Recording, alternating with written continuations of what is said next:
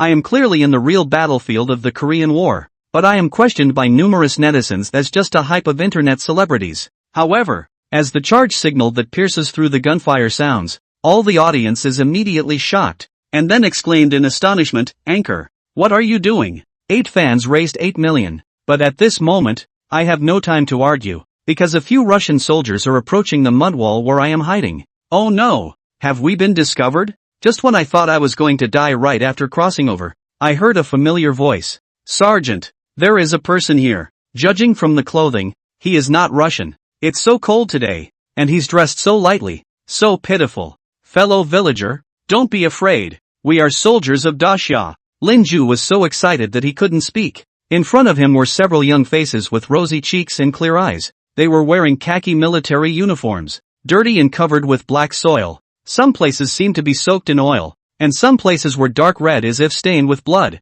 Lin Ju, who has always been talkative, was now choked up, biting her lips hard to hold back tears. The people in front of her were all so young. They should be in school. How did they end up on the battlefield? "Comrade, where is your hometown? Why are you here?" A dark-skinned young man stared at me sharply and asked. "My hometown is in the auspicious province of the 3 northeastern provinces, studying at the university in Jinping. Dacia people don't deceive Dacia people." The dark-skinned young man was stunned. "University? Are you a university student?" All the soldiers' eyes lit up at the mention. Their gaze was the same as the visitors outside the giant panda exhibition hall in the zoo. "If you are a university student, how did you end up here? Shouldn't you be in Jinping?" Lin Ju opened her mouth, not knowing how to explain. If she said she had traveled from the future, would these soldiers believe her? Would she be arrested as a spy? But before Lin Ju could speak, a rumbling sound came from a distance, accompanied by the sound of bombs falling. The young man with dark skin in front of Lin Ju's face changed directly.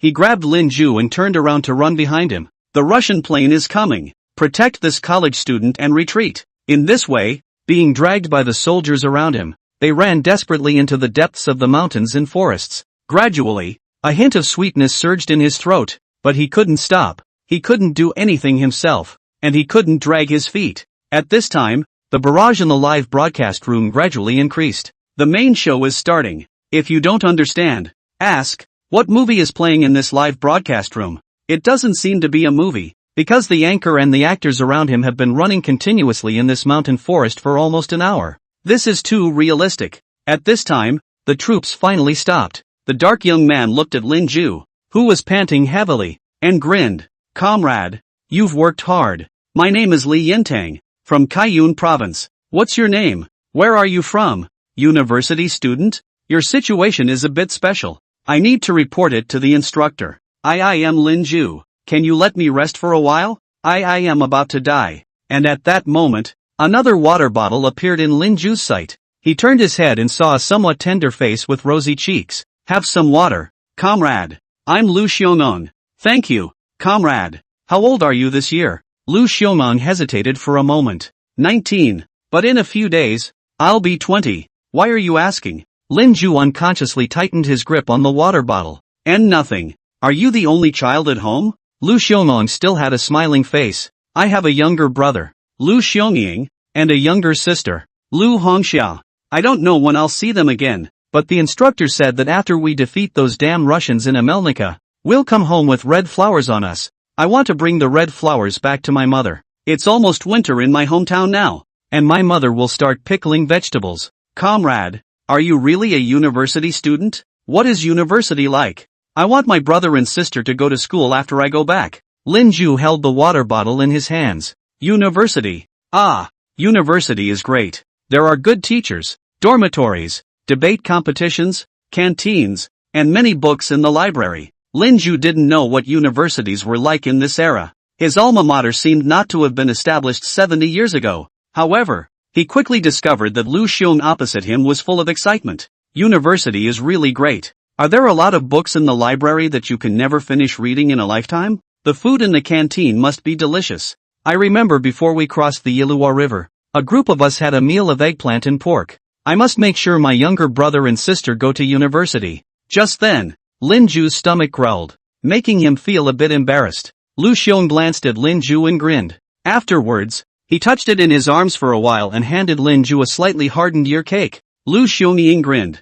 Impressive, right? We seized it in a village last time. It's delicious, and there are dates inside. Lin Ju was a little confused, took a bite, and found it hard and sticky, even more difficult to eat than the worst takeout he had ever eaten. At this moment, you could see other soldiers looking over here and swallowing saliva. At this time, Reuniting walked over with a young man in his late 20s, square face, solemn eyes with a hint of killing intent. Lin Ju instinctively gulped, and just then, the country-faced youth, on the other hand, saluted at Lin Ju. "Hello, comrade. I'm the instructor of the 4th Army of Daxia, 6th Regiment, 8th Company. My name is Guiyong. Reuniting told me that they picked you up in the village of Lianhua when they were fighting the Armenian forces. May I ask what university you are from and why you are here?" Lin Ju instinctively gulped. He saw that the country-faced youth, his eyes staring at him like a falcon. He suddenly had a premonition. If you don't answer correctly yourself, himself, a traveler who came over after 70 years, may have to die at the hands of heroic martyrs pinch. And just then, the panel of the system, he saw, was floating across from him, in the live broadcast interface. At this moment, quite a few pop-ups that crossed over. "I Lua go. Anchor this if the answer is not good. Will not be treated as a spy. I guess it will be." A Daxia person with no identity, suddenly appearing on the frontline battlefield. Even if he's not shot, I guess he'll be arrested. That's a battlefield. 70 years ago. But then again, my grandfather was really a college student 70 years ago. According to my grandfather, my great-grandfather's family was a landowner back then, and my grandfather was the youngest son of the family, and he was sent abroad to study at a university, at the Sorbridge Universities in the country of Gwynland, the Murray Edwards College, to study education. When he returned to his country, the ship he took was going to Evil Fox Island, and he got off the ship halfway in order to return home, as if he landed from the Rinhen countryside. Why don't the anchor just say he's from the future? Over here. I'm very much looking forward to what the anchor plays next. I love it. Lin Ju looked at the pop-ups and let out a deep breath, his voice low. "My name is Lin Ju. My family is in Yenbei. I'm a landowner. Before that I was supposed to go to university in Jinping for 3 years, then applied to go abroad, at Sawbridge University's, Murray Edwards College, in the land of Gwynedd, in education. I would have had a chance to stay abroad, but my heart goes out to our country. I think Daxia needs me now. I go back to China. Take the waterway. The captain of the passenger ship, originally promised me can be moored in Liaodong State, Beanlian Port of, results of good death. The seaside is full of Armenica's warships, big ships. There's no trick. The ship I took, the final destination is Evil Fox Island. Beanlian Harbor can't moor, so it's heading directly to Evil Fox Island. But why would I go to Evil Fox? What's the relationship between the Evil Fox Kingdom and us? A blood feud. I am going home. So I got off the ship halfway and landed on the south side of Rinhen country, thinking of crossing the Rinhen country to return home, because I heard that it seems like our Daxia negotiated a temporary truce with Armenica. But it turns out that just halfway there, we're fighting again. In order to be able to eat, the things that I brought with me were exchanged with the common people of the Rinhen kingdom. For food. It's been a bumpy ride. But so what? I've got to get back home. That end of the Hikarabetsa River is my old home. It's my homeland. I have to die in the place closest to my home. Don't you think so? Instructor. This side of Rinhen country is full of mountains. Daxia can still fight a mountain war with Armenica. If we really let Armenica's tanks cross the trailing river, the 3 northern states of Yen can be all plains. Then the incendiary bombs that fall into Rinhen country will tear through the clouds of my hometown as well. Never let the hairy men of Armenica cross the trailing river.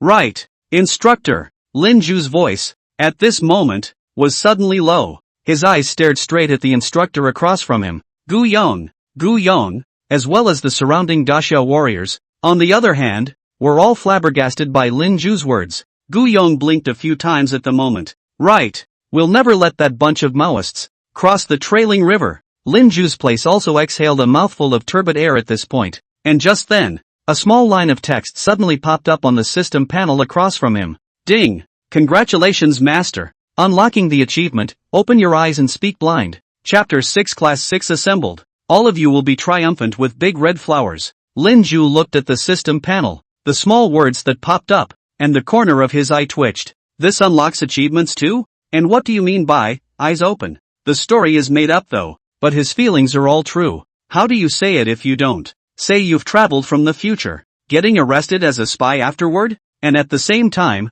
the pop-ups in the live broadcast room displayed by the system panel began to buzz at that moment. Anchors can really make up. Damn. It's making my blood boil. Wait a minute. Wasn't the experience the anchor just talked about the pop-up I just posted? He became my grandfather. Comrades, I'm really not a trustee. Is this really a live broadcast? It wasn't filmed in advance by Dasha TV and released to us? If it's live, doesn't that mean that we can also interact with the anchor? And even influence this crossover and where the story goes next? Anchor, if you can see our pop-ups, you blink your left eye. Linju looked at the pop-ups that were crossing the airwaves and let out a deep breath, then immediately blinked his left eye alone a few times. To prove it, this is really live. This is live. Across time and space. Spanning a full 70 years. The system panel over there, live, was instantly intense. Asterisk asterisk asterisk asterisk. This is surprisingly live. How much money must it cost to build such a set? Not bad for a big summer TV station. It's no better than the movie. Those actors are also dedicated. Not a single one of them is slacking off. And over there, it looks like they're digging trenches. The bomber just saw it. Just like the real thing. I was afraid the anchor was Karmad before. Linju looked at the pop-ups and his eyes twitched. He was really close before. Dying on the battlefield 70 years ago, alright. I'm giving my life to you guys. And just then, a dull voice came. Comrade, I can understand your desire to serve the motherland, but you've come back at a bad time. We're at war with Armenica, and now is the most critical time. We don't have the extra troops to escort you back to the border of your homeland. And to get back home, you'd have to go through several Armenian bombing blockades. I can't let my comrades die to protect you. Linju looked up and saw Gu Yong staring at him with a complicated expression. Linju blinked a few times. I can stay here. What other soldiers can eat, I can also eat. Military training. Abroad. I have also touched the gun. Although it has not killed anyone, but I am as willing as my comrades, as ever, to die in defense of my country. Across the trailing river is the auspicious state of Dasha, which is my homeland. Linju furrowed his brows and locked eyes with Gu Yong across the table. For once, he meant what he said. He's really not afraid to die. Dying would be the end of crossing over anyway. It's not like you're actually going to die. It was hard to travel 70 years ago, still in the Rinhen kingdom. Something has to be done. Gu Yong frowned, and after a moment of contemplation, he turned his head and pulled Li Yentang aside to walk to the shade of a tree to one side, whispering a few words in the other's ear before turning his head, nodding to Lin Ju again, and sighing before departing. Lin Ju blinked a few times, his heart a little apprehensive about his next fate, and just then, Li Yentang walked over to Lin Ju. He let out a deep breath, followed by a low growl. Class 6 assemble. Several warriors immediately trotted to Li Yentang's left-hand side and stood in a row. Among that group was Li Xianggang, who had given Lin Ju rice cakes and a water bottle. There was also the short warrior called Little Qhiai who had come over of his own accord earlier with a witty look in his eyes. Lin Ju counted. A total of 7 people. Counting Li Yentang, it's 8. Li Yentang glanced at Lin Ju. Instructor's orders, hand over this compatriot, who has returned from his studies in Gwynland, to our 6th squad. Make sure he's safe without compromising the combat mission. Class 6. Introduce yourself. The 7 warriors lined up in a row were now looking at Lin Ju in unison. Lin Ju instinctively also stood into the military stance that he had only fought in during his military training. And right at that moment, of the 7 warriors lined up in that row, Lu Xianggang, who stood at the head of the row, was the first to open his mouth. My name is Lu Xianggang. I'm a compatriot with the college students. You're a hometown boy. My family is from Meha in Jixiangsu, a rifleman in the 6th squad. The next person who shouted was, Kyo hey! My name is Fu Jun. I'm from Jingping. I'm 20 this year. My dream is to become a writer, a college student. I've written a few poems. Help me read them when you have time. But Fu Jun quickly shut his mouth, because Li Yentang there glared hard at him. Next was a tall-looking young warrior with 3-dimensional, exotic features. Musepol Parhati, Tianjiangsu, Tianshan region, 22 years old. My comrades, they all like to call me Mu'er. There's no need to be surprised. I'm also a Dasha man, and I want to guard our compatriots as well. Lin Ju, at this moment, involuntarily gulped. He remembered that it was Mu'er's face that was the first thing he saw when he looked up at that corner. Next was a dark-skinned, somewhat short warrior, Li Hu, from Kaiyansu. I'm the machine gunner in the squad. Further back, there was a youth with a visible scar on his right cheek. The youth wasn't tall either, but at the moment, he grinned, revealing a mouthful of white teeth. Yan Ting, a native of Tianfu Prefecture. His hometown Qingyang Town, a native of Tianfu, shall not be afraid to go to war. 6th class. Thrower. 20 years old this year. Then came a somewhat shapely youth. My surname is Zhou. My name is Zhou Yuchun. Jiangnan Prefecture, a native of Jinling, the second batch to come to Rinhen country. Before joining the army, I was studying at home. Further back, another tall man, the Hanyo's voice was loud. Li Weibo, previously a gunner, whose original company was lost, is now a rifleman in the 6th squad. Long Yanzhou, a native of Habingchang, 23 years old this year. Hey, I can play the violin. College student, you're abroad. You must have seen people play the violin. There is a chance. I play for you to hear. You see how well I play. Lin Ju opened his mouth. For some reason, he suddenly felt his eyes get a little sore. 70 years ago they were so young. 70 years ago they were young. How is it that so young they went to war? Lin Ju bit his lip. My name is Lin Ju. My hometown is Jixiangzhou. Shidu is 24 years old this year. It's an honor to be here, and to meet you all. We will surely achieve final victory in this war. I look forward to all of you, triumphing with big red flowers, begging for comments, begging for urges. Chapter 7. My name is Zhou Yuchun. Lin Ju was forcibly biting his lip at the moment, which suppressed his emotions, and in the meantime, Li Yentang there also let out a deep breath. There, after introductions, consolidate in place and stand by, and don't forget tonight's mission. We've attacked once during the day, and at night, those Maoists will let their guard down. Don't forget our mission tonight.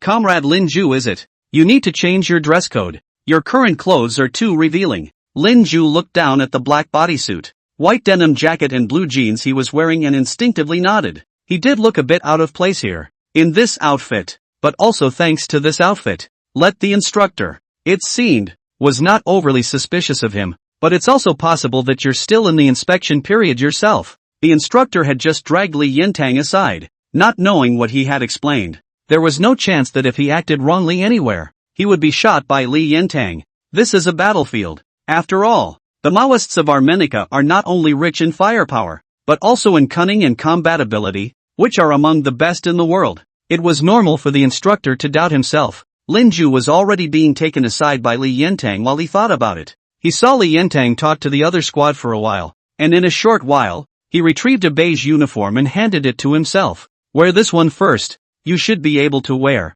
Don't mind. Lin Ju froze for a moment. He saw that the uniform Li Yentang handed over had a few obvious holes in it. There was still blood around the hole. Lin Ju blinked and took the uniform. He rubbed the bullet holes in his uniform a few times. On top of that, he saw a small line of black writing where the uniform had originally been on the chest. Hadong Prefecture, Taishan Mountain, Lu Fengyuan. And just then, Li Yentang's somewhat low voice came at that moment. Lu Fengyuan, squad leader of the 4th squad, got shot 4 times in the battle the other day. The clothes were his. The soldiers from their squad brought him back here, but didn't last. Left this morning. Haven't had time to bury him yet. Don't mind him. Lin Ju's hand, which was holding the clothes, shook involuntarily. No way. Why? It's an honor to wear this uniform. Li Yentang exhaled a mouthful of turbid air. You change your uniform. Don't wear the one you have now. We have a combat mission at night, and the instructor means that you don't have to come alone. We have a few air raid shelters not far away, for the medics, and the wounded. You'll be there then. Lin Ju froze for a moment. Can't combat take me with it? Li Yentang stared at him. You've killed people? I've seen your performance on the battlefield before. What's the use of going to the battlefield but to send people to their deaths? Karma. You're a college student and you've studied abroad. It only makes sense for you to survive and return to your country. We are different. We are not afraid to die here. Even if we die here, there will be other comrades to take us home. Get changed. Lin Ju bit his lip and didn't say anything as he walked behind a rock, only to find that Li Yentang had also changed his position and was just staring at him dead on. Lin Ju glanced back at Li Yentang. You want to watch me change? Li Yentang didn't say anything, just nodded. Lin Ju sighed. Thinking about it, that would be the instructor's intention as well. For the sake of wanting to see if he had any communication devices hidden on his person to contact Armenica, I guess. But it's okay for Li Yentang to stare. What about the system live there? Don't you around? I'm decent. Lin Ju glanced warily at the system panel next to him. Afterward, it was discovered that the system panel was on the live camera. Countless pop-ups crossed the line. Excitement. Anchor, hurry up. You really want to change your clothes in front of so many people? Anchor, you treat us so genuinely. No. How does this camera seem to move upwards? Don't look at taking off your pants. Just don't look at taking off your pants. Anchor body seems to be good. There are abs. Or 8-pack. Oh, looks like the anchor practiced. I'll give the anchor a rocket to show me what I can't watch. Lin Ju was twitching at the corner of his eye at the moment, changing his clothes. It's too much to give yourself for the live broadcast. The uniforms did fit pretty well though. The smell of the uniform wasn't good. The smell of smoke and blood from the battlefield seemed to wash right into Lin Ju's nose, but Lin Ju touched the bullet holes in that uniform, and it seemed like the smell became acceptable. At Li Yentong's place, he looked at Lin Ju, who had changed his uniform, and his expression revealed a moment of trance. After that he glanced at Lin Ju's crotch and coughed a few times. You should be able to have several boys in the future. Lin Ju blinked a few times, just about to say something, but just then, the booming sound suddenly came. Lin Ju looked up, then he saw a scene he would never forget. Dozens of bombers, from a distance, arranged in some sort of formation, they flew over. The machine guns on both wings of the plane spewed out tongues of fire. Bombs were dropped from airplanes. A bomb, falling to the ground, exploded in a cloud of smoke and flames. Lin Ju saw that so many soldiers in beige uniforms were just blown into a bloody mist. Broken limbs and blood splashed together. At the same time, a tearing roar came at that moment. Into the bomb shelter if you can. Those who can't get into the bomb shelters, spread out and get into the mountains. And at this point, it hadn't come to be that not only Lin Ju thought much about it. A large hand, already tugging at his shoulder, yanked him back behind the boulder he'd just changed into. It's Li Yentong. At this moment, Li Yentong's expression was also a bit grim. His whole face was twisted up like an evil spirit. Maoist, reconnaissance aircraft. His grandmother's. Lin Ju gulped. A bomber that just flew over their heads. The machine guns, suspended from the wings, fired rounds, several of them, right on the rocks behind them. Lin Ju covered his ears. But soon, his face changed once again. For he saw, not far away, a soldier, sifted by a machine gun. The soldier, he knew. It's a soldier from the 6th Squad. 10 minutes ago, he was smiling in front of himself, introducing himself. My name is Zhou Yuchun, Jiangnanzhu, Jinling people, the second batch to come to the immediate neighborhood. Before joining the army, I studied at home. Lin Ju was shaking. He wanted to rush over and drag Zhou Yuchun over, but Li Yentong pressed his shoulders dead center. He has been sacrificed. The air raid shelters are all on the north side of the valley. We're on the south side now. It's too late. Everyone in Class 6, go into the forest Karma. You come with us too. Chapter 8. There's a clear stupidity in your eyes. Lin Ju was sort of half-dragged by Li Yentong, towards the mountain forest side, because he kept turning back. The eyes fell dead on Zhou Yuchun's corpse. The youth, he remembered, was only in his early 20s, though it's also gray, but the features are very pretty. He said he was homeschooled before he joined the army. That family must be well off, but he just died. It was for the sake of his compatriots on that side of the Hikarabetsa River that he died. Also died for the people of Daxia in the latter days. It's dying for yourself. Lin Ju once again bit his lip. This time, he really put his lower lip, biting it to bleed. But he was too late to be sentimental. He could only barely keep up with Li Yentong. It felt to him as if every bullet fired from the machine gun, suspended from the wing of that bomber, was aimed at him. The bullet landed right behind him. Run slower. The next one to turn into a sieve is yourself. Run. Follow Li Yentong's crazy run. The wind kept whistling in Lin Ju's ears. They dug into the hills and continued to fly afterward. Lin Ju's eyes were pitch black. Only a short distance could be seen, and Lin Ju could barely see Li Yentong's back there, but he knew that running after that back would be fine. Lin Ju didn't know how long he'd been running. It seems like it's been running longer than the last time. It took longer than the last time. He just felt his legs this time, like lead, the taste of blood in his throat, growing stronger. He felt he could no longer stop. Once you stop, you're coughing up blood yourself. And just then, Li Yentong, who had been running ahead, finally stopped. He first leaned his back against the back of a boulder, then pulled Lin Ju over as well. A low voice came out from Li Yentong at this time. Class 6. Stop. Report. In the darkness, there were a couple of muffled responses. 1, 2. A long silence followed. No 3. How could there not be 3? Lin Ju's body froze in place with an icy chill. He felt that Li Yintang, who was beside him, seemed to have his breathing messed up for a bit. Name it. Soon there were voices in the darkness. Lu Xianggang, Pei Jun. Then Lin Ju seemed to hear choked sobs coming from the darkness. Li Yintang there let out a deep breath. Where are the others? A somewhat choked voice came from Fu Jun. I don't know. Run and you can't see them. There were so many squads rushing into the mountains. It was all spread out and the classes were trying to lure the planes over.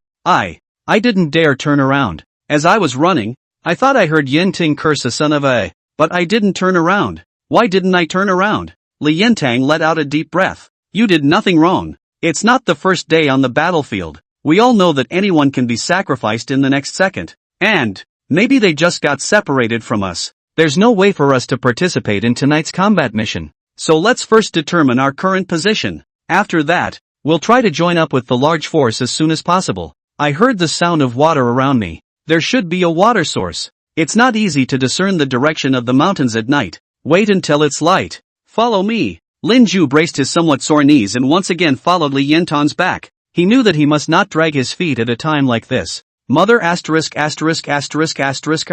Well, Armenica has air control. They're planes. They want to kill our people. They kill our people. Bomb all you want. On what grounds? How on earth did Daxia, which didn't have a single airplane back then, win? Lin Ju was rambling as he followed Li Yintang and traversed this forest they were in. Beside the forest, there was indeed a creek crossing. Without the cover of the mountains, the moonlight poured down. Lin Ju was finally able to look around. Lu Xianggang walked up next to Lin Ju and tapped him on the shoulder. Fu Jun's place, on the other hand, still had tear tracks on his face, but he kept rubbing his eyes, as if he didn't want to let another tear fall. Li Yintang, on the other hand, half lowered his head, walked to the side of the stream, took the kettle, and fetched half a jug of water, but he didn't drink it right away, instead handing it to Lin Ju behind him. Lin Ju was stunned for a moment, then he saw Li Yintang looking back at him. The man's dark face, in the moonlight, was resolute and determined. Comrade Lin Ju,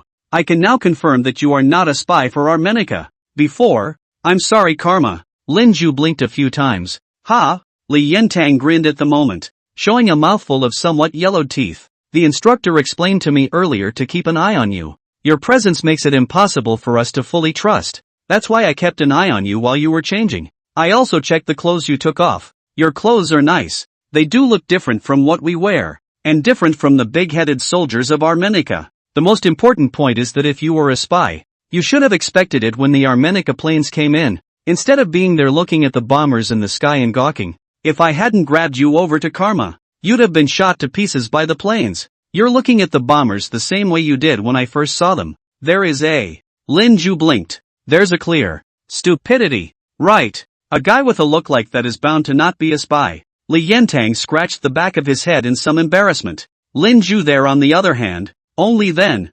exasperated, took the water bottle handed over by Li Yintang. Tons and tons of sips. Only then did Lin Ju speak in a low voice while wearing a ragged breath. The instructor did nothing wrong. I appeared so strangely that it would be wrong for the instructor not to suspect me. So squad leader, what should we do next? Li Yintang stood up straight at the moment. He put one foot on a rock next to the creek and exhaled a cloudy breath. Rest in place. We'll go back when it's light and we can tell where we're going. But after being spotted by the Maoist planes, the regiment will most likely move overnight. But it's okay. Our regiment has been broken up many times since we entered the Rincon Kingdom, but all reintegrated. Don't you worry, Li Yintang said while turning his head back, only to find Lin Ju leaning against a rock next to the stream, already asleep. Li Yintang looked down. Suddenly, he realized that under the moonlight, the tops of Lin Ju's shoes were already soaked with crimson bloodstains. Li Yintang sighed. Surely a college student who hasn't suffered much. But you must return to your homeland Karma.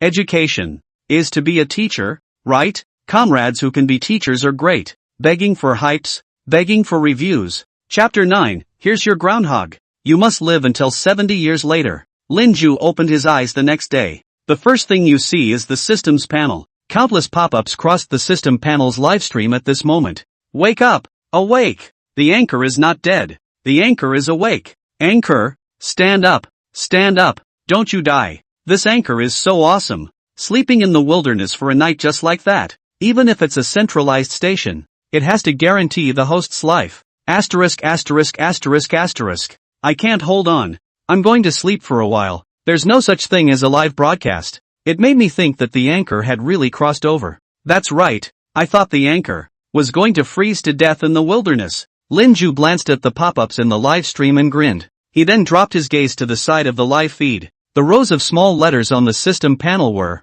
from before, changed. System host, Lin Ju. Current status, traveling, traversing location, Rinhin country's northern forest, Shimizu Yuan. Remaining traversal time, 60 hours, 12 hours traversed. Current number of people on the air, 46. This crossover unlocks the achievement, Eyes Wide Shut. Lin Ju blinked a few times. Has it been 12 hours already? 2.5 days to go. And just then, a voice came. Comrade Lin Ju, you're awake. Look what I found. Lin Ju turned his head, seeing Lu Xianggang holding a few lumps of earth. He was looking at himself with a smile on his face. Lin Ju tried to get up from the ground, only to find that he was nearly falling right back down to the ground again as a result of the excruciating pain coming from his paws. Luckily, Lu Xianggang, who was on the side, hurriedly pulled Lin Ju to his feet. The dirt bumps were also scattered all over the place. You've got a bad foot. I think the military shoes didn't fit too well. The toes were bloodied and the palms of the feet were full of blisters. Lin Ju was a little embarrassed as he slowly resat back down on the floor. Where's the squad leader? Lu Xianggang squatted on the ground and grinned while picking up those dirt bumps on the ground. The squad leader took a look at your feet while you were asleep, and thought that as long as you were awake and still able to move, it would probably be hard to keep up with us. So he took Fu Jun and went to the main group first, leaving us in place. Lin Ju lowered his eyes. I'm sorry, I'm dragging you down. Lu Xianggang, on the other hand, was still smiling. He wiped the dirt off the bumps carefully. What the? You're welcome. You're a college student. Unlike us who have thick skin and calluses on our feet, it's already remarkable that you could run so far yesterday without saying a word. After all, not everyone is class president. Lin Ju blinked a few times. The squad leader is? Lu Xianggang had already wiped almost all of the dirt on top of the dirt lump in his arms at this moment, exposing the purple-pink skin inside. Squad leader Squad leader old home colorful cloud state. I heard that since childhood to climb the mountain. Before or reconnaissance company. Powerful. Here you go groundhog. Lin Ju was stunned for a moment before he took the purple potatoes Lu Xiong had just handed over. He blinked a few times as he looked at the groundnut whose skin still carried a bit of dirt despite being carefully wiped by Lu Xianggang. Lu Xianggang there also looked at Lin Ju and blinked a few times as well. That. Just gnaw the skin off. It's not like home. And you can only eat groundnuts raw. But that's better than chow mein. Troop orders. No fires. Because if you build a fire, you'll attract Armenica's planes. According to the instructor, it's called air power. Who let us have no airplanes? There's just a few of them. They can't do anything. Lu Xianggang said as he spoke, while looking up at the tile blue sky. I also wonder when our Daxia will have its own much better airplanes. Lin Ju grabbed the groundnut in his hand. The veins on the backs of his hands bulged involuntarily. Soon. Just a couple more years. In a few more decades then. Our airplanes, which are all leading in the world, are called 5th generation fighters, and even the 6th generation is estimated to be available soon. Even more powerful than the Armenica. Lu Xianggang turned his head and looked at Lin Ju. Really, comrade? You're a college student. You're not allowed to favor me. How many years are those decades? And in a few decades, what do we have besides airplanes? Lin Ju put down the groundnut in his hand, blinked a few times. 70 years, I think. If you live, you will surely see that day. Daxia was great in those days. You could have candy if you wanted it. You could have barbecue if you wanted it. The troops ate better canned food than Armenicas. And we had rice that heated up on its own. So you could eat hot meals in the field without having to build a fire. Of course, there are still some people in the country who are doing some bad things and taking advantage of the country's hard times to make a fortune. But I think everything will pass. Ah, yes, the big ship on the Armenian Sea. You know, the one as big as the island. That's called an aircraft carrier. And we'll have one in 70 years. And 3 of them. Not only do we have carriers, we have so many big ships. There are fighter jets. Want to reclamation, want to cruise. Those jumping are all dried up by us. Of course he still has a lot to live up to law. But the young people of 70 years from now are just as brave as you are. Lin Ju's voice paused at the moment, because he saw that Lu Xianggang was staring at himself in a daze. like he was dumbfounded by what he heard. Still, have more? You tell me more. Lin Ju's lips trembled a little as he gulped. That. 70 years from now, there are very, very tall buildings with theirs. Lin Ju sat on the ground and raised his hand to its highest level. It's higher than the Forbidden City in Jingping. Through the clouds, the glass is all in those big floor-to-ceiling beds, and you can stand by the window and look down on a whole city. And there's lots and lots of food. There's steak. There's lobster. Lu Xianggang involuntarily swallowed a mouthful of spit. Then, aren't those all eaten by foreigners? Have you eaten them all? So, those things, compared to sauerkraut and white meat, which one is flavorful? Lin Ju blinked a few times. Eaten. I've eaten them all, but I still think white meat with sauerkraut is better. There's nothing as good as our own pickled sauerkraut. And no one dares to underestimate us. Our aircraft carriers go out for return all the world away. Not as many people are hungry anymore. There still are, but less and less every year. The biggest squares in foreign countries are going to turn red for our celebration on New Year's Eve. There are also stovetops that make fire at the twist of a button, pots that make thin rice at the push of a button, and casseroles that plug in and the rice is ready. In the Rinhen Kingdom, in the mountain forests of Akita, Lin Ju and Lu Xianggang were just leaning against a withered old tree and chatting. Lu Xianggang's eyes grew brighter and brighter, as if he really saw his hometown 70 years later. But at that moment, in the mountains, there was a figure that was frantically running towards where Lin Ju and the others were. Chapter 10, I've had a good life and you haven't, so let me die. Lin Ju blinked his eyes and tried his best to paint a picture of the world 70 years from now in terms Lu Xianggang could understand. Skyscrapers, traffic, 10,000 lights. There is no that before the catastrophe. People can live freely. 9 heavenly palaces open the palace. 10,000 countries clothes and crowns to worship the tassel. The wind blowing willow flowers full of store incense. Wu Ji pressure wine to persuade the guests to taste. The long wind is tens of thousands of miles, blowing through the Jade Gate Pass. Lu Xianggang even listened to Lin Ju while already resting his cheeks. But just as Lin Ju was speaking excitedly, to talk about 70 years later, when that grand air show was held, a figure, from the mountains and forests behind Lin Ju, raced over. Lu Xianggang's reaction was extremely fast. He almost immediately threw away the groundnut in his hand and raised the submachine gun in his hand. But soon, his face changed, because he sees clearly. The figure that ran by was wearing the same uniform as they were. It's Fu Jun. Run! Run! In the mountains, there are Armenica's troops. They're secretly sneaking into the mountains this time. Something's very wrong. If they touch it, it's over. Lu Xianggang's face changed. He looked behind Fu Jun, his eyes suddenly cold. Where's the squad leader? Fu Jun swallowed a mouthful of saliva. Squad commander. When we spotted those Maoist soldiers in Armenica, they spotted us too. Squad leader. Let me run first. He told me to come back for you guys. He shot and killed an Armenian steel-helmeted official, after which he was discovered by other Maoists. The squad leader did it on purpose, to make me run. The Maoists' big-headed soldiers are just a few miles away. The squad leader also gave me a mission to go to position 743 and notify Division Command, which was so far from this mountain forest that I could make it in a day without rest. This intelligence is important. We need to get out of here now. Lu Xianggang held his gun and froze in place. What about the squad leader? Fu Jun's eyes went straight to red. The squad leader said, Long live Daxia. Lu Xianggang opened his mouth, but nothing came out. He shuddered a few times, then took a deep breath. But then, it was like he remembered something. His face changed once more as he turned his head to look at Lin Ju. Lin Ju's place also had a complicated face and lowered his head. He looked at his feet. The whole thing was a bit of a daze. Last night, the dark young man who had smiled softly at him, why had he never seen him again? However, he quickly exhaled a mouthful of turbid air, after which he raised his head and looked at Lu Xianggang and Fu Jun on the side. You guys go first. Don't mind me. I know my own feet, and even if I could stand up, I wouldn't be able to run along with you guys like I did yesterday. I'll stay here. It's only really over when the Maoists' big-headed soldiers come looking for them. Lu Xianggang just stared at Lin Ju there, after which he suddenly crouched down. Comrade college student, come up here.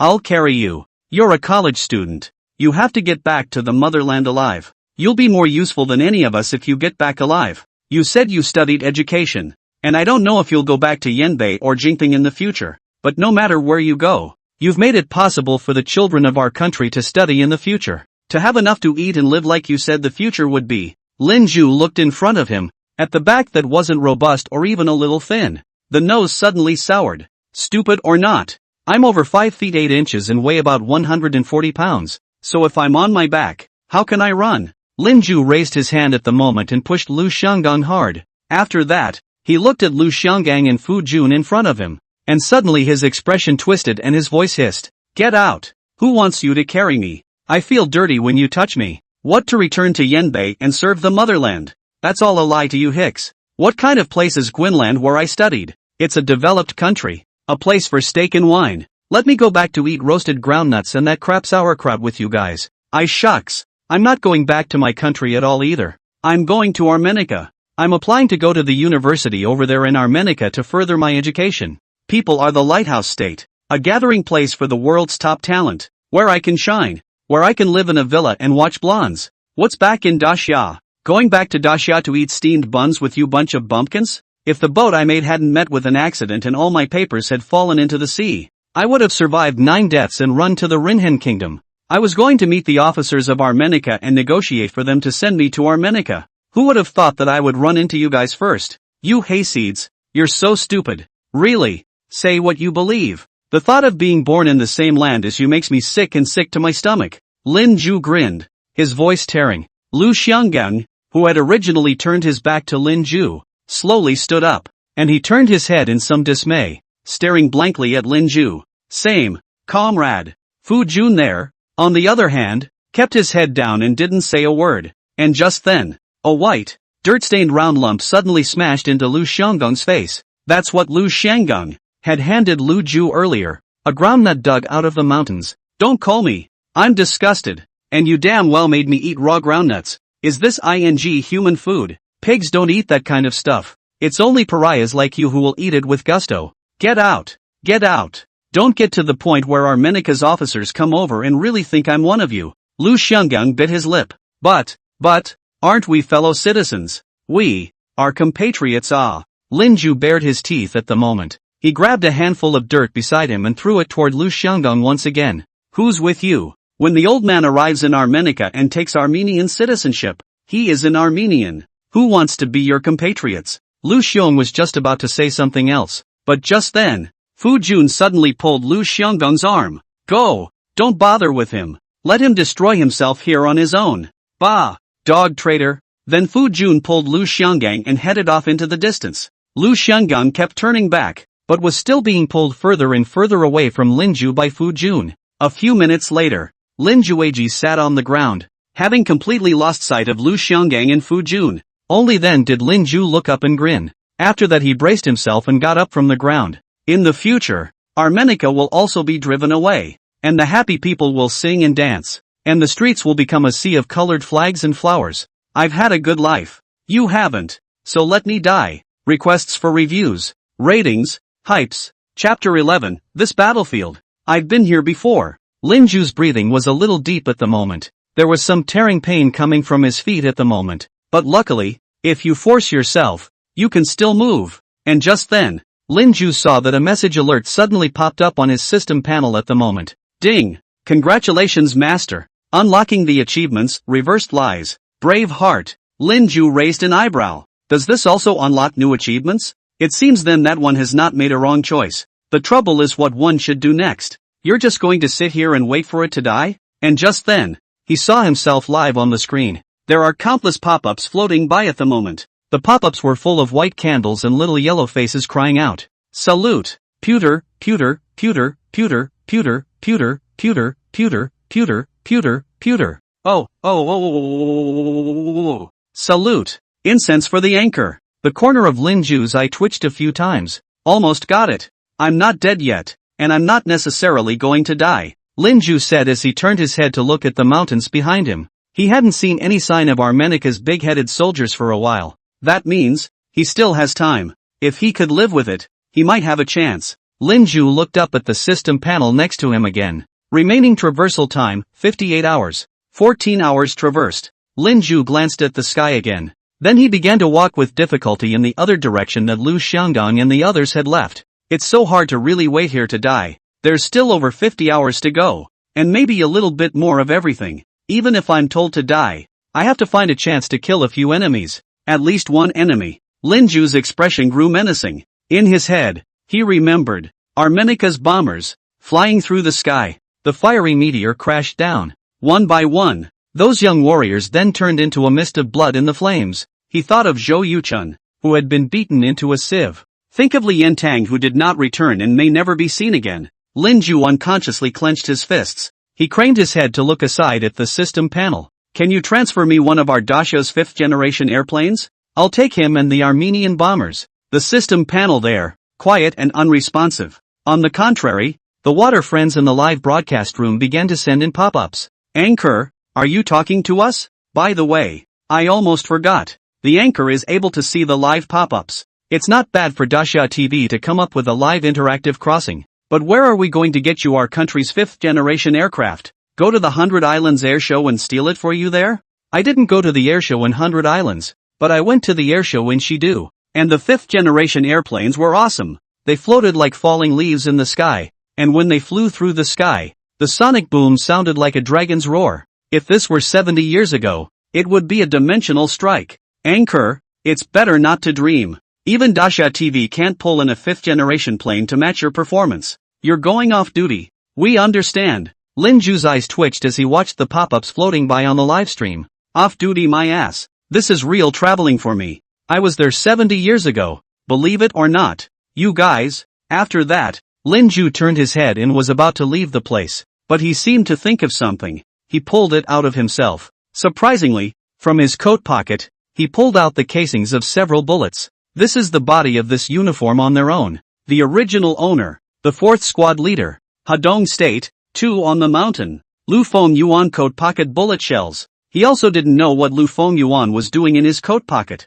keeping the cartridges, but Lu Ju turned around. Behind him, on the large tree he had just leaned on, a line was carved. This battlefield. I've been here before. Dacia, Yan Bei, Jishang Zhou, Lin Ju, and soon, there in the system panel, a small line popped up again. Ding! Congratulations master. Unlocking the achievement, leave a trace in history. Lin Ju glanced at the small words that popped up on the system panel, and directly snorted coldly. Achievements are useless. If you've got it, it's not like you can transfer me a 5th generation plane. Then Lin Ju looked at the bark of the tree, the words he had carved. This is proof that I crossed over. In the live broadcast room, countless pop-ups crossed over again at this time. Anchor, is the spirit okay? Do you want to help the anchor fight the demon spirit? If I were in this kind of environment, I'd probably feel like I've traveled too. But this is a Dacia TV program, so it's definitely fine. I can only say that you're so humorous.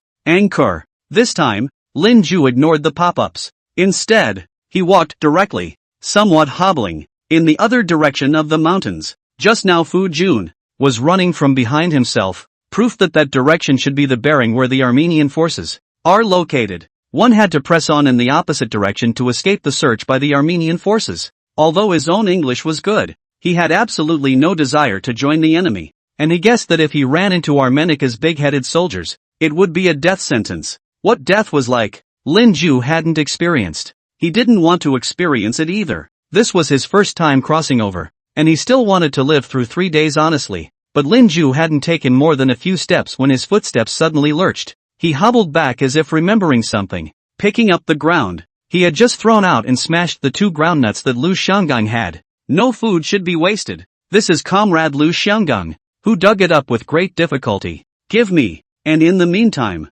it was already some distance away from Lin Ju in the mountains. Lu Xianggang, who was running wildly at a rapid pace, suddenly had a footstep and seemed to have thought of something. Nope. Fu Jun. I have seen maps of the world where I was in regimental command, and I saw maps of the world when I was an automobile soldier. From Goyingland country to Armenica, it seems like it doesn't need to go from here in our Dacia. Lin Ju. College students. He is the one who came back to build the motherland after staying in the ocean. He just came back to build his country. He's one of us. Kyohei, let's go back and get him. Fu Jun, who was running in front, also had a footstep, but did not turn around. Can't go back. We're going to rendezvous with the main group. Comrade Lin Ju, why did you say those things? Don't you understand? Comrade Lin Ju wants us to go and finish the mission. We've got to get to position 743. If I die, too, Gongzi, you'll have to crawl to position 743. There are no fairy emperors. Nor do we rely on saviors, we can defend our homeland even on our own. Begging for hypes, reviews, ratings. Chapter 12 Gouge. Then kill the enemy. Deep night. It's reaching for the dark again. Lin Ju crept behind a rock on a hillside, surrounded by low bushes. And not far from him was a bare hillside. On the hillside was a patchwork of attached tents, while at the bottom, several dark green sedans were parked. Lin Ju was on the ground, not daring to move a muscle. In his hand, he held a stone, one side of which had sharp edges. It was something he had picked up in the mountains during the day. It's the only weapon he's got at the moment. Next to him, the system panel showed. Remaining traversal time, 44 hours, 28 hours traversed. Through the time panel on the system, Lin Ju was able to roughly figure out that it should be 8 p.m. on the second day since he had crossed over. After separating from Lu Xionggang in Fujun, Lin Ju hobbled his way through the mountains and forests, hiding. Maybe it's a lucky point. It's full. Surprisingly, I didn't run into any Armenian big-headed soldiers with steel helmets either. Lin Ju felt that it wouldn't be impossible to just live out the 3 days. Think of it as playing a survival game. But at night, his lucky points, they may be depleted. It was here that he ran into Armenica's troops. Looking at the tents set up by the other side, they should be temporary. The hillside in front of himself, haltingly stationed, was at least a company in strength. Outside the tents was about a squad of Armenian soldiers on watch patrol. But maybe it was the daytime, the overnight rush. The squad of soldiers on watch had, 10 minutes before, leaned against the fire, each one drowsy. They should have found the hill safe enough. After all, they just got here today too. Even if those warriors of Daxia always appeared at night like ghosts, they would never appear here. Their planes, they've cruised. Air control gave them enough security. What a great supply for the other side though. The troops started out and camped for the rest of the night. Lin Ju remembered that last night, in the valley, Daxia's warriors, all clothed, had slept in the middle of nowhere. The difference is too great. What was captured in the movie turned out to be no exaggeration at all. While the warriors of Daxia climbed ice and slept in snow and ate frozen peas on frosty 9 cold days, those big-headed soldiers of Armenica could still eat hot turkey for what they called Easter. Resurrect your masters. You can't even eat before it's hot. And you're trying to put on the resurrection armor? I'd love to set fire to all their damn tents. Lin Ju slumped to the ground, muttering under his breath. And in the meantime, the live feed in the system panel. There are countless pop-ups floating by at the moment as well. The anchor has been on his back for over 2 hours. The anchor is really dedicated. Doesn't your waist get sore? Aren't your legs numb? If it weren't for the fact that the anchor kept gasping for air, I would have thought that the anchor had died. Those 2,800,000 people who shoot a fight and don't even go on their own. See the anchor like this. Guilty or not? Don't say it. The anchors feel like they've really traveled. Just this sense of conviction alone. They that what to compare. Anchor, just stand up and move around. And we'll pretend you're not wearing a costume. Lin Ju's eyes twitched as he watched the pop-ups crossing the live stream. Now these viewers in the live broadcast room thought that all of this was a program arranged by Daxia TV. But forget it. Can't explain it to them either. They'll consider it a show. Yes. Must let them see everything. Is the Daxia TV program. Otherwise, when you cross back again, you'll have a big problem. Lin Ju adjusted his breathing, pondering what he should do next. It was dark now, so the other side hadn't noticed him. Wait until first light. As long as the other party is not blind, he is bound to be exposed. Besides, one doesn't even own a gun. It's over. What a Thai crossover. No equipment, no props, only 3 days of traveling, and you can still hang up at any time. And just then, Lin Ju's expression suddenly changed, because he saw, in the front tent, a big-headed soldier, sleepy-eyed, came toward his side. Lin Ju's breath caught for an instant. Lin Ju held his breath straight away. He saw that the soldier walked over to the boulder where he was hiding. From his angle, he could see a pair of military boots. Then he heard the sound of a belt being undone. Out in the middle of the night? Still beside himself. A once-in-a-lifetime opportunity. Whether to do it,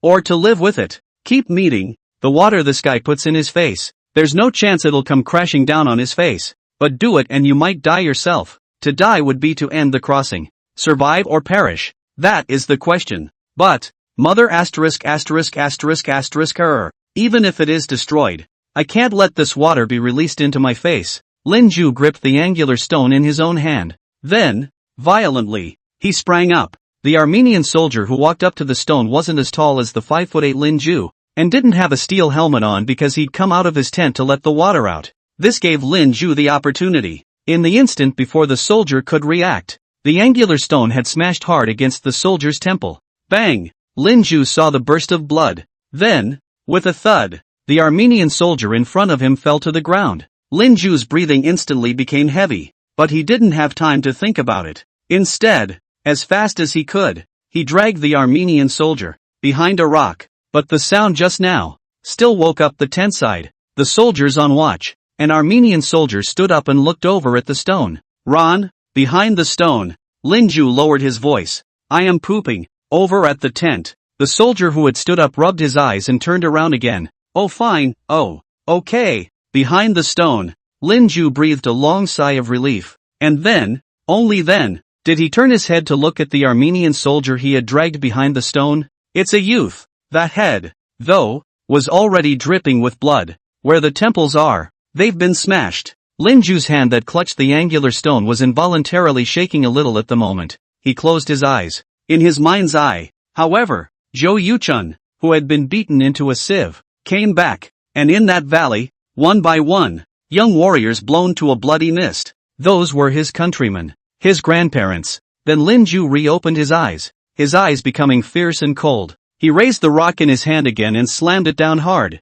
You die, my compatriots, my seniors, maybe one more, will be able to return to the motherland alive. If I kill one Armenian, one less squad leader will die. One less Zhou Yuchun will die. Begging for ratings, begging for urges. Chapter 13 Achievement. Kill the enemy. Does God wear a helmet? Behind the rock, Lin Ju kept taking deep breaths. He held the angular stone in one hand, his hands stained with blood. The Armenian soldier in front of him had a bloody head. The system panel, on the other hand, at that moment, once again popped up with a small line of text. Congratulations on unlocking the new achievement, kill the enemy. Lin Ju didn't rejoice as he looked at the small words that popped up on the system panel. His heart, as never before, was beating wildly. And in the meantime, countless pop-ups crossed the live broadcast interface. This is not coded? Worthy of Dasha TV, the scale is so big. I was watching the anchor pick up a rock, and I knew that the anchor had a big job. But this can't be true. Should we fight the demon spirit? It's all out live, so it must be fake. It's a program on Dasha TV, but this special effects costume is drawn really well. Wait a minute. Anchor, what are you doing? Why are you picking the pants of that foreign friend? Lin Ju's hands, at the moment, were shaking a little. His hands were covered in blood, but he couldn't think about that in time. He needed to borrow this Armenian hairy man with this skin on him. He can't stay hidden. It's too dangerous. Now that he had done it, it was only a matter of time before the rest of Armenica's big guns, if they continued to hide, found out about him. One has to take the initiative to figure out how to get out of it. Moreover, the time one traveled through was only 3 days and 72 hours. If we really had to live with it and do nothing, Lin Ju was not willing. At least let him do a little something. Even a little something. Lin Ju moved quickly. The unlucky Armenian man with a bloodied face was quickly plucked down to the singlet inside his uniform. Lin Ju, on the other hand, had already changed into his clothes. The dress didn't really fit too well, but it barely fits in. This Armenica's big-headed soldier is not as tall as himself. Then Lin Ju let out a deep breath. With his head half bowed, he stepped out of the boulder. Around the campfire, the Armenian soldiers on night duty, one by one, remained drowsy. Now in the Rinhan country, it was already late fall. On the hillside, the cold wind was blowing. This group of big-headed soldiers really did not have the spirit of patrolling Lin Ju as he walked past them. No one looked up at Lin Ju either. After all, even God here wouldn't have imagined that their soldiers, who had just stepped out of their tents, would become their enemies just by going to relieve themselves. Lin Ju forced himself to endure the pain coming from his feet. The military boots of the Armenian big-headed soldiers were a bit ill-fitting. Wearing them on my feet makes it hurt more when I walk. But he had to hold back. Can't be exposed. The blisters seem to have broken. Or it could be a healed wound on the foot that has split open again. Lin Ju wasn't sure. He just gritted his teeth and walked into the tent. Inside the tent was about a squad of big-headed soldiers. Apart from himself, there were 11 men and 12 sleeping bags, in which they lay, sleeping soundly. Only one sleeping bag was empty. That would be the unlucky man who was stoned to death by himself. Ron's sleeping bag. Inside the tent, Grunts echoed. A dozen cans were stacked in the corner of the tent. Linju half-lidded his eyes and grinned. In his arms, there was still half a piece of groundnut that Lu Xiong had just found for him, and he couldn't bear to eat it. Now Lu Xionggang, they do not know whether it is cold or not, hungry or not. They have no tent, no sleeping bag, and even less canned food. Linju let out a deep breath, continued to hunt for something in the tent. Soon he found what he was looking for. In one corner of the tent were stacked the weapons of this squad. All kinds of guns, bullets, and boxes of grenades. Linju tiptoed over. Eyes fell directly on the grenades that were packed in a case and laid out quietly. Linju crouched down and counted carefully. 36 pieces, as configured for this class. About 3 grenades a man. Linju's breathing was a little short. He put his hand on top of those grenades. He could feel the cold touch coming from the grenade there. After that, his eyes gradually began to go crazy. Building a career. Linju's expression twisted again at this moment. Maybe this time he crossed over himself. Not for nothing. One can really do something about it. Each grenade in the case had a silver pull ring on it, though Linju hadn't really used anything like that. But you've seen a pig run before you've eaten it. That silver pull ring is supposed to be the safety pin for the grenade. It's been played in movies and TV shows. After pulling the ring, count down the seconds and the thing is ready to blow. The exact number of seconds, Linju didn't know, but it doesn't matter. Linju let out a deep breath, started loading those grenades, frantically, into his coat pocket. If it doesn't fit in his pocket, he stuffs it in his arms. A grenade that weighs close to a pound. After Linju had stuffed close to 20 grenades, he couldn't fit any more in his clothes. He then stopped with some regret. Then he turned his head again and picked up a submachine gun from the firearms behind him. He's never been in the military though, but it is also known that submachine guns have the least recoil. What he used a lot, when he was playing gun games like Chicken, was the submachine gun. And in the meantime, the live room of the system panel reality around him. Countless pop-ups, frantically crossing. I seem to, guess what you're going to do, Anchor? I'm going to slow down and type a 6. A real-life reenactment? I seem to remember that someone really did that in the war, carrying baskets of grenades, lurking in the middle of the night in Armenica's camp and throwing grenades into the tents one by one. It's really doing that. It's too fierce. But at the moment, Linju didn't have the heart to interact with the pop-ups. He could feel his heart beating faster and faster. First time doing this kind of thing after all. But soon, Linju let out a deep breath. This thing is going to get done. It's got to be a second-class honor. At least.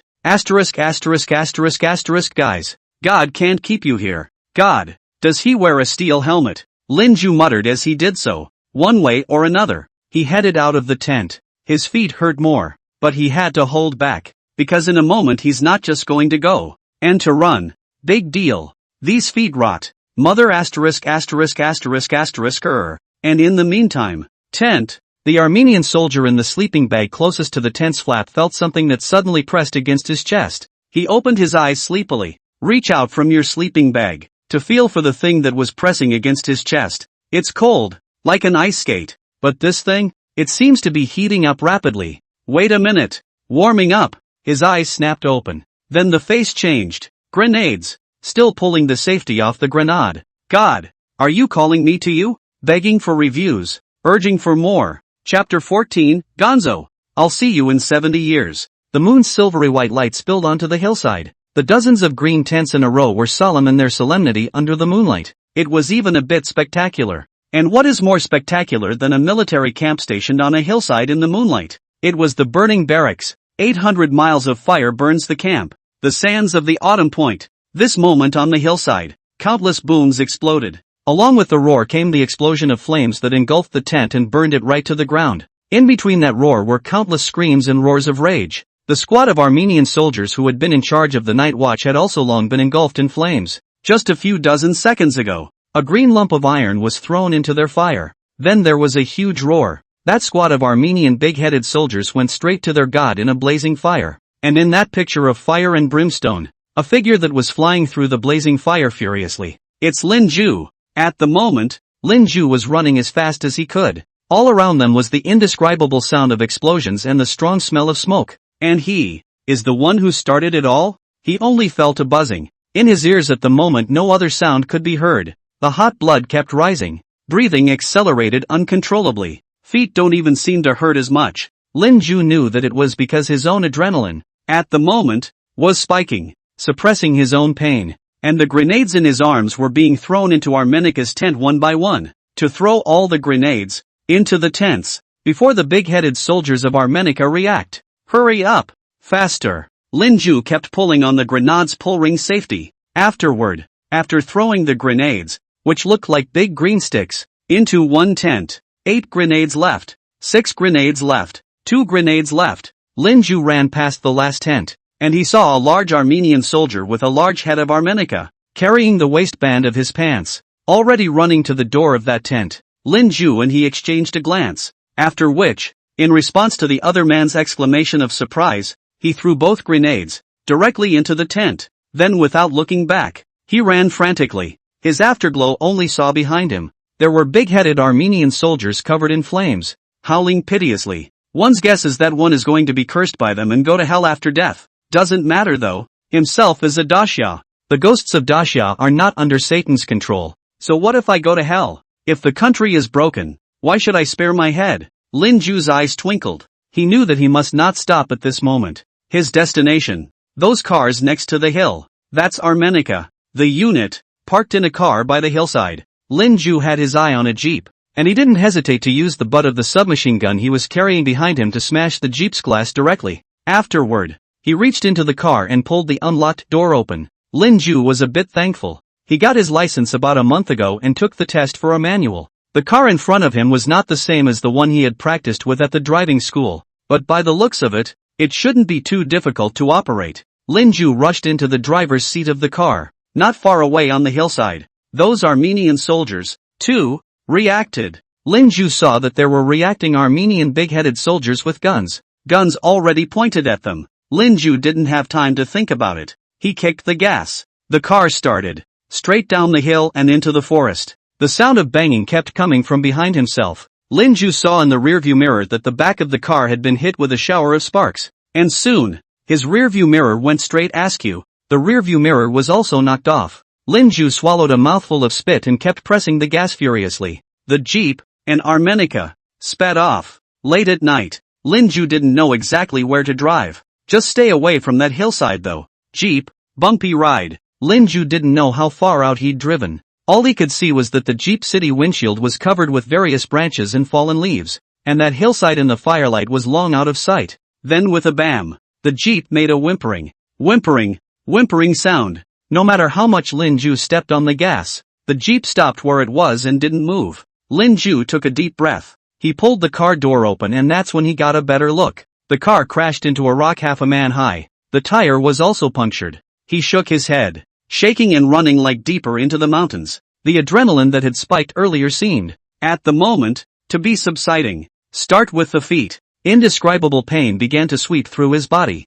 especially the ears and arms. Lin Ju rubbed his left arm. Wet. Looks like a bloodstain. Was it when you threw the grenade and got grazed by shrapnel? Or was it rubbed by a bullet while driving earlier? Lin Ju didn't know. All he could feel was in front of him. The sky was dark. He could clearly hear himself gasping for air. The scene in front of me seemed darker than before. He looked away. With the last of his strength, he looked to the system panel on the side. Remaining traversal time, 42 hours. 30 hours traversed. Congratulations on unlocking the achievement. Burning the battalion. Number of people in the live room, 438. And in the meantime, in the live streaming interface, countless pop-ups across. This is too damn brave. Slowly give the anchor. Deduct a 6. This script is a little off the wall. Outrageous my ass. My grandfather was a veteran who went to the Rincon country back in the day. Back then they had comrades who did this. Carrying a basket of grenades, taking advantage of the night,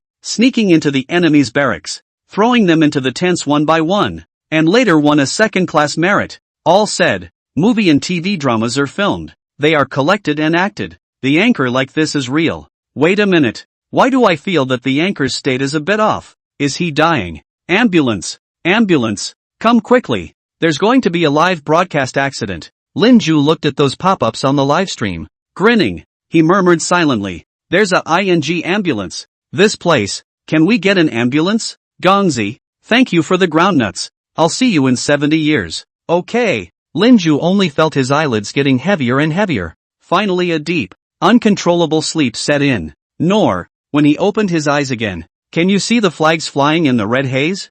Wind. Cold wind. When Lin Ju opened his eyes again, literally saw rosy red haze in the sky. The smell of dirts and rotting leaves drilled into his nose. System panel. Floating next to it. Remaining traversal time, 24 hours. 48 hours traversed. Begging for ratings, urging for more. Chapter 15, Canned Corn. Did I hit a ghost? Lin Ju was lying on the ground at the moment. Unable to control it, he licked his lips. The mouth was horribly dry. Counting on your own previous memories. One is supposed to be out for 18 hours. But, isn't dead? I can't believe I'm not dead. I'm going to go. Not ashamed of me. Lin Ju lay on the ground, blinking as he looked at the red haze in the sky. Didn't hang himself. It was something he never expected. But the aches and pains coming from all over his body reminded him that being alive wasn't so great. And his own left arm was terribly cold. Lin Ju struggled for control to raise his left hand, and as a result, a pain that tore through his left arm soon came.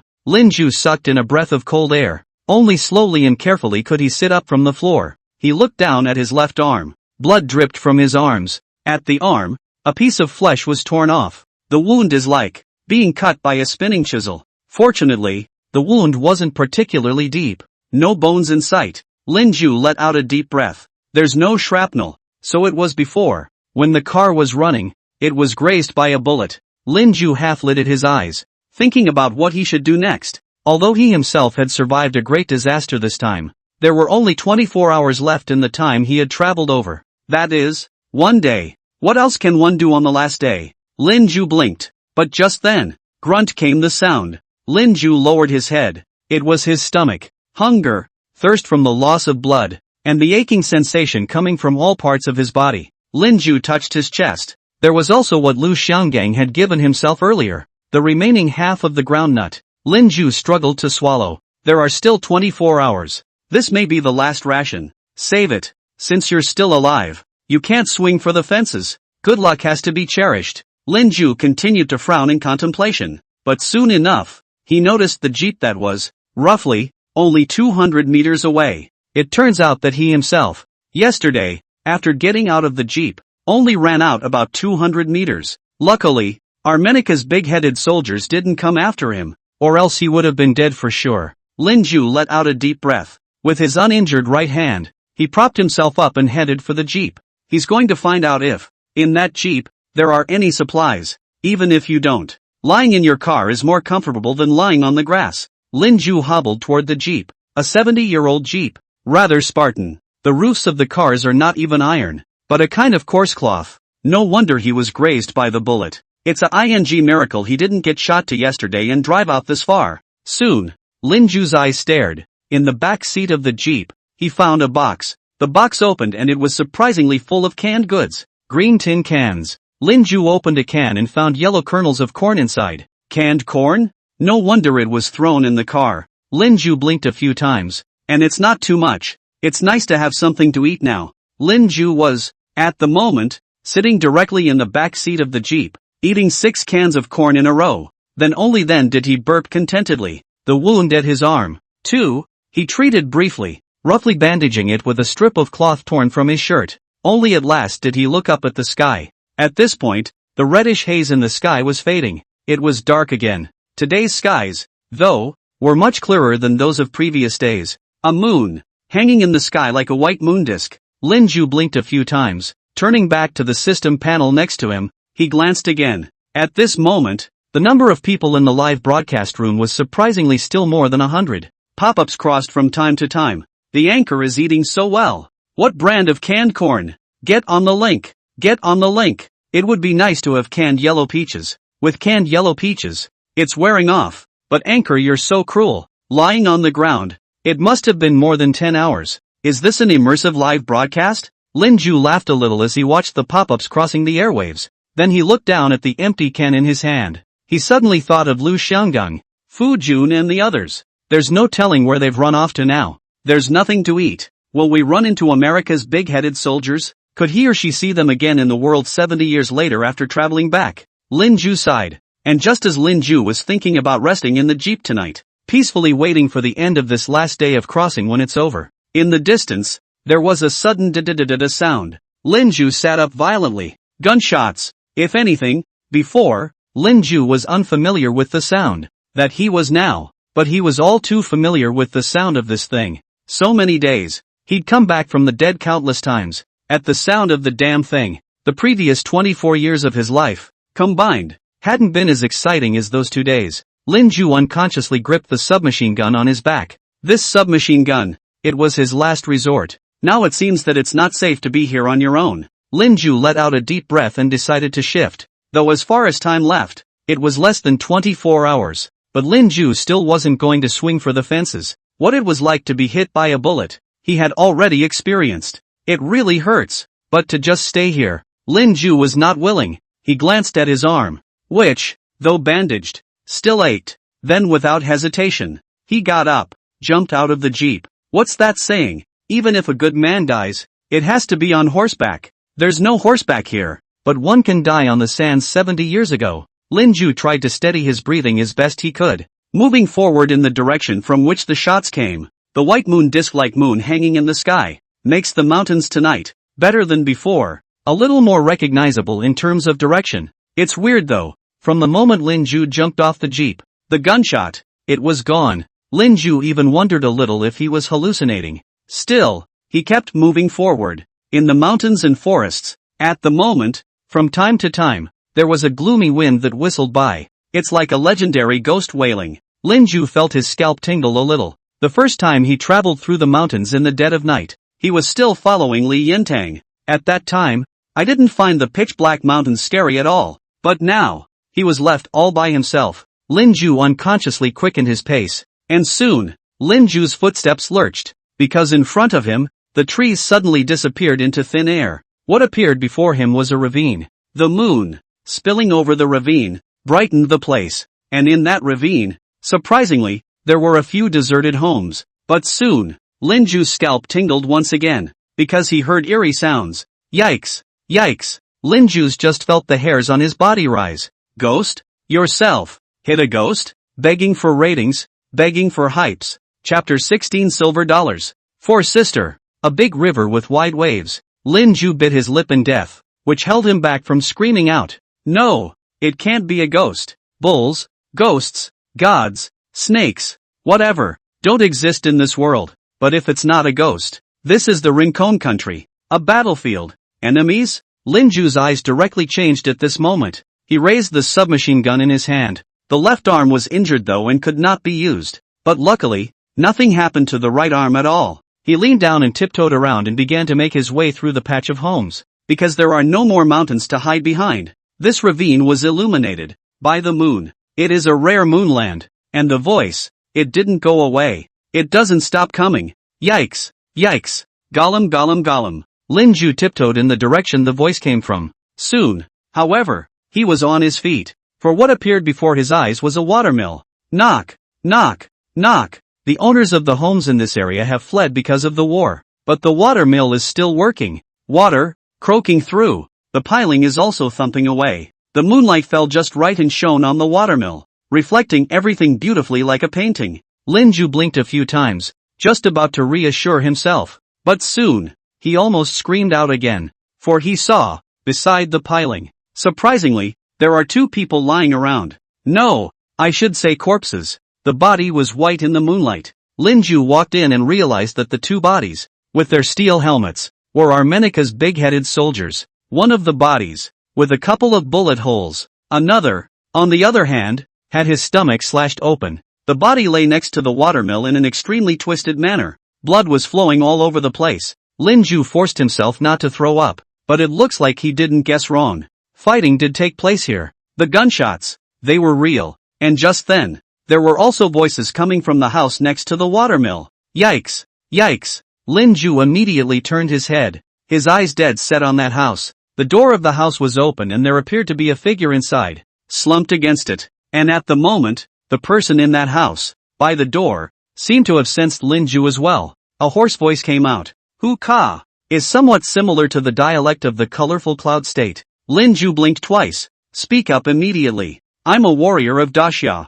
Daxia's 4th Army, 6th Regiment, 8th Company, 6th Squad, 9th Warrior. Lin Ju. The The figure lying by the door shuddered physically. Then came the hoarse voice. Suddenly, big, college students ah. Lin Ju was stunned for a moment. He suddenly realized that the figure lying by the door looked somewhat familiar. He rushed over to it. Only then did he realize that the figure lying by the door, he recognized. Lin Ju opened his mouth, but found that his throat, like a fishbone stuck in his throat. He could not speak, like a fishbone in his throat. He clenched his fists, his nails snapping into his flesh. It was only then that I forced myself to make a sound. Benji, what's wrong with you? The man lying by the door was Li Yintang. At this moment, Li Yintang, head leaning against the door of the private house, originally dark cheeks, in the moonlight at this moment, but miserable white frightening. He lifted his hand and lifted the shirt off his stomach in one motion. Lin Ju unconsciously whitened his eyes.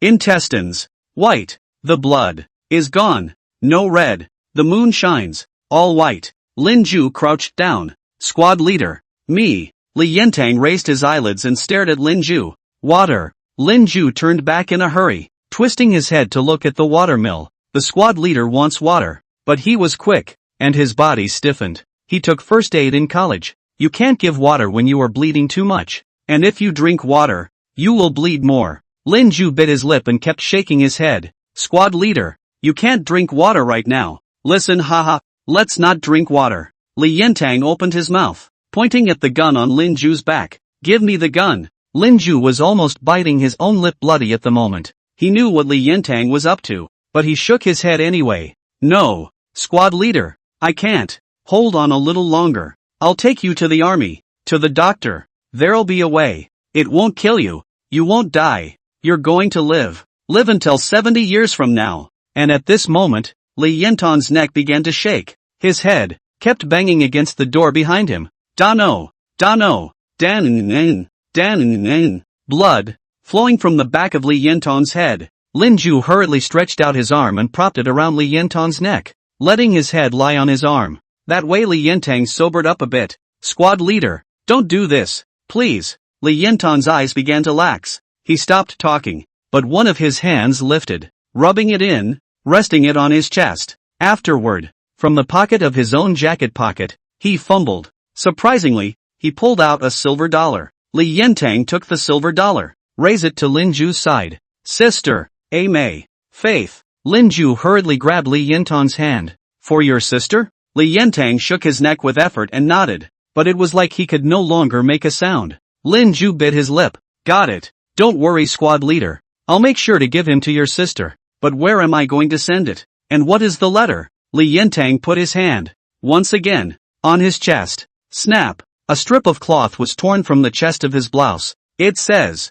Colorful Cloud State, Phoenix Mountain, Lioli Ancient Village. Then Lin Ju also touched it. In that pocket, and a piece of jerky paper. Lin Ju held out the piece of paper. The drawing paper was found, in pencil, densely written in small letters. Some of the handwriting, because it was so long ago, was long ago blurred. It was gray and black. Lin Ju could only make out a few lines of handwriting on it. Sis, I dreamed of you again, but I don't regret coming here. There was never a savior, nor do we rely on a fairy emperor. Sister, I told my comrades that my sister sings beautifully, like a phoenix calling, and they didn't believe me. Sis, when I get back, sing me another mountain song. And at this moment, Li Yintang, lying on Lin Ju's arm, hissed out, Sleep, sleeping. Lin Ju's mouth opened wide at this moment. Next, he finally cried out, unable to whimper any longer. Don't sleep, squad leader. No sleep.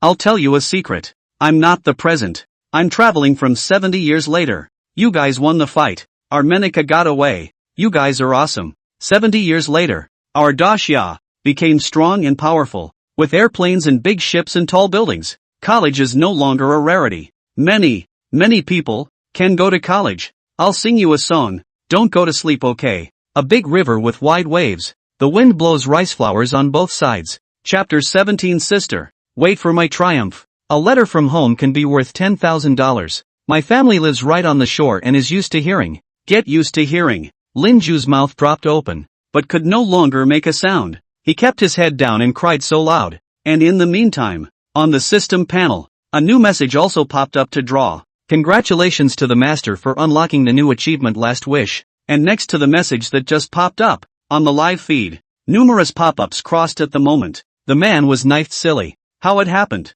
Squad leader. My squad leader. A big river with wide waves. The wind blowing rice flowers on both banks. I live on the bank in a hurry. Used to hearing the boatman's horn. Used to seeing the white sails on the boat. Knives ah. Watching a live broadcast eating a mouthful of knives ah. Knives are pulling my heart ah. Pain. It hurts too much. Did you have to add that part? And at this moment, Lin Ju didn't look back. He just gradually stopped crying. He bit his lip and carefully stowed the silver dollar. Then looked down, spreading the jerky paper flat. Then, sought out his clothes for a few moments. He remembered seeing, earlier, when he had stripped off the clothes of the Armenian big-headed soldier, that there was a fountain pen in the pocket of the Armenian big-headed soldier's jacket. Lin Ju, at the moment, pulled out that fountain pen. First, he drew on his own hand twice. Fountain pens are good for that. Then he slumped to the ground, proofread the blurred handwriting on the paper by the moonlight outside the house. He wanted to send this family letter, drenched in blood and fire, back to Kayunsu, Phoenix Mountain, and the ancient town of Lioli. If you don't have the chance now, then bring it back in 70 years. Lin Ju was holding back tears at the moment. Started working on proofreading that family letter. A letter from home is worth $10,000. He got down on the ground and struggled to recognize it. If you really can't recognize it, combine the before and after. Guess, and write. The fountain pen was ticking away on that piece of paper. Pen and ink penetrate the paper. Lin Ju was transcribing while muttering that family letter of the reader. Xin Mao. Autumn. Sister. You and I have not seen each other for several months. Fortunately, the instructor had taught me to read before, so that I could write to sister. When I get back, I'll read it to you. May. Years ago, I ran to the Rinhan kingdom with my troops, and before trailing down the river, we had roasted pork with eggplant, and the flavor was truly excellent. I wonder if Sis has become a teacher in the old town. The little fat black guy in town, Russell, keeps saying he wants to learn to paint karma from Sis. In the future go back. Sister, can you sing for me? The team is now striding north, and we have no warm clothes on us. Lu Xianggang is wearing a jacket that his mother sewed for him inside his uniform, which is really enviable. It's much colder here than back home. Sis, we're parked behind a hill. The geese in the sky kept fluttering. Fluttering? Should be afraid of the big noses of the airplanes. That plane is really powerful, throwing down bombs, so that many of our comrades were sacrificed.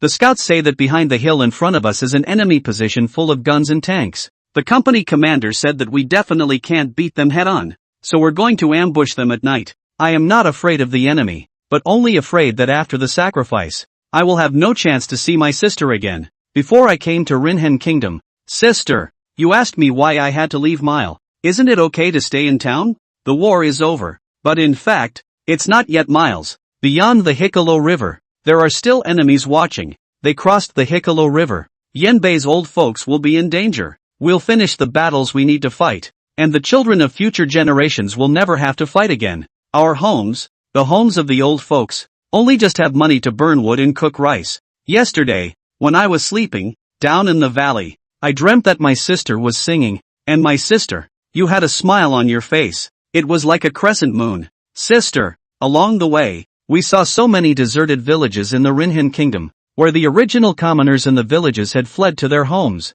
I'm suddenly a little scared. I fear that the incendiary bombs that smashed into the Rincon country will tear through the clouds back home tomorrow as well. Sis, don't worry. I will use my life to guard your singing voice. Sis, I told my comrades that my sister sings like a phoenix calling, and they all said, when we go back, we must hear you sing. Miles. Spring of Imjin. Sis, I was shot in the last battle, but there's no need to worry. Sis, I'm done with the surgery. 4th Squad Leader, Lu Fengyuan, from Taishang Mountain in Hedong Prefecture, injured his leg, and he told us that we would have to take turns carrying him on our backs for the rest of the battle. Lu Xingwazi, whose hometown is in Tianfu State, sacrificed his life, and Ergangzi from Jixiang State also sacrificed his life. As for me, I should return to the battlefield tonight. Sis, we've retaken the position tonight, and the instructor of the 6th Company has been killed. I saw it with my own eyes, his blood floating in the wind. The instructor of the 6th Company shouted to us from his position before he died.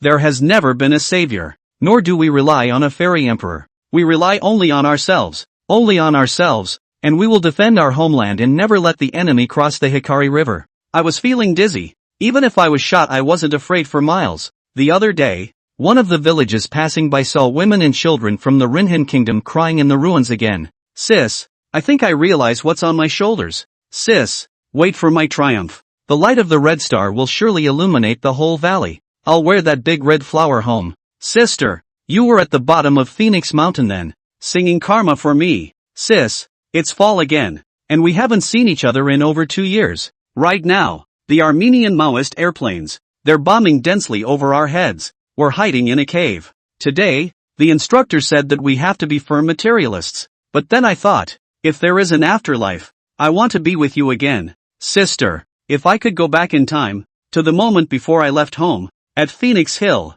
at the mouth of the old town, I would have walked slower, and see you 2 more times. Sis, autumn is here. The sorghum fields in the Rincon country are just as beautiful as the ones back home. The golden wind ruffles the streams, and the clouds are like emeralds around the mountains. Sister, I have no regrets about having you in this life. Sis, you can't guess. We picked up a college student on the battlefield today. College student he said he came back from abroad. That's awesome. Our future children, they will also study. Right. If only they can also become college students. The town's children, all go to study karma. May there be peace in the world and no more tears for children. Long live the new Daxia. At this moment, Linju finished writing the last stroke. Instead, the tears could no longer be stopped, and they snapped and fell onto the jerky paper. He lifted his pen in a hurry, afraid of tears, staining the ink on the paper. Then he took out the silver dollar, and, with the letter, carefully stowed it away in his own bosom. He bowed his head and bit his lip dead center. Long live the new Daxia. Begging for ratings, urging for more. Chapter 18, Squad Leader. See you at the Heroes' Mausoleum. I wish you a cold moon, yellow sand and ghosts to guard your corpses. Linju didn't know how long it had taken him to proofread that family letter. All he knew was that when he slowed down, the time when the tears stopped falling, the sky was already lit up with fishbelly white. The light of the breaking day shone from afar, hit him in the body. It's the blood-red sun, light that shone throughout the valley. It was only then that Linju slowed down. He looked back at Li Yintang. At this moment, Li Yintang had closed his eyes. The sun's light hit his face as if he were asleep.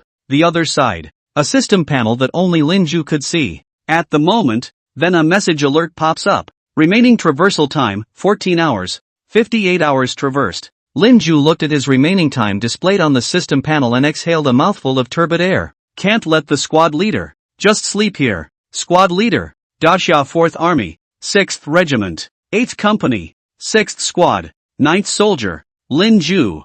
There's no way to take you home. I'm sorry, but I will do what you have entrusted me with. Don't worry. The letter also has silver dollars. It's cold in the wintertime over here in the Rincon country. I won't let you sleep here. You wait for me. Linju stumbled a little to his feet. He made his way through the crumbling homes, and what Linju himself didn't even notice was this. Just over 2 days, he was already completely different from before. His chin and cheeks had developed a dense stubble, full of sores. The eyes were tired, but there seemed to be an extra fire compared to before. It was a red flame that would not be extinguished. Linju searched the house for a while. Eventually a rusty shovel was found in the house next to the watermill. The shovel's tip is a little dull, but it works. At least digging in the dirt is enough. Linju let out a deep breath. In the valley, around the homes, a spot was found where the dirt was still soft. He was still wounded in his left arm. Too hard as soil. He can't dig either. He was anyway. It's also going to be in the last 10 hours or so.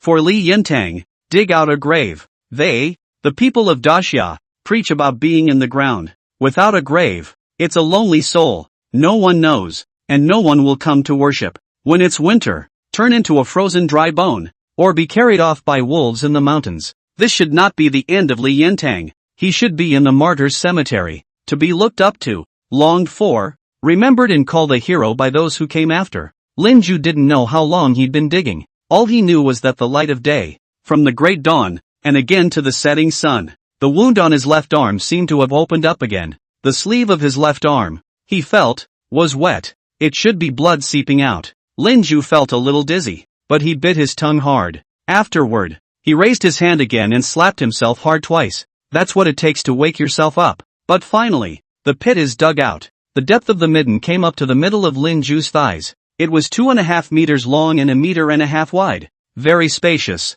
The squad leader should not feel cramped even if he sleeps in it. Then Lin Ju turned around and staggered over to Li Yintang again. He was going to pick Li Yintang up, but I can't really use my left arm. He could only carefully and slowly push Li Yintang, slowly towards the mound. It's getting darker and darker. When the sun goes down, Lin Ju finally took Li Yintang's body and placed it in the mound. Handful after handful of yellow soil was buried on Li Yintang's body. Then Lin Ju turned his head again. He found a saber on the corpses of the 2 Armenian soldiers who had been taken out by Li Yintang. He then unloaded the door panel of the private house that Li Yintang had just struck. Carve on it. Da Xia, hero, tomb of Li Yintang. With that door panel, he made a humble tombstone for Li Yintang. Before it gets completely dark, Lin Ju finally made a new grave. He sat down on his knees in exhaustion. And just then, ga came the sound. Ghastly, ghastly, ghastly moonlight. Lin Ju saw that in the sky. At some point, a flock of crows had circled over.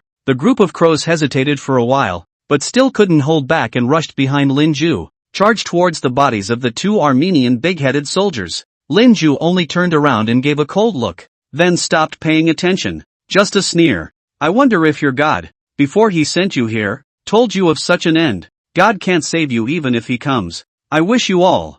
The boundless falling trees. The west out of the Yangguan has no old man. Rain drenches the white bones and blood stains the grass. And the moon chills the yellow sands and ghosts guard the corpses. Lin Ju's expression revealed a skull. But when he turned his head to look at the tombstone in front of him, he lowered his head again, a flash of sadness in his eyes. His side. The system panel floats. Remaining traversal time, 1 hour. 71 hours traversed. System prompt. Master your current crossing. Has entered the countdown. At the end of the traverse, the achievements you unlocked will be settled for you as rewards. The number of people who watched the live broadcast will settle for crossing points. This traverse, coming to an end. Please get ready. Lin Ju let out a deep breath. He looked at the new grave in front of him and grinned, finally squeezing a smile from his own face. Squad leader, I'm leaving soon.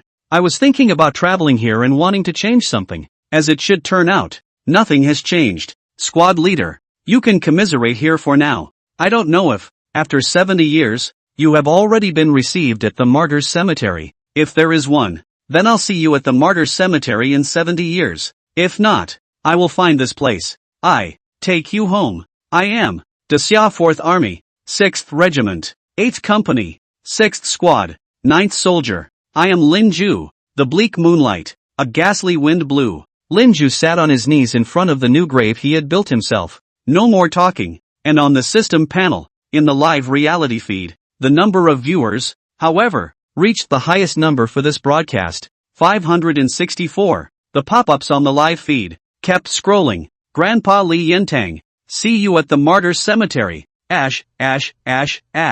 My grandma also received. My grandpa sent back silver dollars. My grandma also called my grandpa. My grandpa didn't come back from the battlefield. That's silver dollar. When the family was in the most difficult time, my grandma didn't want to spend it. She said, that's the moon of her grandpa when he was sacrificed. How can we lose? God himself came and we would have just asked him, are you wearing a steel helmet or not? Crying. And in the meantime, the system panel showed the last time to traverse. Only 1 minute left. Chapter 19, did you really rewrite history? Because of you, some soldiers survived. Moonland in the valley. Quietly.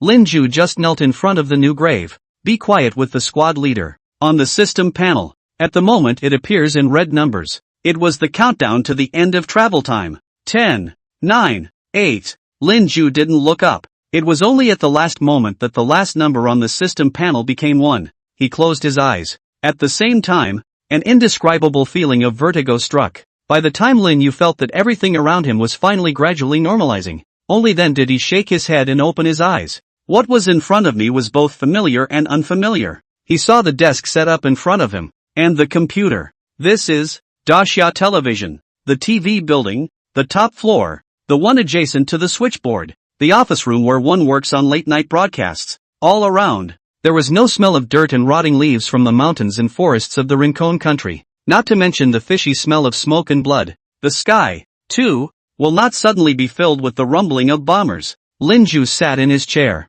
But it feels like a world away.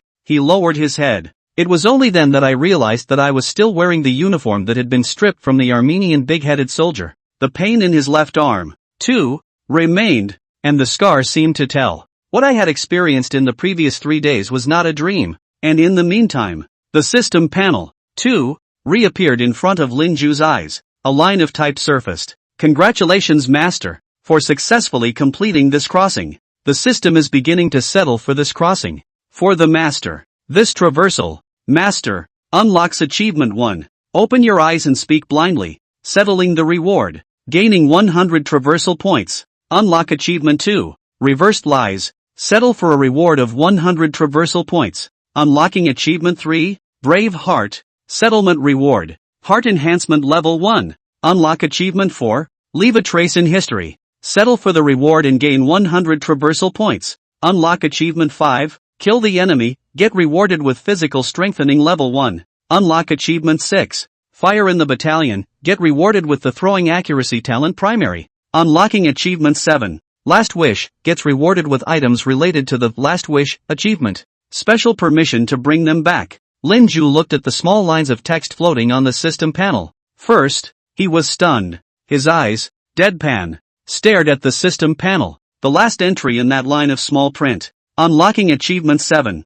Last Wish, gets rewarded with items related to the Last Wish achievement. Special permission to bring them back. Lin Ju opened his mouth. Squad Leader. Squad Leader gave his sister a silver dollar and a suicide note. Lin Ju raised his hand and rubbed his chest in quick succession. He had, before, taken the letter, and the silver dollar, right into his arms. He poked his hand into his pocket and surprisingly, he did feel the twitchy letterhead and the silver dollar with his body heat on it. Lin Ju bit his lip and held it back so he didn't cry out, and in this way at the same time, the small print on the system panel, once again, pulsed. For this crossing, 1,036 people watched this broadcast, settling for 1,036 crossing points. This crossing, Master, has harvested a total of 1,336 crossing points, and has gained 1 level of heart reinforcement, 1 level of physical reinforcement, and a beginner's level of throwing talent. Among other things, the history of the Master's influence when he crossed over is summarized below. While Lin Ju held the silver dollar in both hands, and the twitchy family letter, he also finally raised his head. He wanted to know too. Own this crossing, doing all that stuff, what will be the impact on the present? What will be the impact on the present? He gulped involuntarily. After the Master crossed over, the landing coordinates were the northern mountains of Rinhin country, the old site of Per Yenhua village. At that time, a battle was taking place at the old site of the Pearly Flower village. The appearance of the Master did not have any effect on that battle whatsoever. In the 3rd hour of the crossing, the Master followed the Dasha warriors and returned to the Dasha 4th Army, 6th Regiment, quarters. It did not have any impact on the course of history, in any way. At the 14th hour of crossing, the Master carved the words, "This battlefield, I've been here before," under the bark of a pine tree in the Rinhin Kingdom, in the old mountain of Kutu, Dasya, Yanbei, Jishangzhou, Linju. This matter was corrected by the law of historical karma, and 60 years ago, affected by a mountain fire, this tree was incinerated, and the handwriting you left behind went up in smoke. The corner of Lin Ju's eye twitched. What about leaving one's mark in history and being reconditioned by the laws of historical causality? Isn't this a trap? Is it true that traveling is just an experience? A dream of a butterfly? Their dream of working 4 days on and 3 days off won't come true? And just then, the system popped up again in small print. In the 28th hour of crossing, the Master crept on the slope of Pinebone, killed an Armenica's big-headed soldier, and, taking advantage of the night, infiltrated the enemy camp, and reached a heavy blow to the Armenica, White Tiger Regiment's transportation company. The company's battalion was set on fire. As a result, this transportation company was unable to complete its mission of transporting important weapon supplies on the 2nd day. This led to the loss of the battle between the White Tiger Regiment and the 8th Regiment of the 4th Army of Dasha 3 days later. Originally should have been in that battle. Sacrificed, Zhang Qinghu, Fu Yongchun, Li Jianguo, Zhang Chuanhe, Zhang Jingming, Fu Lin, Wang Dahu, and other 128 warriors, were able to survive. But among them, 74 fighters, including Cui Yugang, still died in the battles that followed. Influenced by the laws of historical karma, Most of the remaining surviving warriors also did not live long, but there is still one warrior who has survived until now. His name is Fu Yongchun. He's currently 94 years old, and he lives in Liaodong Prefecture, Jinming City, Taihan neighborhood. And in the meantime, on the system panel, an image also appeared. In the picture, in an old neighborhood, on the 6th floor of a residential building, an old man, with a pair of presbyopia glasses and a cane, was sitting by the window, staring. Behind him, the sound of a babbling opera came from an old radio. I will do my duty as long as I live. How can an inch of land belong to others? The clowns of the foreign countries are not enough. I can stop 1,000,000 soldiers with one sword. And at this moment, that old man seemed to feel something as he turned his head back and looked into the void. In Lin Ju's perspective, on the other hand, it looked like the old man turned around and locked eyes with him. At this moment, Lin Ju's tears finally fell straight down as he could no longer control them. It is useful to cross yourself. It's ing useful. Lin Ju nearly covered his face and cried. And in the meantime, on the system panel, once again, small print came out. In the 58th hour of your master's crossing, you built a new grave for the warrior, Li Yentang. This grave was discovered 2 months later by the Daxia warrior, Fu Jun. What you did, you prevented Li Yentang's remains from being carried away by wolves. The remains of warrior Li Yentang, 6 years ago, have been picked up and returned to Daxia, and are now buried in Yanbei, Liaodong Prefecture, Fengtian City, Martyrs Cemetery. At this moment, Lin Ju finally couldn't control it anymore and whimpered out, begging for comments, begging for ratings. Chapter 20, we make dumplings together and that's positive? Sorry, I quit. Lin Ju held the silver dollar and the drawling family letter. It took a while to stop herself from tearing up. He stumbled a little to his feet. I don't know if it's because the system rewarded me with level 1 heart strengthening and level 1 physical strengthening. Lin Ju felt that the wound on his left arm didn't seem to hurt as much as it had before. He knew, though, that this was a situation that still needed to be taken care of at the hospital. Otherwise, once infected, it's going to be a pain in the ass. Lin Ju let out a deep breath. Toward the house, he had to make a trip to his original workstation first. There's your own health insurance card there. The time, at this point, was 10 in the morning. Today is also a workday. People come and go in the Kaiohira TV building. Reporter, presenter, editor, guide, acquisition, copywriter, 3D production, editor, art director, advertising salesman, director, producer, lighting and choreography, or even cleaning and security. All are in this edifice, seeking to survive or pursuing their dreams. The 8th floor of the building was where Lin Ju had originally worked. Daxia TV's programming team,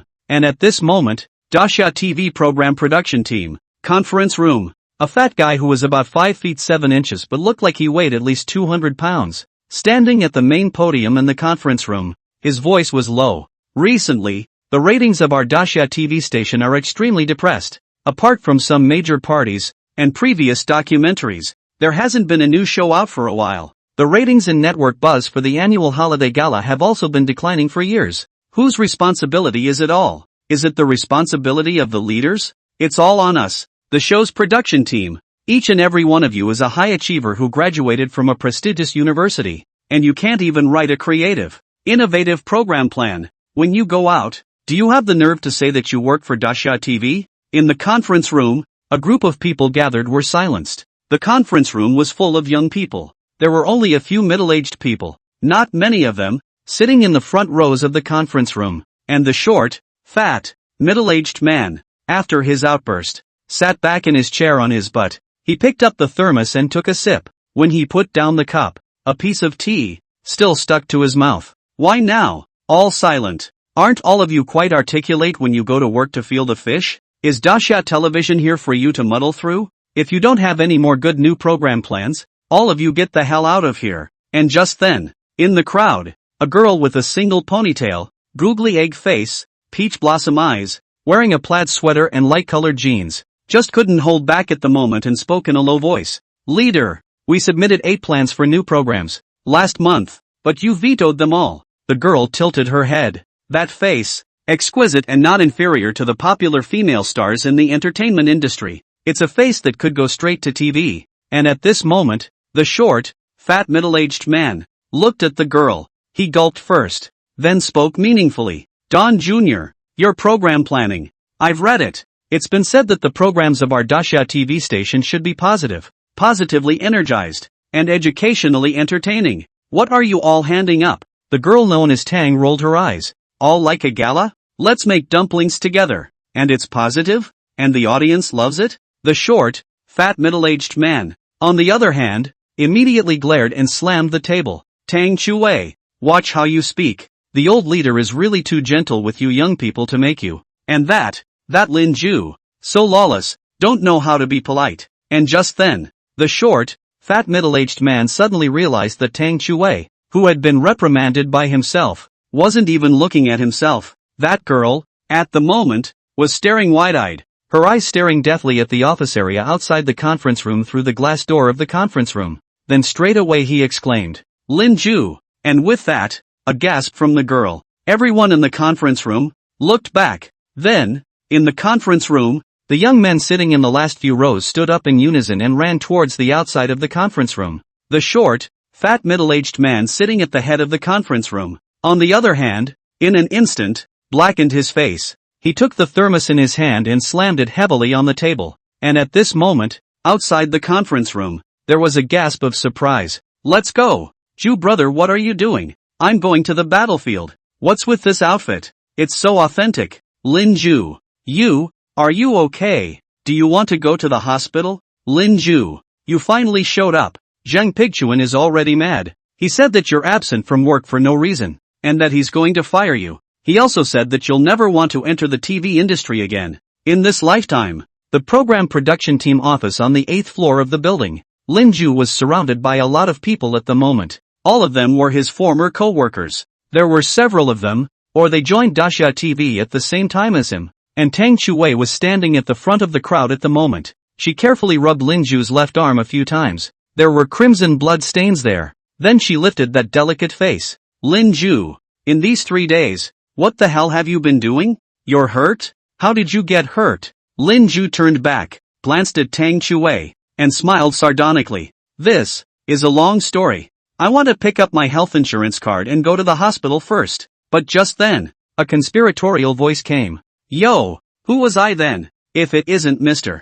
Lin, you know you're coming to work. If you don't come, I'll think this TV station under the root of the Imperial City is run by your family. Lin Ju raised his head and saw the short, fat middle-aged man who had previously been in the conference room, reprimanding the crowd, was walking over with his hands behind his back. The crowd that had originally surrounded Lin Ju helplessly gave way to the short, fat middle-aged man. To make way, Lin Ju, meanwhile, exhaled a cloudy breath. The eyes looked at the short, fat middle-aged man very calmly. Zhang Xiaozi, do you know that you already look like a pig in the first place? And being so shifty won't make you look majestic. It'll only make you look like a gilded pig. But a pig being gored ensures that the pork smells good. You've been gored and you still stink. I know you and your wife have been childless for years and your wife runs to the hospital several times a week. But I'd say that's probably not your wife's problem. The short, fat, middle-aged man, flabbergasted for a moment, and then, his face first turned red, and then white afterward. Lin Ju's face remained calm as he headed straight for Zhang Xiaozi. You don't have to call me names. You don't have the right to call me names either because I quit. Lin Ju, at this moment, walked over to Zhang Xiaozi and patted him on the shoulder. Really? For your own good, go to the hospital. Otherwise there's really no chance. Zhang Xiaozi gritted his teeth and felt a heavenly spin. He saw the young people of the program production team. At the moment, all of them lowered their heads, as if holding back laughter. He turned his head, just about to snap at Lin Ju, but just then, ring, ring, ring, ring. That's his phone. He glanced at the caller ID and picked it up in a hurry. His face even changed directly, and a smile even surfaced. Hello, the station manager. Yes, I'm definitely here. It's working time. Ha, a new program on our Dasha TV network? I didn't know? What's that program called? Change it. History? Begging for ratings, begging for urges. Chapter 21, Squad Leader. Lu Xianggang, Fu Jun. Salute like you. Zhang Xiaozi held the phone at the moment and walked directly towards his office. He was full of smiles, and the greasy middle-aged man with a black face and shady Lin Ju just now didn't seem to be the same person at all. Okay, leader. I'll go Googling right away. You, look at you boasting. This program is so good. Don't worry, We will definitely pay attention to it. I know. Our Dacia TV station hasn't had a new program for a long time, and the local sister stations and the people are all laughing at us, saying that we'll just make dumplings together. I've noticed all of this. You've given the word. This program will definitely be introduced by our Dacia TV station. Leader, you don't worry. No, it's not hard at all. You have a lot of work to do day in and day out. You must take care of your health. I'm fine. The one in my family is also always saying that who doesn't live at home every day? Why don't I just live at the station? But I know that it's even harder for you, leader. And at this moment, Lin Ju walked over to his workstation. I think he heard that Pig Zhang Xiaozit just vaguely mention change it. History. But it's also possible that you've misheard me. Even if I didn't hear you right, it doesn't matter. All he wants now is to finish dealing with the bullet wound in his left arm and go to Kaiyunsu, Phoenix Mountain, Liuli ancient town. He's going to send back the squad leader's family letter along with the silver dollar. Go to the hospital now. If you take care of the wound this afternoon, that requires booking a flight for tomorrow morning. But, what's the name of the class president's sister? Forget it. The big deal is to go to town and ask around door to door yourself. There's always something. Lin Ju let out a deep breath. His own original workstation was packed in one lump, packed in a cardboard box. Then he picked up the cardboard box and headed straight out the door. A lot of young people from the program production team came over. Tang Shuwei even blinked those peach blossom eyes with nice double eyelids and ran to Lin Ju. Really go. It's so hard to get into Dacia TV. Such a good job. Just say no? Lin Ju held the cardboard box and grinned. Good job? A good job is broadcasting the program schedule in the middle of the night, next to the switchboard on the top floor of the TV building. Don't worry. With your Ju's ability, such a big Jingping city, the root of the imperial city, you won't starve no matter what. When I get a new job, I'll buy you dinner. Tang Shuwei opened her mouth and wanted to say something else. Lin Ju, however, was already striding towards the elevator. Other co-workers, too, gathered. Lin Ju, my senior, recently started a business, opened a media company. If you need it, I'll introduce you. Thanks, Brother Wang, but I'm planning to go on a long trip, so I'll contact you if I need to. Ju, there's nothing I can give you. You take this pack of snacks. I was going to hide it in my office and steal it for myself. Okay, fatty, I'm really starving. Lin Ju, really go. It's too impulsive. It's so hard to find a good, stable job these days. Hey, people like me are probably just not cut out for the workplace. And just then, Zhang Xiaozi suddenly walked out of his office again. He had hung up. A grimace. What is one and all doing? Not working? Does every single one of them want to be like that guy and get the hell out of the station? The station manager just called with a new assignment. Everyone, go online and search change history. This is a live program. Everyone hand in an analysis report on this program to me by the end of the day tonight. And those who can't hand it in are not allowed to leave work. Remember, Dacia TV doesn't keep idle hands. And at the same time, Lin Ju, who had already walked to the elevator entrance, suddenly turned back. He glanced at Zhang Xiaozi and a meaningful smile appeared at the corner of his mouth. And in the meantime, Yan Bei, Liaodong Prefecture, Feng Tianqing, Aid Rinhen Martyrs Cemetery, a stooped old man pushing a wheelchair, a slow walk through a depressed mausoleum. The wheelchair the old man was pushing had another old man in it. The old man was hunched over, wearing a thick down coat and a camel-colored scarf around his neck. Gonzo, you walk faster. If the squad leader sees you marching at that speed, he'll scold you. The old man in charge of pushing the wheelchair glared at the moment. Little Qi, mouth as broken as ever. Why don't you die you? In the middle of winter, you have to fly from Kaiohira to Fengtian. Seeing that the squad leader won't wait for summer. If you're here Karma, your family, Su Aping, will have to come and fight me. The old man pushing the wheelchair, although walking a little slower, but when he spoke, he still had a strong voice. His somewhat cloudy gaze had fallen on the empty left leg of the wheelchair-bound old man's pants. Does the leg still hurt? The old man in the wheelchair grinned. It hurts my ass. It's been 70 years. You don't have to feel bad. One leg, for your life. It's worth it. You also don't dislike me, and come to you in the middle of winter. I'm over there in Jingping. It's too lonely. It's like being back in the mountains of Rincon country. I also dreamed about that college student. You remember that college student, don't you? You were the best to him back then. That college student was also smart enough to say something really stupid on purpose so as not to drag us down. Did you almost cry back then? The old man in charge of pushing the wheelchair grinned. Fart. Keep talking nonsense and I'll leave you here. The old man in the wheelchair, grinning wider. It's good to leave it here. It's lively here, guys. See you at the martyrs' cemetery. Then the old man in the wheelchair. His smile faded. But then again, I always felt, class president, that it was that college student who gave the burial back then. Otherwise how could that ravine, the moon land, just have an extra grave out of nowhere? The old man in charge of pushing the wheelchair was silent and didn't say anything. And just then, the two old men finally arrived in front of a tombstone. In bright red letters, the tombstone is engraved, Tomb of Martyr Li Yentang. The two old men raised their hands at the same time and saluted the tombstone. Class 6, Lu Xianggang, salute the squad leader. Class 6, Fu Jun, salute the squad leader. The north wind is blowing. The two old men just stood in front of the tombstone for a long time, looking at each other without words. I don't know how long it took before the old man in the wheelchair came out with a somewhat hoarse voice. Gonzo, I have a hunch. I don't have much time. I'm going to make a trip to the colorful cloud state. Gonzo, do you want to come with me? Requests for ratings, reviews, hypes. Chapter 22. The class president's sister. Still waiting for him to come home. The old man by the wheelchair was stunned for the moment. Lu Xianggang turned his head to look at Fu Jun in the wheelchair. And in the meantime, Fu Jun, too, spoke slowly. Squad leader, there's a widow. You know, I didn't know about it until I got back home either. She's been living in the class president's hometown. I have always wanted to go to Kaiun State to see, but so many years, has not had the opportunity. The last century, I gave Kaiun stateside, mailed a few letters, but received a reply. Been on the phone with that side a couple times over the years, too. Tried sending money over there a couple times before, but it was returned. So feel free to take a look over there before you die.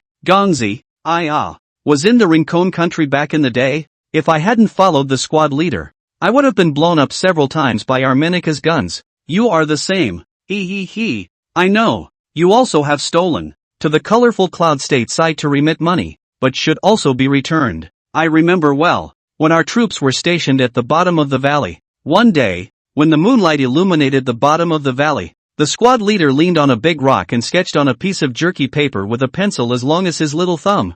I was like, class president, what are you writing? The class president was smiling. Shy, put that drawback paper into the arms of a hidden, said to me, in the letter to his sister. His sister is very good looking, smiling like a crescent moon, singing with the phoenix call like. We didn't know at the time. What does the squad leader mean by sister? I thought it was really the squad leader's sister. So I told the squad leader that when I returned home, I'd ask him to introduce his sister to me. But in the end, we all came back and the squad leader didn't. Lu Xiangdong lowered his head. He put his hand, pressing it on the wheelchair, on Fu Jun's shoulder. I'm going with you to the Colorado. When to go? The wheelchair-bound Fu Jun grinned. I knew you'd be able to stay with me. Plane tomorrow morning. But take care of yourself. Neither one of us can die before the plane hits the ground.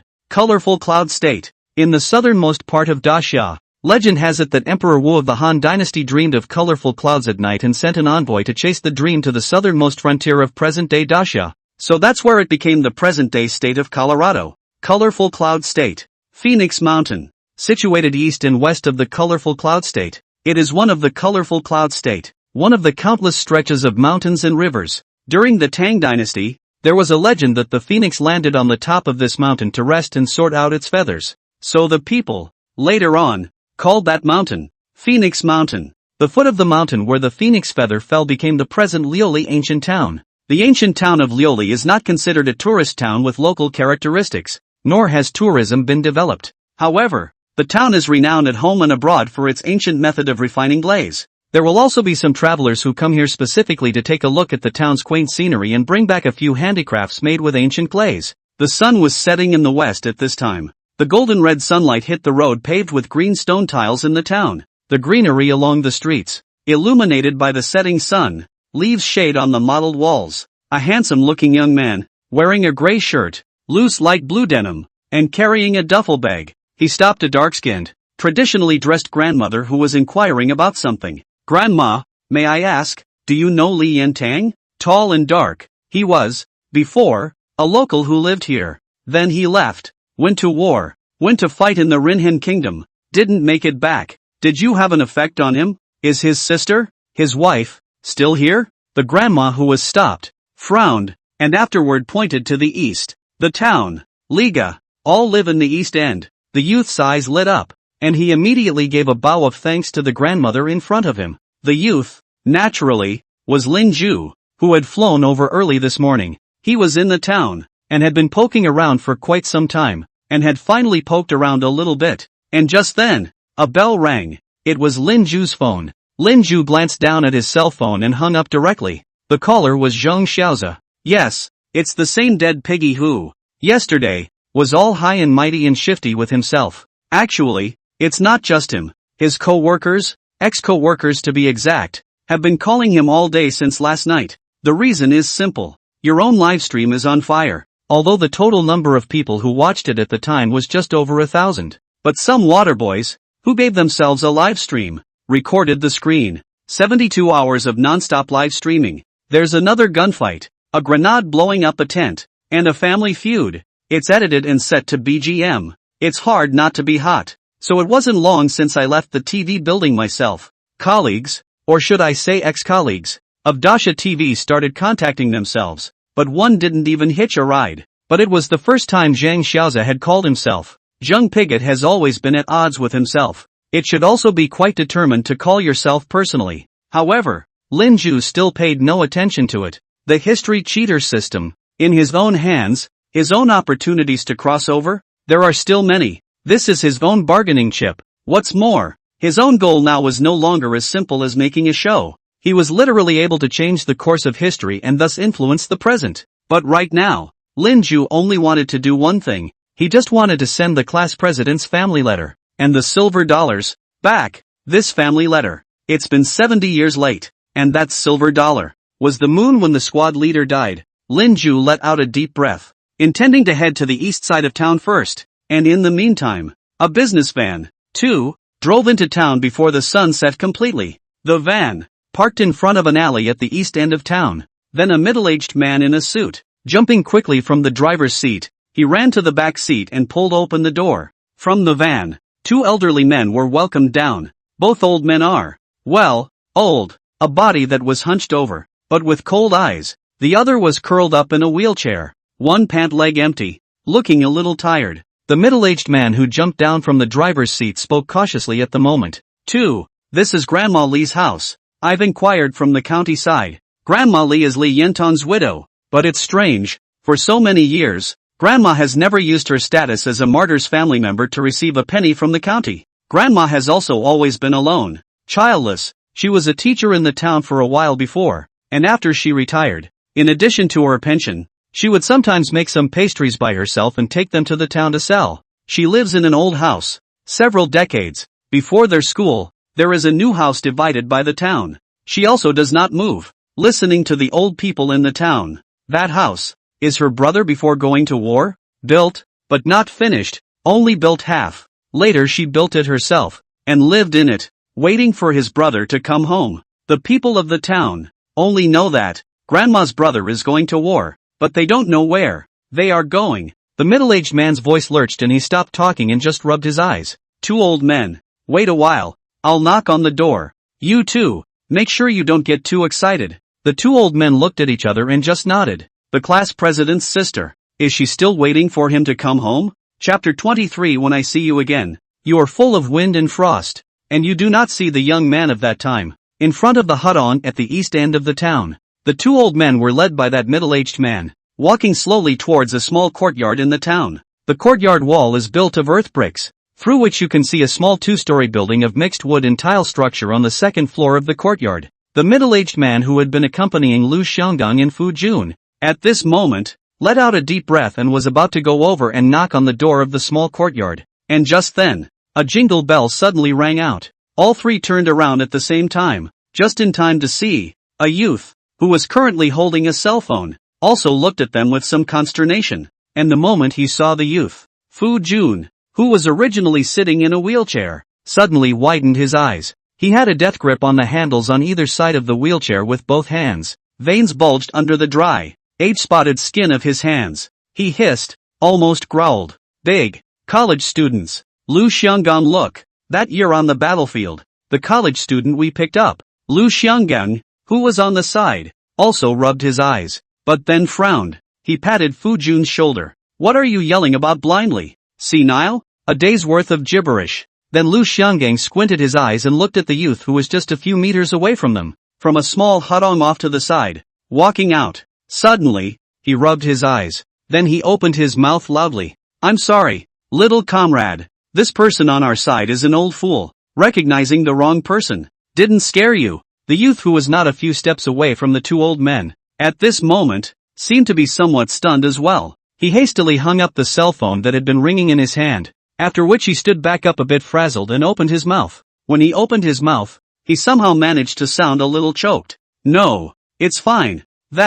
Me. I'm here to deliver something. The youth's voice trembled a little. It seemed to be holding back so that he didn't let himself cry. He bit his lip in death. Instead, his eyes looked dead at the wheelchair. The rickety old man with the empty pant legs. He recognized them too. Lu Xianggang, who digs groundnuts for himself. Fu Jun, nicknamed Little Qhi.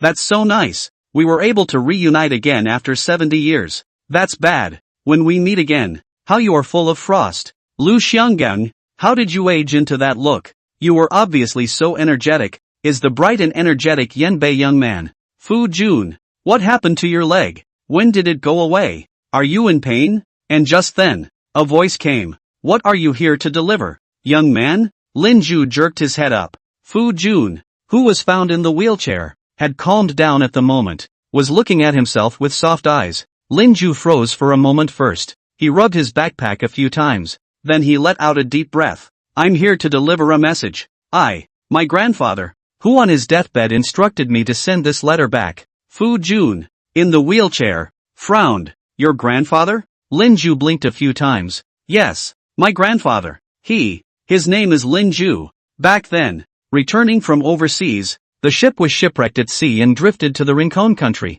Back then, the Rinhen country, the chaos is very low. Luckily, he was lucky enough to meet a warrior from Desya, and only then did he get his life back. Then he bounced all the way around before finally returning to the country, but unfortunately just returned home. It ran into my great-grandfather was sick, the family and a bunch of things, and then later ran into the disaster. Dilapidated. Back to the countryside. In order to take refuge, my grandfather took his family out of the country again, a few years ago, only to return. Before he died, he gave me a letter and a silver dollar, and told me to bring that letter, and that silver dollar, to Kaiyun Prefecture, to the ancient village of Liuligu in Phoenix Mountain, no matter what. The moment, Fu Jun, who was in the wheelchair, stared with wide eyes. On the side, Lu Xianggang, on the other hand, just stared at the youth in front of him with a deadpan stare, not saying a word. Fu Jun even danced around and grabbed Lu Xianggang on the side. Lin Ju,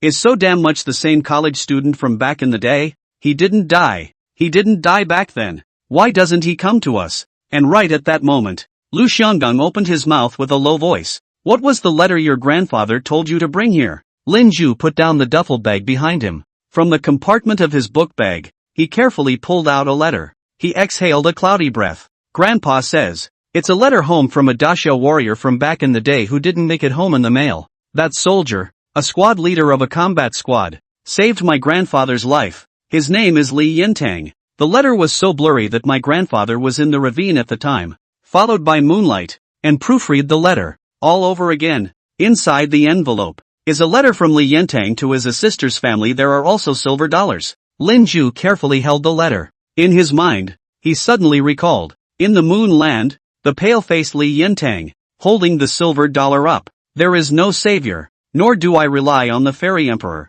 I rely on myself, but also to guard the sister's singing voice. And right at that moment, Lu Xianggang, who had been grasped by Fu Jun's palm, just nodded silently. So the one who buried the squad leader back then was also Lin Ju. Right, he's a real. Lu Xianggang's voice lurched and he sighed. You're coming with us. We're also here to see the squad leader's widow. She's been on her own for so many years. Lu Xianggang patted Fu Jun's shoulder while turning his head to the side to look at the middle-aged man who had matched them all the way. The middle-aged man nodded his head toward Lin Ju. Immediately, he jogged and went to knock on the door. The wooden door to the small courtyard looked a little dingy. The corners of the wooden door, still open with moss, The wooden door is covered with faded yearbook paintings. Grandma Li, at home? I'm Xiao Zhang from the county in charge of our town's civil affairs. There are old people from Jingping and Yanbei coming over to see you. They are the former comrades in arms of your brother, Li Yentong's former comrades in arms. And just as the middle-aged was still shouting, with a squeak, the wooden door was pulled open at once. An old crone with snow-white hair and a dry, thin figure, but with bright eyes. She stood in the doorway, a pair of eyes, bright and watery. Lin Zhu looked at the crone. Suddenly, it occurred to me that Li Yentong's family letter wrote, "Sister, I dreamed of sister singing. Sister, you have a smile on your face, like the crescent moon." And at this moment, the old crone standing in the doorway turned her gaze slowly Luo Xiang the two old men behind the middle-aged man, and then to Lin Zhu. She opened her mouth. "It's hard to come this far, Karma." Then she dropped her eyes. "You guys come on in, Karma. I'll get you pastries. I made them myself. Get the fruit. Just bought it this morning. Said it was freshly picked. Come on in, Karma." When my brother left, this house wasn't even built yet. It was only half-built, Karma. And he didn't even see our built home. Chapter 24, Kunshin Jade Shatters Phoenix Calls. Thinking of my brother in the mountains. At this moment, the crone walked warmly back to the house, to go and prepare a treat for the first time, a visitor to the house. But the entrance to the small courtyard, those few figures, however, hesitated and dared not move forward. Fu Jun in the wheelchair, at this moment, gritted his teeth, his voice tearing. "Sister-in-law, I'm sorry. It was I who discovered Armenicus troops in the mountains back then with my squad leader, who told me to report the news to the regiment, and he attracted the enemy alone. Back then if I could have held out and persuaded the squad leader to leave me behind, maybe the squad leader would have lived to triumph." The yard was silent. A few minutes later, it was only then that the crone walked out with a plate of delicate pastries, and a plate of oranges. She grinned, original bright eyes. When she smiled, it curved into a crescent moon. "You're little Qi, aren't you? I kept the letter you sent me in the mail, Karma. I sent you a reply. You got it, Karma. There's no such thing as a war where people don't die. My brother has said that he was once a confused soldier who didn't know why he was going to fight on the battlefield. One more of him is not much. One less of him is not less. But then he figured out that if they all thought that way, Daxia wouldn't have lost Karma a long time ago. At that time, the townspeople in the town had just stopped being afraid. They had something to look forward to. Comrades on the battlefield. That is the life of a brother. Not to say two families. Your legs, not also for the sake of the brethren, did not have Karma. Come on in, Karma. Let me look at you. After all those years of writing letters, I don't even know what you look like." At this moment, Fu Jun covered his face and finally began to cry in pain. Lu Xionggang lowered his head and just silently pushed up Fu Jun's wheelchair and walked into the courtyard. Lin Zhu silently followed behind Lu Xionggang. Lu Xionggang is old and hunched over, but Lin Zhu still seemed to be able to see the teenage boy who, with a silly grin on his face, had brought himself a pile of dirt bumps and wild groundnuts, past the courtyard gate, into the house. It is the living room of an old house. It's clean and simple. A small square table, set against the wall, surrounded by a couple of plastic chairs and a wooden chair. On the square table, there were pastries, fruits and melons. The crone also poured hot tea for Lin Zhu and the others. She even got a blanket for Fu Jun, who was in a wheelchair. She warmly entertained the guests. After that a conversation about family began. She asked Fu Jun and Lu Xionggang about their bodies, like a sister to two people. She chats about her situation over the years. Said he's been fine all these years. The town officials, who took care of her, because she had been a teacher in town, a classroom teacher, and after she retired, she was rehired for a while. That's why there are always former students who come over to visit on New Year's Eve. It's not lonely. She's still hardy now, too. Let Lu Xionggang and Fu Jun not worry about her at all. Lin Zhu, who had been holding the envelope, couldn't even interject at all. Wait a while. It was only then that the crone dropped her gaze on Lin Zhu. Those eyes, still bright. "Kid, say Karma if you're going to say anything. Look at you being gross all the time." Lin Zhu, at this moment, involuntarily gulped. He handed over the envelope in his hand.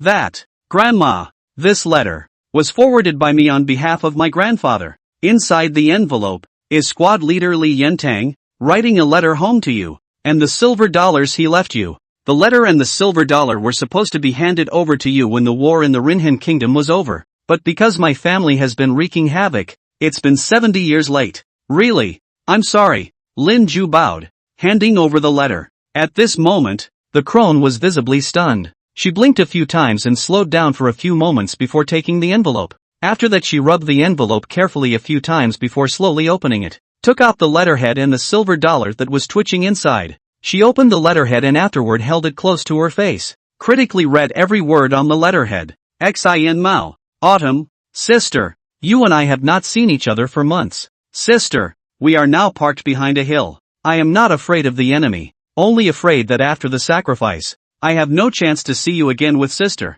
Sis. Don't worry. I will use my life to guard your singing voice. Sis.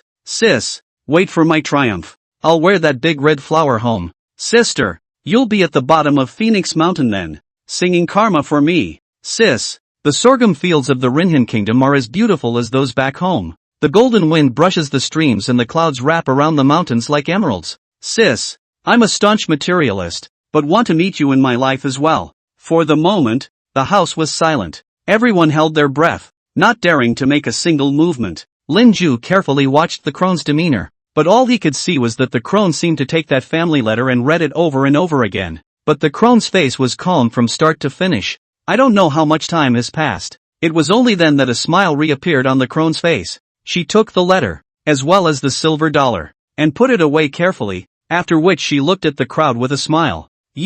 It's dark outside. I didn't know you guys were coming to Karma either. Didn't even buy any groceries. I won't keep you for dinner tonight, Karma. Our old town is beautiful. Chang knows the Karma. You can ask him to show you guys around. Lu Xianggang and Fu Jun looked at each other. Then Lu Xianggang got up in a hurry. He pulled an envelope out of his pocket as well. Sister-in-law. This is. At this moment, the old woman looked up at Lu Xianggang. Kong Karma. I don't want money. You've mailed it to me many times and I've returned it, Karma. Don't worry. I'm alive and well. It's better now. I got the letter my brother wrote to me. Go Karma. It's dark. The moon is out. Lu Xianggang opened his mouth, but in the end, he could only sigh helplessly. He pushed Fu Jun's wheelchair and headed out of the compound. Lin Ju walked at the very back, before leaving the small courtyard. At the door of the small courtyard, rushing inside, he bowed. The crone held the letter in her hand. Standing in the yard, smiling, he waved his hand at them,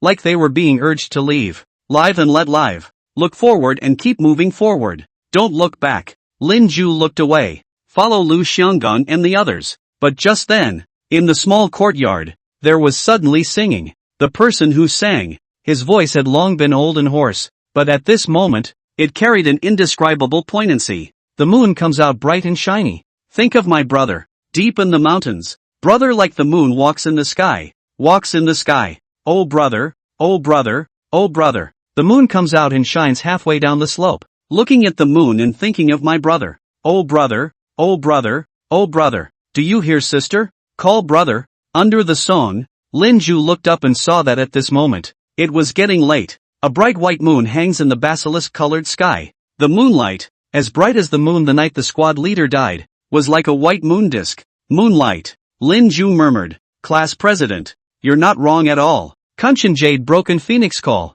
Your sister's singing is really good similar to the Phoenix calling. There has never been any savior, nor do we rely on the divine emperor. Class president. You are triumphant. Your Ame is singing for you. Chapter 25. It's okay to ask me to cooperate. You'll have to pay more. Nightfall in the old town. The moon, which looks like a white moon disk, hangs in the sky. After Lin Ju left the east end of town, he quickly said goodbye to Lu Xianggang and Fu Jun and the others. By himself, he went to the west end of town to get a cab. He had to catch the airport in the city, because he booked a flight for tonight. Lu Xianggang, on the other hand, they had booked a hotel in the town, but the airfare was actually booked by Lin Ju now. In order to find an excuse to separate from Lu Xianggang and the others, there's no way around it. He's too sensitive. His own lies, although they had temporarily fooled those two old men, were actually full of holes. It would be better to rush back to Jingping overnight yourself. And at the crossroads where a few people parted ways,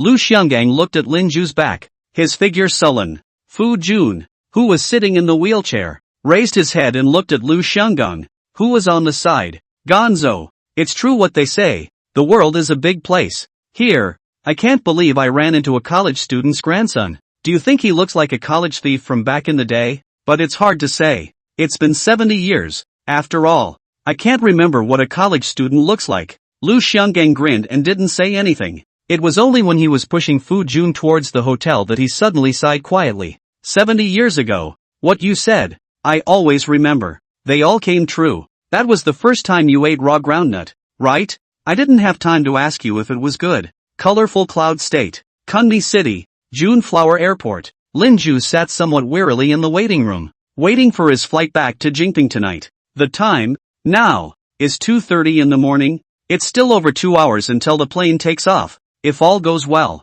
he'll probably, around 9 in the morning, be back in Kaiohira. The class president's home delivery is finished. Next, it's time to think about yourself, too. And just as Lin Ju was sitting in the waiting room, looking up at the dome of the waiting room in disbelief, the jingle bell sounded again. Lin Ju glanced down at the caller ID and was stunned for a moment. He hesitated for a few seconds before. This time, it finally chose to hit the answer button. On the other end of the phone, there was a euphonious female voice. Hello, young Master Lin. You're finally willing to answer the phone. All day today, the entire office, all of your former associates, have been calling you. Even if you don't want to work at Daxia TV anymore, you're not going to turn the other cheek. Lin Ju grinned as he listened to the voice coming from the other end of the line. I had an emergency today and I wasn't in Jingping, but I definitely don't mean to turn the other cheek. How about this? When I return to Jingping, I'll treat everyone to dinner. Is this okay? Don Jr. Caller. It was Lin Ju's previous co-worker. The girl who looks good and doesn't lose out to actresses and chokes hard on Zhang Xiaozi during meetings. Alright. Okay. I'll wait for your meal. I'm going to have a Colorado dish. Cassoulet, mint beef, and pineapple rice. No. Off topic. Lin Ju. We just realized today that you suddenly disappeared for 3 days. We wondered why you suddenly resigned. But it turns out you've been sneaking off to do something big on your own. We saw you live. Absolute awe. That live stream. Several episodes. It made my head spin. It was literally the best show I've seen all year. Travel through history. Witness history. Change history. That one regrettable moment. That valley where blood burns. The silver dollar under the moon. You're almost a big star now. Oh yeah. Besides you, those NPC actors you're playing with are absolutely amazing at acting. Especially the one called Li Yintang. They all say that Li Yintang, if he goes into acting, he can definitely bring back a trophy as a movie star. Do you have that Li Yintang's contact information? I want an autographed picture of him. Hello? Lin Ju, are you still there? Why don't you say something? In the airport's terminal, Lin Ju held up his cell phone and blinked a few times before he slowed down. Oh, I just got carried away. Well, autographed photos or forget about it. The only family letter he wrote with his own hand has already been given to his auntie. On the other end of the phone, came Tang Chui's somewhat indignant grunt. If you don't give it, you don't give it. Cheap bastard. But Mr. Lin, do you know that we're still working overtime because of you? Lin Ju frowned. Because of me? You guys working late? I'm not taking the blame for this. I'd hate for all the hitters to work 4 off 3, and let the overtime and roll out of Daxia. If you guys are working overtime, shouldn't you go insult young Inuyasha? What are you looking for me for? The female voice on the other end of the line seemed to take a deep breath at the moment. Tang Chui looked like she was struggling to control her emotions, before she didn't allow herself to turn directly on Lin Ju and growl out. Are you really confused or are you pretending to be? What could it be because of? Your live broadcast is on fire. It was noticed by the station manager. The station manager really likes your live broadcast,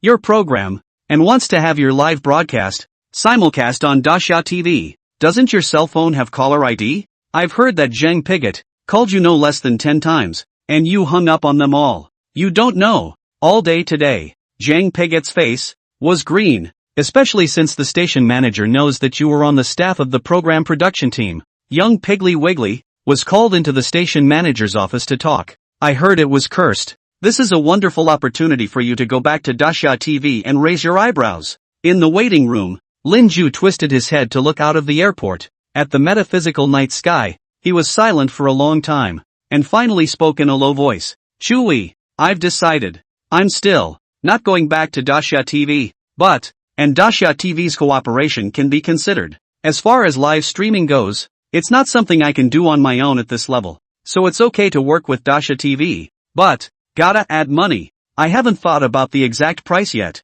Let's talk about it when I return to Jinping. And you hurry up and get off work or you'll be even less likely to call a cab. Then, without waiting for Tang Chu-wei to say anything else, Lin Zhu hung up directly. He twisted his head around and let out a deep breath. System. Swoosh. The system panel of the history cheater system, which only Lin Zhu could see, instantly floated in front of Lin Zhu's eyes. A small line of dark red letters stood out on the blue and white panel. Pay 1,000 crossing points to open the next crossing. Begging for ratings, hypes, reviews. Chapter 26, The Director Admires Me? Don't talk nonsense. Call the money quickly. Lin Zhu narrowed his eyes at the moment, looking at the system panel in front of him. From the end of the first crossing, on the system panel, there was just one more small line like this. The system's meaning is obvious, except for the first crossing. For future crossings, we'll have to charge money, or rather, crossing points need to be paid. And Lin Zhu crossed over for the first time. In total,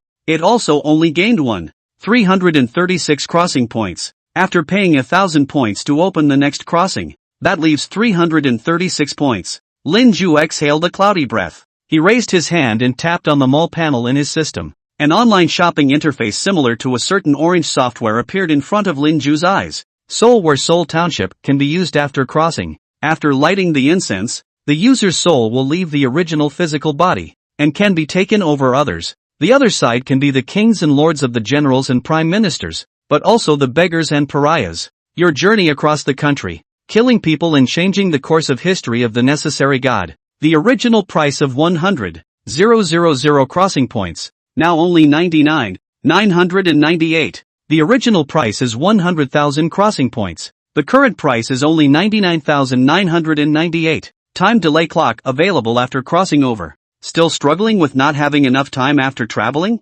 Still feeling sorry that you can only travel for 3 days and can't change the future? With him, everything can be solved. A time delay clock allows you to stay in the past for one more day. There's no limit on purchases. There's no limit on purchases. One only costs 28,000 travel points. Only 28,000 for one. Hot weapon set. Limited time traveling through the years can be redeemed. With him in your hand, you won't panic even in a chaotic world. That year I had my hands in my pockets and didn't know what it meant to be a rival. Originally priced at 10,000 traversal points, now priced at only 6,808. Lin Zhu swept a few glances at this so-called mall. Then it just closes. The reason is simple. There are things in there that he can't afford. Mother *********. The traversal points one has now are barely just enough for the next traversal. Trying to earn crossing points, just unlocking the achievement doesn't seem nearly enough. Still need a lot of viewership. Look at it this way. The partnership with Dasha TV is much needed.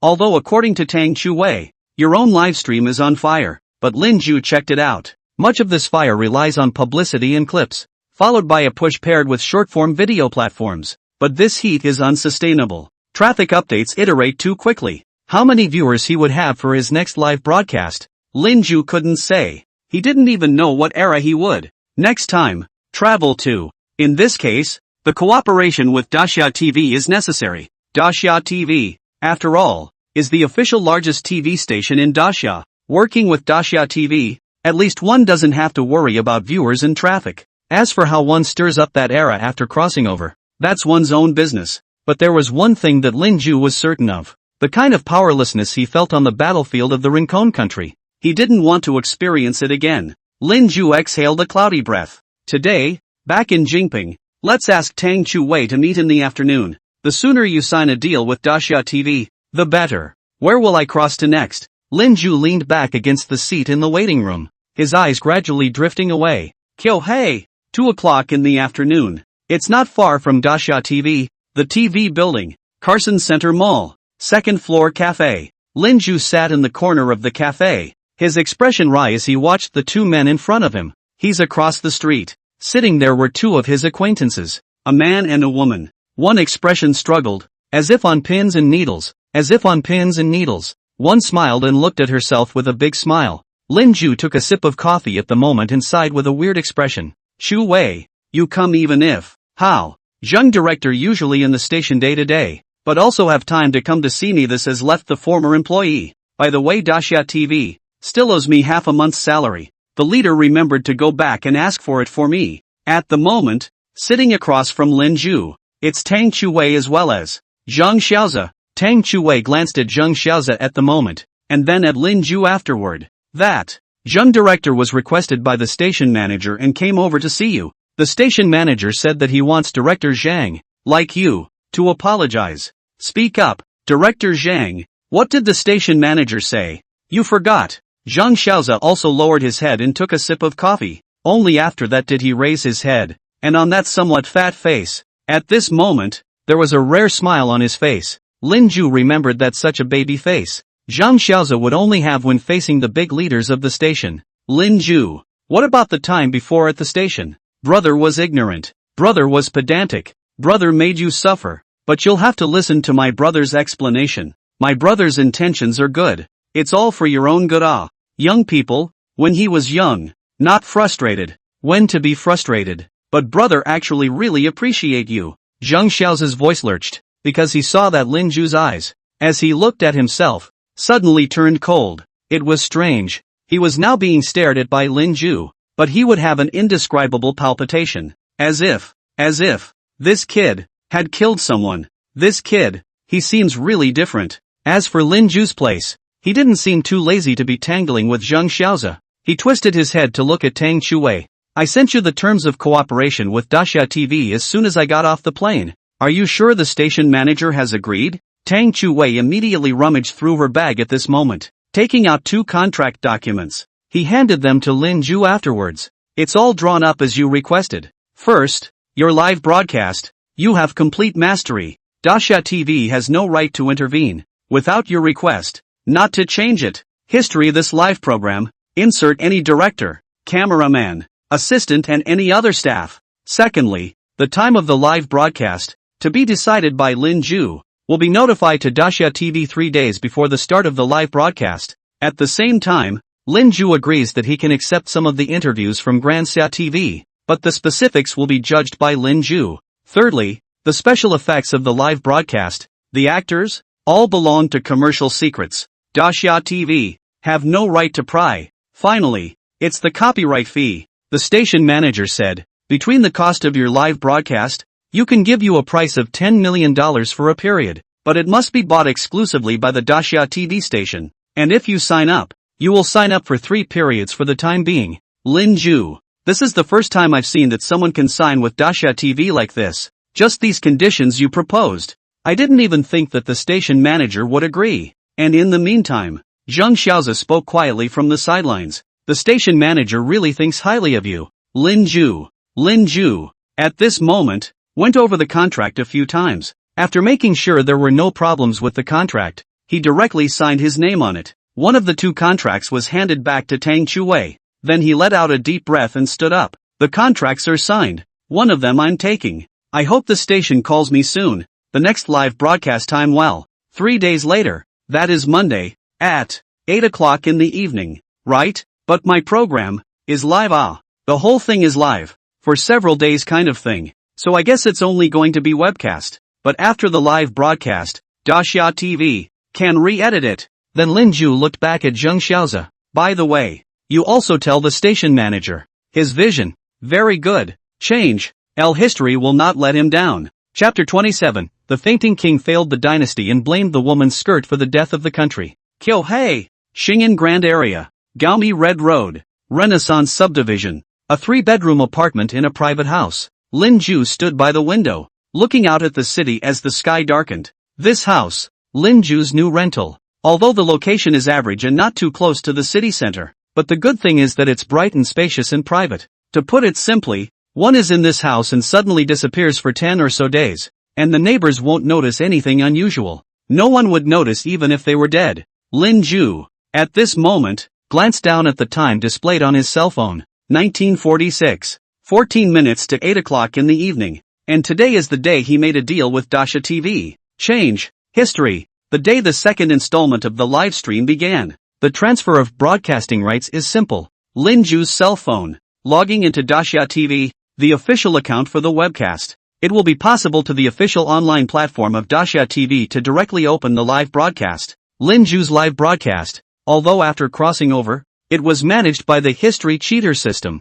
but the one connected to the internet was still his own live account. This allowed Lin Ju to broadcast live on the official platform of Daxia Television, which could be realized. Daxia TV, also in accordance with the contract, gave Lin Ju's side an extremely high degree of freedom. After hitting the money, Lin Ju was hardly ever approached again. This pleased Lin Ju immensely, but there was no shortage of publicity that Daxia TV should have done. Lin Ju in the past 2 days, in the short video platform, swiped several times. Daxia TV, to change history. The short promotional video for Change History was made by Daxia TV. Tang Chuwei also contacted herself to ask about the theme of the second installment of the show's live broadcast, but Lin Ju had no way to respond to her, because Lin Ju himself didn't know. Hell knows what period of time and which dynasty he'll be traveling to the second time around. But Lin Ju wasn't idle at home these days. He bought so many history books. It's close to taking the 24 histories home and gnawing on them. It's too short to see much yet, though, but it's ultimately a lot more knowledgeable than before. Traveling to any era is not so bad that you don't know anything. To die just after landing. This kind of thing shouldn't happen. And just as Lin Ju was thinking east and west, the sound of a jingle bell suddenly came. Lin Ju glanced down at his cell phone. It was Tang Chuwei. Lin Ju hesitated, but chose to press the answer button. On the other side of the phone, Tang Chuwei's voice soon came. Hello? There's still 5 minutes to go before it's 8 o'clock at night. Is young Master Lin ready? I'll tell you what. Our office. We intend to collectively touch the fish to watch your live broadcast. Old Zhang. We even intend to charge money and brush rockets for you. Lin Ju smiled down. But I don't always see it. And I don't shout thank you to old Chang on the air. By the way, I didn't tell you about the topic of the second broadcast. The leader didn't give you a hard time, did he? Tang Chuwei on the other end of the phone laughed a little. Don't worry. I talked to Zhang Piggy.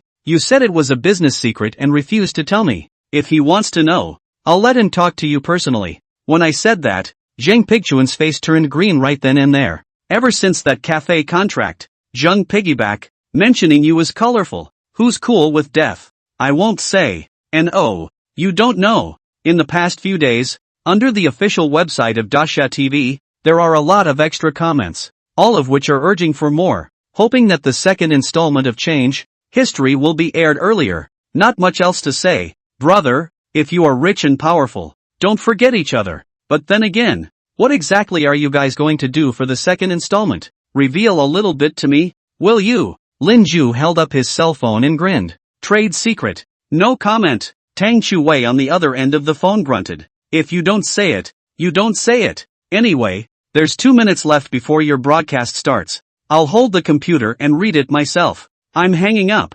I won't disturb your busy man's work. Remember to take care of your health. Don't get hurt again. Lin Ju's heart warmed. He wanted to say something else, but he glanced at the time and only had time for one sentence. When I come back this time, I'll definitely treat you to dinner. Then Lin Ju hurriedly hung up his cell phone, because the time is already 19:59 in the evening. Only 1 minute left until 8 p.m. System. Lin Ju called out softly. The system panel appeared in front of Lin Ju with a swoosh. This time, Lin Ju didn't hesitate. Spreading one hand out and pressing on the system panel. Pay 1,000 crossing points. Open the second crossing. And the system panel there, too, quickly popped up in small print in response. Master has paid 1,000 crossing points. Open the next crossing immediately. Please get ready, Master. Landing time point for the crossing. Locked. The travel time is 3 days. If the owner dies at the past point in time, it will directly end the travel. Countdown to crossing begins. 10, 9, 8. Lin Ju took a deep breath and took one last look at the night of the city behind him. Then, the system panel erupted with a red aura that, once again, engulfed him. The vertigo from the last time he crossed over hit him again, and all he felt was a blackout. Then there was a whirlwind of heaven, and by the time he felt it again, this time, the sound of girls giggling and laughing was heard. A nice Wu-Nong soft language. He, Boss Wu is late. Cuckoo is here today. I'm sure you'll like the song. The newspaper boys Barker. Sell the paper. Sell the newspaper. The evil fox army is approaching the city. Let's see if the defenders of Jinling will fight or surrender. There were shouts of indignation from men, still hooking and listening to music. You wretches who can't wake up. Is the humiliation of your countrymen's country no better than the music you listen to on the hook? The merchants' maidens do not know the hatred of the fallen country, and they still sing Backyard Flowers across the river. With you guys around, Can Dacia not die? Can it not die? All are fallen slaves. A group of fallen slaves. Countless voices drilled into Lin Ju's ears. He held his head. It took a few moments of reprieve before he slowly opened his eyes. What appeared in front of his eyes was actually a small courtyard surrounded by an ancient four-sided small building. The quadrangle of the small courtyard was brightly lit with hanging lanterns. In front of the small building, women in cheongsams with winking eyes.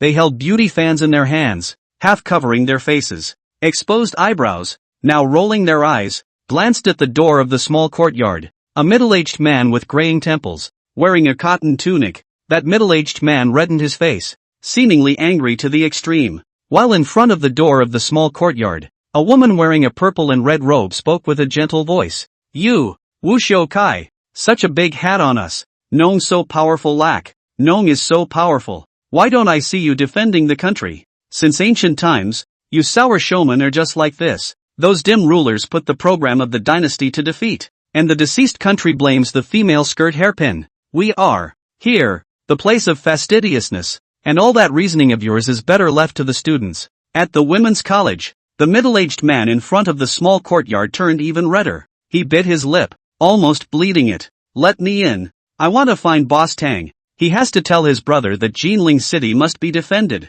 You guys let me in. Kneeling for ratings, reviews, Chapter 28. I want to take the city with me. But is it possible? Lin Ju blinked at the moment. Somewhat confused. He looked at the scene before him. What's this about? And in the meantime, the man in the cotton tunic, striding towards the small four-sided courtyard with the red lanterns, broke into a run, but they were stopped by several women in cheongsams. The woman in the purple and red robe who had just spoken sharply was even more wide-eyed at the moment. Wu, what are you doing? We, Jade Ink House, don't receive poor scholars.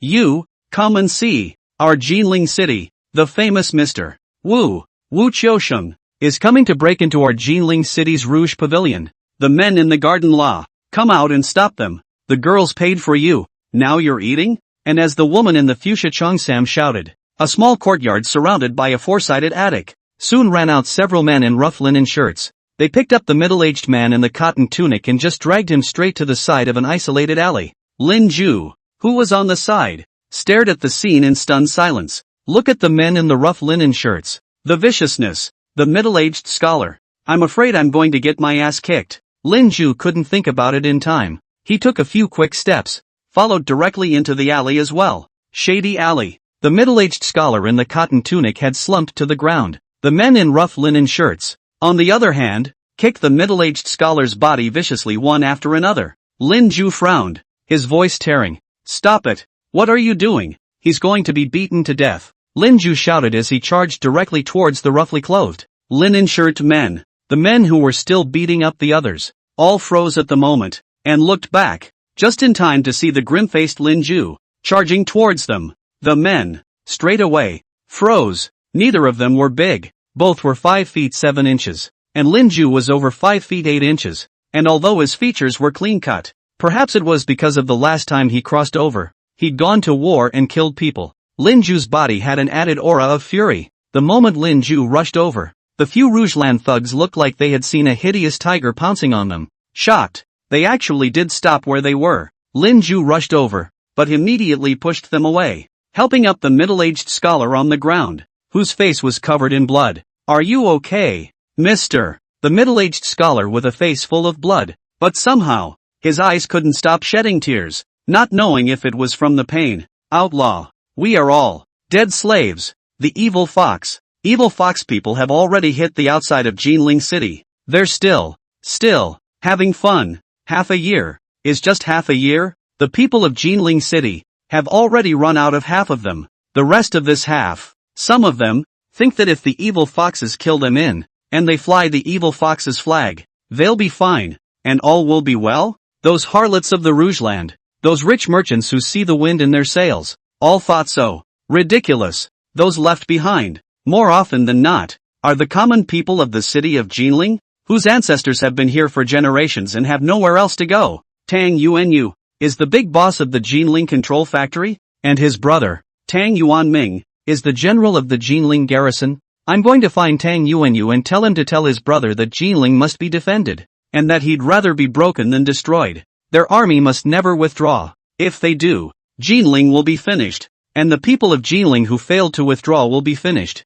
It's just over, yeah. That middle-aged scholar, the blood and tears on his face at the moment, mixed together, looked shocking. Lin Ju, on the other hand, was wide-eyed. He stiffened a little and turned back, looking at the system panel floating aside. System host, Lin Ju. Current status, traveling. Place of crossing, Daxia, Jiangnan Prefecture, Jinling City. Traveling time, 85 years ago. Waxing moon. Remaining crossing time, 72 hours. Countdown has begun. Current number of people on the air, 1. 486. Acquisition of crossing points, 0. Achievements unlocked on this trip, none at this time. Lin Ju opened his mouth, but it was like a lump in my throat, and I couldn't get a word out. 85 years ago on the waxing moon of Golden City. 85 years ago in Jinling? That. Everywhere is a mountain of corpses that can't be buried. Blood-stained White Heron Island. The burial place of 300,000 resentful souls. Under the Qin water. Countless corpses sinking in the river. Feeding the fish and shrimp. Of the city of Jinling. Wind. A wind from nowhere. Whistling through the alleys at this point. Lin Ju involuntarily shivered. Surprisingly, he broke out in a cold sweat at some point. In the distance, from the small courtyard surrounded by the four-sided attic, came the songstress, babbling and singing. I have a love to sing to you all. Let me sing a song about the scenery of Jinling. Let me sing it to you. The water of Qin flows slowly, and Pangu has come to the present day. Jiangnan is beautiful, and Jinling is elegant. Lin Ju unconsciously clenched his fists, and just then, the mouth of the alley, a woman in a cheongsam, the slinky came over. She first glanced at the men in rough linen, then waved her hand at them. The men, immediately understanding, exited the alley. Then the woman, stepping on her high heels, slowly walked over to Lin Ju and the middle-aged scholar with a face full of blood and tears. Mr. Wu, if you had known, why did you do it in the first place? What Mr. Wu just said. I was at the mouth of the alley, and I heard it all. I thought that Mr. Wu was really just a sourpuss, but I didn't expect that. But he was really worried about the country. Before, it was the little lady who took offense. I'm sure you, sir, won't be bothered with me. A woman from the Rouge Land, the woman said as she spoke, while taking off the handkerchief on his chest. He was going to help to wipe the bloodstains on the middle-aged scholar's face, but was knocked off by the middle-aged scholar. With one hand, don't touch me, I'm too dirty. And Lin Ju also proceeded to see the woman in front of him in the dim moonlight at the moment. Surprisingly, it was the woman in the purple and red cheongsam who had just, in front of the small courtyard, gone toe-to-toe with the middle-aged scholar. The woman has a long willow leaf eyebrow, under the willow leaf eyebrow, but was born with a pair of fox eyes. The eyes come with a flow of flavor. This time, being insulted by the middle-aged scholar, he was not annoyed, just picking up the handkerchief that was knocked off by the middle-aged scholar. Mr. Wu is too dirty. UMO does not touch Mr. It is. But Sir said that General Tang is going to withdraw his troops and Evil Fox City is going to enter Jinling, and then Jinling City will be finished? Is this matter true? Jinling is a lot of foreigners, and foreign hospitals and churches. Evil Foxman, even if you're reckless, you still have to follow the rules, right? And just then, a hoarse voice suddenly came. Rules? Evil Fox people know the rules too? Then what happened to the dead souls in Yenbei? Who did so many dead bodies in the Central Plains? Jinling, 300,000 people have to die. 300,000 are all your compatriots and mine. At this moment, the cheongsam woman and the middle-aged scholar all froze, because the one who spoke was Lin Ju on the side. At this moment, Lin Ju, his face was pale. He was biting his lip so hard that his lower lip was already bleeding from his bite. I'm crossing over. For once, it turned out to be the city of Jinling 85 years ago. I want to take everyone in this city with me. But, is that possible? Chapter 29, Don't rely on the immortal emperor. Rely on yourself and save Jinling City. Jinling City, in the alley. Lin Ju crouched on the ground, his head lowered, his uncontrollable breathing beginning to intensify as countless images flashed through his mind for a moment. Mountains of corpses, the bodies of unclothed women, the heads of children, the streets bleeding and drifting, the infernal city of Jinling. He just felt his scalp tingle. Those were real images from real photographs that he had seen, and these scenes are about to play out here in a few days. Those evil spirits, they're about to enter Jinling City. What to do with yourself? What the hell do you do on your own? And the alley. The middle-aged scholar with a face full of blood and tears, and the woman in a cheongsam with a shapely body, also looked at Lin Ju in shock. The scribe stumbled a bit to get up from the ground. He tapped down on Lin Ju's shoulder. Little brother, are you okay? Thank you Nong for coming to my rescue, but what did you just say? 300,000 people are going to die in Jiling? Who told you that? Where did you get your information? The shapely woman on the side also had a frown on her face. You're talking to me. This is no joke. There are only a few 100,000 people left in the city of Jiling since the first half of the year. So no la.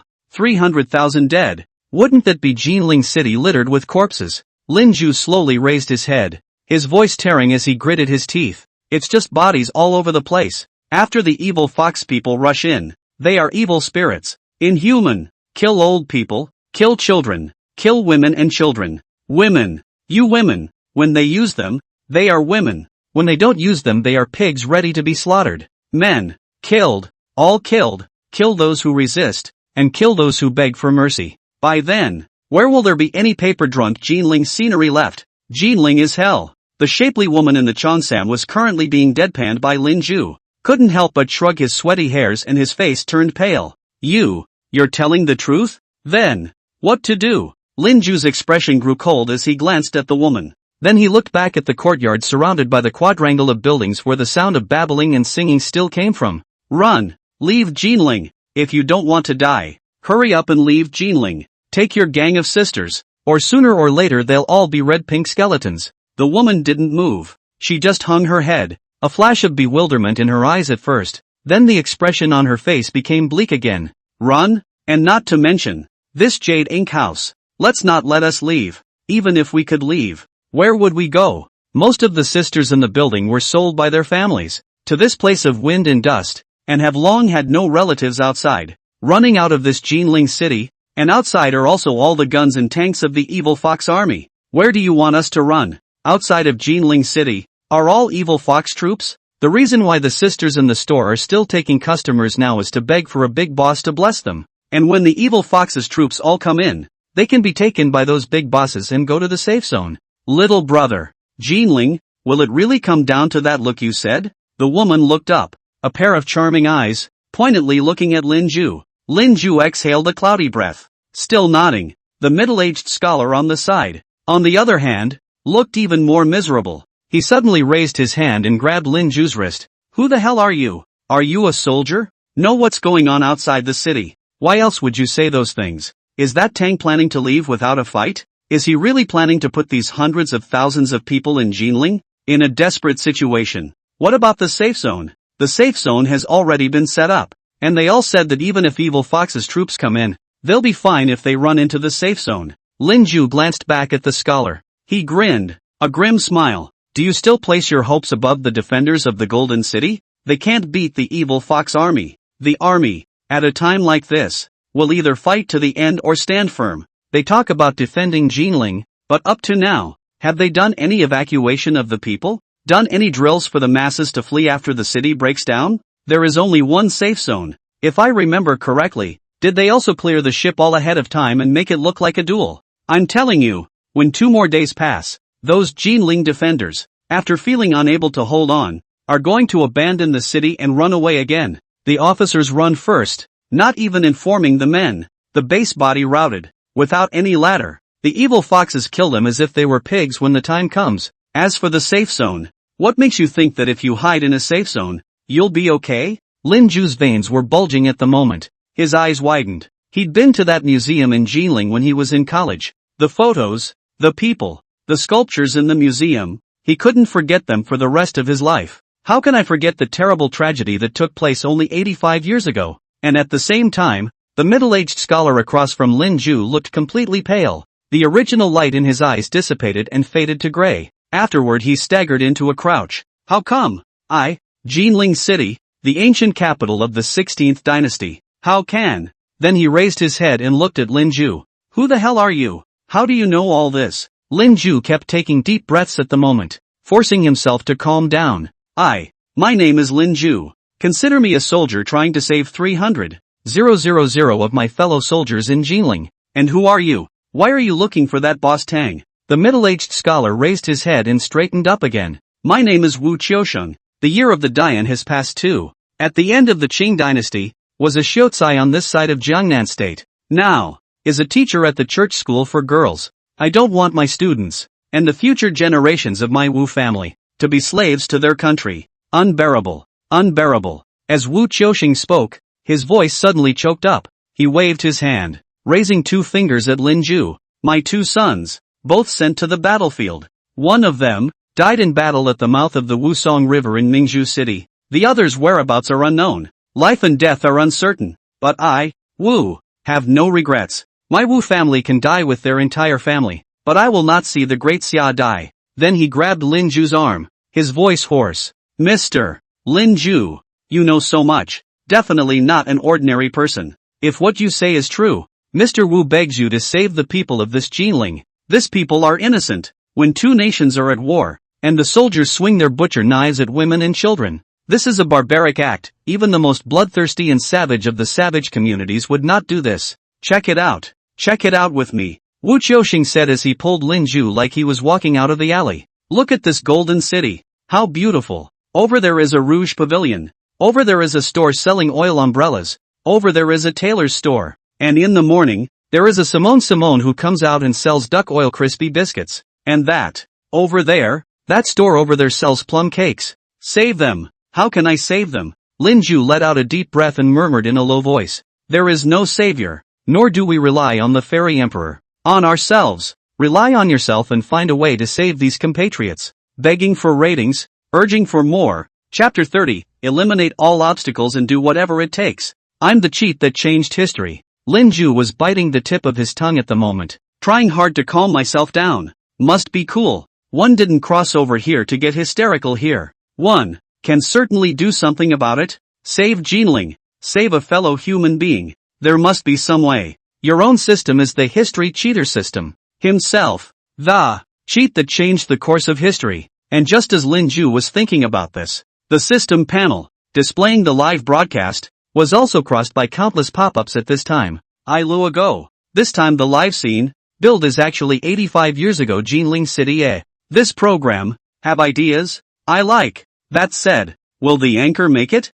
It can't be. The prophet paradox. You know about the catastrophe because the catastrophe actually exists. And you're traveling through to stop that catastrophe necessarily caused you to not know that the catastrophe existed. It would then be impossible for you to go back and stop that catastrophe at all. Right. And back then, the Jinling city, evil fox army was already under the city. So how could it be stopped? But, I so hope that the anchor can succeed. Even if it's fake, I hope he can save Jinling city. I'm from Jiangnan state. Jinling people save Jinling. At this time, Lin Ju, naturally, didn't have the energy to pay attention to the pop-ups in the live stream, but he had calmed down. Natural disasters cannot be changed. Man-made disasters do their best, and all means must be used to overcome all difficulties to seize the ultimate victory. Lin Ju took a deep breath as he turned his head, twisting it to look at the shapely Cheongsam woman to the side. Do you want to save Jinling? The flagstaff blinked a few times.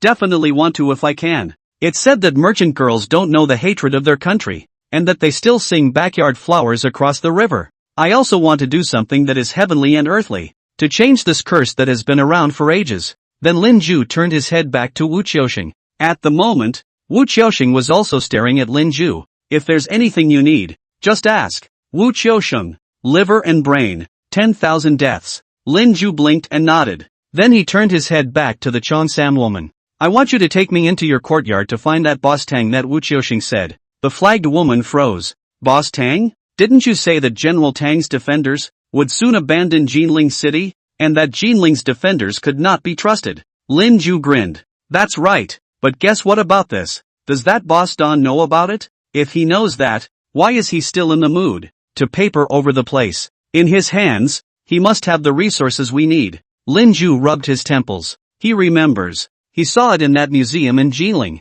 According to the current time, in a few hours, the evil fox army outside the city will start to launch a general attack. Tomorrow, the evil fox army will attack the city from both water and land. The day after tomorrow, the defenders of Jinling will announce the order to retreat. In 72 hours, or 3 days, the city of Jinling will be breached at the Vermilion Bird Gate, and Jinling will become a hell on earth. Your own personal capacity is really limited. One must make the best of what one has and do whatever it takes. Lin Ju's expression grew grim, and across from him, the shapely woman in the cheongsam nodded. Good. I'll take you in. But, Mr. Wu, can't go in. He's already come to Jade Ink House many times to make trouble. All for coming to block Boss Tang. Everyone in the garden recognizes him. Lin Ju glanced back at Wu Qiusheng. Wu Qiusheng, on the other hand, grinned as he raised his hand and wiped the bloodstains on his head. I'm not going in.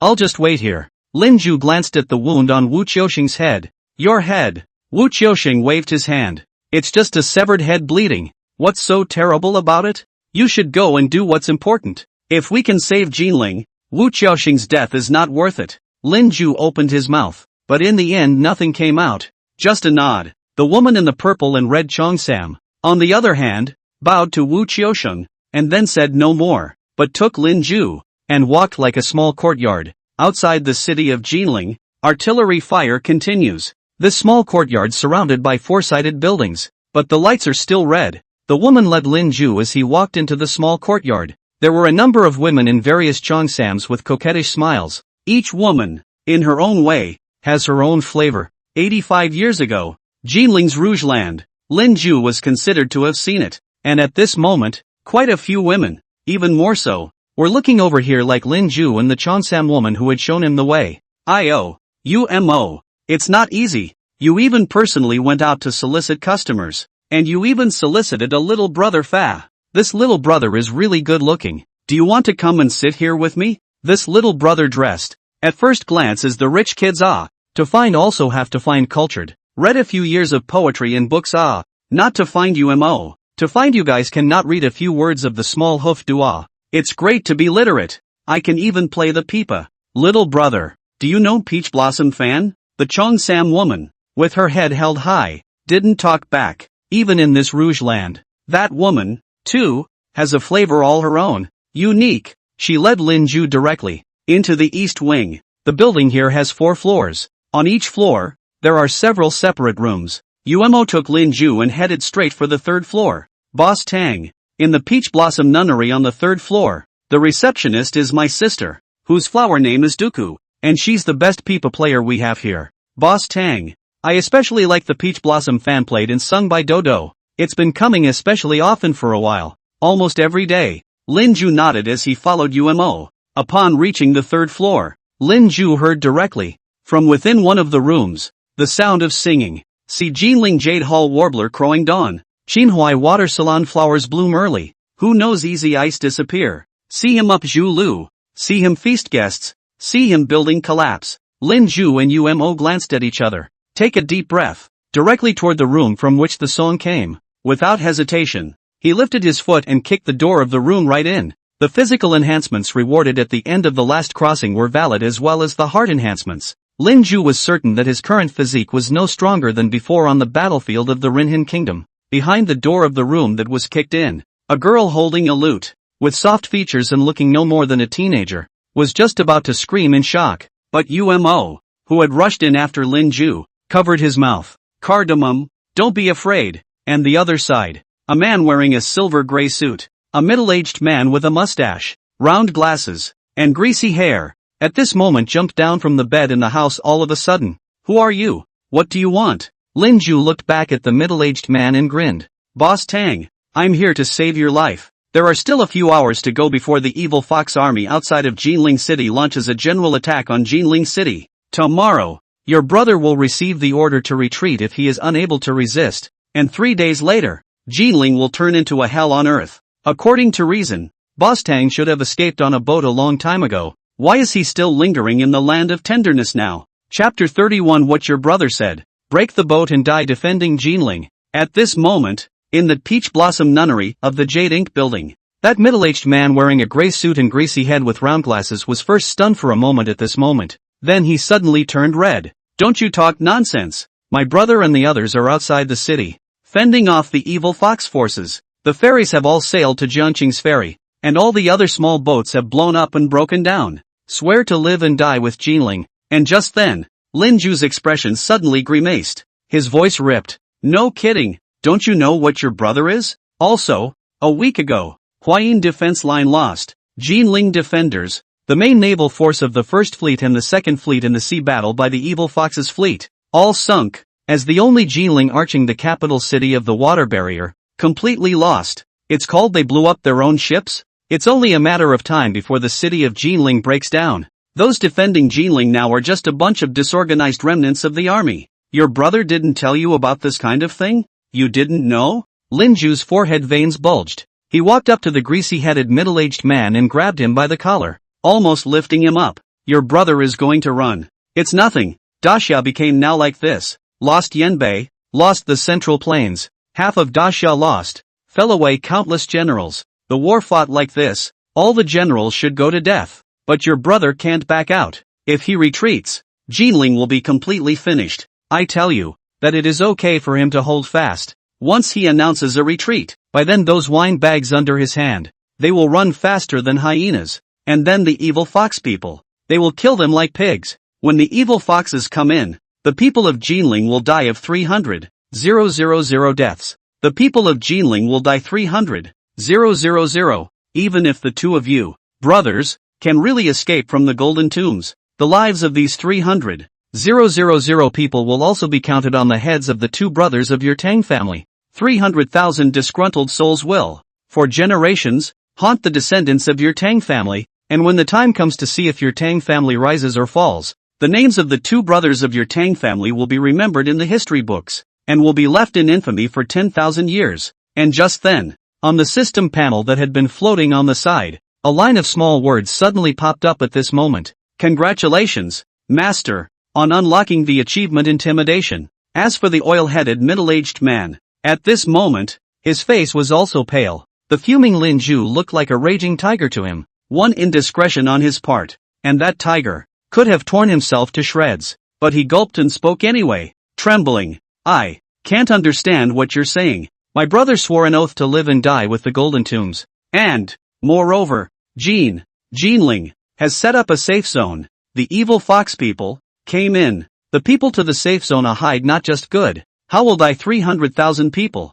Lin Ju was, at the moment, furious and laughing. He looked back at the table behind him and the Peach Blossom Nunnery. The antique table was set with beautiful dishes and wine jugs. Lin Ju grabbed the wine jug on the table and slammed it directly into the middle-aged man in the suit's head. This, incorrigible, snapped. The jug exploded. A shard of porcelain pierced Boss Don's head. The young girl holding the lute once again tried to scream out, but once again, Umo covered her mouth. Don't be afraid, Dooku. Don't be afraid. He's not a bad guy. But Boss Tang there was wailing and kneeling on the ground at the moment. He put his hands over his head. Bring your hand up to your eyes. Hands full of blood. His eyes rolled back and he was about to pass out. But just then, another slap, hard across his face. Hardcore. Pump him up mentally. Then he saw Lin Ju's grim face, leaning in again. You bull *****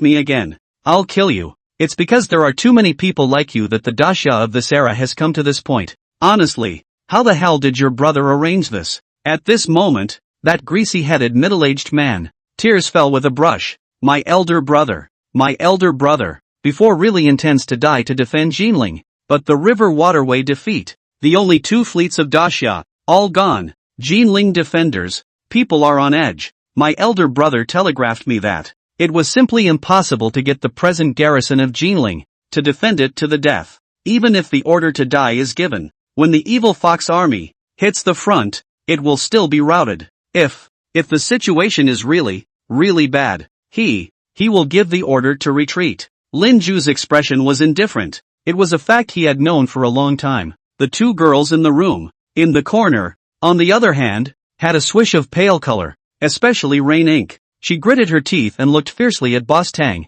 whose face was covered in blood. These days, Jinling's defenders, but to the people of Jinling propaganda, they broke the boat. Absolutely will survive with Jinling. Just a week ago, General Tang also said in the newspaper that the evil fox army is not terrible. He will definitely be able to defend Jinling. Tang Yuanyu. The words in that newspaper were spoken by your brother Tang Yuanming himself. After he said those words, but he even blocked the city gates, allowing the people who could have fled and left Jinling to return to the city. Tang Yuanyu's face was a bit pale at the moment. That says so, all for the sake of stability. There was already an emergency on the front line, and the city is going to be in more chaos. Going to be in more chaos. He couldn't go on, because Lin Ju suddenly grabbed him by the hair and yanked him up. Why are you still in the mood to come here tonight, when you know all about the situation in Jinling? Even if you're full of tenderness, you shouldn't be stupid enough to account for your life here. Tang Yuanyu's not so much hair was being yanked to death by Lin Ju.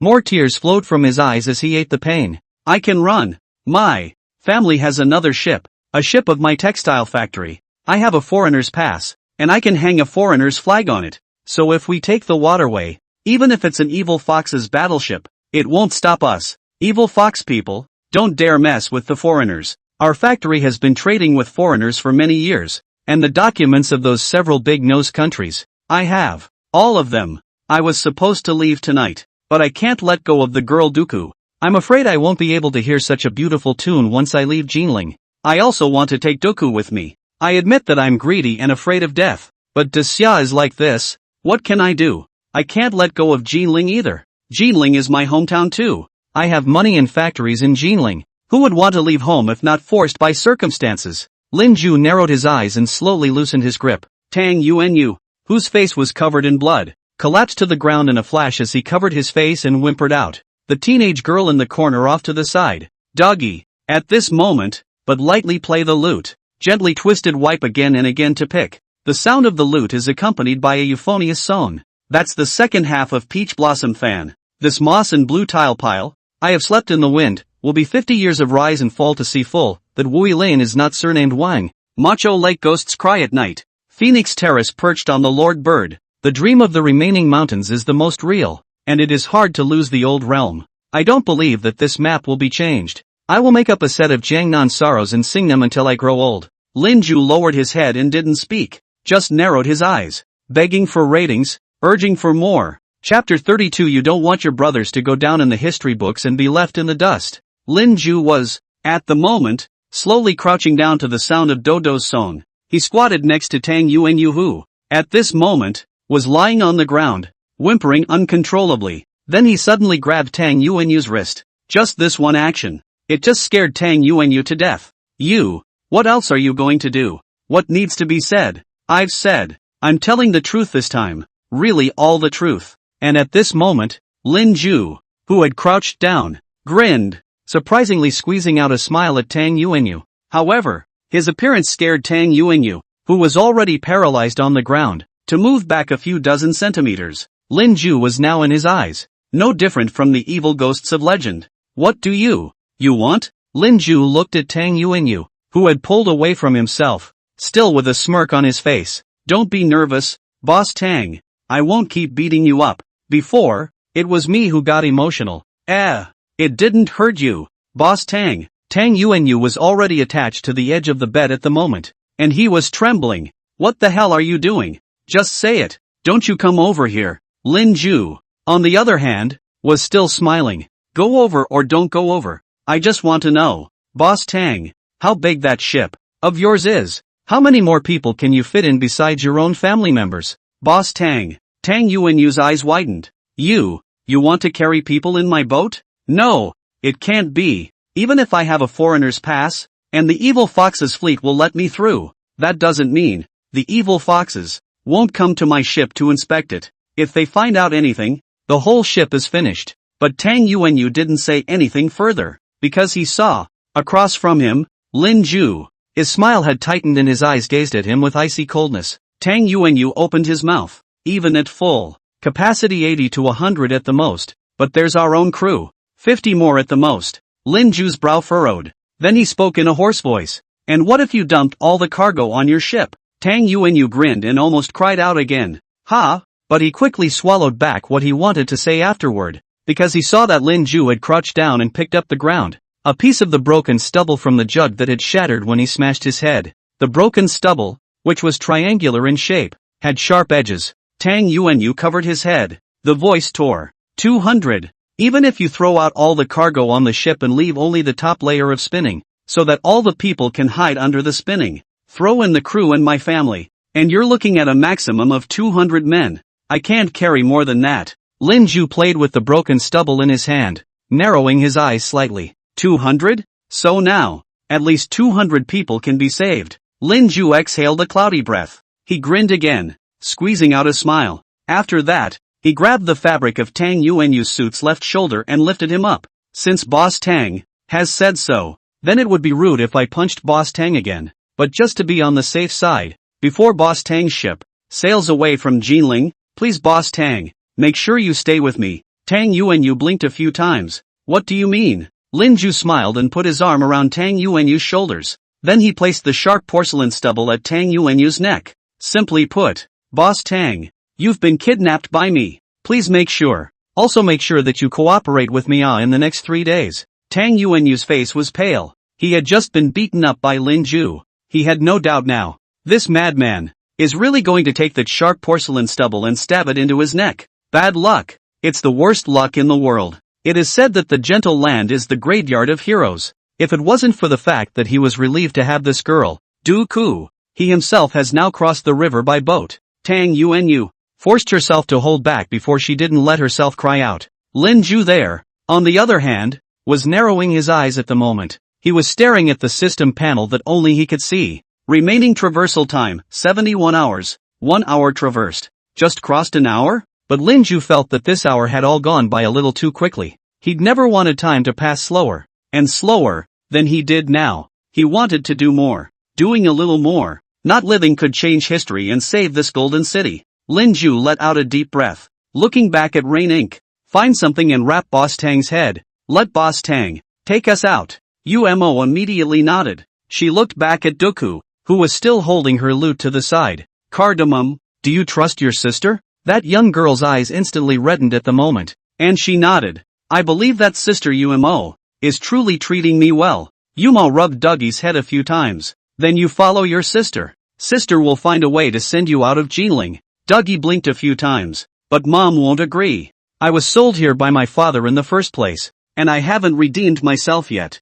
I don't know how to live away from here, away from the golden age. And just then, Lin Ju suddenly glared back at the young girl. Leaving Jinling, even if you go to ask for food, it is better than you stay in Jinling. When the evil fox soldiers come in, Jinling is hell, especially for good-looking girls like you. Lin Ju bit his lip. He didn't have the heart to go into detail. Do. On the other hand, was so shocked by Lin Ju's look that tears fell directly from her eyes. Thankfully Umo kept comforting, and Lin Ju's hoarse voice came in a ghostly whisper. Must leave Jinling within 3 days. The small courtyard of the Jade Ink building is still transparently lit. The slinky women weave in and out. Tang Yuanyu, dressed in a suit and with a huge hat on his head, was swayed towards the front door of the Jade Ink building with Lin Ju's arm around his shoulders. Yu Ma, on the other hand, held Do and followed behind the two. And just then, a woman who looked to be in her 50s, wearing black and red robes, with a somewhat bloated physique and heavy makeup, suddenly walked over. Yo, Boss Tang, where are you taking the 2 girls from our building? Umo and Dodo. 2. Our girls here take clients in the courtyard. They don't usually go outside. And just then, Lin Ju was the first to turn his head. Is Boss Tang an ordinary person? What a time it is. The huge city of Jinling is being guarded by Boss Tang's elder brother. It's better to be broken for jade than to be broken for tile. His brother has put his life on the line. What's wrong with Boss Tang wanting to take 2 girls out for a night of pleasure? What do you mean? Are you thinking that Boss Tang will take someone and run away? Do you want Boss Tang's older brother to bring someone to pick him up in person? The woman in the cheongsam was yelled at by Lin Ju. She blinked a few times and waved her hand in a huff. Do not dare. Don't dare. I'm just asking. Don't be so fierce. Lin Ju turned his head with an icy expression. Still holding Tang Yuanyu's shoulders, he walked towards the outside of the small courtyard. He saw, in the cold wind, Wu Qiuxing, who had been waiting not far from the entrance of the alley. He exhaled a cloudy breath. At Tang Yuanyu's side, he spoke in a low voice. When we get out of this little compound, I want you to find a way to get me in touch with your brother, Tang Yuanyu. You also don't want you 2 brothers to be left in the history books for years to come. Chapter 33, Safe Zone? Doesn't exist. Jinling will turn into an abyss. Tang Yuanyu trembled as he walked forward at the moment. Lin Ju held a sharp knife right against his abdomen. One push from the other side and you could be disemboweled yourself. The sharp knife. The woman called Rain Inc. brought it to him. Mother asterisk. He could tell before that the woman called Umo was not a good person even in this land of wind and moon. But is this man telling the truth? Himself and his brother will be left in infamy for years to come? Tang Yuanyu sighed silently inwardly as he felt his head growing drowsy. I don't know if it's because of the bleeding. He only hoped that Lin Ju could control his grip on the knife and not actually open himself up. And Lin Ju there racked Tang Yuanyu. Quickly, he left the small courtyard of the Jade Ink House. When Tang Yuanyu came to Jade Ink House to play, he usually didn't bring an entourage with him, and the driver of the car would come to pick him up at the entrance of Jade Ink House at the agreed upon time after dropping Tang Yuanyu off. And now, according to Tang Yuanyu's explanation, it wasn't yet time for the coachman to pick him up, so Tang Yuanyu was, quite literally, kidnapped and isolated by Lin Ju. Lin Ju held Tang Yuanyu on his frame for some distance away from the Jade Ink building before turning into a remote alley. Yu Ma held Do Do, and Wu Qiusheng, who only followed later, also followed along. The remote and obscure alley was surprisingly crowded for a moment. Lin Ju also finally exhaled a mouthful of turbid air at this moment. He lifted the sharp knife that had been pressed against Tang Yuanyu's abdomen and set it on Tang Yuanyu's neck. Boss Tang, haven't forgotten what I told you before?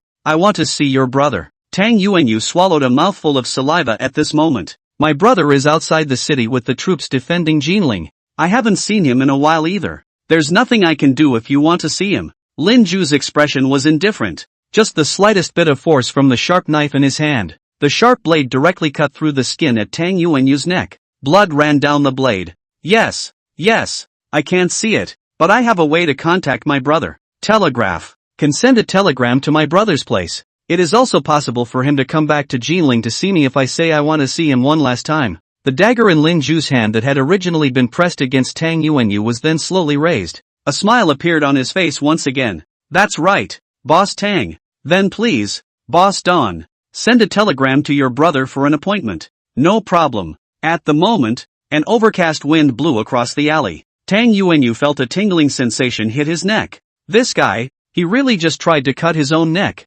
Electric telegraph in my factory. If you want to send a telegram, you have to go back to my factory first. Lin Ju cocked his head slightly and frowned. No, your factory must be full of your people. If we let you get away, the efforts of so many of us tonight won't be in vain. Boss Tang, I have reason to suspect that you have impure motives. Tang Yuanyu swallowed a mouthful of saliva, but this time, he didn't flinch. The only way to contact my brother is to send a telegram. If you don't agree, just kill me. At worst, a severed head and bloodshed is better than a lingering stench for years after you say you'll live on. Lin Ju's expression clouded over for a moment. This fat bastard. He's starting to play tricks on himself. Lin Ju unconsciously tightened his grip on the dagger in his hand. And just then, Wu Qiusheng suddenly took a step forward. We, the church college, have a telegraph. Lin Ju raised his head and looked at Wu Qiusheng who was at the side. In his eyes, surprise was revealed. Tang Yuanyu, on the other hand, glanced at Wu Qiusheng with some grudges. How come you're everywhere? Wu Qiusheng there also looked up and glanced at Tang Yuanyu. Mr. Tang, a lowly position does not dare to forget the country. Wu someone, a grasshopper, but for the sake of Jinling, the same is not afraid to break his head and bleed. Your daughter is also a student at the church's women's college, and she too will be in the schoolroom. Reciting to die is to know that all things are empty, but to grieve is not to see the same in the 9 states. On the day the king's division settles in the center of the plains, the family sacrifices to their ancestors. The king's division has been established in the central plains. Tang Yuanyu looked away, seemingly too lazy to argue with that stubborn middle-aged scholar any further. Lin Ju then blinked his eyes a few times and looked at Wu Qiusheng. Mr. Wu, time waits for no man. Church school, where is it? Is it okay if we go there now? Wu Qiusheng raised his head and raised his hand to point east. It's not far. It's 3 blocks away from us. If you walk fast, you can get there in about half an hour. Jinling's several churches are concentrated over there. The church hospital, Jinling Girls' School, by the way. Now, they're under the last month, led by several church priests, as well as some foreigners initiated the initiative, only to set up a safe zone. The safe zone accounts for about 1/10 of the main city center of Jinling. The church hospital, and the Golden Girls' School are all situated within the safety zone that is currently carved out. Daxia's own common people, who turned out to be foreigners, thought of protecting them first, and Tang Yuanming, the general in charge of guarding Jinling, sealed off the Yuhong Gate, the only gate leading to the docks outside the city, letting the common people not even be able to leave the city, with the beautiful name of, I'd rather be broken by jade than by tile. This is my daxia's war general. Tang Yuanyu on the side opened his mouth as if he wanted to argue something, but in the end, he didn't dare to say anything. Wu Qiuxing there also stopped talking much. Instead, he just turned his head, taking Lin Zhu and the others towards the safe zone of Jinling at this time. But Lin Zhu knew, wait for the evil fox man to come in. There is no such thing as a safe zone. Those evil ghosts, they will put their dirty hands to those women and children who are hiding in the safe zone and schoolgirls. 3 days later, Jinling is the abyss of hell that falls on earth. Nighttime, a half moon, hanging in the sky. Lin Zhu saw another street scene in Jinling City at night, more than 80 years ago. Exotic churches, lighted church hospital, tree-shaded women's high school. It makes up another part of the city of Jinling. Wu Qiuxing led the way. He ran to a compound that towered over a 4-meter-high gate. Through the perimeter fence, the compound, with its towering church, could be seen, and the Red Cross flag flying in the courtyard. Wu Qiuxing knocked on them. Then he looked back at Lin Zhu and spoke in a low voice. This is the embroidery street of Jinling, St. Raka's Cathedral, which is connected to the Jinling Girls' School next door. The dormitory for the resident girls is right behind the church. The priest of the church, who was my teacher and my friend, and with Wu Qiuxing knocking on the door, the heavy 4-meter-high gate suddenly had a palm-sized doorway opened, revealing the face of a young, teenage-looking boy. That teenager's eyes instantly revealed surprise after seeing Wu Qiuxing. Mr. Wu, you're back. Father John, worried sick about you. Now that the soldiers are in a state of chaos, you don't run around all the time, okay? The teenager chanted as he pushed open the door. However, after seeing the group of people behind Wu Qiuxing, the teenager froze between them, his face showing caution. Mr. Wu, why did you bring so many people back? Who are they all? Va. Wu Qiuxing coughed twice in a low voice. All my friends. Where is the priest? I have urgent business with him. The golden age is in danger. Lin Zhu stood behind Wu Qiuxing and glanced at the system panel not far away that only he could see. Remaining traversal time, 70 hours, 2 hours traversed. Chapter 34 In the future. The ruling of the country and the pacification of the world will depend on my generation. Save the schoolgirls. The teenager at the church gate blinked twice. He hesitated, but sidestepped. Get in here, father. It should already be just about done with the prayers. Wu Qiuxing nodded. He looked back at Lin Qiu. The boy's name is Paul Chang and he's an orphan. Picked up by me 10 years ago. Father John adopted him. Grew up in church all these years. Speaks foreign languages and sends telegrams. When Wu Qiuxing said the word telegraph, he deliberately looked back at Tang Mingyu behind him. Lin Zhu turned to the teenager, nodding his head in greeting. The teenager, on the other hand, bowed slightly in return. Wu Qiuxing there then led the way for the crowd, all the way straight to the church. The teenager then followed behind Wu Qiuxing. Right, Mr. Wu. In addition to the priest, a gentleman with a big nose came by the church today, and he came to see the priest to discuss about the safe zone. The students of the girls' school, today, are also chanting the Bible in church, but the priest has given them permission to sing something else, like those nursery rhymes you taught them. 2. Schoolgirls, says the priest, have been too anxious lately. Wu Qiuxing nodded. He glanced back at Lin Zhu and spoke in a low voice. The girls' dormitory, connected with the church, housed schoolgirls, most of them, 13 to 15 years old, many of whose families were not local to Jinling, but from neighboring cities, and sent to Jinling for schooling. With Jinling in this state, their parents, too, will have a hard time picking them up and leaving. Mr. If according to what you said, the safe zone will not be safe by then, these schoolgirls, what can be done? Lin Zhu opened his mouth, and for a moment, didn't know what to say. And just then, Wu Qiuxing had led them to the entrance of the church.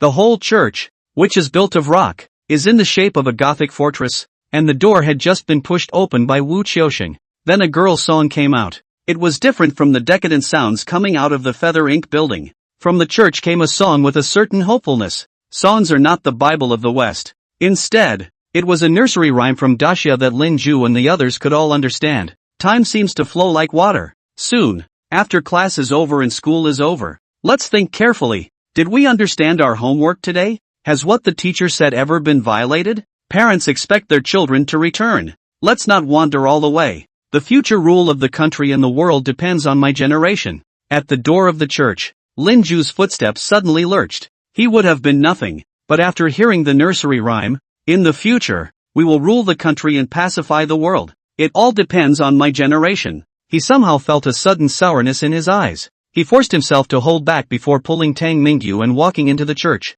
In the church, a little light is lit. It looked lit up. Colorful shutters set around the perimeter of the church. The dome, which is in the shape of an eggshell, is painted with various colorful paintings. The church's auditorium, on the other hand, is filled with dozens of young girls, lined up in 5 rows. Those teenage girls, all of them had short, ear-length hair. They were dressed in long gray cotton coats. It was all very neat, and must have been the school uniform of their time. They are still, at this moment, whispering that nursery rhyme. Work hard, everyone, class, and we'll see you tomorrow. In the future, we will rule the country and pacify the world. It all depends on my generation. And just then, one of the young girls in that group, standing at the head of the line, saw Lin Ju and the others. The young girl didn't hold back and let out a gasp. That shriek also disturbed the chanting nursery rhyme. Mr. Wu, you're back. And with that young girl's exclamation of surprise,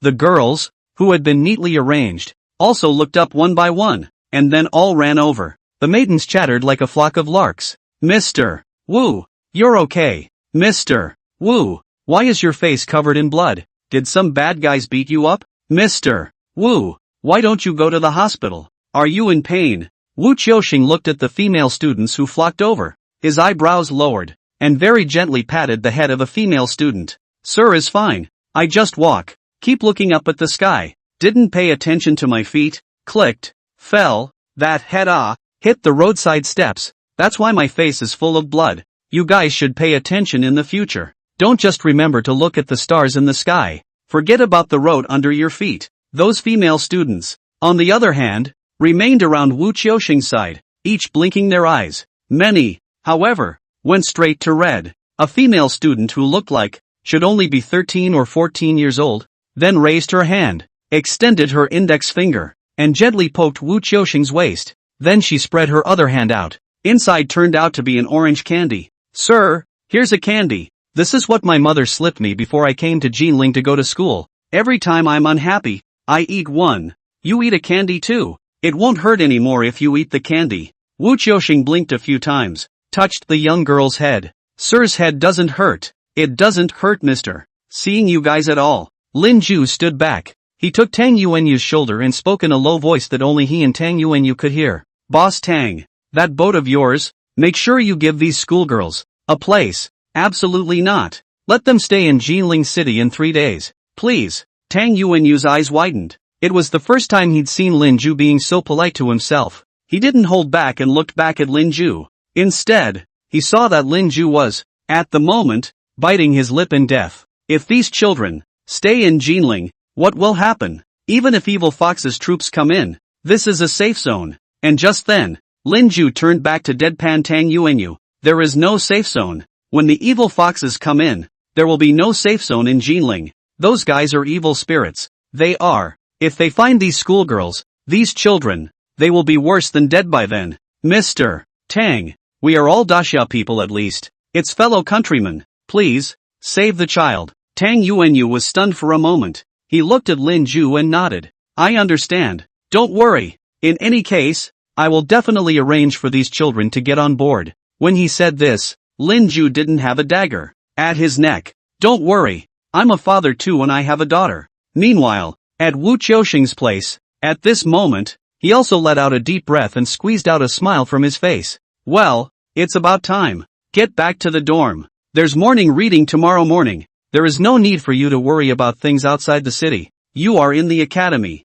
You only need to study well. Paul Chang, send them back to the dormitory. The teenager, who was the same age as these schoolgirls, then ran over to them upside down. Go back to your dormitory now. Monsieur has brought his friend here to see the priest on business. You can't help us here. Get out of here. The schoolgirls, then, left the church reluctantly, just one by one, but still, one step back. Wu Qiuxing stood in place and just tenderly waved his hand at them. And just then, at the back of the auditorium, 2 bearded, blue-eyed foreigners also came out. One of the foreigners with a big nose immediately rushed over the moment he saw Wu Qiuxing. He gave Wu Qiuxing a hug. Wu, you shouldn't have gotten carried away, let alone run around. The children are worried about you. Wu Qiuxing then gently patted the foreigner on the back. Father, I have to do this, and I have heard some news that I must share with you. The garrison of Jinling will within 3 days abandon Jinling and retreat. Jinling cannot be defended. Chapter 35. If we fail to change history, please save our compatriots. The bearded foreigner who had originally embraced Wu Qiuxing. First, he was stunned for a moment. Then he loosened his arms around Wu Qiuxing. Stunned, he took 2 steps back. Another sigh at the end. I guessed it. We proposed a safe zone before because we guessed that this day might come. No matter how far the war goes. But the people should be innocent. But the direction of the war is now so obviously monstrous that God will never forgive those evil foxes. Wu, the voice of the bearded foreigner paused. Find a way to get out of Jinling. I know your hometown. It's not in Jiangnan Prefecture. It's in Wui Town in Yongning Prefecture. I can find a way to send you out of the city. The garrison over at Jinling sent another batch of supplies to the safe zone today, and promised us that they could find a way to send a group of foreigners out of Jinling, which should be the last chance to leave Jinling. Wu Qiuxing's eyes widened, his voice hoarse. John, are you kidding me? This is my country. Jinling is also my hometown. I've been in Jinling since I was 24 years old, soon to be almost 30 years. You blue-eyed, big-nosed foreigners won't leave, and you're asking me to leave Jinling? Behind Wu Qiuxing, Lin Zhu and his group blinked and were also a bit confused, and the priest with the big nose lowered his eyes. Wu, there was a telegram from your old side of the family today. It's from your wife. Your father is very ill, and your wife says that the old man should wish to see you one last time, if possible. Wu, what you told me, you Daxia people. Parents' favor is bigger than the sky, and with your character, once the evil foxes come in, you'll never stay quiet in the church. My dearest friend, I can foresee your fate when the evil foxes attack the city. I can't let you do that. Wu Qiuxing's body froze in place. It was a long time before he slowly turned his head toward the northwest. He knelt and solemnly kowtowed 3 times. Father, forgive the son for being ungrateful. Can't see you off. Your 2 grandchildren have both entered the path of national salvation. Prophet Chen's son has already sacrificed his life, and Lu Shang's son, his whereabouts are unknown for the time being. As their father, I dare not live up to my word. Now, the evil fox thieves, to recidivism Jinling, although the autumn sound is a scholar, but also to fight with them to the end. A heart to kill the thieves, in case of accidentally prepared evil fox thieves killed, but also counted as a good death. At this time, only sacrifice away. There is no way to go. Only when the evil fox thief is killed cleanly will I be able to absolve myself of my responsibility. Only when I reach the Yellow Springs can I apologize to my father. Wu Qiuxing's voice tore. He let out a deep breath and heavily kowtowed 3 more times at the ground. Lin Zhu saw that, on that floor, there were already marks of fresh blood. Then, Wu Qiuxing staggered to his feet. He turned his head and grinned at John, then looked back at Lin Zhu, his voice low. John, I'm not going back. Jinling is my great Xia's Jinling. Even if I leave, I have to do so in a dignified manner, never in today's situation where I only seek to live. Then he turned his head to look at Lin Zhu. Mr. Lin, if you want to save Jinling, there must still be something you need to use me for. In the entire city of Jinling, there are not many people who are more familiar than me with the large and small streets of the pavement. I know more or less all the laborers in the major factories and the traders in the major streets. I stay useful. Lin Zhu opened his mouth, but in the end he didn't say anything, just nodded. Father John there, looking at Wu Qiuxing. In the end, he also just drew a cross silently in front of his own chest, as if he was praying for this friend of his. Then he opened his eyes and pulled the other bearded foreigner beside him forward. Wu, this is Bell, a native of the Cavalry country, the president of the Jinling Cavalry Chamber of Commerce, and the main person in charge of our safe zone. You've met him before. He came to the church this time, and he also came to see me about the safe zone, because the Cavalry Nation and the Evil Fox are allied, and of the foreigners currently in Jinling, only the Cavalry people, in the face of the Evil Fox people, have a voice. Bell, during the day today, called the Evil Fox Force, via telegram, demanding that they, in turn, must recognize the existence of the safe zone. The other side's attitude remains ambiguous. Once the defenders of Jinling retreat and the evil foxes come in, we are worried that the safe zone, too, may not be able to protect the people of Jinling. We don't have any other options at the moment. We can only hope that the defenders of Jinling will hold out a little longer and buy us some time. At least let the safe zone supplies be complete again. Father John's voice, at this point, paused. This was because he saw that at this moment, Wu Qiuxing turned his head and looked at Lin Qiu on the side with a worried face. Father John followed Wu Qiuxing's gaze together to Lin Ju. Wu, your friend. Wu Qiuxing reacted at that moment. I forgot to introduce you.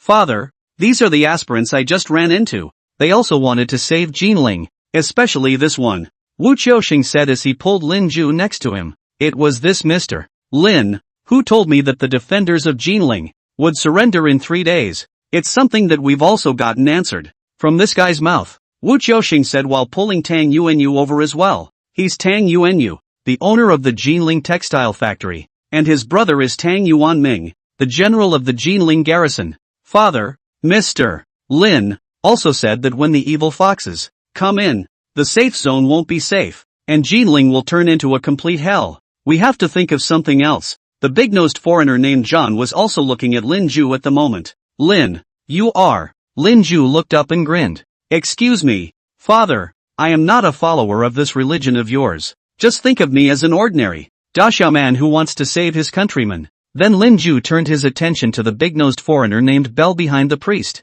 He walked up to the cavalryman and suddenly bowed at him. Although this is an unreasonable request, if we end up failing to save Jinling, and nothing changes, I request that you must record the crimes committed by the evil foxes. In Jinling, the diary you have kept will be useful, very useful, for future generations. If we have changed nothing, we ask you to save our countrymen. Lin Ju gritted his teeth. He knew who the big-nosed cavalryman in front of him was. Robert Bell, a native of Calvary, in that hell on earth back then, born in Calvary, doing business in Jinling, Daxia, saved more than 200,000 Daxia civilians in that purgatory 3 days later. Lin Ju bit his lip, and there was one more thing he didn't say. If I have traveled here, and with all my might, I have not been able to change any history, please do, by all means, complete the original course of history and save my compatriots. There are no words to describe the great favor. Chapter 36. It can't all be my brother's fault, brother.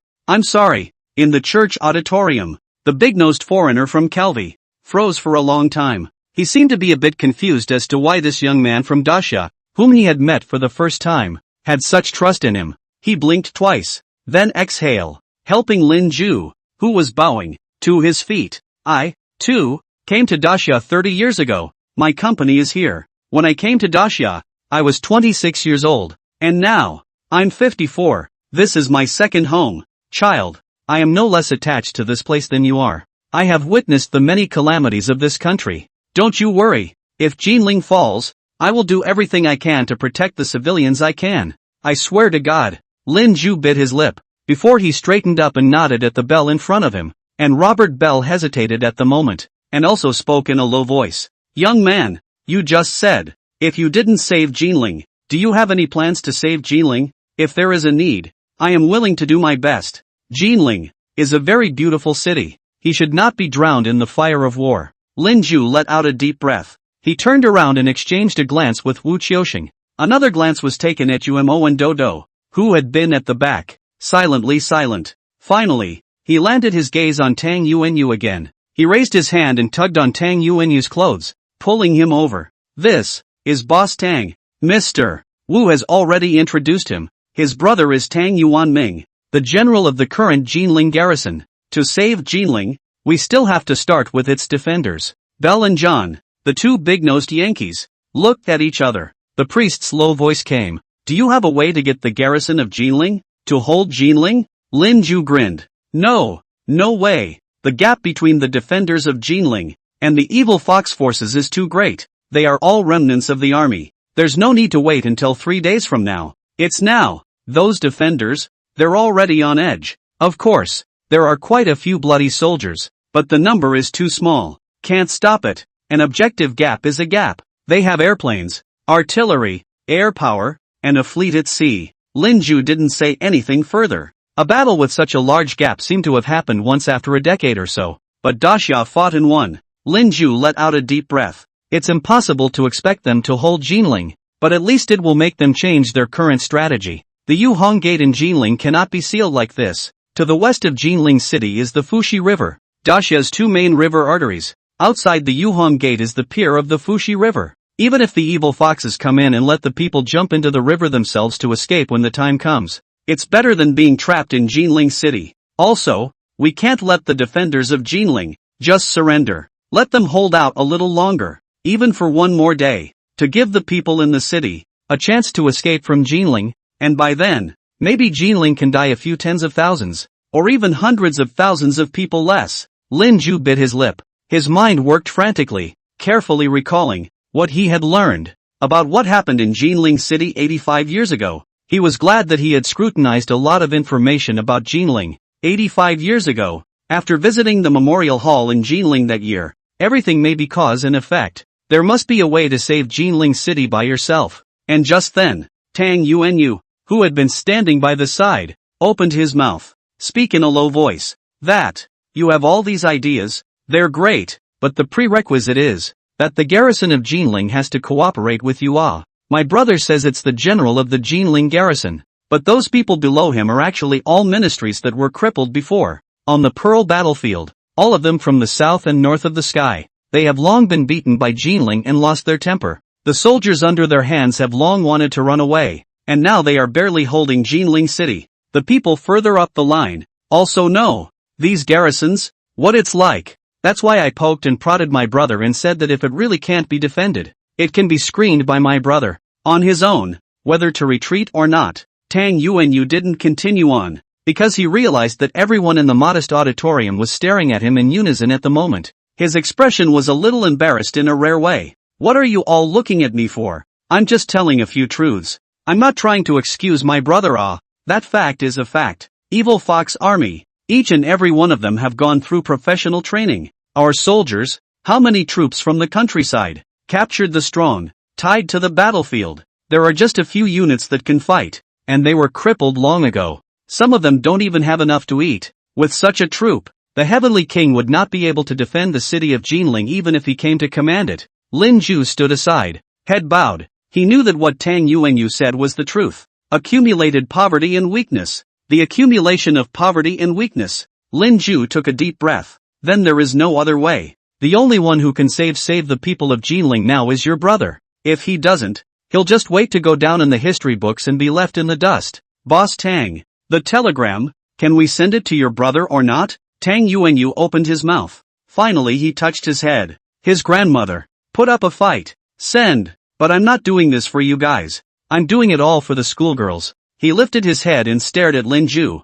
My ship can send up to 200 students away. But there are far more than 200 students in Jinling.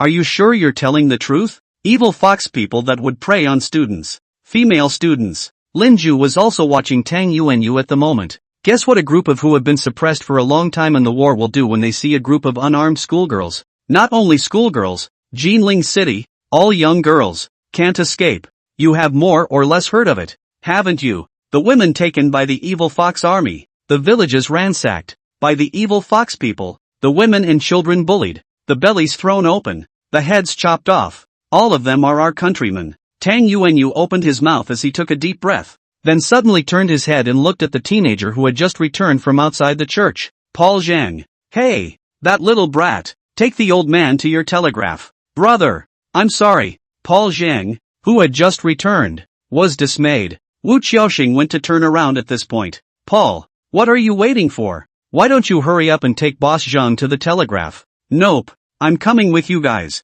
As Lin Ju watched this scene, a smile finally appeared on his face, which had been frozen. There is hope, but it's not enough. You can't just count on Tang Yuanming, and Tang Yuanming's lack of cooperation has to be factored in as well. Quickly work hard in the future to rule the country and pacify the world. All rely on my generation. Chapter 37. Who says that a merchant girl doesn't know the hatred of her fallen country? My daughter's hairpin and skirt are to blame for her country's demise. After Tang Yuanyu and Wu Qiaoxing left, the large auditorium, for a moment, fell into an eerie silence. The two big-nosed foreigners, with their hands clasped together, said a silent prayer in the background. Lin Ju, meanwhile, half lowered his head and rubbed his temples. What should I do next for myself? Is there anything else that I've missed out on? If Tang Yuanming really refused to cooperate with himself, how was he going to get the defenders of Jinling to act according to his plan? Lin Ju turned his head to the side, looking at the system panel that only he could see. In the live broadcast interface, countless pop-ups were rolling at the moment. A system panel off to the side shows the number of real-time online viewers at this point has reached more than 3,600. And the numbers keep rolling in, climbing higher and higher. Lin Ju's voice was hoarse. If it's you guys, what are you going to do next to save Jinling? In the live streaming room, after Lin Ju's remark, the pop-ups brushed up all of a sudden. If it were me, I would have told the fact that I'm a traveler. And after that, I would have gone straight to the army guarding the city of Jinling, and told them that running away is death, and putting up a fight is also death, and fighting with those evil foxes, and I would have definitely dragged one of them on my back even after I died. Stupid. Do you know that at that time, the Daxia army, just in terms of weapons and equipment, and the evil fox troops are one heaven and one earth hand-tearing evil fox ghost of the divine drama to see too much. You think you want a 1-for-1, can 1-for-1 the human machine gun sweep is a piece. There are also airplanes. I want to see the misses, the cast of Rain Inc. and the cast of Dodo. So what are their real names? I want to follow them. Right. Especially Miss UMO, Sister Allie, the steps she took, directly into my heart. I told you, in this live program, the supporting characters that were found, were all absolutely amazing. That Belle, looks exactly like the picture of Belle in the Wikipedia. Getting off topic. The anchor is trying to figure out how to save Jinling City back then now Jinling, up to count 3 generations, no grandparents that generation is Jinling's. Big guys know because what? That generation of Jinling people, was killed Lin Ju looked at the live stream, the pop-ups that crossed over, turned his head, and sighed, and just then, a scented breeze hit the room. Lin Ju looked up and saw, a shapely figure leaning over. It's Yuma who's pulling the cardamom. That woman who came out from the land of the wind and moon, but she carried a unique aura that did not belong to the land of the wind and moon. She stretched her hand out in front of Lin Ju, her snow-white palm spread out, and a small, square with a foreign language printed on it was handed to Lin Ju's eyes.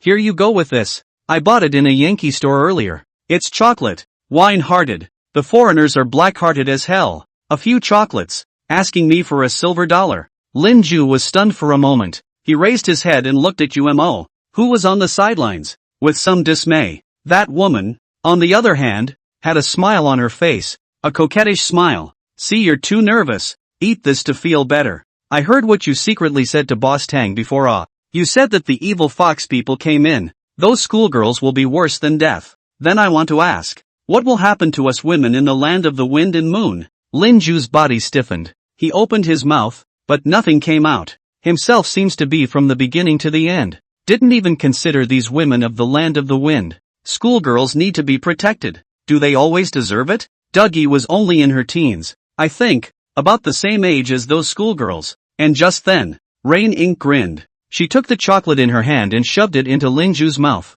Mr. Lin Ju, if in the end you don't find a way to save Jinling, I can stay in Jinling, but please make sure that Dooku leaves. This child, had she been reincarnated in a good family, would have been just like those schoolgirls. Next to UMO, Dodo suddenly reddened her eyes. She wanted to say something, but UMO stopped her. As for me, that's what I'm supposed to be doing. But don't worry, Mr. Lin Ju, if I'm captured by the evil foxes, I'll never let them get away with it. Whoever said that a merchant girl doesn't know the hatred of a fallen country? The fallen country is going to blame my female hairpin skirt again. Lin Ju blinked and didn't know what to say, just nodded thoughtfully. Who says that a businesswoman doesn't know the hate of her country? And just then, the doors to the auditorium were, once again, pushed open. Wu Qiaoxing stumbled in. He held a piece of paper in his hand. Behind him was the panting Paul Zheng and the complicated-faced Tang Yuanyu. Mr. Lin Ju, father, Tang Yuanming replied to us. He said we could meet at the 9 Phoenix River Pier in 6 hours. Lin Ju's eyes lit up for a moment. He immediately rushed to Wu Qiaoxing. Wu Qiaoxing handed the paper in his hand to Lin Ju. Mr. Lin, Jinling is not saved. Lin Ju bit his lip. Not sure yet, but there's hope at least. Then Lin Ju looked up at Tang Yuanyu. Your older brother has feelings for you. Tang Yuanyu's face was complicated. He lowered his head and sighed. My brother's only son has been in my care all these years. I sent a telegram to tell my elder brother that I fled Jinling this time, and that the war situation would be confusing in the future. So I don't know when we can be reunited again. I would postpone tonight. The departure of the merchant ships from Jinling. I hope my brother and my nephew will see each other again. Tang Yuanyu covered her face. I'm really failing my brother's trust in me. I'm selling my brother short. Lin Ju looked at Tang Yuanyu as he walked next to him and patted Tang Yuanyu's shoulder.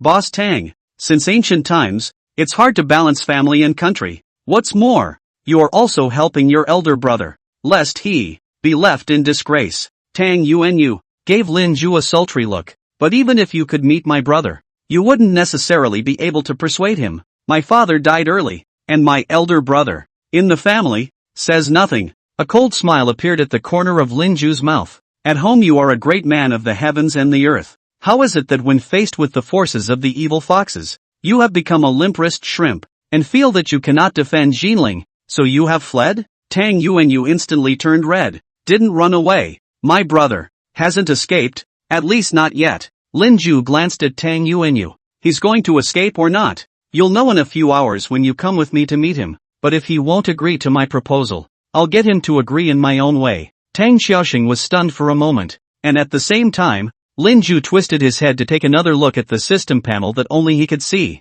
Remaining traversal time, 69 hours. 3 hours traversed. Is there still 69 hours before the evil fox's troops charge into Jinling? According to the time, evil fox's troops should have already occupied Jinling's peripheral first-line defense positions and started to attack the outskirt positions. Lin Ju walked out of the auditorium. He stood in the compound in front of the church and looked out in the direction of the city. Vaguely, he could hear, it seemed, the sound of gunfire coming closer and closer to them. Chapter 38, Brother, why couldn't you save Jinling City if you abandoned the army? Deep night. The city of Jinling, from the earlier prosperous night scene of Jinling, gradually began to become all silent. The moonlight hit the mouth of the Jiufeng River Pier. The river next to the pier is sparkling. An oubliette boat, anchored by the dock. Wu Qiuxing sat on the bow of the crow's nest boat, staring at the pocket watch in his hand through the moonlight. The appointment with Tang Yuanming is still half an hour away. Mr. Lin Ju, should we go down now?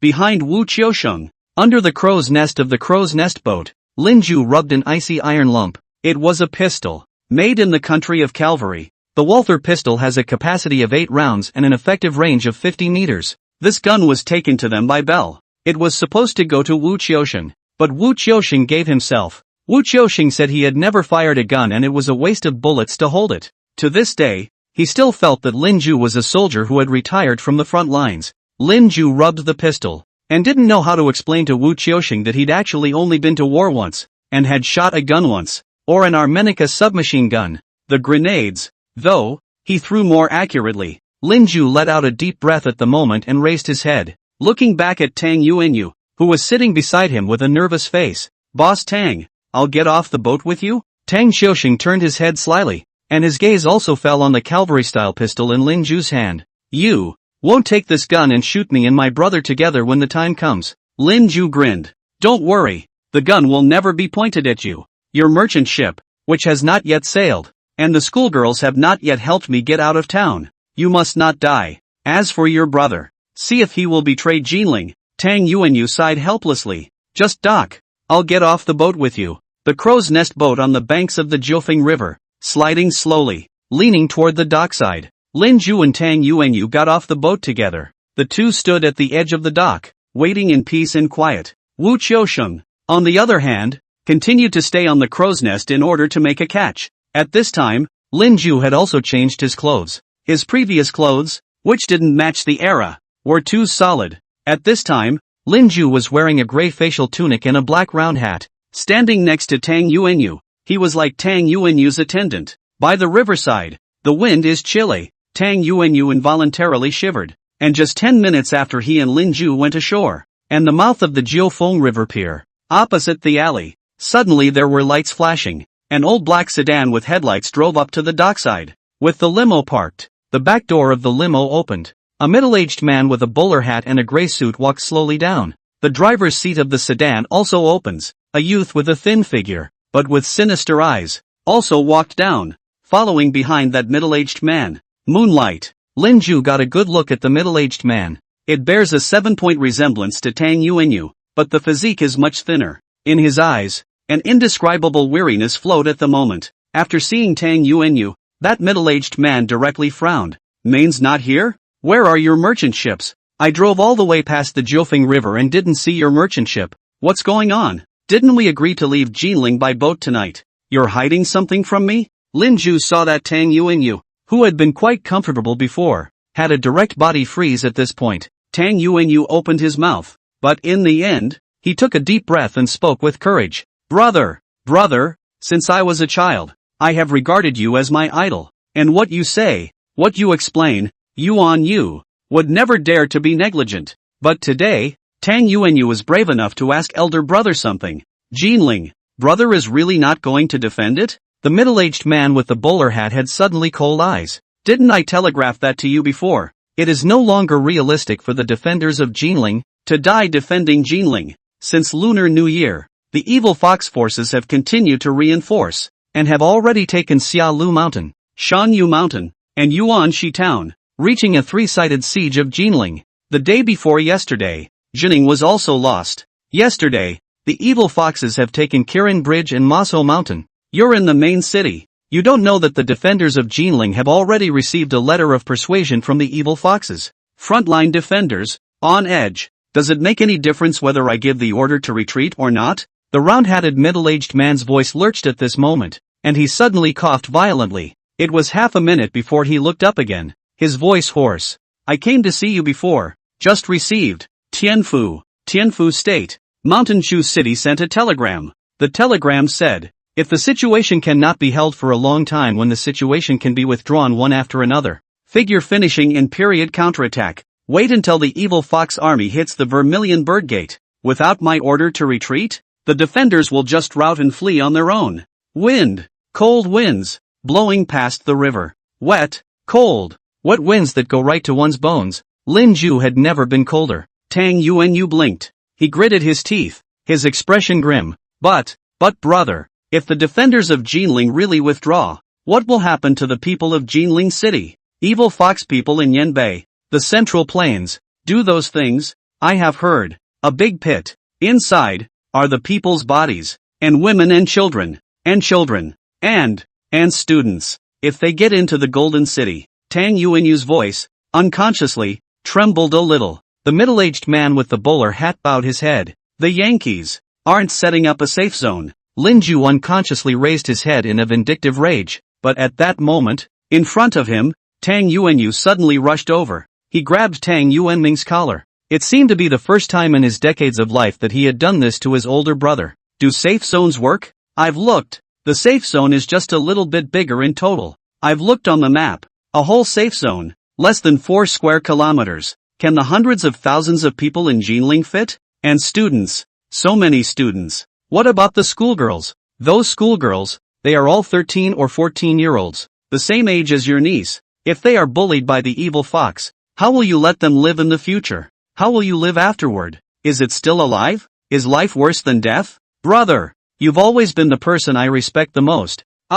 You grew up studying ancient books, determined to save the country, and made an effort to take the world into your own hands, and then later threw yourself into the military. You said that soldiers are not afraid of horse leather. Brother, save Jinling. We can't let the evil foxes come in. If they come in, Jinling's compatriots. It's over. It's all over. Tang Yuanyu loosened his grip on Tang Yuanming's collar. He slowly crouched to the ground, holding his head and whimpering in pain. Brother, save Jinling. You threw your pen into the army. How come you can't save Jinling? Chapter 39. The city breaks down if there is no way to avoid it. Then it's up to the generals to choose. At this moment on the banks of the Nine Phoenix River, all is silent. The only sound was the cold wind blowing the branches of the trees. Tang Yuanyu knelt on the ground, his hands hanging down feebly, but he was no longer crying. Across from him, Tang Yuanming pressed down the brim of his hat and hung his head. Half a day later, it was only then that Tang Yuanming rubbed the suit he was wearing.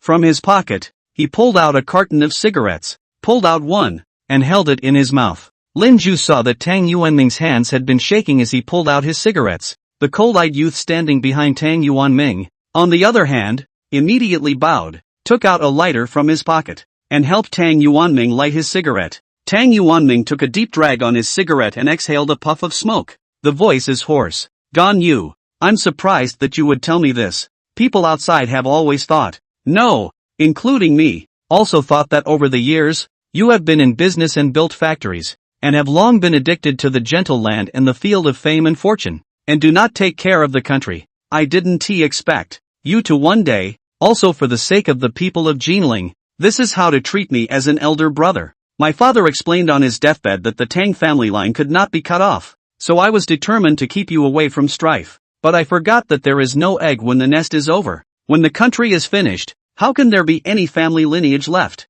But Yuan Yu, elder brother, has really tried his best. If I alone die, I can save hundreds of thousands of people in Jinling. I will go now to break my head and bleed, and learn that Chu Yuan to jump into the river. But it's no use. It's useless to fight to the death for all the defenders of Jinling. Powerless, Tang Yuanming said, taking another deep drag on his cigarette. And just then, Lin Ju, who had been silent, suddenly walked forward, lifting his hand. The cavalry made Walther pistol. The muzzle of the gun was directly pressed against Tang Yuanming's forehead, and almost the instant Lin Ju made his move, the young man beside Tang Yuanming also raised his hand, his eyes like knives as they fell on Lin Ju. But that youth's movements were stopped by Tang Yuanming raising his hand. That general of the Jinling city garrison was voluntarily held against his forehead with a gun by Lin Ju. Lin Ju narrowed his eyes, his voice hoarse. Aren't you afraid I'll shoot you? Tang Yuanming grinned. If Jinling can't be defended, I,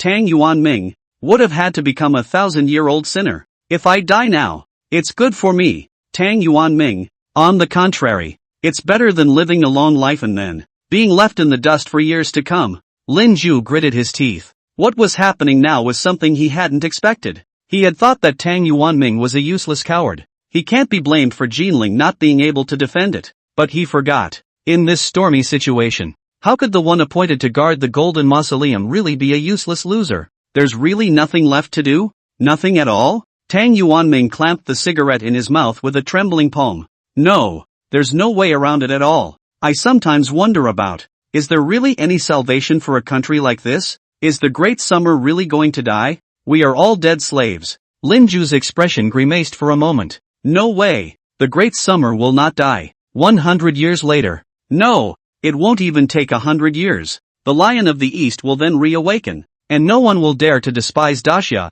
let alone violate it, and he will become one of the most powerful nations in the world. Tang Yuanming, who had a cigarette in his fingers, was stunned for a moment. He looked up at Lin Ju. Really? That's nice. And have we sought revenge on the evil foxes? Have our armies, with their horses, trod on Heiankyo? Have they enjoyed cherry blossoms at the head of Entei, Tamega-take? Lin Ju opened his mouth. Not yet, but someday. Tang Yuanming put his head down again. So, but I don't think I'll see the day when I'll be able to horse the evil fox. Lin Ju let out a breath and slowly lowered the gun that was originally aimed at Tang Yuanming's forehead. If you really can't hold it, then at least give the order to remove the guards from the Yuhong gate, so that the people can escape on their own. Tang Yuanming smiled and shook his head. No. Lin Ju's expression grimaced for a moment. Jinling can't even be defended. You're making the people in the city wait for death? Evil Fox's troops are all evil spirits. Tang Yuanming took another deep drag on his cigarette. Smoke puffed out of his nose. Behind the Yuhong gate is the Great River, the Fuxi River. Our fleet was sunk a few days ago. The river is now full of the evil fox's ships. When they see someone escaping through the Yuhong gate, they won't hesitate and fire indiscriminately like Jinling. That's when Jinling is really finished. Keeping the people in the city is, perhaps, the silver lining. Lin Ju's face went pale for an instant. What's going on? His previous plans, were they all wrong? He thought he knew enough about this history, but he hadn't realized it until now. Far from it. That history was so much heavier than he had imagined when it came crashing down on him. Can't you change anything about yourself? Lin Ju bit down on his lip again, and he bit his lower lip right through to the point where it bled. A good long while later, only then did he raise his head again. Deadpan stared at Tang Yuanming on the opposite side. The officer under you, who is responsible for guarding the Vermilion Bird Gate, named Sun Pings, cannot be trusted. When the evil foxes charge in, he'll be the first to lead his troops on the run. And, now that you know you can't hold the line and have resolved to retreat, don't be afraid to do so. Deploying a retreat plan earlier is better than hastily arranging it when the evil foxes really beat down the Vermilion Bird Gate. Otherwise, when the time comes, a group of scattered soldiers, the evil foxes will kill them like pigs. At this moment, Tang Yuanming, the hand that held the cigarette, once again trembled. The cigarette almost fell to the ground. The pupils of his originally obscure eyes, at this moment, finally flashed with a flash of light. How do you know that Sun Pings will run after the evil foxes hit Vermilion Bird Gate? Who the hell are you? Lin Ju didn't answer. He just turned his head and looked at the sparkling Nine Phoenix River under the night. If you give the order not to retreat and hold Jinling in death, how many days can you last? Tang Yuanming extinguished the cigarette in his hand. At most, it's only 3 days. Within 3 days, if the evil foxes can't break through the Vermilion Bird Gate, their ships at sea, they'll start shelling. Indiscriminate shelling. The reason they won't shell now is partly because there are foreigners in the Jinling, and they don't dare to injure them by mistake. On the other hand, it's because they want to grab all kinds of Dasha's treasures in the Jinling, but they don't have much patience. These days, their offense, it's getting more and more violent. Lin Ju clenched his fists and didn't speak. Or 3 days? 3 days tops? Can't even delay it for a day? He glanced back at a system panel off to the side. Remaining traversal time, 63 hours, 9 hours traversed. Lin Ju looked at the river and exhaled a mouthful of turbid air. General, can you please go back and talk to the generals under you? About one thing? Jinling if you can't defend. After the evil foxes rush in, the Fuxi River will be dyed blood-red by then, and the blood-red river will be filled with severed heads and limbs. The city of Jinling, more than 300,000 people will die. It's my countrymen, and it's yours. If the city break cannot be avoided, then we will see how the generals choose after the city break. Chapter 40. Abandon my pen of old, and carry my dicky in war. Swear to sweep away the evil foxes without regard to your body. Behind Lin Ju, Tang Yuanming was stunned for a moment, then his eyes widened and his voice tore. How many people do you think Jinling will have to die? Lin Ju didn't turn around, except that for some reason, as Tang Yuanming looked at it, the back of this young man, whom he'd only met for the first time today, was suddenly sullen. Over 300,000, should be over 340,000, but General Tang, this matter, you should have anticipated it long ago. Tang Mingxing suddenly turned red, after which he suddenly coughed violently. It was a while before his voice came out hoarse. Evil foxmen, how dare you? If they really dare to do this, aren't they afraid of international condemnation? Lin Ju lowered his head and passed out a cold laugh. Condemn? Condemn what? West, the big-nosed foreigners. They're on their own. Believe in their humanity. Justice? Then why? More than 10 years ago, was Xia also on the winning side, yet still lost an entire Ritai prefecture. Can't defend Jinling? Soldiers of your own family who can't defend your own city-state and expect outsiders? Tang Yuanming's body shook uncontrollably a few times. Luckily, the cold-eyed youth next to him assisted him. Tang Yuanming waved his hand feebly, his face pale. This, me, Tang Yuanming, is really going to be in the history books and be left to stink for years to come. Then he raised his head and stared at Lin Ju's back. You asked me to tell this message to the generals defending the city, to make them die defending Jinling? Lin Ju shook his head. They don't listen to the orders you, the general, give them, and a message. Can it be useful? You are right, General Tang's army is disorganized. The ministries under your command are each on their own, and you, the main general, are only in name only, unable to return to heaven. 3 days later, Jinling City will still be broken. Most of the defenders that should be routed will still be routed, but there will always be some bloodthirsty ones who stay in Jinling. If this news spreads, maybe there will be more who are willing to stay in Jinling to die, even if it's only a few dozen more. But there's no chance that hundreds of people will be saved. I don't know if this choice is just the right one. Is it always right to exchange the lives of generals for the lives of the people? So this choice is given to the generals themselves. After the city breaks down, to escape or stay, they make their own choice. Of course, running away will also kill them. Just like you said, the Fuxi River has been taken over by the evil fox's fleet. There are no ferries. Running from the Yuhong Gate, they can only build their own rafts, either drowning in the river, or dying under the evil fox's guns. Lin Ju stopped talking. He just looked up at the moon in the sky. If it was his own choice, he would choose to die standing up, right? Tang Yuanming there had his head down. His breathing was heavy at this point, interspersed with, suppressed coughs. Got it. I'll take what you've told me and find a way to pass it on to the generals of all ranks in the Jinling garrison. Then Tang Yuanming suddenly turned his head and ran towards the dark sedan. The youth with cold eyes hurriedly followed. What happened to General? Lin Ju also looked back. He saw Tang Yuanming in the limousine, groping around for a while before walking back again. He carried a set of keys in his hand. It's one of those old-fashioned keychains. Then he handed the set of keys to Lin Ju. Lin Ju was stunned for a moment, looking at Tang Yuanming with some confusion. Tang Yuanming coughed several more times. Jinling Tianyi Shipyard, one of the few shipyards in Daxia, passed down from the Qing dynasty. Inside, there are a few more boats moored, some old and some new. Jinling is besieged on 3 sides. The people surely cannot escape from those 3 sides. On the Fuxi River, although there is an evil fox's fleet, once the city breaks down and the Jinling defenders break out from the front, the war generals on the river will surely rush to support them from the waterway, and have no time to care about the Yuhang Gates ferry. At that time, if you cross the river along the Jiufeng River, to the Fuxi River, you will still have a chance of survival. Tang Yuanming at the moment, his eyes covered in blood, he clutched Lin Ju's hand in a death grip, the string of keys, right between Lin Ju and his hand. He boned hard, like he was trying to imprint the string of keys into Lin Ju's hand. Lin Ju, at this moment, was also breathing heavier. The maximum number of people that can be transported on the ships in the shipyard. Tang Yuanming stared at Lin Ju. I'm not sure exactly, but it should be able to transport a few thousand people as well. There's only so much I can do. There's only so much. You must, surely, send more of the people of Jinling to escape.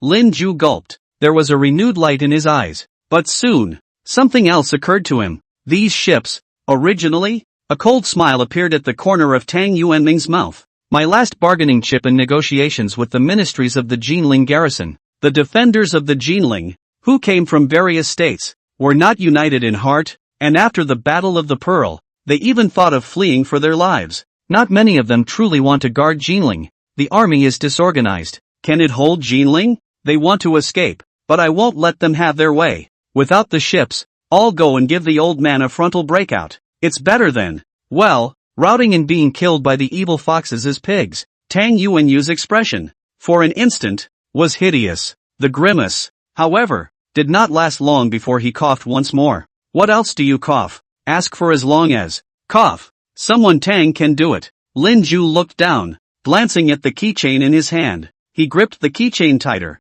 I need weapons. You don't need too many guns, but I want grenades. The more the better. 63. No, preferably within 48 hours, to Embroidery Street, Jinling, St. Raka's Cathedral. Tang Yuanming raised his head and glanced at a short distance away, at the crow's nest boat on the river, after which he nodded. Got it. I'll have it delivered. Without any other requests. Mr. Tang will take his leave. Tang, at least for now, is still the guardian of Jinling, and can't leave the front line for too long. Lin Ju nodded and didn't say another word. By his side, Tang Yuanyu, however, looked at Tang Yuanming with tearful eyes. Elder brother, after this goodbye, are we brothers too really just? Really just? Tang Yuanming looked away and grinned at Tang Yuanyu. He walked over to Tang Yuanyu and raised his hand. He seemed to be trying to pinch Tang Yuanming's face, but halfway through his hand, he stopped and patted Tang Yuanyu's shoulder instead.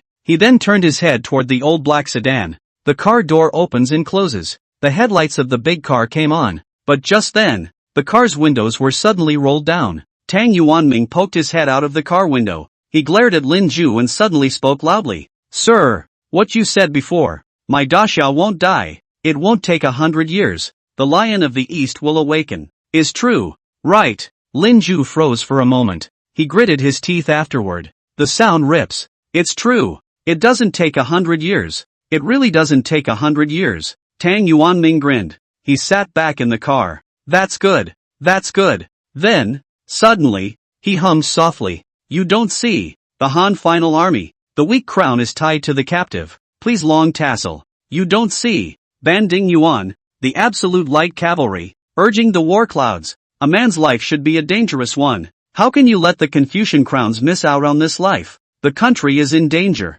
and the diatribe is going on without stopping. I'll give up my pen, and put on my dicky for the war.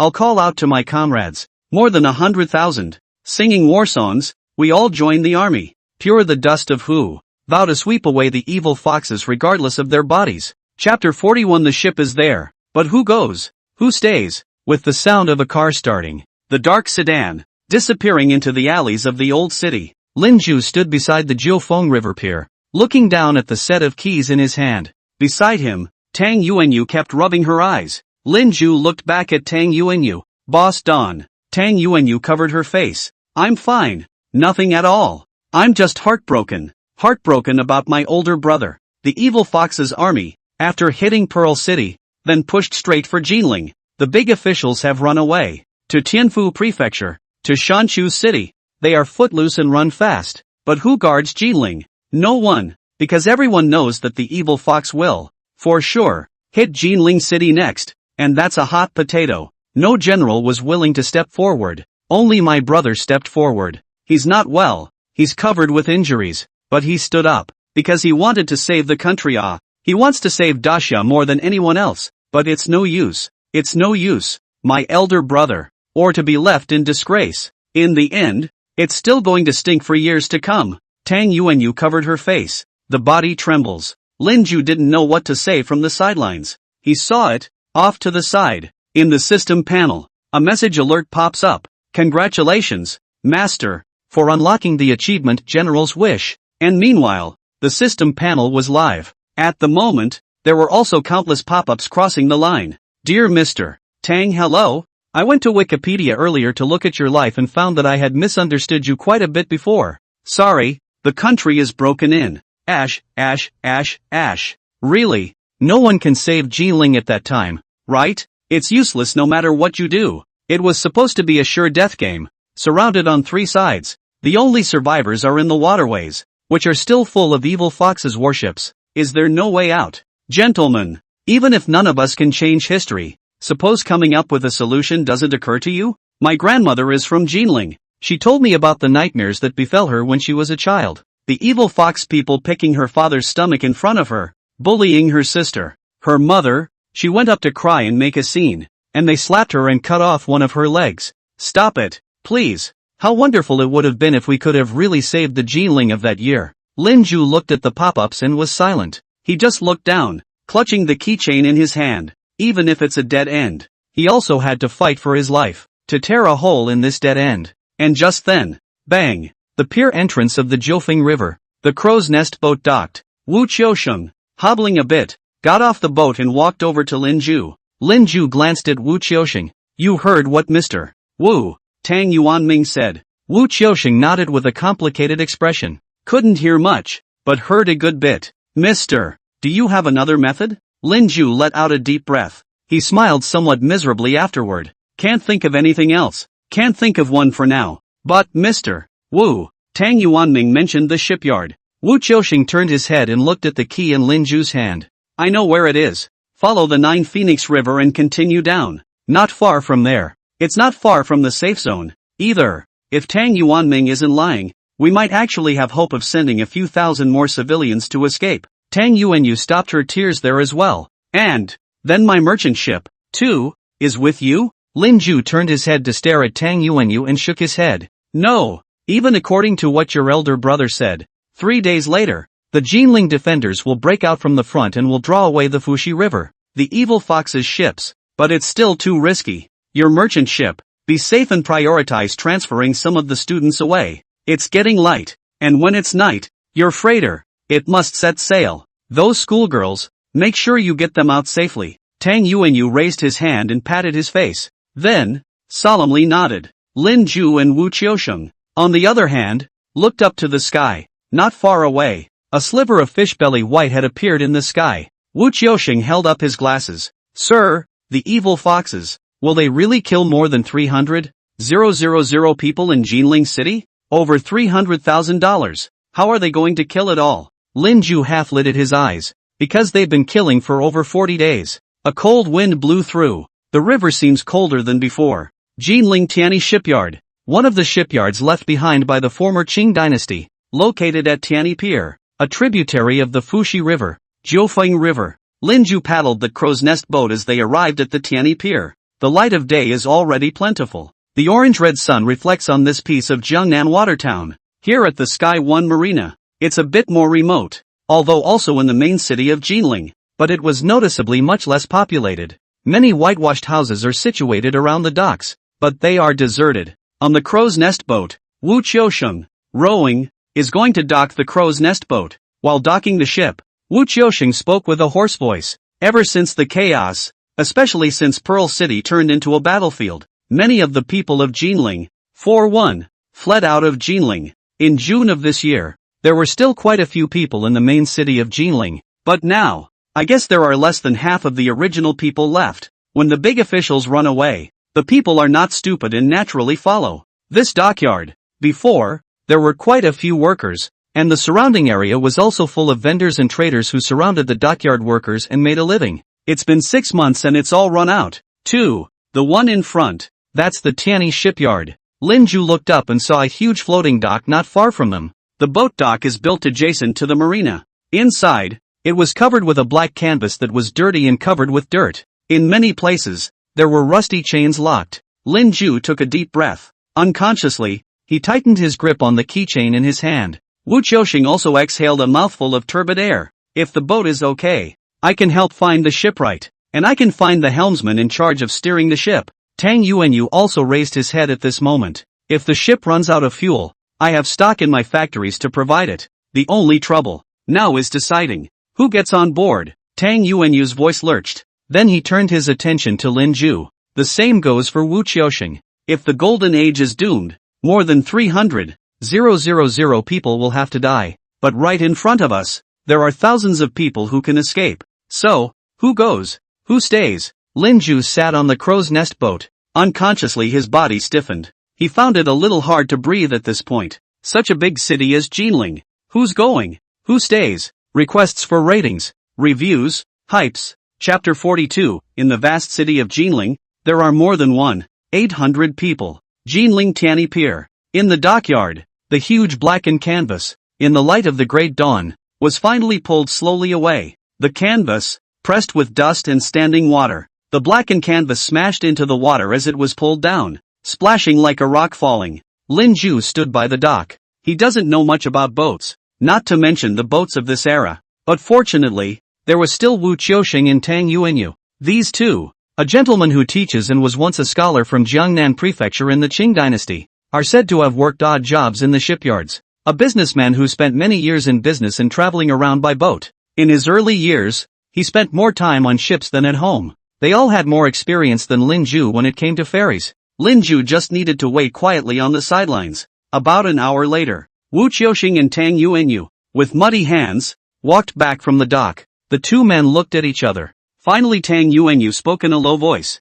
Look, 8 ships in all. The big 4 and the little 4. The big ones are about the size of my freighters, and fully loaded. One can carry 300 men, 80 to 100 for the small ones. Together, these 8 ships can carry up to 1,600 people out of Jinling City. But before the ship sails, you still have to get a specialized shipwright to test it. I read that all 8 ships are out of oil. Wu Qiusheng spoke in a low voice at this moment. I can find a shipwright to repair the ship. As for the fuel, we can only rely on you, Boss Tang. Tang Yuanyu nodded. Fuel, I have it in my factory. When the time comes, I'll make a trip back to the factory and have them fill these 8 ships with fuel. If things go well, the ships, they should all be able to sail normally. Mr. Lin, what do you think? Tang Yuanyu's voice lurched, because he realized that Lin Ju, at that moment, was standing by the dock of the shipyard. Fuming, Tang Yuanyu hesitated for a moment, but still raised his hand and gently patted Lin Ju's shoulder. Mr. Lin, you're okay. Lin Ju turned back as if in a flash of realization. Then a touch of bitterness appeared at the corner of his mouth. Nothing, just looking at this place. It looks kind of familiar. I think I've seen it in a set of old photos. Zhang Yuanyu blinked twice and did not ask further details. Oh, so, Lin Ju there then unconsciously clenched his fists. His bones at this point, all a little green. He did see this place. In the same memorial that was built in Jinling 85 years later, there's a set of photos inside. It's this deserted marina. The picture is blurry in black and white. But still, you can see that the dock in the picture is a dark mountain of corpses. There were 50 or maybe 100 figures walking back and forth between them as they dragged bodies into the river. It was obviously a black and white photo, but it seemed that through it, you could hear the moans of pain coming from the dockside. See the blood flowing, the spasming limbs. The text below the explanation of that set of photos says, that night, the waters of the Jiufeng River were dyed blood red,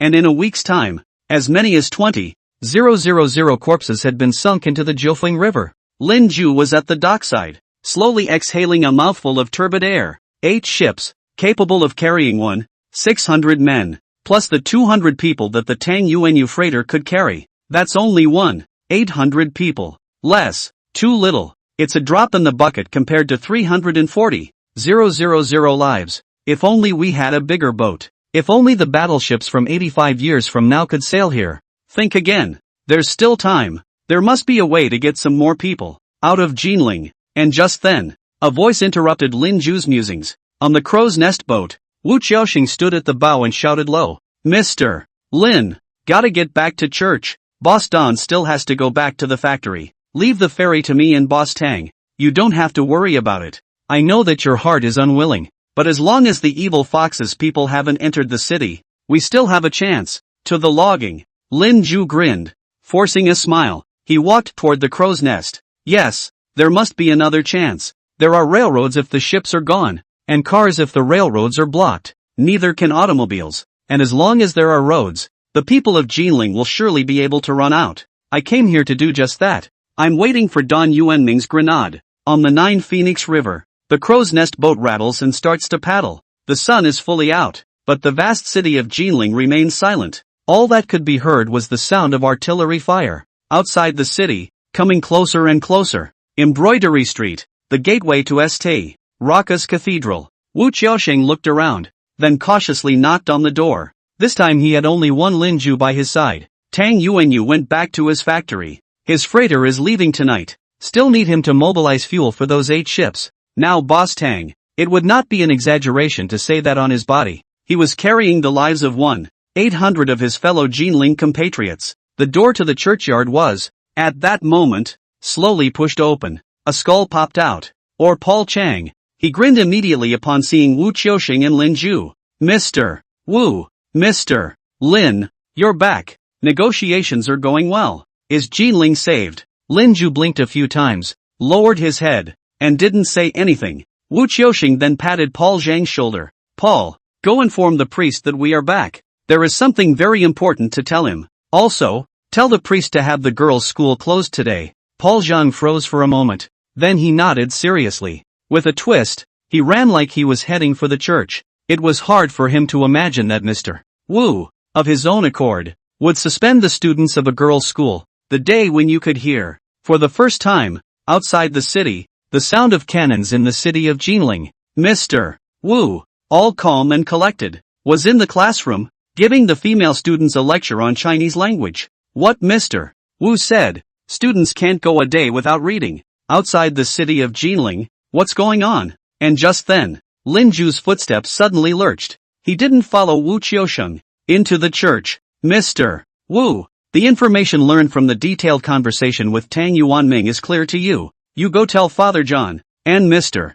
Bell. I've got other things to take care of myself. See you this evening at the textile dock where the Tang Yuanyu freighter left. Then, without waiting for Wu Qiaoxing to react, Lin Ju had already twisted his head and ran away. Wu Qiaoxing stood in front of the church and blinked twice. In the end, he just sighed and shook his head. Mr. Lin, you must, again, find a way to save some more of the people of Jinling. There are more than 800 people in the huge city of Jinling. And at this moment, Lin Ju, while running wildly through the alleyways of Jinling, glanced back at the system panel. Remaining traversal time, 60 hours, 12 hours traversed. Time, 2.5 days left. Chapter 43. There's a railroad outside the city. My long-suffering homeland. In the alleyways of the city of Jinling, Lin Ju traveled quickly through. His eyes looked to the side from time to time. It was visible only to him. The system panel. Lin Ju's attention at the moment, on the other hand, was mainly focused on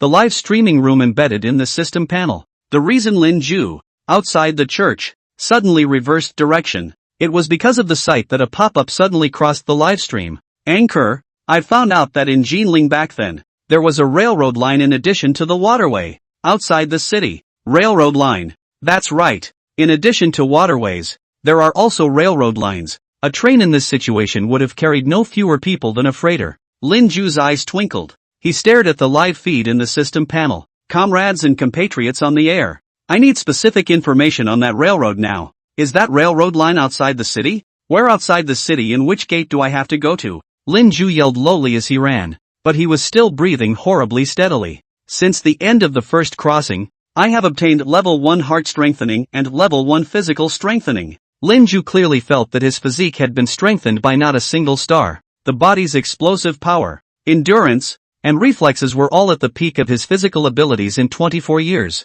And in the meantime, the pop-ups continued to cross the airwaves. That railroad, called Shaking Light Railway, the specific location, should be in Jinling, Tayangshuanmen, about 6 kilometers to 8 kilometers east. The station of Jinling Station, at that time, has been bombed by the evil fox people. There is Yumaoshan Station. I'm going to go. This can also be interactive? This program, it's not going to be a one-to-one replica of a Jinling city from back in the day. Wait a minute. What's going on? This show is really interactive? I thought at most the anchors could talk to us once in a while. It's not easy to do. The show arranges for a person to send a pop-up, then just happens to be seen by the anchor. And then, it goes straight to the next episode. So that's how it is. Despite this, I still think that the program has heart. What's going on with you guys? I'm not a trustee. I'm really not a trustee. Lin Ju looked at the pop-ups in the live stream and his eyes twitched at the corners of his eyes. That ID, the water friend called Eat Eggs Not Yolks.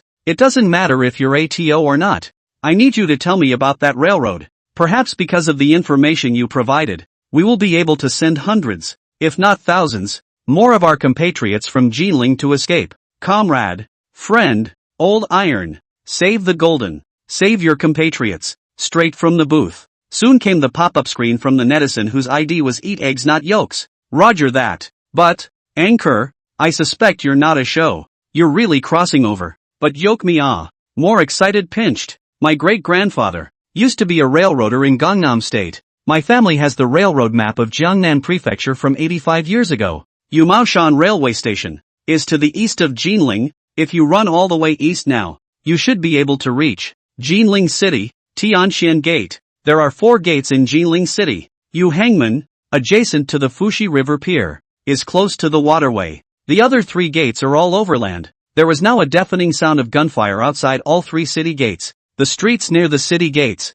on the other hand, have all been blocked off. A number of private houses were requisitioned and used as resting positions for the Jinling garrison. Tianxian Gate. It is the largest main city gate in Jinling. After passing the Tianxian Gate and continuing southward all the way, there was the Pearl City, which was originally the most affluent city in Daxia, and at the moment, the Jinling. It was also the sound of gunfire outside Tianxian Gate that was the most intense. Near the Tianxian Gate, he was even able to see the evil fox's bombers hovering outside of Jinling City. And at this moment, Lin Ju was less than 400 meters away from the Tianxian Gate. He was in an alley, his back against the wall of a private house, listening to the sound of gunfire outside the city. You can't just go any further. Any further? It's a blockade by the Jinling garrison. Lin Ju sidled up at the moment, peeking out of the alleyway and looking toward Tianxian Gate. From his perspective, he was able to see that the Tianxian Gate at this time, the city gates were tightly closed, and sandbags were piled up behind the gates,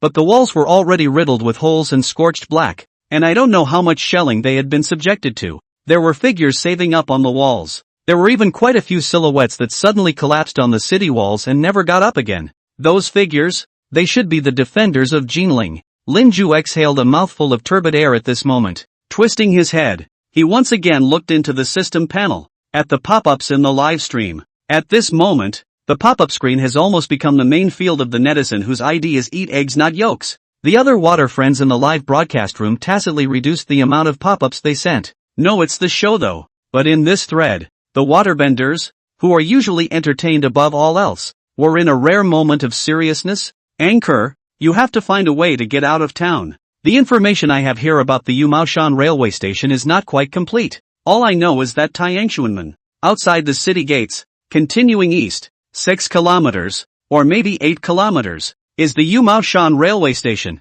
It's a rationing station for loading goods. When I was a child, my great-grandfather told me about the Shaking Light Railway, the railroad line from Mingzhu City to Jinling. After the Mingzhu War, that railroad line fell into the hands of the evil foxes. Instead of blowing up that railroad, they're using it to carry the evil fox's own supplies. Back then, the evil fox's battle lines were stretched too far, and their own supplies were in short supply. Most of the supplies were snatched locally from Daxia, but it still wasn't enough. And some of the defenders of Jinling at that time, after breaking out from the front, briefly seized control of that railroad. By means of a small train, they managed to escape, and the evil Fox army, which captured Tianxian Gate, was so busy entering the city to burn and loot that it only thought about that railroad a week later. Back then, by that railroad line, those who escaped from Jinling, besides the Jinling garrison, there were a dozen or so railroad workers, and one of them was my great-grandfather. Those railroad workers, they all worked at the train station,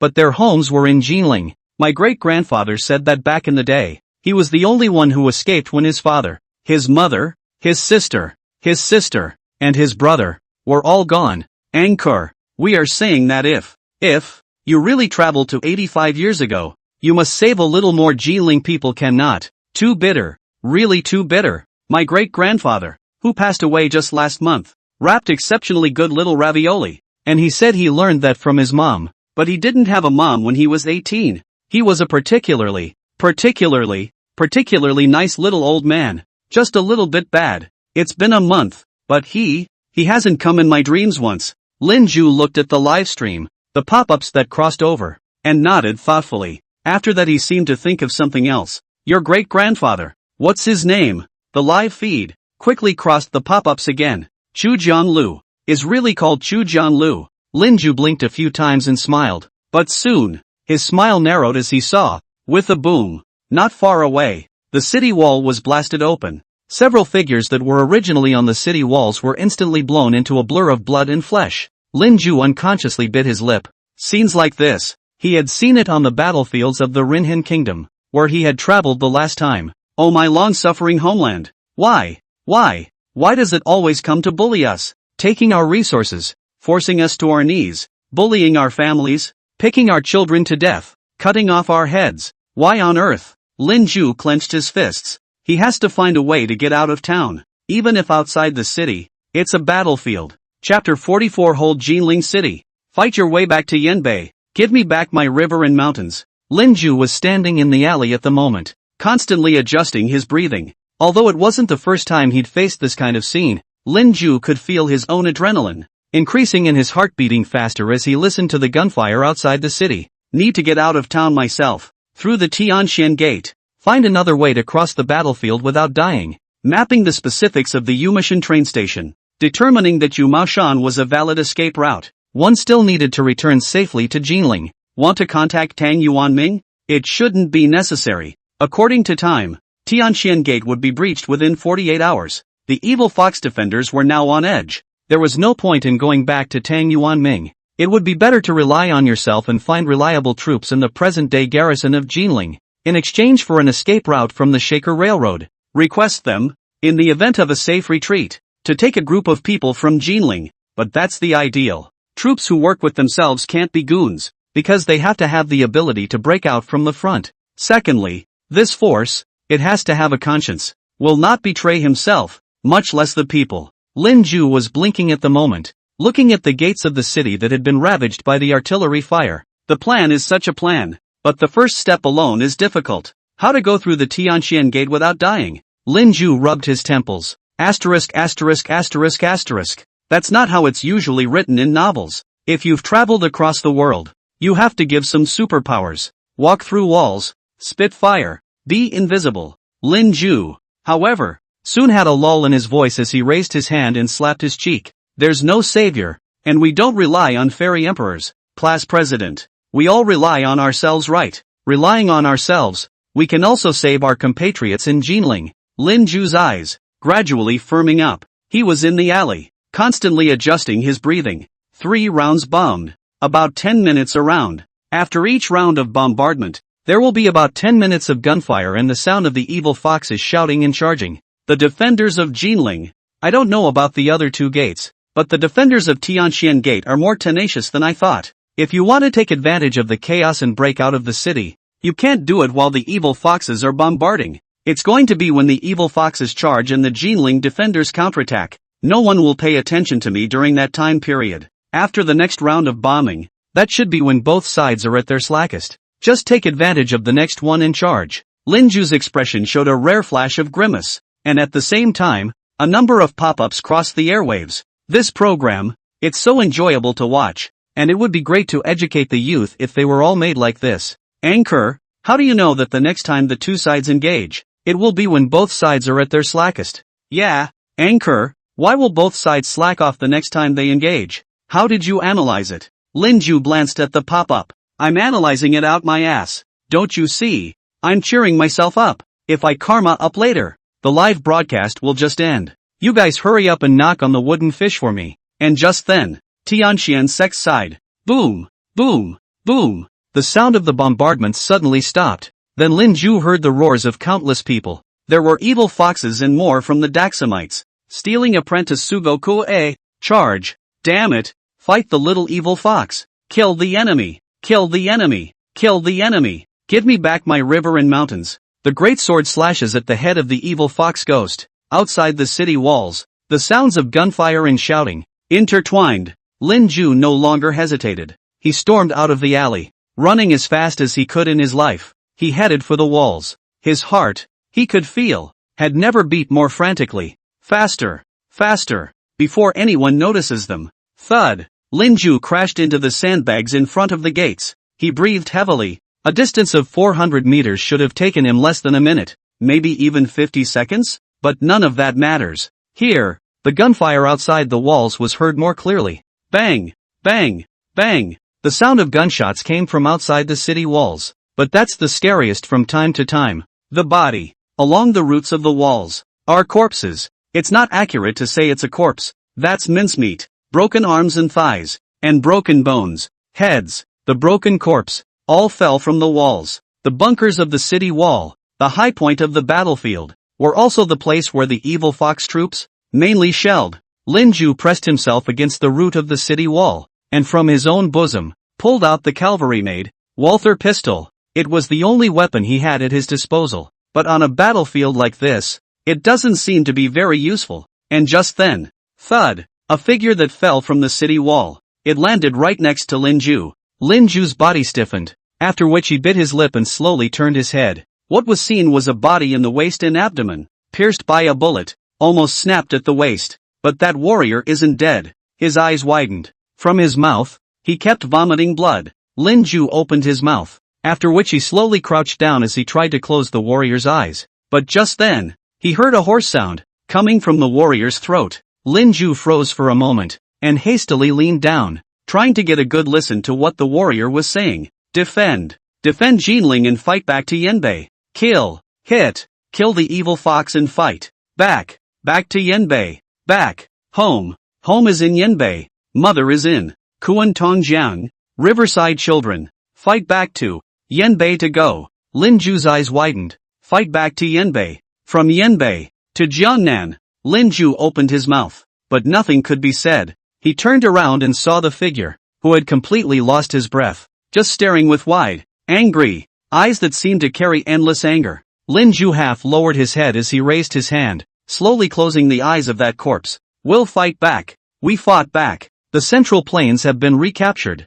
The Lutai Prefecture has been recaptured. And the 3 northern Yan prefectures have been recaptured as well. Defend Jinling and retake Yanbei. Lin Ju stumbled a little to his feet. He took the body and dragged it over to the root of the wall. Afterward he began to take off the clean cotton tunic he was wearing. Old timer, change clothes with me. You go in this clean room. You go home clean to your mother. Lend me your clothes. I have to go to the battlefield. I have to find a way to save our compatriots in Jinling. When you close your eyes, do you see the white mountains of your old home and your mother waiting for you? Begging for hypes, ratings, reviews. Chapter 45, The Day the Evil Fox is Removed. When my son returns home, Jinling, at the root of the Tianxian Gate city wall, Lin Ju changed into the bloodstained uniform. On his head, he wore a steel helmet he had picked up from another part of the walled city. In his hand was an old submachine gun also picked up from the city walls, but alas, there weren't many rounds left in it. The corpse that had just fallen off the city wall,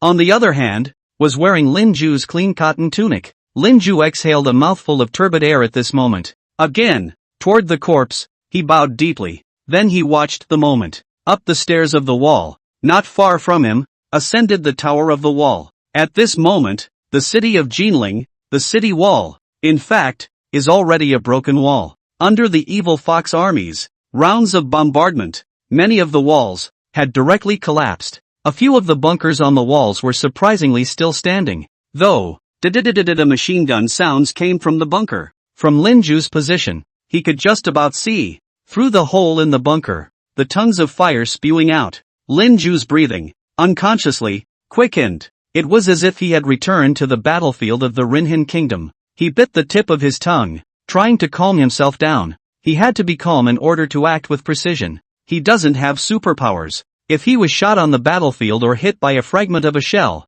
he was completely kaput. This crossing will thus end. But Lin Ju couldn't just die here. He also had to save people, to help his fellow citizens in the city of Jinling, to find a way to live. Lin Ju gulped. He arched his back and slowly left the tower. And that's when, for the first time, he finally got a thorough look at the scene outside of Jinling City. There it was, the rows and rows, the endless trenches. Farther away were the tanks of the evil fox army. Some of the evil foxes were following the tanks and shooting, while others were charging this side of the trench like crazy. Swishing bullets crisscrossed the battlefield. The sound, like the buzzing of bees amplified a million times. The shells traveled through the air with a terrible whine. And once the shells fall, where the trench had been, there was one more big crater. Everything was blown to pieces. The earth looked like it was trembling. Lin Ju saw that in one of the trenches that was supposed to be a trench, the soldier in charge of the heavy machine gun fire, half of his body was blown right off in the shelling. The remaining half, buried in the earth forever. And at this moment, the craziest group of evil fox soldiers had already rushed to the front of the foremost group of trenches. The Jinling defenders in the trenches began to rush out of the trenches and began to fight those Japanese soldiers with white knives. But that's not the most troubling. The most troublesome thing was the tanks that were getting closer and closer. But just then, Lin Ju saw someone in the foremost trench hissed and charged out of the trench. In their arms, they were holding earth-colored, hemp rope-tied cloth bags with a fuse that was smoking white packets of dynamite. Not a single soldier did this. It was a group of soldiers, all rushing out of the trenches. On the wall where Lin Ju was, a number of soldiers, half crouching, had their guns set up. It's supposed to cover that group of soldiers. And at the same time, Lin Ju there could hear the hissing of the soldiers who were setting up their guns on the city walls. Who are this batch of people carrying explosive packs? It's from the 6th Division. Soldiers from Yanbei, Zhang Yuan, and Lu Tai. All of them. Rack the guns for them, brothers all the way. So many people have died. Can we really hold Jinling? Can not defend also have to defend? All surrendered. That there is still Daxia? The city walls. Lin Ju was silent as he held his gun. Not far away, the sound of boom boom boom kept coming. It was the sound of one dynamite packet exploding. The exploding flames were interspersed with shattered bones and flesh. I wonder if flowers will grow where the blood mist is strewn for years, but those bursts of blood and bone managed to stop the tanks as well. Many tanks had their tracks blown off. The tanks, further back, began to retreat backward, but none of the defenders on the Jinling side relaxed. On the walls, someone's voice growled hoarsely. Take cover, into the bunker. These guys are going to start shelling again. Lin Ju was stunned for a moment, but he reacted quickly and followed the nearest soldier, and together they ran towards the bunker. His bloodied uniform made him blend in perfectly with the walls. No one doubts him. Even if the people of Jinling wanted to escape from the city, they would only choose the Yuhong Gate. Who would be crazy enough to run to the battlefield, and to change into such a bloodied uniform? Lin Ju pulled down the brim of the steel helmet on his head at the moment. Following the soldier in front of them, they dug right into a bunker that was closest to them. On the system panel, a message popped up at this time as well. Congratulations to the master. Unlocked the achievement disguise. The bunker on the wall of Tiangshuanmen is a bit crowded. The modest bunker was crowded with 7 or 8 people at the moment. Except for 2 machine gunners who were already in the bunker. The rest were originally on the walls and accumulated in later. Lin Ju was also in the bunker at the moment, with a soldier, almost toe-to-toe. In the bunker, no one spoke. There was only the sound of heavy breathing. Lin Ju blinked. Look closely at these soldiers in the bunker. Their faces wore exhaustion, numbness, weariness, and a touch of indescribable madness. In the bunker, the smell of smoke, sweat, and blood permeated the room, and these smells mixed together and filled the small space, making people nauseous. But Lin Ju's expression was bland. He's a different man than when he first crossed over. At this moment, Lin Ju was just about to open his mouth and say something. While it was obvious that he shouldn't talk right now, he needed to pry for more information. But just the moment Lin Ju had just opened his mouth, a loud boom sounded just outside the bunker. It's shelling! And it was a head-on barrage that came at them. The loud roar made Lin Ju feel like his entire skull was buzzing. He saw that the bunker seemed to tremble a few times. But that's just it. This thing, I'm surprised it didn't blow up. It was probably also by these fortified bunkers on the walls. Tianxian sect, only to defend it until now. There was a violent roar that lasted for about 10 minutes. Only then did it taper off. But this time, there was no articulated gunfire. There wasn't that frantic charging sound either. The entire battlefield, for a moment, fell into an eerie silence. And the soldier in the bunker where Lin Ju was, huddled almost feet to feet with him, suddenly looked livid. These damn are going to start persuading again. Lin Ju was stunned for a moment. And just then, he heard, outside the bunker, the sound of a loudspeaker. The garrison of Jinling, Da Xia, the evil fox army is giving you a chance. Now drop your weapons and raise your hands in surrender. You should have already felt the gap between you and the evil fox army. We swear in the name of the evil fox emperor that the defenders of Jinling surrender their guns and don't kill them. Lin Ju blinked a few times. Before he could react, he saw the soldier in front of him rush out to the sky. A shot was fired. Vote for your grandma. In the trenches in front of the Golden Age, countless shots rang out. A shot rang out, accompanied by a curse. Last year we were grandparents. We are your ancestors. De Xia will not die. Sooner or later, we will step on your hyinjing. Before I joined the army, my father said, the day the evil foxes are removed, when my son returns home. Chapter 46 Giving my son a flag with the word death. Wipe your blood when you're wounded and wrap your body after you die. Gunshots, accompanied by a vicious curse. It echoed across the large battlefield, but from the side of the evil fox's troops, the sound of the loudspeakers persuading them to surrender didn't stop there, but still rang non-stop. Advised the Jinling defenders to recognize the current situation as soon as possible. Surrender and don't kill. Lin Ju turned his head and saw that in the bunker he was in addition to the soldiers who had just rushed out and fired into the sky, there were also soldiers clutching their guns, leaning against the walls of the bunker, their eyes flashing with struggle. Can we really win? If we keep on guarding, people are going to die. Even if they die out, they can't be stopped. I want to go back to the estate. I don't want to be a loser either. But I don't want to die here for nothing. How about? And just then, Lin Ju suddenly turned around and glared at them. No surrender. Surrender and they will not spare you. With a gun in your hand, there's a glimmer of hope. Throw away all your guns. When the time comes, they'll kill you like pigs. Can you believe anything that comes out of the mouth of an evil foxman? How many people have they killed in Yanbei? How many in the Central Plains? How many in Lataishu? And how many in Pearl City? There's still a chance of survival if you fight them. You'll definitely die if you surrender. Lin Ju was jealous at this moment. The entire bunker was stunned by the Lin Ju of the moment. They blinked and looked at Lin Ju. Surprisingly, neither of them said anything. Even the soldier who had just run out of the bunker and shot at the sky looked at Lin Ju with some surprise. He raised his hand and waved at Lin Ju. Hey, brother Lao Guan, you've got guts. Want to get down in the trenches with me T? Lin Ju was stunned for a moment. It was then that he got a good look at the soldier in front of him. Not very tall, only coming up to the level of his own chest. The body is somewhat lean, but sturdy. The eyes, unlike the other soldiers in the bunker,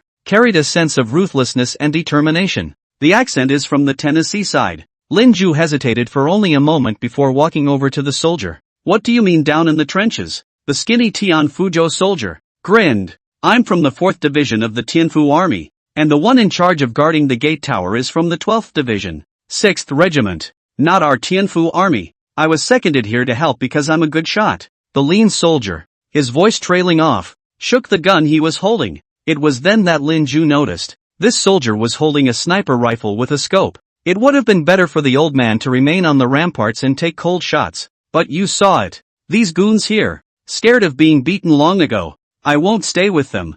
I want to go back to the original army. Are you coming with me or not? By the way, old me is called Wang Yongtang. Don't look like that. I'm a platoon leader. From the city walls, Lin Ju peered out at the rows of trenches below. According to his plan, to reach the Yumao Mountain train station, you must cross the battlefield. This meant that one had to cross the trenches. There was no choice. Lin Ju looked at Wang Yongtang in front of him and nodded. I'm coming with you, but how to get down to the trenches? Wang Yongtang grinned at this time, revealing a mouthful of not-so-clean teeth. Let's stick to the city wall and run to the east, where the wall has been blown up, and there is a big opening, so we can jump down from it. The evil foxes will not fire their cannons or send troops to launch a charge during this time of persuasion. Their loudspeakers are going to be shouting for quite a while. Let's get off the wall while we can. It's perfectly safe. By the way, bro, what army are you in? Lin Ju glanced down at his bloodied uniform.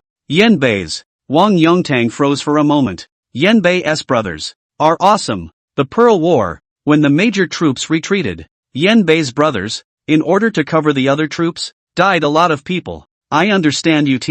Yanbei was the first to lose. All your old homes are in Yanbei. Your families are there. All you dream of fighting back. Without your Yanbei soldiers, we wouldn't even be able to retreat from Pearl City alive. But not only Yanbei, Rutai states, Zhongyuan state, Deer state, half of Daxia have not got to cackle. How many soldiers, all want to fight back to their hometown? Lin Ju rubbed his uniform twice, the location of the bloodied bullet hole, and didn't speak. He just followed Wang Yongtai along the city wall, trotting along the way. Not for a few minutes. Sure enough, I saw a huge opening. Wang Yongtang is very agile. With his gun on his back, he made his way down the broken wall. Lin Ju followed him, leaping downward in style, in a trench closest to the gates. Some soldiers saw them but ignored them. Wang Yongtang ran ahead. If this were a week ago, we'd come down from the walls like this. Surely we'd have to be questioned. But these days, it's different. So many troops, their hearts are scattered. Last night, several soldiers escaped, and no one took care of them.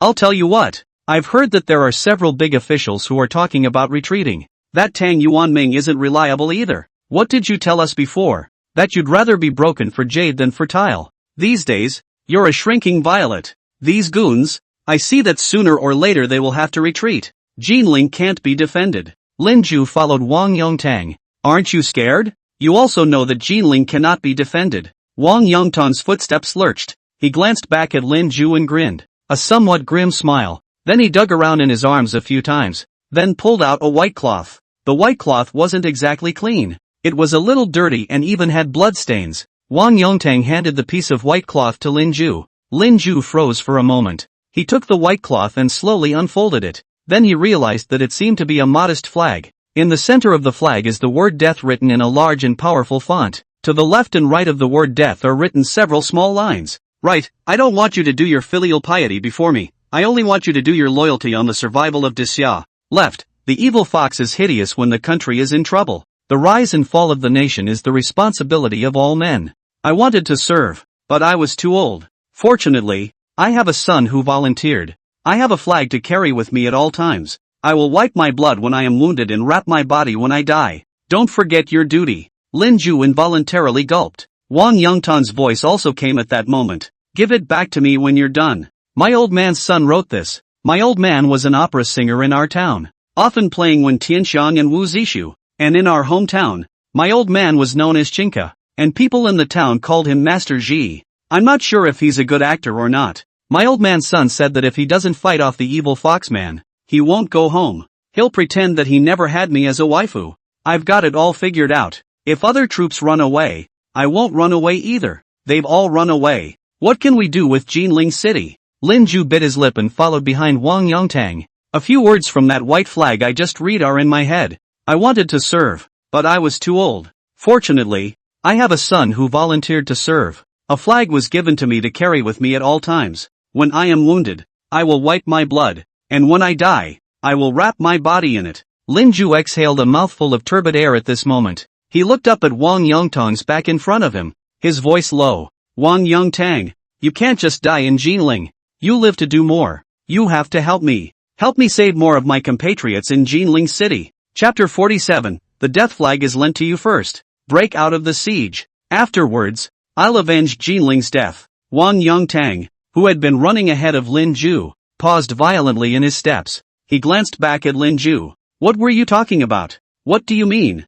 Let Lao Zi help you save more compatriots in Jinling? I'm all set to die in Jinling City. Lin Ju pulled Wang Yongtang and continued to run along the trench, toward the front. It's useless to die in battle in Jinling. If you're going to die in battle, you'll have to die on a more meaningful battlefield. The specifics are too complicated to explain. But, like you just said, Jinling indeed can't be defended. And in just 2 days' time, Jinling's defending general, Tang Yuanming, will give the order to retreat and let his troops break out. The evil foxes will rush into Jinling City. At that time, Jinling City will die more than 300,000 people. There are the original Jinling defenders, and even more of them are the civilians of Jinling. The whole city, when the time comes, is a mountain of corpses. Bang! Wang Yongtang stumbled and fell to the ground, but he quickly staggered to his feet. With a hideous expression, he looked at Lin Ju. How many more? Lin Ju pulled Wang Yongtang to continue running forward.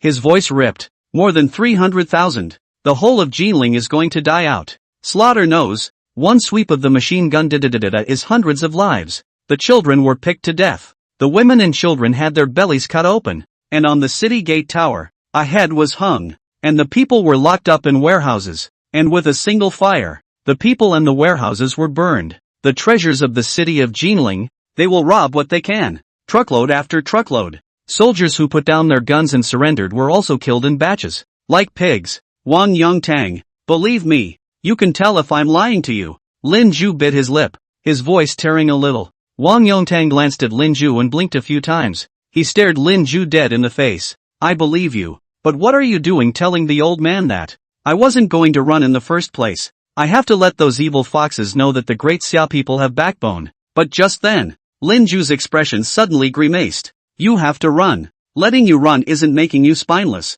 You'll have to report what I told you to your commanding officer. You have to tell him that more than 300,000 of your compatriots will die in Jinling, and that you must kill the evil foxes to avenge those 300,000 of your compatriots. If you fail to break out, then you must never surrender. And the gun in your hand, you must never put it down. And in another 48 hours or so, Tang Yuanming will give the order to retreat. Your troops should be ready. Break out from the front afterward. After that, run east. There's a train station on the Shaker Railroad over there. There should be a train that can be started. It can take you guys to retreat. The evil fox army will be busy occupying Jinling and won't pursue you. The exact location of that train station, I don't know right now, so I've got to get through the trenches, through the battlefield, and locate that Yumasan railroad station. When I've finalized my position, I'll bring you a viable retreat route to you, and in exchange, I want you to wear a group of Jinling people when you retreat. It won't be particularly much.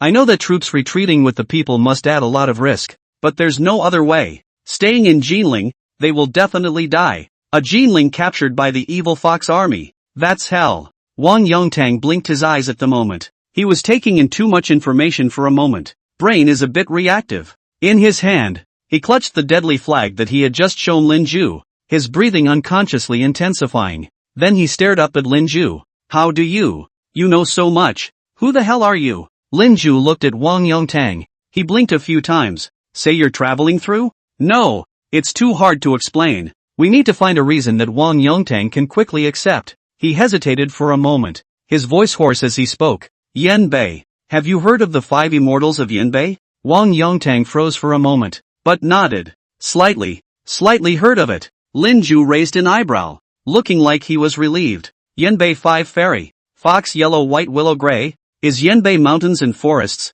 into the essence of the elves, and I am the 5 fairy. Hu families out of the horse disciple. Master Hu of the Hu family is my family's family preservation fairy. It was Master Hu who told me about Jinling City in a dream. He told me to do good deeds, save my compatriots in Jinling. Wang Yongtang opened his mouth. This, Yanbei is so far away from Jiangnansu, that Hu, the great master, still thinking about Jinling? But then, Wang Yongtang suddenly lowered his eyes. But, if there really are gods and goddesses, Daxia Wai Sun will still be bullied so evil fox people, when killing and setting fire, how come they don't make a move? Evil fox people, robbed the Yanbei 3 states, in the Central Plains state murder, in Rutai state set fire to the time, how come they do not go out? Why usually the people of Daxia, did not give them incense. The granny in our town buys incense for the Bodhisattva when she can't even eat, but she doesn't see the Bodhisattva blessing her family's child.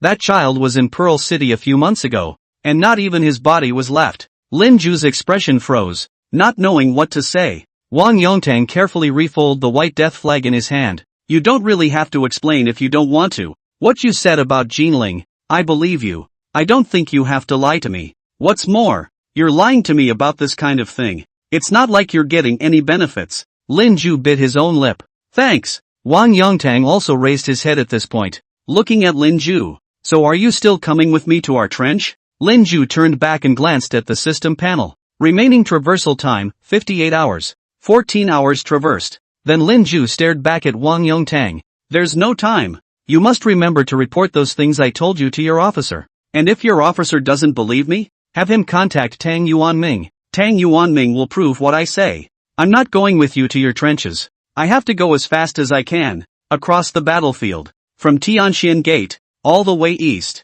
to determine the exact location of that train station. I'll be back when I've finalized the exact route. I'll see you at the entrance of Tianxian Gate before 12 o'clock this evening. I'll bring with me a specific roadmap from Tianxian Gate, retreating until the Yumaoshan railway station. Wang Yongtang looked at Lin Ju, and he involuntarily gulped. Are you sure? Tianxian Gate. To the east, directly opposite the position of the evil fox force. What's the difference between that and dying? You're practically in a hurry to get to Hades. You have a plan. The old man can go with you. Lin Ju grinned. He smiled broadly. Not at all. But I don't have any other way. I want to save a few more of my fellow Jinlings.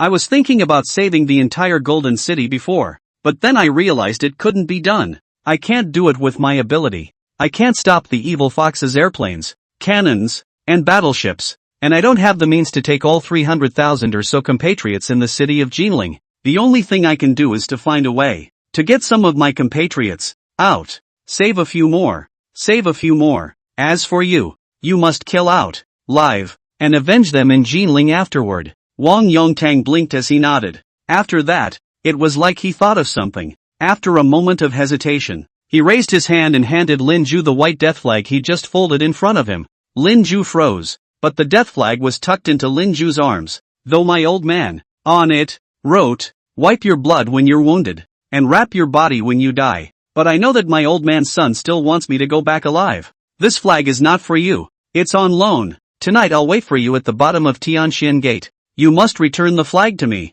or I'll be a ghost to you. Requesting reviews. Ratings. Chapter 48. Mother, you are looking at the sky. Your son is the real Lubu. Lin Ju held the death flag that Wang Yongtang had shoved into his arms, stunned for a moment, but he didn't say anything, just looked at Wang Yongtang and nodded. Wang Yongtang didn't say anything more there. He crossed over to Lin Ju and ran wildly toward the trench where his troops were, because Evil Fox's troops had stopped shouting. This means that the next attack of the opponent is about to start. Lin Ju took a deep breath there as well. He carefully took the death flag and put it in his arms. The system panel shows the live feed. At this moment, countless pop-ups crossed. What's the anchor going to do next? It's not going to be the way God's drama is going. Through the battlefield. It is easy to say, but this is a battlefield in the age of hot weapons. A random shrapnel can be a person karma, unless the anchor can tear the evil fox ghost with his hands. So far, the anchor shouldn't have that. Cannot look forward to the anchor point. Good.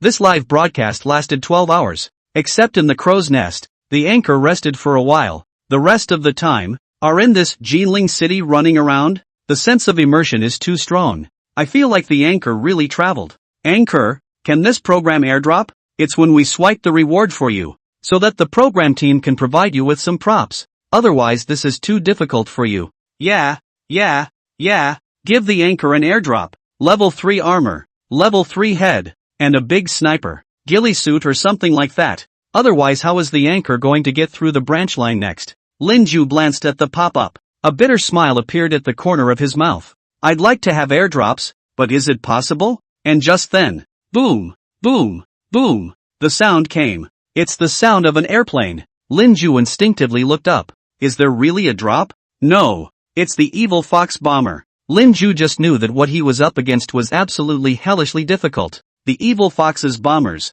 at this moment, began to fly recklessly over the trenches of the Jinling defenders. A bomb falls. The earth seemed to tremble. From the trenches came the sound of countless torn howls and angry roars. Dodge! Take cover! Get down! Grandma! Start blasting again! Sooner or later, fireballs will have to fall on your heads too. Flames and smoke, for a time, swept through the trenches of the Jinling defenders, and Lin Ju took advantage of the chaos. Jumping into the nearest trench, he bowed low and began to make his way through the trenches while the planes in the sky bombed. He had observed it before when he was on the walls. The trenches of the Jinling garrison are interconnected. From the first row to the last, the trenches are interconnected, can support each other as well as transport supplies. At the moment, due to bombing by airplanes, the Jinling defenders in the trenches were holding their guns, heads down, crouching in the trenches, prevent being blown up by shells, and that gave Lin Ju his chance. He's going to run from the very back of the trenches to the very front of the trenches. Lin Ju arched his back and ran as fast as he could. He felt beside him, every now and then, shells falling, waves of heat pounding on his face at all times, and a deafening roar. It was possible that if he was not careful, he would be caught in the wave of the shells that fell around him and die directly here. But Lin Ju couldn't think about it in time. All he could do was run frantically. I wonder if I'm hallucinating from the sound of the shells. Vaguely, Lin Ju seemed to be seeing a somewhat familiar, yet somewhat unfamiliar back figure running ahead of him, as if showing him the way. Reuniting? Squad leader? Another loud boom exploded. This time the shell landed right in front of Lin Ju's left side. The onslaught nearly lifted Lin Ju off his feet. His body slammed heavily against the sandbags next to the trench. I don't know how much dirt has fallen on me. It was only after a long time that Lin Ju stumbled to his feet. He shook his head to clear it. The back, where the shoulder blades were, was at this point sending indescribable burning pains. It felt as if my back had been cut open several times with a pocket knife and roasted again with fire. Lin Ju raised his hand and touched it. Gouge it out of the back. A couple of iron slags. It hurt so much that Lin Ju forced himself to hold it back so he didn't yell out. Lin Ju, however, still sucked in several breaths of cool air, but luckily, the wound wasn't deep. Holding back strongly won't affect what you do next. At this moment, the sound of exploding cannons was significantly less than before, but Lin Ju still felt a buzzing in his ears. He gritted his teeth and poked his head out of the trench, then he immediately retracted it. Then, a smile appeared on his black ash-stained face that looked, well, a little grim, because when he poked his head out of the trench, he saw dead bodies, piece by piece, body by body, hardly complete. A little farther away, there was what looked like a tank running over the flesh, and this represents. In front of the trench he was in was where the two armies were engaged. He managed to run himself into position in the first row of trenches. Lin Ju's breathing involuntarily increased. Class President, is that you blessing me? Do you think I'll be able to finish the job this time? Bless me. Squad leader. This time, without you to lead me, I'll have to run through the gunfire by myself. And just then, a hoarse growl came from outside the trench Lin Ju was in. Stealing apprentice Sugoku-e, it's the evil fox word for charge. And Lin Ju saw it at that moment. The trenches in which he himself was situated were beginning to be garrisoned by the defenders of the Golden Age. It's all coming from the trenches behind. The soldiers, some with numb eyes, some with horror, and some with madness. And just then, a hoarse voice came. Brothers, fight the evil fox ghost one more time. Our company. The vast majority of them are Han men from Yenbei and Lutaishu. No pussies. Right. Lin Ju raised his head and looked for the sound. Saw that the one who made the noise was a Han Yu 4 personal seats away from himself. The man was wearing a steel helmet, officer-like, covered in black gray, so that he couldn't see his face or his age, holding a submachine gun in his hand, while behind his back he carried a ring-headed machete, and the response was a hoarse growl. No, my village, it was burned by an evil fox ghost. I just want revenge. Fight them. I don't want my old families we once to be slaves of the dead. Just then, the man carrying the ring-headed machete first probed and looked out of the trench. Then he took a deep breath. Mother, in a moment you will see in the sky. Your son is the real Lubu who is invincible. Kill. Then the hombre, the first to roll over, rushed out of the trench. In the trenches, one by one, the other soldiers rolled over and rushed out. Kill. Kill. Shouting and killing. The soldiers in the trenches behind them began to rack their guns for them. The sound of gunfire and shouting, in this moment, blended into one. Chapter 49. The military song should be sung with the ring of the great sword. If you die for your country, you don't need to wrap your body in a horse hide. Crazy, indescribable madness. Lin Ju thought he'd already seen battle in the Rinhen Kingdom, but Lin Ju realized at this moment that he was wrong. In the Rinhen Kingdom, he was still protected by Li Yentang, Lu Xianggang and the others. Li Yentang led him to dodge the gunfire. Lu Xianggang would give him rice cakes and would dig up groundnuts for him in the mountains. Fu Jun would make wisecracks and tease him about being a so-called college student, but the real battlefield doesn't seem to be like that. No one will defend you. Everyone could be reduced to mangled, broken flesh and punched through a sieve the next second. One of the pieces in a sea of nameless dead bodies. But still, damn it, gotta charge. Because of the evil foxman, who burned your village. Kill your mama. Your children and grandchildren are right behind you. What? Just one life left. Fight them. Don't want to live like a dog. Don't want future generations to become slaves of the country. Lin Ju's breathing had never been heavier. He poked his head out of the trench again. He realized that a large portion of the soldiers who had just been beside him, tumbling out of the trench, were already dead, the fastest to die. Surprisingly, it was only 3 paces away from the trenches of the first platoon, where he was. The young man, who had just tumbled out of the trench and run 3 steps, was a fresh corpse. But there was also one. I don't know if it was a lucky one or a raw one. Surprisingly, he rushed to the front of the evil fox army, and those evil fox army began to fight with white blades. It was the man who had been in the trench earlier, only 4 body lengths away from Lin Ju, carrying a ring-headed machete. Lin Ju now remembers before he rolled out of the trench, shouted that one. Mother, in a moment you will see in the sky. Your son is the real Lu Bu who is invincible. And at this moment, he was holding that machete in his hand, and with a single slash, he chopped off the head of an evil fox soldier. The evil fox soldiers surrounding him in the perimeter were almost furious. A good number of evil fox soldiers, all gathered around. A sharp bayonet, stabbed at the Han Yu. The man with the ringhead machete grinned a grim smile. Surprisingly, he didn't dodge those stabbing bayonets. An evil foxman's bayonet, piercing his abdomen. He surprisingly slashed down directly with his large sword, cutting off the head of that evil foxman. The bayonet of another evil foxman, piercing his hindquarters. A backhanded horizontal slash in his greatsword hand. Another evil foxman's head then rolled to the ground. That Hanyu also had blood flowing from the corner of his mouth at the moment, but on his face, he still wore a smile. He rushed towards the evil foxes. A big knife, slashing horizontally and vertically. He actually sang while waving his large sword. This epistle comes at the right time. Heaven help Huang Zhong to become successful. Standing at the gate of the camp, the 3 armies call, and children of all sizes listen to the roots. First pass drums, war rice build. Second pass drums, tighten war robes. 3 drums, sheath your swords. 4 drums, hand over your soldiers. Forward, everyone is rewarded. Backward, they will inevitably eat a knife. The 3 armies will return to the camp with the master. And just then, bang, the sound rang out. A bullet that pierced the man's skull. The Han Yu, finally, couldn't swing his sword. He fell straight down. And a soldier in the shape of an evil fox officer, holding a pistol, angrily rushed at the body of the fallen big man and fired several more shots. Lin Ju saw that the big man's head was smashed to pieces, like a crushed watermelon. Lin Ju blinked. He bit his lip, whispering murmurs. Lu Bu, you are the real Lu Bu. And just then, Lin Ju suddenly noticed his own side, at some point, was filled with people again. Again, it was gathered from the trenches behind. Brothers, charge. Mother, my son is dead. You must live well. The cubs of the family, grow up well into men. Another group of soldiers rolled over and rushed out of the trench.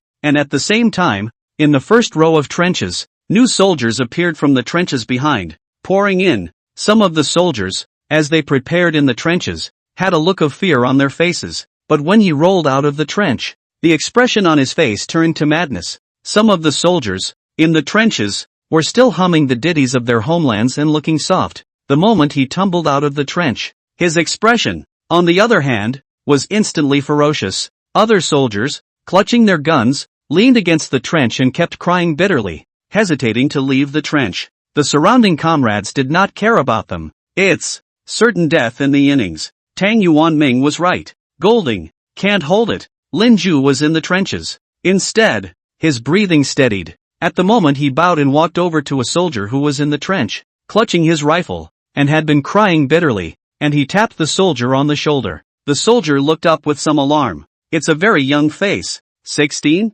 No, it should be smaller, only 14 or 15. It's just a kid. Lin Ju smiled at the soldier. Give me your gun and your grenades. The soldier was stunned for a moment as he looked at Lin Ju. Blinking, Lin Ju crouched beside him. I'll roll out of the trench and charge for you. You stay here. Consider me, instead of you, on the battlefield. But remember, you must follow your troops to break out and leave Jinling, and definitely don't stay in Jinling City. If you are unlucky, an unlucky person, and are still trapped in Jinling, don't listen to what the evil foxes say. Surrender your guns and don't kill. The gun in your hand must be held in your hand. The teenager stared blankly, still not speaking, but Lin Ju there had taken the gun he was holding. In passing, he also took 2 grenades from the teenager's waist. It's one of those old-fashioned wooden-handled grenades, but it didn't matter, as long as it was a grenade. Lin Ju loved it. Then Lin Ju focused on the machete behind the teenager's back. You've got a pretty full backpack. Give me that machete too. The teenager reacted then. What the hell are you doing? Lin Ju still smiled softly. Said it. Instead of you going to war. Lin Ju's voice suddenly lurched, after which he suddenly raised it. Give me the knife. The teenager was confused by the momentary shock. Hastily and tremblingly, he carried the greatsword behind his back and handed it to Lin Ju. Lin Ju glanced at the machete and let out a deep breath. The military song should be sung with the ring of great swords, vowing to destroy the who knew out of the Jade Pass. Only sold the sand field to die for the country. Why need to wrap the corpse in horse leather? Then he grinned. This is the time to really go to war. Lin Ju took a deep breath. He put that big knife back on his back. Then he poked his head out of the trench. He did not immediately rush out of the trenches and launch a charge like the surrounding warriors. Instead, he watched carefully for a while and found a somewhat out-of-the-way location. Next, Lin Ju first pulled the fuse out of a wooden-handled grenade. He then let out a deep breath. With a gun in one hand and a grenade ready to be pulled in the other, he too rolled over and rushed out of the trench. Guys. I'm coming. Chapter 50, Grenades for Tanks? Kill the enemy, kill the enemy, kill the enemy ah. Bang, bang, bang, shoo, shoo, shoo, boom, boom, boom. Sounds like hundreds of thousands of bees buzzing together echoed in Lin Ju's ears. The feeling after being out of the trenches is really still different from being in the trenches. Lin Ju could feel what seemed like several bullets that were brushing against the steel helmet on his head. Then came the flavor. Though in the trenches, Lin Ju smelled it. But roll out of the trenches and that smell is even stronger. How do you describe the flavor? It's like hundreds, thousands of pounds of pork, with a sufficient amount of firecrackers buried in the pork, lit and thrown into a large pool filled with pig's blood, and then when it explodes, it festers in a warehouse for 10 or so days. Just the smell of it makes you gag. Lin Ju, however, was still able to hold back. He had to hold back, too. It was always unlikely that he would. In a place like this, vomit. There were bodies all around his feet. It's not accurate to say it's a corpse. I should say shredded flesh, bloody organs, white intestines, barely recognizable limbs, and the few intact bodies. Intact bodies, all of them not long dead. The corpses of the soldiers who had died in battle before, even if the bodies were intact at the time of their deaths, had turned into charred, rotten mush after a few rounds of bombardment by artillery fire. This is the battlefield. Lin Ju felt lucky. Didn't just roll out of the trench and get killed by a bullet, but he also didn't make a mad dash to the opposite evil fox army like the other soldiers who tumbled out of the trench. He arched his back and ran forward at a pace that was neither fast nor slow. He can't die. At least not now. He still had over 50 hours to go. He had to stay alive and save more of his countrymen afterward. Lin Ju kept adjusting his breathing. He felt more and more bullets brushing against him as they flew by. Behind them, there seemed to be another group of Jinling's defenders, tumbling out of the trenches and charging towards the evil fox army's position. The soldiers of the evil foxes, on the other hand, followed their tanks, slowly advancing forward. Many of the Disya's soldiers hadn't even rushed to the front of the evil fox's troops yet. The opposing tank shot a random shell. It blew up the bodies of several Jinling defenders, in pieces. But even so, there were still quite a few of Jinling's defenders, carrying submachine guns, nearly killing the evil fox troops. Following these brazen fellow soldiers, Lin Ju was also less than 50 meters away from the frontmost group of evil fox soldiers. Lin Ju had seen it before on the city walls. The evil fox force's offense is actually quite one-dimensional. Artillery bombardment followed by infantry charge. Infantry charge followed by artillery bombardment. When the infantry rushes, the tanks will come along for the ride. The defenders of Jinling, in order to stop them, would have to have group after group of soldiers, rushing up and using their lives to stop them. And the evil fox's troops, once they realized that this charge would not reach the trenches of the Jinling defenders, just retreat immediately. Artillery blast again. The vast majority of the battlefield was filled with the corpses of the Jinling defenders, and it was the evil fox's tankers that posed the greatest threat to the Jinling defenders who had tumbled out of the trenches. Lin Ju's eyes were locked on a tanker at the moment. Normal bullets can't penetrate the iron of a tank. Trying to give the evil Fox Ghost's tank a rest. Either you use an explosive packet or you have to use a grenade. But the grenades on the side of the Jinling defenders had limited destructive power. It usually takes several wooden-handled grenades detonated together to blow out the tracks of a tanker. But Lin Ju wasn't like the average soldier. He throws his grenades exceptionally well. Especially, after the last time he traveled, he gained the throwing talent beginner enhancement. He made a point of running to the basketball court to test it out. 3-point shooting percentage. Not to say 100%, but at least 90%. At this moment, Lin Ju slowly straightened up and began to sprint forward. Then, as soon as he did, he pulled the fuse of the grenade. The moment the wooden-handled grenade smoked, the grenade was thrown by him. The smoking grenade made a graceful parabola in the sky. Then, with extreme precision, it fell into the barrel of one of the tanks that Lin Ju had been staring at for so long. Boom! I wonder if that tank was just about to fire a shell. The tank whose grenade had fallen into the barrel of the gun. At that moment, had the barrel blown right through. Then, from the inside of the tank, several fires sprang up and black smoke rose. Lin Ju grinned. No loss, but the battlefield is too chaotic right now. Aside from the evil fox soldiers following that tanker, almost no one noticed that the grenade Lin Ju had thrown was comparable to Luo Di's artillery. That's one tanker. Lin Ju's eyes were also glowing. He had one more grenade to take out another tanker. Lin Ju was directly on the ground at the moment. On the floor, charred and stinking flesh and blood, stuck to his face and body, but he doesn't mind. He slowly pulled out another grenade and pulled out the fuse, trying to take out another tanker myself. Lin Ju adjusted his breathing and braced himself from the ground. Another grenade was thrown, but just then, bang, bang, an indescribable tearing sensation came. Lin Ju let out a ripping scream. He had just raised the right arm that threw the grenade by 2 bullets, successively pierced small and large arms, 2 bright red bloody holes, blood gurgling out, even white bones could be seen. Lin Ju was in so much pain that he almost fainted. But just then, bang bang bang, the sound came again. Countless bullets, coming at themselves. Mother asterisk asterisk asterisk asterisk The first time he threw a grenade and took out a tanker, it turned out that it didn't go unnoticed. The ones who just noticed this were all ING across the street. Lin Ju's expression was hideous. He forced himself to endure the tearing sensation coming from his right arm. Frantically, he crawled toward the back of a scrap tanker. Not far away, the same fire danced on that tanker. There's a puddle of burning muck underneath. It looks like it was blown up by one of the Jinling defenders, holding a bag of dynamite. That's one of the few bunkers on this battlefield. But those bullets were coming at Lin Ju like they had their sights set on him. Frantically. And just then, a Hanyu suddenly pounced on Lin Ju. With a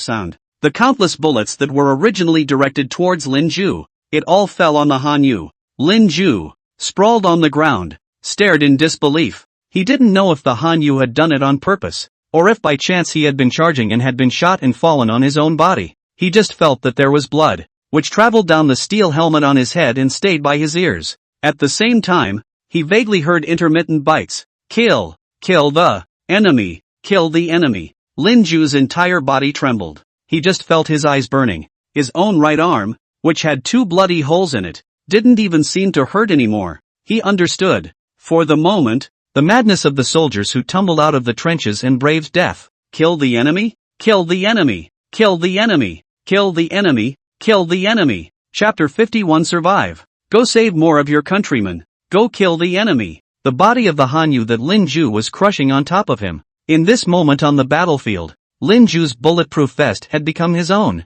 Carrying the body of the long-ago beaten Hanyu on his back, he moved slowly towards the scrap tanker. There were gunshots and howls of pain all around. Lin Ju was on his back. He couldn't feel the ground. He felt like he was on mush, climbing forward. And in the meantime, countless pop-ups crossed the livestream in the system panel. My mom asked me why I was kneeling down to look at my cell phone. How dare this program group this picture are not coded? I just went to the bathroom and threw up for a while. I'm sorry, I'll go throw up again. The real battlefield. Anchor's arm is okay. It's special effects makeup, right? It must be special effects makeup. It hurts me so much to see it. My home is in Jinling, living next to Tiangshuanmen. My home here, now are all skyscrapers. The streets are very clean. both sides of the sidewalks, planted with red lithospermum. At night, the neons are bright. Beautiful. Do you know that VA? Those crushed and broken flesh and blood, 85 years later, have all become skyscrapers. Do we live on the blood and bones of our forefathers? Let's not get melodramatic. I just want to know, is the anchor okay? He looks like he's going to GA any minute now. At this moment, on the battlefield outside Tianxian Gate in Jinling, Linju leaned over the body lying on his back and finally crawled to the back of the scrap tanker. The tracks of the tank were blown up and the whole tank, like a huge beast, slumped to the ground, forming a natural bunker. Linju forced himself to endure the tearing sensation in his right arm and rolled over from the ground. The body of the big man who had protected him all the way before also fell to the side. Linju turned his head, glancing at the big man's corpse. The back is full of bullet holes. The head and steel helmet were also almost smashed. There's no way to see the face anymore. Linju opened his mouth, but it felt like a thorn was stuck in his throat, like a fish in the throat. He finally just spat out 2 bites in a hoarse voice. Kill the enemy. In the meantime, a message alert popped up on the system panel. Congratulations, Master, for unlocking the achievement Crossing the Mountain of Bodies. Then Linju kept taking deep breaths. He raised his okay left hand and kept slapping his face. Calm down. Calm down. Can't go and get killed. There's no point in sending people to their deaths. To kill the enemy, but not to die alive. Survive to save more of your countrymen. Survive to go for the ultimate victory. Linju kept mumbling, and in the end, in his voice, he even started to bring a sobbing tone. It turns out that there really will be certain moments when living is going to be so much harder than dying, so much harder. Battlefield. The gunfire, at last, tapered off. Linju leaned against the scrap tanker and gradually steadied his breathing. He saw, in the trenches, no more new golden defenders rushing out, but in the sky, there was a rumbling sound. Evil Fox's bomber, once again, flew over. Linju grinned a grim smile. The infantry isn't charging, it's switching to artillery bombardment again. Fruity. Linju's mutterings had just ended. A barrage of artillery fire came in. Linju watched, as a cannonball fell on the battlefield's floor. The corpses of the Jinling defenders who had just died on the battlefield were fragmented and turned into a new layer of mush under the bombardment of artillery shells. Linju's eyes were cold as he watched this. He's going to live. He can't just die here. He looked down at his body. In addition to a nearly rotted right arm, there was an injured shoulder blade. There are no obvious injuries. Both legs are healthy. It can still run. This means that there is still hope that one can find the Yumaoshan railway station. But the right arm was completely immobilized, except for the drilling pain. Still bleeding. At this rate, even if he didn't get hit by a shell, he would go into shock and pass out on the battlefield. With his left hand, Linju pulled out a white cloth from his pocket. That's the death flag lent to him by Wang Yongtang. Linju bit down on a corner of the white cloth. Then work with your head and left hand. With the piece of white cloth, he wrapped it around the armpit of his right arm, after which he tied it in a dead knot. Prevent blood from continuing to be supplied to the injured right arm. But with this method of bandaging, one's right arm is considered a waste. Only after all this was done did Linju breathe heavily and exhale a mouthful of turbid air. He himself was a bit surprised that he had lasted until now without fainting. So that's where the heart-strengthening level 1 comes in. Linju looked down again at the death flag that had been drenched in blood after holding the wound.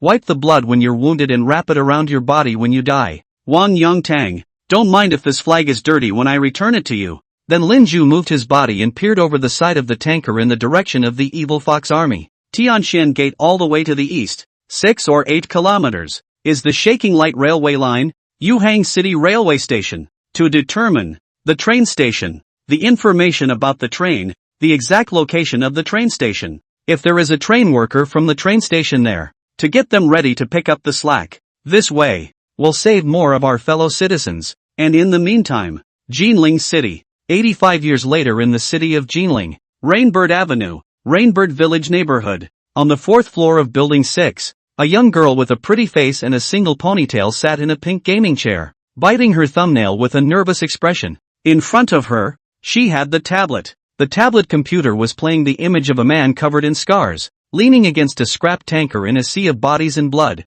muttering Yuhangshan Railway Station. The young girl scratched her hair. At this moment, she seemed to finally realize something. She grabbed her tablet and typed a lot, but then slowly deleted it. In the end she only typed 2 words out and chose to send. Then she suddenly couldn't help but whimper out. This isn't a program. You are really in the city of Jinling 85 years ago, right? And a pop-up screen crossed Lin Ju's live stream at the moment. Eat the egg without the yolk, go for it. The back of the scrapped tanker. Lin Ju felt his immediate picture. A little blurry. The right arm was hurt too badly. The aftermath of blood loss. All he could do was keep biting his tongue to keep himself awake. He was still pondering what he had to do to survive and get through the evil fox army's position. And just then, he suddenly realized, while the evil fox army's artillery kept firing, there were also some evil fox army on the battlefield, searching for something. Then he saw that an evil fox soldier, dragging an evil fox soldier, who kept howling miserably, from the pile of corpses on the battlefield. So it is. Evil fox artillery bombarded the trenches of the Jinling defenders. The evil foxes can also salvage their own wounded soldiers. Well, damn them. On what grounds? Lin Ju's expression was vindictive. But soon, it was like he thought of something. He looked up at the scrap tanker behind himself. Lin Ju's expression then grew grim. He thought of a way to cross the evil fox army's position. He wants to go through the evil fox's position and find the exact location of the Yumaoshan railway station. And he's going to make this bunch of people pay the price. Kill the enemy. Kill the enemy. Chapter 52 Into the War Hospital. This weather, how suitable for killing the enemy. Lin Ju slowly turned his head at the moment. He stopped snooping over at the evil fox position. Instead, he braced himself and stood up. The evil fox artillery smashed down shells and blew up smoke and dust, which at the moment in turn became the best barrier to Lin Ju's movements. He was, at the moment, moving, slowly climbing into the tanker behind him. He pulled open the top door on top of the tank, bowed and climbed in. Obscure, crowded tank compartment. There was only the body of an evil fox soldier with burns in quite a few places on his body and his head, which was broken and bleeding. It should have been when the tank was blown up. There was also an explosion in the tank compartment. The driver was caught in the wave. Luckily for him, though, the clothes he was wearing weren't burned. Lin Ju exhaled a cloudy breath, started to strip the evil fox soldier in the cramped tank compartment. It's not the first time he's done this, but it turns out, it's a law that is damn useful. Outside the tank compartment, the sound of artillery fire remained intense. This time, the evil fox army bombarded for a significantly longer period of time than even before, but it also gave Lin Ju a chance. He managed to get in the tank bay and change into the uniform of the evil fox soldier. It's a bit ill-fitting though, and obviously a bit small, but barely able to wear it. The dead letter flag that had been used to bandage his right arm earlier had to be rewound and taken back into his arms. The right arm of the evil fox army uniform shirt, on the other hand, was directly ripped off by Lin Ju, so as not to reveal himself when the time came. Then he forced himself to endure the tearing sensation coming from his right arm, climbed out of the tank bay, and climbed towards the evil fox army's position. At the same time, he began to howl in frantic misery while making sure he didn't faint, and howled the evil fox language. Taz opened the tire. Save me. Lin Ju was glad that he had taken a semester of evil fox language in college back in the day. It was purely for credit at the time, but did learn to speak some of the basic phrases and words of the evil fox. He never dreamed of it. Those evil fox words would be used in a place like this. And just then, over at the evil fox army's position, there was also someone who had finally noticed Lin Ju. Two evil fox soldiers rushed over. Ah, so Kanako-1 missed the translation. Someone over there. Hey, cool. It's like me eat. Go save him. Medic will soldier hard labor.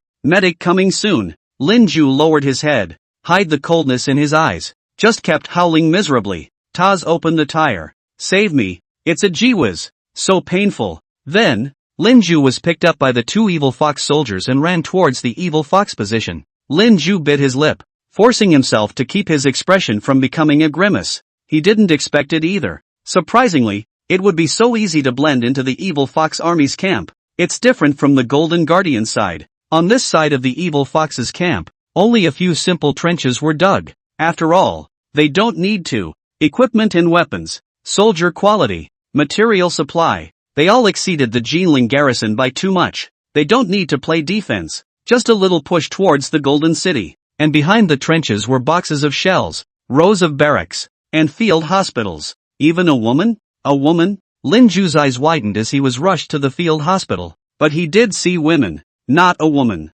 Instead, it's a group of women. The women, in that group, lived in crude tents, eyes terrified and numb. And soon enough, Lin Ju realized what those women were doing. He gritted his teeth and held back so he didn't curse out, because he saw, among the women in that group, distinctly teenage girls. That mother asterisk asterisk asterisk asterisk still a kid. How can this be? Still human? That's where the girls are. Yanbeis or the Central Plains. Rutezus or Jiangnans. Where are their parents? Where are the relatives? What about siblings? Where's the hometown? Lin Ju gritted his teeth. Don't look away. Can't bear to look again. And the evil fox soldiers carrying him towards the field hospital seemed to notice Lin Ju's eyes. Smiling, he patted him on the shoulder. Asalina has also. Don't rush. Sir, wow.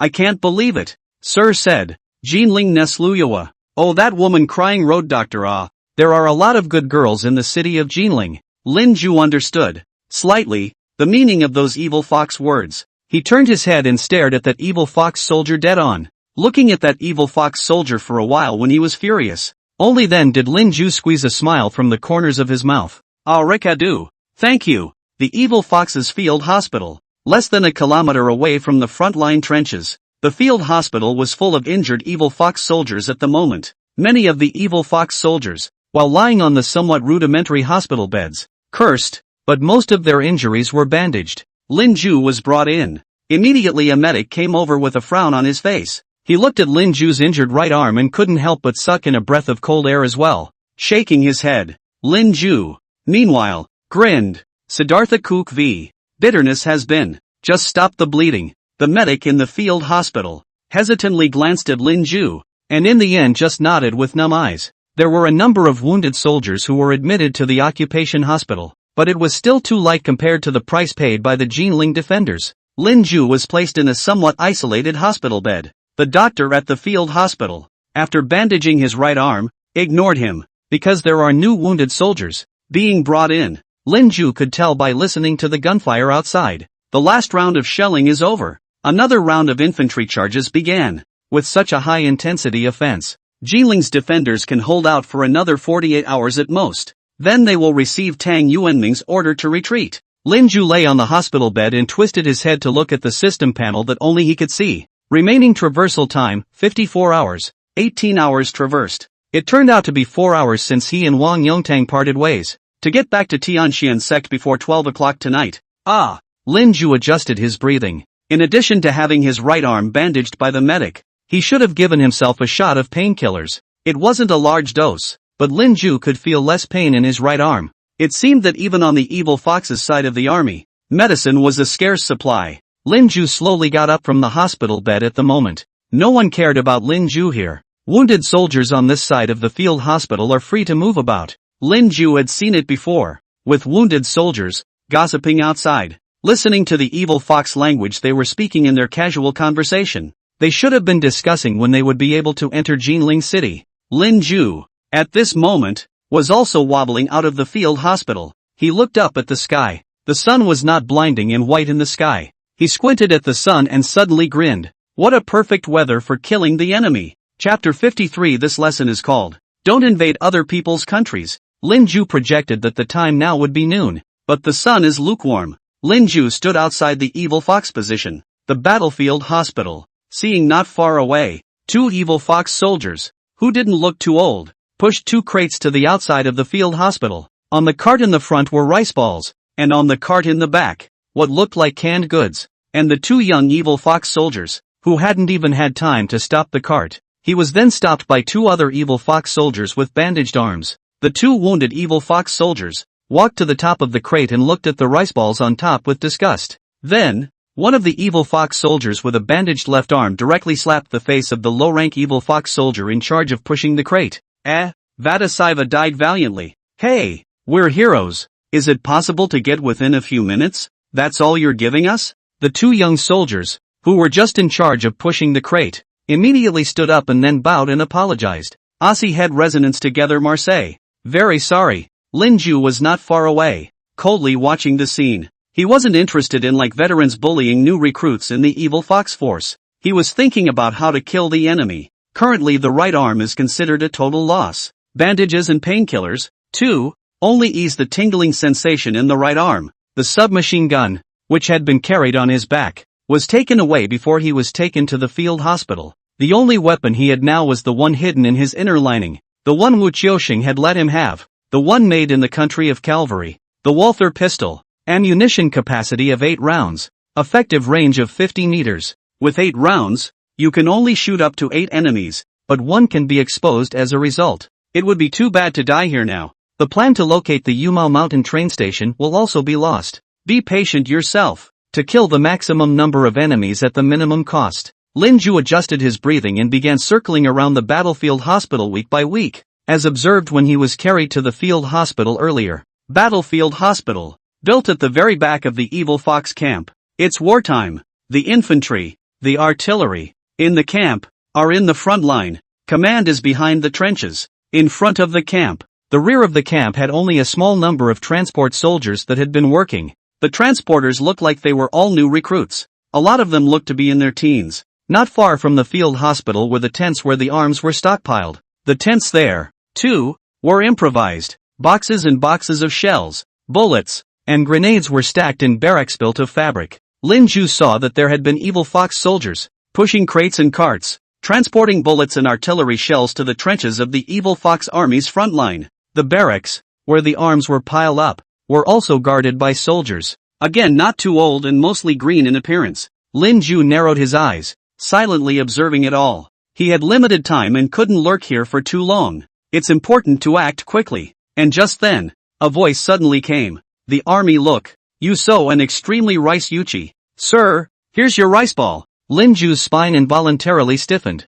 Fortunately he quickly adjusted his facial expression and slowly turned back. The voice that came from was a young Evil Fox soldier. That Evil Fox soldier with the steel helmet handed a rice ball wrapped in oiled paper to Lin Ju. Lin Ju had an impression of this Evil Fox soldier in front of him. It was one of the 2 young Evil Fox soldiers who had just pushed a crate and came to deliver food to the field hospital. A soft smile appeared on Lin Ju's face, taking the rice ball that the Evil Fox boy handed over. What is the name of the Eva Hatton Denga? What's your name? The teenager grinned. Rokokoku must die. And Oyumi Yoshima Rokokoku must die. Ryunosuke. Tamayama Ryunosuke. Lin Ju smiled and nodded. Then he held his rice ball in his mouth, and with his left hand, which was still able to move, he patted the Evil Fox teenager's shoulder. The Evil Foxman's rice balls were made somehow. They were sticky and wouldn't fall apart when you held them in your mouth. And that Evil Fox Jr., stunned for a moment, felt as if he had received encouragement and immediately bowed. Shake the Curry Crush Shika contest. Enjoy. Lin Ju didn't respond again, but crossed over to the teenager and headed in the direction of the field hospital. In his hand, he held a grenade. It was just now, while that teenager was bowing at himself, it was smoothed from the waist of the Evil Fox teenage soldier. At the moment, Lin Ju carefully stowed the grenade in his arms. It's not the same as the wooden-handled grenades on the Golden Guard side. The hand Lin Ju had shunned was a standard fragmentation grenade. When using, pull out the safety pin, the projectile body in the hard object hard impact a little, so that the striking pin strikes the fire cap, ignite the extension of the letter tube, and then cast. This kind of grenade is not very safe, and it is easy to have an early explosion. The destructive power, however, is stronger than that of a wooden-handled grenade. If you throw it in the arsenal, it should create a chain reaction. Lin Ju couldn't suppress a smile from the corners of his mouth. He had made a point of checking out a lot of information about grenades and how to use them, in addition to buying back a bunch of history books that he hadn't had time to read yet, before this crossing, for no other reason. The last time I was at the battlefield in the Rincon country, I had too much fun with grenades, and it turns out, this little hobby of his own helps a lot. Unfortunately, one grenade is too few. Gotta smooth out a few more. Lin Ju stuffed the rice ball into his mouth in 3 tries. This is not contempt. The rice used to make this rice ball. It may be that this group of people snatched it from Desya. I don't know which state. He ate his own grain. Then Lin Ju narrowed his eyes. Grinning, he headed towards another young-looking Evil Fox soldier not far away. The sun's rays remained lukewarm. In the field hospital of the Evil Fox army camp, the atmosphere was peaceful. Those wounded soldiers, after lunch, were much less hostile. Many of the wounded soldiers who weren't as badly injured were still smiling and chatting with each other. Lin Ju was holding his stomach, cowering in a corner of the war hospital. His stomach, at the moment, was visibly bulging. Lin Ju, on the other hand, carefully held his stomach as if nursing some fragile treasure. To say it's a baby is not accurate, but the fragility is real, because underneath his clothes, at the moment, there were 6 fragmentation grenades hidden. one left and one right in the pants pocket, and 2 more. It adds up to a total of 8. 8 grenades, plus a pistol that can fire 8 bullets. This was all the weapons Lin Ju had at his disposal at the moment. The grenades were all the ones he'd shunned from the waists of those evil fox teenage soldiers. Those evil fox teenage soldiers, who should have just been on the battlefield not long ago, hadn't turned into demons yet, with a clear stupidity in their eyes. When they see older soldiers, they just keep bowing one after another. The 8 grenades in Lin Ju's hand were all taken from their waists, while they were bowing. But also thanks to them, Lin Ju felt he had to thank these young teenagers. How to pay them back. Then teach them a lesson. The lesson is called, don't just invade someone else's country.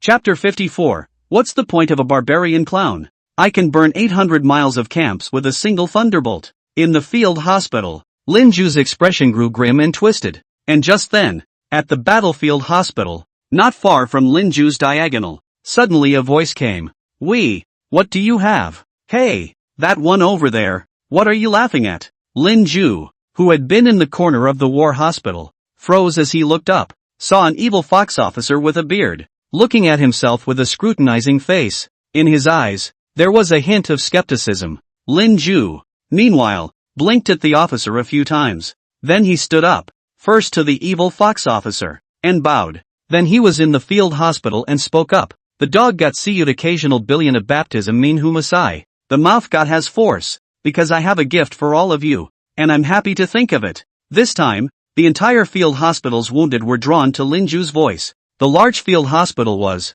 surprisingly for a moment, quiet. There were only a few wounded men, gathered together and whispering. Nani? What? Koryu senso? Gift? Kanku Ishiwa good desai. I've never seen this person before. Lin and Siaha. Weird accent too. And Lin Ju didn't pay any attention to the whispered murmurs in the field hospital. He walked to the entrance of the field hospital and once again bowed at those wounded in the field hospital. All the wounded in the field hospital looked blearily at Lin Ju, but just then, they all stared in disbelief. The eyes were full of incredulity, because they saw that the moment Lin Ju straightened up, he rushed at the center of the battlefield hospital off to the rear and threw over a grenade. Immediately, the field hospital resounded with curses. Baka! Dead wash inside. Searchable. But those shouts and curses were soon drowned out by the roar. And Lin Ju, the moment he threw that grenade, was already running out the door of the field hospital. But before he runs out, incidentally, the other grenade dropped at the door of the field hospital. The evil fox fragmentation grenade is a 4 to 5 second incendiary type fuse. The kill radius is 7 to 10 meters. One fragmentation grenade is lethal enough to cover half of a field hospital, but there will still be survivors. Add another one. Just right. One before the other. Plus the field hospitals are full of wounded. Slow to act. 2 grenades, perfectly wrapped, left them. No one to survive. With a terrible boom. Flames also enveloped the entire field hospital after a few seconds delay. And Lin Ju, who had just run out of the field hospital, darted furiously toward the camp where the arms were stored. His expression was one of horror at the moment. His wobbly right arm. In this moment, even the wound tore again. Blood crimson through the bandage that originally wrapped his right arm. The Jinling defenders who were originally responsible for guarding the arms were attracted by the roar of the field hospital, and all of them gathered over at this moment as well. Then they saw Lin Ju, who looked distressed and anxious. Then they heard Lin Ju's hoarse roar. Enemy cool clothes department inside 1. Enemy attack. Hakashikunai. Get over there. Those evil fox soldiers who were originally responsible for guarding the arms were all very young and had little combat experience. At this moment, each one of them looked a bit flustered. Holding their guns, they looked at the burning field hospital and, for a moment, didn't know what to do. But at Lin Ju's place, his expression was instantly grim. Hakashikunai. Get over there. Nani yamoyu? What are you waiting for? Sengoku got warhaired, you got mean. There are all your comrades there. At this moment, Lin Ju even rushed up and slapped an evil fox soldier in the face. Hakashikunai. Get over there. It was only then that those evil fox's soldiers slowed down. And only then did one of them grit their teeth and run towards the field hospital that was ablaze with fire. Lin Ju, on the other hand, lowered his head, forcing himself to hold back so as not to let the smile at the corner of his mouth be so obvious. And with all those young evil fox soldiers, they all crossed themselves and ran in the direction of the field hospital. Lin Ju also let out a deep breath. A grenade, from Lin Ju's hand, was thrown to the ground. and then rolled to the feet of the young soldiers with a guru guru guru guru guru guru guru guru guru guru guru guru guru guru. Boom! The kill radius, 7 to 10 meters of fragmentation grenades, exploded in the crowd. Lin Ju clearly saw one of the steel helmets being blown out and landing on the ground again. There were also several broken arms, lower legs, blown up into the air. The few surviving evil fox soldiers, on the other hand, were lying on the ground, raising their heads in terror and looking around. How? Cannonballs from the Jinling garrison. Hit here? The front line is lost? How is that possible? But at that moment, they suddenly saw another grenade rolling in front of them. And then there was a boom. Lin Ju was not far away, his eyes cold as he watched the scene. Then he turned toward the tent where the arms were kept. As he walked, he actually hummed. I hear the sound of golden drums ringing and the sound of painted horns vibrating, arousing my heaven-breaking sex magnificent ambition. Think of the days when the piebald horse was so powerful that the enemy's blood splattered the horse's face skirt. Next, Lin Ju found a large boulder some distance from the tent where the arms were stored. He measured the distance between himself and the arms tent. About 40 meters. A grenade could be thrown there. He let out a deep breath. Pulling another grenade out of his pocket, he threw it directly at a tent where the shells were stored. He then immediately clutched his head and slumped behind the boulder. The boom exploded. The rattling was astounding. Lin Ju felt the earth tremble. He was obviously on the ground, but there was still a heat wave coming through. Fires raged to the sky, accompanied by explosion after explosion. This moment, fire burns 800 miles of camps. But on Lin Ju's face, there was a smile that he couldn't suppress, no matter how he tried. He hummed louder, only it was vaguely tinged with unspeakable sadness. How can an inch of land belong to someone else when you have a life to live? Fans clowns are not enough. I can block millions of soldiers with one sword. I can burn 800 miles of company camps with one thunderbolt. I don't know how long it took, but Lin Ju only felt that the earth seemed to be trembling less. Only then did he slowly rise from the ground. Then he realized the world before him. Red. It's all red. Fire. Indescribable fire. Can't see the end. The flames shot straight up into the sky, and from time to time, a roaring sound accompanied them. The real scene of the burning of the 800-mile camp is just like that. And just then, a message alert popped up there on the system as well. Congratulations, Master. Unlocked the achievement Camouflage Sneaking Behind Enemy Lines. Congratulations to the Master. Unlocked the achievement Disguise Burning the 800-mile camp. Under such a fire, leaving the evil Fox Army camp to determine the exact location of the Yumaoshan railway station should have been the best choice. But Lin Ju rubbed his temples. It's still a bit of a bummer to leave just like that. Those girls are all children of Daxia, aren't they? It's my compatriots. Chapter 55 The Girls in the Cabin. In my eyes, you're clean. Lin Ju, at the moment, couldn't take a deep breath. There was fire and smoke all around, and the strong smell of smoke. That's the smell of a shell bursting. Blow up the evil Fox troopers' munitions yourself. The pressure on the Jinling defenders on Tianxian Gate side should be relieved quite a bit. With a bit of luck, it might even be possible to delay the evil foxes from hitting Jinling City for a while backward. But alas, that fire couldn't burn the evil Fox Army's command headquarters, nor could it burn the trenches on the evil Fox Army's front line. The Jinling defenders also had artillery to prevent being bombarded by the artillery of the Jinling garrison. The location of the evil Fox's field hospitals and arms tents were arranged with great care, just beyond the range of the Jinling garrison's artillery. It also pulls away from the front line, but they died not expecting it. On the side of the Jinling defenders, someone who could speak evil Fox language, and who could damn well change into evil Fox army clothes, was personally dragged by them to the field hospital in their own rear. Who the would have thought it? God came and couldn't have imagined it. The pop-ups in the live broadcast room also skyrocketed at this moment. I've seen the anchor before, blowing up Armenica's barracks, and I thought that was the limit of the anchor's operation. I didn't expect anchor can be even braver. You guys see this fire? Is really big and red. If only the evil Fox's island, at this time, also lit up such a big flame. Will this be enough to save Jinling? Can't. Don't joke. The frontline troops and also the command have not been hit substantially. Was grenade to death, either new recruits or wounded, adding up to not many people. The frontline evil Fox troops, at most, when they open fire, they won't be as extravagant as before, but it won't take long for the rear to be resupplied. The evil Fox people at this time have already occupied Yanbei, Rutaizhou. They don't lack ammunition. Thanks, Cope. But please keep your damn mouth shut. I don't want to hear this. Great speech. Next time don't make a speech. What's with this? I thought that I would be able to save Jinling City this way. Lin Ju was in the fire, exhaling a cloudy breath. The pop-ups in the live feed. He saw. Netflix is right. The scene looks spectacular. But the impact on the evil fox force was actually limited. Golding still can't be saved. But that's okay, there's a lot more you can do on your own. Don't stop thinking. Be determined. Be unafraid of sacrifice. And go for the final victory against all odds. Lin Ju's pace was a bit hobbled at the moment as he made his way through the fire. He did not take advantage of the fire and leave the evil fox's camp immediately. Instead, they followed a memorized route through the fire. Until, in the midst of the fire, he saw a small hut, built out of wood and simple rags. That hut, some distance from the tent where the arms were kept. The fire didn't spread. So the hut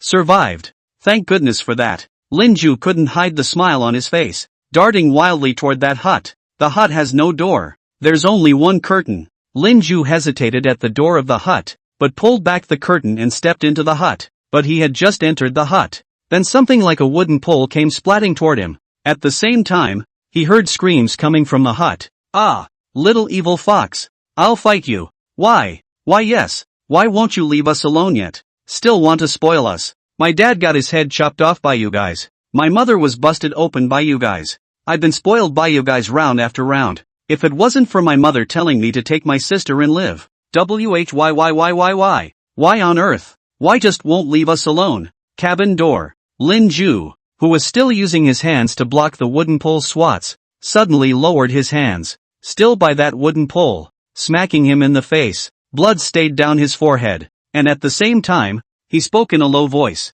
What an accent from the Middle Kingdom. Nell, stop it. I'm not an evil fox man. I'm the same as you. All are Daxia people. To the rescue. The wooden pole that was originally going to be smashed over towards Lin Ju, at this moment, suddenly stopped. With a dangling sound, the wooden pole fell to the ground. At this point, Lin Ju finally saw the scene in front of him. A young girl, 14 or 15, with disheveled hair, stared blankly at herself with big, tearful eyes. Behind her, a couple of girls, who looked younger than her, were cuddled together, cowering in the corner, shivering. Their clothes were thin and they were barefoot. The whole cabin, obscure and filled with an unpleasant odor. There were a few leftover dirty rice balls on the floor. Lin Ju opened his mouth. In this moment, nothing could be said. It took a lot of effort for him to make a sound. Sorry to. I am your compatriot, brother. I am late. The young girl who had previously taken the wooden pole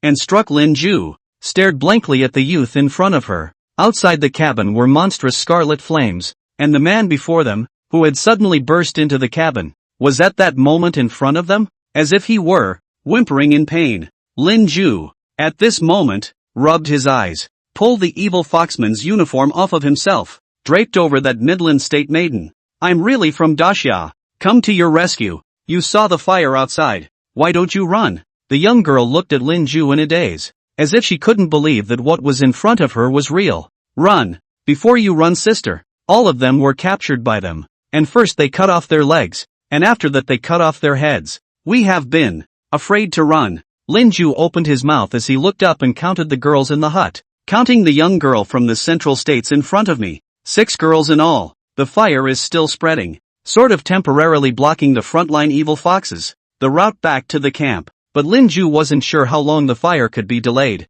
He grabbed the Midland State girl's wrist. Tell that to the girls. Stand up. Follow me. That young girl froze for a moment, looking at Lin Ju with eyes that were still wary. Go to. Go where? Lin Ju's eyes reddened at once. Go anywhere. I'll get you out of this hell. I know how those bullied you guys, but don't be afraid. Don't be afraid. You are still clean. The fault is not yours. Come with me and live afterward. 10 more years. In 10 years, everything will be better. There will be a new world. The world will be fine. Really, the world will be fine. I'm sorry. Chapter 56. There is no place north or south. No, you're old or young. You are our mortal enemies. Lin Ju covered his face at the moment, forcing himself to hold back before he could keep himself from whimpering out. He didn't know why he had to say he was sorry. Maybe it's because of the grief of the times, or maybe it's because, well, he didn't come a little bit earlier, a little bit more. If only it had come a little earlier. And just then, The girl from the Central Plains state suddenly raised her hand and gently poked Lin Ju's waist. You don't cry. Aren't you here to save us? My mother said that. She said, Nell, you have to live. No matter what happens. You take us. We want to live. You haven't wronged us. Lin Ju scratched his face. It took a great deal of strength for him to lower his face-covering hands. Afterward he saw, in that little room, the girls, all standing up and surrounding themselves, their eyes, illuminated by the fire outside the house, like a shimmering ember. Lin Ju let out a deep breath. Good. I'll take you guys. Live. Must live. Lin Ju was just about to turn around when he saw a girl, suddenly flopping and falling to the ground. The girl was skinny, a pair of legs that looked like dry twigs. Lin Ju rushed over and carried the girl on his back. It's light. Lin Ju's voice was a little hoarse. Why is it light as this? And just then, Lin Ju suddenly felt the clothes on his shoulders, gently grabbed. The evil fox. Evil fox people don't like me. They think I'm too skinny and they don't give me rice balls. The food. It's all the other sisters sharing it with me. Lin Ju bit his lip. It almost made his lips want to bleed. This young girl. Is the accent of Yuzhou? How old are you? What's your name? The timid voice came again. 10, 13 la.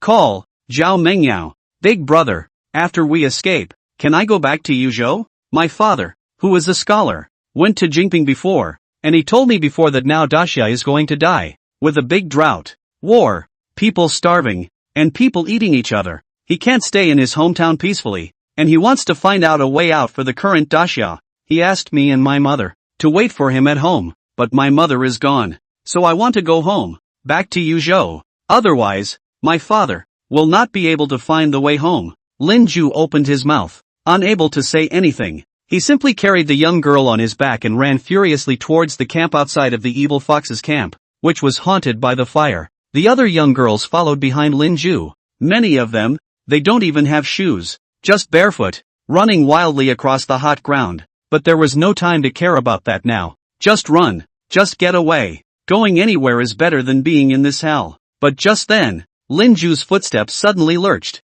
He had taken the girls and escaped to the location of the original field hospital. But a figure stopped in front of them. One of the evil fox's soldiers, gun raised, aimed at him. That evil fox soldier, his legs were shaking a little. The gun held up was unsteady. But Lin Ju still frowned, because this evil fox soldier in front of him, he had an impression. It was the evil fox teenage soldier who, earlier, had brought him rice balls. Rokokoku must die. And Oyumi Yoshima Rokokoku must die. Ryunosuke, Tamayama Ryunosuke. And right now, Ryunosuke Tamayama's expression was hideous. Anathema is going to die. Anatoly, it's you. You did all this. Lin Ju didn't say anything, just squinting his eyes up slightly. If it's just by yourself. He certainly wasn't afraid of this. The evil fox teenage soldier in front of him, who couldn't even hold a gun properly. But now he had 6 frail girls with him. Lin Ju let out a deep breath. He lowered his voice and whispered softly at the little girl behind himself.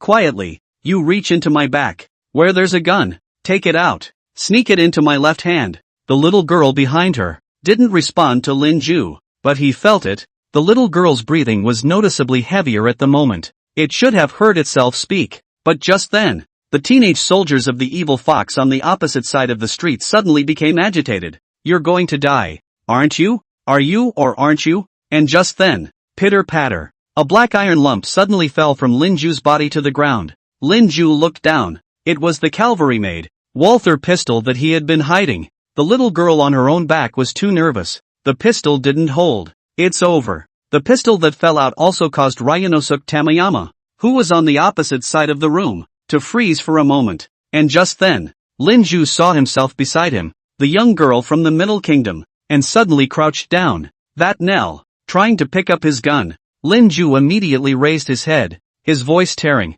The dragon's cave must die. I'm going to die. Ryunosuke, do you want to go home? That teenage soldier from the evil fox kingdom was stunned for a moment, and just for a moment he froze. The teenage girl from Midland State, too, took advantage of the lull and picked up her gun. After that, bang, bang, bang, bang, 4 gunshots, accompanied by the screams of teenage girls, exploded in flames. Lin Ju felt as if his heart had just paused its beating for a split second. Then he saw the teenager, whom the evil fox had passed, slowly arrive down. Blood flowed horizontally. Lin Ju exhaled a cloudy breath. He glanced back at the young girls beside him. Except for that young girl from the Central Plains State, and Zhao Mengyao, who he was carrying on his back, the other 4 girls, all holding their heads in horror, crouched on the ground, and Nell from Midland State. Tears were snapping down his face as he clutched the pistol with both hands. Lin Ju opened his mouth. Nell, I forgot to ask before. What's your name? The young girl looked up. My name is Li Yun. Wang Li Yun. Then the young girl's voice suddenly ripped. Father, mother, brother, Daniele has avenged you. Revenge. Lin Ju stood aside, blinking his somewhat dry eyes twice. Li Yun, here's your gun. We have to keep running. Wang Li Yun nodded. She clutched the gun in a death grip, as if that lump of iron brought her an indescribable sense of security. Then she turned her head and yanked up a couple of other girls who were holding their heads and sobbing. No crying. We have to live and watch those evil fox ghosts get their comeuppance. We've got guns and no one can trash us anymore. Lin Ju turned his head to look at the young girls and was speechless for a moment. What a girl of that age should be doing 85 years later. Should be sitting clean in the schoolhouse, dress up, feel confident and at ease. That's what girls that age are supposed to be like. Instead of clutching a gun and saying no one can trash us anymore. Lin Ju gritted his teeth and continued to run furiously forward. Still, as he passed Ryunosuke Tamagawa, he turned back and glanced at the corpse of the evil fox boy. That evil fox teenager, at the moment, was lying in a pool of blood. There was a bullet that had pierced right through his forehead. He was staring at his eyes. Dead. Once the war starts, there will be no difference between the North and the South. No difference between the old and the young. No matter who is in Dacia, all of us will defend the land against the enemy. When you go to war, you will be our enemy. Our mortal enemy. Chapter 57. Save your countrymen. We will not be slaves to our country. The fire went straight to the sky. Lin Ju, on the other hand, took those girls and ran wildly. In his entire life, other than in the mountains and forests of the Rinhen Kingdom, he had never run so playfully. Wind, huffing and puffing, blowing head on, bringing the smoky and nitrous flavor of burning flames. Lin Ju and the others, they didn't know how far they had run out. Only finally, no trace of the flames could be seen, but you could still see the black smoke that drifted into the sky and the sky that was colored red by the flames. And just then, behind Lin Ju, a girl, suddenly clattered to the ground. Immediately Lin Ju was on his feet. By the sound of it, that girl, she should have fallen pretty hard. It's okay. It can still run. The remaining half of Lin Ju's sentence was left unsaid. Because of the girl who fell to the ground. Her head was bashed in and blood ran down the corner of her forehead. But the girl didn't cry. Her hand pressed to the ground and she blinked a few times at Lin Ju. Iron. Rails. Big brother. There are railroad tracks here. Lin Ju gulped. He saw it too. On the mountain field, a railroad track was laid. Shake the light railroad line. This was the railroad line he was looking for. Lin Ju's head snapped around at the moment. Looking to the system panel that only he could see, he stared at the live feed in the system panel. Found. Found. Jinling, east of Tianshan Gate. Rocking railroad line. Yumaoshan Railway Station. Isn't it just around the corner? You guys tell me. Yumaoshan Railway Station. Is it nearby? Lin Ju's voice was hoarse, and for the first time, it actually had a slight sobbing tone to it. For those watching live, this may just be a show. Very good show. Novel live broadcast, professional actors, all comparable to movie stars and actresses, acting like the real thing. But Lin Ju was really facing this head on. His right arm was smashed. The shoulder blades have to hurt more now. Before on the battlefield, he even hated to fight with that group of evil foxes just like that before and die on the battlefield. But he can't. And at the same time, countless pop-ups crossed the live broadcast room. Anchor, hang in there a little longer. We've all found the shaking light railroad line. You've got to take those girls and live. Hang in there. Anchor, it must be soon. Snap out of it. Cheer up. Anchor, pull yourself together. Anchor, you don't know. Jinling, Yumaoshan Streetside. Now a lot of people. Some people go to ask the street. Some people go to the library to check the information. It has been confirmed that the Yumaoshan railway station really existed. Pull yourself together. The sick bones are separated from the gauze hat, and the lone minister has traveled thousands of miles to Jianggan. The low position has not dared to forget to worry about the country. The matter is determined to wait for the whole coffin. I'll brush you with many rockets. You must save the Jinling city of that year. And just then, Zhao Mengyao, who had been lying on Lin Ju's shoulder, suddenly let out a gasp. Big brother, There is someone over there. Lin Ju immediately turned his head. He did see it, not far from the railroad line. There was a teenager dressed in a black cotton dress who, upon seeing Lin Ju and the others, first stumbled and fell to the ground, then immediately climbed back up and headed off into the distance, darting frantically. Lin Ju's face changed and he immediately chased after him. His voice ripped as he gave chase. Don't you run! I'm not the evil fox army. I'm from Daxia. We're compatriots. You're the railroad clerk at the Yumao Mountain Railroad Station, aren't you? Jinling is going to be untenable. The evil foxes are going to kill hundreds of thousands of people after they attack Jinling City. Your train station. Isn't there another train? Please, don't take the train away. Wait. To save your countrymen. Save our compatriots in Jinling. Lin Ju flew into a frenzy, but just then, his foot tripped on something. He stumbled and fell to the ground. Clunk! He knocked his knee down on the railroad tracks, drilling pain, but he couldn't manage his knees in time. He hobbled around trying to get up from the ground. Can't give it up. Other than the big ships on the water. That train is the last chance. Save some more. Save some more of your fellow citizens. Save a fellow human being. And just as Lin Ju rose from the ground, he suddenly saw the figure that was in front of himself, that was supposed to be running for his life. Suddenly he stopped. That figure, at this moment, seemed to have made a great deal of determination and strength. Then, a sharp turn of the head, towards Lin Ju here. It was only then that Lin Ju, too, could see. The figure that came along had a childish face. It looked like it was only 15 or 16 years old, but the arms of his shirt seemed to have railroad insignia glued to them. The teenager, walking in front of Lin Ju, looked to be a little apprehensive. He didn't get too close to Lin Ju, still maintaining a distance of about 10 meters. You, really aren't an evil fox person. You, how do you know? We Yumaoshan train station. Also, there is a train. And just then, there was no waiting for Lin Ju to speak. Zhao Mengyao, who was on his back, suddenly cried out. He really isn't an evil foxman. He's the one who got us out. Little brother, you believe him. We were all captured by the evil foxes and brought to the barracks. Originally innocent girls. My father said that 40,000 compatriots should be of one heart. 40,000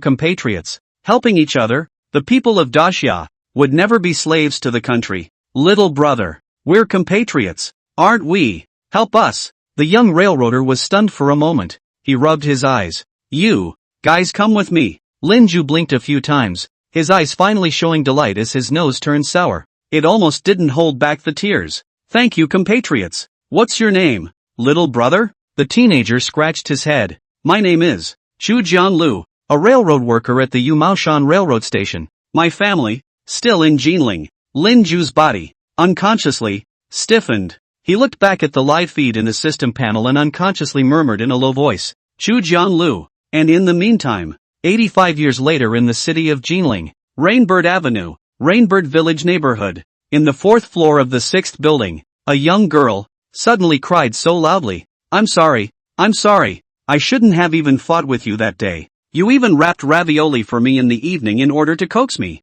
I even gambled and didn't eat it, and you ended up leaving that night. I'm sorry. After that day, I never dared to eat ravioli again. I miss you so much. I miss you so much. If traveling through time can really change anything, you must not be so lonely this time. Okay, Chu Jianlu. The little wontons you wrapped are the best little wontons in the world. Chapter 58. They still have their guns up. Don't be a slave. The sky was tinted gray from the burning evil fox camp, obscure by the light of day, shaking the light of the railroad line, like a giant gray snake creeping through the mountain wilderness. A few figures, marching along the railroad tracks, stumbling a bit. The one walking at the front, the black cloth and cotton-clothed teenager, blinked his eyes a few times at the moment. It's less than a kilometer further on, around that bend up ahead, and you're there, in the train station. Besides me, there's our station master and Uncle Zhang, who's also a railroader. You don't have to worry, they're all very nice. All three of us are natives of Jinling.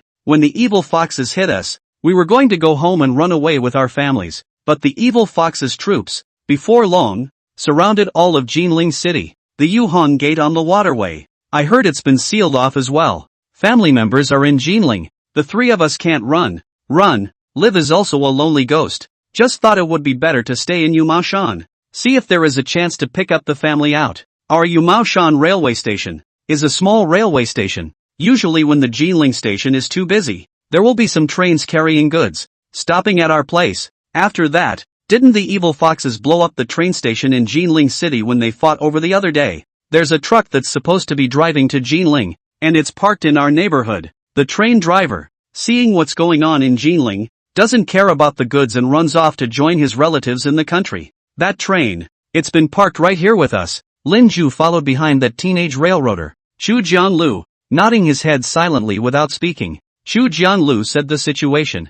It basically matches what the water user with the ID eat eggs not yolks said in his own live broadcast room. So follow the original timeline going forward. After Tang Yuanming gave the order to abandon Jinling, there will be a team. After breaking through the blockade of the evil fox army, by mistake, he came to the vicinity of the Yumaoshan railway station. Finally taking that train at the Yumaoshan railway station, he managed to break out and leave Jinling. This is verified in the case. There would be no problem with your own plan. The next step was to take these little girls behind them and settle them in Yumaoshan. And one needs to return to Golden City, fulfill the agreement with Wang Yongtang. And just then, behind Lin Ju, came Zhao Manyao's surprised voice. Big brother, look, there, isn't that Yumao Mountain? Lin Ju looked up. Sure enough, I saw it. Along the rocking railroad line, not far from them, an old steam train creeps peacefully down the tracks. Next to the train, a modest platform was repaired, and beside it loomed two greenish-gray houses.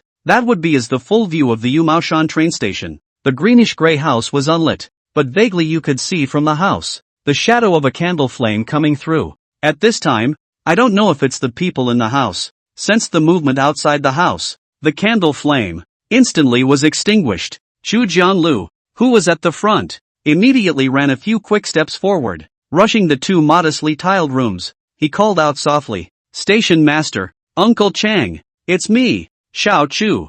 I'm back. They're not evil foxes. They're all Daxia people, our compatriots." There was no movement inside the tiled room. Chu Jianlu had to run to the door and kept hammering the door. "Station chief, Uncle Zhang, open the door. I really didn't bring the evil foxman back." And just then, inside the tiled room, came a somewhat hoarse voice. "Chu Chan, we are a rabbit's nest in a tiger's mouth. The train station in Pearl City. What has it been bombed into? Haven't you heard? How dare you bring people here? This train war can't stay. The station master and we plan to all escape to the countryside tonight. You're on your own, too." Chu Jianlu was stunned for a moment. He then hammered the door even more frantically. "Uncle Zhang, you open the door. You let the station master talk. How can you do this? That's not what you guys said before. You guys, we're going to have to figure it out here and wait for the family. You told me so before I agreed to stay here with you. Otherwise I would have gone back to Jinling long ago. Uncle Zhang, your son, your grandson, can they all be in Jinling? Station master, your family is also in Jinling. Your wife, your son, your daughter, how can you put up with it?" From the tile room, the hoarse voice came again. "Staying in Jinling doesn't necessarily mean you'll die. It's such a time. Think about how to save your own life first. The country is dead. What are we? We're a bunch of dead slaves. It's good to save your own life. You don't have to worry about not burning firewood. If you die, you have nothing." Chu Junlio's tears came down in a flash. He started hammering on the door even more frantically. "Who said that? The defenders of Jinling. Aren't they still holding it? Over at Tianxian Gate. There's no break in the gunfire.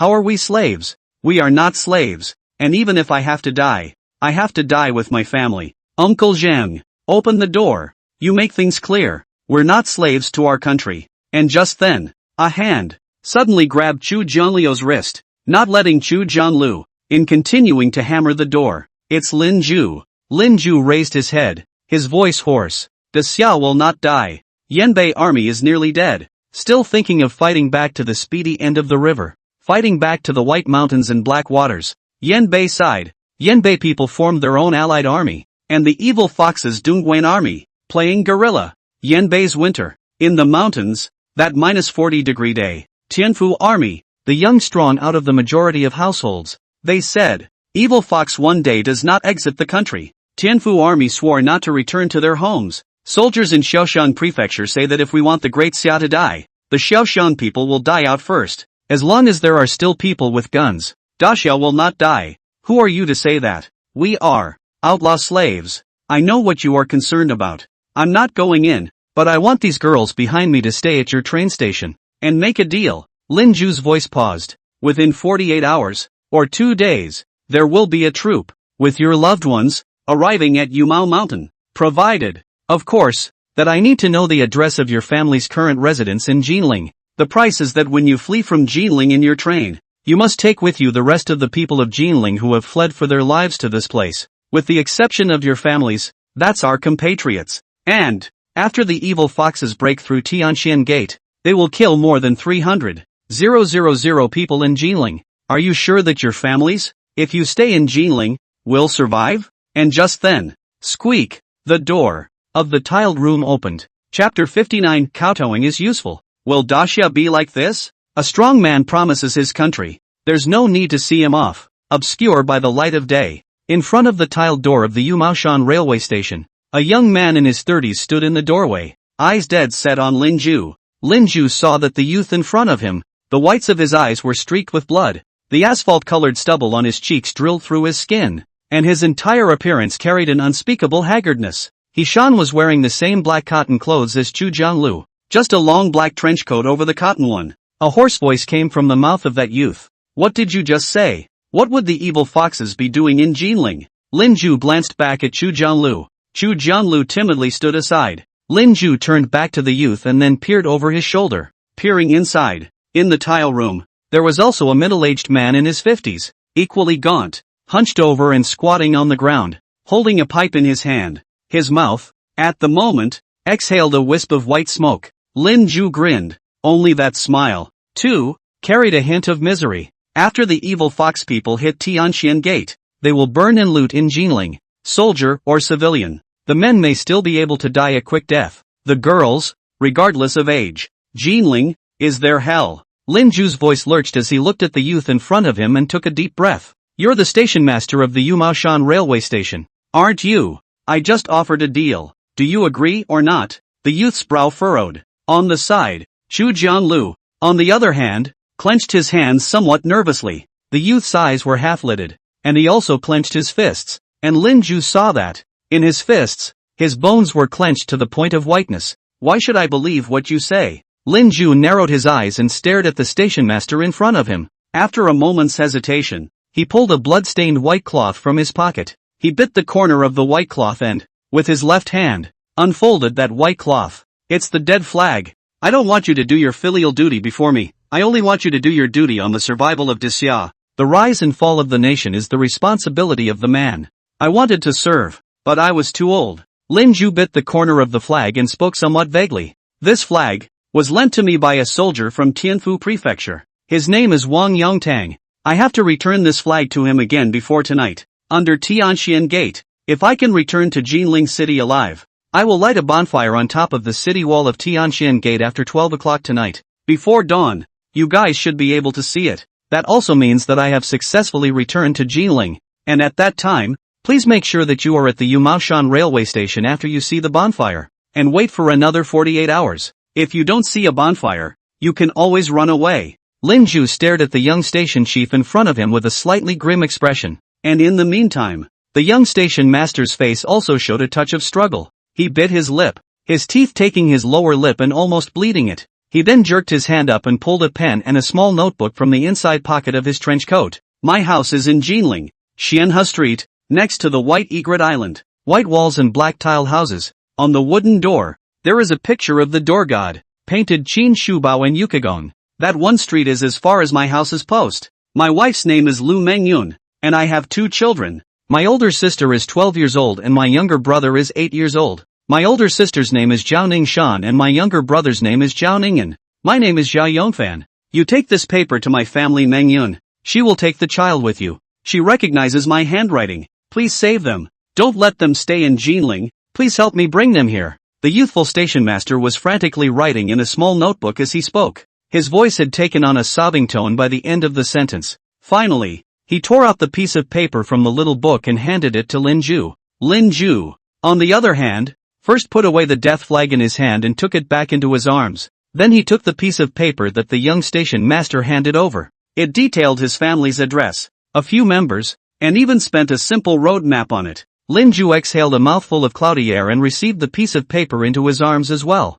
Zhao Yongfan, on the other hand, was on the opposite side of Lin Ju, facing him and bowing deeply, and at the same time, Chu Jianglu leaned over with some apprehension. Station master, can you give me a piece of paper? My home is over at Macho Lake, Yunjin Road, and there at the intersection is my home. There are 4 people in my family: father, mother, elder sister, younger brother, younger sister. I am the eldest son. In the tile room, the hunched middle-aged man, at the moment, also hobbled a little. Mr. Xiao Chua's house diagonally across the door is my son's house. My son's name is Zhang Yongli, and my grandson's name is Zhang Yuan. My grandson is only a 4-year-old doll. You adults do not remember the small man. I kowtow to you. The middle-aged man who was originally holding a pipe in his hand was now kneeling on the ground, kowtowing to Lin Ju over and over again. Lin Ju gulped. Got it down. Got it all down. Don't kowtow. I'll bring your son and your grandson,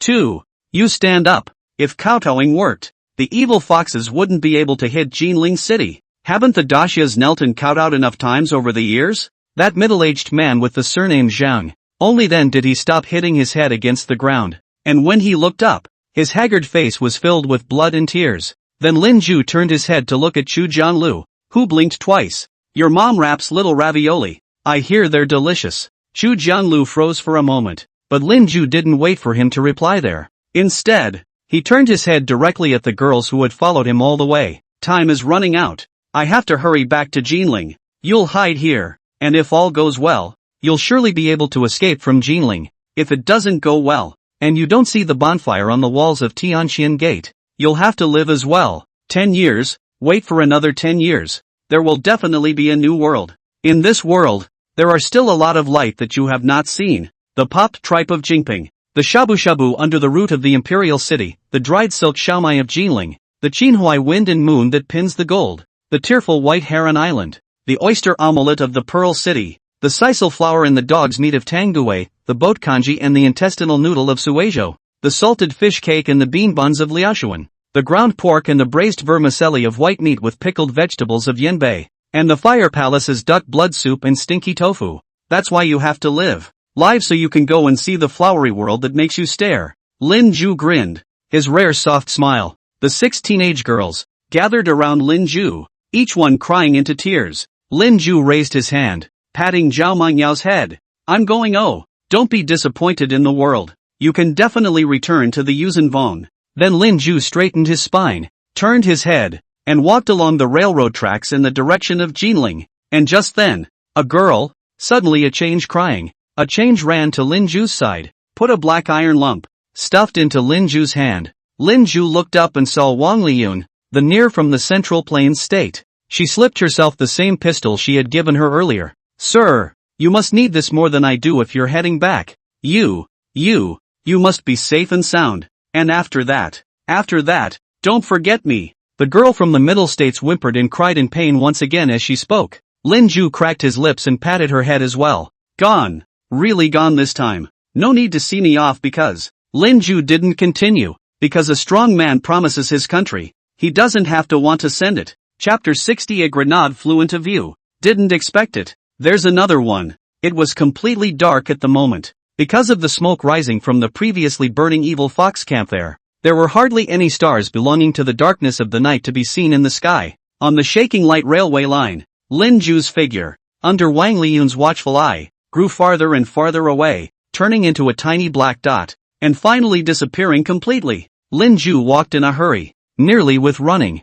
He followed the railroad line and kept running wildly forward. The system panel, which only he could see, kept popping up message alerts at this time. Congratulations to the master for unlocking the achievement Flower in Future. Congratulations to the master. Unlocked the achievement Find the Train Station. And on top of that, there was a system reminder that Lin Ju cared about. Remaining traversal time, 54 hours. 18 hours traversed. 6 hours to go until the first day. The end. The time agreed with Wang Yongtang was still about 10 hours away. In 10 hours with his own full force, he could definitely run back under Tianxian sect. But the problem was that Tianxian Gate was now under siege. If one wanted to make it back to Tianxian sect by 12 o'clock tonight, one would have to still follow a straight path. Lin Ju ran along the railroad track line while taking note of the scene around him. He has a good memory. All the paths traveled can be remembered at once. But he's going to take that route again, just to make sure. Because if there is a little mistake, it could be hundreds, thousands of lives, lost in their hands. At this moment, Lin Ju had already crossed over the shaking light railroad line, started traveling through the mountains. Further on was the evil fox camp that he remembered. Lin Ju's pace began to slow. He could feel the pungent smell of sulfur and nitrous smoke growing stronger. But there wasn't that awful sizzle anymore. There was no fire to be seen either. The fire has been extinguished. Lin Ju wasn't surprised by this. The place where the evil fox army was stationed in their camp was a piece of empty land that had been purposely cleared out. There's not a lot of combustible material. The vast majority of the previous near-incendiary fires were exploding shells that set off a chain reaction. But just then, Lin Ju's footsteps suddenly lurched. He prostrated himself violently. For he saw, not far away, a surprising flash of light. He got down on the ground and crawled forward with as much stealth as he could muster. Then, his pupils shrunk hard. Car. A vast motorcade. There are still vans inside. The wagon was hauling all sorts of supplies. Boxes of wooden crates containing who knows what. But some of the wagons were loaded with wooden crates containing things that Lin Ju could see clearly. That's a cannonball. There were also trains pulling guns, heavy machine guns, and bullets. On top of that, several wagons, with artillery in the back. Artillery? Don't they have enough artillery on the front line? 4 hours. Mother asterisk. Just 4 hours. All the thermal arsenals they blew up themselves. And they all made up for it. No, it's not just patched up. Even more. I didn't see any artillery in their arsenal before myself. Lin Ju gritted his teeth, his expression grim. What was the point of all the things he had done before? Is it really predestined that the city of Jinling will fall? Lin Ju unconsciously put his hand into his pants pocket. There are 2 more grenades there. Blow up all the weapons they're reinforcing this round. 2? No. No way. The only supplies he possessed now were a pistol with 4 bullets left and 2 grenades. And on the other side, next to every automobile transporting hot weapons, there were infantrymen following alongside. Not to mention whether or not the grenades they threw themselves would blow up their reinforced supplies. Even if it blows up, there's also no point in the other side being able to reinforce it again. And himself, absolutely exposed. The moment he threw his own grenade, he would have been shot to pieces. He had seen it for himself before on the battlefield. This group of evil fox army, all of them have gone through professional military training. There are even specialized snipers. It's not at all like in God's show. Lin Ju gritted his teeth. He felt that his right arm, again, was beginning to ache. Lin Ju lay on his back in the mountains, constantly adjusting the rhythm of his breathing. He has to be calm. He has to be calm. Finding opportunities in this desperate situation right now. He wanted to go back to Tianxian sect and return the death flag to Wang Yongtang. And just then, Lin Ju's body suddenly froze. For a blackened barrel, pressed against his temple. A low voice that came through. Sweeping the dead library has given its that heap drop to piss off. What are you doing here? Lin Ju's involuntarily gulped. He felt the sweaty hairs of his juniors shrug. But he bit his tongue hard and forced himself to calm down. Saku resonance. Wadasiwa big boom cool clothes. Killed in a good head belly complain bitter benefit him xin. Sir, I am Nobita. Nobita. Is before the field hospital of the wounded. I was because of stomach pains. Here to go to the toilet. After that suddenly saw a big fire. The fire put the field hospital and the arsenal. Are burned down. I hide here. Do not dare to go out. After I do not know what happened. Fainted. Just crawled to. I hid here and didn't dare to go out. Then I didn't know what happened. I fainted and just crawled back. Sir, what happened? Lin Ju could feel his heart pounding at this moment. In his life, he had never spoken such a standard evil fox language, and even the accent was somewhat similar to that year. The evil fox language teacher of his own university elective course, as if it was the accent of the Yaban region of the evil fox country. And that's when the muzzle of the gun that had originally been pressed against Lin Ju's forehead, at that moment, slowly lifted. Whoosh got inside the temple. The withered pine thickly coated within, the bitter big Ryama together. So, seeing that you are also not very seriously injured, hurry up and return to the team. Lin Ju bit his lip and immediately responded. Got the coup resonance to mean. Swell the resonance together. Roger that, sir. But just moments before Lin Ju was about to climb up, a bullet that instantly pierced the shoulder blade of his left arm. Then, A foot wearing military boots stomped hard on Linju's left shoulder. An indescribable tearing sensation came. The pain. Linju finally couldn't stand it anymore, and he couldn't suppress a muffled grunt. At the same time, the blackened muzzle was once again pressed against Linju's forehead, and at that moment, Linju finally got a good look at the figure holding a gun to his forehead. It was an evil fox officer with cheeks spread with beard stubble and calm eyes. The officer's lance was pressed dead center against Linju's forehead. A hoarse voice came out coldly. Haku got to die. Lakudu dig a. Sorry for the resemblance, but I'm from Yamamoto Prefecture and your accent is off. Who the hell are you? And just then, the pale Linju suddenly grinned. The evil fox officer, on the other hand, changed his face drastically, because a fragmentation grenade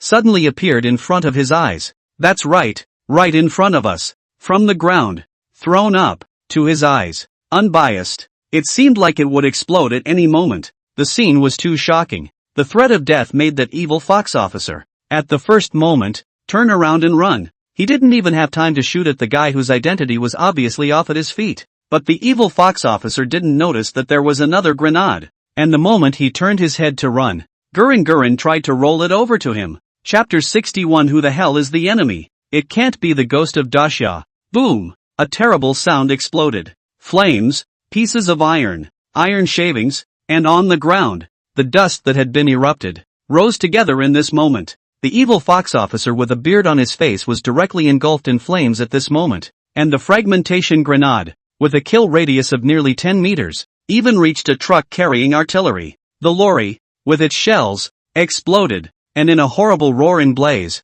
the whole lorry, only a charred iron frame, remained. But the chain reaction from the van explosion went beyond that. The grenade detonated the van loaded with shells. The van that exploded, in turn, rippled into other vehicles around it. Finally a full 6 trucks exploded. The roar that was triggered shook the sky and the earth. At the same time, from the convoy, came the evil fox officer, roaring his heart out. All clicks are fox de gastamas. All alert, enemy attack. All the soldiers in the convoy immediately raised their guns and scanned the surroundings vigilantly, but they didn't see anything except the scrapped vehicle in the blazing flames, and a helmet that had just fallen out of the sky. And in the meantime, it was about 400 meters from the convoy, on a dirt slope incline. Linju was clutching a grenade, his expression a little grim from the pain. The grenade in his hand. It was the grenade that he had just thrown flying in front of the evil fox officer's eyes. But this grenade, he didn't actually pull the safety off. The grenade was thrown up, and when it fell, it was caught again by Linju, and the ones that actually caused the kills. It was at the moment when that evil fox officer took his life and ran wild. From Linju here, another grenade thrown low, that one, following the evil fox officer, rolled near the convoy. It ended up causing that terrible explosion. Linju was lying on the somewhat sloping dirt slope, and could feel his breathing getting heavier. The tearing sensation coming from his left shoulder made his scalp tingle. Screw you, evil fox ghost. Originally my right arm was ruined, and you're still hitting grandpa my left arm. Both arms are ruined. The left arm can barely move, but there should be no way to throw a grenade high again. The bloody hole in my left shoulder isn't stopping the bleeding either. Eyes are starting to blur again. We have to find a way to get to Tianxian sect. I have to go to Tianxian sect. Linju gritted his teeth and got up from the ground. Snap out of it. Hold on. Hang in there. Must hang in there. Be unafraid of sacrifice and go for the final victory against all odds. There must be something more to it. And in the meantime, the evil fox convoy responsible for transporting supplies and arms, the convoy, began to slowly start up again. But a group of evil fox ministry troops were left behind. About 100 people. They carried guns and were responsible for breaking the back of the vehicles that were in front, carrying supplies. The sky was completely dark by now. The 100 or so evil fox army men, with their guns, searched the surrounding mountains and forests. Rear supplies for the evil fox forces. 2 attacks in quick succession within a few hours of each other. The supply wagons were heavily damaged. It's definitely not a coincidence. Someone is deliberately targeting their big rear. The officers of the evil fox are not stupid. If this hidden danger is not found out, the entire evil fox troop will have a hard time sleeping and eating. At this moment, there were 2 evil fox soldiers, bowing slightly, carefully exploring into the dark, dense forest in front of them. The 2 soldiers whispered, but their voices were trembling. Hey, Taro Cooley, Utani coolly gotta die. Hey, Yamazaki, say, could it be a ghost? Spectre class? Spectre? Ah. The appeal to bitterness can be greatly restored to bitterness to the spectral class. Ah. The ghost of Dasha's vengeance upon us. And just then, the spines of those two evil fox soldiers suddenly stiffened. For there was a voice, intermittent, drifting from their feet. SAS resonance to all cry atiling. Help me. I've met the enemy. Those two evil fox soldiers immediately let out miserable screams. One of them ran straight out of the mountain forest while screaming, Spectre class. Spectre. The other, on the other hand, was bold and bowed his head. The next thing he saw was a man with a pale face, sprawled on the ground, his eyes staring straight at him. His left shoulder, with a big hole in it, was still bleeding. The right arm, one above the other, has two large holes in it. It looked appalling. It was like a dead body. Such a scene directly brought that evil fox soldier, to the ground in fear. Augustin. SAS resonance. Mom, help me. And just then, the dead body, once again, spoke. SAS resonance to all cry attentive tile. Save me, I know who the enemy is. The evil fox soldier, once again froze. In the moonlight, he saw, in front of him this dead body wearing the evil fox uniform. That's when he reacted. Where is this dead body? This is his chief. The evil fox soldier immediately ran to the side of the dead body. Carrying the dead body on his back, he ran out of the forest. Long hollow, hardship together moss. Sir, hold on. The evil fox soldier was already running fast, but he could still feel that the dead body he was carrying had dropped his head onto his shoulder, and his breathing was getting weaker and weaker. But what that evil fox soldier didn't see was, the corpse is now biting the tip of its tongue,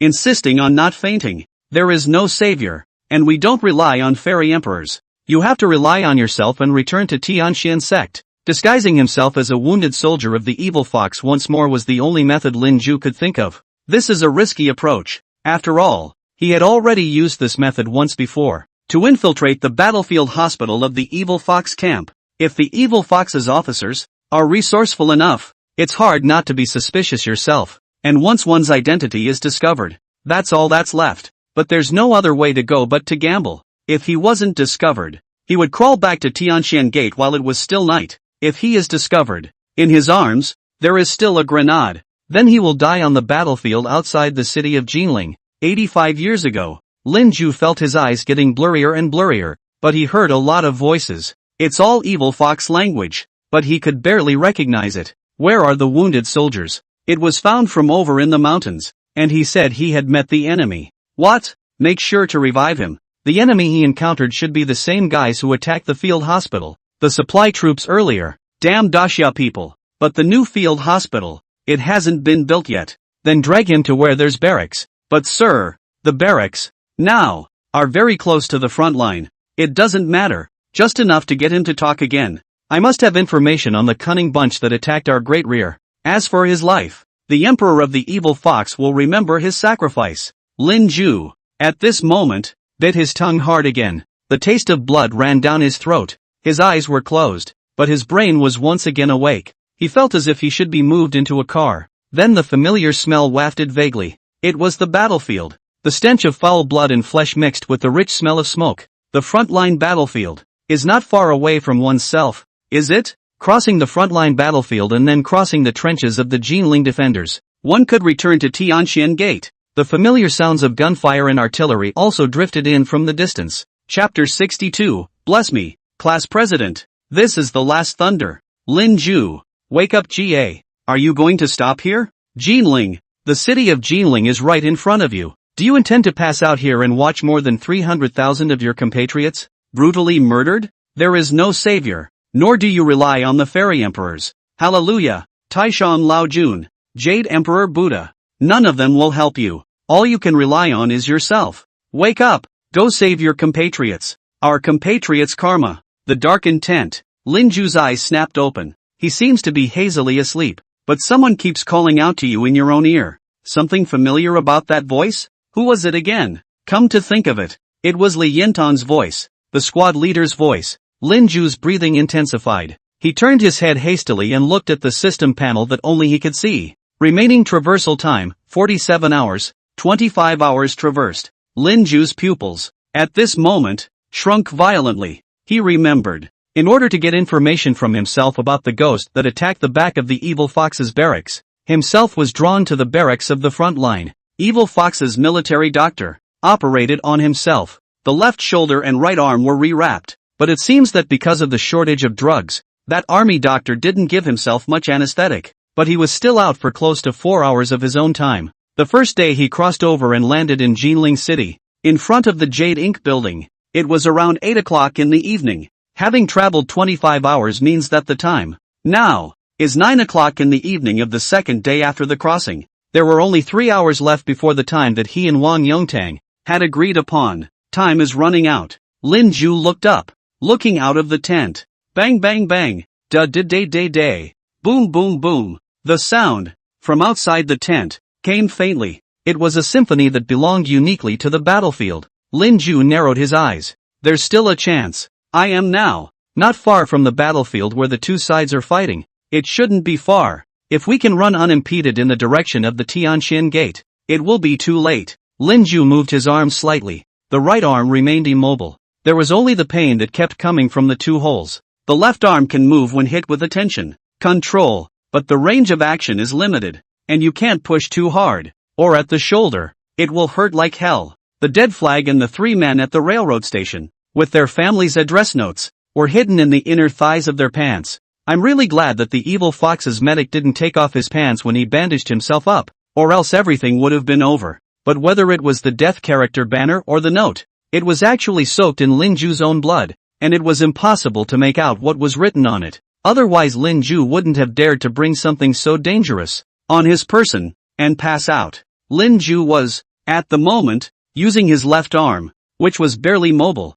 to pull back a corner of the tent. Then he saw that not far from his tent were the front-line trenches of the Evil Fox army. Bang bang bang. The sound of footsteps came. It was the Evil Fox army's supply troops, carrying boxes of ammunition to the trenches. Farther out, the artillery was lined up. It's all mortars. At this moment, next to each mortar, there were 3 to 4 Evil Fox soldiers, cooperating with each other. One was responsible for aiming. One was responsible for loading the shells. Another was responsible for passing the shells, and another was responsible for carrying the gun mount to observe the battlefield. A round of artillery fires into the air. It was like a round of fiery meteors, hitting the sky, and from the sky, falling and exploding into the Golden Age. With a single shell, there is no telling how many Jinling defenders will be killed and how many bones and blood will be blown away. Lin Ju gritted his teeth as he watched the scene, the rounds of artillery shells slamming down. The ones that would be blown up were his compatriots, but this group of shells is like no money. Non-stop shipping from the back. Where the hell did they get so many shells? Haven't you already bombed their arms and provisions twice? Lin Ju's breathing intensified. He clenched his fists, but held them back, silently, and retreated to his tent. The odds are that if you step out of the tent now, you'll be taken directly to the Evil Fox officer for questioning. One slip up and it will definitely show. One can't take the risk. Speaking Evil Fox is not everything. The Evil Fox officer who had punched through his left shoulder earlier had easily recognized his accent. Confusion. To find a way to create chaos. The advantage one has right now is location. The rear of the Evil Fox trench, less than 50 meters from the Evil Fox trench, and the mortar positions. This kind of position, if it was given to an 85 years later, heavily armed Special Forces soldier, that Special Forces big brother, probably could wake up laughing in his dreams, and the corners of his mouth could grin to the back of his ears. But one is not. He himself was now a wasted right arm. Half of his left arm was wasted, and his whole body, bruised and battered, was a wasted man. For equipment, the pistol with 4 bullets left. Lin Ju had hidden that pistol in the mountains in order to keep him from exposing himself. The grenades were on the contrary because they were the same as the Evil Fox troop grenades. They had originally been shunted from the Evil Fox soldiers, so they had been carried on their person. The simple fact is that one only has the opportunity to throw one grenade. Really? Is there a way out? Is there anything else we can do? Lin Ju sat in his tent, on a simple plank bed, his eyes half-lidded. He thought again of Li Yintang, who had held up a silver dollar in front of him, in the Moonlands, on his first crossing. Squad leader, help me. Think of something else. And just then, Lin Ju snapped his head up, for he heard, outside the tent, the sudden sound of an automobile. Lin Ju rushed to the mouth of the tent once more. He'd noticed it before. The shells of the evil fox army were placed under a shed adjoining the trench, which was supposed to be built to avoid moisture or dry heat and high temperature of the shells. And the shells in the shed were to be carried by the evil fox soldiers to the trenches. But where did the shells in the shed come from? It was delivered by truck from the back where the arms were stored. The evil foxes fire mortars round after round. The rate of depletion of the shells is indescribable. If one's guess is right, Lin Ju pulled back a corner of the tent, the corners of his mouth grinning almost to the base of his ears. Several automobiles, which happened to drive by not far from their own tents, stopped near the shed. There were other evil fox soldiers who were in charge of the provisions, helping to carry them, and behind it, there are trucks approaching. Opportunity. Your own last chance. His own arm was ruined and he couldn't throw the grenade out, but by way of a passing car, there might be a last-ditch effort. But unlike before in the war hospital, this time, what one had to face was not the back of the camp. A group of wounded soldiers with no combat power and evil fox teenage soldiers with no combat experience. Those in the front-line trenches were the elite of the evil foxes, along with the keen officers. Once he was discovered, he would absolutely be beaten to a pulp. Once, just one chance. Lin Ju kept adjusting his breathing, after which he jerked his spine straight and walked out of the tent. Squad leader, I don't believe in gods and emperors, and I also think that in this world, there is no savior. But this time, squad leader, bless me, let me do it. This is the last thunder. Chapter 63, 5-second countdown. Boom, blast. In which state is the old country's moon shining? The tent was pulled back. Not far away the fire from the artillery exploded and reflected here, illuminating Lin Ju's figure a bit sullenly. His spine, which had been straight, immediately hunched the moment he ran out of the tent. Then he stumbled forward with stumbling steps. His expression was hideous, terrified, as if he had encountered something terrible. SAS resonance. Help! The enemy is the one who mentioned Sydney. I know who the enemy is. The long and bitter officer attacked him to jack up Marseille. Take me to the officer. Lin Ju's voice, nearly ripping. In this state of insanity, one's own slurred speech, and the evil fox language wasn't spoken as standardly as it should have been, and no one would have suspected it. Lin Ju ran madly all the way. It even rushed right into the middle of the caravan pulling the provisions. A van, accompanied by harsh brakes, stopped sharply in front of Lin Ju. The automobile soldier in the van, poking his head out, glared angrily at Lin Ju. Magya dear, nanny by thought, dead maniac, what are you doing? Lin Ju staggered, not caring at all about the automobile soldier's curses. And no one noticed, just moments before he stormed into the convoy. A grenade with the safety tether pulled off was thrown into a van's compartment after he gave it a hard knock. Of fragmentation grenades, the delayed explosion is 5 seconds. 5 seconds. Lin Ju ignored it, cursing his truck driver, and instead continued to stumble forward. And at the same time, two evil fox soldiers, who had also noticed Lin Ju, trotted over towards him. The two evil fox soldiers, not fighting in the trenches, were clad in long, earth-colored trench coats and, by the looks of it, were supposed to be guards. 4 seconds. The van, which had just been stopped by Lin Ju, started up again. The van that Lin Ju had previously stuffed with grenades was less than 30 meters from the trench. Lin Ju's eyes, unable to suppress a flash of madness. 3 seconds. Those two evil fox guards were already very close to Lin Ju, but Lin Ju suddenly stumbled and fell straight to the ground. He held his head straight up. 2 seconds. Two of the evil fox's soldiers crouched down next to Lin Ju, and one of them raised his hand as if to try and set him up. Lin Ju twisted his head to see the van he'd stuffed a grenade into. It was only a dozen meters to the trenches, and the shed where the mortar shells were stored. 1 second. Two guards, already reaching out, pressed down on Lin Ju's shoulders. By the looks of it, they should have known about Lin Ju's peculiarities. This crazy soldier was the only ghost survivor who had ever seen the evil foxes blow up their supply wagons twice. Sir explained, when this guy wakes up, first thing, take him to the chief. And just as Lin Ju was about to be pulled up from the ground, by those two guards, a hoarse voice, ghostly, came, saying something about flowers and the moon and people also live, mountains and rivers and a few sorrows. The two evil foxes guards all froze. Not evil fox language. Is it Daxia? Why would you hear the Daxia language at this time? The ghost of that mysterious Daxia has come again. And just then, boom, blow up. Indescribably terrifying booms rang out from afar. The first thing to explode was just a van, but that van was, coincidentally, loaded with mortar shells. A detonated shell has a kill radius of 15 meters. Within 15 meters, There would be indescribably hot explosions and impacts at the near end, and crashing shrapnel at the far end. A wagon load of shells, exploding at the same time. The impact formed. The killing radius could even reach up to 15 meters at most, but that's what counts from time to time. Most importantly, the van, next to the shed where the mortar shells were stored. Not far from the shed were the trenches and mortar camps of the evil foxes. Boom! One roar after another. Lin Ju was lying on the ground, and he too felt the pounding heat. As for his side, two of the evil fox's guards, one had dense shrapnel embedded in his body and collapsed on top of himself. The other, even directly by the burst of shrapnel, chiseled through the skull, collapsed in front of himself. The two men, one in front of the other, actually sheltered Lin Ju underneath them. Lin Ju grinned, a grim smile, just that smile, with a touch of sadness, for he saw, not far behind, surprisingly, there was a van coming. Only because of the explosion in front of them, they all stopped in place. And that truck, loaded densely, is still shells. All shells. He opened his mouth. The voice is hoarse. Say what flowers and moon and people also life. Mountains and rivers for thousands of miles, a few more sorrows.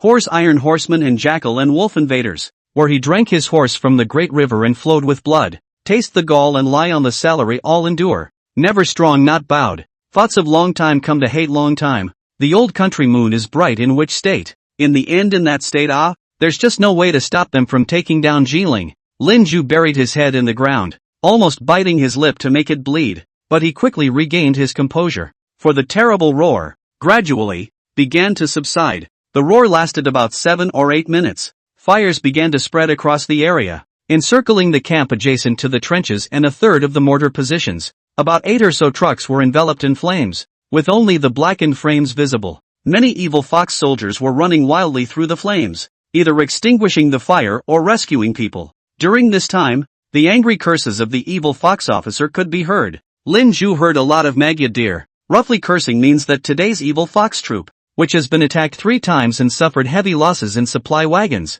there is definitely something wrong with it. Don't mention the ghost of Daxia to him. There is definitely someone who has infiltrated the evil fox troop. Get him out. Immediately. Immediately. Lin Ju, sprawled on the ground, grinned. It's the limit to use the same tactic twice. That evil fox officer. The analysis was not wrong at all. But alas, the rear, now, is in disarray. Before putting out this fire, no evil fox soldier had the heart to look for any Daxia ghosts that had infiltrated their camp. This is the age of hot weapons. The fires are burning and who knows if there are any shells hidden in them that haven't exploded yet. The soldiers of the evil fox are also afraid of death. Scared to death of it. Lin Ju slowly moved to get up on the ground. With his left arm, which he could still move, he picked the body of an evil fox soldier with reasonably clean clothes, except that his head was chiseled through with shrapnel. From the bodies at his feet, plucked the corpse's uniform jacket off and slipped it over himself, using it to file this bandaged left and right arms.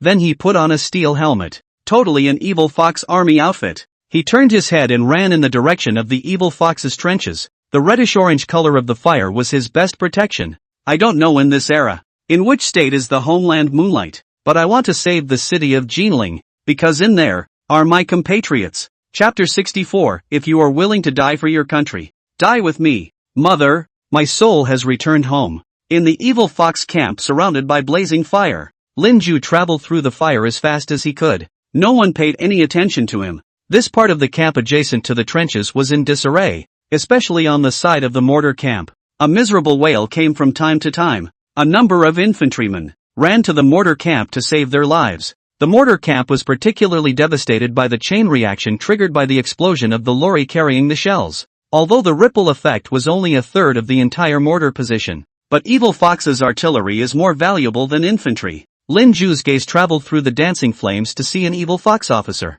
next to the mortar camp, jumping in pain. He grinned with cold eyes. Then without hesitation he crossed the flames and jumped into the trench. The soldiers in the Evil Fox trench were, on the contrary, quite a bit stronger than there at the artillery position. Although there was also some confusion, it was quickly reorganized and methodically moved towards Jinling City, continuing the attack. Lin Ju clearly heard the conversation of several Evil Fox soldiers. Gongi kusei itru. Creed's sarcasm has to be discouraging. Keep attacking. They can't hold out much longer. Bitter tired wow get pants to all no doubt cheese no get way bitter. Many of their soldiers, are fleeing in the night. Ehamo ho Louise. Wu Tai Chong Kulu 17 cats. What a bunch of losers. A bunch of useless cowards. Kung Ki True. Gotta be sarcastic about the road one. Keep attacking. They're surrendering. Not far away. Lin Ju pulled his steel helmet down and lowered his eyes. Bombed the supply wagons of the evil fox forces 3 times myself. Even if the other side replenishes quickly,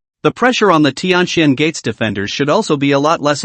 At least the shelling from the other side. It will be reduced by a few rounds, right? Why? Why surrender anyway? You can't surrender. You absolutely can't surrender. Well, at least it lasted a little longer than the original timeline. How can you surrender? Beneath the steel helmet, a scowl appeared on Lin Ju's face. He arched his back, pulling up a random crate from the trench as if he were transporting ammunition, and threaded his way through the evil fox's trenches. He couldn't move his right arm, so the wooden box with the ammunition, he had to drag with his left arm, but it seems to be from pushing too hard. In his left shoulder, another tearing pain came. Lin Ju could feel that the wound was starting to seep blood outward again, but he could barely hold it in. In the meantime, the sickening stench of blood and flesh mixed with smoke on the battlefield was getting stronger. At the same time, Lin Ju saw, in front of him, a group of evil fox soldiers, screaming strangely, rushing out of the trench. Stealing apprentice Sugoku charge.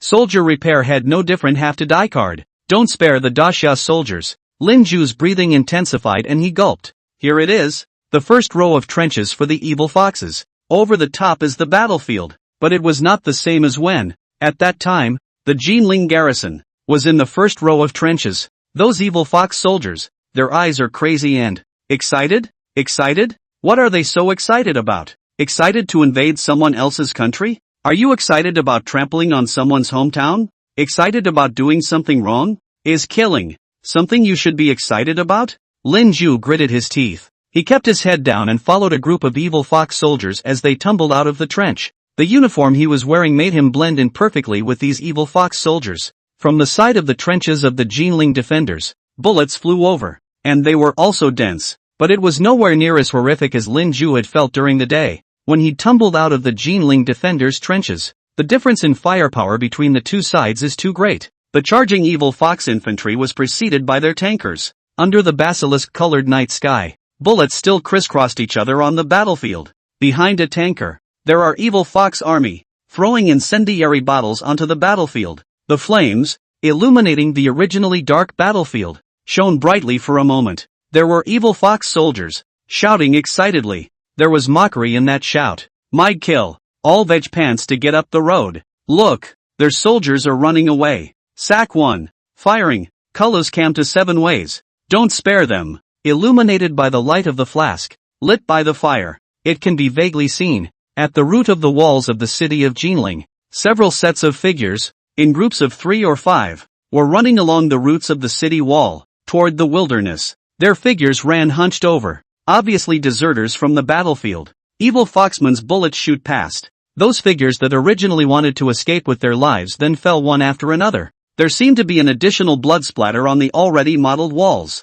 Lin Ju's expression was hideous. Why run? Why put the gun down? Half of Daxia is lost. They've really taken over all 36 states of Daxia. Where can you escape to? Do you really want to be a slave? But just then, bang! An evil fox soldier next to Lin Ju suddenly collapsed to the ground. Lin Ju bowed down in a hurry. It was just as well to die on the battlefield fighting the evil foxes. It would be a loss to die at the hands of one of our own. And it was just then that he saw, in the trenches on the side of the Jinling garrison, another group of soldiers rushed out. They weren't like the deserters. They were holding up guns and carrying knives. In the darkness of the night, madness reared its ugly head towards the evil fox army. A big man who rushed at the front, grimly shouted across the battlefield. Mother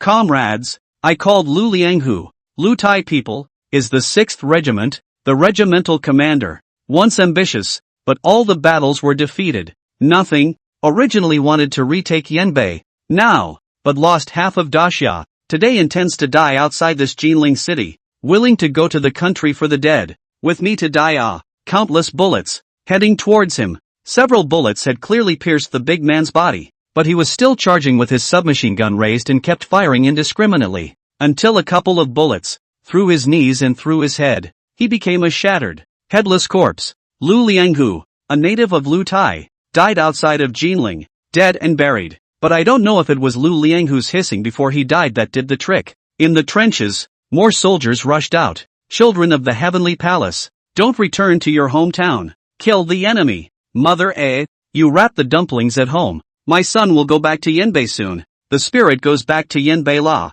Grandma, at least for one more night. At least for one more goddamned night. Hold the fort. Jinling can't be overrun at the hands of lousy. Grandma, you don't ask for peace in front of the Bodhisattva for me anymore. I'm not going home. Lin Ju, who was on the ground, kept crawling forward across the battlefield. Go back to the trenches of the Golden Guardian. Hurry back. He wants to be with his fellow man. Da Xiao will not die. As long as there are still people who would rather bleed than kneel, the great Xia will not die. Lin Ju's eyes grew scarlet as he looked at the Jinling defenders who had fallen on the battlefield. Wait for me a little longer. And when I have finished what I have to do, and when I have rescued some more of my compatriots in Jinling, I will die with you. Chapter 65 1 inch of mountain and 1 inch of blood. Doesn't he want his death flag? Under the basilisk-colored night sky, Lin Ju kept climbing forward, because of the soldiers that kept rushing out of the trenches of the Jinling garrison. The battlefield, with its intertwined fires, heated up again. In this case, crawling across the battlefield became, in turn, one of the safest ways. Because of the darkness, visibility is low. Hardly anyone would notice themselves. Snipers are also of limited use in the dark. Now was the time for himself, at his best, to fold back under Tianxian's sect. Lin Ju gritted his teeth, and using his left elbow and both knees as pivots, he began to creep forward. It's not good for him to turn around, but through the intertwining sounds of gunfire on the battlefield, and the silhouettes running in the distance, Lin Ju could roughly tell that he was getting closer and closer to the Jinling defender's position. This evil fox army uniform on himself could finally be stripped off as well. It's time to get ready and change back into the uniform of the Golden Guard. It was impossible to run back to the trenches of the Jinling defenders in the uniform of the evil fox army himself. Lin Ju adjusted his prostrate position. He's going to change his uniform. On the battlefield, there was nothing else. There were definitely enough bodies, especially of the Jinling garrison. Just find a body that hasn't been beaten to a pulp. Strip off his uniform and drape it over yourself. Just some offense to the soldiers who are going to be stripped of their uniforms. But now the situation is urgent. Lin Ju couldn't care less. The mortar camp of the evil fox army was blown up by itself, and the start of the evil fox's shelling of Jinling was delayed backward for a long time. It was his best chance, and arguably his only chance. Lin Ju had already picked out a body by now. That body was shot through the head. Half of his face was a bloody mess, but not many bullet holes in the body. Lin Ju crawled over to the side of that body, and through the moonlight in the sky and the occasional firelight that exploded around him, he could vaguely see, on the chest of his uniform, the blurred words embroidered. Tai Hangzhu, Lu Daling. Lin Ju mumbled those 6 words. Then without hesitation, he plucked off the corpse's uniform and draped it over himself afterward. The uniform was bloody though, and had fingertips hanging from it that had somehow been glued on. But Lin Ju didn't care. It was an honor to wear this uniform. Lin Ju, at the moment, rubbed the chest of his uniform a few times. Ludolin, bless me, I must return to the Tianxian sect. Lin Ju adjusted his breathing and continued to creep forward. It's getting closer and closer to the trenches of the Jinling defenders. Probably less than 50 meters to go. But just then, Lin Ju's body, or so it seemed, stuttered. His gaze fell on the body in front of him, less than a meter away. The corpse, with its head preserved in a million pieces, stared with its eyes, but it was pierced at the throat, and even now, with the bloody hole at the throat, the blood hadn't dried up yet. Probably because of the loss of blood, the corpse's face, white, was a bit scary. But the most important point was that this face, Lin Ju recognized. It was a very young face, 14 or 15, no more than 16 at the most. The owner of this face, during the day today, was still crouching in the trench, holding his head and crying, and hesitating to get up and turn out of the trench. So Lin Ju took his gun, 2 wooden-handled grenades, and a large circular knife. Smiling, he told the teenager to give himself the weapon and go into battle in his place. Lin Ju was still thinking that he had taken all his weapons, and that the teenage boy, in the end, was just a deserter. Which was fine, after all, he was still so young. But, how did he die here too? Did someone force him? Or did he storm the trenches himself? I've gone to war for you, how come you're still dying here? Lin Ju opened his mouth, but couldn't say anything. He just crawled over to the teenage boy, crawled over to him, raised his hand, and slowly closed the boy's eyes. He couldn't even take the teenager's body and bury it on the spot. In a place like this, there are too many things that can't be done, that come too late. Lin Ju gritted his teeth and continued to creep, crawling toward the trench. The last few dozen meters were, in turn, safe. In the last few meters, he even got up from the ground and arched his back, after which he jumped right into the trench. In the trenches, as Lin Ju jumped, a gun barrel snapped up and aimed at him. Lin Ju immediately spoke in a low voice. One of our own. Aiming the barrel of Lin Ju's gun, he swung it a few times, before slowly raising it. Lin Ju also saw, at that moment, that he was diagonally across the street. A middle-aged man who looked to be in his 50s leaned hunched against the earthen wall of the trench, hunkering down and cradling his rifle. Eyes glanced sorrowfully at Lin Ju before his voice hoarsely spoke. Run! No shame. The battle is long. Either surrender or retreat. I'm 20 years old. Into the barracks. We have no hope in Daxia. Are going to be a dead slave. Then the veteran threw his head back and looked at the sky, occasionally blood red from artillery fire. How unworthy it is to fight for such a country. Lin Ju froze for a moment. He was just about to say something, but then he saw that the veteran soldier, after saying those words, actually got up straight away and rolled out of the trench, charging in the direction of the evil fox trench. Kill the enemy. Lin Ju felt a gamble in his heart. He didn't even dare poke his head out to see how the veteran had ended up. Instead, they turned around and just ran along the trench in the direction of Tianxian Gate. He bit his lip and forced himself to calm down. Live and let live. Can't die yet. To return the dead letter flag. Back. To be on the Tianxian Gate. Light a bonfire. To send another group of my compatriots in Jinling to escape with their lives. Can't die yet. Lin Ju frantically ran wildly through the trenches. He could feel it. There were fewer Jinling defenders in the trenches than during the day. At least a third of it is gone. There should be quite a few escapes, but there were more, turning into a crumbled mash of flesh mixed with blood and bone crumbs on the battlefield. So that's what this is. An inch of mountain and an inch of blood. Lin Ju's steps became more and more hobbled, but he braced himself and made himself run in the direction of Tianxian sect. Hold up. Gotta hold up. Can't pass out. Lin Ju felt his face go a little cold. The capillaries of the face, it seemed, were exposed to the air. Lin Ju knew this to be the 1,000 signs of passing out. One's left shoulder, it seemed, was bleeding all the time. Lin Ju bit down hard on the tip of his own tongue, forcing himself to have to clear his head. And just then, he raised his head and finally saw, as far as he could from himself, the Tianxian Gate. He immediately twisted his head to look at the system panel. Remaining traversal time, 45 hours, 27 hours traversed. Catch up. Finally caught up. A smirk of relief finally flashed across Lin Ju's eyes. He grinned and tumbled out of the trench. Stumbling and stumbling, he ran towards the Tianxian Gate. But soon, his smile tightened. It was because he saw that under Tianxian Gate, there were several figures standing. 5. No, it's 6. All wearing the uniforms of the Jinling garrison. They waited under Tianxian Gate as if they were waiting for themselves. But it's not right, because in there is no Wang Yongtang. What about Wang Yongtang? Doesn't he want his dead flag anymore? Chapter 66, he's on the ramparts to help you set up your guns, so I'm not alone. Lin Ju was currently stumbling towards the Tianxian Gate. The death flag, already soaked in blood, was held in Lin Ju's arms. He walked, less than 10 paces away from the 6 figures, under the gates, his voice hoarse. Who are you? In front of Tianxian Gate, those 6 Jinling defenders looked at each other. One of them then took a step forward. It was a young man, not too tall, gray, and on the left cheek of his face, there was a scar, but his eyes were deep, and his eyes were like falcons. You're here to return the flag of death, aren't you? My name is Wang Yonglin. I am Wang Yongtang's company commander and his cousin. You and Wang Yongtang said those Wang Yongtang are reported to me. I also reported to the head of the regiment. Above also did receive the wind. General Tang, indeed have in the next 24 hours,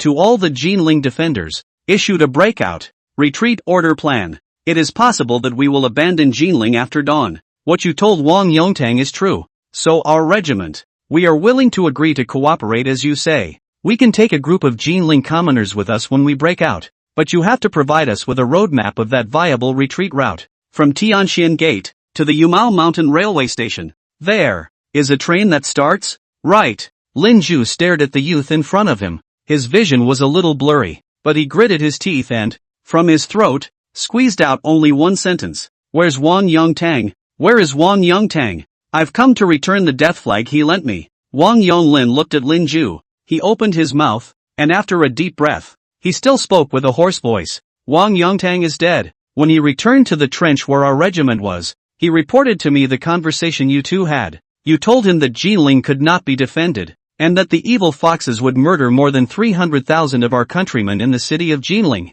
After he relayed this to me, he took his gun and turned back to the walls of Tianxian Gate, saying he was going to help you. It's impossible for you to cross the warring battlefields and then cross the evil fox camp alone. He's got to go help you. He's a sniper. That sniper rifle he has, with the scope on it, is a Mauser sniper rifle made by Caldwell, and it can hit up to 800 meters. Wang Yonglin's voice, at this point, suddenly choked a little. He didn't go back to the trenches. The mortars of the evil fox army, when shelling, had a round of artillery that specialized in bombarding the heads of the walls. Those who survived said that he was on the city wall, blown to pieces, a mess of bones buried by the collapsing wall. I can't even find all of them. You don't have to give him back that death flag. When he was going to the wall, he told me that if he died, he would let me take his place in the appointment with you, and leave the death flag to you. He said he knew you on sight, obviously not even before, but he thought you'd be able to do marvelous things. Lin Ju blinked a few times. He felt his legs go a little weak for a moment. It's going to be impossible to stand. He held the dead letter flag in his arm, slowly bowing, finally sat right down on the floor. He raised his head and looked at Wang Yonglin, who was not far away. Got a pen and paper? I'll draw you a roadmap from Tianxian Gate to the Yumaoshan railway station. Wang Yonglin immediately reached out, escaping from his arms to hand Lin Ju a cowhide-covered notebook. A notebook with a fountain pen set up. Lin Ju flipped open his notebook. On a blank page, the road map from Tianxian Gate to the Yuhang City railway station began to be drawn, including the route, certain iconic hills, the shaking light railway line, the approximate bearing and distance from Tianxian Gate, and the Yumaoshan railway station, where on the shaking light railway line, how to act so that the distance can be reduced to the shortest possible. Lin Ju had meticulously labeled them all. Wang Yonglin, on the other hand, was next to him, using a lighter to help illuminate Lin Ju, until Lin Ju finished the last stroke. Put the pen down. Only then did Wang Yonglin let out a deep breath. Finished painting? Lin Ju sat on the ground and nodded. You can take the laptop now. After Tang Yuanming gives the order to retreat and break out, you will follow this route, break out, and reach the Yumao Mountain Railroad Station, where there is a train that originally carried supplies, 3 railroad men, and 6 little girls. When your troops escape, I hope you'll wear them too. They are all Daxia people too, our countrymen. The people to be escorted out to the people of Jinling. The personnel have not yet been ordered. How many can you take at most? Wang Yonglin hesitated for a moment before he slowly opened his mouth. 200. Can't be more. Any more will slow down the troops. And with those 200 men, there can be no old or sick. Wang Yonglin unconsciously lowered his head when he mentioned the old, the weak, the sick and the disabled. Lin Ju, on the other hand, nodded in silence. Understandable. I will personally arrange for the selection of the compatriots to be escorted out of the city. I have one last request. Wang Yonglin raised his head. You say? Lin Ju's voice was hoarse. Help me light a bonfire on the walls of Tianxian Gate. This is my agreement with the stationmaster of the Yumaoshan railway station. When he saw the bonfire, he was certain that I had returned to the golden age. They'll just be waiting for you at the train station. Otherwise, they will leave the train station, and without them, it is not easy to say whether your train will be able to start smoothly. Wang Yonglin froze for a moment and nodded. Understood. We'll get on it. What else do you want? Lin Ju held the dead letter flag, shook his head. Nope. By the way, I'd like to know which piece of collapsed city wall Wang Yongtang's flesh was buried under after he was blown up. I'd like to bag a few rocks before I go back to Jinling. Lin Ju grinned, except that smile looked like it was crying. He unfurled the dead letter flag that had been soaked in blood. That flag isn't white anymore. It's blood red. But he laid that flag flat on the ground. With his left hand, which could still move, he pointed to a passage above. It's written here. Wipe the blood when you're wounded and wrap it around your body when you die. That would be a good way to return this flag to him. He said before that if I don't return his flag, he'll be damned.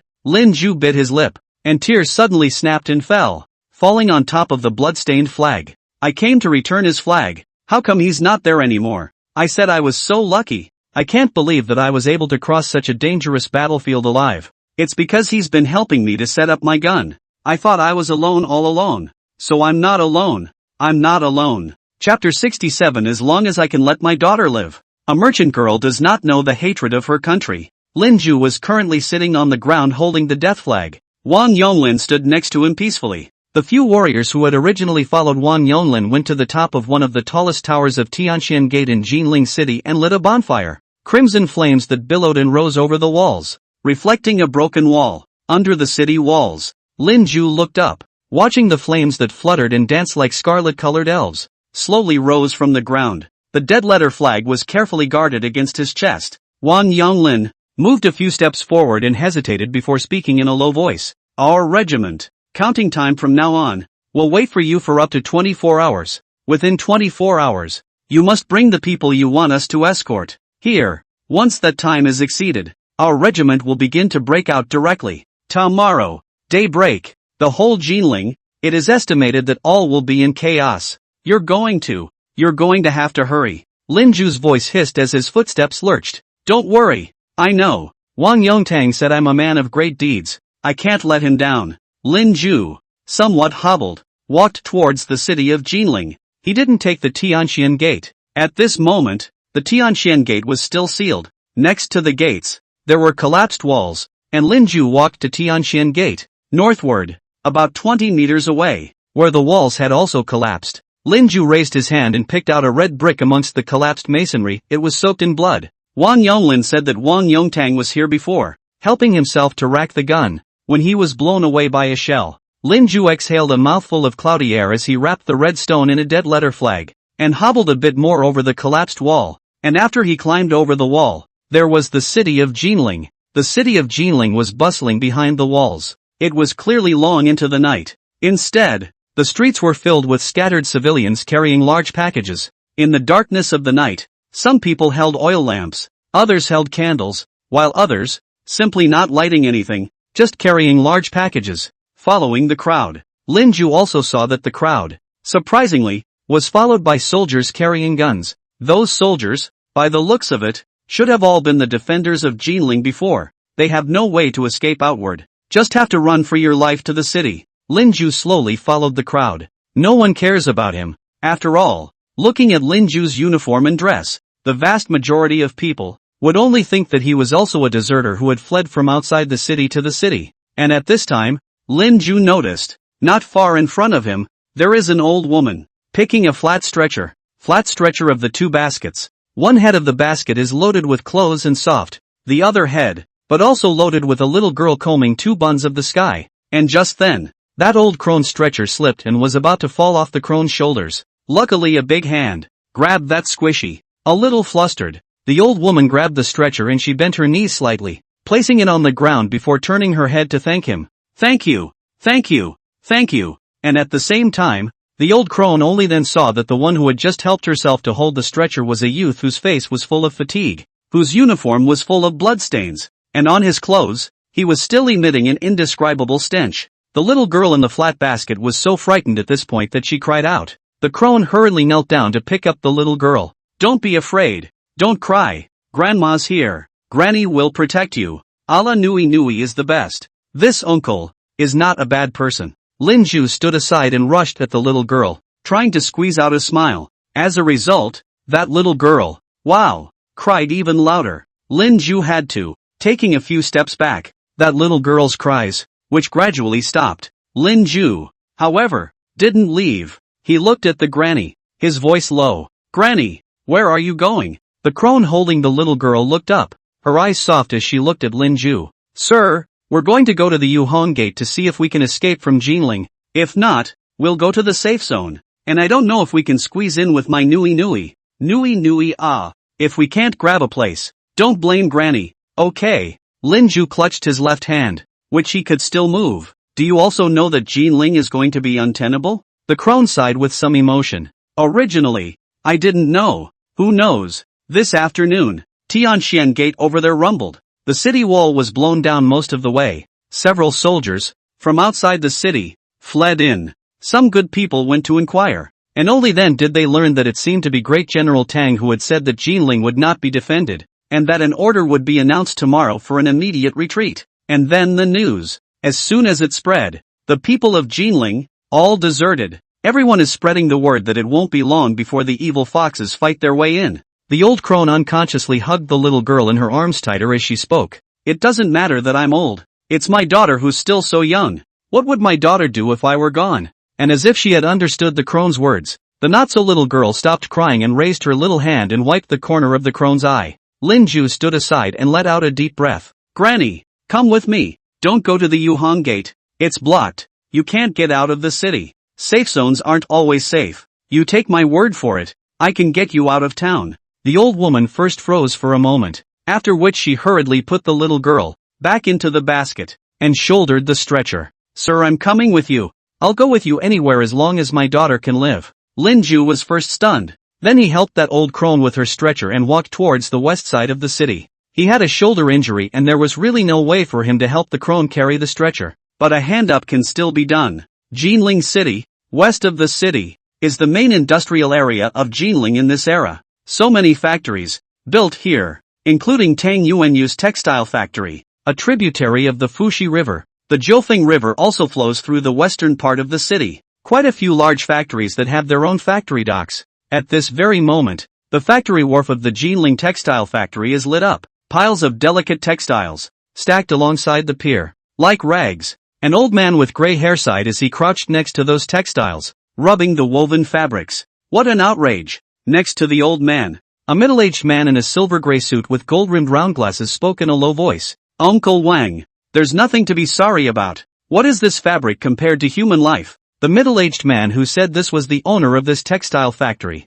Tang Yuanyu, and at the same time, next to Tang Yuanyu, a thin middle-aged man in a rough cotton tunic glanced down at his pocket watch. The schoolgirls are already on board. And Mr. Lin hasn't arrived yet. Boss Tang, are you sure you don't want to leave now? Tang Yuanyu rubbed his temples and turned his head to look behind that thin middle-aged man. Two women in cheongsams were standing there in a slinky manner. One is Rain Ink, and the other is Cardamom. Tang Yuanyu's ghostly voice came out. Douchebag, get in the boat. You're not far behind on this boat. Dougal glanced up at the merchant ship in front of him, then twisted his head to look at the woman beside him and took a step back. No, Boss Tang, you'd better go quickly. If you're any later, you won't be able to leave. I've always been timid and cowardly, and I was always bullied when I was in the Jade Ink House. But this time, I always felt that I should be able to do something if I stayed in Jinling. The people outside scolded us what? Dodo actually know all of them, thanks to this period of time, the Tang boss's love.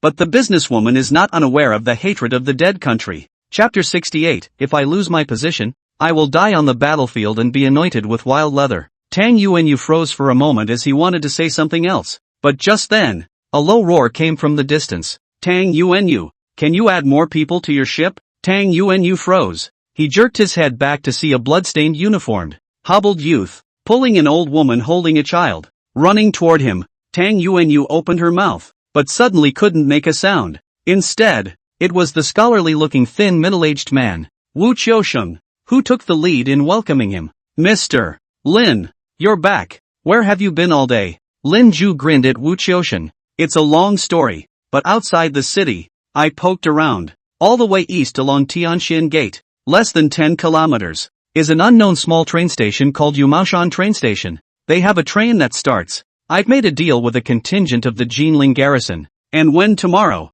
they receive the order to break out, they'll retreat toward the railroad station, and in the meantime, they can take with them 200 of their compatriots from Jinling. Tang Yuanming sighed. I do not know what the situation is. Within a day, Tang Yuanming will order the withdrawal of the army. Abandon the news of Jinling, do not know how to leak out. The defenders of Jinling outside the city have become disorganized, and many of them, as deserters, have scaled the walls and fled into the city. Many of the people in the city, too, have packed their bags and are going to the safe zone. When the day breaks, Jinling City is probably going to be in chaos. Lin Ju's voice lurched. He dropped his gaze to Tang Yuanyu. Boss Tang, your boat had better start up quickly. Before dawn, it must be driven to the Fuxi River. And is there still room on the boat? Tang Yuanyu glanced back at Dodo, but saw that Dodo deliberately turned her head away. avoiding her eyes. He sighed quietly. Jinling Girls' School. A total of 400 female students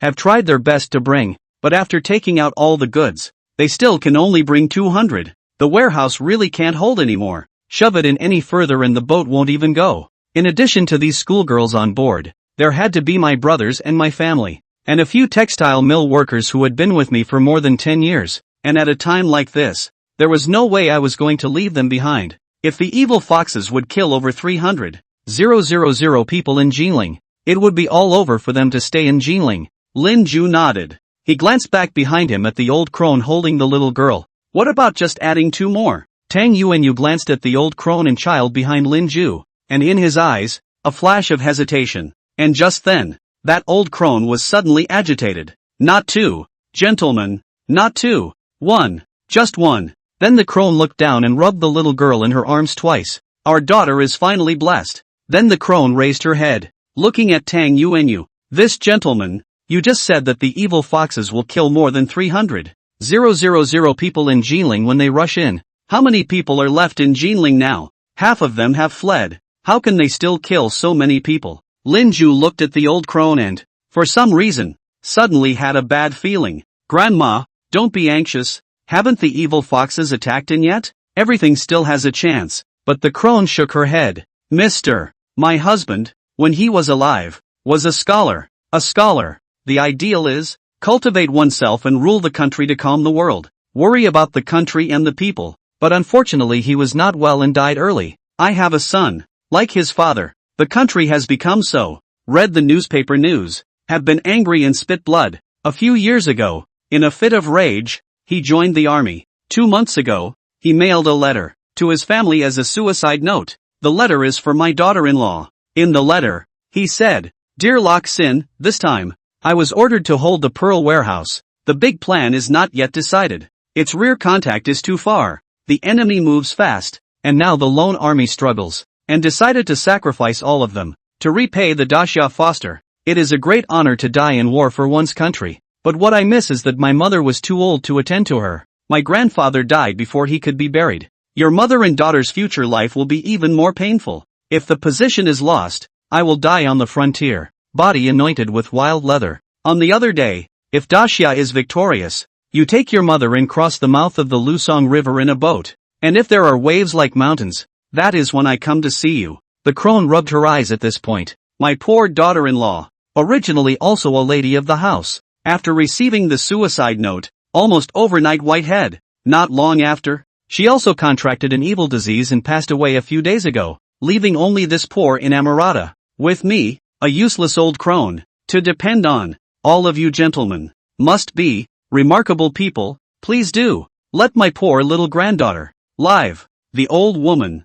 at this moment, slowly placed the little girl in her arms on the ground, then she slowly bowed and made a deep bow towards Lin Ju and the others. The little girl on the floor blinked her eyes as she wondered why Granny was doing this, but she also turned around and bowed after the Granny in an exemplary manner. Lin Ju felt his nose turn sour as he twisted his head to look at Tang Yuanyu. Tang Yuanyu, rubbing his eyes, rushed forward. Granny, don't be like this. The martyr's relatives. Tang Yuanyu, how can I sit back and do nothing? You also go on board together. If you meet the evil fox people's inspection, I'll say, you are my own mother. This child is my daughter. But just then, the granny grabbed Tang Yuanyu's hand and shook her head. Sir, I was originally afraid that you wouldn't take my granddaughter, and was trying to run headlong into the ground. But it's a disgrace to my son to die like this. I can't get on the boat either. So many people, students, and children in Jinling City can't escape from life. I'm an old woman with half of my body in the yellow earth. If I get on the boat, when I go down to the yellow springs in the future, what face will I have? To face my husband? I can't go. I have to stay here. Tang Yuanyu was first stunned, and after that, he was so anxious that he nearly jumped to his feet. What is the use of your staying here? Can you still be expected to defend the city of Jinling? That old crone was all of a sudden anxious at the moment. I have 2 grenades in my arms that my son left at home earlier, after sending my Nui away. When those evil foxes rush in, I'll pull the grenade and fight them to the death. I want to avenge my son and daughter-in-law.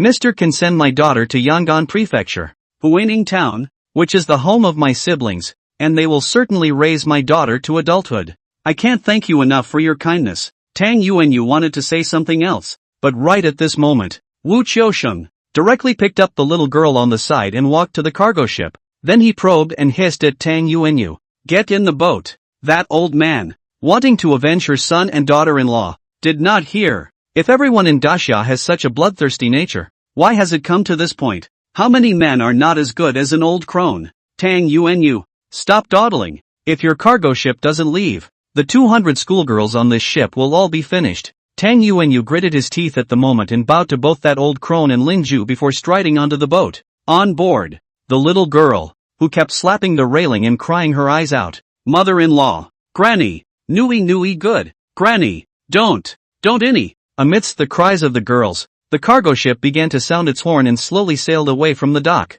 Chapter 69, You have to avenge your family's hatred yourself. The grenade was delivered to me. At the dock of the Jinling textile factory, Lin Ju stood at the mouth of the pier, watching the freighter sail further and further away. The lights of the cargo ship also gradually disappeared into the dark Jiufeng River. Cold wind, blowing over the river. On the pier, only Lin Ju, Wu Qiusheng, Umo and Dodo, as well as the old crone who had been looking out in the faraway direction of the cargo ship, her gaze hesitant to retract. Lin Ju twisted his head to look at the crone, still unable to hold back, and spoke in a deep voice. You can actually get on the boat with your inamorata. The crone turned her head and immediately bowed at Lin Ju. Even if I stay with my inamorata, I won't be able to stay with her for many years. If she doesn't remember me at all, perhaps it would be better to live. Why bother remembering an old woman who is not destined to be with her for long? I don't know how many more years of this chaos I've written to my cyborg brother, and he will treat my inamorata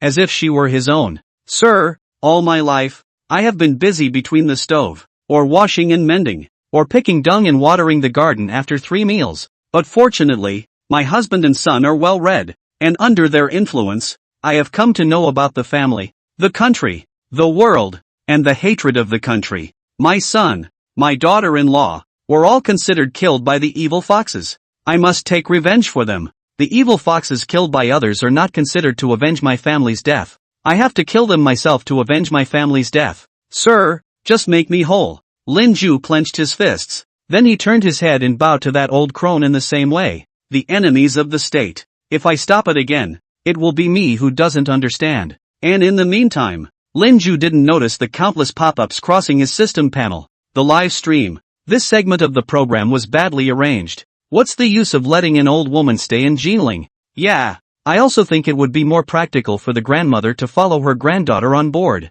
I slowly typed a question mark, and afterwards stormed over your heads. My grandfather is 98 years old this year, and he remembers to this day that he was an outlaw slave. The most often said sentence is that the taste of being an outlaw slave is not good. If he is allowed to go to war at this age, he is also willing. My grandfather said he would. My 2 milk. When she was a child, her village was slaughtered, and the whole family was left with her alone. Guess if you give her the chance, is she willing to and the evil fox people of that year, to exchange her life for her life? That grandmother, also very painful. Right. Family, country, world, national hatred. Finally only left with herself, widowed and alone. And at the moment, Lin Ju didn't have time to read the pop-ups. He hadn't even remembered to say thank you to the water user whose ID was eat eggs not yolks. At this moment, Lin Ju pulled Wu Qiusheng and stepped aside. How's it going over at Tianyi Dockyard? Wu Qiusheng held up his glasses. 8 ships, 4 large and 4 small, with 1 large and 1 small. Too old to try to fix and too little time to do it. There are only 3 large boats, and 3 small ones, that can travel normally. When you add it all up, it means you can only carry 1,200 people. Over at the safe zone, people have been coming in since this afternoon. The church beds were taken in a couple hours. But Fr. John, still, is taking in as many people as he can. The whole safe zone is a mess. But Father John said that if the ship is okay, he is willing to fully cooperate with us and escort our compatriots in Jinling out of the city with a big ship. Just the 1,200. How do you choose? Who's on board? Lin Ju took a deep breath. Students and children are prioritized. Say the rest. Those ships, after all, can't set sail until after the evil fox army attacks Jinling. The evil fox's ships, still anchored on the Fuxi River. There is no guarantee that they will not definitely fire their guns at our ships. Still, I hope Father John, if possible, we'll help again. On those ships, fly the cross flag, or the flag of whichever country is to the west, as long as it is safe to transport our compatriots out. Have the ships of the evil foxes not fire on those ships, any way is good. Sailing time, also can't be in a hurry. It is best to make sure that the ships on the Fushi River, to make sure that they have been transferred, and then let our ship start. On each ship, it's best to have a foreigner to follow, if it's really unfortunate to be discovered by the evil foxes. With a foreigner, the evil foxes will also throw in the towel. If we really can't find any foreigners willing to risk their lives with us, we'll pick a few similar-looking ones, dress them up, and teach them a few words of foreign language. As long as we can fool them, we'll do whatever it takes to save our compatriots. Wu Qiuxing was on the sidelines, nodding with some bitterness. I understand, and I will communicate with Father John again. But, Mr. Lin, can you still hold out? Lin Ju frowned.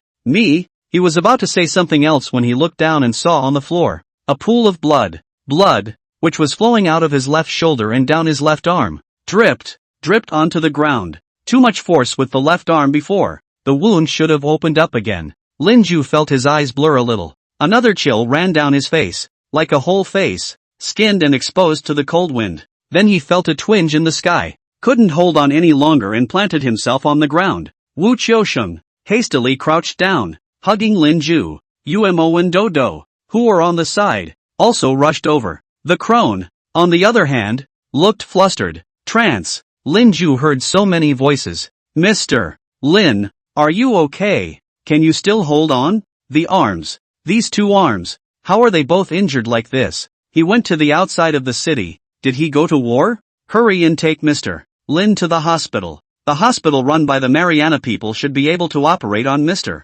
Lin Ju. This situation. Right arm is estimated to have to be amputated. How did this happen? Now, the Marianas. Haven't they run out yet? Are there any doctors left who can operate? I don't know, but it has to be sent for. And just then, Lin Ju suddenly raised his hand. He grabbed Wu Qiuxing's arm in a death grip, his voice hoarse. No surgery, don't amputate. No time for that. After dawn, in the afternoon, the defenders of Jinling will begin to retreat and break out, and tomorrow morning, the evil fox army will kill Jinling. Begin to start killing, to kill our compatriots. Our compatriots. There's no time. I can't do the surgery. Give me painkillers. Let me sleep for a while. Don't operate on me. I want to save more people and Tang Yuanming that promised me a grenade. Delivered it. Grenade. Must be delivered to me. Chapter 70. Is this still the Jinling of Jiangnan's brocade? She said she could top a schoolgirl. Do not squeeze. The safe zone is just this big. What's the use of squeezing? Whose kid was left here unattended? Let us go in. I've heard that the defenders over at Tianqian Gate are already retreating, and the evil foxes are about to fight their way in. The east side of the city has been shelled today, and the evil foxes, they won't shell the safe zone. Right, Mr. Wu, let us in. You bought bacon at my house. Make it easy for me. Voices, awful voices, were reaching Lin Ju's ears at the moment. The voices were men's and women's, interspersed with children's, almost tearful cries. Lin Ju snapped his eyes open and saw a white ceiling. The bright sun, coming in through a nearby window, was surprisingly vaguely harsh. Lin Ju was first in a trance for a moment, then he immediately got up from the bed. His left and right arms were, once again, re-wrapped. Lin Ju couldn't even remember how many times his arms had been bandaged. The system panel, which only he could see, floated aside. Lin Ju hastily turned his head to look. Remaining traversal time, 35 hours, 37 hours traversed. The time left for himself is less than 2 days away.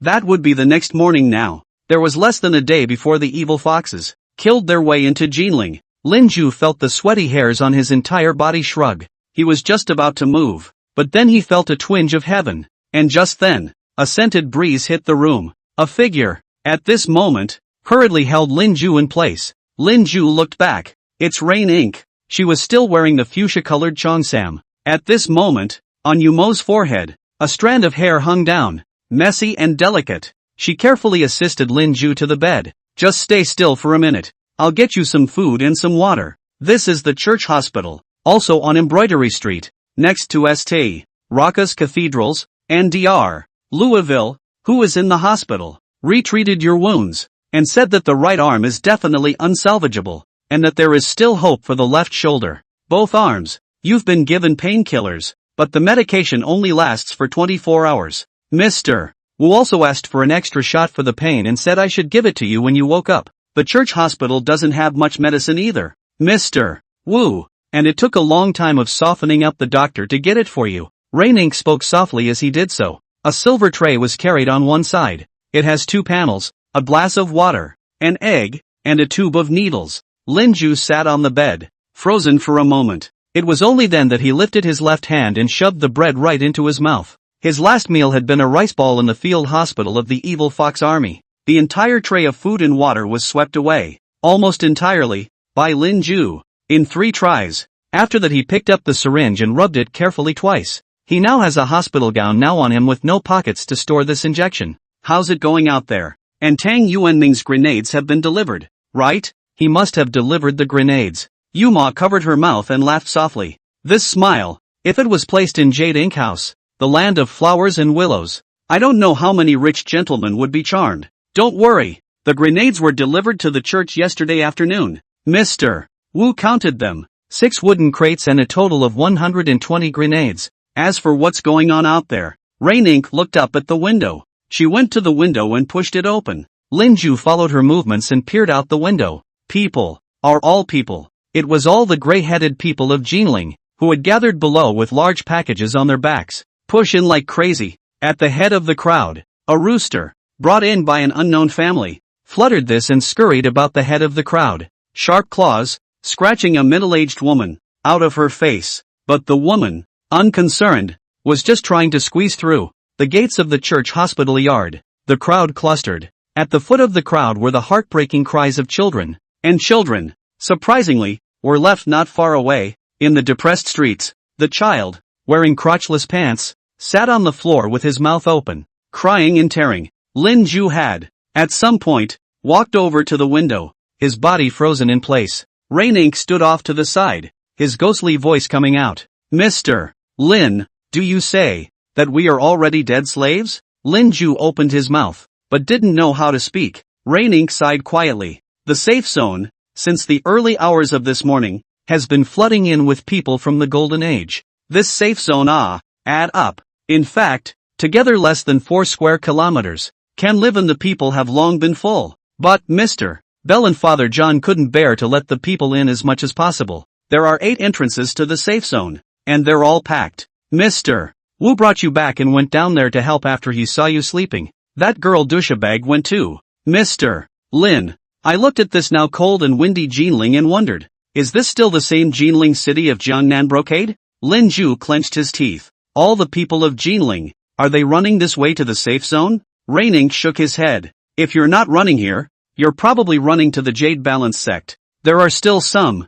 I guess, scurrying around town running for their lives. The east side of town, earlier, was shelled. I heard there were a lot of deaths and injuries as well. Mr. Lin, you're amazing. One thing you said is now coming true. To be honest, before today, there was still a trace of fantasy in my heart. It always feels like, maybe this Jinling, it can still be defended. Reuniting grinned softly. Surprisingly, he pulled out a cigarette afterward. She lit that cigarette up and took a drag. Then her vermilion lips parted and she exhaled clouds of smoke. Mr. Lin, Dudao Moncler Pa Cher said to me this morning, if the evil foxes storm in and have to run to the safe zone one day to grab a woman, she could go, so that she might be able to fill in for the next schoolgirl. In the Jiling Girls' School, there are still more than 200 female students who didn't manage to run out. The ones that Boss Tang's freighter took away yesterday were the younger ones, the 13 and 14-year-old ones. The rest of the schoolgirls, most of them 15 or 16,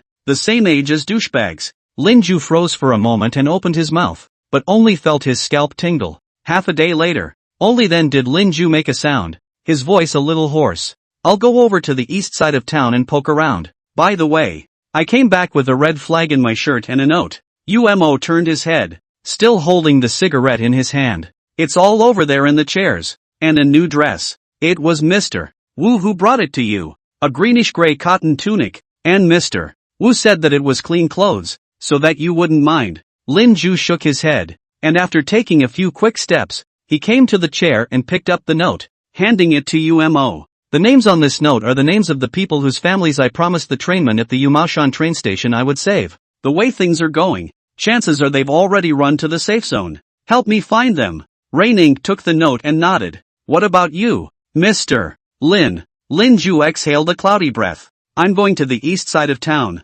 Chapter 71. Students are precious. Are you destined to be cheap? The church hospital's foot is 4 stories. Sort of one of the largest buildings in the safe zone today. In terms of footprint. At this time, Lin Ju had already changed into that greenish-gray cotton tunic. Because he could barely move his right arm, he changed his clothes, or UMO helped him. The deadly flag, too, was tucked into his arms. For some reason, carrying this flag seemed to give Lin Ju some peace of mind, and it was only when Lin Ju stepped out of the room that he saw it. The corridors of the hospital were, at some point, overcrowded. Many of the people who have flocked to the safe zone have been accommodated. All the major wards are full. There were also some people who went so far as to live directly in the hospital gallery. Lin Ju saw that there was a woman, holding a boy, sitting on a straw mat. Her eyes were dull and she didn't say a word. The boy in his arms knew better than to cry and just rested on his mother's shoulder. Lin Ju walked past the mother and son in silence, but just as he had reached the stairs, behind him, there was a sudden heartbreaking cry. Goddamned evil foxes. My daughter has been blown away. My daughter, Xiaobao. Your sister is gone. Your sister is gone. Lin Ju lowered his head and walked quickly down the stairs. The hall on the first floor of the church hospital was filled with more refugees, all on straw mats, one person at a time, and at the moment sharing food with each other. In the yard, a group of hospital attendants were blocking the yard gate of the church hospital. Outside the gates were whimpering refugees. A thin middle-aged man, standing on a rock, his voice hoarse, shouted to the people of Jinling outside the gate. It's Wu Qiusheng. Don't be in a hurry. Everyone. If we can get everyone in, we'll definitely get everyone in. But be orderly, just barge in. It's all going to get messy. We're all fellow citizens, and we sure as hell won't leave you alone. Inside the church hospital, it's already making room, so don't be in a hurry. People, don't be in a hurry. Lin Ju sighed as he watched the scene. The safe zone wouldn't be safe after the evil foxes rushed in, but it was already the safest place compared to the rest of Jinling. Lin Ju, at this moment, walked over to Wu Qiusheng's side and patted him on the shoulder. Wu Qiusheng was first startled, and after turning his head to see that it was Lin Ju, his eyes immediately showed surprise. But soon, the smile on his face tightened. Mr. Lin, you're awake. Still think you can rest a little more. You told me before the things are one by one in the fulfillment of Now the people of Jinling all ran to the safe zone. Evil fox people, if by then, Heartless also killed into the safe zone. This group of people hiding in the safe zone can do? Lin Ju looked through the large iron gates of the church hospital and forgot to glance at the people of Jinling outside the iron gates. It was a pudgy, blank-eyed face. Every eye looked hopefully at the church hospital. It seems like if you get in here, you'll live. Lin Ju gulped. There was something about him that couldn't stand a look like that. He pulled Wu Qiusheng and stepped aside. This won't work. This changes nothing for us. Those 3 big ships in the dockyard, and the 3 smaller ones, must be boarded as soon as possible. And they can send 1,200 people out of the city. 1,200 people it is. That will free up some space in the safe zone as well. Jinling Girls' School. Isn't it true that there are still more than 200 female students left who haven't left? They must not be left here. These 200 schoolgirls, can they get on board first? Wu Qiusheng hesitated, looked at Lin Ju and shook his head. No good. We didn't expect the safe zone to be flooded with so many people in such a short period of time. The dormitory for the remaining 200 or so female students of the Jinling Girls' School is in the north of the safety zone, and it doesn't connect with the Jiufeng River. Moreover, their present dormitory has been filled with many of the people of Jinling, and now if those schoolgirls are brought there to the dockyard, some other people will surely find out about the dockyard. If the matter of the boat dock is exposed, so many people in the safe zone who want to escape. When the time comes, the people block the boat dock. Lin Ju exhaled a cloudy breath. Then not a single boat will go. Lin Ju rubbed his temples at the moment. The best time to leave a boat in the dock is still between the hours of 12 p.m. and midnight. At that time, it should be the time when the evil fox army and the Jinling defenders are fighting the most anxiously. And the evil fox ships on the Fuxi River will sail over and pursue the Jinling defenders who break out. With the battleships on the Fuxi River gone, our ship, it's good to move, and it's not easy to be spotted by water at night. But before that, Mr. Lin, The people who will be on the ship, please make sure you make arrangements. If the waterways are really bad for taking those 200 schoolgirls, we still have trains that can take the Shaker Railroad line. I must take them out of Jinling. Lin Ju bit his lip.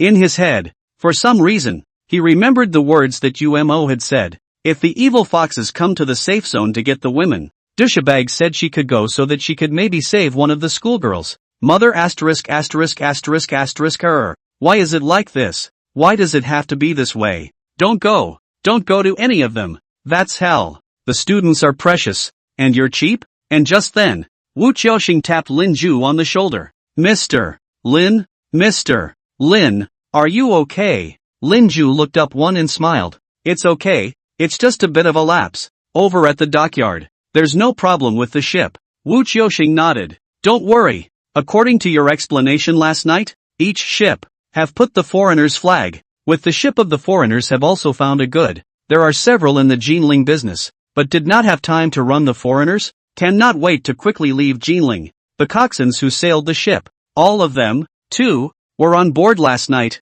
but they made the condition that they take their families on board the ship they sailed, which I agreed to, all of them being the local people of Jinling. Now, it's just about time to fill the boat. Lin Ju nodded and let out a deep breath. If that's not possible, then take whomever you can, and whichever part of the safe zone borders the Jufeng River. Take your compatriots from that part. If you can't defend Jinling, you'll regret it any way you choose. Mr. Wu, I want to leave Church Hospital now. Help me. Wu Qiuxing froze. You're going to. Lin Ju grinned. There's still time before the evil foxes actually fight their way in. I can still do more. I'm going to visit the major gates and lobby for some deserters. There's also the guards at the Yuheng gate. Although there aren't many of them, they are all soldiers after all. If they are willing to not surrender when the evil foxes fight their way in and continue fighting the evil foxes in an alley battle, maybe there will be more scattered people that will survive. It's not likely. Wu Qiuxing frowned. Will they still be willing to fight the evil foxes in an alleyway battle when they're already deserters?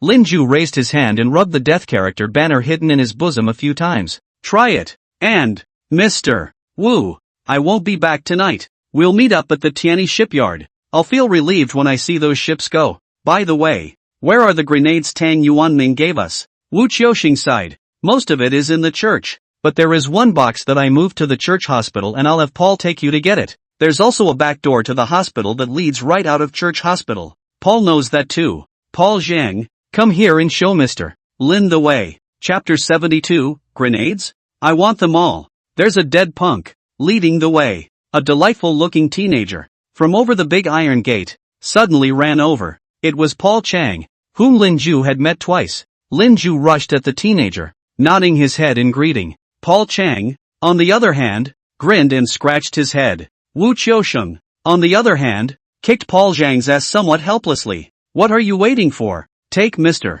Lin to get that box of grenades, and after that, send Mr. Lin out the small door, then hurry back and don't mess up for Mr. Lin. Paul Chang immediately nodded his head. Don't worry, Mr. Wu.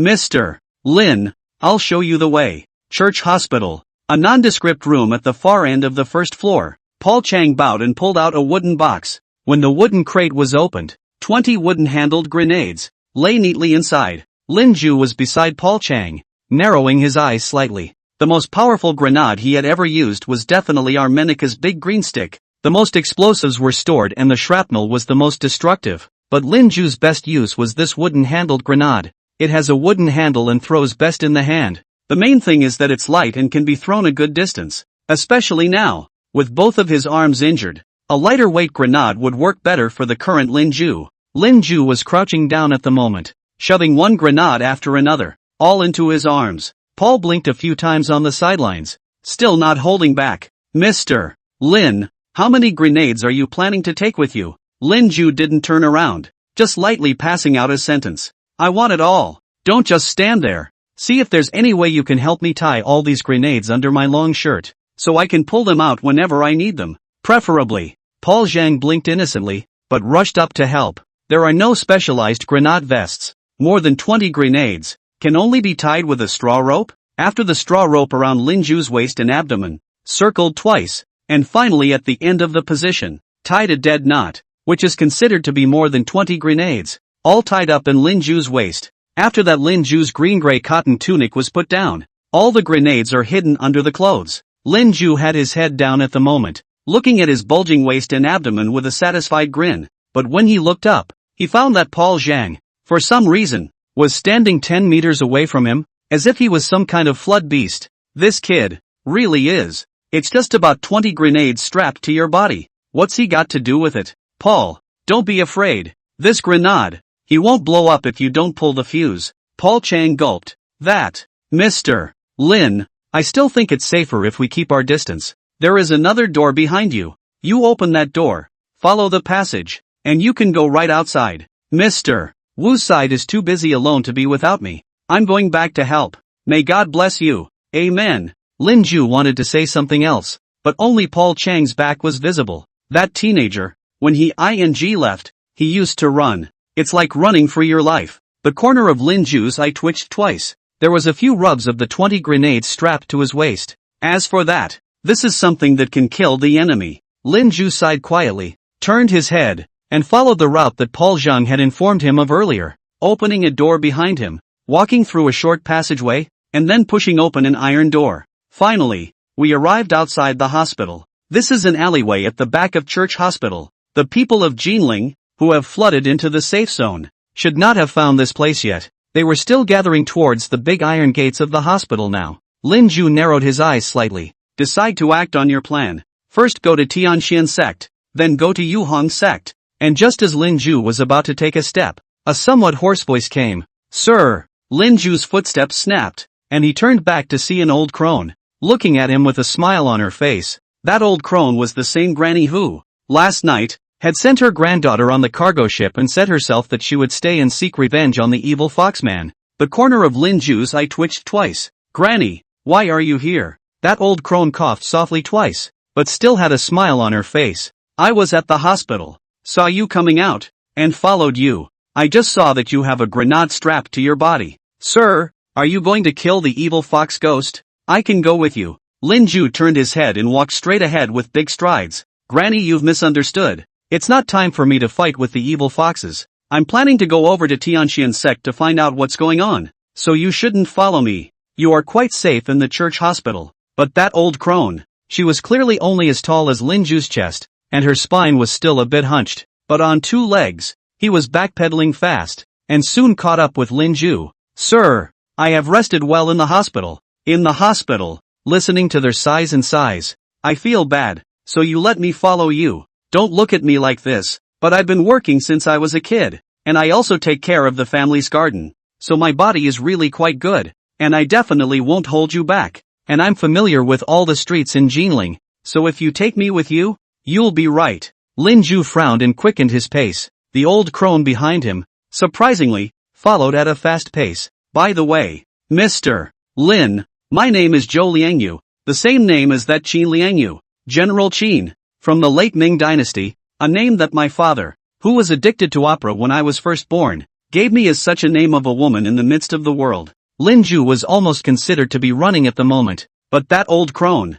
Zhou Liangyu, even still kept up. Lin Ju ran all the way sort of to the east of the city. Zhou Liangyu, on the other hand, had been following behind Lin Ju, even breathing more steadily than Lin Ju. But at the moment, Lin Ju wasn't moving on. To be precise, there was no way for him to move forward either. The immediate east side of the city, it was already in ruins. Streets that were once fairly level are now littered with craters. Many of the homes, which are still on fire, are smoldering with black smoke. Even now, there are shells incoming. A terrifying boom exploded just under 50 meters from Lin Ju. Debris flew and flames rose. Farther down the wall, it was scorched black. Compared to when Lin Ju saw it yesterday, it had completely collapsed in a big way. Lin Ju's expression grew somber. The evil foxes, towards the city, pushed into bombing range. It didn't matter at all whether the bombing would be of the Jinling defenders or the people of Jinling. Behind Lin Ju, Zhou Liangyu sighed quietly.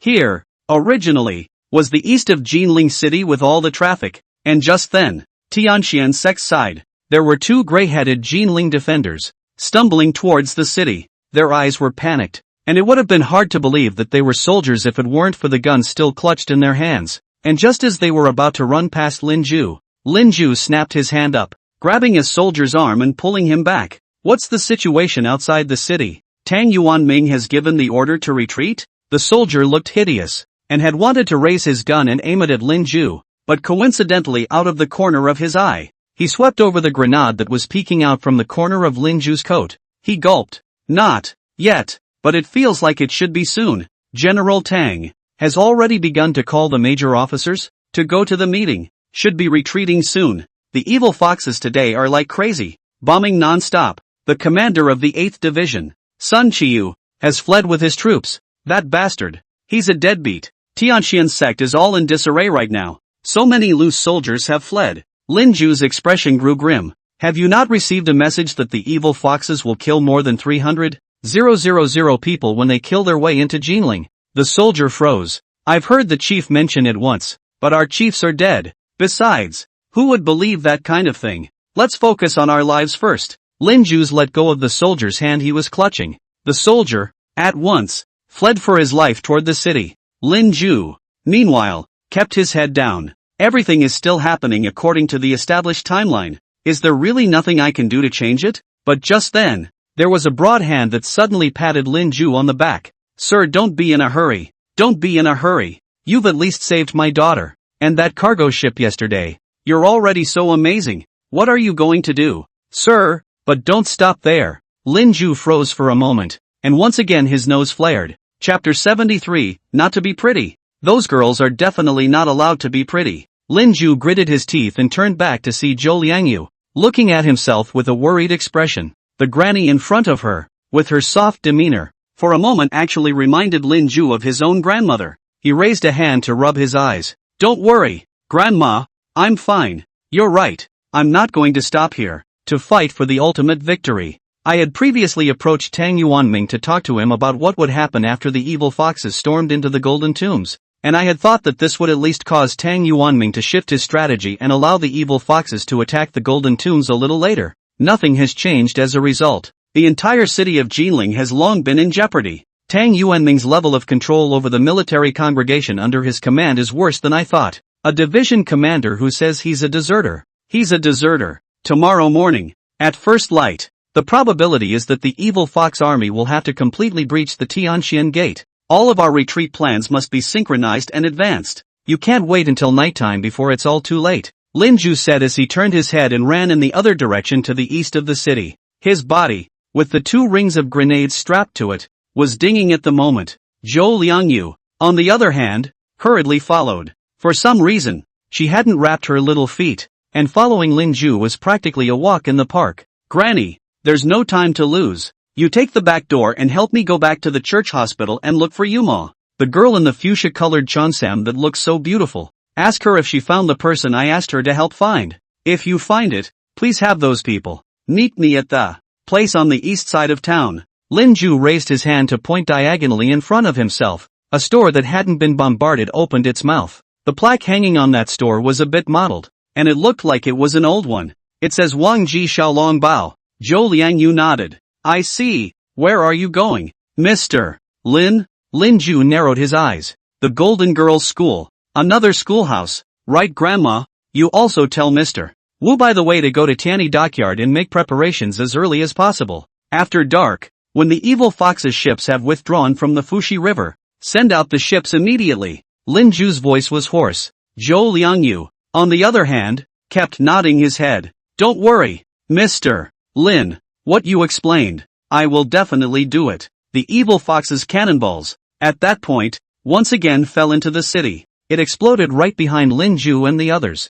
In the deserted city, Lin Ju and Zhou Liangyu parted at an intersection. The city of Jinling, too, is beginning to smell of sulfurous smoke. Lin Ju's breathing began to increase. Golden Girls' School. Simply put, these are junior and senior high schools that specialize in female students. In Jinling, besides the Jinling Women's School, there is also a Jinling Women's University. In this day and age, it was a rarity for women to read. Anyone who can send a girl from his family to a girls' school has a rich family. The group of schoolgirls that were sent away earlier, according to what Wu Qiuxing said, were the slightly younger group. They usually studied at the church school. The other part of the female student body, which is a little older, has a campus on the northwest side of Asai.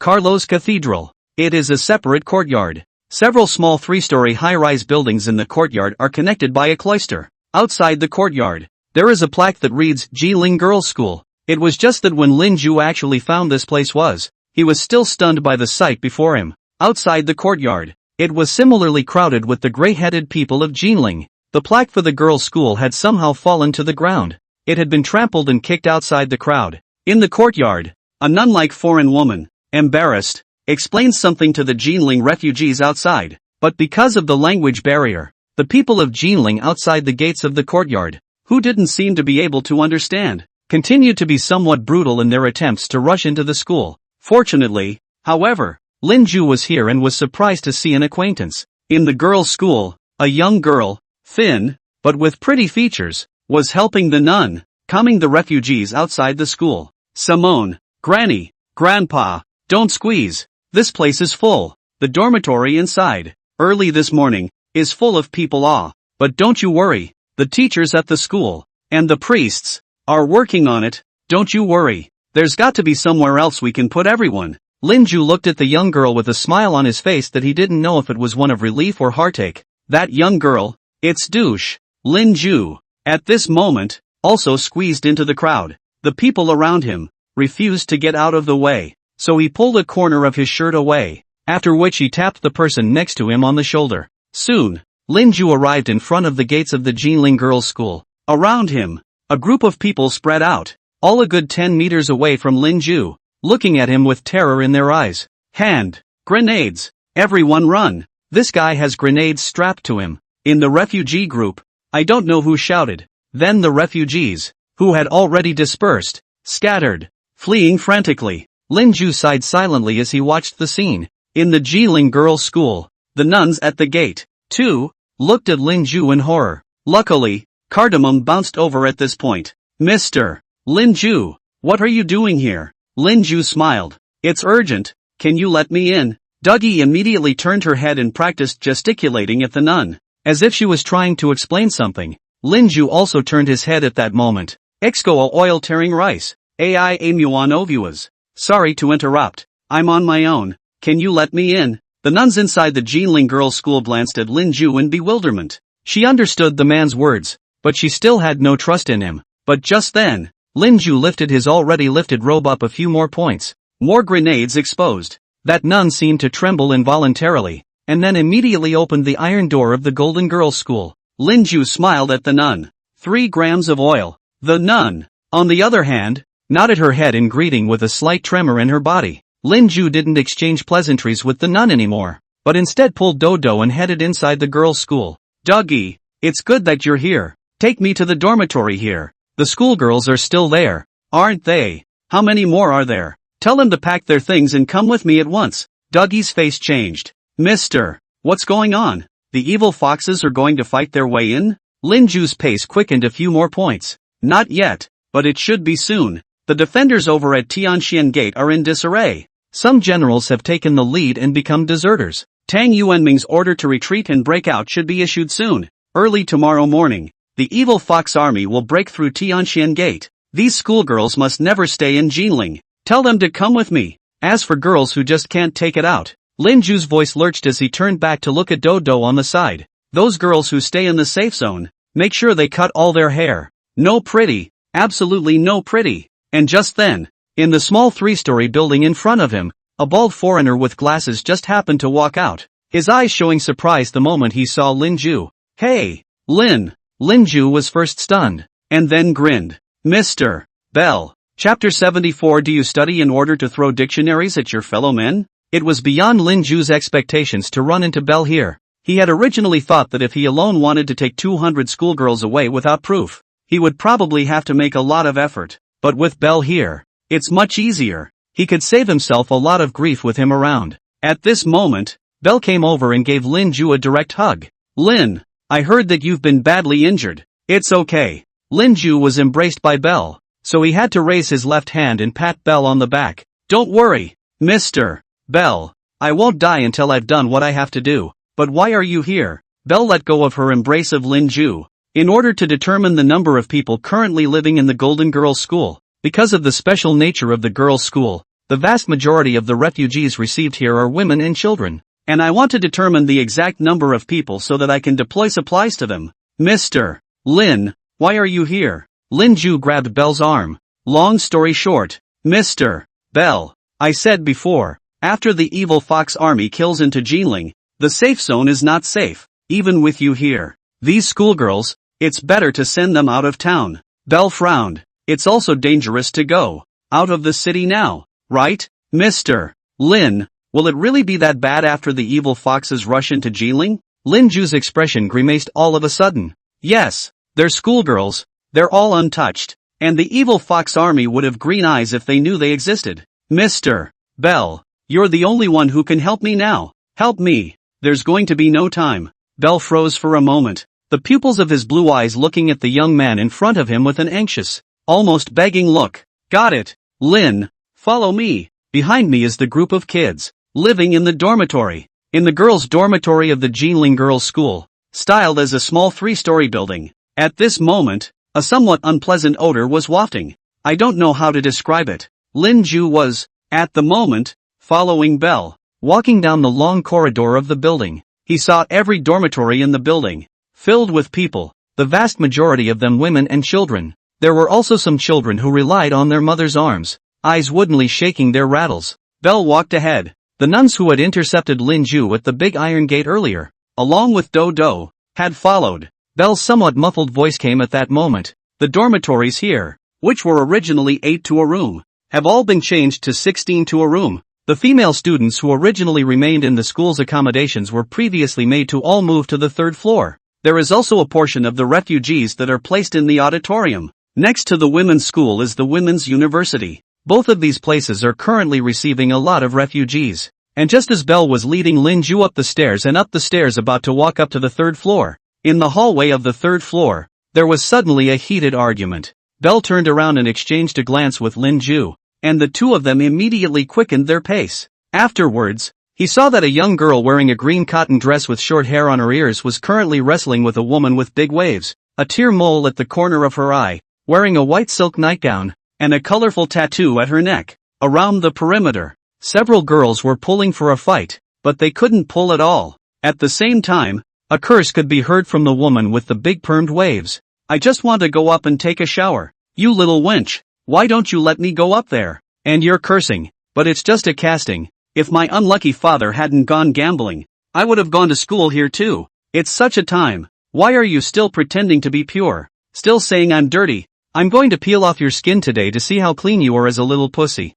The other young girl with short floppy hair had her eyes reddened, but stubbornly glared at the tear-stained woman. No, just no. You women of the land of the wind and moon. You don't know how dirty you are. But at that moment, that young girl suddenly stopped talking, because the woman with the mole of tears, all of a sudden grabbed her hair, and it hurt so much that her tears came down at once. And just then, Dougie rushed over. She wrapped her arms around the tearful woman's waist at once. Purple Kaoru, don't grab her. If you do, her hair will fall out. She's a schoolgirl. The woman with the tearful mole still refused to let go of her hand, and a cold smile appeared at the corner of her mouth. What's wrong with schoolgirls? Aren't they all crows who have fallen off the branch and still think they are golden phoenixes? Dooku, you weren't there before. You don't know how dirty these little girls, one by one, curse, and I don't know if the holy books are all read into the dog's stomach. And just then, suddenly a couple of heavy, I don't know if it's a book or a dictionary like things came crashing down. The lexicon that came crashing down was heavy, and it hit the body of the woman with the mole of tears, immediately reddening it. Taking the pain, the tear mole woman finally loosened her grip on the young girl's hair. And there was another book that happened to hit Dougie's forehead so hard that his eyes went red and barely bled. The tear-stained woman, turning back in a hurry, hugged Dooku and shielded Dooku's face in her arms, like a lioness protecting her cub. And just then, Lin Ju rushed over, stopping in the middle of those schoolgirls and douchebag and the woman in white. Enough! Those schoolgirls also came together at the moment, still glaring angrily at Do and the tear-stained woman. I really don't understand why we have to put these merchant girls from the Wind and Moonlands in as well. That's right, why should we give up our quarters to these women? And the younger one, who says she's going to do the nuns a favor, and I don't know if she's picking out a man to go to. Didn't she just pull a man in before? It's true that all the women in the land of the wind and moon are like this, relying on their pretty faces and hooking men. And just then, Dougie looked up, red-eyed. No, the boy, just 13 years old. Looks like my brother. He's wounded. He was caught in the wave of shells that hit the city. He's bleeding a lot. And his mother, on her knees outside, is begging us that we must save him. The group of schoolgirls, that's why they didn't say anything. Some of them lowered their heads and didn't know what they were thinking. And just then, Belle came along as well. He took Lin Ju's hand. Boys, this is Mr. Lin. The safe zone is so prepared thanks to Lin. He's here to take you away. He has a special channel to get out of the city. And there may be some dangers on the way. But I still hope that you can follow Mr. Lin out. Across from Lin Ju, the schoolgirls looked at each other. Leave now? But there's a lot of gunfire out there. There's no problem with the safe zone. With Mr. Belle here, the evil foxes won't dare do anything to us. Yeah, it's safer to stay here, right? My dad said he'd find a way to get me out. Lin Ju lowered his head, looking behind him at the red in the corner of Dodo's forehead. His expression suddenly grimaced. Love to go. The most I can take is 200. When the evil foxes rush in, let us see if the group will spare you untouched schoolgirls. If you don't go, I'll take someone else. And there's a women's college next to the women's school. I'll only give you half an hour. If you don't go, you'll stay here. And when the evil foxes come charging in, you'll see for yourselves what they'll do to you. Let's see if you can still be as delicate as you are now. What is Jinling all like? What is it like? What kind of women and children on the first and second floors can't you see? Do you study just to take those dictionaries in foreign languages and smash them against your own countrymen? Chapter 75 Splattered blood points to make a peach blossom fan. Then the branches are divided into fresh. Save my compatriots. Cold winds. Lin Ju wore the greenish-gray cotton robe and stood on the floor of the Jinling girls' school. He was waiting, the schoolgirls, to come downstairs. He'll only wait half an hour. Half an hour. If there's no sign of anyone, those schoolgirls will stay here. Jinling nowadays, there should still be about 500,000 people. It's not like saving anyone is saving, who is not one of their own countrymen in a big town. They're schoolgirls, and their lives are more valuable than the next person's? Belle is still upstairs now, persuading. He promised himself that if the schoolgirls persisted in refusing to leave, he would help him persuade the other women and children in the building. Try to get 200 people out of the building, in half an hour, from the building. And just then, a somewhat thin figure walked up behind Lin Ju. A finger, somewhat reddened by the cold because of the weather, poked Lin Ju's backside. Lin Ju looked back and saw a small face with pretty features, smiling at himself. It was Dodo. The girl's forehead was still reddened, but for the moment she raised her hand and handed over a small square wrapped in gold foil. Sir, here you go with this. This is from sister. She gave me 2, and 1 for you. It's Yankee chocolate. Lin Ju was stunned for a moment before he took the piece of candy the girl handed him. Cardamom. Come with me. Even if Mr. Belle had put together 200 men, it wouldn't be enough for you. We'll go through Tianxian Gate. Just be careful. Cross the bombing zone. There's a troop outside the city, waiting. They'll lead you to evacuate and arrive at Yumaoshan railway station,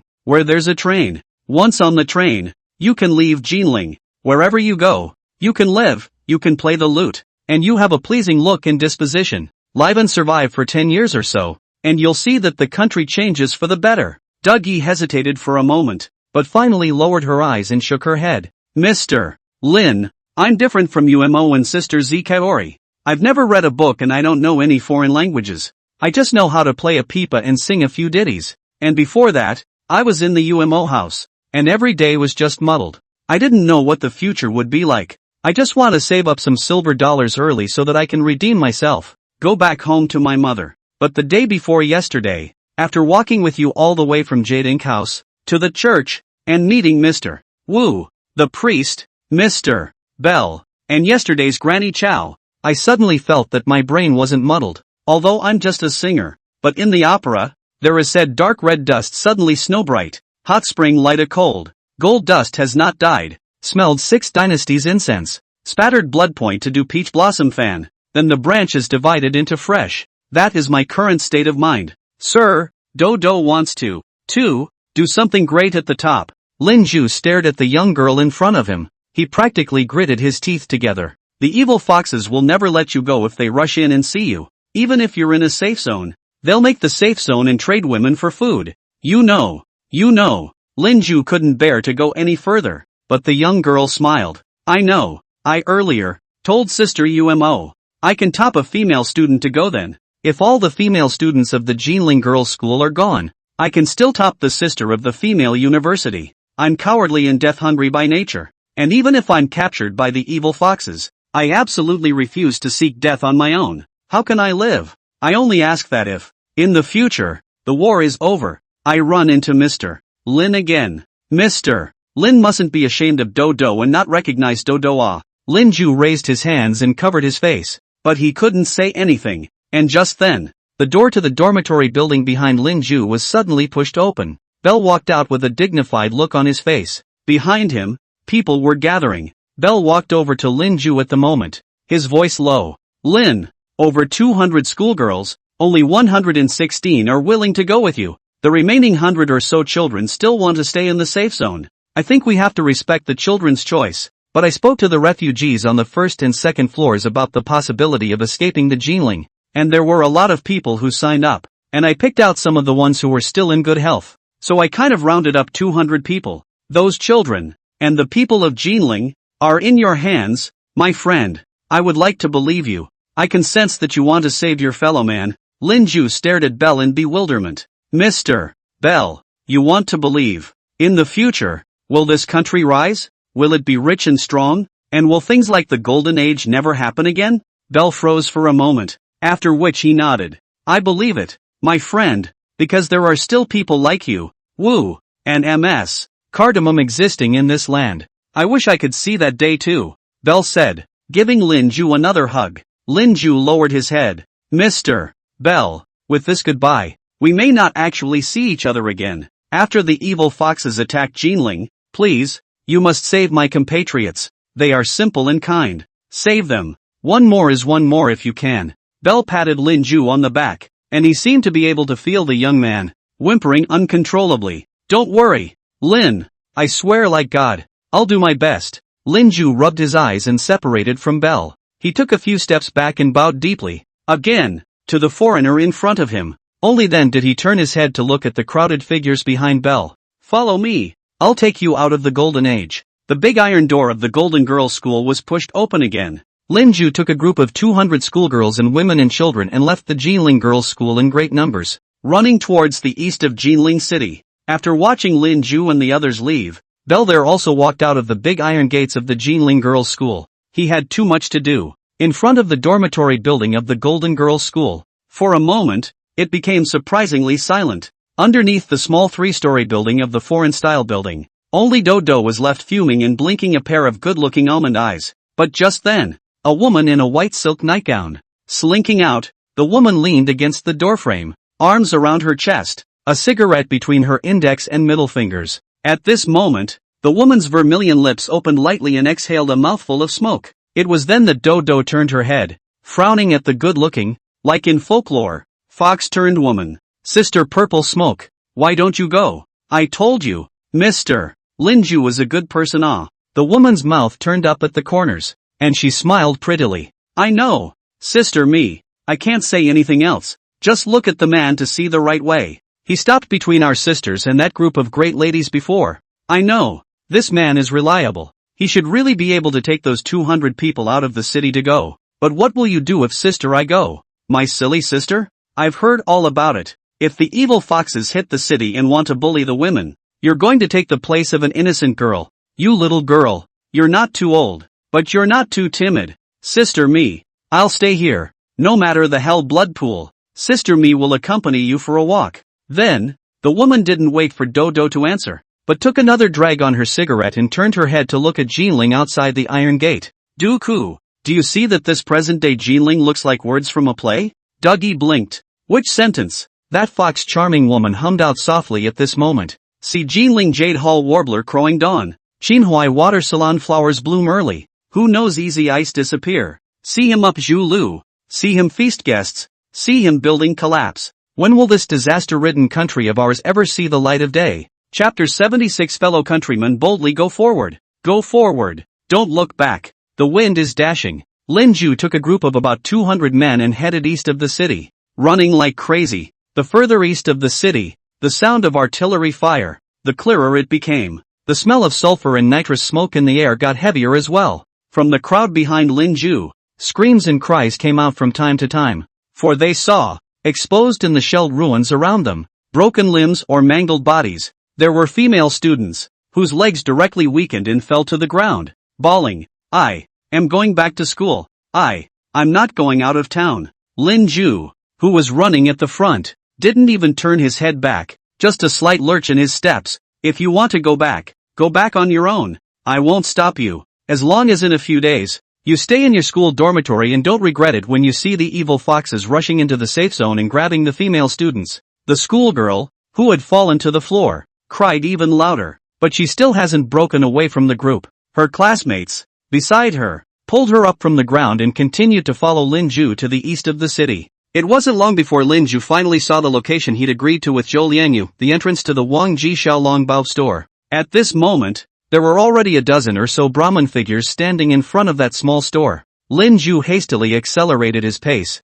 seeing the doorway of that store. In addition to Granny Zhou, Umo was surprisingly there. As for the rest of the few people, it should be the Yumaoshan railway station, the 3 railroad workers' family members. Lin Ju glanced back at the system panel next to him. Remaining traversal time, 31 hours, 41 hours traversed. It should be mid-afternoon by now. Tang Yuanming, that person, has already given the order to retreat and break out, right? Hopefully, this time, the guy, as promised, completely abandon the waterways and let all the troops, all of them, choose to break out frontal. Only then, in the Tianyi dockyard, those 3 big, 3 small, 6 ships, there is hope, safely by water, to escape from Jinling. Lin Ju took a few quick steps, leading the 200 people, and finally met up with Grandma Zhou and Umo under the Wangji Xiaolongbao store. Umo had a thin cigarette in his mouth at the moment, his eyebrows flowing, glancing at the group of 200 behind Lin Ju. Du Jinshi really didn't show up, did he? Lin Ju half lowered his head. I've tried to persuade her. She won't go. Rainink exhaled a puff of smoke. That girl looks soft and weak, but she's actually very stubborn. What she decides, she doesn't change. Lin Ju's left hand, unconsciously clenched into a fist. Over at the girls' school, there's another woman with a tearful mole at the corner of her eye. She's very close to Dooku, and she didn't leave either, as if to accompany Dooku. Yumo's vermilion lips lightly opened and a smile appeared on her face. Purple smoke. Jade Ink House's flower leader nah. Of course, if I hadn't been so bad-tempered and offended too many bosses, the flower leader of Jade Ink House would have been me. As for Purple Smoke, people only know that she drew heavy makeup, dyed her hair, holding a cigarette, with a phoenix tattooed on her back, but do not know that she kept a stray cat in her house, and wrote poems and articles on weekdays, and the world is so clumsy that it does not recognize the bleakness under her eyes. Lin Ju involuntarily froze for a moment as he listened to Yumo's voice, because he seemed to see that the woman in front of him, her eyes were slightly red, and there seemed to be an extra tear in the corner of her eye, but Yumo quickly looked away and raised her hand to straighten her hair, and the tears disappeared as if they had never appeared. Mr. Lin, this is going to take so many people and run out of town? Lin Ju looked at Umo and nodded silently. That was the intention. The troops outside the city that I have an appointment with, though, promised me that they would be waiting for me until 12 o'clock tonight. But once Tang Yuanming gives the order for the entire army to retreat in a frontal breakout,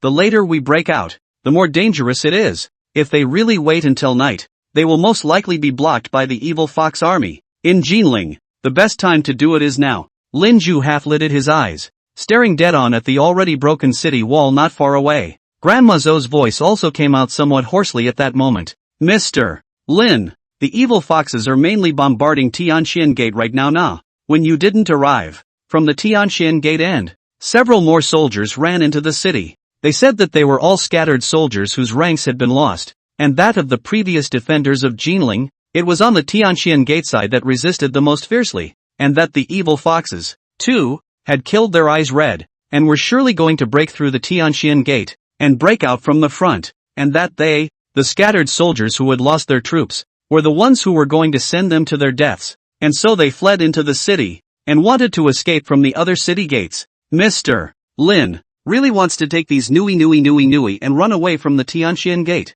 Lin Ju nodded with a struggling expression. Granny, we have no choice. He took a deep breath and looked at the 10 or so people of Jinling behind Umo. You are Jia Yongfan, Chu Jianlu, and old Uncle Zhang's family, right? They're waiting for you at the Yumaoshan train station. Escape Jinling alive and you'll be reunited with them. But on the way, there may be some danger. And before Lin Ju could speak, among those 10 or so people, a woman suddenly raised her head. Don't worry, sir, we're willing to go with you. I saw the note written by Yongfan. The words on the note, the handwriting of Yongfan. The paper was all crimson with blood. I heard that you risked your life to bring it back from outside the city, and I took my 2 children with me and was willing to believe you. Then, led by the woman, the 10 or so, the families of the railroad workers at the Yumaoshan train station, all bowed, bowing to Lin Ju. For some reason, Lin Ju's eyes suddenly glazed over a little. He bowed in return in a hurry. Then he straightened up and looked around at the students of the Golden Girls School and the people of Jinling who had gathered around him.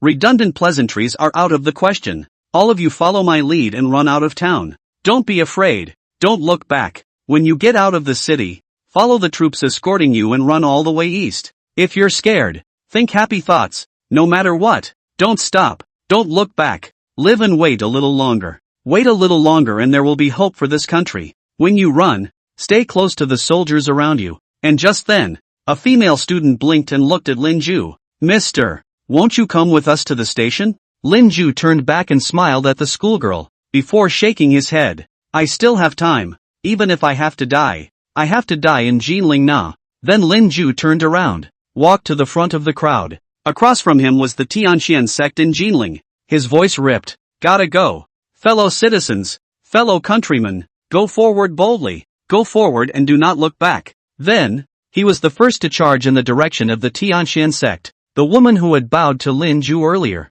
holding her 2 children, was, at this point, the first to follow, followed by schoolgirls. Then after that, everyone, following Lin Ju, ran towards the Tianxian gate. Fellow countrymen, go forward boldly, go forward and don't look back. Leave Jinling and live. There will be hope for our country. There will be hope. Chapter 77, My leg is broken. Don't mind me. I'm determined to die to protect my integrity. The wind, a little harsh. Lin Ju saw that the broken wall was getting closer and closer to him. He narrowed his eyes and murmured in a voice only he could hear. Wan Yonglin, you have sent someone. Wait for me at the city gate. I'm putting the lives of these 200 or so compatriots on your army of the heavenly house. At this moment, the Tianxian gate was also blown down. Now it's just a matter of running over the ruins in front of us to get to the outside of the city. But there are no people in Jinling who would think of running from here. The horrible sound of gunfire became clearer. And then there was the oncoming, the unique stench of the battlefield. The smell of blood and smoke mixed together, pounding on the face. Fortunately, Lin Ju had gotten used to the smell. But the schoolgirls and the women and children who followed him behind him. No. At this moment, there were quite a few female students, letting out screams and crouching on the ground holding their heads in horror. Others covered their chests and almost vomited right out of them. Lin Ju stood on the broken wall, his expression grim, his voice tearing. Can't stop. Just one last step. Cross over. If you don't come over now, when the time comes, when the evil foxes charge into Jinling, you'll all be a puddle of rotten meat under their swords as well. Cross over and live. Lin Ju was directly red-eyed at the moment. He yanked a schoolgirl at his feet, crouching by the wall with her head in her hands, straight up. Then, nearly lifting and carrying, he took the schoolgirl to the other side of the wall. The left arm, which had just gotten a little better, started to tear and hurt again. But there's no choice. It's so hard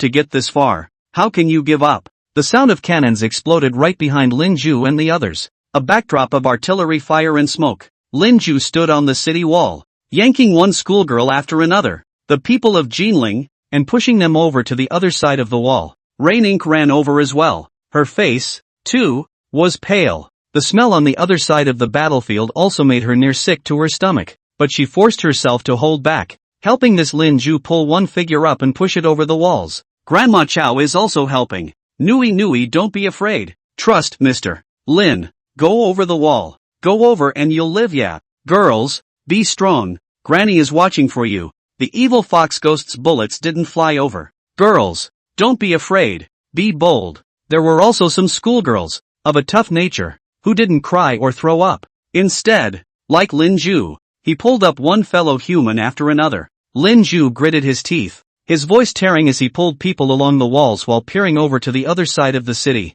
Wan Yonglin, Tianfu Army, where are the people? Where are you people? I brought the man. You promised me well that you would take the compatriots I brought with me. Take them away. And just then, a Jinling garrison in tattered uniforms bowed and ran over. Lin Ju stared at the soldier's face. He had an impression of the soldier. It was one of the soldiers who followed Wang Yonglin yesterday. At this moment, he ran to the base of the city wall, waving at Lin Ju. Mr. Lin, we received the order to retreat and break out. We are in a few moments the rest of the brethren will come and get them. Lin Ju stared the soldier dead in the face, his breathing intensifying. The figure was on that broken wall, thin, like it would fall at any moment. Where's Wang Yonglin? Where is he? I want to see Wang Yonglin. That soldier's expression was instantly a bit rushed. Our company commander. Lin Ju instantly grimaced, his voice bordering on a growl. Where are the others? That's 200 of my countrymen's lives. The soldier blinked and raised his hand to point to the distant trench. Lin Ju gasped and jumped off the wall. Afterward, he charged toward the trench that the soldier had pointed to. Not seeing Wang Yonglin, he was uneasy. There was no way he could be at ease. These 200 people, but they followed him, before they ran out of the city. But soon, Lin Ju's footsteps froze. He saw it in the trenches not far away. A figure, Skip sitting on the ground with his back against the trench. Several soldiers, crouching in the trenches, surrounded the figure. And the clustered figure, at that moment, saw Lin Ju running. Some hoarse voice came. There you are. I thought you'd have to be there by nightfall. That's nice. So I don't have to wait for you guys till night. Our regiment, with 564 men left to escort your 200, should have hope. Our regimental commander, still in the front trenches. I guess there is no chance for you to meet. Lin Ju stood still, the cold wind blowing the greenish-gray tunic he was wearing. The figure in the trench, surrounded by flocks, is Wang Yonglin. He was gray and his lips were white. One leg, from the base of the thigh, was gone. You could see the white broken bones, blood still gurgling. A soldier next to him took both hands and pressed on the bleeding thigh, but he couldn't stop the blood from gurgling. Lin Ju let out a deep breath. Only that exhalation, surprisingly, carried a tremolo. Blown up by a shell? Wang Yonglin grinned. It's not dodging when you take a cold shot. Harm. Guess there's no way to personally escort those 200 compatriots to the railroad station. What a pity. I was thinking of helping my brothers in Yanbei to retake the 3 northern Yen states, and before that, in Pearl City, I relied more on my brothers in Yanbei to break the back before I could withdraw. I've heard that at the Yanbei end, there are still people who have organized their own troops to fight guerrillas with the evil foxes in the mountains and forests. It would be great to meet them. I've also heard that in the 3 states of Yanbei, in the winter, it snows so heavily that it's as high as half a man. I really want to meet them. It also snows in Tianfu state, but only in the mountains, and the snow isn't that thick. Lin Ju opened his mouth, but didn't know what to say. But just then, Wang Yonglin suddenly sat up straight. Mr. Lin, the compatriots you brought with you, did they run out of Jinling? Who are they? Lin Ju's voice shook a little. Mostly schoolgirls, some women and children. Children too. Little boys, little girls. In the city, we have also prepared a waterway with 3 large ships and 3 small ones to withdraw some of our compatriots as well, and then it doesn't matter who it is. We'll take whoever we can. Wang Yonglin looked at Lin Ju and grinned. There's a waterway? How marvelous. Wang Yongtang really didn't look at the wrong person. This cousin of mine is great at recognizing people from a young age. Then Wang Yongtang took a deep breath and violently pushed away the soldier who had been helping him press his leg. You guys? What are you still spending time in my place? It's about to break out. Our regiment. This time, but also have to protect 200 compatriots. You and the old man here dry consumption do what, son? I have broken my leg. Leave me alone. I am determined to be martyred to preserve the character of the nation. Wards of the heavenly house, have a backbone. Yo! Wang Yonglin pushed the people around him away at the moment. His face was hideous. Quickly go. Go and break out. Leave me a few grenades. When the evil foxes rush over, I'll drag them to the king of hell. Remember, you guys, fight on. It must be fought on without surrender. Then, Wang Yonglin suddenly turned his head and looked at Lin Ju. Mr. Lin, Wang Yongtang seems to have mentioned a mouth. You are Yanbei 3 states. Yanbei 3 states in the winter snow, is not really can be big O. Lin Ju raised his hands to cover his face and kept nodding. The big, can be big, the snowflakes are as big as goose feathers. Have a chance to go to Yanbei to see the snow. Wang Yonglin grinned again, revealing a mouthful of untidy yellow teeth. Yeah yo, but that might have to wait until the afterlife. Chapter 78. See you again in the next life. A strong man promises his country. What sadness. The edge of the city wall at Tianxian Gate in Jinling. A group of soldiers with tattered uniforms escorted a dusty schoolgirl and the people of Jinling into the trenches. They bowed and hurried toward the trench where their troops were assembled. Lin Ju stood on top of the broken walls of Jinling City, looking out over the scene. Underneath the broken wall, Wang Yonglin was sitting against the base of the Jinling City wall, his broken leg wrapped in a cloth that had been soaked red with blood, the death flag. It was Lin Ju who bandaged his wounds and, along with the other soldiers, carried him here. On Wang Yonglin's left-hand side, there were also several wooden-handled grenades. At this moment, Wang Yonglin raised his head, his voice hoarse. How's it going? Going to start the breakout? Lin Ju lowered his head and glanced at Wang Yonglin. Soon. In the forefront, in the engagement zone, the gunfire has intensified. The troops at the other two gates should be breaking out as well. Your regiment wasn't the first wave to collide with the evil Fox army. Don't worry. Also, as long as you follow the route I gave you, you're sure to arrive at the Yumao Mountain train station. I can't stay here for too long. I still have to go to the Jade Balance sect, the 3 big ones and 3 small ones in town. 6 boats haven't left yet. By water, it will take 1,200 men. Leaning against the wall, Wang Yonglin grinned. Mr. Lin, you're really amazing. It's like you can see things before they happen. It's just a pity that Jinling still hasn't been able to hold on. I'm really afraid that these evil foxes, they'll hit Tianfu Prefecture. Mr. Lin, our country won't die, right? Lin Ju exhaled a mouthful of turbid air, his voice soft but firm. No way. Only then did Wang Yonglin nod in satisfaction. That's good. Mr. Lin, hurry up. We will meet again in the next life. Lin Ju rubbed his eyes. See you in the next life. Then Lin Ju turned his head, running towards the west of the city of Jinling. UMO, along with Granny Zhou, were originally waiting for Lin Ju on this side of the wall. At this moment, hastened to follow. UMO followed Lin Ju's left-hand side and spoke softly. Mr. Lin, are you alright? That officer, and leave him at the root of the wall? Isn't that a little too sad? Lin Ju was on his feet at the moment, but spoke loudly. What's so sad about a strong man pledging his country? My Daxia will never die. December plum gold yellow. Do not know when the blood-stained frost. The waxy plums of the golden city are yellow. Opened on the west side of the city of Jinling. West of the city, Yuhong Gate. Outside the city gates is the Jinling Amber Pier adjacent to the Fuxi River. And at this moment, west of Jinling City, in front of the Yuhong Gate, a large number of people from Jinling have also gathered here. No, not only the people of Jinling, but also many soldiers carrying guns. That are all Jinling defenders who fled here from other city gates. But none of them were able to storm out of the city. In front of the gates of Jinling City, a group of soldiers, armed with guns, stopped in front of the city gates. At the opening of the city gate, there were even rows and rows of sacks piled up, directly blocking the Yuhong Gate. The people of Jinling City and the Jinling defenders who had fled from the other city gates were, at this time, all screaming and cursing madly. Let us go out. You can't defend Jinling City, so it's better to let us escape on our own. Master Jun, let us go out of the city. The east side of the city has been blown up. We can't get into the safe zone, so if we stay in the city, we're just waiting to die. We're all compatriots, so let us go out. General Tang, the order to retreat has been given. Jinling is finished. What's the point of you guys still guarding the Yuhong Gate? You guys, are you going to get us killed?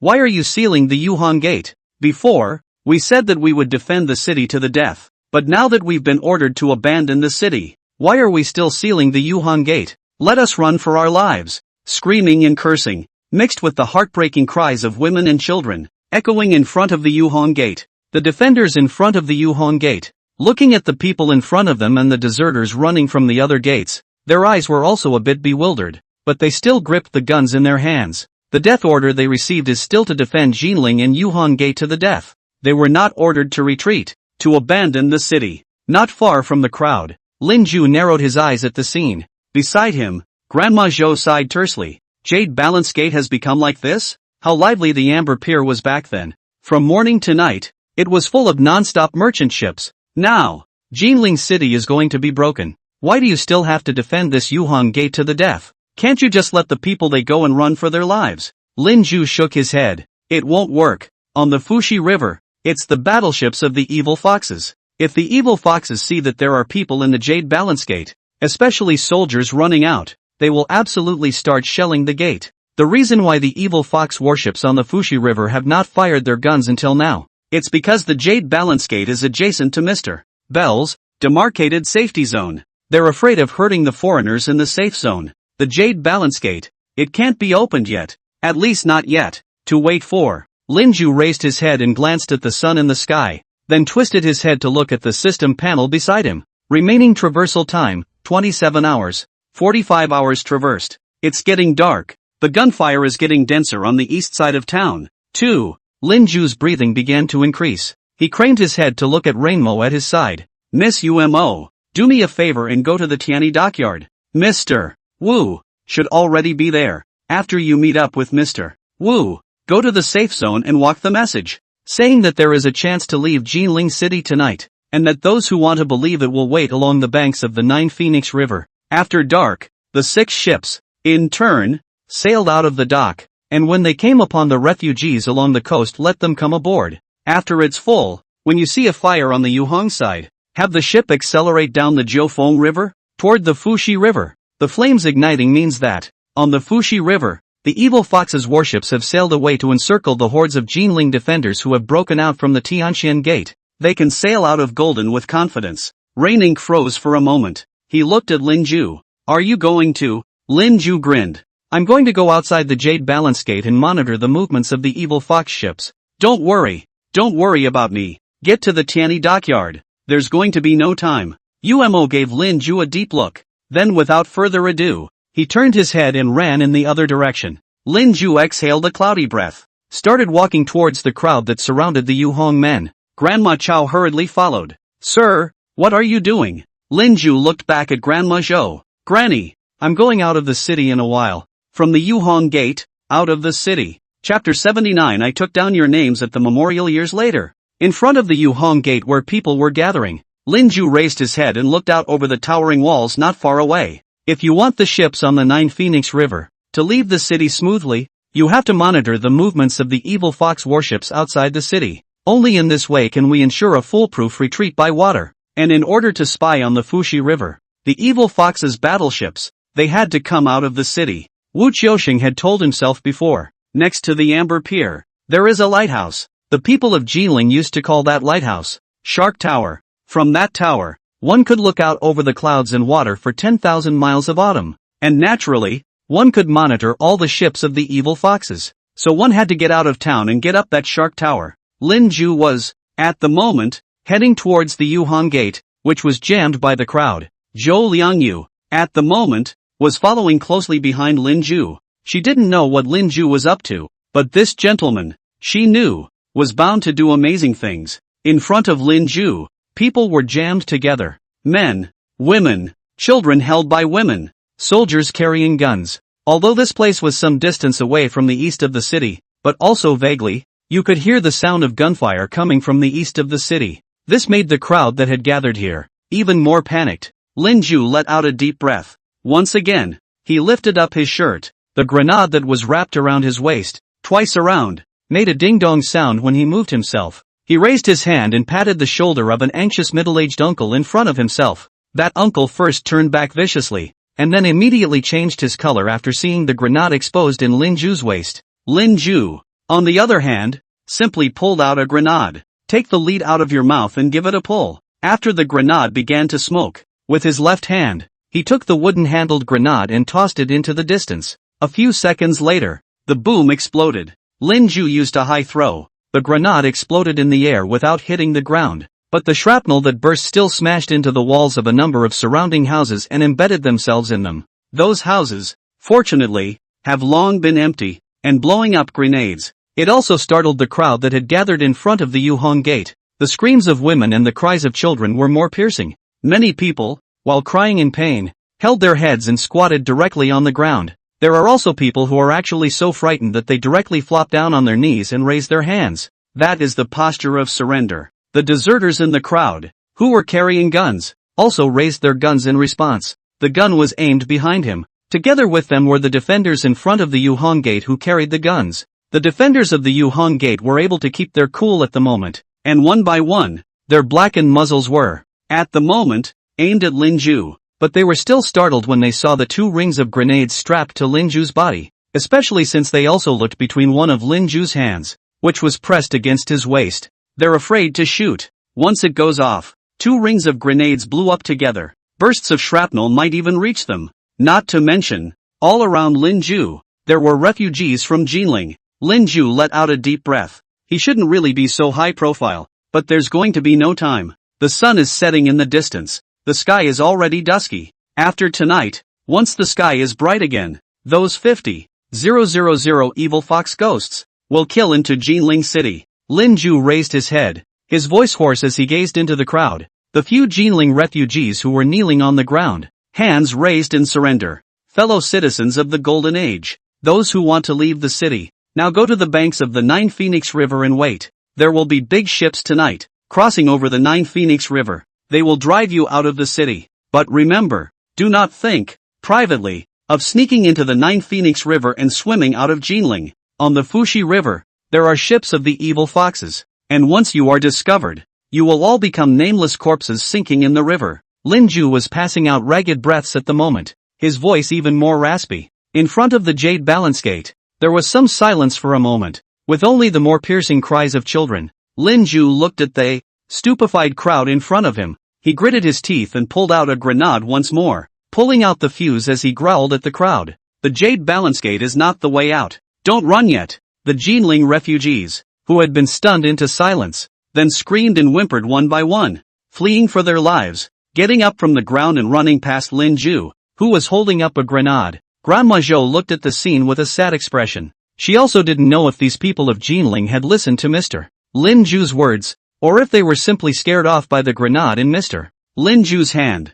She bowed her head and stifled a low murmur. When did the common people of Jinling learn to make that gesture of raising their hands in surrender? Are we really slaves? Lin Ju held up a grenade and looked at the perimeter with a solemn expression as one by one the people left the Yuhong Gate. In front of the large Yuhong Gate, at this time, there were only a few deserters left from other city gates, who had fled over, as well as the defenders of Yuhong Gate. The soldiers, at the moment, all had their pistols raised and pointed at themselves. The muzzle is blackened. There were hundreds of lances at least. Lin Ju cocked his head. It was surprising to see a grin at a time like this. Don't be nervous, gentlemen. This grenade I'm holding, the fuse hasn't been pulled yet. Look, he's not even smoking. Don't shoot. Gentlemen, listen to me. I have very important information. Lin Ju raised his hand as he spoke, signaling that he meant no harm. But he had still overestimated the psychological quality of these Yuhong Gate defenders in front of him. Bang! Bang! Bang! Several shots rang out. Several bullets, almost brushing against Lin Ju, scratched past. Lin Ju felt a heat and wetness in his left ear at the moment, followed by a fiery, tearing pain. It's supposed to be the outer auricle of the left ear that's pierced. Lin Ju let out a low growl, restraining the instinct to use his hand to cover his left ear, and looked grimly at the Yuhong Gate's defenders in front of him. Don't shoot. I can't die now. Jinling definitely cannot hold. You do not want to let Jinling compatriots die out. Listen to me. On the Fushi River, is the battleships of the evil fox people? They are always watching the Yuhong Gate. The common people out of the city from the Yuhong Gate will be shot by them. The soldiers escaped from here, and they will directly start bombing. So Jade Balance Gate, no matter what, has to be sealed until the last moment. But tonight, when Tianxian Gate's Jinling defenders break out head-on, the evil fox warships will be mobilized to chase and support them. And at that time, that's the best time for Jade Balance Gate to unlock the blockade. That's what your General Tang told me. I also know that in your garrison at the Yuhong Gate, there are a pair of brothers named Zhang Chuanhe and Zhang Jingming. The officer of your company, named Wang Sui, is from Xiaoshan Prefecture. Don't shoot. I can't die now. Lin Ju's voice was nearly ripping. Can't die yet. Can't die yet. In any case, we have to see that the 3 big ships and 3 small ships on the waterway have crossed the river safely. Before finishing what you have to do, one should never die. As for the names he just called out, all seen in that memorial. Years later, after the city of Jinling broke down, Yuhong door defenders became the city, in addition to the various doors to hold the troops, the most fierce resistance to the troops, and the evil foxes. Once the alley battle, and finally no survivors. Only a few names were noted. Zhang Chuanhe, Zhang Jingming, Wang Yu. Help me. I've seen to write down your names at the memorial 85 years from now. It's probably not all chance,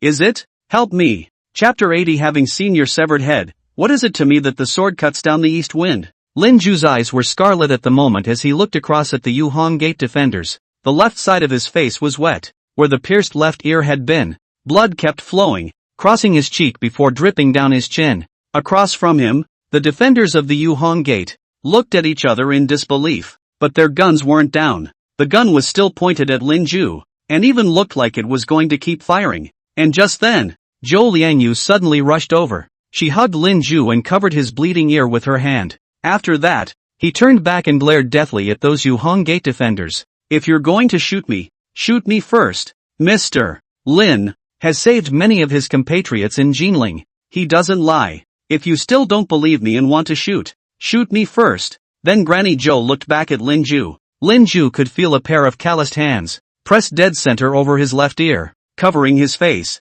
That old crone looked at herself, her eyes full of heartache. Mr. Lin, are you in pain? You pain do not endure. You shout out a little better. Are you in pain? Lin Ju grimaced as he squeezed a smile from the corner of his mouth and shook his head at the granny in front of him. And in the meantime, in front of the Yuhong Gate, two soldiers, who appeared to be of good rank, raised their guns and stepped out. At the gesture of the two soldiers, the soldiers around them, too, finally raised their guns. The two soldiers who came along were both youthful looking. The look is 7 times similar. One of the soldiers, at the moment, took the lead. He stared at Lin Ju. I am Zhang Chuanhe. Behind me is my brother, Zhang Jingming. Our company commander does have the name of King Years, too. What you just said, was that an order from General Tang? Lin Ju stared deathly at Zhang Chuanhe in front of him. It seemed to overlap his image with the one he remembered. At the memorial, in the photographs he had seen. How was that pair of brothers described in the memorial years later?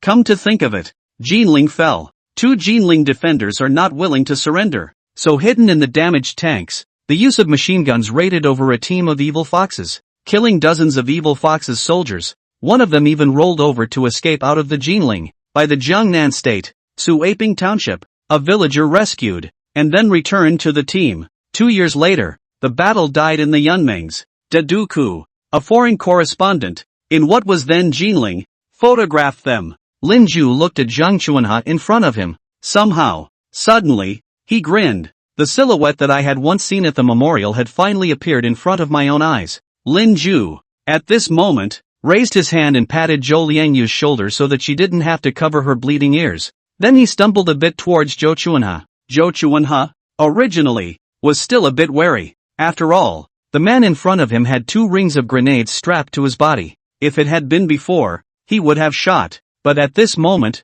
he looked at Lin Ju's expression and didn't move. He saw Lin Ju walk to a position only a step away from him. Both of them, at the moment, could even hear each other's breathing. Lin Ju placed the grenade in his hand, the one he'd gripped the fuse out of earlier, on the ground, then looked at Zhang Chuanhe. Can I trust you, Chang Chan? And I can trust you and Zhang Jingming. Right. Jinling will fall completely tomorrow. The large force of Jinling defenders are retreating to break out. The Yuhong Gate is sealed. You have no chance to escape. What will you do? Zhang Chuanhe looked at Lin Ju, his eyes icy cold. Alley-oop.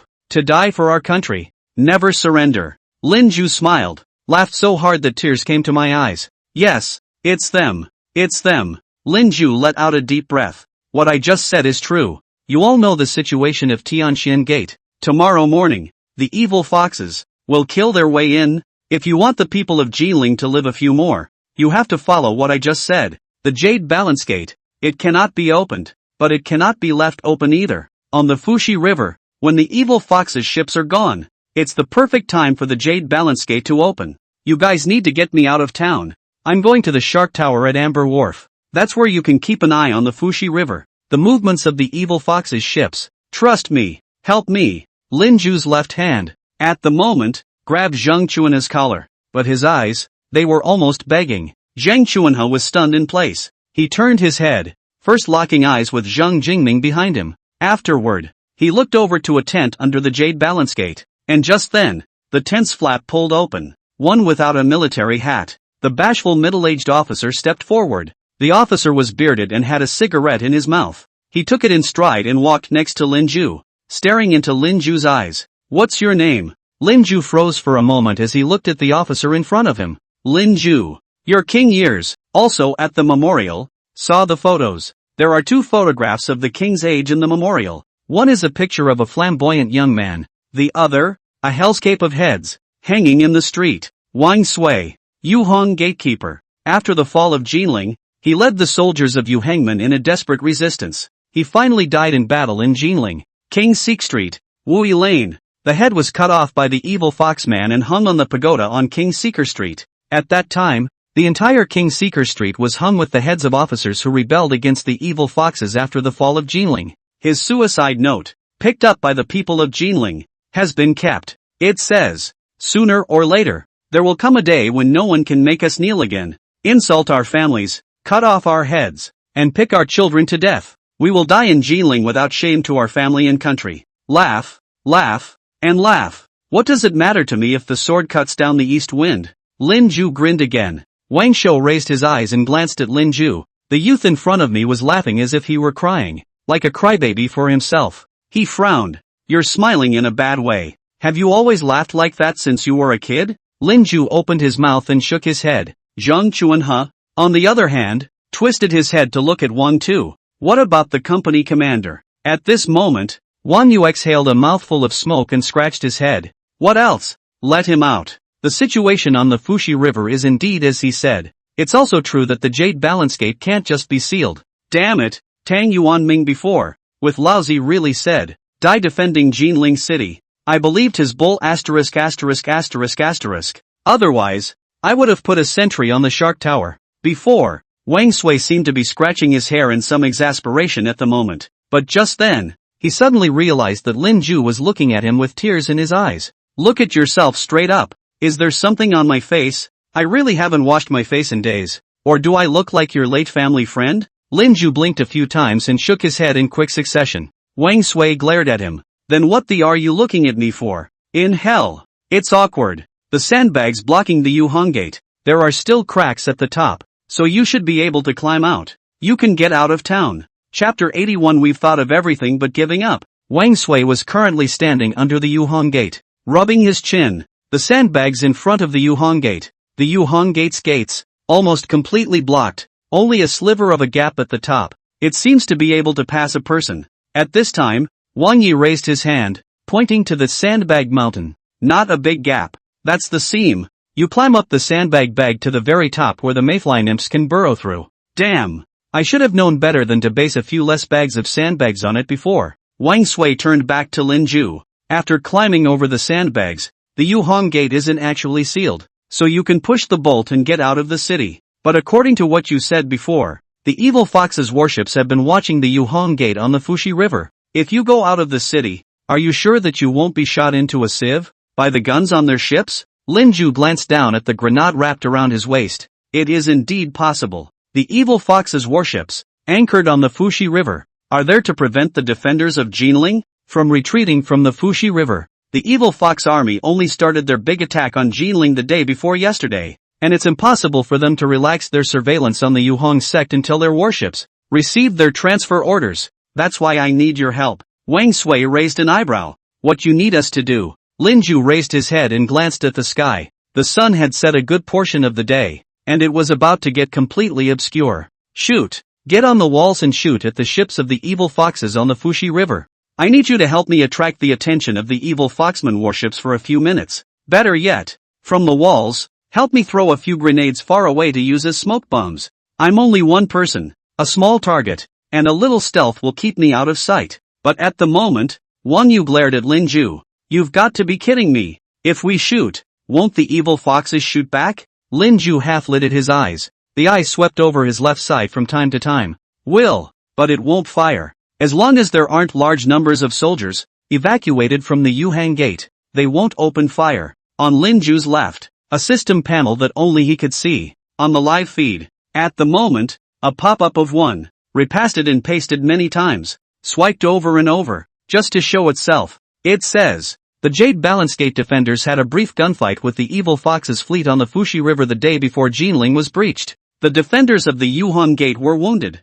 but the evil Fox fleet did not launch a salvo. Thanks to Mr. Bell and the other foreigners, they applied for a safety zone. Appealing news from the memoirs of a veteran who defended Jinling. And the ID of the water user who kept swiping this pop-up was eat eggs not yolks. At the moment, however, in addition to that pop-up, there were quite a few other waterbenders who also send in pop-ups. That programs too. I remember your ID. You're sick. What's wrong with you? It's preventing us from following the program. Right. Real-time online numbers. They're hundreds of thousands. What are you doing like this? Drawing traffic to your own account? It can't be that the show didn't pay him off and he's maliciously retaliating. It should not be this program, this scene, like the real thing, should not be worse than ATO. This little money The corner of Lin Ju's mouth at the moment revealed a faintly undetectable smile. His lips moved slightly, but there was no sound. That muzzle means, thanks. 85 years later, the water boy whose ID is eat eggs not yolks should have realized it.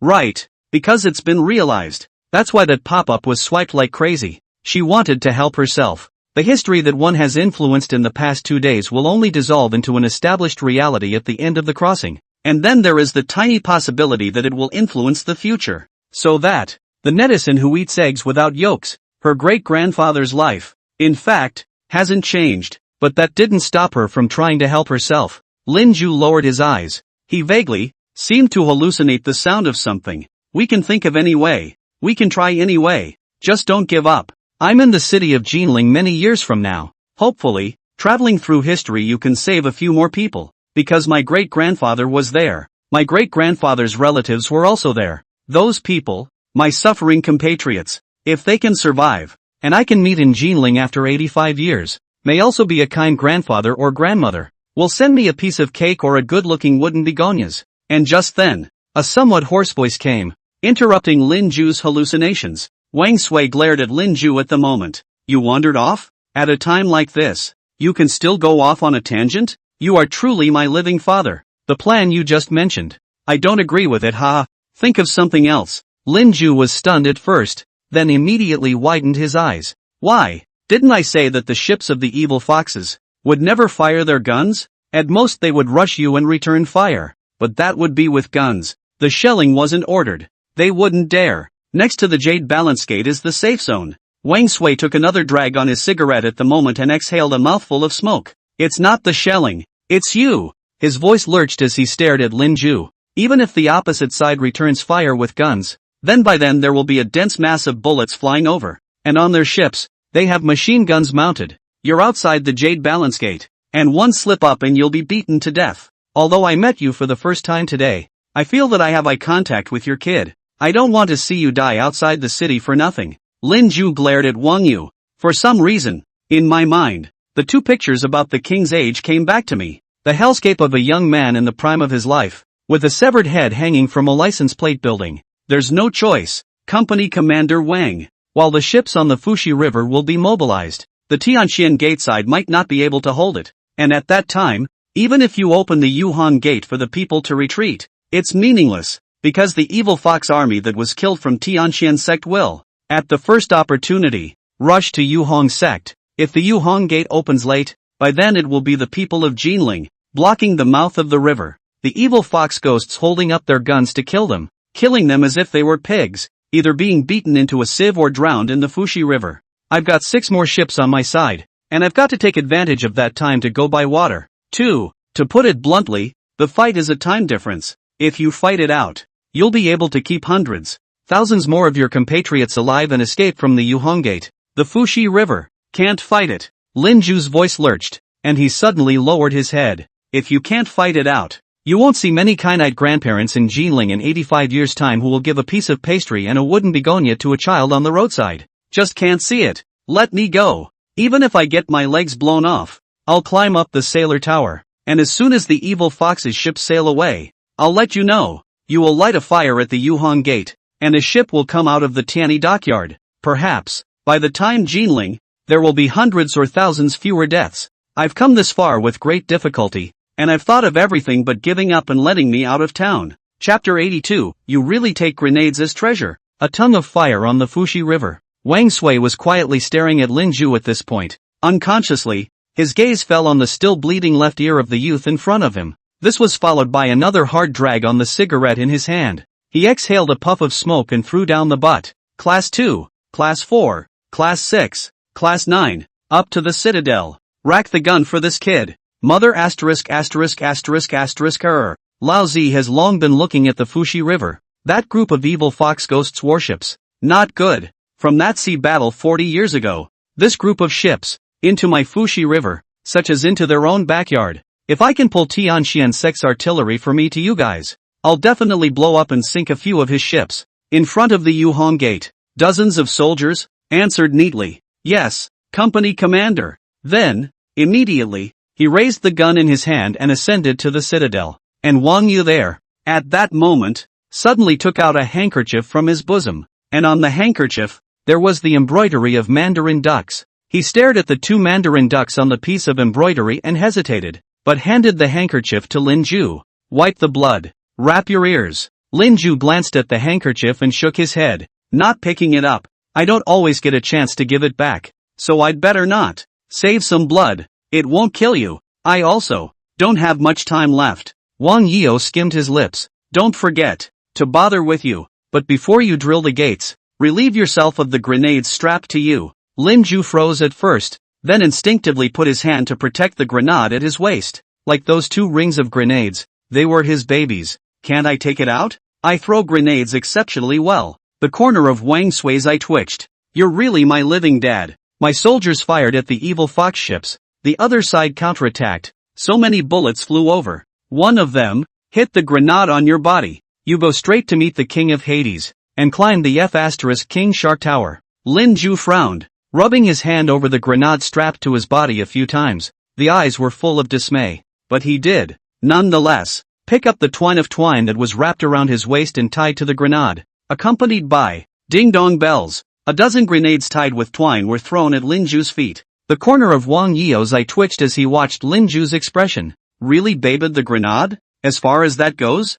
Really like it that much? Shark Tower has several boxes of wooden grenades like this. Lin Ju, who was still looking down at the grenades at his feet, immediately saw his eyes light up as he snapped his head up and stared at Wang Sui. Really? Wang Sui instinctively took a step back. For some reason, he always felt uncomfortable being stared at by this kid. Really? The Shark Tower. It was meant to be guarded as a sentry post, but General Tang suddenly ordered that the Jade Balance Gate be sealed, and the weapons that were supposed to exist in the Shark Tower before were not moved back. Then, Wang Yu raised his head and glanced at the light of the sky in the distance. At this moment, the sky was really getting dark, and a red cloud blanketed the dome of the sky. Lin Ju also let out a deep breath, and was about to walk towards the Yuhong door, the mountain of sandbags, and just then, a hand with dry, wrinkled skin and bulging veins suddenly grabbed the corner of Lin Ju's coat. Lin Ju turned back. It's Grandma Chow. Zhou Liangyu looked at Lin Ju and blinked. Mr. Lin, I'll go with you. Lin Ju grinned. Granny, you have to stay here and take care of the joint with UMO and Mr. Wu Na. If you really can't be bothered, you can go find a small boat and see if you can bring a few more refugees down the Jiufeng River and escape. Grandma, I still hope you can survive. Zhou Liangyu slowly loosened the hand tugging at the corner of Lin Ju's coat and hung her head. Lin Ju sighed silently, turning his head towards Sandbag Hill. Wang Yu stood still, staggering as Lin Ju's shoulder touched his. He slipped Lin Ju a pistol, after which the two of them, back to back against each other, grew farther and farther apart. After you drill through the Sandbag Hill, you knock 3 times. On the walls, our men, they'll just shoot up the Fushi River. The Jade Balance Gate is less than 400 meters from the Amber Pier, in a straight line, but the Sailor's Tower is diagonally across from the Jade Balance Gate, and it's a kilometer run from land. If you're a good swimmer, you can run to Amber Wharf and just jump in the river and swim across again. But I saw from the walls 2 days ago, ships of the evil foxes, cruising near the Amber docks. The waterways are also dangerous, so no matter how you act, don't lose your life. Previously, our Daxia Navy and the evil foxes fought a sea battle in the Fushi River, and lost. Daxia's only 2 fleets, which were all sunk. I heard that the current evil foxes have close to 300 warships in their hands. Nowadays, a big half of them are on the Fushi River of my Great Xia. If you really choose the waterway, you must be more careful. After you go up to the Shark Tower, make sure that the evil fox people's warships are evacuated. You take the gun I gave you, charge up to the sky, and fire 3 shots. I will also know that the Jade Balance Gate is going to open. Oh yes. At the same time as the Jade Balance Gate opens, I will also light a bonfire under the Jade Balance Gate. Have the boat you arranged for take the waterway and enter the Fushi River. Lin Ju didn't turn around, just walked to the bottom of the sandbag mountain while letting out a hum. In the sky, the red clouds began to subside. It was completely dark, and Lin Ju was in that gloomy sky, climbed over the sandbag mountain and drilled through the tiny cracks in the sandbag mountain. In a darkness, it came under the closed Jade Balance Gate. He lifted the bolt with his left arm. Fortunately, the bolt of the Jade Balance Gate was not particularly heavy. Otherwise, with his left arm that had been pierced through his shoulder blade, he really wouldn't be able to lift it. At the same time, there was a creaking sound, a shimmering light, through the crack in the Yuhong door, cast over, like trivial moonlight. Lin Ju let out a deep breath. Lifting his foot, he kicked the wooden door in front of him 3 times. Bang, bang, bang, and at the same time as the 3 soft thuds ended, from the city walls, suddenly came the sound of a gun being fired with a bang. The sound of gunfire was naturally not comparable to Tianxian Gateside, but it was also very dense. At the same time, Lin Ju saw that there was a roaring sound coming from it. It was the men on the walls, helping themselves to grenades. Grenade blows up smoke. Punch out. It's now. Lin Ju didn't hesitate. As fast as he could, he pushed that gap wider, after which his body bowed slightly and drilled out. Then he flew off on a wild goose chase. The Amber Pier was only 400 meters away from the Jade Balance Sect, and it would only take a minute and a half or so for those running at full speed to run over. But it's a kilometer to run to the Shark Tower from land. It takes about 4 minutes on its own. The probability of being spotted by the evil fox's ships was too great. Still, you have to choose the waterway. Only the waterway. And take advantage of the soldiers on the walls, shooting to draw fire. As fast as you can. Run to the side of the pier and jump into the river afterward. Lin Ju ran as fast as he could. He didn't think he'd ever run so playfully when he was in college representing the academy in the school sports games. The soldiers on the citadel, throwing grenades and helping themselves to the smoke they had created, were still there and couldn't miss the opportunity. But just then, bang, bang, bang, shoo, shoo, shoo, Lin Ju fell to the ground. On the Fushi River, there were flashes of fire. They were machine guns, firing and spitting tons of fire. Chapter 83 and a shot for the pain. If you want to live, go to Jinling to eat plum cake. Gunshots. Gunshots that buzzed like tens of thousands, millions of bees buzzing together, rang out between the Yuhong Gate and the Amber Pier. On the Fushi River, the flickering firelight was dense and terrifying. A cluster of fire is a machine gun mounted on a ship's boat. The city wall on the Yuhong Gate side was densely populated with bullet holes in a matter of moments. Even the soldiers on the city walls, who were firing, were also affected, and many of them were directly injured. Lin Ju was on the ground at the moment. He felt the scene in front of him blur a little more. His right leg just seemed to have been slammed so hard that he couldn't use it. The position of his thighs felt hot, like all the tingling sensation of being pressed for a long time. The whole leg couldn't be used, and it was because of this that he had just suddenly fallen to the ground. He turned his head sideways, and only then did he see that his thighs were drenched in blood. On his thigh, there was an additional hideous bloody hole. The bone looks like it's been punched through as well. Ouch! The ripping pain hit just then. Lin Ju lowered his head, unable to control a hiss. The thing that I feared the most still happened. Shot. The damnedest thing is that this time it was the leg that was shot. There's no way to run. Even trying to crawl over, I couldn't use my right leg. Dying? Obviously it was close. Climb the Shark Tower and send the signal for the evil foxman ships to retreat. After which you can watch the last 6 ships on the waterway sail out of Jinling and cross the Fushi River. Mother asterisk asterisk asterisk asterisk It was so close. Lin Ju's eyes were scarlet as he bit his lip, his lower lip bleeding from his thorough biting.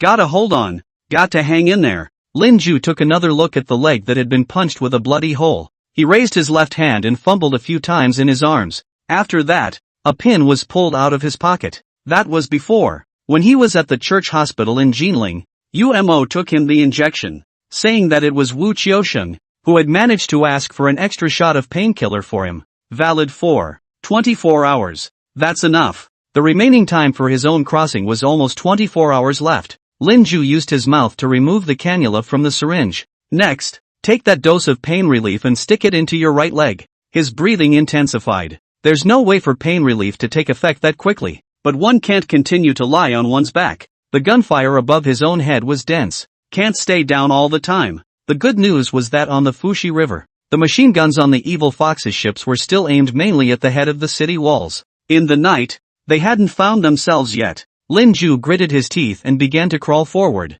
There are various buildings and houses on the docks, and the closer you get to the docks, the safer you will be on your own. Those buildings on the docks are their own bunker. Crawl through. You must crawl through. The painkillers will kick in when you climb over. If you jump into the water, you should be able to swim through it with one leg and one arm if you can't feel the pain. One's heart is fortified. It'll hold up. It'll hold up. It doesn't matter if the wound gets infected. One has decided to die here. There has never been any savior. Nor do we rely on a fairy emperor. It is up to us to create human happiness. Staggered gunfire. It was still ringing above Lin Ju's head. On the Fushi River, the machine guns on the evil fox's ships were completely suppressing the firepower of the Jinling defenders who were helping Lin Ju fake guns on the Yuhong Gate. But okay. The soldiers of the Jade Balance sect did not give up. Shots were fired at the Tamame Gate, round after round. Just don't stop. Let the evil fox's ships on the Fushi River have no time to care. The walls of the city were already thick with bullet holes. If those ships used artillery, it is estimated that at this moment, the Yuhangman city wall will also be reduced to a broken wall. But the ships, they were pretty restrained. Should have gotten orders from the top, and the basilisk color of the night. From the Tamahori Gate to the Amber Wharf. At the moment there was an extra dark red bloodstain. Lin Ju himself didn't even know how long he'd been climbing. His right leg, however, seemed to gradually stop hurting. The painkillers are starting to take effect. He was nearing the riverbank by the dock. From where he was at the moment, he could even look out and see the high tower, the Shark Tower, which wasn't too far away from him. Lin Ju narrowed his eyes. The lighthouse was not built directly adjacent to the pier. Between him and that lighthouse was an open area. If you walked from the road, even if you used to crawl, you would be watched by the evil fox warships at sea. Lin Ju grinned that grim smile. Sure enough, there is no second choice. He let out a deep breath. The left leg and left hand began to exert themselves, dragging the right half of his body. Poof! Crashed into the river. It doesn't make much of a splash. The Fushi River and the Nuwa River are the first and second longest rivers of Daxia, respectively. The river is turbulent. After flowing through the 12 state capitals of Daxia, it flows into the East Sea. December in the Fushi River. It won't freeze though, but it was also terribly cold. The only thing you can call lucky. The direction from Lin Ju to the Shark Tower is downstream. Lin Ju didn't have to waste much effort in the river. Lin Ju wondered if this was considered a favor from the Mother River. He just struggled to keep his balance in the river, after which he poked his head out of the river from time to time, changing his breath while eyeballing the distance between himself and the Shark Tower. 300 meters. The left arm is starting to get sore and achy. One seemed to be able to hear the beating of one's heart. 200 meters. Obviously, he had been given pain relief, but his injured right leg still started to burn and hurt. It was as if I could feel the river drilling through the bloody hole in my right leg. 100 meters. The right arm, which had been repeatedly bandaged, was also starting to hurt. Eyes start to blur. If you can't hold out, you'll have to sink the river yourself. Drowning is also a way to die. It's okay to die. At least there's no need to suffer or be victimized. Dying in traveled history. The crossing will end straight away, and your own body will be reset, after which you will return to your rented house 85 years later. You can order takeout yourself. What to eat? Boiled fish? Pork in a pot? Beef with mint? Spicy hot pot? Crayfish? Plum cake. Ah, so want to eat plum flour cake. Sticky gibberish. On top of the red dates. Dried fruit. Colorful sugar needle. The mold is very nice. The sense of the shell is a little bit like a soft egg roll. The edge of the baked crispy. The texture of the sweet and sticky. Not at all sweet and greasy. Where did you have the plum cake yourself? Yanbei? Jingping? Tianfu? Ah, come to think of it, it is Jinling. Jinling of Jiangnan State. Fluttering, next to the Amber Pier, under the Sailor's Tower. A hand suddenly reached out of the river and grabbed the rocks at the river's edge. After that a figure, from the river water, hardened. The figure was wet. In several places on his body, blood was seeping. It's Lin Ju. He was shaking all over at the moment. His eyes were scarlet and his expression was hideous. Plum cake. I'm going to save more of my compatriots in Jinling. After that, I'll go to Jinling once more to eat plum cake. Chapter 84. Hang on until you save your compatriots and then die. You must know that a young man with lofty aspirations once promised to be the best in the world. Lin Ju's breathing was heavy. He's on the ground. A cold wind blew. He couldn't stop shivering. He's a little muddy in the head right now. It seemed like he was going to pass out at any moment. How did you climb up here by yourself? I don't know. On painkillers? Or on faith? Maybe it's just because you're craving plum cake so much. If you can't do it, you can't do it to save this group of compatriots in Jinling. He has no face in his own life. To go to Jinling to eat plum cake. Lin Ju lifted his head and looked at the tall tower next to him as he began to struggle to hold his body up again. What else is there in Jinling? There's duck blood vermicelli soup, salt water duck, crab roe soup dumplings, and duck fat crispy biscuits. Hang on a little longer. Hang on until you see the ship coming out of the city of Jinling before you die. Hang in there until dawn before you die. Just a little longer. At least for now. Definitely not dead. He braced himself, gripping the bulge of the tower and bracing himself. That shot of pain relief still works. The right leg, again, doesn't seem to hurt as much as it did when I was in the river. His body thrashed. A little bit of scooting. At last we reached the gates of the lighthouse. He exhaled a cloudy breath, slammed his shoulder through the lighthouse door. The dark interior of the lighthouse appeared before his own eyes.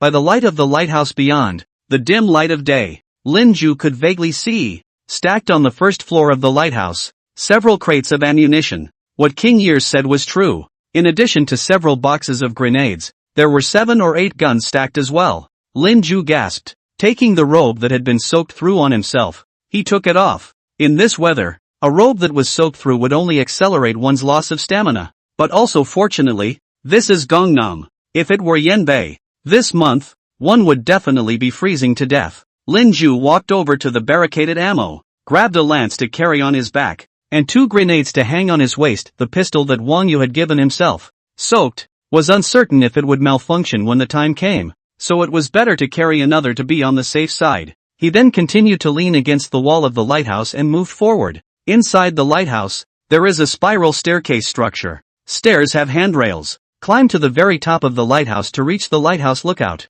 Wu Qiusheng told himself that on the lookout of the lighthouse, there are lookout mirrors also known as monoculars, imported from the country of Calvary. Wu Qiusheng really is a Jinling Tong. He knows all about this kind of thing. Without Wu Qiusheng's words, Lin Ju felt that his plan would never be so easy to realize. If you think about it like that, Lin Ju felt pretty lucky. Lin Ju turned back to the system panel beside him at the moment. One side of the system panel is densely packed. All of them were achievements he had unlocked earlier. It's just that he was too focused on something else to pay attention to that before. Then his gaze shifted again. This time, he looked directly at the live feed screen embedded in the system panel. Above surprisingly shows that their own live room, showing the number of people online in real time. Surprisingly, 998,000 more. Hell no, 85 years from now. What a time. After hours. So tomorrow's the weekend? So many people looking at themselves. I should have known better than to take off my robe.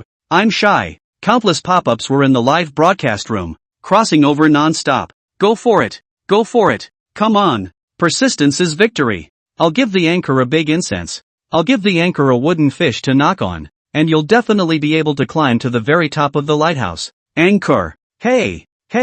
Almost got it. I really think the anchor is not in the right state right now. A dead person who has been dead for 3 days and more doesn't necessarily have a face as white as the anchor's right now. Stop the program and call an ambulance for the anchor. Impossible. Look at the big hole in the anchor's body. It looks like it's special effects makeup to show us. It must have been filmed beforehand. Yes, it must be like this. If it's live, I'm going to wonder if the anchor is really crossing over. I don't care. I'll give the anchor a big incense. Come on. Tiki can't take 10 steps. An incompetent horse can't take 10 steps. An incompetent horse can't take 10 steps. Xuanzi, persuade learning of the Bureau. Is it used here? Here it should say. Must know the young man's ambition for the clouds. Once promised the first class on Earth. Right? Whatever. I also offer incense to the anchor. Cheer up. Anchor. Incense. Lin Ju looked at the pop-ups crossing the live stream, grinning. He really wanted to talk to the people in the live room, chatting and diverting attention.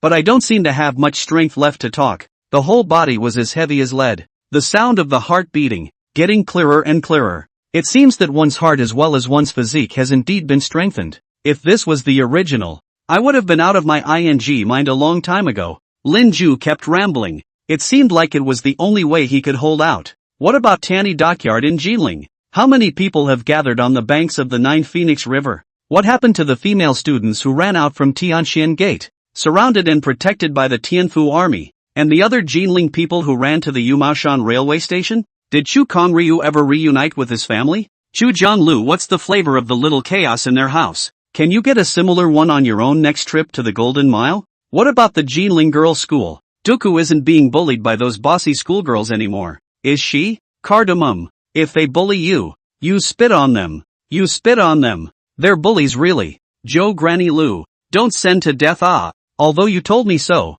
but still hope you live Lu. Maybe you can still reunite with your daughter. Does Daxia have any dragons that can breathe fire If it does, can it suddenly fly out and burn all the boats of the evil fox ghosts on the Fushi River? What's with all the evil fox ghost ships? If only that naval battle in the year of the Wu Horse, 40 years from now, had not been lost by Daxia. What would become of Daxia in that case? 100 years of national shame is not going to start, and that the robbery of Jinling is not going to happen. What will become of that Daxia? The visions in Lin Ju's head were getting more and more outrageous. He's really too tired. Go for it. Come on. Come on. Walk over the next step and you're there. He couldn't help the low murmur. And just then, his footsteps suddenly lurched. For he saw, ahead of himself, a glimmer of skylight, moonlight coming through the glass, the topmost part of the lighthouse. The lookout is here. An old monocular lookout, set up there. Lin Ju opened his mouth, but nothing could be heard.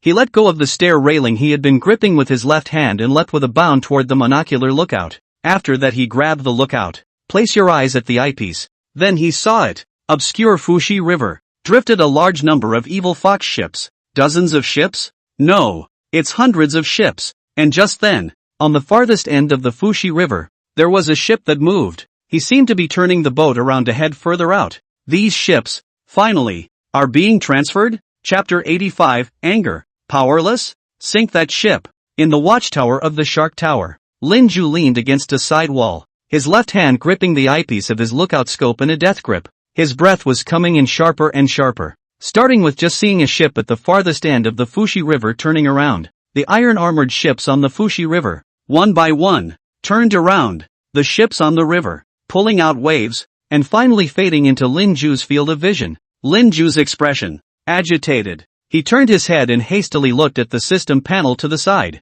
Remaining traversal time, 20 hours. 52 hours traversed. The time now, then, would have been about 12 o'clock in the morning. Follow the course of events in the history that the Lin family remembers. In a few hours, it will be early morning. The evil foxes would then punch through Tianxian Gate and kill their way into Jinling. The time left for those 6 ships in the waterway to retreat was 6 hours at most. The Rinja's hands clutched the Overwatch goggles harder and harder. Come on, roll faster. All get out. All leave the Fushi River. The Lin family's eyes grew redder and redder. The stars hang over the plains and the moon gushes over the great rivers. While holding himself together to keep from fainting, Lin Jia paid attention to, on the system panel, the time that was labeled. Remaining traversal time, 19 hours. 53 hours traversed. The evil fox ironclads on the river had been transferred most of the way, but there were still a small number of ironclads floating on the river. About a dozen ships. The Lin family almost gnashed their teeth together, but he couldn't do anything. Mother If only he could get Daxia, 85 years from now, to get himself an airdrop. Definitely let you guys see what it means to have an 80,000 ton, island-like ship. Unfortunately, that's not possible. But fortunately, the dozen or so ships that remained were not anchored for long. Under Lin Ju's curse-like gaze, on the Fushi River, the remaining ships also began to turn around one after another. Remaining traversal time, 18 hours. 54 hours traversed. Lin Ju was on the watchtower of the Shark Tower, gripping the rifle in his hand. His expression was grim to the core. On the large Fushi River, the vast majority of the evil fox's ironclads had been transferred, but there was still one, an ironclad ship, floating in front of the harbor on the Fushi River. At the amber docks, the guns on the bow of the ship were aimed in the direction of the Yuhong Gate. There was absolutely no intention of turning the ship around. Lin Ju had been staring at the ship through the lookout scope for almost half an hour, but it didn't move a muscle. It's moored right there. Lin Ju opened his mouth, and from his throat, barely squeezing out, his voice trembled. It won't go away. That ship. It's not going anywhere. The evil foxes have too many ships. Leaving one behind will have no effect on their fleet firepower. At all. But it's a perfect way to block the Jade Balance Gate. Gotta sink him. Find a way to sink him. Now in this day and age. Doesn't Desya have a working ironclad to sail over and help out? Lin Ju was in a rage. He felt like his scalp was going to explode. It's what it feels like to be angry. He felt like his heart was going to stop. The exhaustion of the exhausted skills turned out to be the present, downtrodden ghost appearance of himself. He took his head and started banging it against the wall of the watchtower. Think of something else. Don't stop your brain. Think again about what else you can do. The ship was sprawled out there. The Jade Balance Gate wouldn't dare to open the door so easily. That ironclad, with a single random shelling, could kill an unknown number of people. There was no way for the 6 boats he had prepared earlier to sail out of the Fushi River.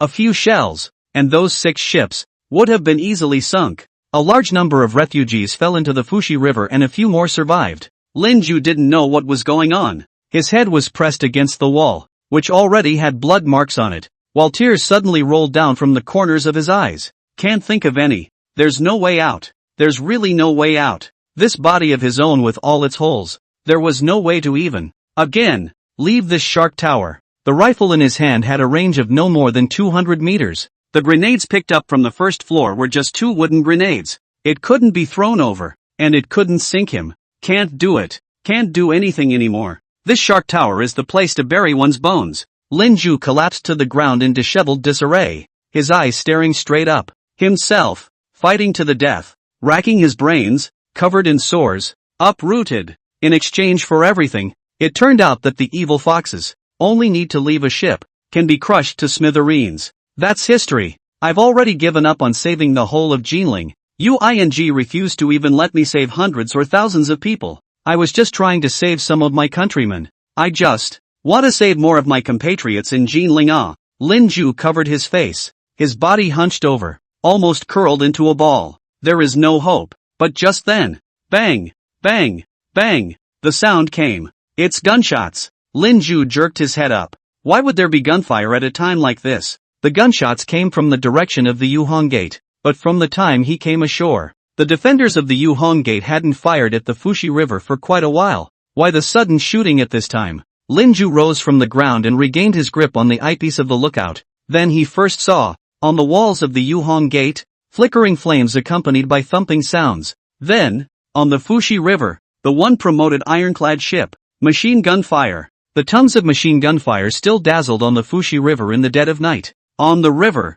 even though there was only one ship of the evil foxes left, it still formed a firepower suppression against the defenders of the Yuhong Gate. The guards at the Yuhong Gate, what the hell are they doing? And just then, there was a loud boom. The ships that were originally floating on the Fushi River suddenly erupted into flames. That ship was hit. Lin Ju's eyes snapped open. Is it artillery? What's with the shelling? Where'd you get the gun? Nope. The Jinling defenders are mortar men too. But the number was small, and most of them hit on the Tianxian sect's side. According to Wang Yeo's previous statement, Yuhong men, there should be no mortars. But just then, another loud boom. The ships on the Fushi River had a blast of fire. Lin Ju's eyes widened. The eyes, which had been obscure and bloodshot, suddenly had a glimmer. Is there any hope? Sink that ship. Then there is hope. Was it King Years and the others who were helping themselves? But it's not going to work like this. Mortars, which can bombard the citadel, can kill. But it was still too much to sink the evil fox's ironclad ships. And it goes on like this. It's highly likely that that vessel, when provoked, will fire back. By that time, the Yuhong Gate, under a few rounds of shelling, was estimated to be nothing but broken walls. Why would the King's Age give such an order? What is going on in the city of Jinling? Lin Ju gritted his teeth as he kept adjusting his lookout. This position of his was the perfect place to watch the battle, have access to more battlefield information than anyone else. And just then, Lin Ju's body suddenly froze. He saw it, a crow's nest boat in the lazy river. Chapter 86, Miles of sunset drapes the earth and the great river flows. Crash the boat. Give me back my river and mountains. In the watchtower, Lin Ju's eyes widened. A crow's nest? Why are there crow boats on the river? Most importantly, that crow's nest boat. Lin Ju looked vaguely familiar. He adjusted the lookout. finally got a good look at it. That ship. There are two figures. A man with a long cotton shirt and a slim figure. It's a scholar. One was hunched over, busy at the bow of the boat. An old crone. Lin Ju opened his mouth. Tears slipped right out of the corners of his eyes. Tears this time. Really? How can not stop the flow? Ah, that outrigger boat. He's been on it. On board were Wu Qiuxing and Grandma Zhou. And look at the boat. On the river, traveling in the direction. Lin Ju seemed to be able to guess what they were up to. And just then he saw, at the bow of the boat, the old crone, who, as far as he could remember, had always been kind to him, seeming to be waving at him. Fuxi River, the crow's nest boat, bobbing in the turbulent river. Wu Qiuxing, propping up the boat at the stern, first glanced at the middle of the oubliette, the wooden box placed, and afterward looked up at the bow of the boat. Grandma Zhou, his voice hoarse. Granny, the route we took, we went in a big circle. Mr. Lin wouldn't necessarily have seen you. Only then did Grandma Zhou turn her head and glanced at Wu Qiuxing, her face still smiling. What if? That's hard to say. If I had known this, I would have properly said goodbye to Mr. Lin, before the jade balance gate. He has so many injuries on his body. How painful it must be. Injuries must be recuperated for at least 100 days. Ah, how cold the river is in December. He still has to jump in the river before he can go up to the shark tower. He's also only in his 20s. Grandma Zhou's eyes reddened as she spoke. Wu Qiuxing was at the stern of the ship but smiled as he peered out at the shark tower in the distance. To be able to make Mr. Lin's acquaintance before the city of Jinling breaks down. It is a great fortune for me. Wu Qiuxing. In this life. Granny, I'm sorry, this time I went to my death and brought you with me. And I don't know if Mr. Lin will blame me when he sees it. Granny Zhou, who was secretly wiping her tears at the bow of the boat, turned her head at once and waved her hand at Wu Qiuxing. Mr. Wu, don't ever say that. I was the one who wanted to come along. Thanks to you, I, a useless old woman, can have a chance to avenge my country's hatred? Just this boat of ours, isn't it a bit too slow? Can this sink the evil fox's tin ship? I see that the cannonballs on the Yuhong gate didn't even manage to sink him. Ah. Wu Qiuxing stood at the stern of the boat and rowed. He glanced down at the river. Granny, we're downstream. This is as fast as we can go. We don't have any torpedoes either. Only a few boxes of grenades that Mr. Lin, earlier, asked for from Tang Yuanming, which I've kept on board. It's impossible to sink the evil fox's ironclad ship with just a few crates of grenades. But look at the direction. We're traveling with our crow's nest ship. We're ramming into the fuel tanks of that ironclad ship. I visited the Tianyi shipyard before and know where the fuel tanks of these ironclad ships are. The evil fox's iron armor ships all use fuel oil. It's hard for mortars to hit the location of the fuel tanks, but our small boats can go around and ram right through them. The leaking fuel tanks and the blown-up grenades will burn them to a crisp, even if they don't sink their ironclads. Without this ship, the city of Jinling, the compatriots who take the waterway, will be able to escape from the Fuxi River. Wu Qiuxing raised his head and looked at the distant ironclad ship with a cozy face. It seemed that he was, at the moment, not going to his death, but to a grand dinner party. Grandma Zhou narrowed her eyes. That evil foxman, he won't find us, will he? Wu Qiuxing took a deep breath and looked towards the Yuhong gate on the shore. At this moment, on the walls of the Yuhong gate, the sound of guns and cannons was not felt. Bullets, cannonballs, all of them were hitting the evil fox's ships. And on the Fuxi River, that ship of the evil foxes had long since begun to counterattack. A volley of artillery shells that blasted directly onto the city walls. The bunkers on the city walls were bombarded and collapsed in several places. Luckily, the evil foxes on the ships didn't, as a result, use any other artillery to bombard the city. Wu Qiuxing, narrowing his eyes.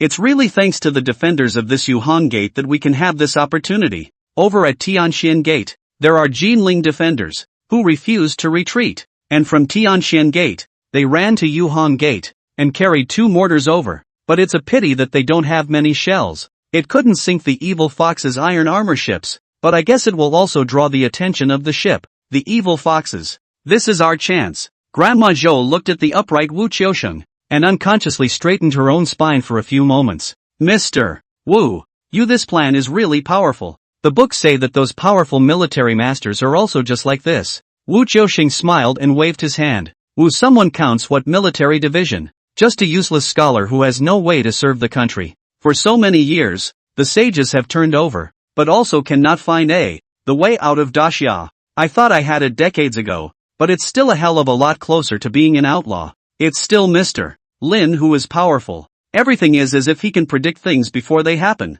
The way out of Daxia, perhaps he knows. Before I left, I also left Mr. Lin a desperate letter, and I don't know if he can see it. Granny Chow turned her head and grinned. Definitely can. Miss Umo will definitely give your letter to Mr. Lin. When I have avenged the evil foxes, I will go underground to be reunited with my husband, son, and daughter-in-law. At this moment, on the river, the wind is chilly. The crow's nest ship had, without realizing it, gotten closer and closer to that ironclad ship. Gradually, it faded into the shadow of the ironclad, and just then, soldiers of the evil fox ran across the deck of the ironclad. Then suddenly his voice tore. Death wish crying mouth contest. Be careful. Gotta die at 2 tomorrow. There are enemy ships. The evil fox crew members on the ironclad ship then reacted in droves. Careless. Too careless. 10 days ago, they sank all the ships of the 2 fleets of Great Xia. All of them. They thought there would be no more enemies on this great river.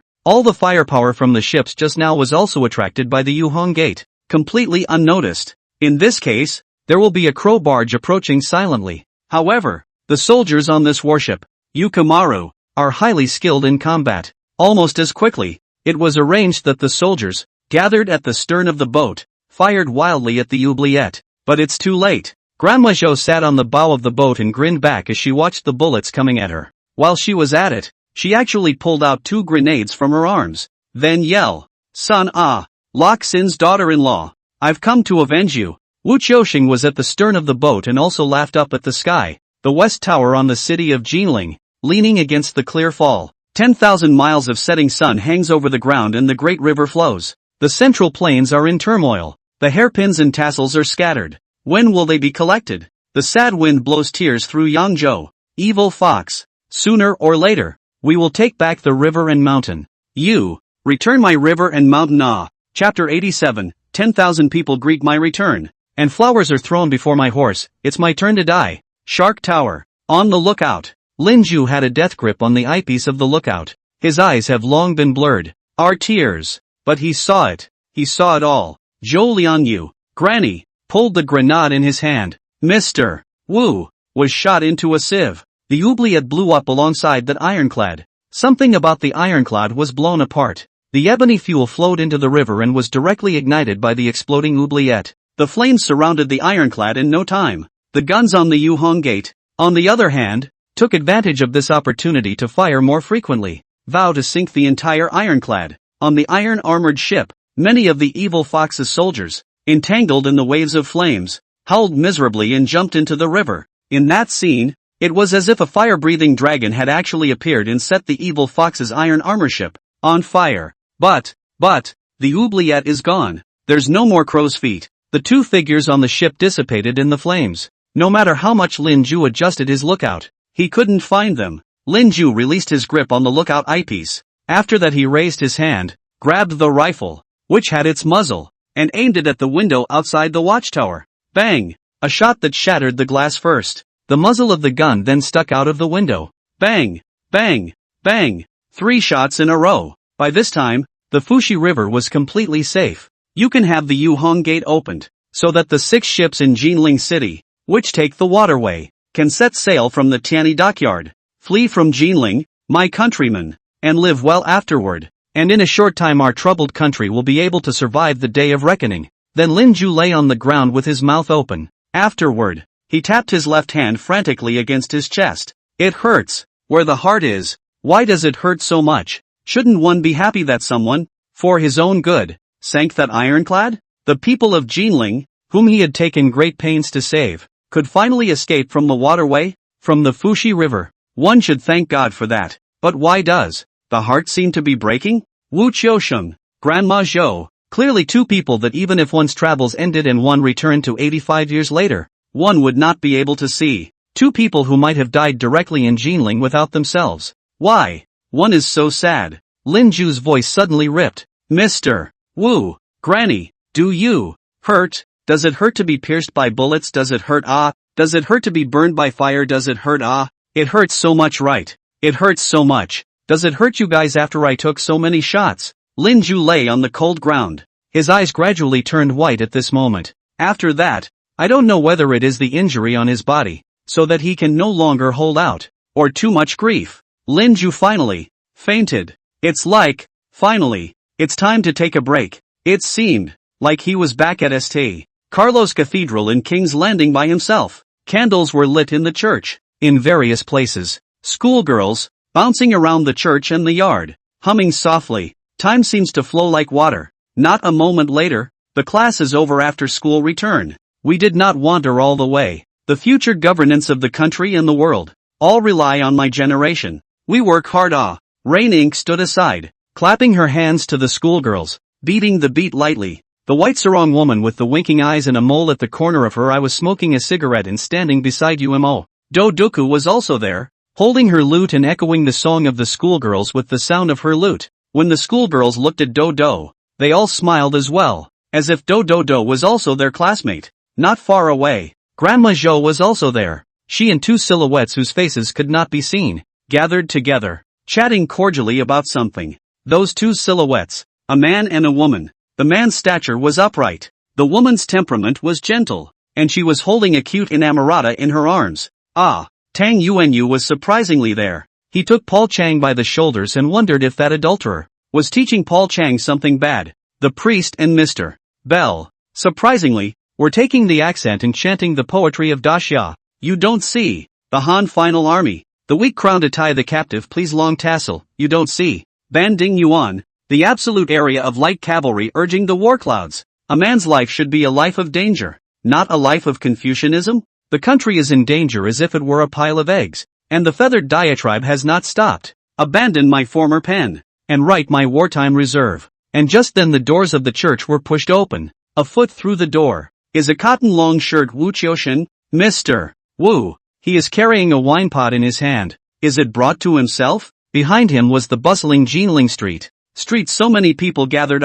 It's all the people of Jinling. They were cheering something, as if to say, Jinling is defended. It's defended. A group of people, wearing military uniforms and riding high horses, came from the distance. There are Wang Yongtang, Wang Yonglin, Wang Yu, Zhang Chuanhe, Zhang Jingming, and many Jinling defenders. A flower was thrown at those soldiers, at the hooves of those high horses. 10,000 people welcomed the return, and flowers are thrown in front of the horse. But just then, bang, gunshots. Lin Ju's eyes snapped open. Overhead was a ceiling of white and blue mingled together. It's the ceiling of the lighthouse. Some harsh sunlight, through the window, hit Lin Ju's eyelids. Some pain, but nowhere near as painful as the tearing sensations coming from all over the body. Ouch! Indescribable pain. Left shoulder, right arm, ear, right leg. The body is horribly cold. Not dead? I can't believe I'm still alive? Was that a dream?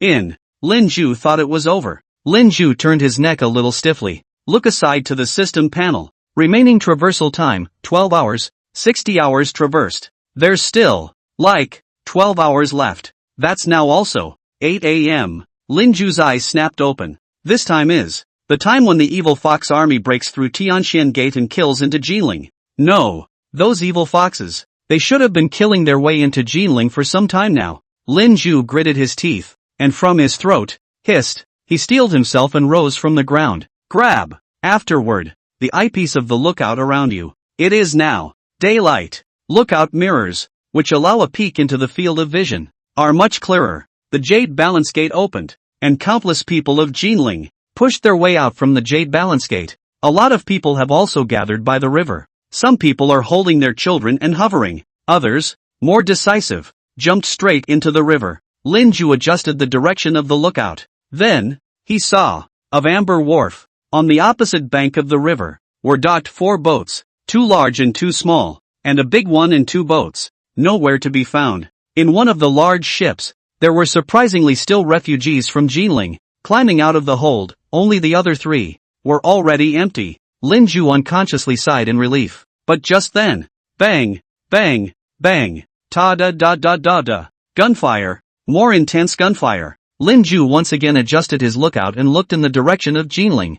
Jinling, the Jade Balance Gate is facing the right direction. The evil foxes are coming after us. And under the sound of gunfire, many of the people in front of the Yuhan Gate fell straight down. blood flowing over the roots of the city wall. On the banks of the Fushi River, some of the people, on the other hand, were so frightened that they jumped directly into the river, while some squatted down and held their heads. Still can't fault this one? Linju's expression grew grim. This way, upheaval, has already killed many people. It's time, it's my turn. Chapter 88. Do you know the old dream of the Golden Two? Evil ghosts rise up to frighten us. Come on, kill the enemy. The cold wind blew in through the broken windows of the lookout. The broken windows of the lookout were shattered yesterday by Linju. In an attempt to shoot from the city of Jinling, the evil fox soldiers that were chasing and killing were getting closer and closer to the river. The evil foxes that came after them, the fastest ones, had already rushed to the walls of the Yuhong Gate.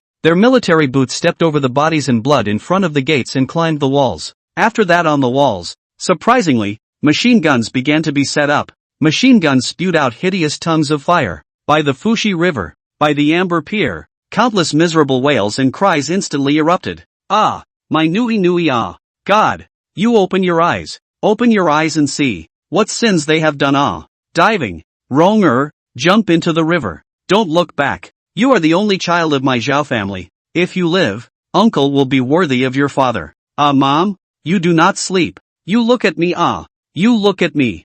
I'm afraid. You do not leave me. Ah, you do not want me. I do not know how to live alone. With the number of people gathered on the banks of the Fushi River, a random barrage from a machine gun is a slice of the people of Jinling falling. Human life is as cheap as grass at this moment. Linju on the lighthouse could be seen without a lookout. That originally greenish-green Fushi River was somehow colored red on the side near Jinling. Huge swaths of Jinling refugees fell to the river's edge. The machine guns on the walls were aimed primarily at them. Linju stared at the scene dead on. It was a scene he seemed to have seen before. There is a photo in that memorial many years later that resembles the scene he is seeing now. It's just that the photo was in black and white. And now the scene, before his own eyes, is in color. By the river, corpses were piled up in mountains, and on the walls were evil fox ghosts with hideous faces. The scene still happened, right in front of your own eyes. Linju suddenly smiled at this moment. Only his smile was weird, with a hint of insanity. He murmured in a hoarse voice. So, still nothing has changed. Ah, nope, can still end up doing something. Then, Linju unexpectedly hummed softly, a Jiangnan ditty he'd heard somewhere. That ditty voice is euphemistic, poignant, and permeated with indescribable sadness. Ask the old window squatters in the Qinhuai, the broken paper facing the wind, the broken threshold when the tide, the eyes broken and the soul faded. Do you know the old dream of Jiling? Evil ghosts start to disturb. Kill my compatriots Ruwashi.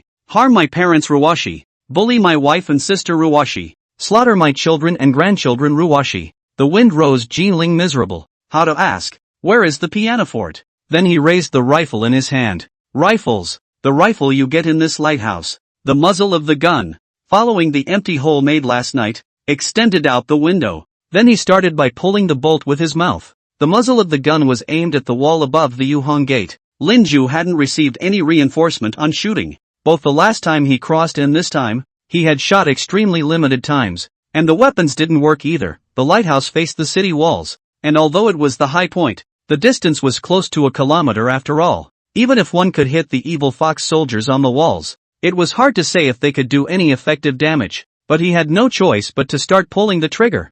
Bang! First shot. Hit crooked. The bullet drifted off somewhere. But that's okay. He hadn't thought he'd be able to hit the machine gunner on the wall with a single shot. Keep pulling the bolts. Bang! Second shot. This one hit the walls of the city. The evil foxman machine gunner who was originally on the city wall and was reloading his machine gun froze. He felt as if the walls just ahead of him were bursting with brick chips. It was like someone was on the high ground, shooting at themselves. Shooting? Who would shoot themselves in the face at a time like this? But soon. Bang! Third shot. This time, the machine gunner felt the steel helmet on his head. Dang sound. There were bullets that brushed against his steel helmet. That evil fox machine gunner. His face changed drastically. He turned his head and hissed frantically at his comrades around him. All clicks are fox de gastamas. All alert, enemy attack. All the evil foxes on the city walls were immediately on alert. The machine guns, which were going to continue to strafe the river, also, at that point, stopped and continued to spew their fire. The machine-gunned evil fox soldier that Linju had aimed at 3 times was also crouched on the city wall, suddenly raising his hand to point in the direction of the lighthouse. The enemy is there. Wotuchi. Enemy. Over there. At the very top of the lighthouse, Linju had wanted to fire a fourth shot, but it's a shame. There's no bullets left in the rifle. Luckily, though, at least the evil foxes didn't continue to shoot at their compatriots on the river anymore. But Linju didn't know, either, how many living people were left by that amber dock. And in the meantime, Linju also saw through the lookout mirror on the lighthouse, a group of evil foxes, with their guns, began to rush in the direction of the lighthouse. Should they suspect that here at the lighthouse, they were harboring the negative Jinling defenders? This Jinling garrison, still occupying such a high point, was too much of a threat to the evil fox forces. They must be eradicated. But above the lighthouse, the smile on Linju's face grew more and more pronounced as he looked at the running evil fox garrison. Coming! Then I can go down too. Linju threw away the rifle in his hand, which was no longer loaded. His right leg was still rotting, and around the bloody hole in his right leg, it had obviously turned purple. The painkiller's effect, I don't know if it's from soaking in the river water, seems to have passed early as well. I don't have the time or the strength to walk down the stairs properly, but it's okay, it can still roll. Linju scooted over to the side of the stairs. Afterward, he grabbed a grenade at his waist. Pull out the lead with your mouth.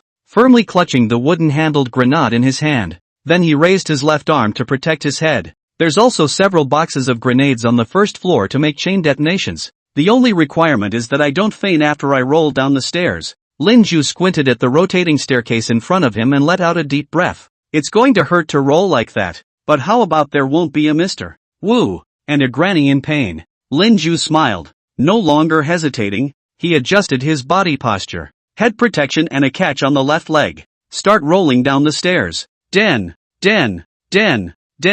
Linju only felt, for a moment, that the sky was spinning, all over his body, as if he had been beaten hard with a wooden stick. The ribs seemed to be broken. The spine seems to be broken. The only left arm that still worked was red in large patches and even showed blood marks. Linju didn't know how long it had been. With a heavy thud, Linju fell to the ground. In front of his eyes, there was a scarlet red, and he didn't know if it was from hurting his eyes or the blood left from knocking down his forehead. But it's so nice. One hasn't fainted yet. In his own blurred vision, through the open door of the lighthouse, he can see out. Seeing the river water by the amber dock, it really turned red. It turned out that there was really blood flowing. There was blood coming from outside the lighthouse. It's the smell of blood that comes out of the bodies of our fellow citizens in Jinling. He also saw the evil fox soldiers who are running towards the lighthouse. It's close, but it has to be closer. Counting down 3 seconds should do it. 3. The evil fox soldiers outside the tower, about 10 paces away from the lighthouse door. 2. The evil fox soldiers outside the tower seem to have seen themselves, with unbelievable faces. The soldiers turned around to run, but it was too late. Linju pulled the grenade's fuse with his mouth. Then his voice ripped. Come on, kill the enemy. Dasya, will never die. Chapter 89. Let me do it again. I can definitely do better and save Jinling. Amidst explosions and booms, flames, burning towers. By the Amber Wharf, the Tower of Sharks, in flames, began to collapse. Legends and stories, too, are buried under the rubble. Pain. Indescribable pain. It's hard to describe the feeling. Like every inch of your body is embedded with pieces of iron. Those pieces of iron cut open their own flesh and blood, cut their own blood vessels, embedded in their own bones. The stomach was plowed open, and the broken iron drilled into the internal organs, followed by indescribable burning and blazing. The most horrible criminal law in hell may be no more than that. But okay, those, soon, will all be over. Linju was breathing heavily. He was, at the moment, propped up on his knees. He kept his head down, and beads of sweat, large and bean-sized, seeped out of his forehead and fell to the ground, leaving sweat stains. In front of Linju's eyes, at the moment, was the original wood-colored floor. It's warm all around. No gunshots, nor were there the cries of pain and wailing of our fellow countrymen. He turned his head. What you see is the neon of the city reflecting in from the window. Outside the window, the car was busy. Outside the large mall, brilliant neon lights flashed. Here it is. Kyohei, own home. It's back. Die in the blast yourself. Die without a trace. So the body is remodeled and the crossing is over. Linju looked down at his body. The clothes are also pre-crossover. No pain in the left shoulder. The right arm regained its sensation. The horribly large hole in the right leg was nowhere to be found. Like everything he experienced before was just a big dream. Lin Ju staggered up from the floor and walked towards the kitchen, where he opened the fridge and poured himself a glass of ice water. Ice-cold water that burrowed into the stomach. Tummy rumbles. Only then did Lin Ju feel that the burning sensation that still seemed to surround him subside quite a bit, but then the tears started to fall down his face. He lifted his hand and tried to wipe it off, but the more he wiped, eventually he sat right down on the floor, crying so loud. The system panel, floating beside Lin Ju, was now starting to broadcast automatically. Congratulations, Master, for successfully ending this traverse. The system is beginning to settle for this crossing. For the Master. This time, Master, you have unlocked the achievement's disguise. General's Wish, Crossing the Mountain of Corpses, Flower and the Future, Finding the Train Station, Disguise Sneaking Behind Enemy Lines, Disguise Burning the 800-mile camp, The Deadly Flag. See you in the next life. The Cold Moon and the Great River. The Lone Lighthouse. Unlock the special achievement A Heart of Steel. A total of 36 achievements have been unlocked, settling for a reward of an additional traversal point bonus. 3,000 points. Gained, Heart Strengthening Level 2, Physical Strengthening Level 2, Self-Healing Ability Level 1, Throwing Talent Intermediate, Shooting Talent Beginner, Submerged Swimming Talent Beginner. This crossing, at its peak, there were 3,657 people who watched your live broadcast. The total number of people, 8,644,306. The settlement crossing point is 8,644,306 points. Master has gained a total of 8,644,606 crossing points for this crossing. It can be exchanged for props in the system mall. And just then, Lin Ju suddenly raised his head. The god stared grimly at the system panel on the side. The voice ripped. Here, over 8 million crossing points. All for you. Let me do it again. Let me go to the Golden Temple again. I can do better. I can save more of my countrymen. Please, let me come again. Just let me come again. Anything will do. Let me do it again. I know what to do this time. The light blue crystal-like system panel floated around Lin Ju, but there was no response. It was a long time before a small paragraph popped up. It says, I'm sorry, Master, but all the copies of history you have traveled through cannot be reopened. After you end your copy traversal, this history is completely closed. You can only traverse the next copy of history, change the history of an earlier timeline, and perhaps there is a chance to make corrections to the closed copies of history again. Lin Ju stared blankly at the small words floating on the system panel. He covered his face and the tears just wouldn't stop. How come? I can't do it again. Let me do it again. I'll definitely do better. And just then, a shrill ringing of a phone suddenly came from Lin Ju's side. The phone rings, over and over again, but Lin Ju all just sat on the ground, his expression numb, until that phone rang for the umpteenth time. Only then did Lin Ju raise his hand and grab the phone on the table, hit the answer button. A very excited girl's voice came out of the phone receiver. Congratulations, my beloved family friend and star of tomorrow. Lin Ju, do you know how successful your live broadcast was this time? The number of people online in real time peaked at more than 1 million. The number of effective online viewers, more than 8 million, and with a little more time, it would have been 10 million. You're completely on fire this time, you know. We're all predicting that in a few days' time, this live broadcast of yours will surely exceed $100 million of discussion across the internet. Your next live broadcast will definitely be hotter than this time. The number of people is estimated to reach 30 million, not 50 million, not likely to be hundreds of millions of people. The station is already thinking, the next live broadcast to help you assume the overseas line. Good brothers, don't forget each other when you're rich. You don't know. In the office, even young Piggyback, the corners of his mouth are grinning behind his ears. He also said he'd invite us to dinner at the Dinghai restaurant, the one on the top floor of the Shangshur building. A deadly expensive restaurant, and he especially wants you to come over as well. Good brother, come or not. Hey, Lin Ju, are you listening to me? You can't really have just finished your live stream. It can't be right. We all analyzed your live stream. It should have been filmed before, right? Lin Ju grabbed the phone for a long time before a hoarse voice came out. You guys, have fun. Then he hung up, twisting his head to the side. He looked at the system panel. Can't do it again then. So what's my 2 days or so? Have I changed history? Is there really? Saving some of my fellow Jiling? Did they live well beyond 85 years? And did they become kindly grandpas or grandmothers?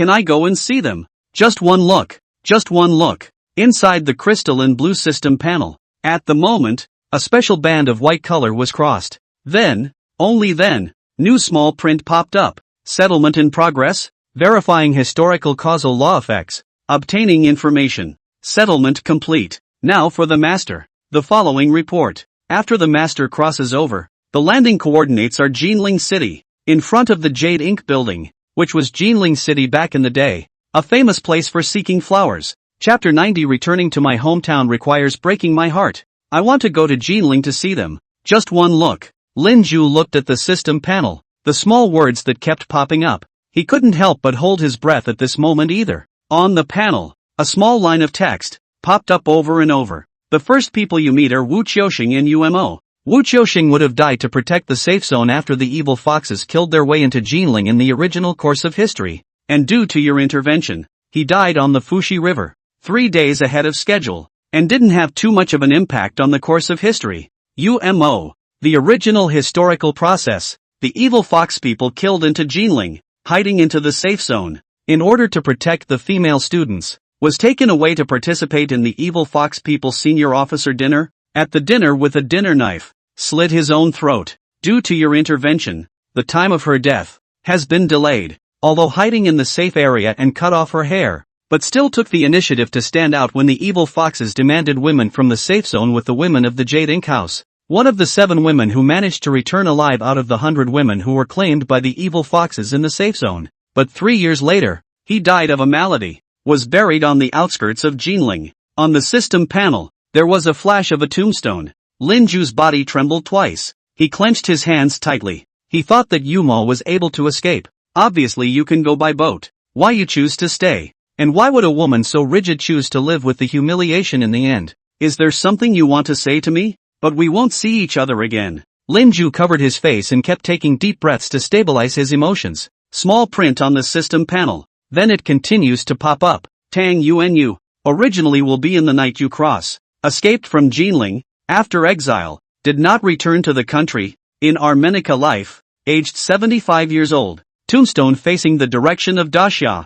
Due to your intervention, the course of his life did not change too much. The final age is still 75 years old. But before his death, he had returned to visit his country. After his death, the ashes entrusted to be sent back to the country. Buried in his hometown Shosheng Prefecture, Lianqi Town. Lin Ju's eyelids lowered, remembering that the first time they met, the oily-headed businessman, they wouldn't see each other again either. But did his ashes return to his hometown? The small print on the system panel continues to pop out. Zhang Jingting, Wu Yueying, and 200 other female students who fled Jinling with Tang Yuanyu should have all died in Jinling. But due to your intervention, Lin Ju, at this moment, stared at the system panel, not daring to utter a single breath. They managed to escape from Jinling. 36 schoolgirls, including Lu Fongting, died in other wars after failing to see the new world after the Jinling rebellion. The other women, who managed to survive, but due to the laws of historical karma, survived and did not make remarkable accomplishments that would affect the course of history in their later endeavors. Most lived normal lives, with no one living beyond the age of 65. Lin Ju looked at the system panel and scratched across the small words. In the back of my mind, however, all I could think of was the group of girls in the cathedral at that time, lining up in formation and singing. The future rule of the country and the world depends on my generation. It doesn't matter. It doesn't matter if you can't rule the country or the world. It's good to have peace and quiet and spend an ordinary life. The small print of the system is still being updated. Tang Yuanming, Jinling General, your intervention did not produce too many twists and turns in his life. The Jinling Rebellion. He took advantage of the night and a small number of senior generals to take advantage of the chaos across the river, the prosperous capital of Jinling, but in the end, it is still reduced to a white bone-tired, eerie ghost city. Afterwards, he stepped down from all his official positions and died in Shosheng Prefecture, Xingye City. Lin Ju's expression was somber. He sort of listened to his own words, but also did not listen to his subordinate generals. Simply do not have the right to rule and command. If you give yourself another chance, you will certainly be in his place. A little tougher, and then a little tougher. But there's no such chance. Not anymore. The small print in the system panel continues to be updated. Fr. John Bell the Cavalryman, Paul Chang, Wan Yonglin, Wan Yongtang, etc., have not altered the original course of history by your intervention. Yumaoshan train station 3 people, and their families. Original history. 3 people with the train left Jinling, encountered the Takeda evil fox legion. Only Chu Jianglu survived. This time, although you intervene, but the 3 people and their families still encountered Takeda evil fox legion. Chu Jianglu, with his sister survived. Chu Jianglu and his sister depended on each other until Chu Jianglu was 60 years old. His sister contracted a disease and died. Lin Ju was instantly confused. His scalp went numb. What was this? Did it change history? It seems to have changed, but then again, it hasn't. Chu Jianglu ended up living his life as if he was still alone. Just a few more decades of not being so alone in his memories. Decades with family. Lin Ju had a complicated look on his face, but he quickly thought of something else. Chu Jianglu and the others escaped by train. What about the group of schoolgirls and women and children escorted by the Tianfu army? The system panel, quickly at that point, popped up with text. Due to your intervention, the 14th Regiment of the Tianfu Army, Zhang Xinqing and 116 other female students, Wang Fun and 84 other women and children, successfully escaped from Jinling. However, 46 people, when breaking out, were unfortunately wounded by stray bullets and died outside of Jinling City, and the remaining 154 people successfully boarded the Yumaoshan train. Affected by the law of karma, most of them lived short lives and did not do much. The 14th Regiment of the Tianfu Army, after participating in the Battle of Yunmengs, with outstanding military achievements, the entire regiment was killed in the Battle of Yunmengs, the Great Dooku, and only 8 of them later returned home. Lin Ju looked at the system panel in silence. He remembered the dead letter flag again. In addition to those 8 people, are there many others? All of whom are draped in the dead letter flag to go back. If you don't get rid of the evil fox, you vow not to return home. To return home need to break your heart. The subtitles on the system panel are still bouncing. At the last moment of this traversal, you arrived at the Yuhang Gate. Wang Yu, Zhang Chuanhe, and Zhang Jingming, and the original destiny, did not deviate too much due to your presence. But because of your intervention, the Tianyi dockyard, there were 6 more large ships carrying Jinling refugees, 4 eventually managed to escape from Jinling. The time of the opening of the Yuhang Gate was also changed due to your intervention, which reversed the fate of many people who would have died in Jinling. Compared to the original historical timeline, a total of 2,864 more people have successfully escaped from Jinling. Again, due to the intervention of the law of historical causality, of these 2,864 did not achieve excellence. Most had average lifespans. But just then, Lin Ju's face changed. His eyes, seemingly flashing. Most don't live long. What do you mean? That and longevity. Lin Ju stared dead at the system panel in front of him. How many more of these 2,864 are still alive today? The system panel, this time, quickly gave Lin Ju a reply. 16. Lin Ju opened his mouth, looking a little stunned. Then he grinned and laughed, but tears fell from the corners of his eyes. I want to go to Golden City and meet them, even if it's just a glance. Chapter 91 in history. There is an extra Mr. Lin, in the next life. Goodbye. Lin Ju's eyes. The floating system panel. No more new small print popped up. Instead, it faded away before Lin Ju's eyes. Lin Ju walked to the window in frustration. Opened the window. Outside the window, cold air blew in. The wind. Hunting. Lin Ju let out a deep breath. Jinling. We'll go to Jinling tomorrow. Jinling. Flow Airport exit. Lin Ju pulled a trolley case and walked out with his head down with a pair of sunglasses that covered half of his face. He hadn't wanted to wear sunglasses, but it didn't help that my eyes were swollen when I woke up in the morning. But also thanks to the sunglasses, because he had only briefly removed his sunglasses for a moment when he was on the plane. He was surprisingly recognized by the traveler in the seat next to him. That traveler was a middle-aged older man. See yourself excited beyond belief. Again, they took pictures and asked for their autographs, and climbed with for a while. From the Golden Rebellion, we talked about camera techniques, and even asked about our own show, and how on earth it was filmed so realistically and the story so tightly organized. Was it really 2.5 full days? 60 hours, non-stop filming? And where do you find all the actors? Why is there no cast list at the end of the program? UMO, Do, ZKRU, these 3 girls, what are their real names? Why can't they search their social accounts in reality? With the ability of netizens to pick up news, this should not be Lin Ju could only keep prevaricating when he was next to that uncle. In the end, he excused himself as having a stomachache and went to the restroom, and that's how he got away with it. And out of the airport, Lin Ju pulled out his cell phone and tapped on an app that had that icon of a wide-eyed boy. The words on the hot search quickly came to mind. The first entry is, #we always remember Goldenling. The second entry is, #change. History program, is it really traveling? And the third entry is, #rainmo. Douche. And purple smoke playwrights suspected of finding hashtag. Lin Ju looked at the words that were more outrageous than one another and raised an eyebrow with a weird expression. And in addition to that, there are several entries on the Hot 100 that are also related to change. History. Did someone really crash into an evil foxman's battleship in a crow's nest? Who was Wu Qiusheng? Grandma Chow. Is there really a person in history? Bell's Diary. The unpublished first 2 pages. About a young man who wanted to save the golden age.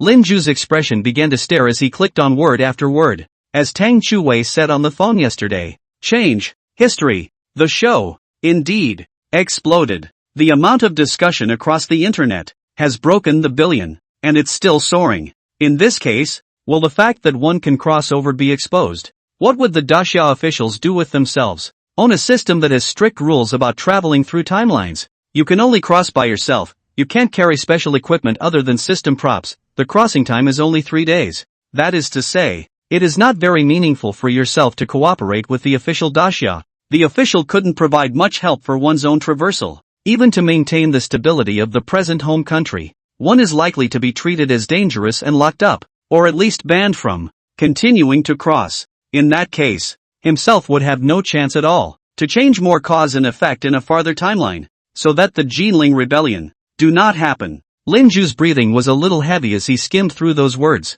He wanted to know how the public and the officials were treating him nowadays. More than half an hour later, Lin Ju walked out of the Fulu airport, got into a limo that had been reserved in advance. Also in the car, skimmed through the entire online word list. Then he opened the window of the car and took a long, eerie breath. Changed. It's not just the golden age that's been changed. The historical record and history have also been altered. Even the memories of the populace have been altered. Touted as a complete record of the Golden Rebellion, Bell's Diary has the first 2 pages added out of thin air. It states that Mr. Bell, before the Golden Rebellion, met a mysterious youth. That young man made a great contribution to the establishment and preparation of the safe zone in Jinling. It even sent many of the people of Jinling, the students, out of Jinling. On the outskirts of Jinling, at Amber Wharf, an extra bronze statue has been erected of the mysterious youth. People are not sure of his name. It was only by habit, from Father John and Mr. Bell, that he was known to be called Lin or Mr. Lin. In the eyes of scholars studying the Jinling Rebellion, the identity of Mr. Lin has always been mysterious. There are even scholars who doubt whether this Mr. Lin is really a traveler. Otherwise, how can he be forewarned, in the context of the Jinling, to do that kind of thing? It's just a shame. This speculation, unsupported by definitive evidence, has since died out in the academic community. And Lin Ju change it. History. This program, the second installment of the Jinling Rebellion. In the media and academic judgment, it is based on the story of Mr. Lin as a prototype template. After filming, it was not aired in movie or television format, but as a live broadcast. Refreshing and immersive indeed. But it was true that no one else from the entire cast of the program, other than Lin Ju, had ever shown their faces in the public eye, and there was no information about them. And the matter, too,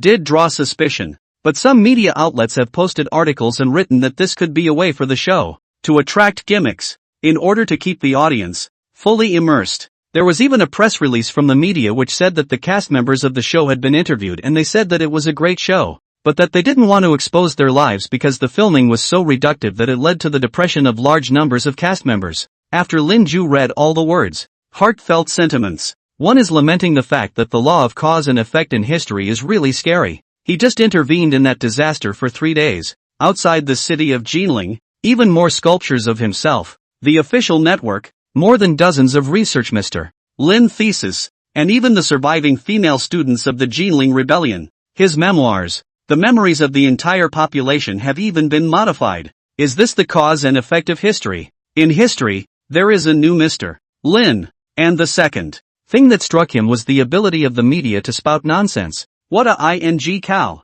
Where did they go to interview the cast and crew? They have a system too, don't they? What's scary is that the piece that said it interviewed cast members has close to 1 million likes. It goes so far as to say in there that Yuma, the cast member of Doujinshi, got depressed after finishing filming Purple Kaoru, on the other hand, went abroad to consummate her marriage with her rich boyfriend. Lin Ju rubbed his temples. Don't know what to say. And just as Lin Ju was having mixed feelings, the sedan suddenly came to a sharp stop. The driver of the limousine, looking back, turned out to have an accent from the state of Tien Phuc. Handsome, your destination. The memorial is here. You are also because of Change It. History. You're here because of the Change History program. I've received several orders from the airport to the memorial hall, but they all arrive in the afternoon. And when they come to Jinling, they don't even go to the hotel. They go straight to the memorial hall. But it should be said not to say, that program is really good. Oh, I didn't follow it all. It was too long. 60 hours of live streaming. Who could watch it all? But just a few moments, and every time I got teary-eyed. And just then, Lin Ju, who was sitting in the back seat, suddenly raised his head and looked at the driver through the limo's rearview mirror. Master, what is your last name? The driver in the driver's seat froze. My last name is Wang. What's wrong with that? Oh, I do talk to Change It. History. In the program, the two Wang's Tianfu army brothers have a little bit like, our team leader, also called me to ask, is not stealing to go to the filming. Lin Ju, sitting in the back seat, grinned. In a voice only he could hear, he murmured, see you in the next life. Chapter 92 Bronze Sculpture, Homewrecked. There's a bronze statue of me here? Lin Ju sat in the back seat of the sedan murmuring words that the driver in the front of the sedan didn't hear. But Lin Ju took a deep breath, and a smile appeared at the corner of his mouth. Then Master, have you ever been to Yanbei? The master driver glanced at the guests in the back of the sedan from the rearview mirror, and his eyes broke into a smile. Planning to go over there this year for New Year's Eve with the family. My daughter, who has been clamoring for snow for years, we'll have to take her there this year. I hear over there, when the snow comes down, it's as big as goose feathers and there are big snowmen as tall as buildings. Lin Ju laughed and didn't say anything else, just pushed open the rear door of the sedan and took the trunk, his own suitcase. Afterward he stood in front of the memorial and watched the sedan drive slowly away, disappearing at the end of his vision. Reincarnation. That's too metaphysical. But, let's just say we'll see each other in the next life. Okay. Lin Ju took off his sunglasses and rubbed his eyes. Only after that did he turn around. Look behind you to the memorial. This memorial, when he was in college, he visited once. It was also thanks to that visit that he was able to access a lot of information about Jinling later on. Not so much as a double take after landing on the second crossing. Lin Ju's mood was a little complicated at the moment. He let out a deep breath. If he really succeeded in saving Jinling, this memorial, is it not also no longer exist? Lin Ju put his own sunglasses back on, toward the memorial. I wonder if it's Change It. History. That show blew up. There were a lot more people at the memorial today. But despite the crowds, the memorial remains solemn. The memorial was built on top of the pit where the bodies of the refugees from Jinling, who were buried in Jinling back in the day, were buried. In front of the exhibition hall, towering sculptures of the sculpture group. Even Lin Ju years later, see again, still shocked. The tallest sculpture, a greenish-black sculpture of a woman, the woman in rags, with no sculpted hands, looking up at the sky with no visible expression on her face. But such an expression, Lin Ju had seen in Jinling City many years ago. Many of the corpses were next to men or women, all with this expression, numb and with gray pupils, staring at the obscure sky. The name of the sculpture is Homewrecked. Behind are 10 bronze sculptures of citizens in flight. There were short, dry, skinny youths dragging a little girl on and on, with another doll chasing after them. There was the old crone wrapped in a turban carrying a traveling bag with an infant in her arms. There are middle-aged, carrying their elderly mothers on their backs, followed by their wives with large packages, hobbling behind them. Sculpture. Is it really just sculpture? Those people, Lin Ju had seen them all before. He had seen them, in the city of Jinling, which was adjacent to the cannon fire and full of refugees.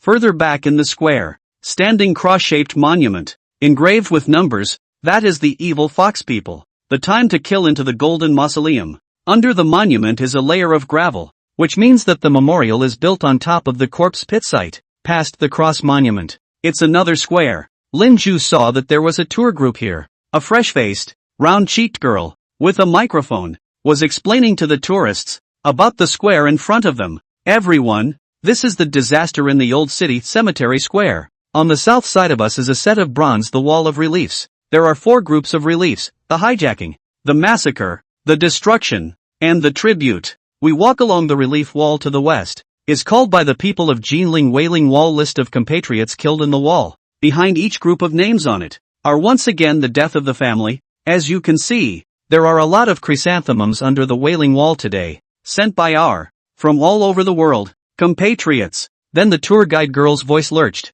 This Wailing Wall, engraved with a partial list of victims of the Jinling massacre, is made of grayish-white granite, with irregular holes left in the wall, emitting green and light, symbolizing the hope and desire for life. Lin Ju stood not far away, looking at that wall, the densely packed list. He unconsciously clenched his fists. If you yourself try harder, will you be able to make this wall a little less? Lin Ju gritted his teeth and looked grim. The next time I cross over, the time should be further ahead. Not sure exactly though, but there must be some way. Stop them. Stop those evil fox ghosts. And just then, Lin Ju suddenly saw the female director, leading the tour group, continue on. She was introduced this time to a sculpture she hadn't seen before. It was a tall tower that had been shrunk many times. The tower is a bronze sculpture, shaped, but the tower collapses and is damaged. It looks and is extremely impactful. Not far from the tower, there was also a burning oubliette. Lin Ju looked at the group of sculptures, his entire body stunned. The last time he'd been to the memorial, there was absolutely no such statue. And the voice of the female guide came at that moment. This is the legendary, that mysterious Mr. Lin, the Tower of Death. If anyone watched Change It, History, this program, that last segment, should know that the mysterious Mr. Lin, at the end of his life, was still fighting. Many recent historians have suspected that this Mr. Lin is a traveler, in order to go back to save Jinling. Unfortunately, these speculations, there is no evidence. The current mainstream experts still believe that this mysterious Mr. Lin should be an officer retired from the battlefield of the Pearl. He understood the nature of the evil Foxman more than 80 years ago, and predicted the calamity that would befall Jinling, so he did everything he could to save Jinling. The people of Jinling, who were saved by him, did not forget his efforts and pooled their money to build the sculpture. The name of the sculpture is Save Jinling, also known as the Unyielding Flame Under Despair. Lin Ju's body stiffened and stood still, until the female guide, with the other tourists, left. Only then did he slowly walk under the bronze sculpture with a complex expression. He looked up at the statue, and seemed to recall, again, his own powerlessness at the end, at the Shark's Tower, on the watchtower. Do I really deserve to be thanked so much by you? I obviously didn't do anything, but just then, a pastry that looked like a flower, in a small paper bowl, was handed to himself. A sweet girlish voice came. Want some plum cake? Lin Ju froze at first, after which he jerked his head up, seeing a young girl with a pretty face and delicate features, wearing a black hooded sweatshirt and light gray sweatpants, appeared next to him. She smiled at herself first. Afterward, he spoke in a low voice. My last name is Chu. Well, screen name, it's Eat Eggs Not Yolks. Chapter 93, History Revision, Butterfly Effect. 85 years ago, her name was Dodo. Lin Ju's body, at this point, completely froze. He turned his head in a daze, staring at the young girl, but he quickly turned his head back again. Eat eggs without the yolk. Yumaoshan Railway Station. Railroad clerk. Chu Jiangliu's great-granddaughter. Before he traveled through the Golden Rebellion. It was only when I saw the pop-up she sent that I found the Yumaoshan train station. Also because of her repeated messages. It was only by himself that he had the means to cross the Jade Balance Gate. She remembers what happened on the air. No, should not. Go through the information on the internet yourself. The law of historical causality. At the end of one's own travel, takes the Jinling Rebellion after one's own intervention and alteration as the timeline node. Modifies all the historical data after the Jinling Rebellion. The course of history, including the people's memories. It's as if the history after the Golden Rebellion has been rewritten. Although the changes are few, if not minimal, but the changes are there. Take, for example, this extra sculpture in the memorial. Of course, the general direction of history. There is no change. The family state or the family state. Daxia is still Daxia, just in that once modeled, scarred ancient city of Jinling, more than a romantic legend. The memories of the viewers who had previously tuned in to their live broadcasts were also modified. So, even eat eggs, not yolks. A girl who helped herself and participated in changing history and saving the golden age. It's only right that the memories have been modified as well. What it was modified to look like, Lin Ju didn't know, but it certainly won't be the same as before. Lin Ju held up his glasses. It was only then that he spoke quietly. Ah, eat eggs not yolks. Hello, we don't know each other, do we? The young girl stared at Lin Ju, blinking a few times at him, after which she took the plum blossom cake in her hand and shoved it into Lin Ju's hand. I've left a message for you before in your live broadcast. I told you, outside of Jinling City, there is Yumaoshan train station. Lin Ju's eyes widened. This girl's memory, it hasn't changed? She knew she was crossing over for real? Will she report this? To the police? Or the media? Will he or she be arrested by the officials? In terms of their own intervention at the point in history and their impact on the future. Officially, they would never allow themselves to continue to do something so dangerous. Although there is the law of historical causality, which is constantly being revised so that history doesn't deviate too much from the present, but as one's crossing continues to move forward, the theory of the butterfly effect that a butterfly in the rainforest stirs its wings once can, 2 weeks later across the ocean, set off a storm. Lin Ju himself wasn't sure if his constant traveling forward would not, if he wasn't careful, have a bad effect on the present world, not to mention having to protect the majority of the population officially. All in all, the matter of one's ability to cross over was as close as one could get. Once exposed, there were too many uncertain possibilities. Lin Ju, on the other hand, was trying to continue crossing over. He wanted to stop the Jinling rebellion, what he hadn't been able to completely stop on his last crossing. Perhaps, on his next crossing, he would be able to do himself. Go to the Qing dynasty to stop it. If the Qing dynasty can't, then the Ming dynasty. If the Ming dynasty can't, then the Great Song dynasty, the Great Tang, must have this opportunity. Lin Ju stared warily at the young girl in front of him. How did you recognize me? The young girl was still smiling. I've had exceptionally good eyes since I was a kid. And what's more, you're only wearing a pair of sunglasses, not a mask. I had a hunch that you would come to the memorial hall after the program, so I came here to wait and see, and I didn't expect that I would actually wait. Here's your plum cake. Lin Ju frowned. He hesitated, but took the plum cake the young girl handed him. Your great-grandfather. The young girl's lips curved slightly and she smiled coquettishly.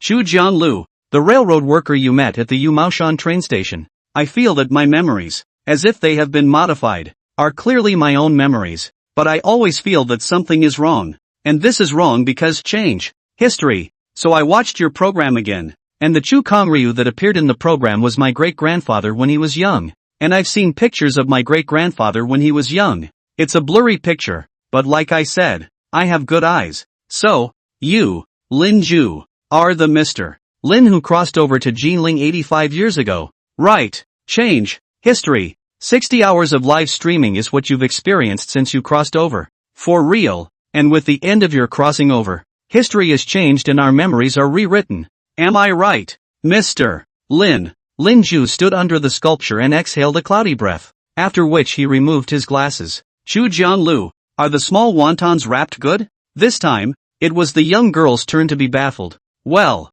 my great-grandfather can't wrap small wontons, because he said, it's not as good as the ones wrapped by his sister, which is my great-aunt and grandmother, but my great-grandfather can wrap siumai. The day he died, I played a tantrum with him, and he wrapped siumai for me, and I gambled and didn't eat it, and just then, the young girl seemed to realize something as she stared at Lin Ju dead in the face. Before your unchanged history, my great-grandfather was very good at wrapping little ravioli, wasn't he? Lin Ju smiled and didn't say anything. The young girl, on the other hand, chewed on the fingernail of her own thumb, as if pondering something. She then stared at Lin Ju. Don't worry, you can cross this matter. I was beaten to death, forced to eat folded ears and drink Jinping's bean juice. I won't even say anything. This matter, it can't be exposed, right? A person who traveled through history, who can change history and influence the present, is too scary and dangerous. Lin Ju still didn't say anything, just turned his head and quietly looked at the sculpture in front of him.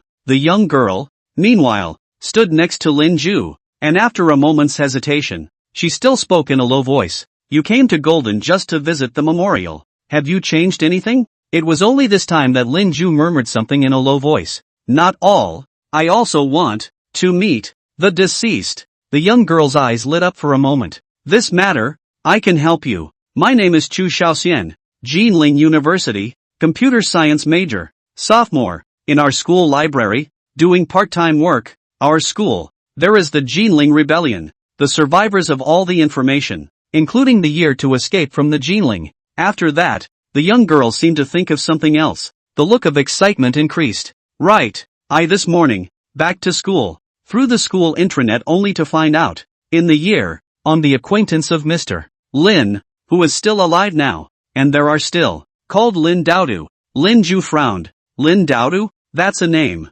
Haven't heard before, don't recognize it. Chu Xiaoxian, that pair of good-looking almond eyes, at this moment, but still fluttering. 85 years ago, her name was Douche. She was in the safe zone 85 years ago, taking the place of a schoolgirl and going to the evil fox's barracks, was one of the few that came back alive. Just heard her voice, and one leg is lame. She's still she is in Jinling. Chapter 94, Wui Alley, Old City South. Not seeing the Peach Blossom fan of the year, but meeting an old friend. Lin Ju at this moment, turned his head violently. He stared dead on at Chu Xiaoxian who was on the side. That look, even put Chu Xiaoxian so scared that she unconsciously took 2 steps back, and at the same time, Lin Ju opened his mouth, his voice hoarse. How is she doing now? Is someone taking care of her? Where does she live? Chu Xiaoxian swallowed a mouthful of saliva and sort of calmed her mind. I checked this one out too. According to the library, registered in the database, she now resides at Wui Lane, south of Little City. Jinling, the small southern part of the city, is also known as the old southern part of the city. The geographic location is actually in the very center of Jinling. To the east and west, there was the Ming City Wall built during the Daming Dynasty, and to the south, there was Tianxian Gate, which had once been bombarded with rounds of artillery fire. It is by far the most densely populated area in Jinling City. The old streets here still retain a lot of the original appearance of the old-time Jinling City. Green bricks and small tiles with horsehead walls and lattice windows hanging in the corridors, though in many places around it, skyscrapers have been built as well. Most of the old building complexes situated in the south of the city have also been restored and transformed into hugely popular attractions. But otherwise, on the backside of those attractions, there are many more alleys where the old and shabby gather. Chu Xiaoxian was leading Lin Ju right now, walking down an alley. The alley is lined with bungalows. Between the houses on the left and right, there were ropes hanging and surprisingly, clothes were drying on them. Chu Xiaoxian walked in front, looking back at Lin Ju. This street, it's called Walking Horse Road. There are about 1,000 families. I think, it's one of the more famous old neighborhoods in Jinling. Most of the houses are in a state of disrepair, and many of them have leaking roofs that can only be covered with tarpaulins. Some have cracked walls and serious water seepage. In the old Jinling dialect, it is heavy rain, light rain, light rain. Lin Ju raised an eyebrow with a weird expression. You know this place so well? Chu Xiaoxian turned around and grinned at Lin Ju. Because when I was a child, my grandmother's family lived here. I tell you I'm one of the few native Jinling people. I asked me from childhood to adulthood, around the classmates, my family from great-grandchildren, is the Jinling people. Chu Xiaoxian had just finished saying those words when her complexion immediately changed. She glanced back at Lin Ju with some concern. I'm sorry, Mr. Lin, I said the wrong thing. Lin Ju's expression was as usual. It's nothing. What you said would have been the truth. And after that year, there weren't many Jinling natives left in Jinling City. Cardamom, where do you live? Chu Xiaoxian immediately raised her hand and pointed to the end of the alley. Beyond the walkway, there is Wui Lane. Doqing, that granny, lives there. Lin Ju's breathing. At this moment, unconsciously his breath began to catch. His steps were unconsciously fast and slow. Chu Xiaoxian, who was on the side, blinked as she watched Lin Ju's bizarre pace rhythm. This Mr. Lin, it seems like, is nervous, but taking the bridle path is really not that long. Even if Lin Ju walked slowly, he eventually made it over. Cross another road. It's Wui Lane. Wui Lane is, it seems, a little older than the walking path, but it also has more flavor. The streets are not as narrow as the bridle paths. There are also a number of ginkgo trees planted around the area.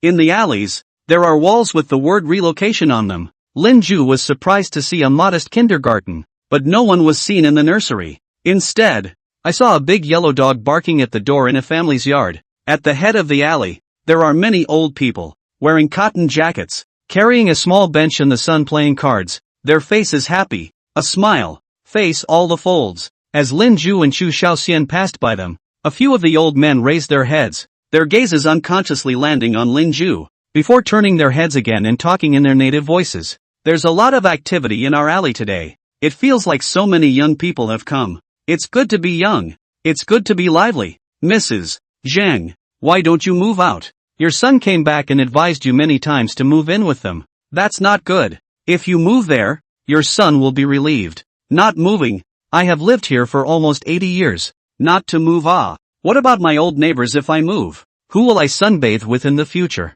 Wait a minute. Something's not right. These young people today, aren't they all going to old Mrs. Lin's house? What are they going to do?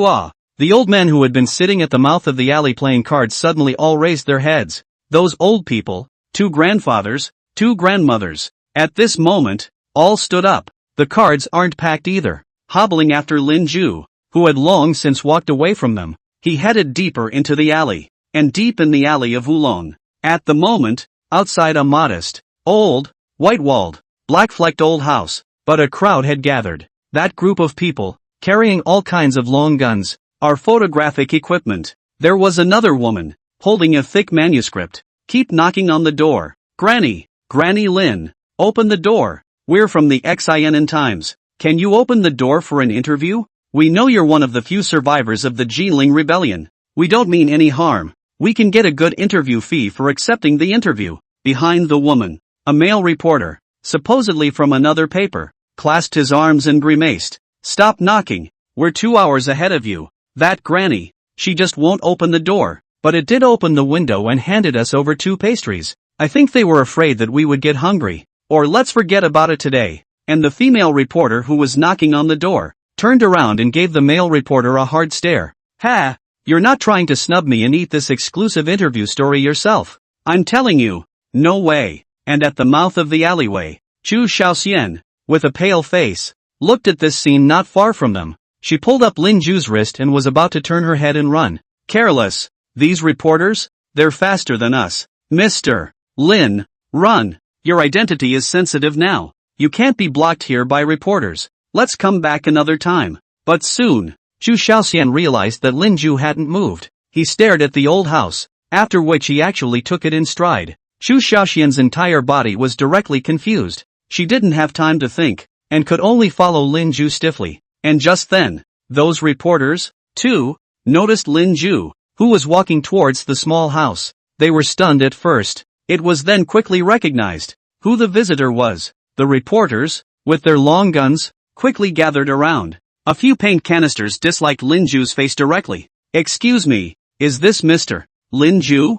About change, history, the success of this program. May I ask what you would like to say? Mr. Lin Ju, some people say that you're rehashing the story of Jinling, the mysterious Mr. Lin, back in the day, but others suspect that you're the real deal crossing over. So what do you think? Please, change, history. Why is it that none of the cast and crew of this program, other than you, have shown their faces? Is it true that all the cast and crew involved in the program signed a non-disclosure agreement with you, as it was reported on the internet? Lin Ju frowned. What a pain in the ass. Sure enough, it would have been a lot more trouble to just walk over. But not important. Lin Ju, at this moment, pushed aside the reporters who surrounded him and gently knocked on the iron door of the house in front of him. Taking a deep mouthful of air, his voice trembled. Cardamom. Me. I've come to see you. Inside the room, there was a dinging sound. The wooden door behind the iron gate was then pulled open. First, and Lin Ju saw an aged face.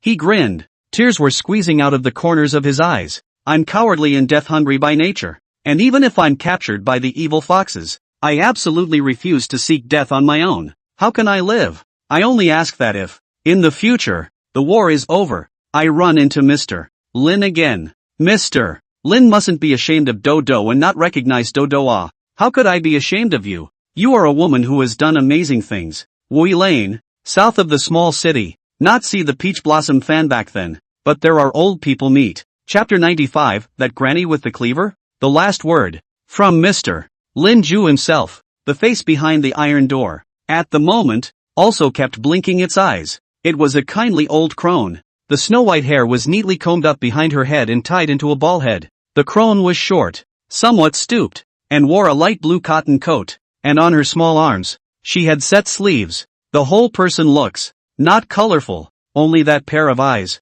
bright crystal, from the outline of the eyes, can vaguely see, when young, should also be a standard beauty with 5 senses. The old man behind the iron gate, at the moment, pressed his face tightly against the iron gate, as if trying to see beyond it. Lin Ju's face. Lin Ju cooperated by bending his knees and pressing his face against the iron door. Then Lin Ju saw the old man's eyes, which also began to tear up. She opened her mouth wide as if to say something to herself, but only, yeah, came out. Outside the iron gate, Lin Ju froze for a moment. The body involuntarily trembled. He remembered what Chu Shaoxian had said. She came back alive from the evil fox people's military camp, only to hurt her voice and limp a leg. But 85 years ago, she was the best singer in the Jade Ink house. Tang Yuanyu even had to listen to her singing a song called Peach Blossom Fan the night before he fled for his life. Lin Ju lowered his head, suddenly not knowing what to say. But just then, the iron door was suddenly pulled open with a creak. That single figure, cradling the head of Lin Ju, who was currently bending his knees and bowing his head, and a dried-up hand, gently patting Lin Ju's back. In the alley, under an old willow tree, Lin Ju gritted his teeth, but he couldn't stop the tears from falling onto the crone's shoulders. He seemed to recall, at this moment, the girl, back then, holding a lute and singing Peach Blossom Fan. I have seen the Jinling Jade Hall warbler crowing dawn. The Qinhuai Water Pavilion flowers bloomed early. Who knows that it is easy to ice disappear? Across the Qingxi half-mile bridge, the old red board did not have a long days of autumn water people over less cold and clear fall of the sun. The remaining tree willow bending over. The reporters outside the hut were a bit stunned as they watched the scene at the moment. The cameraman, who was carrying a video camera, rushed to shoulder his equipment and capture the scene. A reporter on the sidelines, too, raised his microphone, wanting to take advantage of the moment to go for an interview. Chu Shaosan gritted her teeth and wanted to rush to the front of those reporters and stop them. Too bad she's only one. I'm afraid that I can't stop them at all. At this moment, this one reporter with green eyes, bent on creating a big news, and just then, the other side of the alley, suddenly several old men rushed out. The old men, because of the weather, were wearing big black or dark red cotton coats with sleeves over their arms, but at the moment, they rushed forward with brooms, spatulas, and even large spoons in their hands. An old crone running at the front of the pack, obviously with all her teeth gone, but with a grim look on her face, and in her hand, she was holding a kitchen knife. By look, old Gaga, is to eat life? Look at you thieves. I know you are not good people bullying our old Mrs. Lin, and I chew dead. Get the hell out of here. At this moment, those reporters were stunned. Them as journalists in this era, neither has ever seen such a scene. Being stopped by residents and not being allowed to do interviews is about as far as they've ever seen. There's even one with a kitchen knife? Although nowadays, everyone rolls for their jobs, it's not worth it to roll your life away. Those reporters, at this moment, immediately gave up blocking the door of the old crone's house, carrying those camera interview equipment, pulling their legs and running. And the grandparents, though they were hobbling and couldn't run fast enough, were just chasing them to death. This scene confused Chu Shaoxian. And at the iron gate of the hut, the old crone also pulled Lin Ju and hurriedly walked into the home. The iron door and the wooden door behind it, all closed, the bolt was put on. In the alley, for a moment, surprisingly, only Chu Shaoxian was left alone and frozen in place. She blinked her eyes, looking, surprisingly, a trace of pity. And in the meantime, inside that whitewashed, black, fleecy-tiled house, Lin Ju followed Dodo and was heading inside. The cottage was small and somewhat damp with a musty smell. Ventilation and sunlight are not good either, but it's neat. The cabin was probably only about 40 square feet. The bedrooms and living room are small. On the wall in the living room, there are some old photos hanging. In the corner of the living room, Lin Ju also saw a lute. The lute is very old, like an antique, and appears to have a broken string. And meanwhile, the crone, in the kitchen, seemed to be looking for something. Lin Ju saw that she was limping as she walked. A broken voice and a limp. Lin Ju opened his mouth. His voice hoarse. Doggy, don't be busy, come and talk to me. And just then, Cardamom, who had been shining a light on something in the kitchen, came out of the kitchen with a smile on her face. She carried a red plastic tray in both little hands. It was topped with pastries, granulated oranges, and a variety of nuts. She brought that plate to Lin Ju. Lin Ju let out a deep breath. It seemed to know the stubbornness of the old crone in front of her. So all you can do is pick up a pastry and put it right in your mouth. Eat up. Stop hustling. That old crone then smiled a heartfelt smile. She put the red plate on the table. From his arms, he took out a small notebook and a pencil. The pencil was in the book, writing and drawing non-stop for a while before handing it to Lin Ju. Mr. Lin, we meet again. I saw myself on TV yesterday. I knew then that you should be coming to me soon. Back then, Mr. Bell and the others said that you died in the shark tower outside the city, but Sister Umo said that you didn't die, and that if you live, you'll definitely have the chance to meet you again. I'm stupid and can't think of many things, but I know that believing in what Sister Umo says will be right. It's just that Sister Umo, after coming back from the evil fox ghost's barracks, she contracted a disease and didn't make it through a few years, and the people who recognized you back then, in a few years, there was only me left. I've been afraid, too. Afraid not to have the chance to see you again, but it's delightful that you came looking today. Lin Ju looked at the handwriting on the little book and grinned. I'm sorry I'm late. Dougie laughed and shook her head. Then she turned around again and ran into the bedroom. From under the bed in the bedroom, a huge cowhide box was dragged out. The chest was opened, revealing all sorts of old gadgets inside, a few cheongsams, and some jewelry, gold pieces, and finally, Cardamom took from there a rustic yellow envelope, holding the letter. She walked out of the bedroom and handed it to Lin Ju. Lin Ju's breath caught. That letter, it should be many years old, but it was well preserved. On it were a few large, powerful words, Mr. Lin Ju himself. On top of that, there was a bloody handprint imprinted on it. Dooku passed the letter to Lin Ju roared. There was writing in a small notebook, after which he brought it to Lin Ju. This is Wu Qiusheng, Mr. Wu, leaving you a desperate letter. He left it to Sister Umo, and Sister Umo gave it to me. Chapter 96. Please sir, never give up. How can this hatred be avenged? I'll avenge my country's death and return to God's capital. Lin Ju was holding the letter at the moment, his breathing suddenly and unconsciously rapid. In his head, he remembered again the burning, oubliette ship that had rushed towards the evil fox ironclad. Dododo stood quietly at one side as she looked at Lin Ju and blinked a few times. Then in the little book, he wrote another line. Mr. Lin, take your time. I'll go cook for you. Lin Ju lifted his head. In this moment, but for the first time, he pulled back Dodo who was about to turn and walk to the kitchen. Don't be busy, Dooku. Or, you might as well go play the lute.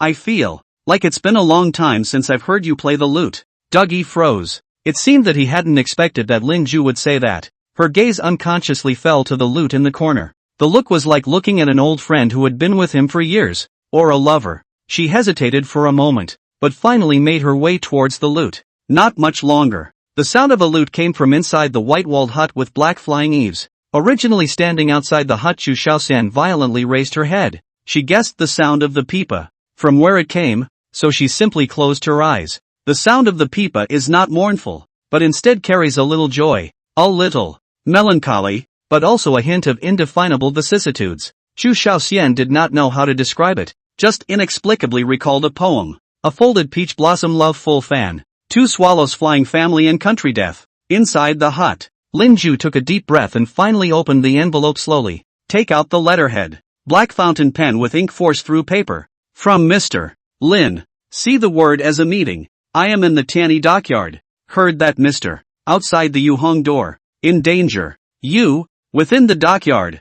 Thought he could not sit still. Mr. From Tang Yuan Ming, the grenades he had begged for. There were still many left, and you wanted to make the best use of them. I heard that on the Fuxi River. There are more than 100 iron armor ships of the evil foxes. And I think that more than 40 years ago, the evil foxes were using iron armor ships to bombard and sink my Xia navy, occupy the lion's mouth of Liaodong state, and kill more than 20,000 of my compatriots. I don't want to think that 40 years later, Jinling is going to repeat the same mistake. Now outside the dockyard, there is also a small boat, a remote waterway. just enough to accommodate small boats, along the Jiufeng River, into the Wuxi, and then into the Fuxi River. It can go around after the Evil Fox ship. You may be able to find a way to blow up and sink an Evil Fox ironclad ship, but also to help Mr. Lin a little help. Wu Mao life muddled. Read a lot of books, but ultimately cannot find the law of the country rich and strong. Now,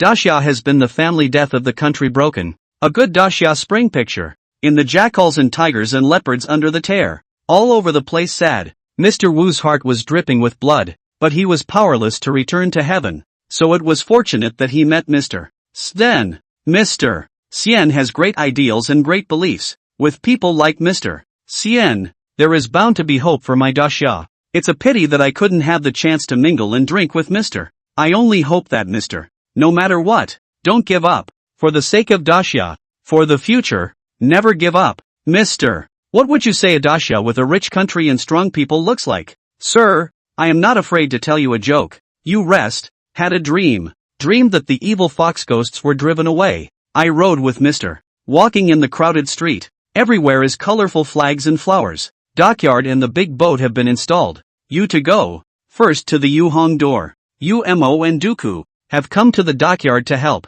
You before, on the Umo building women. Much prejudice. Now very ashamed. Dooku still holds the lute and sings the last peach blossom fan to the boatman. The palace car out. The temple community. Broken the central plains fee hole. Ray's civil ministers tent no strategy. Ray's martial arts not fierce on the frontier. To today's mountain residual water left. On the river moon bright waves Ming. Full of building head cries. This hate how to level. There is the emperor to testify. From now on to kill to run. To revenge the country as early as possible to restore the capital of the gods. To revenge the country as early as possible to restore the capital of the gods. Fuxi River. That's where Yu's bones are buried. I'm going too. Wu Qiuxing's own handwriting. Lin Ju stared at the letter in a daze. It was a long time before he exhaled a cloudy breath. He half-lidded his eyes. Take the letter. Reclaim the envelope. And stow it in his arms again. The sound of the lute in the hut stopped at some point. Lin Ju lifted his head and saw Dodo, holding his lute, sitting in a chair but with his head hanging down. Lin Ju's heart jerked violently. He rushed over to Cardamom. Instead, I heard a light snoring. That's when he covered his mouth. Afterward, he slowly crouched down on the ground. Cardamom, who had become the form of an old crone, turned out to be nearly asleep. Lin Ju took a long breath. He took the lute off of Dujinchi's arms and set it aside. After that, he gently picked up Dooku and walked to the bedroom. After placing Dodo in place, he walked out. In the little book that had been used for writing, before Dougal, the message was written. I'll leave you now. Cardamom, have a good life. I've left you my phone number and I'll come to see you again. This year I came here to see you for the new year. You rest first. People playing still as good as before. You can take an apprentice. Then Lin Ju stood up. He glanced back at Cardamom in the bedroom again, before tiptoeing toward the house. Outside the whitewashed, black fleur-de-lis tiled cottage, Chu Shaoxian heard a clang from the doorway. Then she saw Lin Ju,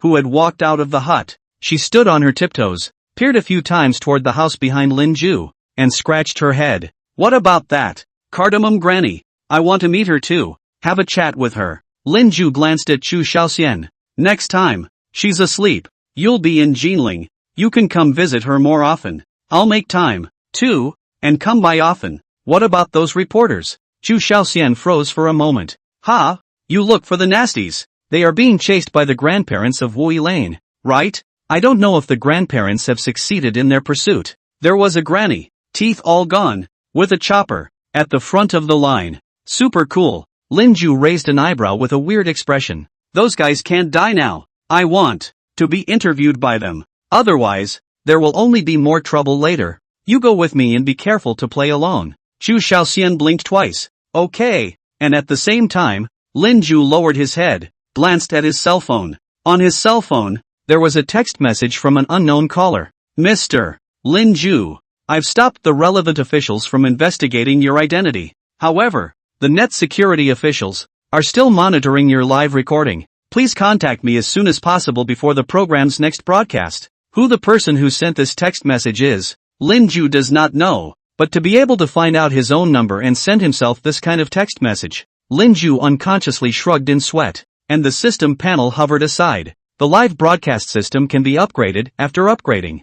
It will help the owner to deal with the whole network intercepted. This live broadcast room, live when the recorded video, in the network technology level, to cover the owner's real identity of crossing, eliminate the official further, from the live screen, on the master's identity of the investigation and suspicion. This message, not for the first time, popped up. Rather, it had popped up since last night, shortly after Lin Ju had finished crossing over. The official side definitely noticed themselves. That's normal. After all, change, history, the heat across the internet has been unprecedented. One must quickly address the official, media and expert suspicions about oneself. This allows for a third crossing. Lin Ju unconsciously rubbed his arms a few times with Wu Qiuxing's desperate letter to himself. Mr. Never give up. This hate how to level. There is the Emperor Heaven testify, from the future to kill force to run life. To revenge the country to return to Xinjing as early as possible. He must go to an earlier timeline and never give up.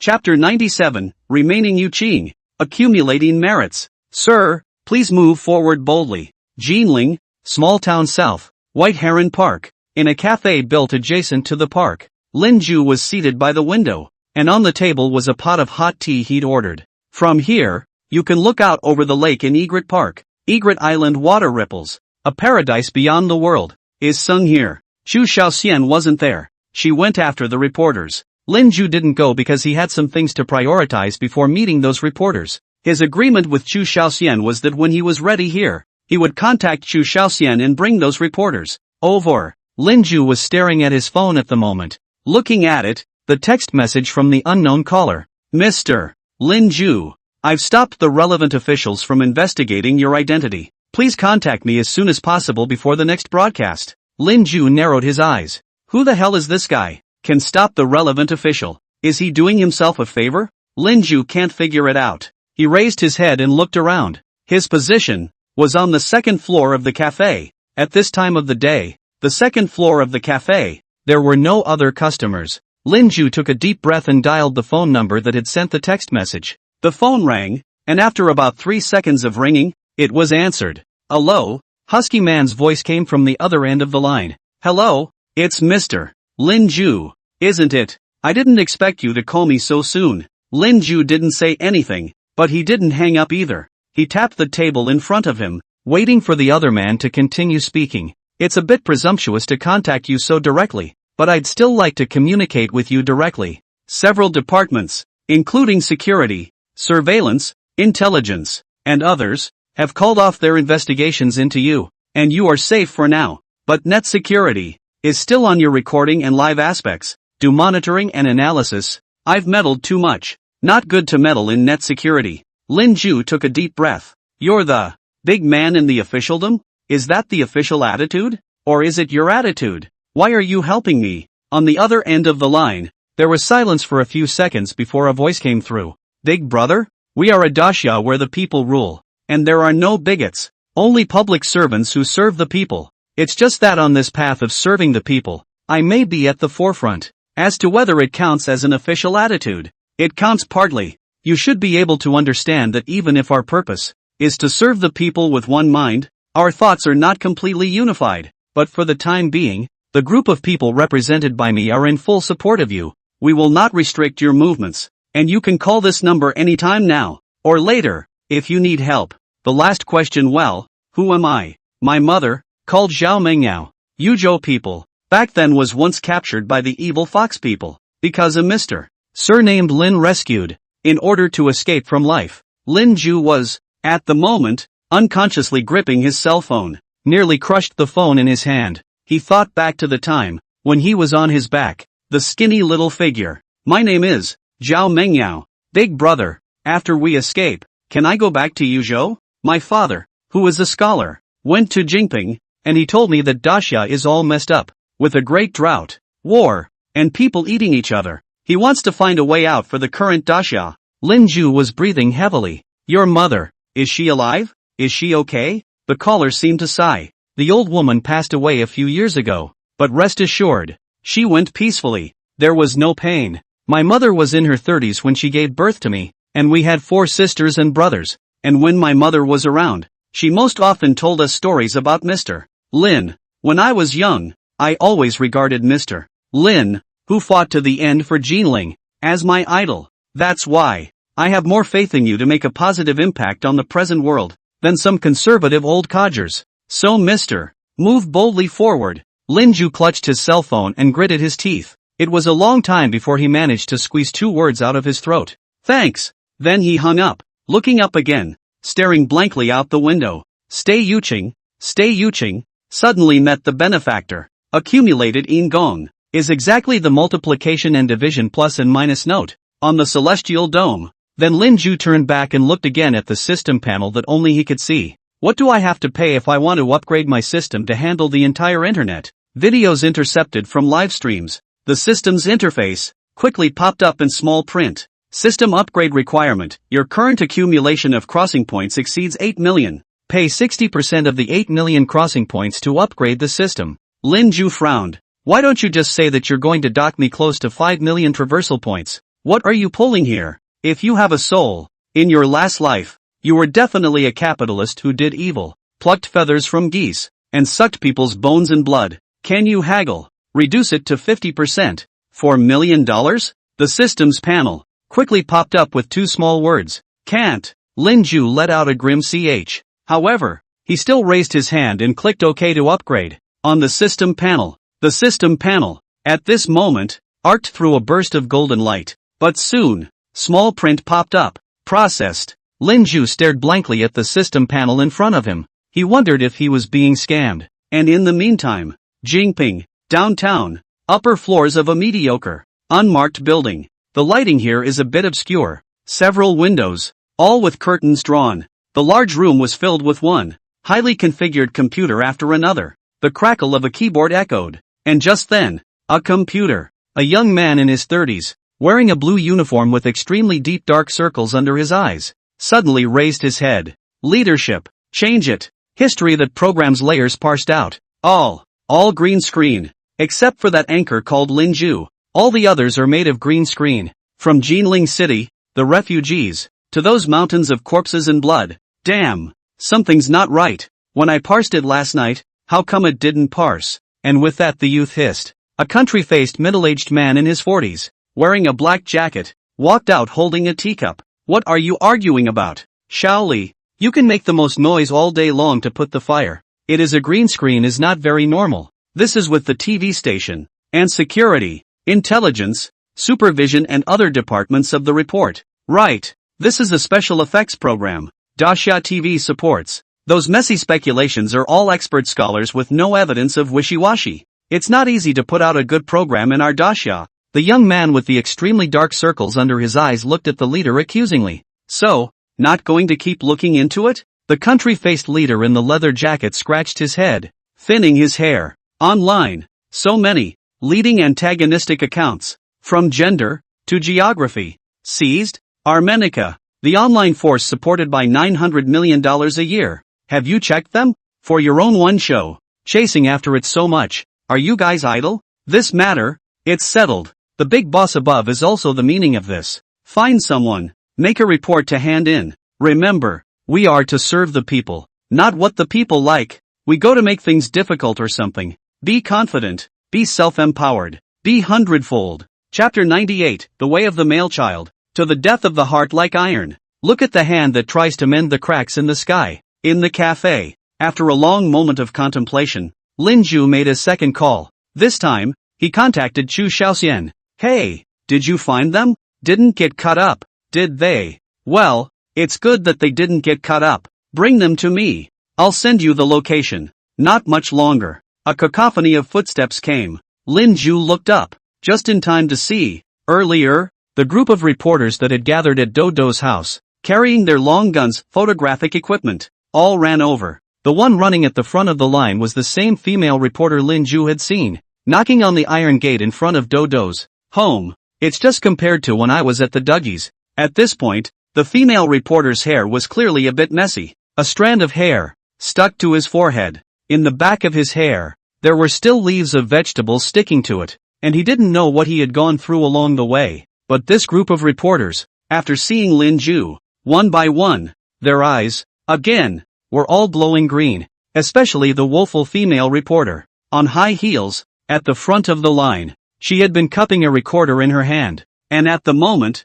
after striding over to Lin Ju, she directly handed the recorder to Lin Ju's eyes. Mr. Lin Ju, I'm a reporter from the Xian Times. Thank you very much. You're willing to accept our exclusive interview. Lin Ju raised an eyebrow with a weird expression. Exclusive. But just then, a male reporter wearing gold-rimmed glasses squeezed in as well. Mr. Lin Ju, I'm from Minnan newspaper. Thank you for giving us the opportunity to interview you. Not only these two, but another female reporter with cute, baby-faced features, also drilled over. Mr. Lin, could you please talk about the questions that the professors at Kyunpyeong University have about you and the program, and do you have anything to say in response to that? Lin Ju looked at the people in front of him and took a deep breath. I know what you all want to ask. Also know that if I have not been responding, you all will certainly not be dead, not just following me around, but also not letting go of MS. Do, Lin Daodu. So today,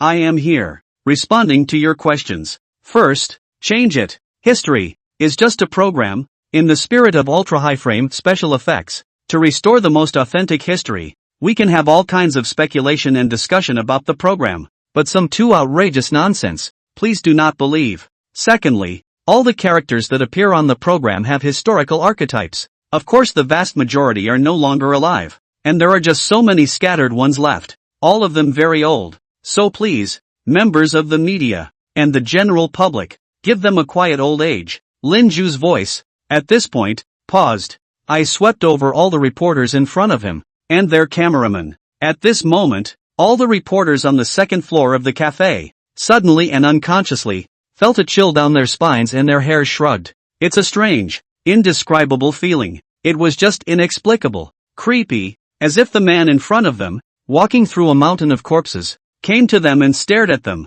And fortunately for Lin Ju, at that moment, he looked down, and took a sip of tea. It took that group of reporters to feel reprieved, and Lin Ju's voice came quietly at that moment. Third, change it. History is a program officially sanctioned for broadcast by Dasha TV, and after today, I will not be giving any more interviews unless there are special circumstances. So all of you, if you have any questions, please go directly to the Dasha TV station in Kyunpyeong. Finally, if you, today, my interview is very dissatisfied, and go to disturb the Jinling rebellion, the surviving old people, then I will put your behavior, reported to the Dasha TV, and then by the Dasha TV, you behavior, disclosure, you all don't want to be known by more than 1 billion of our compatriots. What you all did in Wui Lane. Lin Ju, for once, had a smile on his face. He smiled and looked at the reporters in front of him. But this is even more alarming to these journalists than it was just now,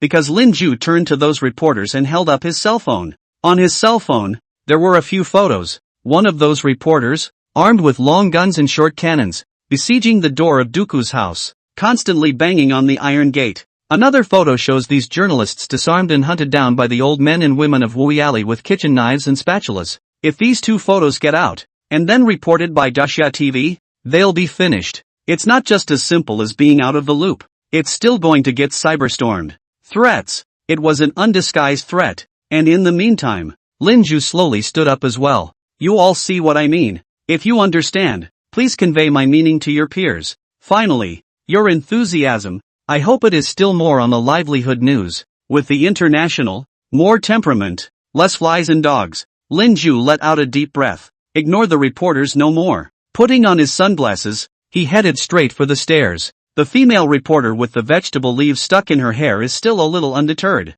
She jerked her head around, staring at Lin Ju's back. Do you mean to say that the story of the show was compiled from history? The scenes are done with special effects? The crossover and all that doesn't exist, is it? How many people do you think will believe this explanation of yours? If you won't answer any of these, then you at least reveal. Change. History. When is the next time it will be on the air? Lin Ju, who had all but reached the stairway, paused in his steps. He pondered for a moment, and a voice came from the ghost. A week of it. The exact time. Wait for Dasha TV's notice. Then, without waiting for the female reporter to ask any more questions, Lin Ju had already walked down the stairs. The second floor of the large cafe. All that's left is a bunch of reporters looking at each other in disbelief. Next to the female reporter with her hair stuck to a vegetable leaf, the youth carrying the camera leaned over cautiously. Sister Xin, let's not follow them. The female reporter, glaring back at the youth carrying the camera. Heel. You go and follow. Better follow him another 200 miles. When the time comes, he'll take you on TV with him, on the Dasha TV channels, 1 to 15, and you'll be on them one by one. Then the female reporter narrowed her eyes. It's enough to have what he just said. At least you can go back to the editor-in-chief to deliver. If the editor-in-chief isn't satisfied, then let the editor-in-chief go to the director of Dasha TV. Meanwhile, on the other side, the cafes downstairs, Lin Ju looked out over the watery egret island not far away, clearly in his 20s. His eyes, at the moment, revealed a hint of vicissitude. And just then, Chu Xiaoxian ran over. She was carrying 2 plastic bags in her hand, and at the moment, she handed one of them to Lin Ju. So soon after the interview? Here you go. Freshly baked plum cake. Lin Ju looked at the plastic bag Chu Xiaoxian handed over and froze for a moment, before taking it with a light smile. Those reporters? They didn't ask too many questions. I should return to Jingping, Duku side tomorrow, to trouble you to visit more. Chu Xiaoxian raised her eyes and glanced at Lin Ju. Are you crossing over for the 3rd time? This time, where will it be? Lin Ju lowered his eyes and let out a deep breath. I don't know. According to the law, it should be further forward, but if I can fight with the evil fox ghost once more, I will look forward to it. I have the most pity for the king's midnight dance, and the road to the male child. To the death of the heart is like iron. Look at the trial hand, mending the sky crack. Chapter 99, Childhood Idol Filter on Me? The 3rd crossing, evil fox assembling a small country. Kyohei, Xing'an Grand Area, Gaomi Red Road, Renaissance Subdivision. Lin Ju stood by the window, the sky darkening at this point. The streets of Kyohei began to be congested as normal. There are those who work in the 2nd ring of the city, but make their homes outside the 4th ring in Jingping. Others have to squeeze the subway and go to the 5th ring road or even the outskirts of the city to get a break. Of course this is not the worst, because some people are still working overtime. Lin Ju's half-lidded his eyes, pulled out his cell phone and dialed a number. The phone still rang 3 times this time before being answered. A low voice, coming from the other end of the line. Mr. Lin, this is our 3rd call. Today is the 3rd installment of Change History, the day of the broadcast. I'm honored that you would call me back before the show starts. Lin Ju looked out the window, and the neon lights of the mall across the street came on, and on the mall building, billboards advertising foreign luxury goods lit up. Lin Ju involuntarily raised an eyebrow. There are some things that still feel more appropriate to communicate with you again. After all, after coming back from Jinling, it's been quite quiet on my side for the past few days. No one has disturbed me, and I should thank you for this matter as well. The voice on the other end of the line seemed to have an extra touch of laughter. You're welcome, sir. If it's possible, I still hope that you will accept the suggestion we made on our last call, and that you will not have to start your program so soon. During your leisure time, we can provide you with professional training, including, but not limited to, shooting, fighting, and wilderness survival. You can also learn more about history. Enrich yourself. Lin Ju let out a deep breath. His eyes were unconsciously looking at the system panel to the side at the moment. On the system panel, there is a line of small words floating at this moment. The system warmly suggests that to open the 3rd crossing, you need to pay 1 million crossing points. At the same time, the master of the end of each crossing, crossing the interval of 7 days, and thereafter, without opening the next crossing, each additional continuation of 1 day, need to pay an additional 10% crossing points. Currently, the master is 8 days away from the 2nd traversal, and currently, for the 3rd traversal, he needs to pay 1,100,000 traversal points. Lin Ju frowned as he stared at the system panel in front of him and spoke quietly. I have my reasons. Any more delays and I might not get a chance to start a 3rd livestream. I've got a bereft vampire on my side. Take your training. It's not like there's a 7-day crash course. You can't get fat in one bite. I might as well learn how to make clay bombs on my own. There is also the Dasha TV side, has also been urged. I am in Dasha TV, signed a contract, cannot not speak of faith, but the renewal of the contract, I will let the Dasha TV add money. On the other end of the line, there was silence for a while. Well, I'm sure you have your reasons, Mr. Lin, so can I take the liberty of asking you? This time, the era you landed in would be. Lin Ju turned and looked. Behind him, laid out on the floor, densely packed with books. Those books, all of them, are records of the Golden Rebellion, the history of the past, all kinds of books. It encompasses Roughly, the history from before the Golden Age, forward 100 years or so, up to the biographies of kings and queens, down to the various terroirs, the plagued recent history, and the one, changing heaven and earth, humiliating treaty. Lin Ju grabbed his cell phone and exhaled a cloudy breath. I don't know, but blindly guessing, it shouldn't be too far away from the Jinling Rebellion. Within 100 years, of course. If it's more than 100 years, we might need your help. Any special means of support? On the other end of the line, there was once again a silence. No, I inquired. In fact, the last time you went live, Net Security had tried to invade your live room, but it didn't work, like there was an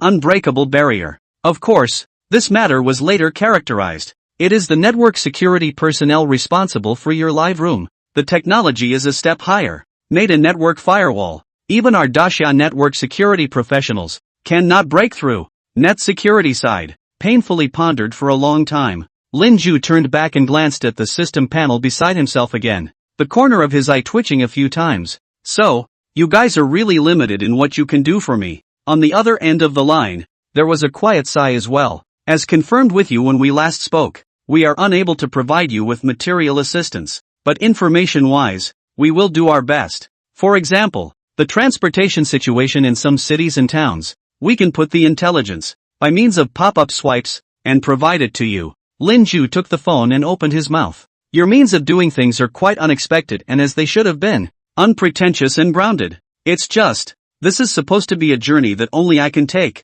I'm happy enough that you guys want to believe me. Help me with my luck. If possible, remember to offer me incense. There was silence on the other end of the line for a few moments. I have always believed that you will save our troubled country, and our compatriots, 1,000 times over, as you did in the Golden City, regardless of success or failure. Lin Ju hung up. He felt like the person on the other end of the phone had a childhood idol filter on him. How is one so great? Lin Ju smiled to himself, before glancing at the clock on the table next to him. The time agreed upon with Dacia TV, to start the third live broadcast, is coming up soon. He placed his hand on the system panel in front of him. I will start the third crossing. On the system panel, small letters soon popped up. Ding!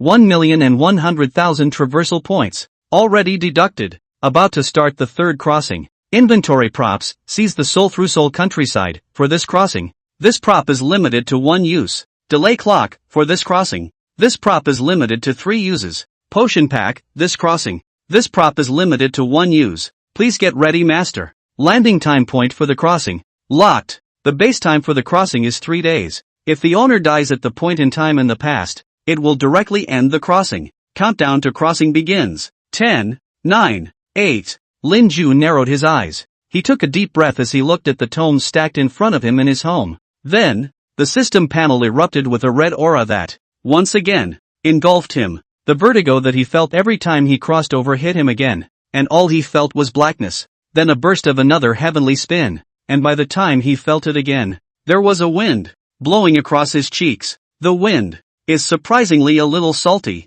Sea breeze? And in the meantime, he heard someone laugh disdainfully. Evil fox. Assortment of small countries. External strength. For a long time for the Huanhai common knowledge, I desire to pay attention to the sea defense has been 30 years. The creation of the navy has also 7 or 8 years. And now start a war. Will not be afraid of them. Your Excellency is absolutely right. Our various dockyards, forts, and ferry ports, all of them are strong. And our military equipment is being repaired. It's time to raise the prestige of our army. Chapter 100 in this year. There are still lions on the sea. Evil fox ghost. Let's fight again. Lin Ju slowly opened his eyes as he listened to the sounds coming from around him. The next thing he realized was that he was standing on a pier, with the sea breeze blowing right past him, and he could smell the smell of the sea breeze alone. Not far out to sea, there were seabirds rising and falling. But that's not the most important thing. Most importantly, Lin Ju saw, in the distance, black smoke rising from the sea, vaguely visible above that sea. Beneath the smoke, it's a big ship. The black hull and white walls of the ship were covered with a dragon flag, and the bow of the ship had a golden double dragon pattern. Lin Ju opened his mouth, and at the same time, he slowly turned back. There were high, heavy walls, and on them were mounted those old black-barreled iron cannons. The city walls, in a concave shape. The notched sea area enclosed in the center becomes just the right amount of what appears to be an intimidating harbor pier. And at the same time, not far from himself, one with a black bowler hat modeling, 6 flaps together, embellished brim like a tube. The top is also embedded with precious beads. Under the hat, combed with a long braid of the waist, eyes like a torch, 8 bearded middle-aged. Is a vigilant eye staring at himself? Surrounding himself, there was a group, dressed in gray cloth. There was no hat on his head, but he had black braids, coiled on his head, of a fine young man. They looked at themselves, equally leering. At this moment, the middle-aged man with a bowler hat on his head suddenly bellowed at himself. Who is it that dares to trespass on my Lutai state? The military harbor of Denglewai? Looking at your clothes, could it be that you are not a spy of the evil foxes? Men, take him down quickly. Linju's eye twitched. One really surprises oneself with the location one descends to after each crossing. The foreign battlefield, the land of wind and moon. This time, it is in the Navy military harbor of the Qing dynasty. Those big ships are still there. And then there's the conversation I just heard about the evil foxes that are called assorted. It should be obvious when you've landed on your own. That year is specially labeled in history as the year of the First Sino-Japanese War. It was a year when there were still lions at sea, trying to raise their heads. But right now, Linju was too late to think otherwise. For all around himself, one by one, youths with braids wrapped around their heads and dressed in uniform cloths, had gathered. They were looking at themselves in a bad way. There were a few vicious ones. Looks like it could eat itself alive. Linju exhaled a cloudy breath. After, turn around and run. Run. Get caught and it's over. One doesn't want to, just after crossing over, go to jail. The Qing dynasty escort room. Sucks. There's no need to change him. One can only be in this era for a few days himself, and has no interest in the Qing court. The sooner he is destroyed, the better. It's only good that you can hasten his demise yourself. The sooner they are destroyed, the sooner these decaying nations can be reborn and awakened. But, there are some things that might still change, like that naval battle. For example, those who are at this moment stretched across the sea to keep them in Daxia, not to be burned, sunk in the deep, or captured. If it wasn't for that big naval defeat, in November of that year, the Lion's Mouth in Liaodong Prefecture would not have bled and bleed, with corpses all over the place, and an entire city-state killed beyond repair. A small city with over 20,000 dead. If that sea battle was not lost so badly, perhaps Daxia would not have lost the Ikuan state, that overseas isolated island that has not been recovered after 100 years. If that sea battle is not defeated so badly, Daxia will not be. The loss of more than 200 million silver. Was those foreigners take advantage of the opportunity to borrow? More than 40 years later, half of Daxia are lost. The front of the war is tight. There is no supplies, but also to return those foreigners' debt. Oh my calamitous country. From whence came the fall into darkness, the inability to look up. This year, it turned out, was just over 120 years away from the era in which he had lived. Linju was running wildly through the seaport as he did so. 100 thoughts were going through his head at the same time. At the moment, in front of Linju, several sea warriors, that is to say, Qing sailors, surrounded him with swords. But Linju dodged and then ran fast, bypassing them. Strengthened to level 2 body and heart. Let him be here in the military harbor, jumping up and down, dodging those sailors, effortlessly. The dozens of sea braves around him were so angry that their faces turned red. But Linju knew he, himself, couldn't be so arrogant anymore. For he saw, in the distance, a group of sea braves, guns in their hands, rushing forward. It's not a cannon, it's a rifle. Right-o. In this day and age, there were already rifles. Linju's face changed. Without hesitation, he kicked one of the sailors in front of him, after which he ran to the side of the harbor. Beside the harbor, he turned his head violently, raised his hand, and gave a middle finger to the Qing official with the official hat. He then jumped into the sea without hesitation. Bang! Bang! Bang! Linju felt the moment he jumped into the sea. It seemed as if several bullets, brushing against his own scalp, flew by. But Linju had already seen this kind of scene before. He doesn't, anymore, hear gunshots and get too scared to move. In the middle of the ocean, the submerged swimming talent elementary that Linju had acquired at the end of his last crossing began to come into play. He took a breath, scurried out a long way, and swam deeper into the sea. But the harbor's watermen, it seems, are not willing to let themselves off the hook so easily. Linju's afterglow saw that after he jumped into the sea, several of the sea braves, followed him into the sea. The Qing official with the bowler hat, on the shore, seemed to be so exasperated that he squealed and kept jumping to his feet. But he stopped the other sailors and continued to shoot like the sea should be trying to get the other sailors who went down, to catch them alive. Lin Ju in the sea raised an eyebrow with a weird expression. The officials of the Qing dynasty, their brains are all pig brains, right? Nope, pig brains are smarter than them. Do you really think you're a spy of the evil fox? Ha! The real detail of the evil foxes came 6 years ago. The Qing's naval division, which had just been built, and the military harbor of Denglaiwai had just been built. The evil fox people's real detail was in the same ing year, scouting the place out clearly and plainly. That evil fox man, called Guan Wenbing, Daqin, Denglaiwai's military preparation, geography, coastal topography. All the information has long been on the evil foxman's table. This is the assortment that is unbeatable in your eyes. Lin Ju was in the sea, looking grim. Can't be caught by those sea braves. Gotta find a place to land. Afterward go contact that sailor in history. If only there was something about this decaying dynasty that wasn't so irredeemable, someone who deserved to have their fate changed by themselves, then it should just be that sailor division. At the very least, don't let that naval battle lose so tragically, woefully. Let the evil fox people,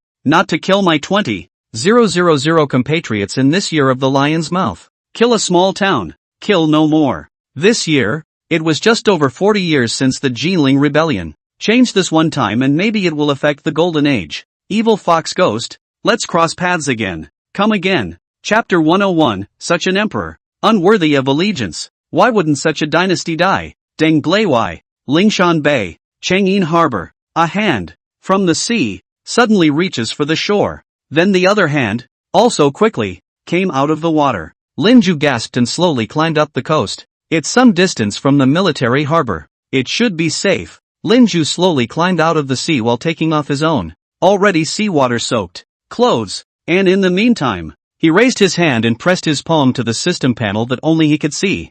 I need props, I've redeemed them before. Very quickly, on the system panel, there appeared an ancient icon in the shape of ancient garment shop. Next to the icon, there is a small line of text. 5,000 years of ready-made clothes shop, can provide clothing attire from all time periods in history. Special clothing excluded, can be used 3 times per crossing. Lin Ju exhaled a cloudy breath. Chang, a woo. Civilian dress code will do. Want a hat. And soon, with a very faint flash of light blue, a set of gray robes and coats appeared in Lin Ju's hands. On top of that, there was a black watermelon hat. No matching braids were given though, but at least it's not as solid. System panel with inlaid live panel. Numerous pop-ups crossed at the moment. Clothes? New clothes? The anchor has directly turned out new clothes this time. The anchor has finally gotten fancy. But how? I don't know. But did you guys see what the media said? Change. History. It's all done by special effects, including the Jinling city we saw last time, and those refugees. It's all special effects. Fake. It's always been the anchor acting out the pantomime. Ha? Really? I don't believe it. I don't believe it either. Just that mouth of the media. I also saw a university professor analyzing that Lin Ju was the Mr. Lin of Jinling back then. There's just a lack of actual evidence. But I don't think that university professors' suspicions are unreasonable. But the official are saying that the program is to restore the truest history with ultra-high frame special effects. Let the public not believe the rumors and not spread rumors. Didn't we just discuss the anchor's clothes and where they came from? How to run so biased? Lin Ju dressed while glancing at the live broadcast room. The live broadcast room, at the moment, real-time online audience, has been as high as hundreds of thousands of people, and the number of people is still climbing. Mind you, it hadn't been long since he had just landed in this timeline. Looks like the last installment really caught fire. These viewers, of course, wouldn't stay glued to their live broadcasts, and many of them would just watch for a while before going about their business. From the pop-ups just now, Lin Ju didn't find either any trace of a suspected official message, or maybe there were too many pop-ups and I didn't see them myself. And just as Lin Ju was thinking about this, a wet hand suddenly rested on Lin Ju's shoulder. Immediately, a wet handprint was added to the gray robe. In the meantime, a large, well-built man strangled Lin Ju's neck, and in one swift motion, he tackled him to the ground. Lin Ju turned back, saw a man in his 20s glaring at himself with a scowl on his face. Tai, evil fox's spy. I can't believe he still knows demonic magic. I'm going to capture you and bring you to the seneschal. The corner of Lin Ju's eye twitched. He grabbed this big man's little arm hard to keep him from completely strangling himself. Damn it. One just got careless. Attention. All focused on the system panel's live pop-ups. Didn't notice this Hai Yong. This guy, he managed to keep up with himself. He himself was the one who had strengthened his heart, his body, twice, and had turned on his submerged swimming talent. Lin Ju was gritting his teeth and grinning at the moment. Grabbing the sailor's small arm with one hand, he raised the other and elbowed the sea brave in the stomach. He used a tremendous amount of force. Elbows connect several times. The sailor's body twisted slightly in pain, and unconsciously the two hands strangling Lin Ju's throat loosened. Lin Ju took this opportunity and immediately rolled over to counter. Takedown fighting techniques. Lin Ju had actually taken the time to study them before he had opened his third crossing. Although before, not sure which dynasty he will fall in, but this basic means, will not also have to be familiar with. And it turns out, tackling maneuvers that work with one's current physique are useful. That Hai Yong, at the moment, had one arm folded behind his waist by Lin Ju, while his knee was on the back of the sailor's neck, pinning him to the ground in a death grip. Lin Ju's other hand, on the other hand, drew out the dagger pinned to the waist of that water brave. Then, he put the dagger across the neck of that Hai Yong. The dagger cut the skin of Hai Yong's neck, and blood seeped out. That Hai Yong, eating pain, his forehead was seething with cold sweat, but it was dead on. Not saying a word, Lin Ju half-lidded his eyes. The Qing's navy. Ha!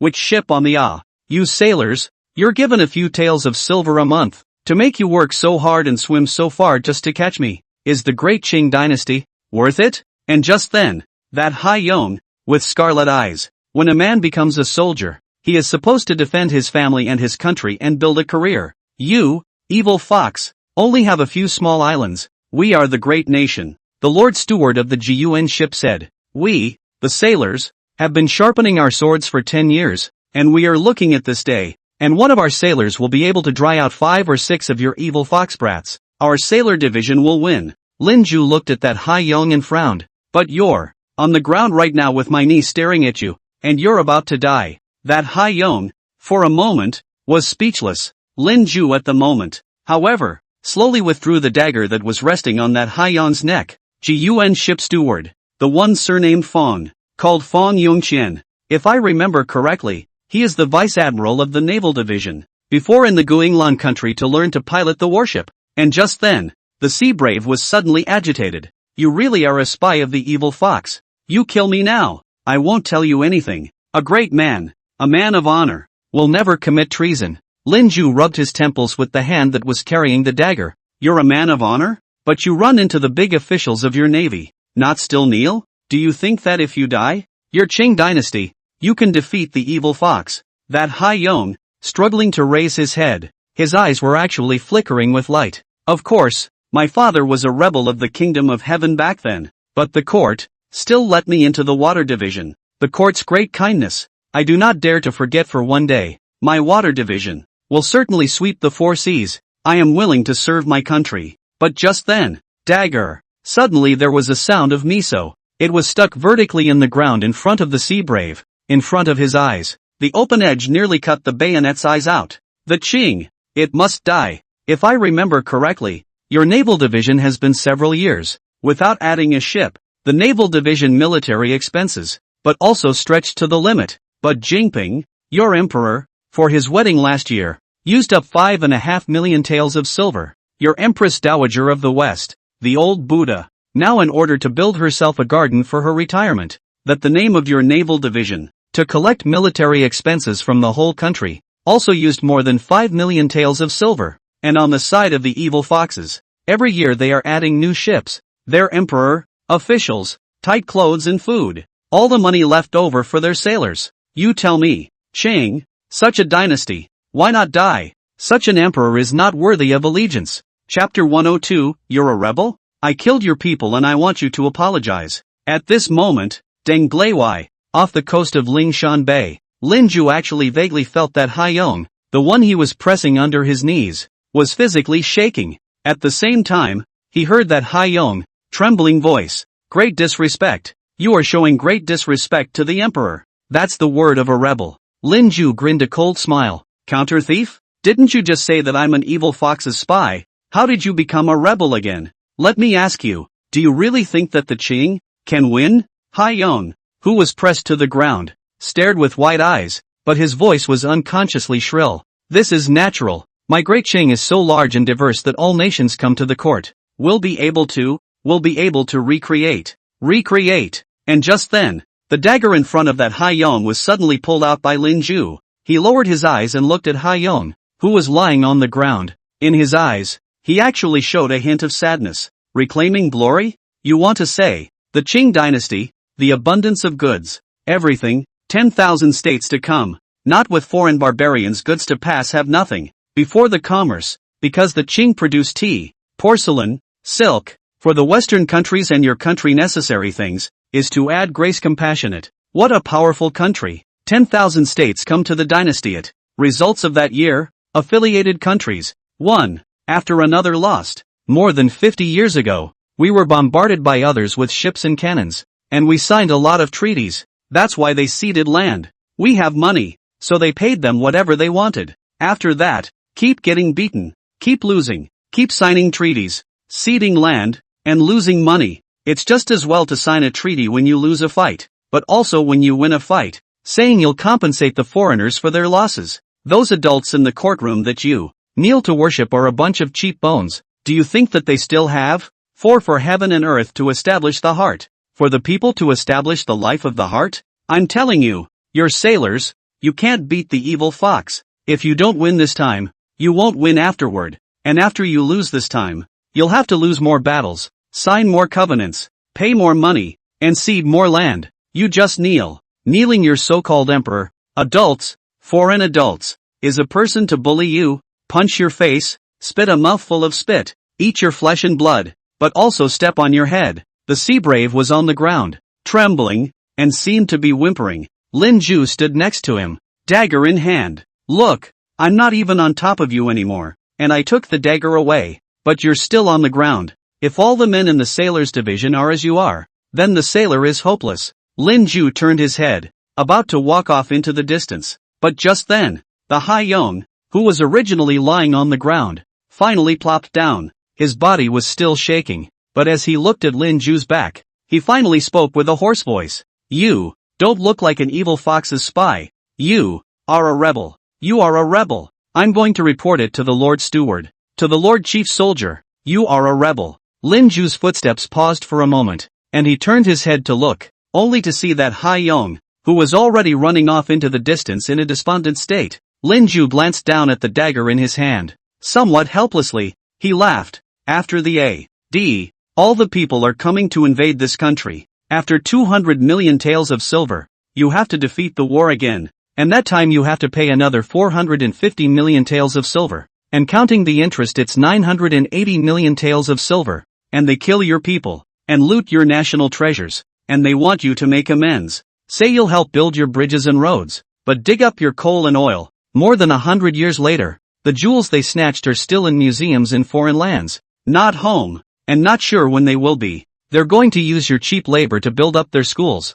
castles. After that the bodies of those laborers are buried under those buildings and no one remembers. Lin Ju unconsciously clenched the dagger in his hand. What can be done? Not for the Qing, but for Disya. Start with the sailors? At least, can't let the evil fox ghosts, at the lion's mouth, kill another 20,000 of my compatriots. How do they do it? Over and over again. Take a city and kill it beyond killing. And just then, the sound of bang, bang, bang suddenly came. Not gunshots, but applause. Only the clapping. It wasn't crisp. Lin Ju looked up warily, saw in the distance, a woman in a long, rose-red dress, with white gloves on her hands, and on her wrists, an umbrella, and a small bag, applauding. The woman looked, well, in her 30s, black hair and black eyes, but an authentic oriental face. The facial features are not outstanding, and the year Jinling City's UMO, Dodokeo they cannot be compared,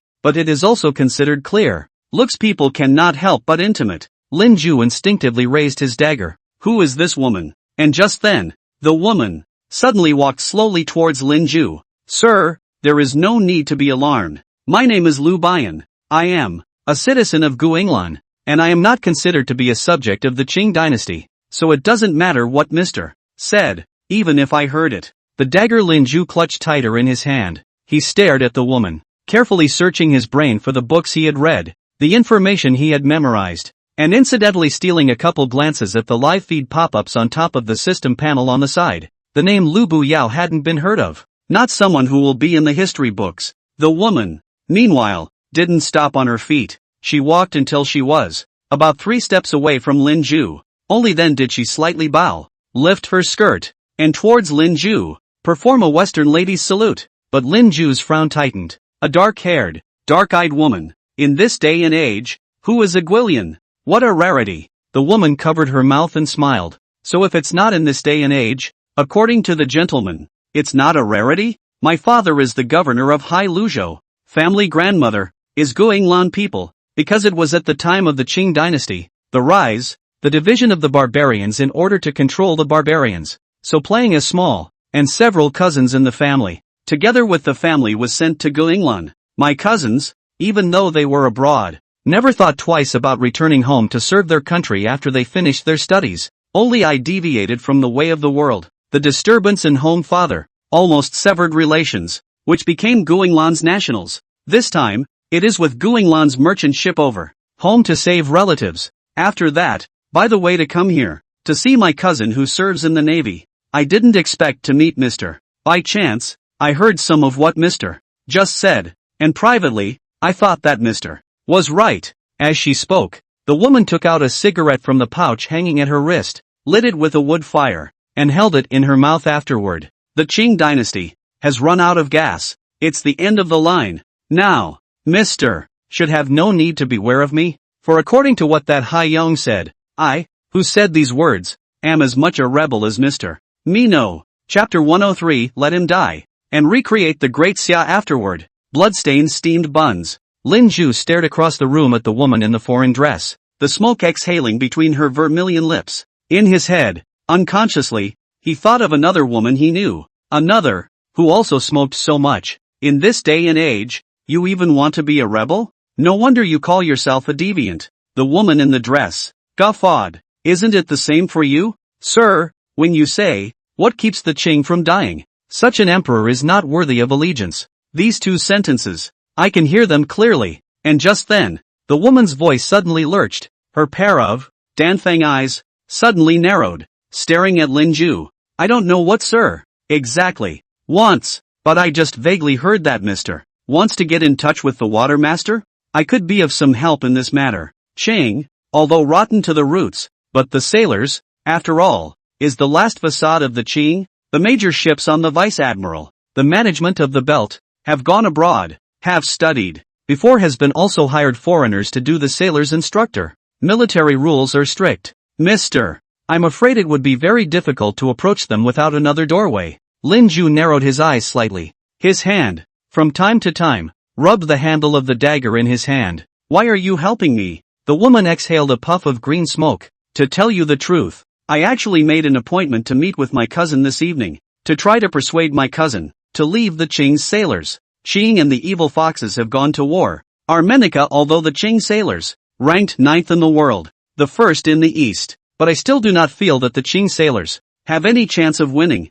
His teacher at the Royal Guinlan School of Sailors has been very much in his thoughts. He can always take up a post in Guinlan's fleet if he wishes. Lin Ju was stunned at first, then he involuntarily widened his eyes. You want your cousin to betray the Qing? The woman, at the moment, lowered her eyes. I just want to find a way for my cousin to live. Otherwise, with his nature, he is bound to sink with his ship. He'll only be a dry bone underwater by then. What kind of daxia is he now? He's a deaf and blind, clueless old man, headstrong and dying. I am not asking my cousin to abandon his country and forget his ancestors. When the Qing dynasty is completely dead, this country, when there is a new chance of life, he can always come back and recreate daxia. Just for that Qing dynasty to give up his life. Really not worth it. The woman snuffed out her hand, leaving only the thin cigarette butts. But alas, the vast daxia, such as Mr. and I, such cognizant rebels, I am afraid that 10,000 do not exist. So Lu Buyao, only want to ask Mr. with me to go to see my obstinate cousin. Of course sir, if there are other plans, I would never force a gentleman. Lin Ju took the dagger in his hand, pinned it to his waist, and covered it with his waistcoat again, then let out a deep breath. I'm going with you, but in advance. I don't think you can persuade your cousin. Lu Buyao smiled down. If that's true, it's my cousin's destiny. From the shores of Lingshan Bay, it was a short walk inward, over a not too long pass, to get to the northwestern gates of Dengleiwai. That's why that section of the pass was also known as the West Pass of Dengleiwai outside the city. Lin Ju and Lu Buyao were, at the moment, walking on the West Pass Avenue of Dengleiwai. It says it's an avenue, but it does have a crooked and thin road in the middle. Lu doesn't shake, supposedly because the dress is tied with a girdle, so his spine is straight. Her parasol hung from her wrist and she carried the modest handbag in her hand. And just as the two were about to walk through the gates, Lin Ju suddenly saw that, on the left side of Shiguan Road, someone was crying over a grave. There wasn't much of a funeral procession. There was only a middle-aged woman with messy hair, kneeling on the ground, crying and wailing, tearing her heart out. There was some white paper money scattered around. And at this moment, Lu Buyao seemed to have noticed Lin Ju's gaze and spoke quietly. West Pass Road, lined with graves. On the left side of the road, the condemned and maltreated are buried, and on the right side are the clumped graves of the poor. These recent days, because of the war with the evil fox, the government offices of the Denglai Guards have arrested a number of people who, it is said, have disturbed the military. There are quite a few people who were convicted for their words. There is also a civil official who once stayed overseas and wrote a few articles, then dragged the whole family down. Dengleiwai, the mouth of the grain road. There, these days, are beheading. We will have to pass by there in a while. I also thought of going to the beach to stroll around and take a break because of this reason. I didn't think I could meet you, sir. Lin Ju unconsciously frowned. Are they rebels too? Lu Buyao, with a light laugh, shook his head. Which is so many rebels? Is still not the government office of Dengleiwai, wanting to collect money? Those whose families have paid money are not killed, and the pariahs who can't pay money. So what if they kill a few? Usually it is even. Now, in the name of war, and who will come to check the Dengleiwai? The yamen of this heavy harbor of the sailors. Lin Ju involuntarily shrugged in sweat. He unconsciously quickened his pace, past the northwest gate, perhaps because of Lu Buyao's gorgeous foreign attire. The guards guarding the city simply didn't stop Lin Ju to question them. The two men went so directly into Dengleiwai, a town adjacent to the Qing military harbor. Just walked 2 blocks. Lin Ju then saw a street entrance, blocked by the crowd. From Lin Ju's position they could only see the backs of a group of people. The group was padding around looking at something. Their necks were all stretched out, like ducks in poultry. Their necks cupped and lifted upward by invisible hands. 3 layers inside, 3 layers outside. And just then, from the crowd, a sudden cry of alarm came out. It wasn't long before Lin Ju was surprised to see, from the crowd, several people extruding. All men with dreadlocks. One by one, they have deep eye sockets.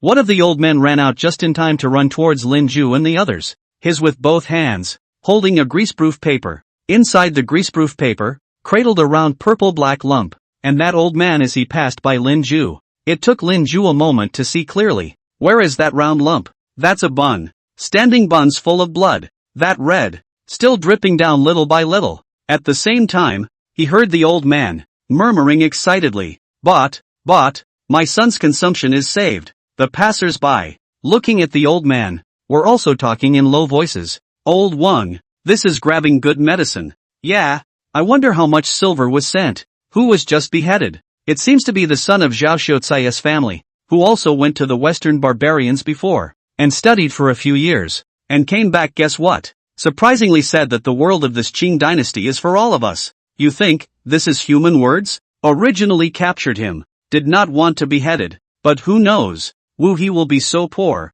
cannot squeeze a little oil. Lin Ju stood still, suddenly felt that the weather, so cold. Mr. Zhou wrote the article, it turned out to be true. Chapter 104, Compatriots. Wake up, you're human beings and ghosts. Lin Ju stood at the street corner. The body involuntarily stiffened a little. He stared blankly at the crowd not far from him. 3 circles there and 3 outside, and his voice hoarsely asked the question, which he would have known. That blood bun, is it stained with human blood? Lu Buyao glanced at Lin Ju, a cold smile at the corner of his mouth. Naturally, that street corner, that's the food court. In the morning, in the afternoon, cut off the heads of a few criminals. steamed bread, dipped in fresh, hot human blood, becomes a medicine bag. It is said to cure incurable diseases. This is the Qing. Hundreds of people eat each other, and the most they will do is nothing more than infighting. And my cousin, he's actually going to throw his head and spill his blood for such a dynasty? Lin Ju stood by, not saying a word. He just looked at the people, who had braided hair and suddenly felt strange. And Lu Buyao, at this moment, pulled on Lin Ju's coat. Mr. Go! It doesn't make sense. A few years ago, there is also a Qing official, wrote a Drive West record submission details of the Western factories, construction, humanities, the result of the court's anger. The Qing dynasty's Empress Dowager ordered the country, the issue of the Drive West record submission, all burned, because the West in the book is not a barbarian. The author of the book, who was scolded by the whole court, failing to serve the people, how can he serve the ghosts? 2 or 3 years ago, there are also officials, upward advice, said that today's situation, the Qing dynasty only changed the law for strength. All nations are strong by the change of law. Guess how that turned out? Lu Buyao let out a breath and shook his head tersely. Beheaded, beheaded. Trying to find a way out for this great nation. It's amazing how much it takes to lose your head. And just then, Lu Buyao suddenly had a footstep. She suddenly looked at Lin Ju, who was stationed in the same spot. Sir, is it possible that you still have illusions about this Qing? Lin Ju turned his head, his eyes growing cold. It won't. But this world, Da Xia, is not the world of the Qing. It is the people's world, is the people's own country. By the time you and I are surrounded by these foolish and numb compatriots, and realize this country, it will have simmered down. Lu Buyao froze for a moment. She looked at Lin Ju and frowned slightly. Will that day ever come? Lin Ju didn't answer her, but simply walked in the direction of the crowded grain road entrance to the back. Lu Buxing, walk a few steps quickly to follow. Sir, the hotel I'm staying at, it's not this way, but you can get there if you're not going this way and make 2 detours. Chase Restaurant, the most luxurious hotel in the old city of Dinrei. This tavern, naturally, was not affordable for the average traveler. Those who could stay in this hotel were either high-ranking generals of the Navy or foreigners who came to do business. The whole hotel is in Western style. On the 2nd floor, the corridors of the housing, you can still see a number of paintings hanging on the walls. And at this moment, in a guest room on the 2nd floor, Lin Ju sat in a red woven chair. Look at a calendar in front of you. It was only now that he finally determined exactly when he landed. It's the year of the A.D., yes, and 5 days away from the outbreak of the First Great War. In this year of the First Sino-Japanese War, 5 days later was the beginning of the defeat of the Qing, that proud navy. 12 ironclads, 5 whole, 1 sunk, 1 seriously injured. After that was the beginning of the rout. 2 months later, Lion's Mouth fell. Da Xia, the lioness mouth. The army and the people fight to the death in stubborn resistance. And the result is that more than 20,000 people have been killed and the corpses are accumulated like a mountain. The time to cross over yourself is only 3 days. But because of the props, use the prop, the time delay clock, 3 times, for a 3-day extension, and you'll be able to catch. In the year of the First Sino-Japanese War, the first naval battle, Lin Ju unconsciously narrowed his eyes. Did the system do it on purpose? He gave himself a chance, the opportunity to sit back and watch the Qing rout. What to do? Look at your options. And just then, Lu Buyao came carrying a silver tray. She actually brought Lin Ju a cup of coffee. Lin Ju froze for a moment as he looked at the coffee in the delicate white cup. And coffee? This hotel, it really doesn't look like it would have existed in the Qing dynasty. Lu Buyao raised an eyebrow. In addition to the military harbor, Dengleiwai also has a civilian harbor. Many foreign merchant ships doing business will moor in the civilian harbor. It is also natural that they would land in Dengleiwai. Foreigners, very fond of Da Xia's tea, silk, and porcelain. It's not as if the Qing has done nothing over the years. After all, the dynasty, there are still people have been shouting the slogan of master of the barbarians to control the barbarians. Over the years, the country also built a lot of factories. Western barbarians building, restaurants, stores, but also high salaries, hired a lot of foreign engineers. This tavern was designed and built some years ago by the cavalry people. My cousin should be here soon. He will be coming from the military harbor. Please be patient a little longer. Sir, Lin Ju nodded. He was just about to speak, but at that moment, he heard yelling from outside. From outside, he went to the window, pushed it open, and suddenly saw The hotel's downstairs. It's congested with a lot of people. An old man, assisting a dry, thin youth with deep-set eyes, staggered forward. That youth, at the moment, was coughing up blood in large gulps. There were many people gathered around. One by one. You talk, I talk. Old Wang, didn't you give your son a medicine packet? How is still coughing? Must not have taken enough of the pill pack. Go get another one. Yes, it must be because the medicine bag didn't take enough. Go get another one. Go get another one. The old man, surrounded by the crowd, opened his mouth. His jaw was quivering. No more money. The family silver, all used up, ran out when I bought my last pair of bags. Each of the neighbors and Kathons, do me a favor and lend me a few taels of silver, so that I can go and buy another pair of medicine to save my son. The people who looked so hot and bothered before, at the moment, but one by one, they either looked away or turned away. No one answered. The only thing left in the vast street was the old man, hissing mournfully, neighbors, do me a favor. Fonnier, your son wants to study. I helped you find a private school and borrowed your money. Wang Liang, we are clansmen, and I was the one who introduced you to help out at the docks in the first place. Hao Yi, when we were young, we were lifelong brothers. Your daughter-in-law is still my matchmaker for you. But the people around him avoided the old man like the plague. And what's even scarier, in the crowd, at this moment, there was actually a ghostly voice coming from the crowd. Can't afford to buy it, or use your own. On the second floor of the Ocean House restaurant, Lin Ju watched the scene and unconsciously clenched the window bars. Once again, he felt a chill run down his spine. Wake up, compatriots! Wake up! Are you guys human or ghosts? Chapter 105 My countrymen, some of whom climbed the ice and lay in the snow and died for me. Get up! Lin Ju's eyes were wide at this point, his expression already distorted. Then he turned violently, and by the looks of it, he seemed to be trying to rush downstairs. But just then, Lu Buyao opened his arms and stopped Lin Ju in front of him. What do you want? They're hopeless. This country, the people here, have been like this for thousands of years. Insensitive. If you go down there, what can you do? Can you wake them up? It won. TB if you say anything untoward. They will only gleefully turn you over to the court and call you a rebel, watching you get beheaded at the grain tunnel entrance, and afterward looking forward to seeing the blood spilling out of your neck, staining the buns and being made into new medicine bags. You don't think of them as fellow citizens, do you? Lin Ju glared deathly at Lu Buyao in front of him. This is not how I know my compatriots. My compatriots, the Great Plague, someone who has lost his father, mother, and grandmother in a row in January, but is willing to donate the remains of his relatives so that doctors can dissect and study them to save more people. Fire on the mountain.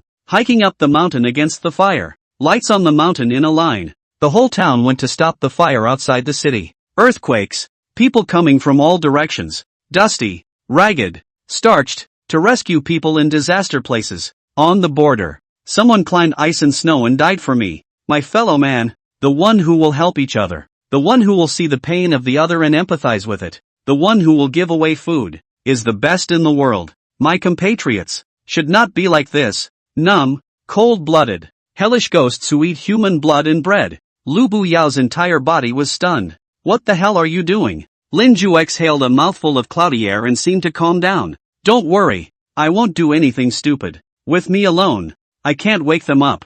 That's a particularly difficult endeavor. Countless people gave up their lives to do it. But I'm going to get a little closer to see what these hellspawn look like. Who made them this way? I also want to know. In this day and age, are they all ghosts? Are there no people? Lin Ju crossed over to Lu Buyao, walked out of the room. Lu Buyao clenched his teeth, a little dazed, but still turned his head to follow Lin Ju. The two walked out of the restaurant together. When they reached the street, the entrance to the Chase restaurant, at the moment, the crowd was bustling. Lin Ju stood behind those crowds. Through their shoulders, the old man, who could be seen, was currently kneeling on the ground, kowtowing at the surroundings. His son, on the other hand, was already lying on the ground. Eyes are on the verge of not surviving. That old man, his voice ripped. Neighbors, help! Let me go and buy another medicine bag for my son. Take the medicine. My son can get well. My son will get well. I'll be sure to serve you all as cattle and horses when the time comes.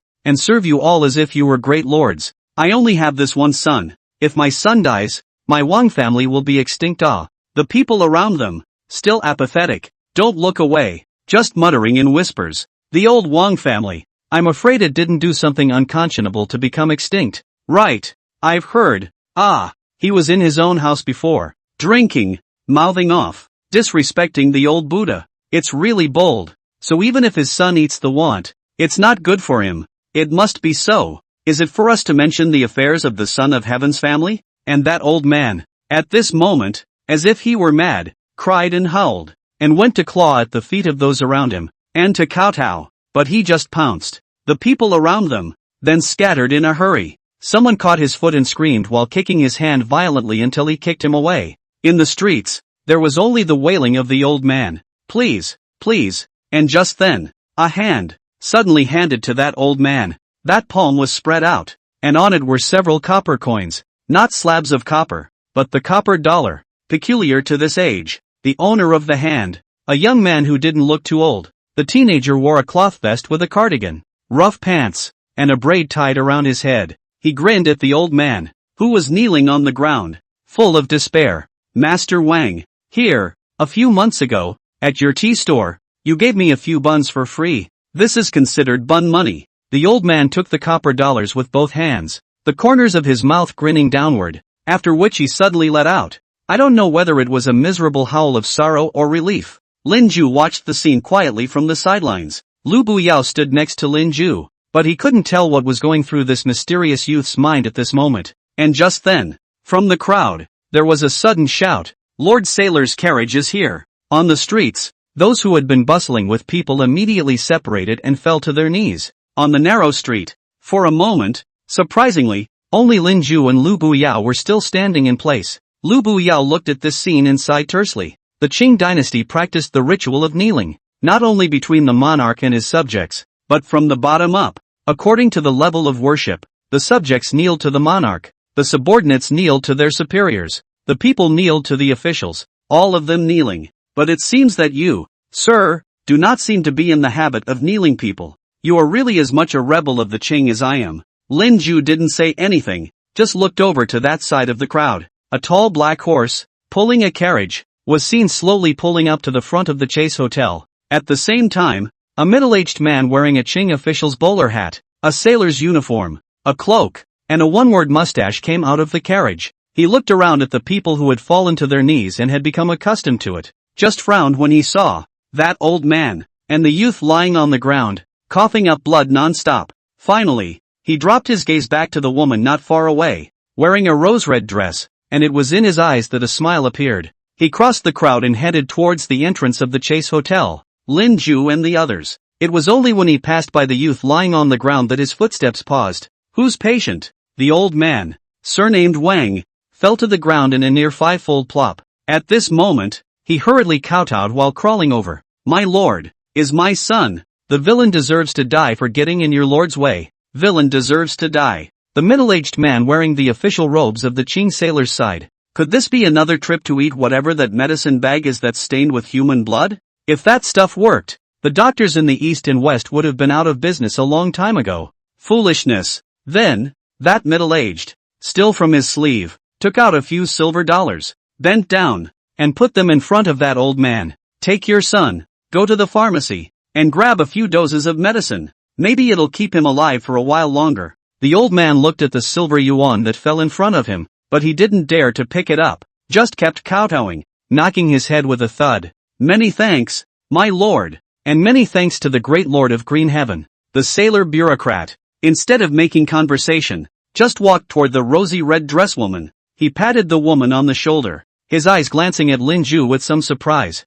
Then he walked with the woman into the Chase Tavern. And Lin Ju didn't follow immediately. He was still standing outside the door of the Chase restaurant. He saw that even that sailor official, entering the restaurant. On the street, the group of people, still kneeling one by one with their heads on the ground. No one got up. Lin Ju clenched his teeth. And after all, he didn't hold back, his voice tearing up. Chapter 106, Whether to protect the country or to increase the ranks of officials by prowling at sea. The entrance to the Chase restaurant. Lin Ju was in a rage. Is it useful to shout this yourself? It's not working. Not only is it useless, but it may invite trouble for you. Xiao Buyao said there is no mistake. If he really said anything to them, shocking remarks, will only be treated as crazy by them.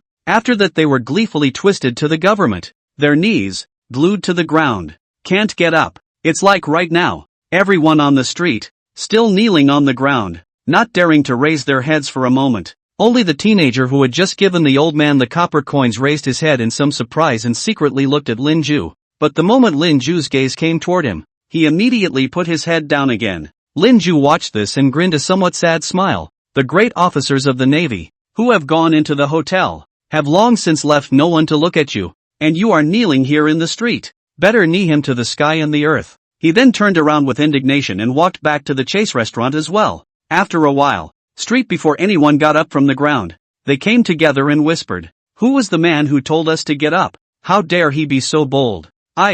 Nonsense. Did not see. He also into the Chase restaurant? Chase restaurant. What place? Adults and foreign adults can only live in the place. I heard that the inside, repair than the imperial city. Just a little bit. That must be a government official. Yes, the official master asked us to get up. It must be because we were in the way of the official master. The official won't be angry with us, will he? It's all the old Wang Tu's fault. Without him where would he have caused so much trouble? Where is old Wang Tu? There's no sign of him. I guess he took his son away. I say, might as well take advantage of the time to go to Shiguan to pick a better feng shui graveyard. The medicine bag cannot cure the consumption disease. Surely hopeless. The people on the street, while whispering to each other, gradually dispersed. There was only one teenager who had been standing in front of the Chase restaurant. In the back of his mind, Lin Ju's initial hiss kept echoing, "Get up!" And in the meantime, inside the Chase restaurant, Lin Ju half-lidded his eyelids as he returned to Lu Buyao's room.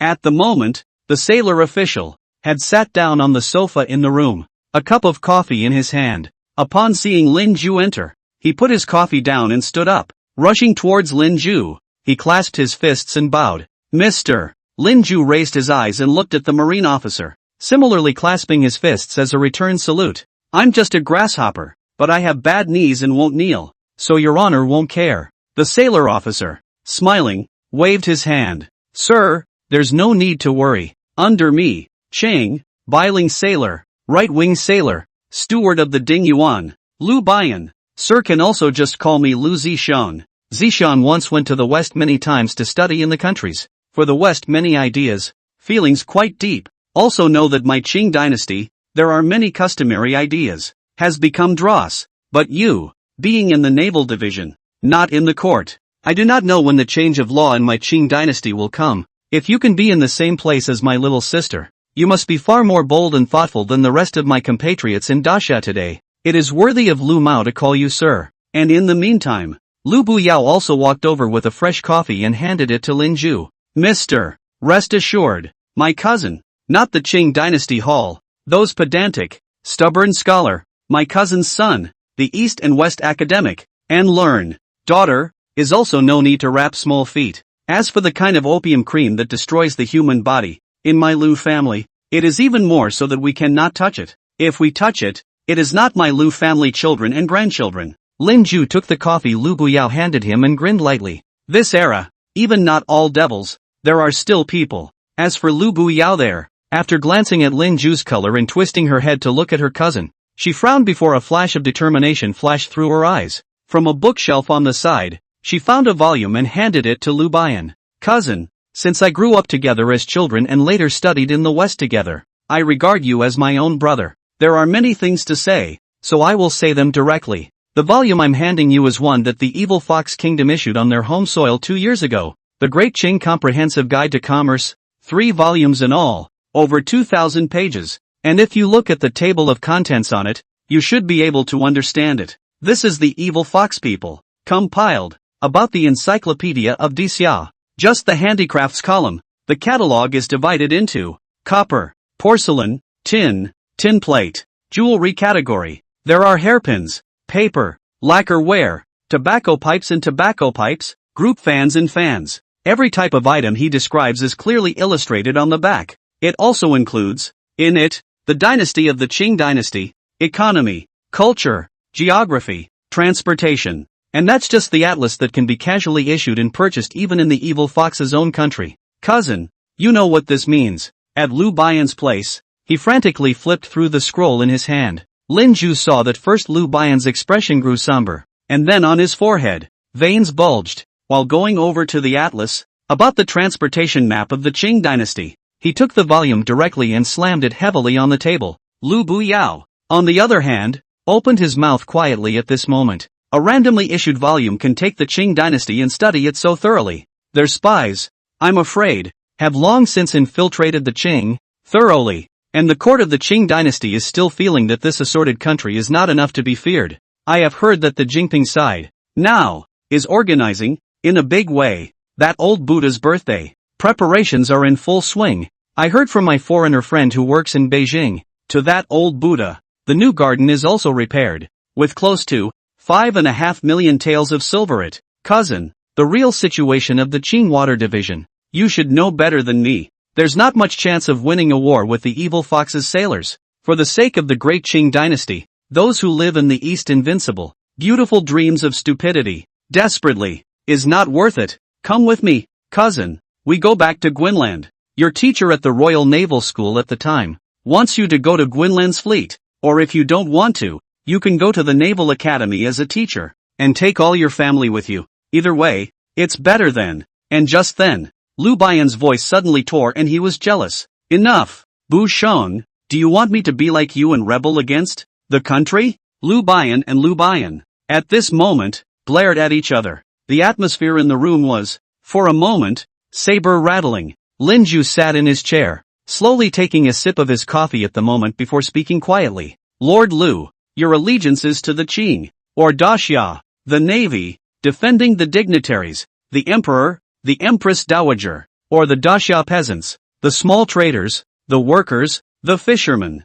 the world. Is it the Qing courts, or all the peoples, mine and my compatriots? Are you at sea in a wheeling cauldron, in the rain, for the sake of a higher rank, or for the defense of your home and country, and of your countrymen? Chapter 107, Truth is only above the blade, dignity within the range of cannons. Lin Ju was currently sitting on a chair, his eyes coldly staring at Lu Bian across from him. Do you want to meddle in this history yourself? Lu Bian's answer was crucial. He knew the fate of the sailor's right-wing chief, the steward of the Ding Yuan. This year, the year of the First Sino-Japanese War, the Battle of Songhai, the governor of the naval division was wounded in battle. Lu Bian, instead of supervising and commanding the battle, and hit the enemy ship many times. The following year, in the Dinglewai Sea battle, heroically resisted the enemy, died in the body. But what country was he martyred in? Did they die for the Qing dynasty's court, or for those people, for their compatriots? And in the meantime, Lu Bian exhaled a mouthful of cloudy air. He looked at Lin Ju in a daze. Lu someone, this year 42, 13 years old, into the Sea Heron State Ship School. At that time, the Qing dynasty has just been the foreigners' ship Li Gun. The second time bombarded opened the door of the country. Guinglan and Gaul, like two robbers, broke into my home country. I know they're over in Jinping, killing a lot of people and robbing a lot of things, but the emperor of the court, the high officials, are hiding in the imperial city, and they don't dare to let out a single fart. I was thinking then, my country, why is it like this? Don't we have thousands of years of history? Once 10,000 states came to court? How come it's so humiliated? So from that time, I thought, I must become a good naval officer in the future. My country, in order to be rich and strong, must first develop its sea defense. Every time, those foreigners came to bully us, didn't they come from the sea? When they had iron armor ships, we still only had wooden ships. I was in the boat school, desperately studying, with Mr. Yang, learning driving, gunnery, and in the Jianwei ship, as a trainee sailor. At that time, I realized that the sea was originally so big, vast, majestic. Beyond our coast, the world was originally so vast. 22 years old, I was promoted to Jianwei Ship Management Belt. 2 years later, I went to the Western countries to learn about ships, piloting, guns, mines, and many other techniques. I saw a completely different world from our country. I know that our country, which has fallen behind, is being left far behind. When the West has come up with materialism, democracy, and science, our people are still eating human blood buns. I was panicked and anxious. I wanted to change, but I was powerless to do so. My heart aches for our people, are aware of those cold-blooded absurdities. But I too was once dressed in coarse linen and entertained by the fishermen as an ordinary compatriot. and they thought I had lost my way and fallen overboard, and gave me silver money to return home.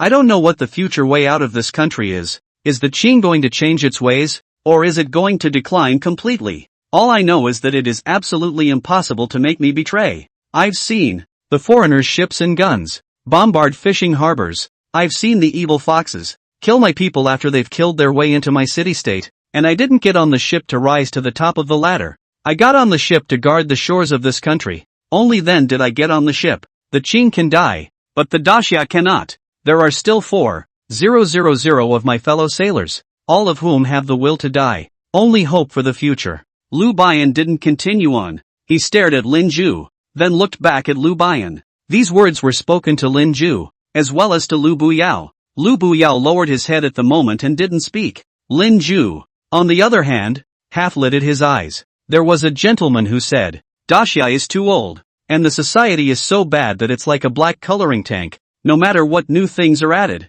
they all turn black. But there is no other way but to think of ways to change it. All idealists either miss the past or hope for the future. But on the subject of the present, they have surrendered their papers for nothing, because no one can prescribe a remedy. The best remedy of all is the so-called hope for the future. Lin Ju narrowed his eyes. But the remedy exists. Will be born. Will be found. Even if many people have died looking for it. Lord Lu, you just said that the Qing can die, but the Grand Xia cannot die. Right. You have to realize that if you say this, you are a rebel as well. Lu Bian grinned at the moment. Counter thieves. Just counter thieves. The scholars above the court have always had a lot of impeachments against our naval officers and soldiers. If Lu was afraid of them, he wouldn't be the ship's steward of this naval division. Just nowadays, sailors' military expenses has been tight. A large amount of silver was spent on the Empress Dowager's birthday. The sailors, for years now, have had no new guns or ammunition,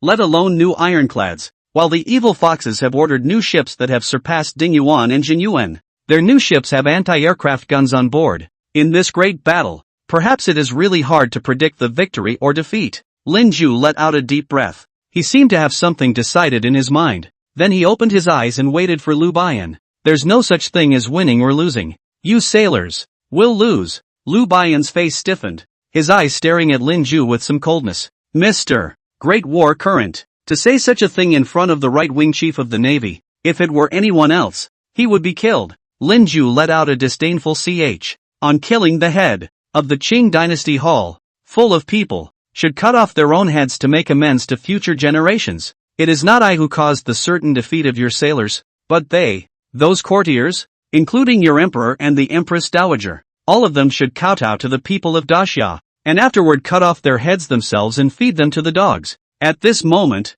Lu Buyao as well as Lu Buyan, the two siblings, both stared with wide eyes. Though both have said some things that are greatly disrespectful to today's court, but Lin Ju cursed these. They were just two.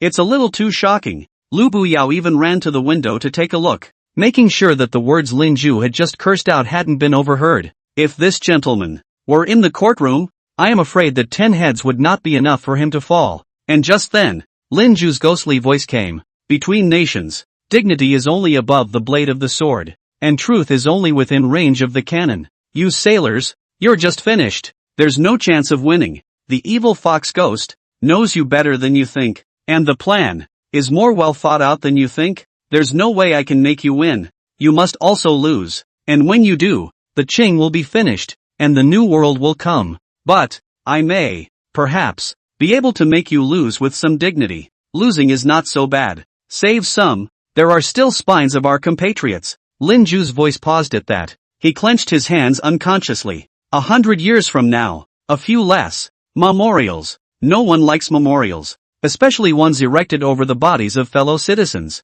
At the moment, Lu Bian was just staring at Lin Ju in a daze, muttering, dignity is only above the blade of the sword. Truth is only within range of the cannon. This is a great quote. But how is it that the courtiers don't get it? How come they don't understand? Chapter 108. Please sir, watch the head of the thief fall to the ground. There will be bigger ships than Jinyuan and Dingyuan. Lu Bian covered his face at this moment, sighing tersely, but he quickly pulled himself together and looked up at Lin Ju. Mr. Me sailors, though it is true that the supply has been insufficient all these years, but there are still ironclads. Dingyuan, Jinyuan, armored cruisers, Jingyuan, Liuyuan, domed cruisers, Gun, Ziyuan, Jingyuan, a number of the remaining ships, and 15 torpedo boats. The newspapers of Armenica still call my navy the first in the East. Is there really no chance of winning a war with the evil fox watermaster? Linju also looked up at Lu Bian at the moment. He saw,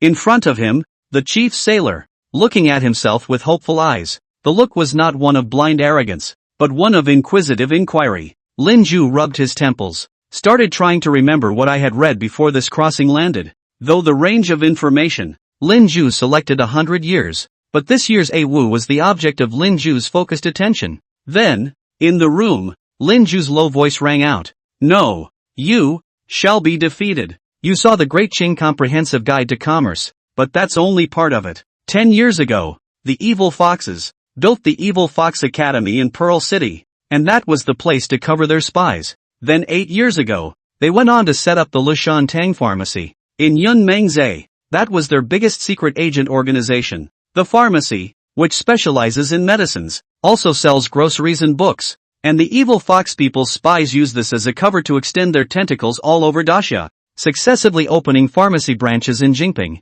Tianfu Prefecture, Shaoxiang Prefecture, and Phoenix City, using this to gather intelligence. The entire Qing dynasty is under their spy network. Those spies, under the cover of legitimate identities such as learners, doctors, students, merchants, etc., who visit the Qing dynasty, and some of them even shave their hair and modify it to pretend to be Qing dynasty people. But all these are not the most deadly. Linju's voice lurched as he lifted his head and stared across at Lu Bian, speaking word for word. The deadliest thing is that your own officials in the Qing dynasty have sold out your navy. The evil fox's spies, to your officials of the Qing dynasty, sent gold, antiques, and beauties, in exchange for detailed secret reports on the Qing's transfer of ships to transport armies and rations, as well as detailed information on your naval divisions and warships, the number of inventories of the various armies of your navy, the number of guns, swords and spears of the armory battalions, the amount of gunpowder and bullets made by each armory,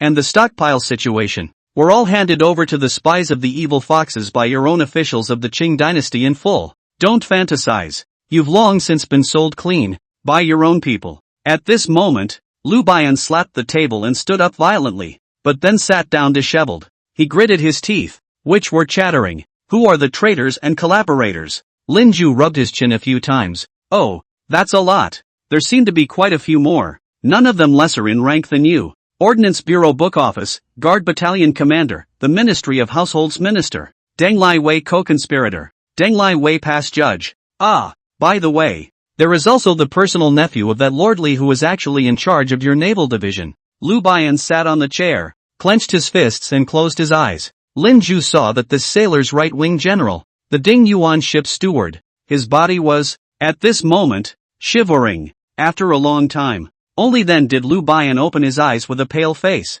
I will report this matter to the Lord Governor. None of these can be spared. They are all traitors. Kill the traitors. Linju was just looking coldly at Lu Bian at the moment. Your court is full of thieves, either traitors or miscreants. That now a heart of the main station of the Imperial Division. Wang Tajian, before not because in Yuli Tajian disagreement, for several years refused to give the Water Division silver, refused to allow you to buy guns. See defense matters. To the courtroom, over the years empty words, even into a cake. Do you still have hopes for your Qing dynasty? Now, give it up. Even if you had killed all those thieves, the intelligence data of your naval division would have been lying on the desk of the evil fox Navy Admiral long ago. The sailors division can only rely on itself nowadays. There's no savior, and there's no relying on the fairy emperor. Only yourself. Lu Bian stood up violently at this moment. He walked over to Linju and solemnly bowed with his fists toward him. What should be the next step for my sailors? I would appreciate your advice.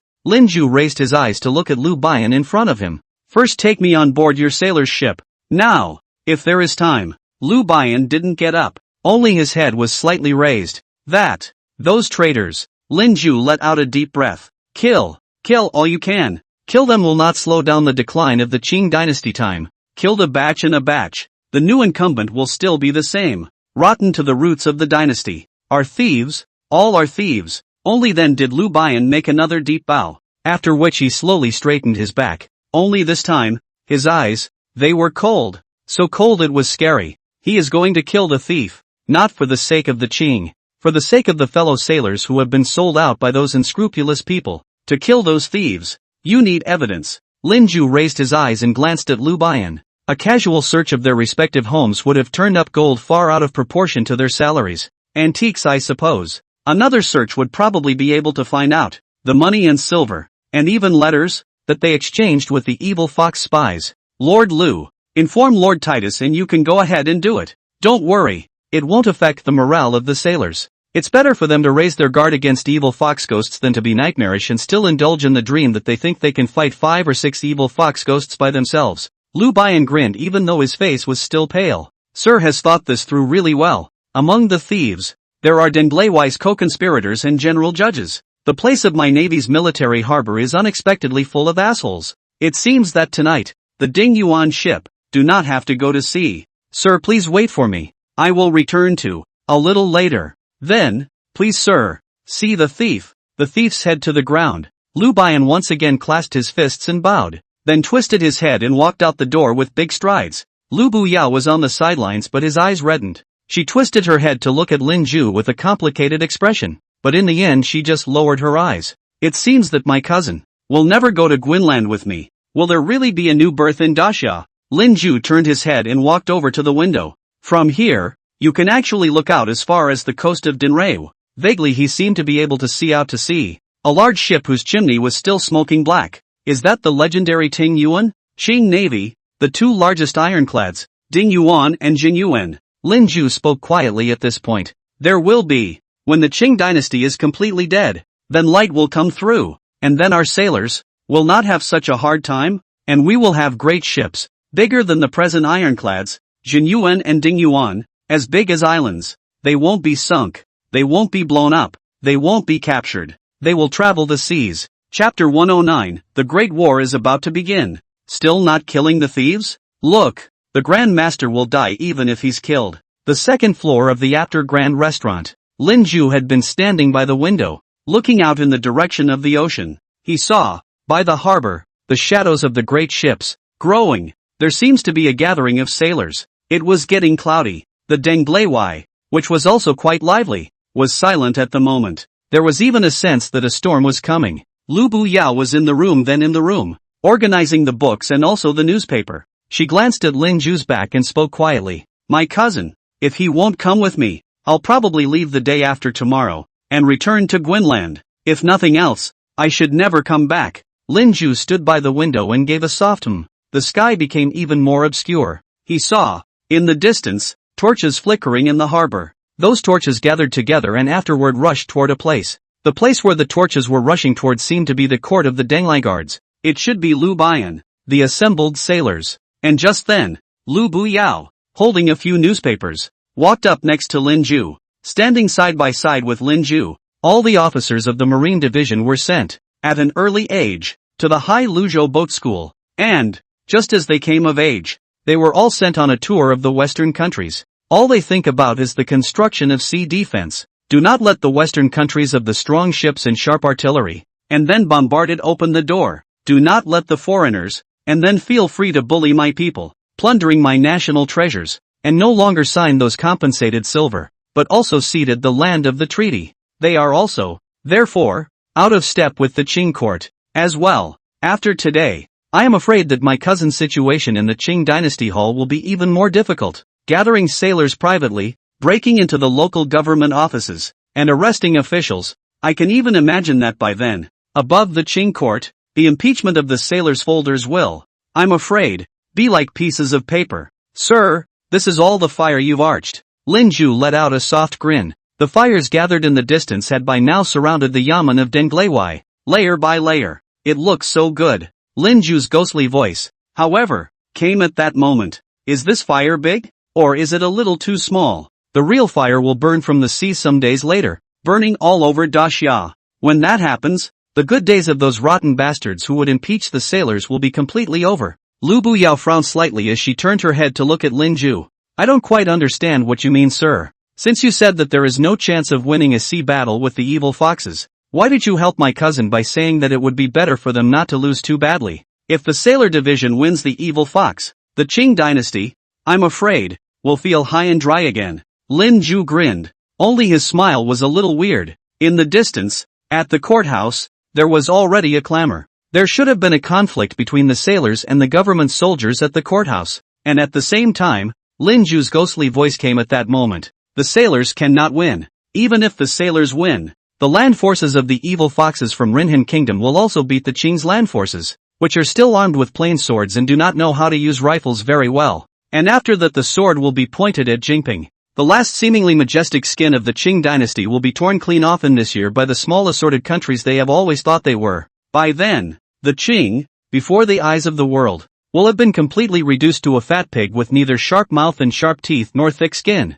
Lying there, the many nations of the West will all pounce upon him before long, to eat his flesh and drink his blood. On the surface it looks cruel, but in fact it is not yet. The bloody and brutal hungry wolves from the West, after the year of the First Sino-Japanese War, have been pouncing on an old and feeble, wind and candle old aged old crone with open teeth and claws, and are about to tear her limb from limb and body, flesh from flesh and bone from bone. But the Qing dynasty extinction is not enough to regret. The Qing dynasty died, Daxia born, regardless of how many western wolves come to divide up this beautiful river and mountains, regardless of the final outcome of the division between the western countries, all the people of Daxia, except for the Qing dynasty, those emperors, empresses, and dignitaries who rank high on the list of wealth and status in the world, will benefit from this drastic change in history. In this day and age, our compatriots, hopeless, as you can see, they have no dignity, cold-blooded and numb. Each and every one of them is a devourer of ghosts. So this year's war with the evil fox, the Qing, must be lost. Let him ache, drill his heart and dig his bones. Only by making them hurt so much can anyone in our compatriots wake up. But I'm going to keep the seat of the sailors. Leave some men, leave some ships, go help the new world. At least when the time comes, the many vicious wolves in the West, when eating the flesh and blood of Daxia, there are still people who can be tougher, have some backbone, and when signing the treaty, they can pay out a little bit less silver, and cut off a few pieces of land, as if they were striving for the blessings of the future generations. Lin Ju's last words were spoken almost through clenched teeth. He also has the last sentence did not say you do not know the later generations. His mother how hard, why is it like this? It is not because of the 1,000 years of the great country, the accumulation of great wealth, all in these decades, was robbed clean, dog miscellaneous of the great Qing dynasty. Lin Ju looked out the window. In his eyes, he reflected the light of the fire not far away. The yamen of the Denblaiwai unexpectedly caught fire. Lu Buyao stood next to Lin Ju, not daring to make a sound. She could sense Lin Ju's anger at the moment, but she didn't know where it came from. And just then, outside the door of the room, there was a sudden knock. There was a low voice that came from outside the house. Sailor Right-Wing General, Lu Baiyan adults, please too, go to the door of Deng Lai Wei Yamen. Watch, sailors, kill the thief. Lin Ju grinned. There was no hesitation in turning straight around. Lu Buyao then sighed helplessly, but still put down the newspaper in his hands and followed Lin Ju. It's quiet in Denglaiwai tonight. All the major streets, they were silent. The people, it seems, have gotten wind of this and are hiding in their homes, not daring to go out. A carriage, at the moment accompanied by the sound of clattering hooves, from the Chase Hotel. It was a brisk ride to Dongrai Street in Denglaiwai. This is also where the Denglaiwai Yamen is situated. Lin Ju was sitting in the carriage at the moment,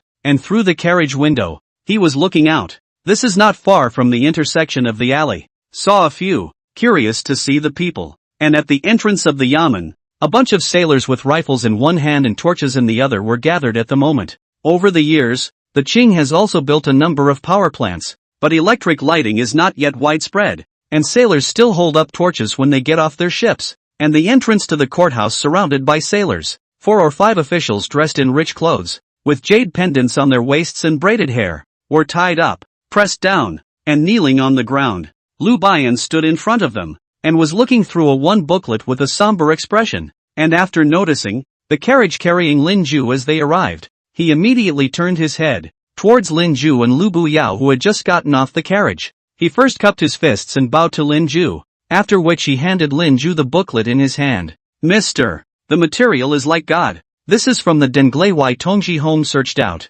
There is his own account book, which records the silver money he received from the evil fox Minutemen. Antique, from the Denglaiwai Tongji home. then searched for his and the evil fox Minutemen exchange of letters. We sailors have been sold clean. Lin Ju looked at the moment Lu Bian, the face of this sailor right-wing general, with an indescribable pathos. Lin Ju let out a deep breath. Lord Lu, what's the hesitation? The big battle is about to start. Why don't you kill the thieves? Lu Bian's eyes snapped cold. He turned back to look at those Denglai Wei officials who were tied up, and coldly spat out 2 words. Kill the thief. Heads rolled off and blood burst onto the plaque of the Denglai Wei Yamen. Lin Ju, however, at this time, turned back, his eyes looking toward the street at the mouth of the alley of the people watching, mostly bold teenagers. He grinned at the teens and opened his mouth, but no sound came out, only the shape of his mouth. Look, Grand Master, you can die even if you are killed. You can also be beheaded and lose your head.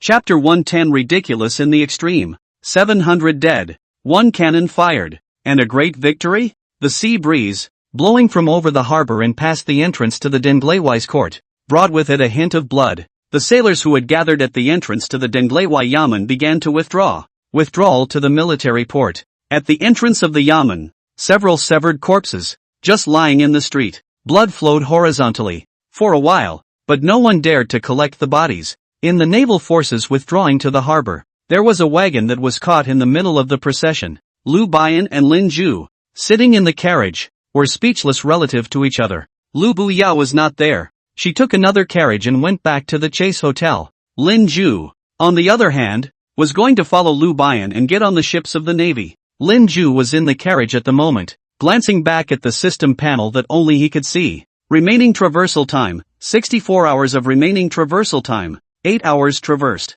5 days before the year. That most important naval battle. There was plenty of time compared to the Golden Rebellion at the time, but not much more than that for long. But 5 days, maybe a lot of things, can change. Lin Ju narrowed his eyes, and just then, Lu Bian's somewhat hoarse voice came out. Mr. The fact that I gathered troops privately and went to the Denglaiwai Yamen to kill the thieves was not actually authorized by Lord Titus. Lord Titus said that this is a serious matter and needs to be reported to Lord Li first. Now that I'm killing thieves privately, even if the evidence in my hands is solid, I'm expected to suffer impeachment. Zi Xiong, since I don't care about any career, I'm just afraid that if Mr. gets on the ship with me today and something happens later, it will involve Mr. and Mr.'s family. Lin Ju looked up at Lu Bian. Those dog officials of the Qing dynasty, if they can find my family, I'll count them as having done something amazing before their complete demise. Chief Lu, don't mind me. As for yourself, nowadays, the war between the Qing and the evil fox has opened.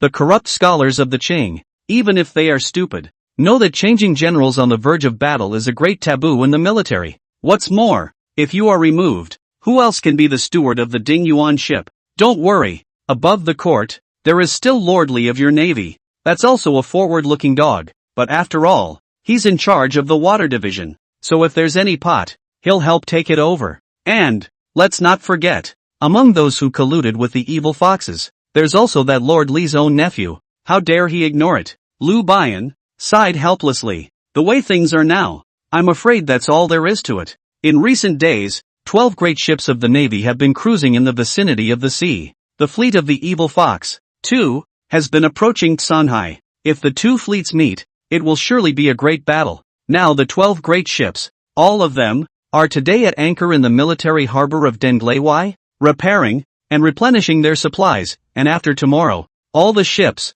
all of them, are to sail for the Lion's Mouth. Lin Ju raised his head, just about to open his mouth to speak, but just at that moment, outside the carriage, there was suddenly a chorus of voices. Lu Bian pulled back the curtain of the carriage. Lin Ju saw that, outside the carriage, there was a surprisingly brilliant display of lights. It seems to be a lively assembly here. There were taverns, tea houses, streets, and street lamps that you don't see in any of the towns in Dengrave. From here, you can clearly see the military harbor not far away. And in the taverns, the tea houses, there were quite a few sailors in sea courage uniforms. Lu Bian looked at this scene, his brows furrowed, but he still sighed and spoke in a low voice to Lin Ju, who was to the side. Sir, this is the pre-military port, Willow Lake Town, because when the military harbor was built, the factories were built first. A lot of factory workers, at that time, lived here, adjacent to Denglaiwai. Over time, there was this town. When the ships of the Navy dock, the sailors of the Navy, too, will come here, to rest. Lin Ju raised his eyes and glanced at Lu Bian. Rest? It's eating flowers and juggling money, isn't it? I thought that the water division would be the last place in the Qing to have a spine. Lu Bian half lowered his head, his face grim. Mr. Sailors, just above the Songhai, there are 12 ships, and torpedo boats, mosquito boats, each ship's stewardship, the way they lead their troops, varies, but Zixiang can guarantee like you, Ding Yuan, Jin Yuan, Lai Yuan, Zi Yuan, Ging Yuan, several warships of the stewardship, the rule of the soldiers strict, under the sailors, will never be so. Lin Ju quietly looked at Lu Bian and exhaled a mouthful of cloudy air. You're still considered a soldier when you're a right-wing general who can only secure 5 ships worth of sailors. And just then, a line of obviously drunken sailors, jugs still cupped in their hands, hooked up and passed by Lin Ju's carriage and theirs. The line of sailors, 8 or 9 of them, was noisy. If you ask me, evil fox people have nothing to fear at all. 2 months ago, the flow of Maple Island seashore, my sailor division cruising, encountered the evil fox 1st Guerrilla Group Yoshino, Naniwa, Akatsuzu 3 main ship sneak attack. Our naval division, GUN, Guanyi 2 ships fought that a beautiful. Yes, our Lord Fong killed the captain of the Yoshino in one fell swoop, scared the evil fox warship to hang up the Qing dragon flag and surrender, then fled. I heard that the Yoshino sank on the way to flee. Right. I also read the newspaper. It has written, evil fox official no cannot enemy, urgent high hanging dragon flag begging to surrender, and hang the white flag to avoid hitting. GUN solid ship firm artillery. Fong commander more strategy encourage both to. Although in the flood waves in the first is that I still have my Wu Fin Yang's concept. Right. Wei Cheng, Daxia local people. Several times the number of evil fox. Even if the soldiers useless and to 10 is 1. More than enough. Evil fox small country. External strong dry. The color of the weak inside. It even thought that the soldiers find food enough to defy Daxia, and do not know the appropriate enough to leave the earth of the laugh of the nations. That is, the evil fox warships. Light as a leaf. If the warring oceans, straight as child's play. When we sailor triumph, we all got the military. Receive the reward, perhaps, can also go to Beijing, see the emperor. Lin Ju's body froze in the carriage. He raised his head, staring blankly at Lu Bian in front of him, his voice hoarse. They are talking about the Battle of Drift Maple Island Sea? That battle. Qing sailors, GUN, Guanbi encountered the Japanese 3 main ships after the GUN pipe belt. Fong Boqian is not immediately ordered GUN pulled up the white flag, turn around and run. Yoshino ship on the way to chase. There are GUN ship sailors, resisting orders to open fire. Yoshino ship, which was hit by the tail gun slightly wounded. Guangyi warship was heavily wounded. Self-immolation. The wave speed sank the transport ship Gaoshang. Your navy. More than 700 Qing soldiers were killed. Transportation ship River was captured by the evil fox fleet. Yoshino ship captain. Have to wait 36 years before dying. Old death. How did it become? Killed by you? Lu Bian also looked at Lin Ju in a daze. After that he saw Lin Ju suddenly grinning, his smile getting more and more twisted, tears coming out of his eyes as he laughed. Ridiculous. How can it be so ridiculous?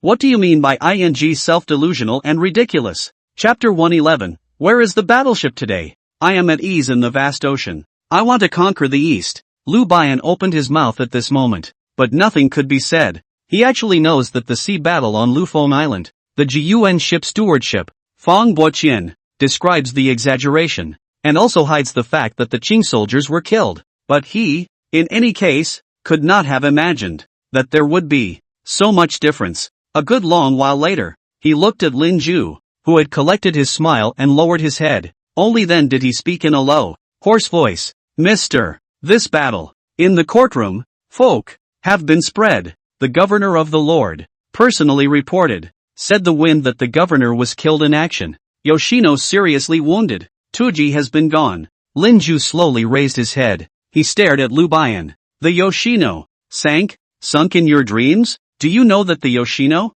faster than the Ding Yuan, Jin Yuan, more new style, on it? It is equipped with 2 large-caliber Armstrong rapid-fire guns and 10 small-caliber Armstrong rapid-fire guns. This ship, which should have belonged to your sailors, but because there was no money, the money was, and just then, Lu Bian's voice suddenly ripped. Sir, there are many people here. We, Had better get on the boat quickly. Lin Ju clenched his fists, which clenched hard, before slamming into the frame of the carriage. Lu Bian didn't say anything, just kept his head down and pulled Lin Ju back into the carriage. Afterward, he signaled the carriage to go faster. The wagons and the sailors of the Ting Yuan ship soon left the town of Willow Lake, returned to the military harbor at Den Rui Wai. At the moment, the night was dark. The military harbor at Den Rui Wai, lit with electric lights, dimly lit. A number of sailors, dressed as sea braves, could be seen busily carrying supplies to the ships. Lu Bian took Lin Ju with him at the moment, abandoning the carriage, all the way to the coast. The surrounding sailors, seeing Lu Bian, all immediately kneeled respectfully and saluted. Lu Bian, however, did not take Lin Ju to board the ship immediately. Instead, they walked to a somewhat isolated dock. He then led Lin Ju down the pier and climbed onto a reef near the ocean. The sea breeze was blowing from a distance, that salty sea breeze that burrows into the nose. Lin Ju lowered his head. He saw that the waves crashed against the reef and opened violently, and the waves glowed with a silvery shimmer in the night, like silver dragons swimming undulating along the shore, one silver dragon after another leaping up from the sea. But that's not the most spectacular. The most spectacular is far away. A large ship, quietly moored on a sea platform. Black hull, white walls, extremely elegant bow and tail ship shape, with two opposing gold-painted dragons at the bow. The ship was flying a triangular yellow dragon flag. Lin Ju looked at the ship. Even he, at this moment, could not help but feel, what a beautiful ship. Lu Bian stood next to Lin Ju. Sir, that is the Ding Yuan. Nowadays in Disya, the only two iron armor ships, Ding Yuan. Lin Ju glanced at Lu Bian, then twisted his head to look at the ship, but his eyes were saddened at the moment. Ding Yuan, 13 years ago, in the country of Calvary, built, after the year of the First Sino-Japanese War, in the second year, was blown up by the ship's steward, Lu Bian, himself. But at the moment, Lu Bian didn't seem to notice Lin Ju's emotions. With emotion and pride, he pointed out to Lin Ju another ship that was, at that moment, anchored in the Denglewai military harbor. Sir, that ship and the Ding Yuan, which looks exactly the same, is the Jin Yuan, but I always feel that there is still a difference between the two ships. The Jin Yuan is not as beautiful as the Ding Yuan. Lin Ju peered in the direction of Lu Bian's finger. Jin Yuan, built by Calvary 12 years ago. After the first year, the next year, was captured by the evil Fox fleet, and the iron anchor of Jin Yuan, taken away, guarded the mausoleum garden of the evil Fox sailors. As for Lu Bian there, his eyes remained hopeful. Sir, behind Jin Yuan, that ship, is the Dome-class battleship, Ziyuan. His steward, you must be interested, surnamed Deng. He also has a dog on board. Of all the stewards in the navy, he is the most stubborn. Lin Ju gritted his teeth. Ziyuan, built by Goenglan 8 years ago and sunk in battle 5 days later. That one, sir, is Ji Yuan, and then over there, Ging Yuan, also both Dome-class cruisers. Lin Ju opened his mouth and said nothing. Just in the back of my mind, it kept coming back. The final fate of those ships, Ji Yuan, 11 years ago, built by Calway, and captured in the second year after the first. Ging Yuan, built by Goenglan 8 years earlier, blew itself up and sank the following year after the First Sino-Japanese War. Lu Bian, on the other hand, was still talking to himself. Sir, those two, the ones with the big tin, which seem to have thick armor plate, are armored cruisers, the Ding Yuan and the Lai Yuan. Lin Ju remained silent. Longitude, 7 years ago, Caldwell built, 5 days later. War sinking, come far, 7 years ago, Caldwell built it, A.D., and the next year, it sank in battle. And that one, the one with black smoke coming out of the chimney, is a Ping Yuan, built by our own shipyard in Disya. It's a shore defense ironclad, Ping Yuan. 4 years ago, the Daxia Sea Heron State Ship Bureau, built on its own, in the year of A.W., and was captured by the evil Fox in the following year. Oh, and those two, with their pointed bows, wrapped in iron, like swords, are the Yang Wei and the Chao Yong, and the Yang Wei is also the steward of the Ji Yuan I have just mentioned to you, who keeps a dog on board the ship, and who has personally picked up and returned home. Janeway, 13 years ago, built by Gwynland, and 5 days later, sunk in battle. Chao Yong, built 14 years ago by Goenglan, burned down 5 days later with serious injuries. And then over there, the smaller ships, an unprotected cruiser and a torpedo cruiser, called Hero A and Hero C, both built by us. Guangjia, 9 years ago. Daxia C. Heron State Shipbuilding, built by himself. 5 days later, sank in battle. Guangxi, 3 years ago. The Daxia C. Heron State Shipbuilding built by itself. The year of the first year. The second year, captured by the Evil Fox, integrated into the Evil Fox fleet. The end of December met with a storm and sank. And just then, Liu Bian's voice, too, weakened. Sir, you see, it took us many years to get our own watermaster. Every battleship, I think, is alive. They're not dead things. They're alive. They're comrades in arms who have fought alongside us. Mr. I know that the great Qing dynasty may really be as you and also Buji said, has been unable to return to heaven, but I can't give up while these ships are still here. I will live and die with my ship, and fight to the last. With these ships, Daxia has truly, in the truest sense of the word, its first Marine Division. They are the beginning and the hope. We will surely build our own sea defense one day, right? There can be more ships to guard our sea. Fishermen can go to the sea to fish without any worries, and the islands belonging to us will surely be planted with our own flags. So sir, please don't be disappointed in the watermaster. Please sir, help me. Lin Ju glanced at Liu Bian, and then twisted his head to look, again, at those large ships at sea. At this moment I don't know which big ship it was, but it suddenly sounded its horn. All the ships, then, sounded their hooters. Countless seabirds rise and fall in the night. Lin Ju clenched his fists and stood beside Liu Bian. Aha! 5 days until that sea battle. Where are the battleships now? I am calm in the vast ocean. I want to conquer the east. Chapter 112, How can you do nothing? He ends up dying in the waves. The sea breeze, whistling, blew from a distance. The robes on Lin Ju were blown around. He, himself, was carefully recalling in his mind all the information about the naval battle, which was to take place 5 days later. He glanced back at the system panel beside him. Couldn't help but murmur, what would you do if it were you guys? In the live broadcast room, countless pop-ups crossed at this moment. If it were me, I'd just carry my sword and go straight to Jingping and kill that old Demoness and the Emperor. And I'd just turn into the Witch Demon King and kill. No, if the old hag dies, what can we do if the Qing dynasty doesn't die? Then there will still be a new world? The world after the Qing is pretty messed up too, isn't it? And then chaos is also stronger than the Qing dynasty. Out of so many enlightenment of the people's wisdom of the gentleman. Writing, run a newspaper to run a newspaper. Do industry to do industry. So many people are looking for a way out of the enlightenment of the people's wisdom after the army, though backward but already hot blood. Although the people are ignorant but know the sacrifice, better than the Qing's group of devils. Then why don't we just do nothing and watch the Qing dynasty decline? Or push the envelope and accelerate the Qing's demise? Good guy, this is still pushing the wave. Is it too much to think that in the future the Qing dynasty compensation money, cut the land is not enough? Yanbei 3 states of auspicious state know it. Before, there is the longest coastline in summer, and frozen harbor. Qing dynasty those decades, lost how much land? Know it, to me,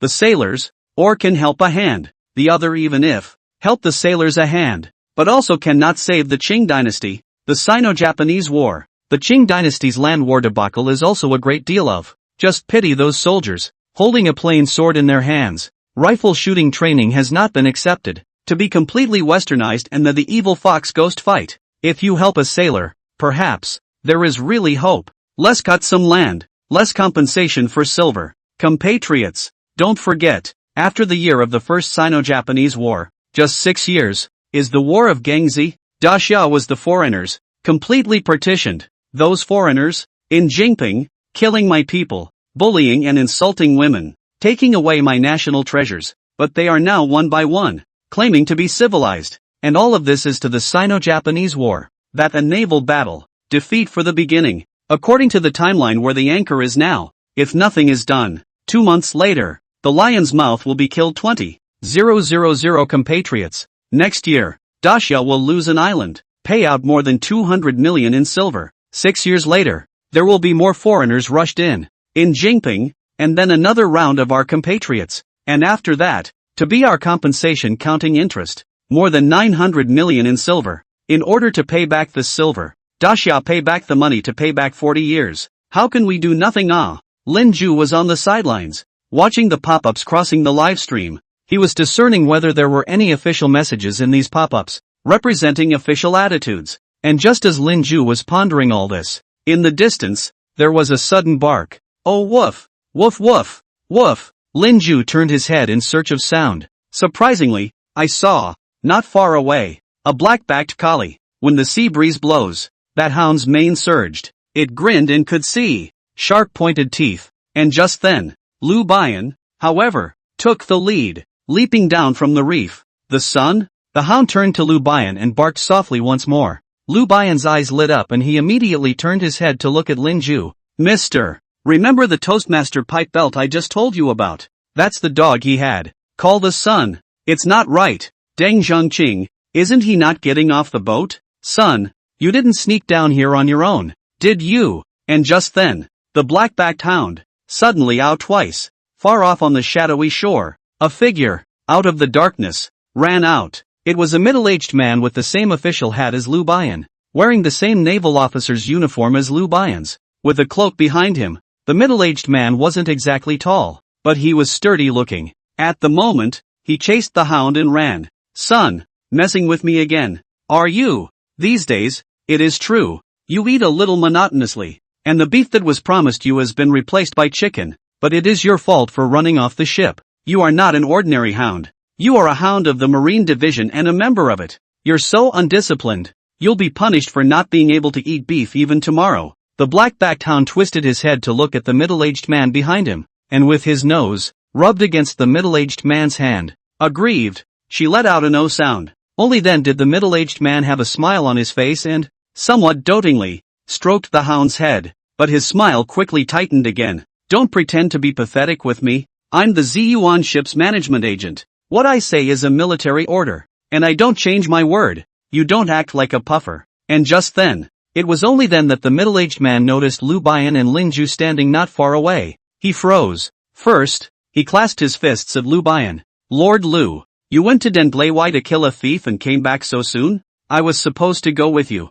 It was only when the Ziyuan docked that I heard that you had gone to the Denglewai Yamen to kill the thieves. Denglai guards, there really are spies treason. Put us sailors, all sold? Lu Bian nodded and sighed as he clasped his fists and returned the salute. The evidence is overwhelming, and the thief has been beheaded. But the situation of my Marine Division, the Evil Fox Fleet, I'm afraid that already all know. Quite a few of the captains of the Evil Fox ships were once my classmates when I was a student at the Royal Naval Academy in Gwynland. Old classmates goodbye, soldiers to each other even if we are even betrayed by their own compatriots. Absurd! Lu Bian's words lurched at this point, but it's done. We can only prepare more. By the way, I was able to go to Denglewai to kill the thieves thanks to this Mr. Lin, who was introduced by my cousin. With great talent, I would like to temporarily recruit Mr. Lin as a member of my Navy staff. Perhaps he can help my Navy. The middle-aged man whose hand had been rubbing the dog's head, raised his head up at this point,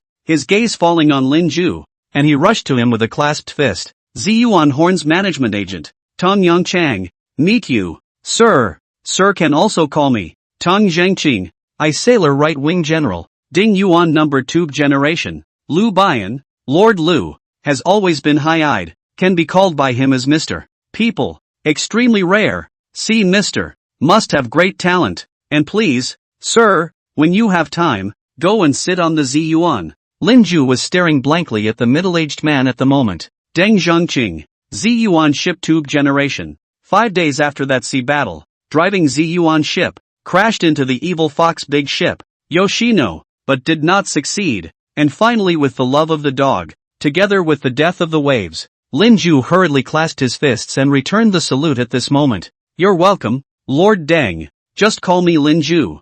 I'm not really a great talent. I just hope that for once, in this day and age, I can do something. I don't want to be powerless when I see the memorial again. Lin Ju's last words, neither Lu Bian nor Deng Zhengqing understood. Only this time, it didn't wait for the two to speak again. Not far away, it suddenly came. Bang, bang, bang. The sound of it was gunshots. This is the military port of Dinreu, sailors' mooring station. How could there suddenly be gunshots? Chapter 113 Iron Armored Ship under the Yellow Dragon Flag. Can there be a 10% chance of winning in a fight to the death? The moment. Lu Bian and Tang Jingqing's faces all changed. It was too late for the two to even think about it. Turning his head directly, He ran in the direction from which the shots had come. The sun followed Deng Zhengqing. It quickly leapt in front of the two. Lin Ju, who was originally standing next to the reef, froze for a moment. There is no record of a mutiny in the Navy before the Battle of the Shanghai Sea in the historical sources he has read. What is going on in the military port of Dengdaliwei today? Lin Ju frowned and followed the two sailors stewards as they ran towards the Dengdaliwei military harbor. But okay. By the time Lin Ju followed Lu Bian and Tang Zhengqing to the military harbor, the shooting has stopped. The military harbor has lights. Much brighter than the reef there. Much brighter. A blonde foreign yokel, dressed in a sailor's uniform, stood there. At his feet was the dead body of a Hai Yong. On the other side, there was a sailor, bound and gagged, being held down, kneeling on the ground. Lu Bian and Tang Yongchang both looked at this scene with gloomy faces, and Lin Ju, who had arrived last, dropped his gaze somewhat unexpectedly on the bound sailor. He knew the sailor. It was the sailor who had chased him all the way across, during the day, when he had just landed. At his own waist, he now wore the sailor's dagger, and at this moment, Lu Bian's gaze fell, but on that blonde foreigner. Majifan, what's going on? That foreigner clasped his fists and bowed at Lu Bian. When he opened his mouth, it was actually in sharp dasha. Lord Lu, these two sailors, for some reason, got into an argument, and the sailor who survived, whose name is Chu Deliang, shot and killed Wang Yongwan. Then, Majifan's voice lurched, and the blue pupils of her eyes glanced at Tong Yongchang. Chu Daliang, a sailor from the Ji Yuan ship. Wang Yongwan, a sailor of the Ji Yuan. Lord Fongbuqian of the Ji Yuan is not here. I think this matter should be left to Lord Deng. Tong Yongchang's brows were tightly locked at the moment as he twisted his head to stare at Chu Deliang, his voice low. Were you given foreign guns so that you could fight each other? Your own people fighting your own people? And just then, Chu Deliang, who was tied up with 5 flowers, suddenly raised his head, his voice hoarse. Lord Steward, I am the Zi Yuan ship, 3rd class Sea Brave. Chu Daliang, you probably don't remember me, because I'm a 3rd class sea boy,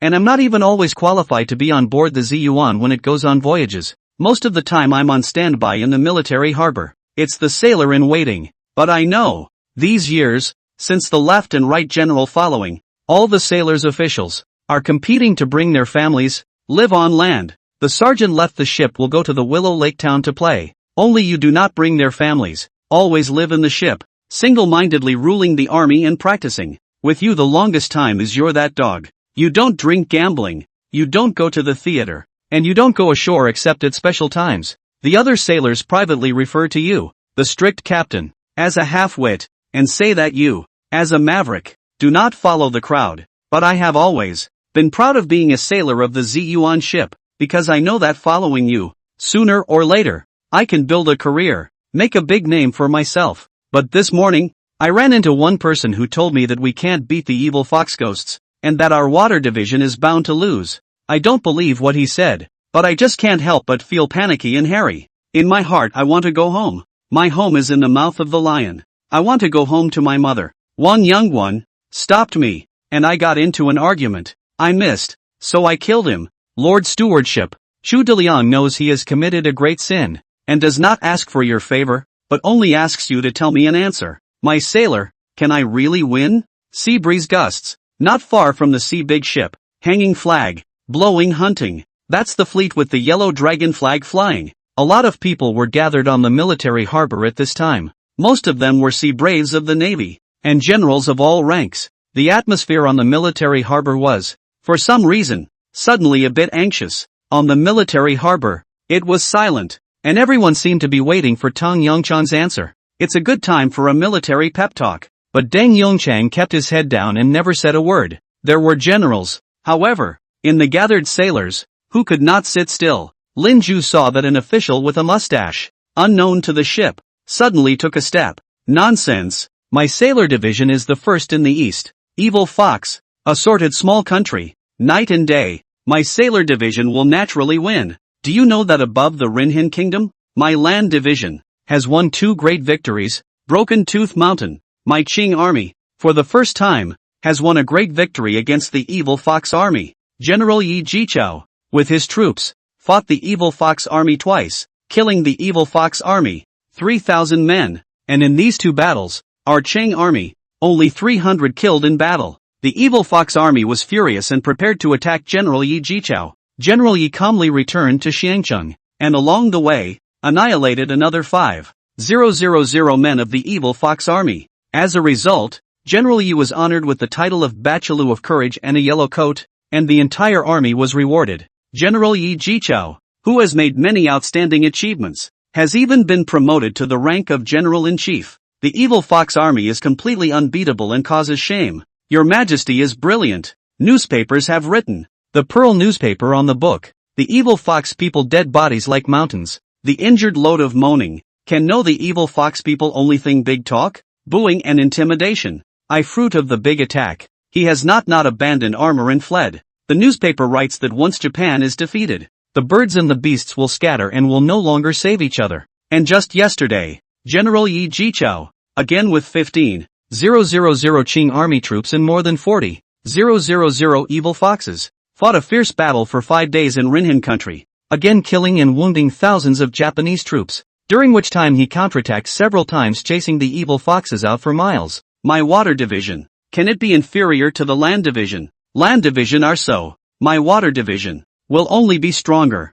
Directly those assorted evil fox island. The marine division, will win and raise our country's prestige. The surrounding sailors and soldiers, at this moment, were all affected by the mustached sailor officer, shouting out words. One by one, they all raised their arms and shouted, my sailor division, will win and raise our country's prestige. The eyes of Chu Deliang, who was tied up with 5 flowers, also began to sparkle with renewed hope. In the crowd, only Lu Bian and Tung Yongchang, with their heads bowed, did not say a word. The blonde foreign yokel, Majifan, on the other hand, frowned and seemed to be pondering something. Lin Ju, meanwhile, watched the scene with cold eyes. He stood behind Lu Bian and Tung Yongchang and spoke quietly. Yi Jichao war report all fabricated. The Battle of Broken Cliff Mountain. Evil fox people 4,000. Against the Qing army 3,000. Evil foxes, attacking the field fortress of the Qing position. Killed 39 people. Wounded 54 people.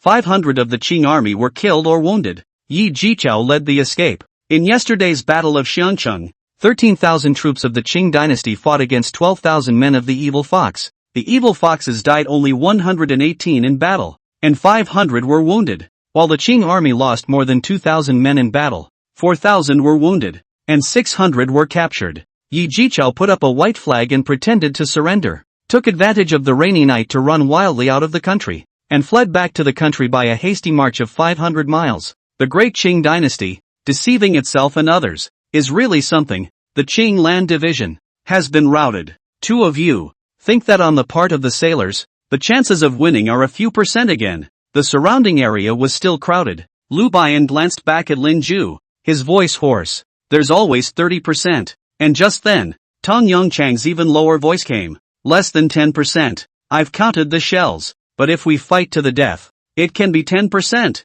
Chapter 114. Don't give up on the dragon swimming in shallow water. There will be a day when you can raise your eyebrows and exhale. At least sink Yoshino, the military port of Denpasar. At the moment, the shouts were loud. Sailor officers and men, warlike, though look like they had already won. Battleships flying the yellow dragon flag, riding the wind and waves. The battleships of the evil foxes, unbeatable in front of them, have hoisted the white flag. Lin Ju watched the scene quietly. He was no longer angry. It just feels pathetic, ridiculous and bizarre. From top to bottom, all of them. Deng Yongchang, on the other hand, always kept his head down. At the moment, he bowed and patted the head of the black-backed hound son at his feet, before turning his head to look at Lin Ju. Lord Lu, Mr. Lin, board the ship, go to the far. Tong Yongchang then turned around and left without looking back. Sun wailed. Immediately followed Tong Yongchang, the foreigner who had been in the crowd, wearing a sailor's uniform and with blonde hair and blue eyes. At the moment, turned around and followed Lin Ju and the others out. The large military port of Den Reiwai. At the moment, only a group of airborne sailors remain, still reveling. The Qing dynasty is invincible. Your Majesty is wise. Fight the evil Fox Island. Increase your rank and honor your ancestors. It's tomorrow. We, the sailors, are so strong that one sailor can knock over 10 little evil fox ghosts. Evil fox assortment is a small country. For thousands of years it has taken my daxia as its teacher, and it's just as well that the foreigners have bullied us. when the time comes, I'm going to take our yellow dragon flag and set it up on the Evil Fox Island's sacred mountain, behind the seething crowd, Lin Ju and the others. However, boarded a single-chimneyed, double-masted, large ship in the basilisk-colored night. The big ship is painted red and black. Armor for the archdome armor. The device in the middle of the hull. The bow and stern of the ship. There are artillery. Look, majestic, beautiful. But the first to jump on the deck of the big ship was Sun, that black-backed hound, lively as hell. Getting on board the ship was like going back to your home. Lin Ju followed behind Tong Yongchang and Lu Bian. Before boarding the ship, did not hold back. With his hand, rubbed the iron armor hull of the large ship twice. Cold to the touch. Is this the Ziyuan? 100 years later, people at the bottom of the sea in the vicinity of the sea, salvaged, wrecked Ziyuan shipwreck. And more than 100 years ago, it turned out that he was so beautiful and so majestic. Lin Ju let out a deep breath. And just then, a low voice came. It seems you like the ship. Lin Ju snapped back. It was the blonde foreigner. He has been following Lin Ju and them. However, Lu Bian, Tong Yongchang, none of them seemed to be repulsed by him, and Lin Ju naturally did not say anything. And at this moment, the foreigner rushed at Lin Ju and clasped his fists. Greetings, sir. It appears you are a guest of Lord Lu and Lord Deng. My name is Filio Norton Majafan and I am originally from Armenica. But for now, I am the first mate of the Qing Bailing Marine, the Jin Yuan. Lin Ju froze for a moment first. He looked at the glowing foreigner in front of him. In his mind, a lot of information flashed through. It was only at last that he remembered that he had read in the histories about the sailors, about this foreigner, Filio Norton Majafan, a native of Armenica, whose family is a naval family, originally served in the Armenian Navy, but due to Armenica's naval disarmament that year, he traveled 10,000 miles across the ocean and arrived in Daxia. He was 24 to 34 years old and served in the Qing Navy. According to the history, he would be at the Battle of Tsunghai 5 days later. Severely wounded, he was struck by multiple pieces of shrapnel, one of which was deeply embedded in his skull. He had no choice but to return to Armenica for treatment, and before he died, he left behind last words that asked his family,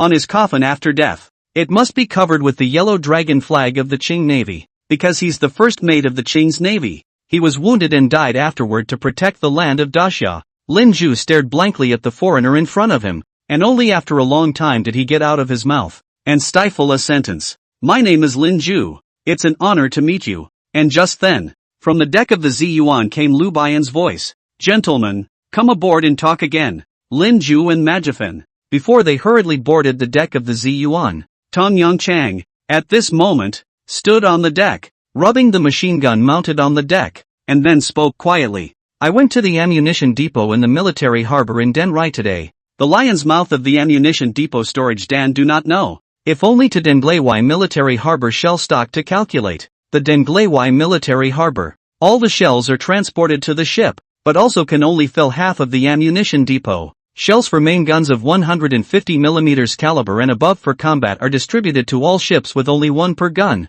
For so many years, the sailors' pay, which was already stretched to the limit, was barely able to pay the payroll. Imperial Master. That Lord Wang, 2 years do not let the Ministry of Households, to my naval division, order guns, on the really 2 years did not purchase a new gun. So, Tong Yongchan's voice paused. He twisted his head to look at Lin Ju. Regarding the results of the battle between the Qing army and the Evil Fox army, I believe, sir, that what you say is true. Then, Tong Yongchang let out a deep breath. My father in my family is a businessman. No one in the family is an official, but my father, who has traveled all over the world for many years, for the darkness of the world and the wars provoked by the foreigners are deeply touched, and know that if the country is uneasy, the family business is not good to prosper. So I was named Yongchang, like the country to always be stable and prosperous. When I was a teenager, my family lived in Pearl City, and I was sent to a church school to study under a foreign gentleman, learning a foreign language,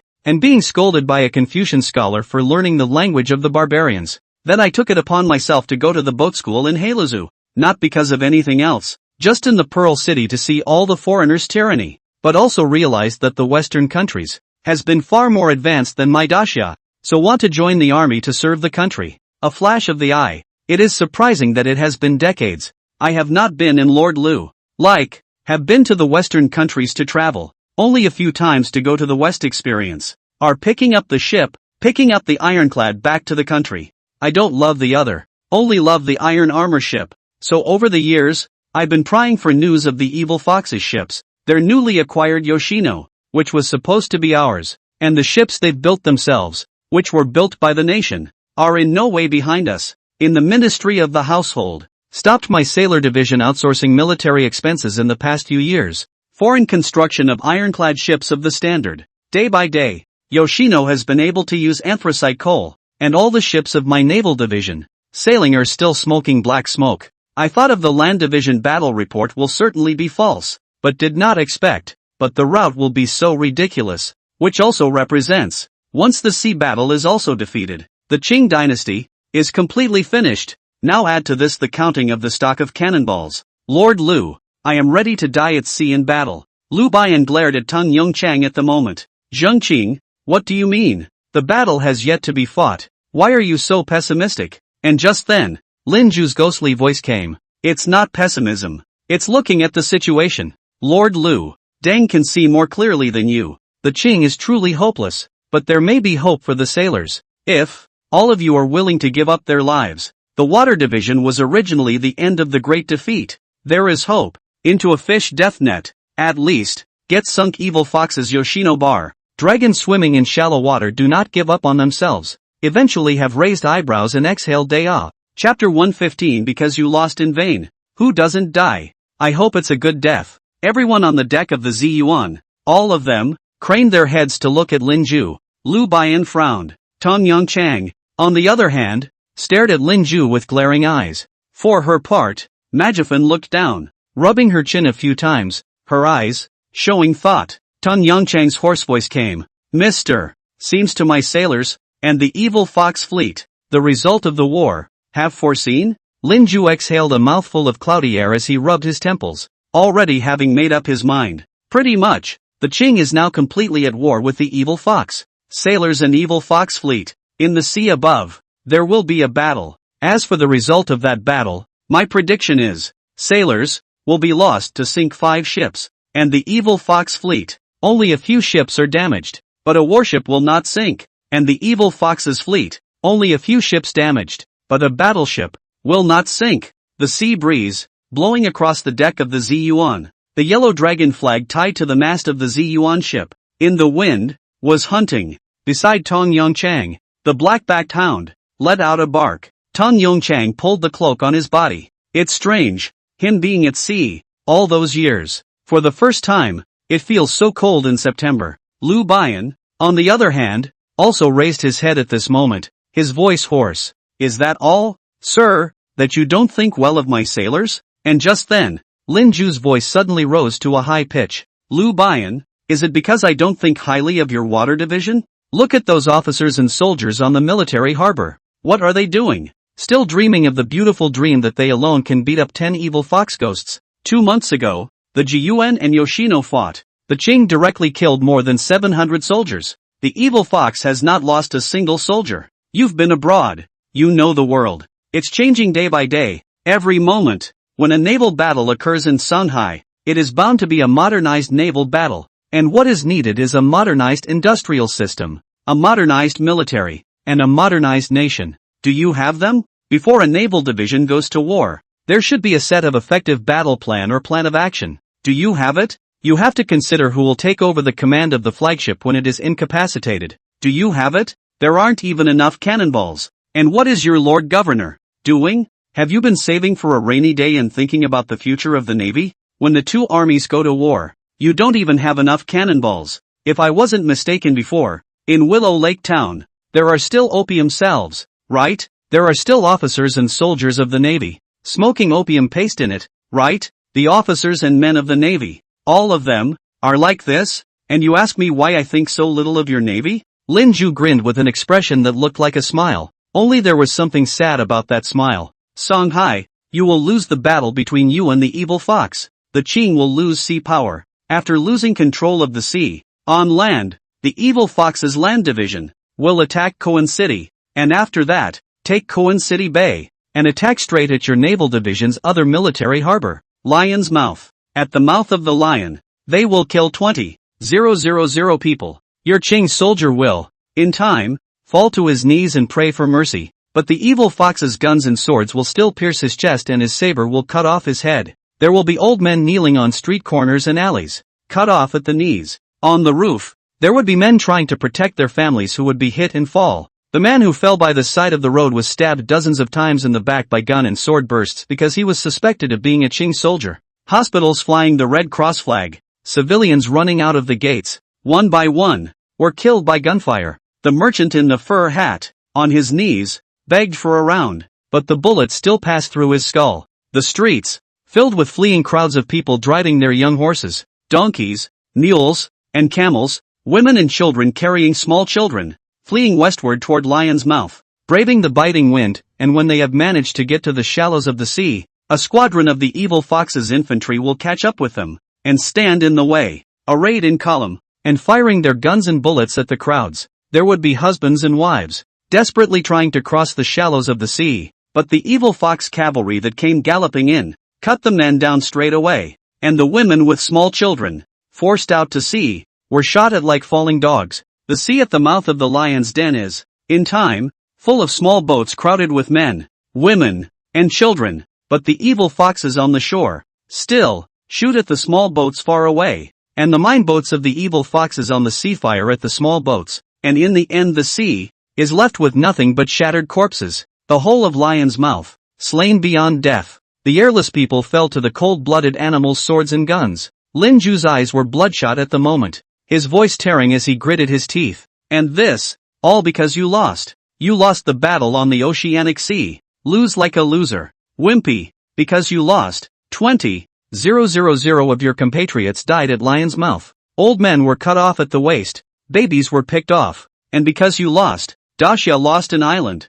And after more than 100 years, it hasn't gotten it back yet, because you lost, and lost in disgrace. 6 years later, in the year of Gangxi, the foreigners, in this land, were even more reckless. They are unscrupulous, they step on your face, drink your blood, and make you kneel down and call them Lord Yang, and there are not many days left until your great defeat. At the same time, Lin Ju raised his hand and pointed at Tong Yongchang. Ziyuan, your Ziyuan, will sink in battle in the fire? Then, his finger pointed at Liu Bian. Ting Yuan, will be seriously injured, and will be sunk by you, blowing yourself up. His finger, finally, points to Majifan, the only one here, the blonde foreigner. Jin Yuan, on the other hand, will be captured, no longer a Daxia ship, no longer your comrade in arms, and his iron anchors, cannonballs, and barrels will be dismantled, and used as treasures for the spirit of suppression. In the mausoleum of the evil fox ghost,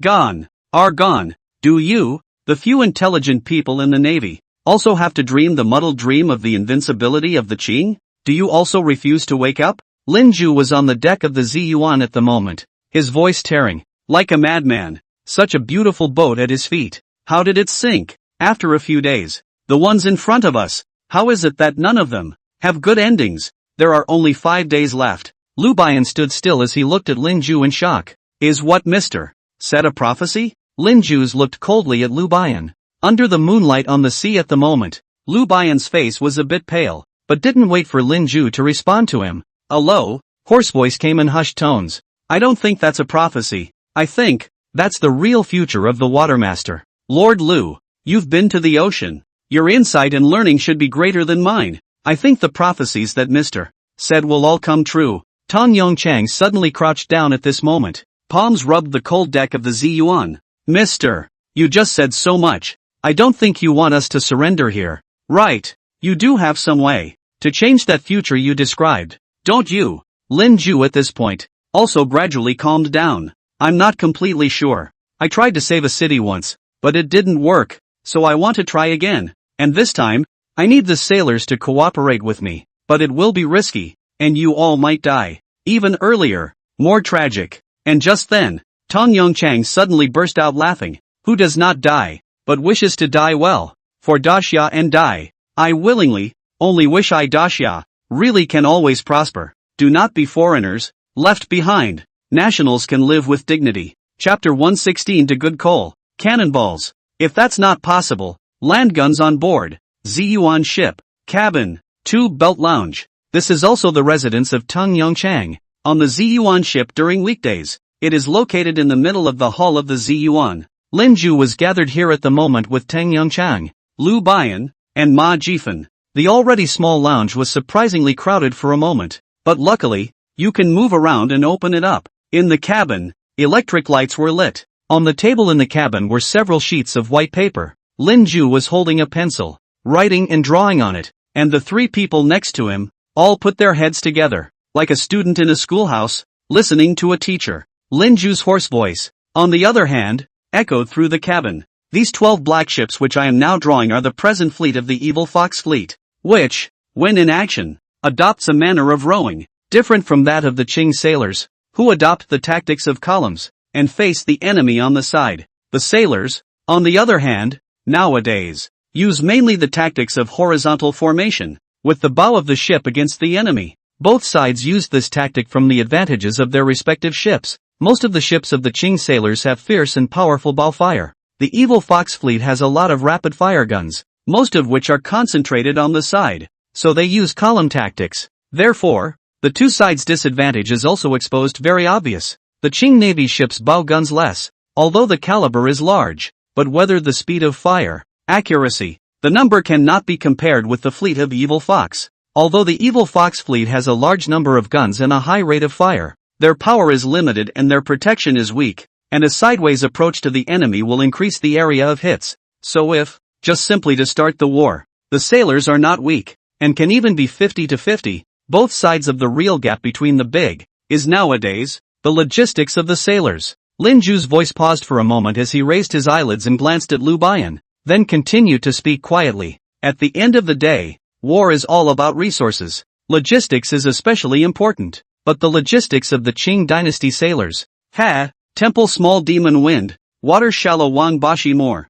You know, the sailors in addition to shells, and Evil Fox ships, the gap is the biggest is what? The entire cabin. After 10 seconds of silence, Tong Yongchang's voice, before the ghostly transmission, coal. Lin Ju held his pencil and immediately wrote the word coal on the paper in front of him. That's right, it's coal, the coal of the water division. I've checked. At present it's in charge of Kaiping mining. This is the Qing dynasty. These years, the most effective and earning the most money among the mining companies that have been organized, especially rich in anthracite coal. This coal even after the Westerners used are greatly admired, said this is no top quality, smoke less fire white, for other countries are rare, there are such hard goods, naturally not afraid of foreigners do not pay money. These years, this mining company, the financial resources rolling. But the irony of it is that all the good coal of the Qing went for foreign exchange, and the bad coal fell into its own hands. Lin Ju grinned a mocking smile. Poor coal. Self-production and self-sale. First-class coal sold foreign countries. Second-class coal tribute to the superiors. Inferior coal, left to the biling sailors. Anyway, is their own country's sailors to pay the bill well? For more than 10 years, all the ships of the Navy used inferior coal, boiler or steam engine. Wear and tear must be very serious. Day after day you excuse yourselves with inferior quality. That Ting Titus of yours, apart from eating dry rice and looking for his lordly, no use at all. Ah, by the way, some time ago, your old Buddha, 60th birthday to repair the garden. This mining directly donated silver 30,000 taels. Bang! Liu Bian's fist slammed hard on the table. Recently, Ding Yuan, Jin Yuan, Zi Yuan, more than a dozen ships, the coal used, not only are all inferior 8-groove coal, and even this inferior coal, not too enough. Lin Ju was in his cabin, letting out a breath. So the problem of coal must be solved. It's not just a question of fuel for the ships. The coal does not work. It will affect the horsepower of the ship's voyage. If the two fleets meet at sea, the ships that use inferior coal will be the first to be discovered because of the black smoke. It is a matter of the first firing of the guns of war. That's why the watermaster has to have his own high-quality anthracite coal. Ma Jifan frowned, looking at Lin Ju. But the mines, didn't they refuse to give us good coal? What are you going to do? Let Lord Ting negotiate again. Lin Ju rubbed his temples. Your Ding Titus is a useless sufferer. The sailor has a gun in his hand and a gun in his hand. Naturally the most direct way is used. Lin Ju's voice lurched, after which he coldly spat out a bite. Rob! The other three people in the cabin only felt their scalps go numb. But Lin Ju ignored them. just kept to himself and continued to speak. Besides coal, there is the question of shells. 3 years ago, the Qing dynasty, killing 1,000 waste of the Ministry of the Household, called a nationwide halt to the importation of ordnance, the Naval Division's artillery shells, in addition to a small number of original imports of Krupp bloomers, most of which are supplied by the Weiyang Ordnance Bureau. According to what Lord Deng had investigated earlier, the Ordnance Bureau sent out a total of 342 blooming shells to the Navy, but it turned out that only half of them, about 182, actually arrived at the Navy, with an average share of 27 per ship. Where did the missing half of the shells go? You all know it as well as a mirror in your hearts. The fatherless Qing dynasty, and their men are all a bunch of dog officials. And even if that's the case, these blossoming bullets are still a far cry from the evil fox's blossoming bullets. The material of the dog Qing's own made blossom shells is black gunpowder, which still belongs to the era of the 4 great inventions of Daxia. This thing is the same as the material used for the salute firecrackers. Just this charge is still about half that of imported shells. And the evil fox nation's blooming bomb material is picric acid, which produces thousands of degrees of heat and can melt steel. Its previous generation was called nitroglycerin and the next generation is called TNT. The simple fact is that a shot from an evil fox ship hitting one of our ships is instantly a blazing fire, while a sailor's flowering bullet hitting an evil fox ship is the equivalent of blowing up a couple of crates of firecrackers. And after the big salvo is released, what's left are solid shells that can't explode, and sand-laced handfuls of shells that may still be missing parts. For a moment, the entire cabin fell silent again. Lin Ju rubbed his brow. He remembered the history he'd consulted. On the sea battle a few days later, the Ping Yuan's guns, clearly with their special 260mm barrels, only had 45 solid rounds, and even that mere 45 solid rounds were only accompanied by 15 firing charges. Not only is the solid bullet lack of firing charges, some of the original imported Krupp blooming bomb fuse cannot be found. Hit the evil fox ship will not explode, can only be used as a coach bomb. Majifen, at this moment, looked up at Lin Ju. What about the issue of cannonballs? I've heard that Lord Li, who has been petitioning for a batch of cannonballs to be purchased from outside, but I'm afraid it's too late. Lin Ju was pinching himself at the moment, his voice hoarse. Rob, the ships don't have enough shells of their own, so they take the land divisions, which are all crap anyway, but the artillery in their hands is good. Lin Ju squeezed 4 words out of his throat. Land guns on board. This kind of thing won't be the last. We can think of anything, just don't give up. Chapter 117, Bleeding from a Severed Head. Then don't be a pussy. At this moment, in the pike-belt cabin of the Ziyuan, the silence was terrifying. Lu Bian clenched his fists, his voice hoarse. To rob the mines of their coal, and then to rob the guns of the land division, of both, can be no different from rebellion. One thing alone is a great offense to lose one's head. And, even if you grab, how and where? Lin Ju looked at the white paper on the table. At the moment, the waves were big and the cabin was a bit bumpy. The electric light, which hung above the cabin, also shook. The light illuminated the faces of several people in the cabin, both brightly and dimly. Outside the cabin, there were dogs barking, coming in through the cabin door. Lin Ju held the pencil and continued to write and draw on the white paper. The reason why all 12 of the Navy's warships are anchored at Denglewai is to replenish coal, isn't it? Majifen looked up, his blue eyes like glass balls in the light. Yes, since the beginning of the war, according to Governor Ding, the sailors have actually been avoiding the war. And the reason for that is because of the lack of burning coal. Ding Taidu's pressure, in fact, is also very big. I was on the Jinyuan ship. No, since the declaration of war, the imperial court has been urging the war. Coal is not enough. The court also constantly urging the sailors to sail far to the evil Fox Island,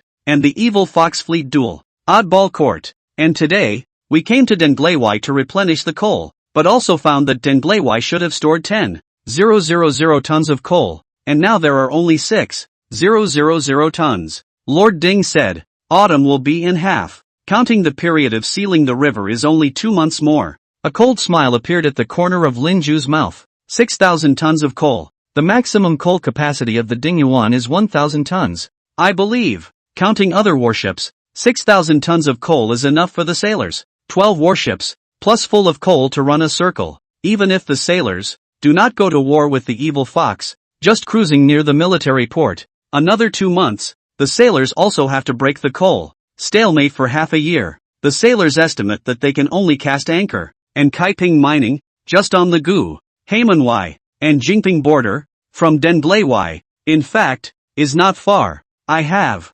before, read in the newspaper of the Chase Hotel, at Denbleiwai, that tomorrow afternoon, at Gushang, in the harbor of Weiyang, there will be 2 ships, laden with fine coal, transported for export, and sent to the west. In the cabin, the first one to suck in a breath of cold air was Maggie Fen. He snapped his head around to look at Lin Ju. You hit those 2 coal freighters? You want to rob them? Lin Ju grinned a rueful smile. That would have been Dacia's own coal. The frontline sailors go to war with poor quality coal, and good quality coal is exported to make money, and afterward that old hag is given her 60th birthday. Is there no one with a good brain left in this country? I'm just going to take back the things that originally belonged to the water division, but if you want to say rob, then just rob. Rob this thing. In fact, your motherland, the most professional. Majifen froze, for a moment, not quite catching Lin Ju's meaning. Lu Bian still had his head half lowered. What about specific plans? Now in this situation,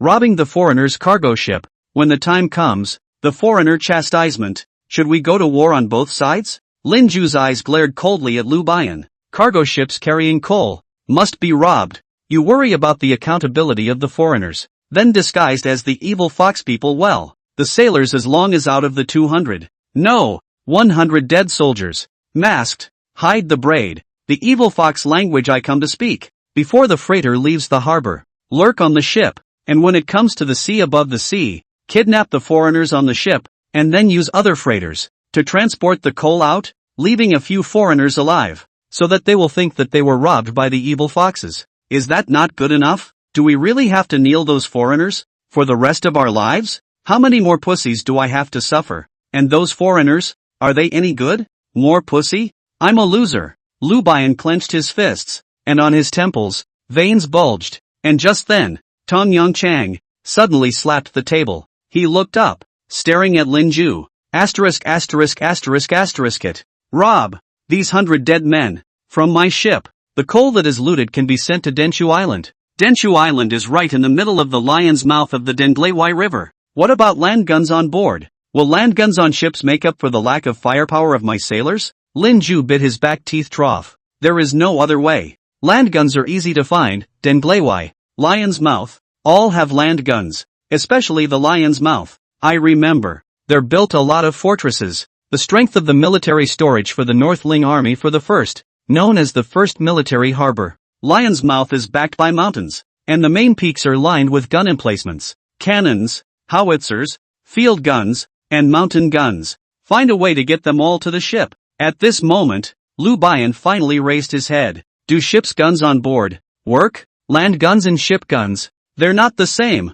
Lin Ju looked back at Lu Bian, his eyes this moment, suddenly a little sad. Of course I know different. The bumps of the waves, so that the land artillery in the sea, almost no point of accuracy, and in the ship's land artillery, there is no gun shield, the equivalent of no defense. As papier-mâché, want to get an effective range, that there is no way to go back. Lord Lu refuses? 100 years later, someone did this, even knowing that there was no return, all for the sole purpose of increasing firepower and defending our homeland as to guard it. Lu Bian froze for a moment. Afterward he dropped into the chair behind him. Zhexiang understands. The Lion's Mouth Military Harbor, which was originally built to support my naval division, was a military harbor. I'll figure out what to do about the land artillery. First counted borrowed, if not borrowed, then robbed. Lu Bian. For the first time, a scowl appeared on the face of this right-wing general of the Navy, who had always been gentle and unruffled since he had met Lin Ju. Maggie Fan looked at the 3 dark-haired, dark-eyed men in front of her in the bright, flickering light, suddenly in a bit of a trance. He felt, at this moment, under the influence of that mysterious youth. Lord Lu Bian, Lord Tong Yongchang, all seemed to be different from before. Somehow, he gulped and twisted his head to look at Lin Ju. So what can I do? I'm part of the water division. Lin Ju turned his head to look at Majifen on the side, and after a few moments of contemplation, you're coming with me to rob the merchant ships that carry coal. The freighter, which leaves tomorrow afternoon, leaves us little time, not much. It is best to arrive at Gushang, the Weiyang harbor of Haimanwai, before dawn, which is the fastest ship in the navy. In the cabin, Lu Bian twisted his head to look at Tong Yongchang. Tong Yongchang grinned, and on his face, a touch of pride appeared. Of all the main ships in the Marine Division, the one with the fastest speed is my Ziyuan. Lin Ju stared at Tong Yongchang. Lord Deng. Thought about it. Even though we say we're disguised as evil foxes, there's a high chance of being exposed. If we are exposed, Tong Yongchang suddenly burst out laughing. It's just a severed head bleeding. Deng Mao has had enough of being a loser. Sir, you have a visionary. My Dacia's sailors will have to ride the wind and waves and come out on top. Right. Lin Ju's eyes somehow suddenly reddened.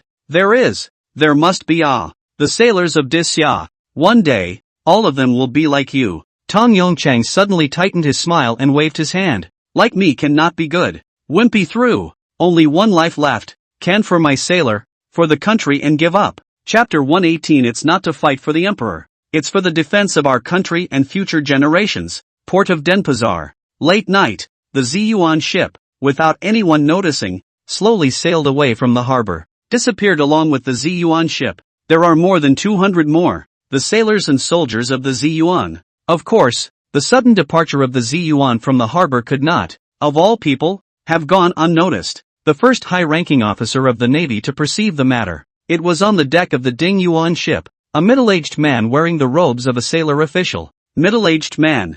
Somewhat slim. The eye sockets are sunken and the cheekbones are raised. The sea breeze blew and it looked like that middle-aged man. His figure was a bit depressed. Behind the middle-aged man, Liu Bian at the moment, but respectfully bowed, clasped his fists and saluted, refusing to get up for a long time. That middle-aged man, at this moment, sighed tersely. Zi Xiong, you mean, Tong Yongchang, discovered the north side of Shanghai. There is a strange thin smoke, suspected that it is the evil fox warships come to commit crimes, and worried that, the evil fox warships, will raid my Dengleiwai military harbor. So take the Ziyuan on your own, all the officers and men of the Navy, and go forward on your own to cruise and reconnoiter. Is that it? Liu Bian bowed, but still raised his eyelids and glanced at the back of the sluggish middle-aged man in front of him. Back to Lord Ding. Indeed, it's just that the matter was urgent, and Deng Zhengcheng, too late to report to you personally, had to be relayed by me. This is a matter of great importance, and Zishang does not dare to allow Lord Deng to delay, so he can only allow the Ziyuan to leave his post first to explore. After all, the Ziyuan has a displacement of 300 tons and a speed of 18.5 knots, the highest speed among the main battleships of my navy. It is most appropriate for the Ziyuan to go scouting. If anything goes wrong, Liu Bian is willing to take all the responsibility. The middle-aged man with the sallow figure, with his hands behind his back, sighed quietly. Just, in August, His Majesty was going to decree that I be dismissed. As a result, in September, because of the war with the evil fox, the sailor division had no one available, and I was urgently called in again, considered to be under the decree to pay for my sins. Nowadays, the water division, internal and external problems, stormy, the whole water division. I most valued people, there is only you and Deng Zhengqing. If you too, what action or planning, just go ahead and do it. If there is any trouble, feel free to push it on to me. The one who wears the blame. Liu Bian was behind that dry and thin middle-aged man, gritting his teeth, and at this point, he only responded, "Thank you, Your Excellency, for making it happen." And in the meantime, above the sea, the Ziyuan, sailing at breakneck speed, rolling black smoke came out of the chimney. The entire battleship, in the dark sea of the night, inexplicably transmitted a sense of solemnity. The deck of the Ziyuan, about 100 people were gathered at the moment. The braids behind their backs are tied to their heads in a twisting fashion. On the other hand, he was wearing a sailor's sea valor uniform. Lin Ju stood in front of those people, carrying a large white sheet of paper in his hand. The electric light from the toastmaster hit the white paper he was carrying. On the white paper, it reads, "Asshole, Baga, Bye Elu.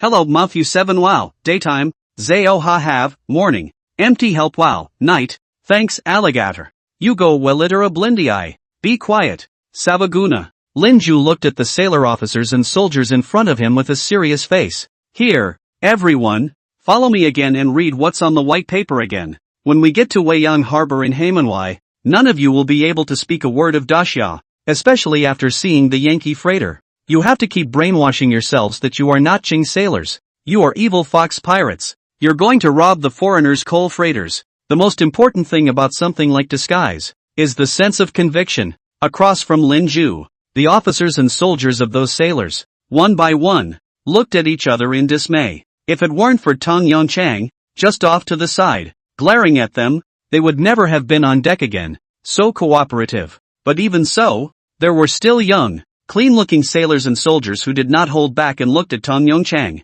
Master Guanbiao, are we really going to learn Japanese? It is not the behavior of a gentleman to act like this. Tong Yongchang frowned. But this time, before Tong Yongchang could speak, Lin Ju's sorrowful voice came out. Gentleman? What is a gentleman? The sailor officer with the clean-cut appearance raised his head stubbornly. The gentleman to perform benevolence and righteousness. Gentleman also Shang Yong. But the premise of Yong must be benevolence and righteousness. Xia, a great country, naval officers and soldiers. Naturally, benevolence and righteousness Shang Yong. But before that young sailor officer could finish, a plain sword flew directly over. The blade of the plain sword, brushing against the officer's throat, nearly slit at his throat. That sailor officer was so frightened that he fell straight to the ground. Lin Ju moved his wrist. Park swords and grenades. The feel of throwing them out is different. Then, Lin Ju's sorrowful voice came out. It's all ing war already. And you're talking to me about benevolence?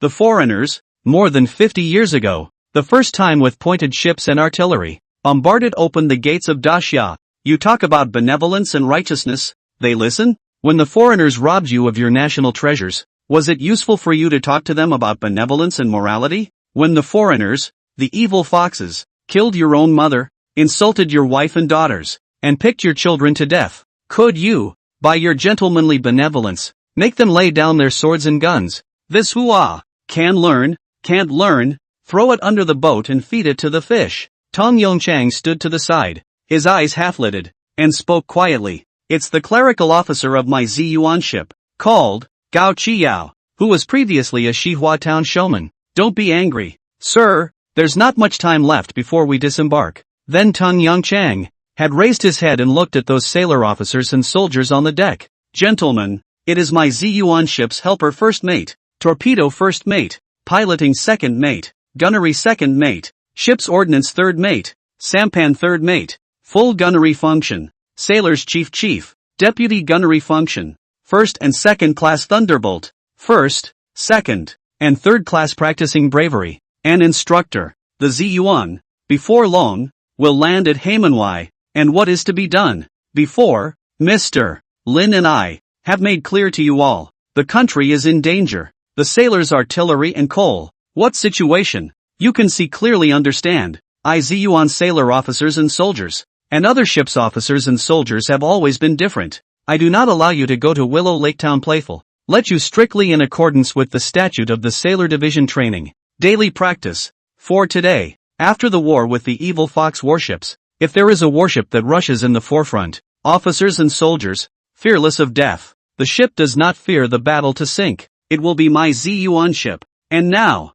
everything we do is in defense of. Tong Yongchang's voice paused. In defense of the nation. In defense of our compatriots. In defense of your own kin. You see the sailors. Hometowns are mostly in the coastal places. If the sailors lose, evil fox ghosts, the first to kill is the coastal people. In Dengbleiwai, in the lion's mouth, in the lion's mouth. And just when, Tong Yongchang turned his head and looked at Lin Ju, who was off to the side. The black-backed hound, Sun, also turned his head and rushed at Lin Ju with an owl. Lin Ju looked at the sailors and soldiers on the deck, his voice low. We can use any means, even by any means, as long as we can win. Just do whatever it takes. Then Lin Ju gave Tong Yongchang a deep look. This Lord Deng, what he just said, is to defend his compatriots. He did not say, fight for the emperor, the empress dowager, or whatever. Lin Ju twisted his head to look at the sailor officers and men in front of him. Gentlemen, this battle is not for the emperor, nor for the old Buddha, the official master. For yourselves, for the defense of the country and future generations. We're not robbing either. Do we have a problem taking the coal produced in our own country and supplying it to our own sailors? There is no problem. What is problematic are the corrupt officials of the mines. What's problematic is the dim-witted court. Although this is a very anti-traitorial statement, I still have to tell you that the world is not the world of the Qing dynasty. The world is your world. It's the nation's world. At this moment, Lin Ju saw, on the deck of the Ziyuan ship, the eyes of those sailor officers and soldiers, each horrified, but it seemed that with before, there was a hint of difference. Chapter 119, Lord Deng is becoming more and more of a rebel. Take back our own coal. Weiyang Harbor, Haemanhwai. As Haemanhwai, which is adjacent to Kyohira, and has a harbor to the sea, it is one of the few capital cities of Dacia in this era that is affluent and modernized. Not unlike the role of Denglewai and Lion's Mouth in establishing a military port, Haemanhwai, in addition to the Guman fortress, nowadays serves a role, mainly in commerce. And Jingping, Haemanhwai, two great cities, adjoining the whole of Yuzhou, are rich in steel, coal, and Phoenix, in Yuzhou, is also rich in porcelain. These are the goods that the foreigners like. The export of those goods is also one of the important foreign exchange of the Qing dynasty in recent years. Weiyang Port, on the other hand, is the main seaport for business in Haemanhwai. During the day, the harbor is filled with traffic. And tonight, before the sun is about to break, a big ship that wasn't supposed to be here, under the night raid on the harbor. It's the Ziyuan ship. This ship was supposed to cruise between the military ports of Dengliwei and Lion's Mouth, guard the sea, and the two harbors, together with the great ships that arch over Jingping, appeared where he wasn't supposed to be. Even the yellow dragon flag, which would surely have been hanging on the ship, was gone. The ship, Ziyuan, did not dock into the harbor. It was still light, but Weiyang Harbor, being a modern commercial port, did have electric lights and a night watchman. Ships that enter a commercial harbor directly are bound to be intercepted and questioned, and anchored about a few hundred meters from Weiyang Harbor. And one figure who had changed into black clothes with a mask and a tarpaulin on his back containing a rifle and a plain knife. Then one by one, they jumped into the sea and swam towards Weiyang Harbor. Lin Ju had also changed his clothes by now and was at the end of the line. Tong Yongchang was also dressed in black and followed next to Lin Ju. As captain, he would have been able to get off the ship without needing to. After all, once exposed, as a Ziyuan ship steward, the next person will at most kill his head, but he will definitely be implicated in the 9 clans, involving his wife and children. And the reason Deng Yongchang gave was simple. I am the captain of the Ziyuan ship, and the men under my command have given up their lives to danger because of me. How can I rest easy on the ship? Lin Ju was, at the moment, about to jump overboard and disembark, and he glanced with some regret at the Ziyuan's mast. Up here, it would be better camouflaged with the evil foxman's flag. Tong Yongchang, who had already codenamed his mask, glared at Lin Ju. Mister, put the yellow dragon flag down. Already the bottom line. There's no way I'm going to let Ziyuan hang the evil fox flag unless I die. Lin Ju sighed helplessly. I get it. Letting the Ziyuan fly the evil fox flag is worse than killing you. But Lord Deng, we need to pick up the pace. It's getting light. Weiyang Harbor, you know better than I do, don't you? Tong Yongchang exhaled a cloudy breath behind his mask. Never been here. This is a commercial harbor, and no ship of the Navy has ever anchored or docked here. But I have heard that the port of Weiyang, as the foreigners, the main landing in the Qing dynasty, one of the commercial port, the court, even did not dare to appoint any military garrison here. But also right. Denglewei Military Harbor and Lion Mouth Military Harbor, outside the arch protection. In the eyes of the court, Weiyang Harbor, naturally high. But in this commercial harbor, the foreigners' cargo ships can be casually moored. Dacia's own merchant ships, but need to pay an inexpensive ferry fee, mooring gold. Qing sailors even became the foreigners' cargo ships of the bodyguard. Qing Dynasty Hall. These years, the external means of negotiation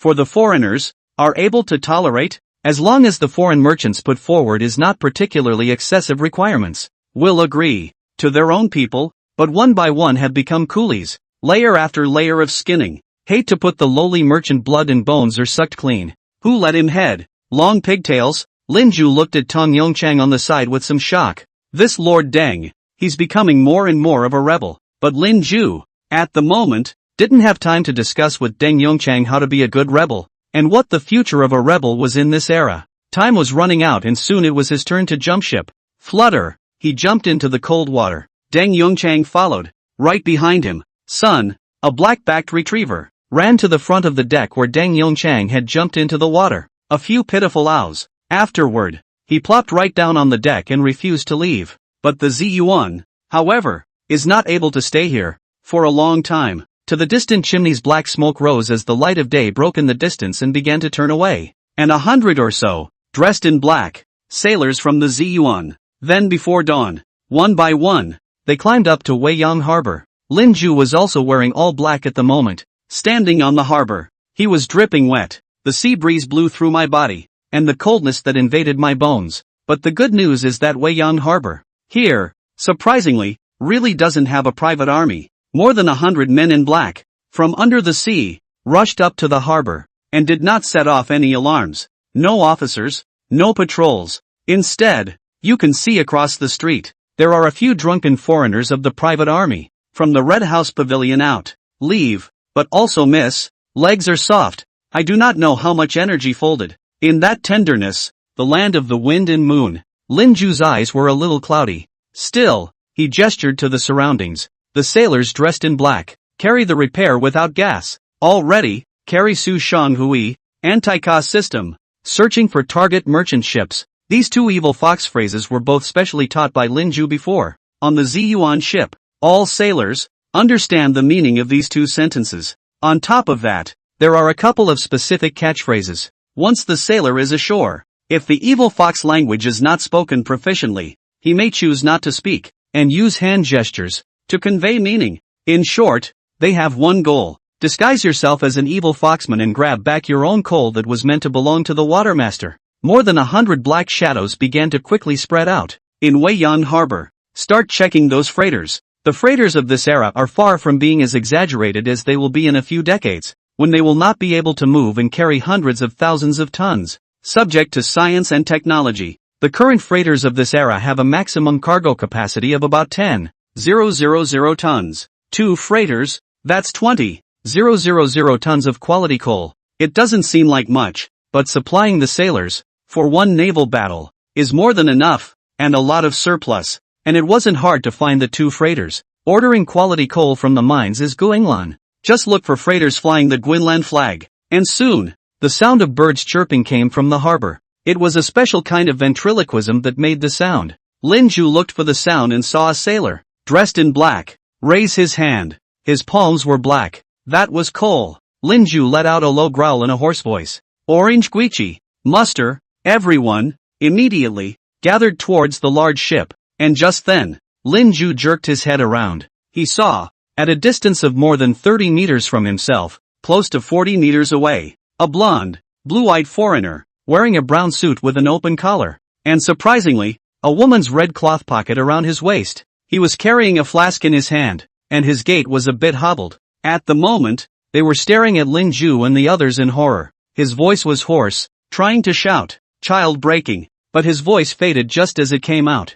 A short knife pierced the yokel's neck. Blood spatter. Lin Ju shook his wrist. The short knife was recovered from the Ziyuan sailor's equipment store. It's a better throw than the park knife. This is the first time he's killed anyone since he landed on this crossing. Chapter 120. We were not born as braided dogs on our knees. Killing, dumping. The whole harbor, for the moment, was somewhat silent. All the sailors wearing black clothes and masked black faces looked at the youth who had just thrown the short sword in shock. They had always thought that this gentleman, who was held in high esteem by Lord Tung Yongchang, was just a weak scholar. There are even stubborn sailor officers who feel that this guy is the kind of traitor who forgets his ancestors after studying foreign ink for a few years abroad. They never expected it. He is surprised that he kills people to kill so dry, and kill the foreigners. Yankees, fast, precise, hard, clean and sharp kills. Mother asterisk.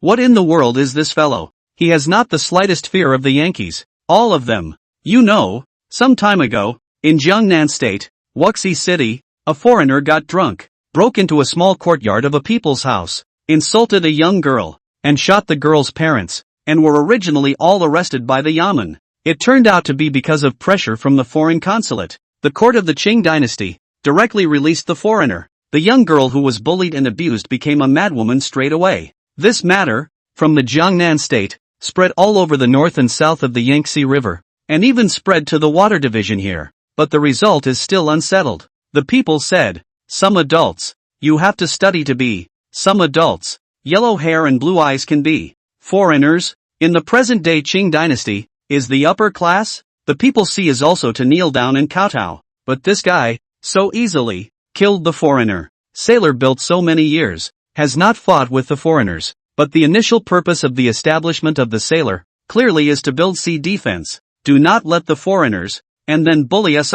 We are the nationals of a great country. Not a long braided only kneeling on the ground of the oriental braided dog. Foreigners killed will also die. Then why do we have to kneel them? Why by what they bully us? We are not people? On the harbor, the sound of violent breathing, rising and falling, and Lin Ju didn't seem to notice the changes around him. He walked next to the foreigner who was stabbed through the neck by the short knife, hurriedly and sharply gripped the handle of the short knife, and with a forceful wrist, the short knife directly cut off the foreigner's head. The foreigner's head disconnected and was later kicked into the sea by Lin Ju. The body wasn't spared. It was also kicked into the sea by Lin Ju. Lin Ju also crouched down, in the seawater, and swabbed the bloodstains on his short sword. But just then, Lin Ju's gaze went cold, for his afterglow caught a glimpse of another foreigner behind the sacks piled up in the harbor, covering his mouth in horror. The foreigner was blonde and blue-eyed, a handsome, beautiful young man, and he was dressed in flashy clothes. He looks like an aristocrat among the foreigners, but Lin Ju's eyes remained cloudy. He carried his short sword and walked towards the young foreigner. The foreigner, screaming, jumped out from behind the stacked sacks and was about to make a mad dash for his life, but Lin Ju was faster. Baga, asshole, Luke Tooth got teeth, white-skinned pig. He scurried directly behind the young foreigner and covered his mouth with one hand, while his short knife pierced right through the young foreigner's shoulder, then quickly pulled the short blade out again. The handle of the knife slammed into the young foreigner's solar plexus, until the young foreigner's forehead was bleeding from the handle of the knife. Only then did Lin Ju slowly let go of the young foreigner, who had long since passed out. Lin Ju then tested the young foreigner's nostrils, and breathe. Can breathe. Half a life left. Very good. That's great. That's the effect to have. The pot. Evil fox man. Must give back, preferably after the first year. It's only good if the evil foxes and the Yankees fight. As for these two unlucky foreigners, serves them right. In this era, the foreigners who traveled across the ocean and came to Daxia, Lin Ju did not feel that there were good people. All the inexpensive goods they acquired were also stained with the blood of Daxia laborers. Of course, that rotten court is even more hateful and deserving. Lin Ju at this moment retrieved the short sword, pulled down two sacks, directly pressed on the young foreigner, is considered to hide him. Then, with a stern gaze, he made a gesture to all the black-robed sailors. That gesture means, attack the ship, Weiyang Harbor. Although there is no Qing garrison, but usually a cargo ship like this one that goes on a long voyage, the foreigners would all be on the freighters, with a few privateers. When we leave the waters of Daxia, then we will ask our own country's warships to escort us. After all, in this day and age, Gwyn's fleet, which spans the globe, but these private armies, fighting strength, are mostly limited. Especially after arriving in Daxia. Guys who were just punks and hooligans in their own countries have come to a paradise where they can make a mess of things. Sailor officers and soldiers dressed in black, at the moment, quickly boarded the cargo ship. The sky, at the moment, was already white. Daylight is about to break. According to Deng Yongchang, before boarding the ship, the observation of the ship sinking, the coal should have been filled. The sailors, at the moment, are divided into two groups. One team, Lin Ju, led the way, followed by Majifan. The other team is led by Deng Yongchang. Deng Yongchang also knows some evil fox language, although it is not proficient, but the disguise should be enough. And after Lin Ju and the others boarded the ship, surprisingly, they could still hear, in the cabin, the sound of snoring. Lin Ju came to a cabin door, and through the glass of the cabin, clearly saw that inside, a big-nosed foreigner, clutching a bottle of wine, slept disheveled on a sofa. This is the captain's cabin. Lin Ju saw that not far from the couch where the foreigner had slumped were rifles scattered across the floor. Lin Ju twisted his head to look behind him, at a black-clad sailor who had been following him. The eyes signaled. The sailor immediately understood. The bird-like sound of ventriloquism came out. There was a somewhat shrill sound that traveled through the freighter, and soon there were a couple of the same bird calls in response. Next, all sailors and officers, all hands, rushed into the ship. Lin Ju also kicked open the door to the cabin in front of him. The originally drowsy Yankees awoke with sleepy eyes, but it's already too late. Short knife pierced his chest. A muffled grunt and a scream came from every cabin of the freighter, but the screams were quickly silenced, as if muffled, and the sound didn't make it out of the freighter, nor did it awaken. This silent harbor pier, two freighters carrying ships have, without a word, changed control. The next thing to do is much simpler. Check the condition of the hull to make sure that in those without those foreigners, the sailors, officers and men, could take over completely from the foreigners and keep the freighters running. It's really not that difficult. These sailors, officers and men, are professionals. Some of them, even graduated from the Hyman Marine Academy. Not to mention sailing, ship's guns, firing torpedoes, mapping charts, defending harbors, and laying mines. They all do. The only thing to do now is to wait for the foreign merchants who waited to order the 2 tons of coal, also boarded the ship. Finally hostage that foreigner big boss. Let the cargo ship, safe departure from the harbor, and then secretly drive the ship to the Dengzhou Island, on the Songhai Sea so that it is considered to complete the robbery, and put the pot, perfect dumping to the evil fox people. But just then, a sailor officer, in a hurry, ran to the cabin where Lin Ju was. He seemed to want to open his mouth and communicate with Lin Ju, but then he remembered. Earlier, Lin Ju and Tan Yongchang's exhortations on the Ziyuan.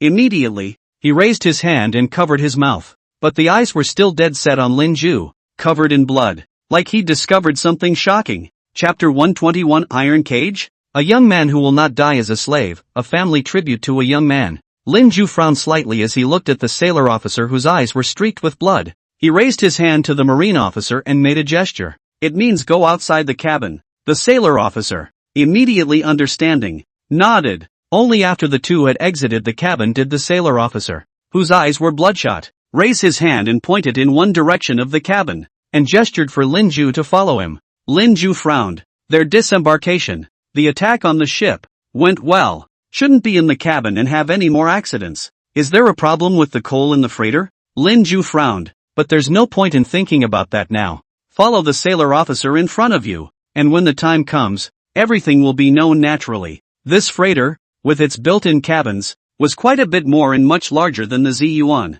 Look at the built-ins in the cabin. They are brand new as well. In the Qing Dynasty Navy, no longer purchased ironclad ships these years. Foreign shipbuilding technology, indeed, rapidly changing. And through a narrow passage of the cabin, at the very end of the tunnel, there was a surprisingly airtight hatch. The hatch to the cabin, which had no windows, was an iron door. Outside the iron door was that one-wheeled valve door lock. At the moment, however, the iron gates were open. From the obscure cabin came a somewhat unpleasant sour odor. Lin Ju grabbed the iron door, and with a squeak, pulled it completely open. Then his eyes widened involuntarily. The hatch inside the iron door was obscurely lighted. The cabin behind the hatch. It's big. It was larger than any cabin Lin Ju and the others had seen before. The side of the cabin, stacked with a dazzling array of treasures. There was porcelain, precious knives inlaid with precious beads, open-work gold carvings, and rolled bundles and bundles of paintings and calligraphy.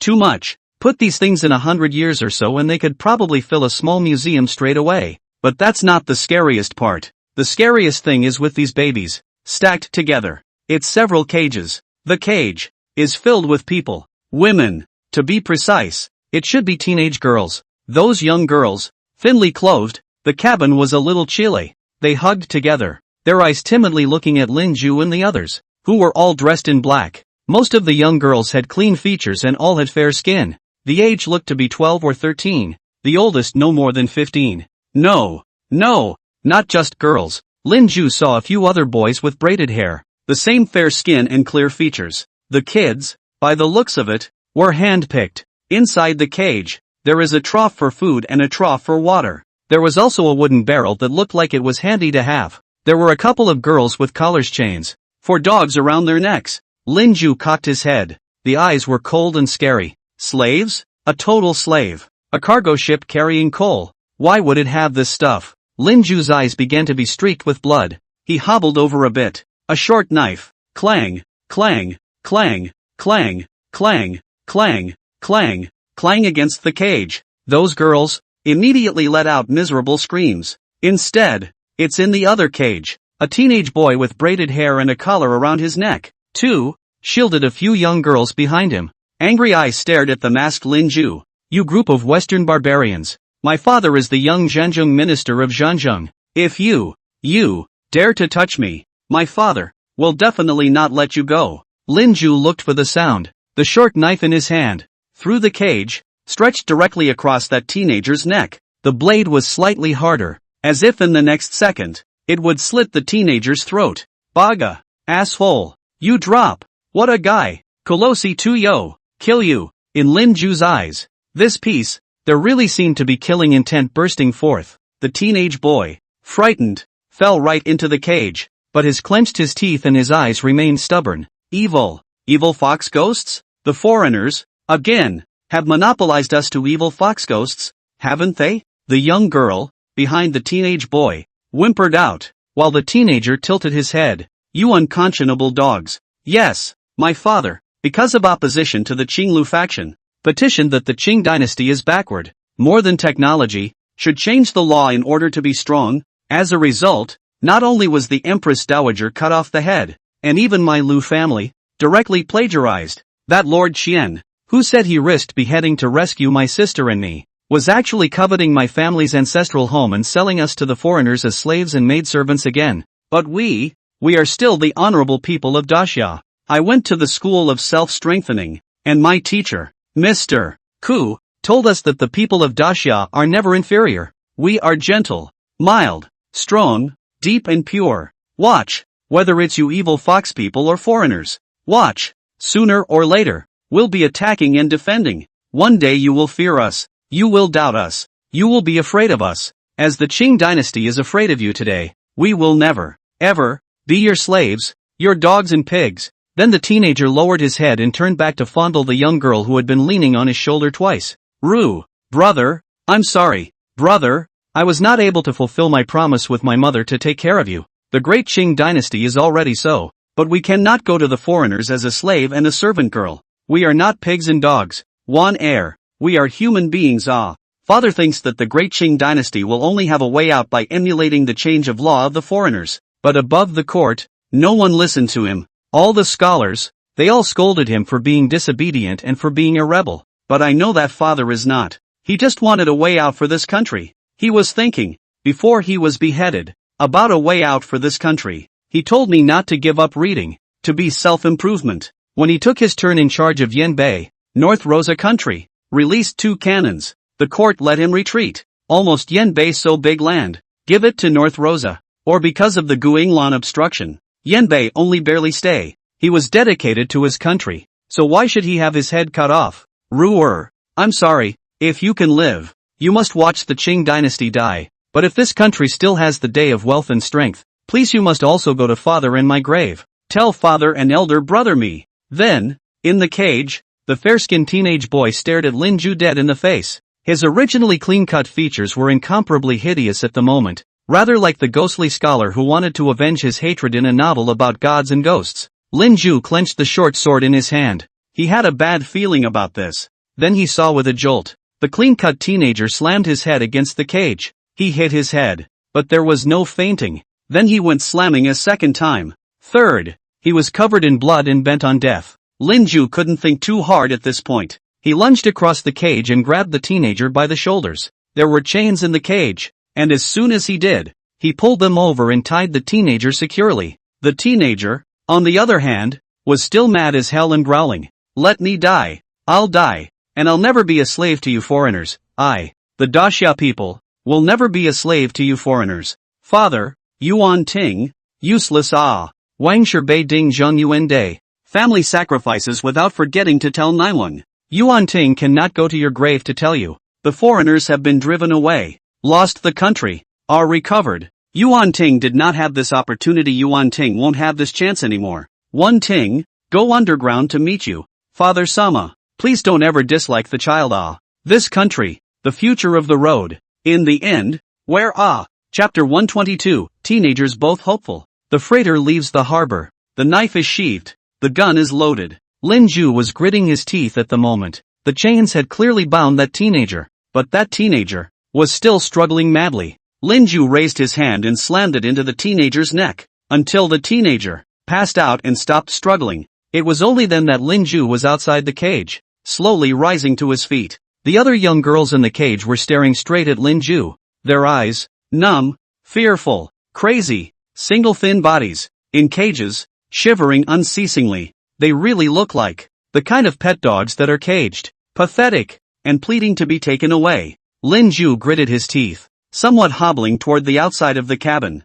Such a scene seemed to him to be déjà vu. The country is poor and weak. All the people of this country, the people, are then doomed to become pigs and dogs, to become slaves of the dead. That's true in this day and age. 40 years later, it's still true. Damn the great Qing dynasty. Lin Ju raised his head and exchanged glances with the black-clad sailor in the doorway. The sailor at the door immediately understood. He followed Lin Ju out of the cabin, and the large iron door of this cabin was closed once more. Inside the cabin passage, Lin Ju walked out some distance later. His feet lurched as he slammed his fist hard against the wall of the cabin. Bang! And in the meantime, on the side of the system panel, in the live broadcast room, countless pop-ups crossed at that moment. How could this be? Hasn't the Qing dynasty not yet died? How dare those foreigners? What will those teenage girls, sent to the Western countries, experience? Will they be able to read and go to school? Reading and going to school? These young girls and teenagers,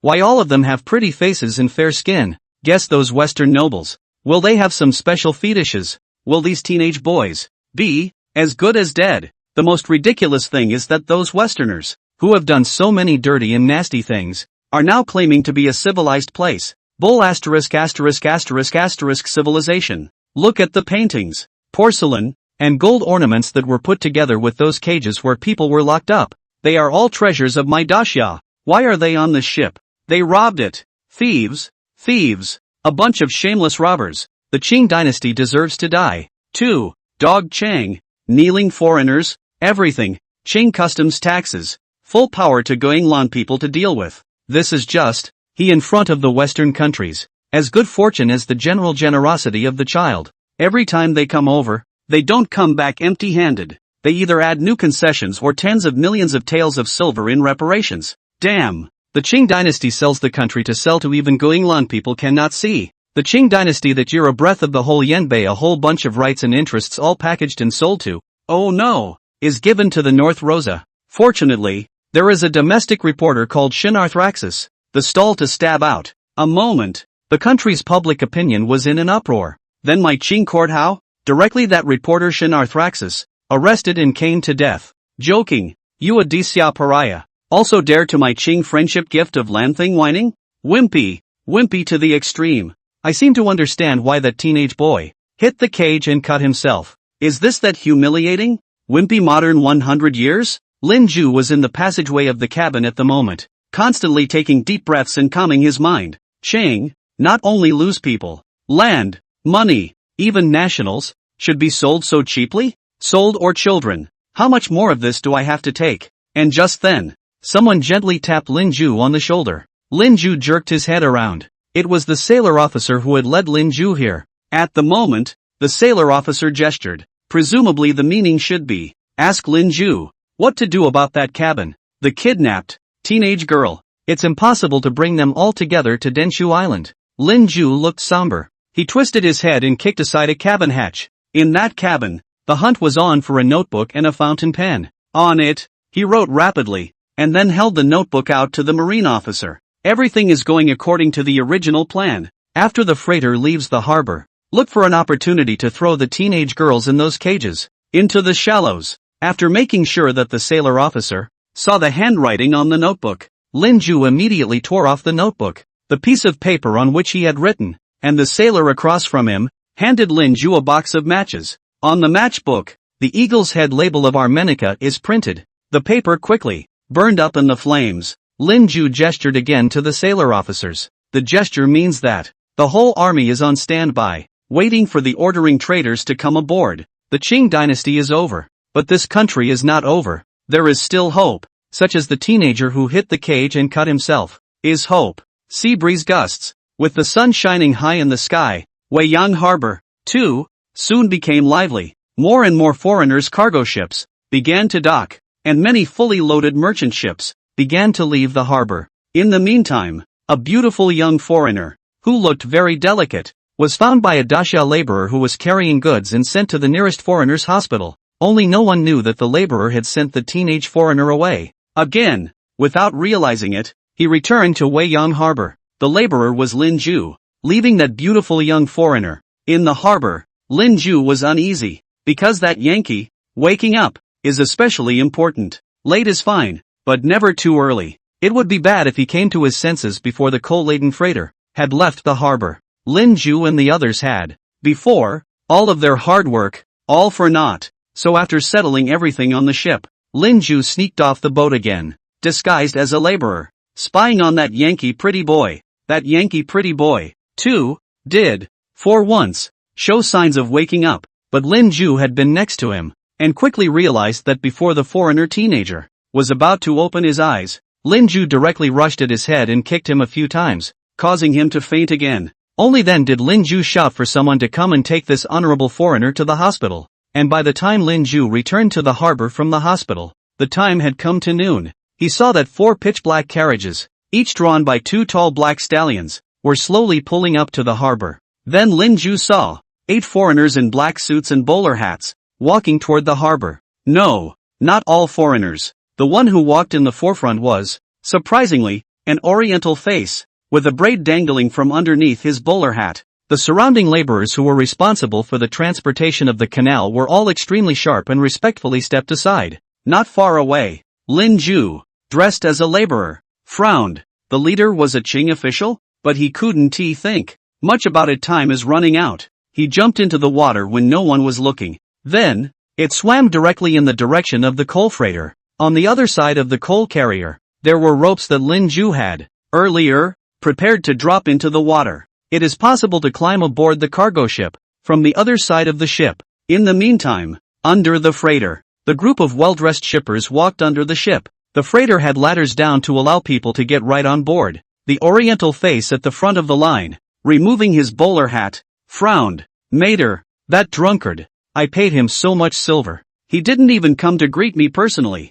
I'm an honored guest invited by Earl Giles. Behind the eastern face, a white-bearded, blue-eyed foreigner, a gentleman, spoke. Captain Medill, maybe, has his own reasons, but Lord Zhang, please don't doubt Earl Giles' sincerity. After all, your mining company and us are in a long-term relationship. This time, you also brought Count Giles' favorite slave. Clean-cut oriental teenagers, young girls, among the nobles, are more popular than tea and porcelain. Oriental face, frowning, but after taking a deep breath, he took the lead and boarded the freighter. And after they boarded the freighter, the 2 freighters, soon, left the harbor one after the other. In the shadows of the freighter, knives were sheathed and guns loaded. Chapter 123, Selling Coal? Selling the Lives of Sailors. Have you heard the wailing of Ziyuan? The 2 freighters in Weiyang Harbor were far away and fast. The speed with which the big ship turned the rudder and left the harbor even made the shore. The laborers carrying sandbags look a little stunned. This foreigner-driven ship is different, haha. Are they anxious to get home to their daughters-in-law? Too, can't be. I see the foreigners on those ships, going to Li Hong Yuan every day, having a great time. Meanwhile, the 2 coal-laden galleys were a different story. Dozens of figures dressed in black, masked in black, stood on the deck of the cargo ship. The foreigners in black suits and black bowler hats, on the other hand, fell one by one, wide-eyed, into a pool of scarlet blood. Only the oriental face in the black suit and bowler hat survived, his hands gripping the mast of the big ship with a death grip, his face pale. A group of them just boarded the ship, haven't had time to find the captain yet. These are 2 big ships that suddenly sailed by themselves. He was, at that point, feeling out of sorts, but it's too late. The gang, dressed in black, suddenly rushed out. From the cabin, the missionary who had been following him from Gwinnett, named Brucey, had his head cut off with a single stroke of the knife by the black-clad, masked men, the 8 men who were on the boat with himself. In an instant, he was the only one left alive. Just yourself, the middle-aged man in the black suit, looking at the deck, the scattered corpses of several foreigners, and turning his head to look at the harbor that had already distanced itself from the big ship, wanted to cry. And just then, a short knife brushed against the scalp of the middle-aged man in the black suit. The blade cut through the middle-aged man's scalp. The blood flowed all at once. That middle-aged man, his eyes reddened all of a sudden. He looked at the black-clothed Shura who stood at the deck in ship side position and had surrounded him, and his spirit was completely broken at this moment. He hugged the mast, and the tears fell at once. Don't kill me! Don't kill me! I am the chairman of Qing Kaiping Mining. Zhang Yi, all of you must be green men. As long as all of you spare my life, what do you want? What do you have? Gold, paintings, antiques, women, and even foreigner women. I can find them for you all. People die for money. Birds die for food. When I die, I'm just a useless corpse. The vultures can't even take away a few pieces of meat.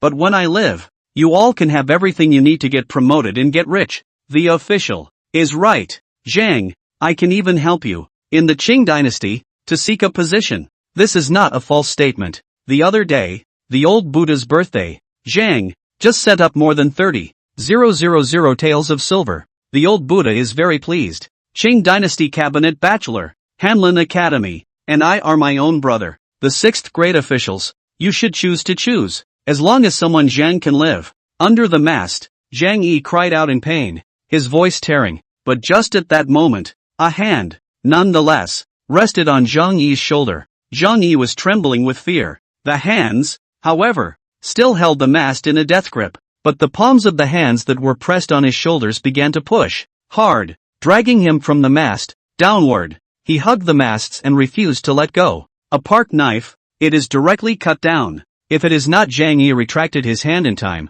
His hand, I am afraid that it will be directly cut off. At this moment, Zhang Yi was dragged to the deck by 2 big men dressed in black and masked. A plain knife was across his neck, and not far away, there were rifles, their muzzles pressed against his temples, under Zhang Yi's black suit pants. At some point, it was already wet. Then he saw a tall figure approaching. The figure, with only a black cloth covering the lower half of his face, his head revealed, no braids, but indeed black hair. That haircut, it's by no means Chinglish. Evil Foxman? And soon enough, Zhang Yi answered his own suspicions. That youth walked up to Zhang Yi, raised his hand, and with a slap, he smacked Zhang Yi's face. Baga, asshole, you're dropping. Not, Quinland, Nanda, why, is, on the ship? Zhang Yi's scalp was numb at the moment. Sure enough, it's an evil fox ghost. Why are they grabbing 2 ships carrying coal? By the way, because their coal is also not enough.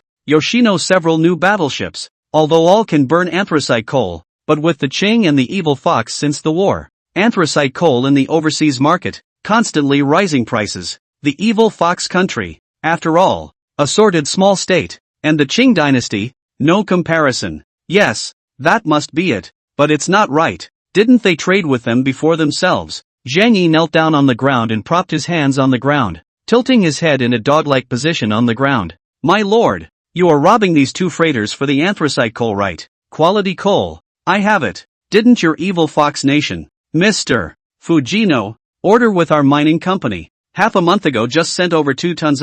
It's all the old way. Booking it in the name of a foreigner and sending it to the East China Sea afterward. We've always done it this way. Those 2 tons of anthracite coal, so quickly used up? If you're out of it, just let me know. Why bother to rob it? This is not the Dragon King's temple. We don't recognize our family. Opposite Zhang Yi, the youth who did not have a braid, froze for a moment, his eyes now staring straight at Zhang Yi. The masked black-faced figures around them, also one by one, were all shocked as they looked at the braided middle-aged man kneeling on the ground, wearing a suit. One of the sailor officers and soldiers, failing to control himself, charged at Zhang Yi with his park sword. The plain sword was raised. Luckily, the people around him stopped him in time, but many of the men in black, their eyes were bloodshot, and in the whites of their eyes, they were already streaked with blood. They sailors, in front, running around, life and death put aside. 2 years, did not add a gun, with the worst coal, Ziyuan, Ding Yuan, more and more old, even can not be wrapped up. Sailing, occasionally will make a creaking sound, like a big ship in the whale, but at the same time, their Dacia's own high-quality coal is being sold to their enemies? Why? Is the Qing court, from top to bottom, selling out? They're selling out. They're not only selling the country, they're selling the lives of all the officers and men in the navy. Is such an emperor, an imperial court, really worthy of allegiance? Lin Ju, at this moment, let out a deep breath and calmed his emotions. He slowly crouched down next to Zhang Yi, and with the park sword in his hand, he gently tapped the deck of the cargo ship. Drop here, below, boys, girls, where to? Zhang Ye's expression stiffened, but he still smiled sardonically. That, and you guys found out. That's the foreigners, ordered, goods. These young boys and girls, fine skin and tender flesh, on the side of the foreign aristocrats, is quite a popular rarity. Most of them are the children of sinful ministers. or else their families are farmers. In the Great Qing dynasty, was also a pariah to the Western countries, by the foreigners like to play with, even if it is skinned, made into art, that is also their good fortune. Scratch, park sword, the shadow of the blade flashed, and an arm flew out accompanied by bursts of blood. Meanwhile, on the deck, came Zhang Yi's miserable scream. Lin Ju slowly stood up. To the sailors and soldiers behind him, who had long pressed on, he made a gesture. Chorus he eek yo, kill him, chop it up, feed it to the fish. On the deck of the cargo ship, at this moment, countless plain swords were raised, and the light of the swords flashed, accompanied by miserable and incomparable screams. Chapter 124, The Sailor Passes from Here On. The children and grandchildren will not stop their heads. Ikarabetsu River? Daitongu. At sea, it was getting dark. 2 freighters under the flag of Gwynland were drifting on the sea. 2 freighters, adjacent to the shallows at this point. Not far away on a shallow sea, dozens of teenage girls and boys in thin white clothes, floating on the sea, were swimming valiantly toward the shore. A single young girl, dragging a bloodied teenager, swims desperately for shore. The teenager, with a pale face, but it was also swimming desperately toward the shore. But just then, his braid, it seemed, became entangled in the seaweed of the sea. Then, that pale-faced teenage boy, out of nowhere, pulled out a short knife. Chomp! His braid, by himself, was cut off with a single hand. Then he and the young girl who had been dragging him along, swam harder for the shore. Just before he was about to disembark, he jerked back and looked behind him. At this point, the ocean, the sun is setting. The afterglow of the sun is coloring the sky. Half of the clouds, half of the sky is red. 2 large ships drifted out to sea in the backlight of the setting sun's rays, and the teenager could only see the silhouettes of the shadows of the large ships. And at that moment, on the deck of the freighter, Lin Ju and Tung Yongchang, Ma Jifan, stood side by side. All 3 took off their hoods. This place, not far from Dengzhou Island, is not far away. On board, they had examined the ship carefully, and there were no longer any living souls except their own sailors, officers and men. The bodies of the foreigners killed earlier were all chopped up and thrown under the ship to feed the fish, including Zhang Yi. On the cabin, there was only a puddle of blood stained with foaming flesh. Maggie Fen sighed quietly at this moment.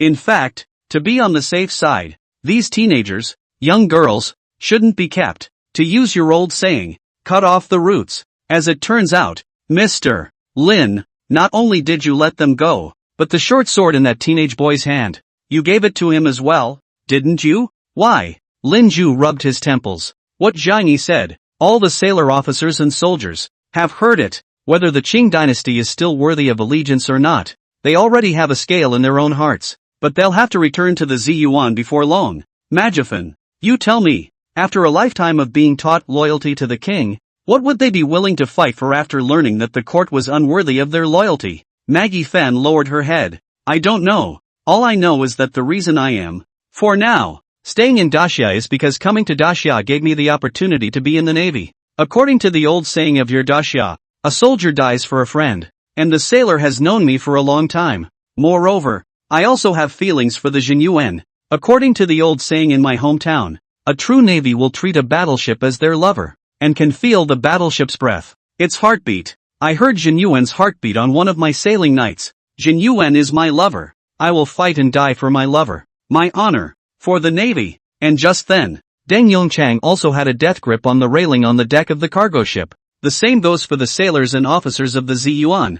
Don't worry, Mr. Lin, the officers and men of the Ziyuan Naval Division will never lose their fighting spirit. The court of the Qing dynasty is no longer worthy of our allegiance, but we are not fighting for the emperor. For the scholars, the sailors are stationed in the sea defense, in order to guard the borders of the sea defense of our Daxia. Wherever the sailors cruise, the fishermen and people of Daxia will not be cut off and bled again. That's why those young boys and girls, have to live. That's why we're fighting for them. For our own children and grandchildren. No longer to be bound and made slaves. The sailor passes from here, and his children and grandchildren do not stop. Tong Yongchang slapped the railing fiercely, muttering lowly words over and over again. Behind him on the deck, a number of sailor officers and soldiers seemed to have heard their Lord Deng's mutterings, whispering along with him. The sailor passes from here, and his children and grandchildren do not stop. The sailor passes from here, and his children and grandchildren do not stop. The children and grandchildren keep their heads up. Lin Ju was silent on the sidelines, only silently clenching his fists. Late at night, 2 freighters loaded with high-quality coal adjoin Denshu Island. This island and Denglewai, the Lion's Mouth, form a triangle. It is also one of the most important military harbors for the Qing Navy, but the island is surrounded on all sides by the sea. It's more flexible than Denglewai and also Lion's Mouth. The 2 freighters, the matter abutting, is the island of Denshu, the stone wharf at the back. On the pier, the lighthouse, the lights flashing, otherwise pick up the lead, until 2 large ships docked. It was only on the pier that Lin Ju saw a familiar figure that had been standing with his hands behind his back. It's Lu Bian. Behind Lu Bian, there was a black-backed hound. At the moment it is wagging its tail and spinning in circles. Is the sun. 2 large ships docked. Immediately a group of sailors, officers and men, came over to take charge of the unloading, and Lin Ju, Tong Yongchang,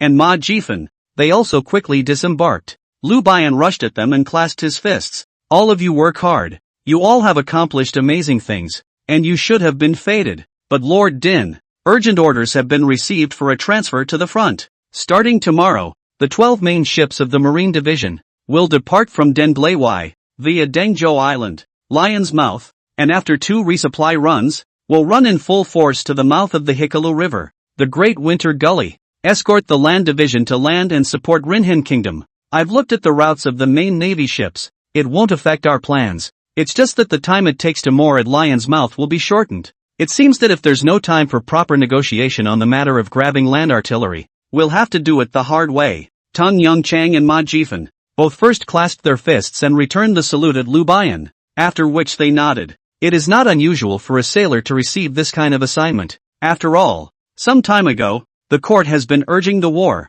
Ding Taidu are looking for a variety of reasons to put off the past. Today, the war on land is tight. The sailors help escort the land soldiers, which is sort of unavoidable. In the crowd, only Lin Ju's expression was less than natural. In the year of the First Sino-Japanese War, in the middle of September, 12 of the main ships of the Navy departed from Denglewai and went to Daetongu at the mouth of the Hikaraji River to escort the landings of the army. And at the same time, the Evil Fox Fleet, after the completion of the operation of escorting the reinforcements to land in Rinhen Kingdom, also sailed to the mouth of the Hikaru River, searching for the main force of the Qing sailors, forcing the other side to fight with themselves. The 2 fleets would, as fate would have it, meet at the Great Winter Gully above the Tsunhai Sea. Lin Ju, twisting his head, glanced at the system panel beside him. Remaining time to traverse, 32 hours remaining to traverse. 40 hours have been traversed. Time goes by too fast. Less than 4 days remain before that naval battle begins.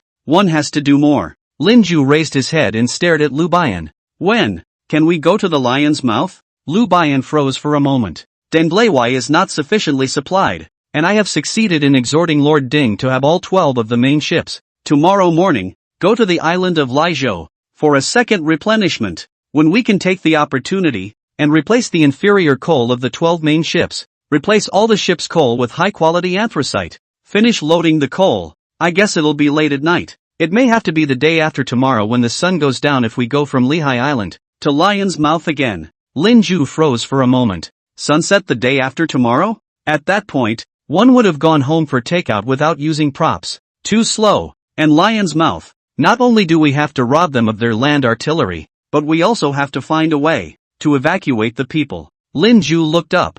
I need to get to the Lion's Mouth now. Is there a way? And just then, Majifan slowly raised his hand. If Lion's Mouth Military Harbor. I'm familiar with it. Chapter 125, Under the Rolling Dragon Flag. Don't forget Jinling and the Lion's Mouth. Late night, a modest vessel that set sail from the island of Denshu sailed off in the direction due northeast of the ocean. Lu Bian and Tong Yongchang, at this moment, stood at the iron pier on Dengzhou Island, looking out over the ship. Tong Yongchang's low voice came out. Would it be alright to let the townside set sail and take them to the Lion's Mouth? Although Jinbian is not the main ship of the naval division, but after the war, all Mosquito ships were activated. To call a gunboat, privately, is considered a felony in the Navy. Lu Bian glanced at Tong Yongchang. After that he pointed to 2 freighters that were not far away. Floating. Multiple? Can it be as heavy as you? I heard that you guys killed a lot of foreigners. The bodies were chopped up. Tong Yongchang rubbed his nose a few times. They deserve to die. By the way, in addition to the foreigners, Zhang Yi of the Kaiping mines, Mr. Zhang, was also slaughtered by us. There is no way back for us. We are bound to die in battle at sea. But Zixiang, you still have a choice. Lu Baiyan grinned. Zhangqing, it is your wish, and mine, to die at sea in battle. I'm looking forward to the day when I fight the evil foxes, on the sea, to determine victory and defeat, as well as life and death. And in the meantime, away on the not-so-large ship, both Majifen and Lin Ju were in their cabins, looking through the windows at the ships, riding the waves on the dark sea. Maggie Fen's sultry voice came. This ship, called Townside, displacement is only 400 tons, 38 meters long and 9 meters wide, with a power system of 2 steam engines, 2 coal-fired boilers, 2 shaft propulsion, and a speed of 10 knots, though certainly not as fast as Ziyuan, but it's already the fastest ship. Lord Lu can call on for us, probably, by noon tomorrow. We'll be at the Lion's Mouth. Oh, by the way, such ships, in the Navy, are called mosquito ships. However, in modern naval warfare, the combat capability of these mosquito ships is not outstanding. If not for this war between Daxia and Evil Fox, these mosquito ships would not have been activated. And just then, Majifen turned back, looking at Lin Ju. He suddenly realized that Lin Ju had been staring at himself. Majifen, staring a little at Lin Ju. Mr. Lin, what do you keep looking at me for? Lin Ju raised his head. Ha, I wasn't looking at you. I was looking at. Never mind. I'm just shocked you speak Daxia so fluently. Maggie Fen perked up all of a sudden. Oh, it's a long story, and the route is still long anyway, so let me tell you my story carefully. Mr. Lin, I think you must be curious about me. A foreigner, why did you serve in the Qing Navy? My hometown is in Armenica, Dahlia State. And while Majifen was chattering away, Lin Ju was staring at the system panel that only he could see. In the live broadcast room, there were still countless pop-ups crossing over at this moment. Anchor, are we going to Lion's Mouth? You're not staying in Denshu Island? I want to see more of Denshu Island, my hometown in Denglewai. When I was a child, often go to Dengzhou Island to play. My father bought 2 ship model to me and my brother. That is my first time to assemble their own ship model. My is Ziyuan. My brother's is Tingyuan. Tingyuan is obviously bigger than my big. I'm not happy. I'm not so angry, had to say. My ship is the hero Deng Yangchang's ship. Your ship is now still in the hands of the evil fox ghosts. My brother asked, what about your boat? I said by the evil fox ghosts sunk. Disappeared. My brother said angrily, I must be the Navy in the future. The evil fox ghosts of the ship to beat the hell out of it. I also excitedly echoed. The 2 brothers from then on firmly defended the country, vowed to chase the evil fox in the blue wave above the ideal. The water friend whose ID is Big Glass Balls. You and your brother must be in the Navy now. Ha! 10 years later, he studied town and country planning. I studied history, but in the live broadcast, saw the Ziyuan ship, then my childhood model, much more beautiful. He is so beautiful. Such a beautiful ship. How to sink? And just then, Lin Ju tapped on the live feed in the system panel. I need information on Lion's Mouth. 120 years ago, Lion's Mouth, garrison, information on the Lord General. If possible, I hope you all can provide me. Seize the Lion's Mouth. Control. Let the land artillery on board, as well as the evacuation of the people. Ah, no. At this point in time, it should be called the relocation of the people. Feasible implementation program. People remember the Jinling, and they shouldn't forget the Lion's Mouth. Under the role of the dragon flag, written by the Gwilanders. Records, the evil fox soldiers were within the Lion's Mouth, chasing the fleeing people, and using their rifle bars and bayonets against all, stabbing fiercely at those who stumbled and fell. Walking in the streets, dead bodies could be trodden underfoot everywhere. The evil foxes pierced the chests of women and children with their bayonets, and skewered young children under the age of 2, and purposely lifted them high into the air for all to see. The pop-ups in the live room seemed to pause for a moment. A large number of pop-ups then crossed there were gags, but the vast majority were sending the information Lin Ju needed. Information about Lion's Mouth. Lin Ju wasn't sure if there was any official meddling or help in these pop-ups, but that doesn't matter. I couldn't save the year of the golden oldies. This time, I had more than enough time. I have sailors as accomplices. No, helpers. Things aren't as bad as they were back then, and there are no soldiers on the ground. Can make me successful for once. Save our countrymen. A century before that, the light of day dawned at some point. The sun, to the middle of the sky. Lin Ju and Ma Jifan, sitting on an extra shift, ate the lunch served by the Jinbian. There were pasties, seaweed, and even pork sausage. The sailors, though not well armed, were fairly well supplied with food. Ma Jifan, at the moment, stole a glance at Lin Ju. Mr. Lin, were you sleepwalking yesterday? I said a lot of things to you yesterday, but you ended up ignoring me. You kept talking to yourself. I only reacted later that you weren't talking to me at all. Oh my god, it's just horrible. Lin Ju glanced at Ma Jifan and smiled, just about to say something, but just then, out of the corner of his eye, he noticed something. He looked up in a hurry. Saw, not far away, buildings as prostrate as a majestic beast. That's Military Harbor. Lion's Mouth Military Harbor. Ma Jifan, at this moment, noticed the change in Lin Ju's eyes and followed his gaze. Then the ghost spoke. It took a total of 16 years to build the Lion's Mouth Naval Base, dredging the waterways, building rock dams, and constructing the dockyard. In order to make this military harbor sufficiently modern, there were also built boiler factories, machine factories, wood factories, coppersmiths factories, iron foundries, electric light chiefs, and 9 factories. Coastal warehouses, bases, were erected with electric lights, water pipes were laid, and all factories, docks, were connected by railroads. On the coastal side, the public built 9 coastal batteries. It took 10 years. The West calls it Arthur's Military Harbor, the Gibraltar of the East. Chapter 126. Are the foreigners being forced to know the ways of the world? Dog officer. Kill a dog official? The battleship Lin Ju and Ma Jifan were traveling on slowly docked at the dockyard of the Lion's Mouth Military Harbor. Lin Ju was on the deck of the Jinbian, looking up, and could see the towering walls of the surrounding city, as well as the black cannons mounted on the walls. He gulped involuntarily. For his part, Ma Jifan was on deck, waving his flag and flagging incessantly toward the military harbor. The white ship, gradually docking at the shore, and just then, Lin Ju's brows furrowed, for he saw, at the mouth of the coast, a group of Qing soldiers with rifles in their hands and braided hair,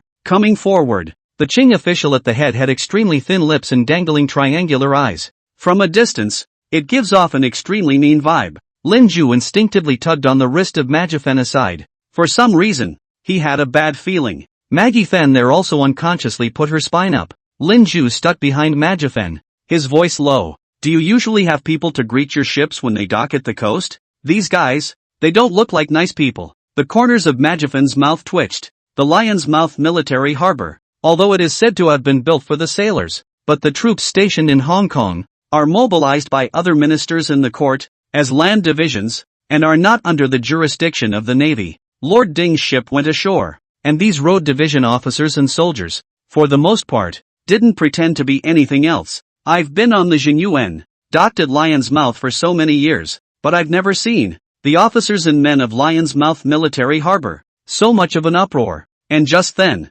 the official with the dangling tresses and triangular eyes had already walked to the side of the townside ship. A somewhat shrill voice came out of the mouth of the official with the dangling triangular eyes. Yesterday, Weiyang Harbor was plundered by evil fox pirates. 2 large ships, freighters full of anthracite coal, were robbed, and a foreign nobleman was attacked. The foreign officials, greatly displeased, made a serious protest to the court. The court was furious and ordered the Accountability Navy to strictly investigate all major military ports and all ships docked in military ports. This ship, if I am not mistaken, is the Jinbian Mosquito ship of the Navy. This Mosquito ship, not cruising around Dengzhou Island. Why suddenly to my Lion's Mouth? Ma Jifan turned around and locked eyes with Lin Ju. Lin Ju also frowned. The rumor of the Sea Gate Guardian spread so fast? Because are there Yankees among the injured? Luckily for the 2 cargo ships on Dengzhou Island, Lin Ju had already explained that they would be burned immediately after carrying the coal.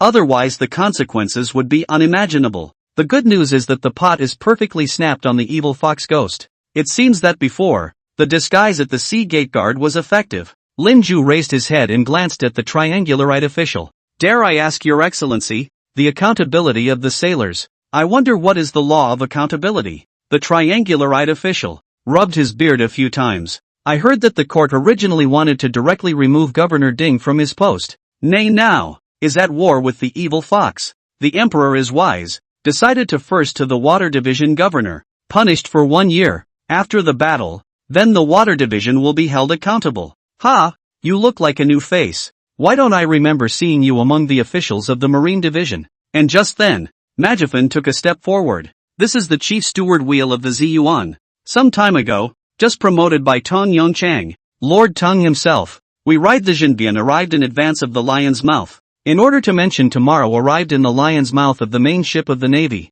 to explore the route, and in advance in the Lion's Mouth of the port of the military notification of a good preparation for tomorrow's main ship, the arrival of the port of the necessary supplies. This is Lu Bian. Lu, the Lord, personally issued the order. But just then, the official with the dangling triangular eyes, grinned a cold smile. Lord Lu? The Ting Yuan Horn's headmaster. Right. Unfortunately, the one who ordered the strict inspection of warships docked at all military ports was Lord Li. Lord Zhongtong, nowadays, the Lord of the Middle Hall, is in the Lion's Mouth. Gentlemen, please still accept the examination and cross-examination, and do not make things difficult for us. Majifan's brow furrowed. He was originally a sailor, the first mate of the Jinyuan, so naturally he was not afraid of being scrutinized. The trouble is Lin Ju. This gentleman, if anything comes out of the review, the whole sailor division, I'm afraid to be back in big trouble. And Lin Ju's expression behind Majifan was extremely bizarre.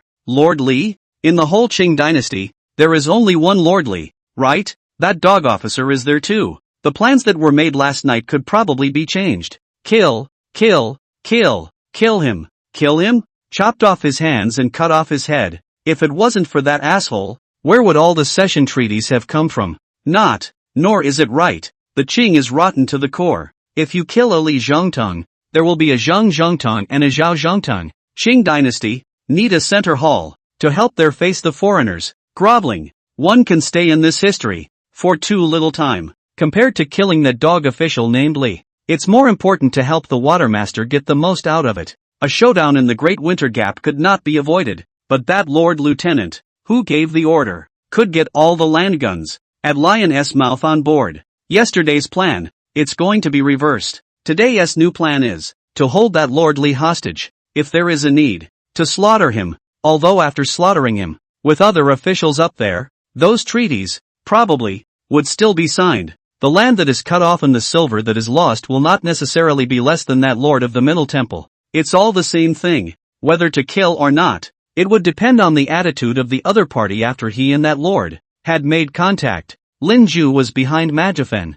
his expression grimacing for a moment, sneering the next. This scene directly confused the triangularite official who came over to cross-examine him. He looked at Majifan and Lin Ju somewhat warily. Is he alright? It's not like he's got some kind of crazy disease? Majifan glanced at Lin Ju, sighed silently, and hurriedly jumped from the deck to the shore. He took the triangularite official by the hand. Afterward, he hastily took that triangulite official by the shoulders. This lord, let's talk over here. And as Majifan took the triangularite official by the shoulders, a few silver coins, too, were scratched into that triangularite official's hands. Deck. Lin Ju, whose expression kept changing, but at that moment, raised his head. He saw Majifan's movements and his eyes twitched at the corners of his eyes. In this Qing dynasty, what kind of rottenness has it become? A yellow-haired, blue-eyed foreigner who knows the ways of the world? Lin Ju sighed helplessly. It's just everything. It's all about the sailors. Now, their own main combat target, to change from the original Lion's Mouth military port, the original remembered governor Huang Yonglin, even more changed to that Zhongtan Lord, Li Lord, dog officer, no inspirational governance, the determination of the Jing difficult to snow shame, but quite happy, drunkenness atrophy, the dog official to enrich their own pockets. Chapter 127. The great general has not yet returned to the border, and the Shaoxiang children have filled the Tianshan mountains. Shishiguchi dockyard. After a very humane negotiation with Majifan, the official with the dangling triangular eyes really didn't hinder Lin Ju and the others any further. After mooring the Jinbian, Lin Ju and Majifan successfully landed at the Lion's Mouth. The light of day was getting a little obscure. Majifan, with Lin Ju in tow, weaved her way through the military harbor. The two men were wearing their sailors' uniforms at the moment, and in a military harbor, movement would not be restricted.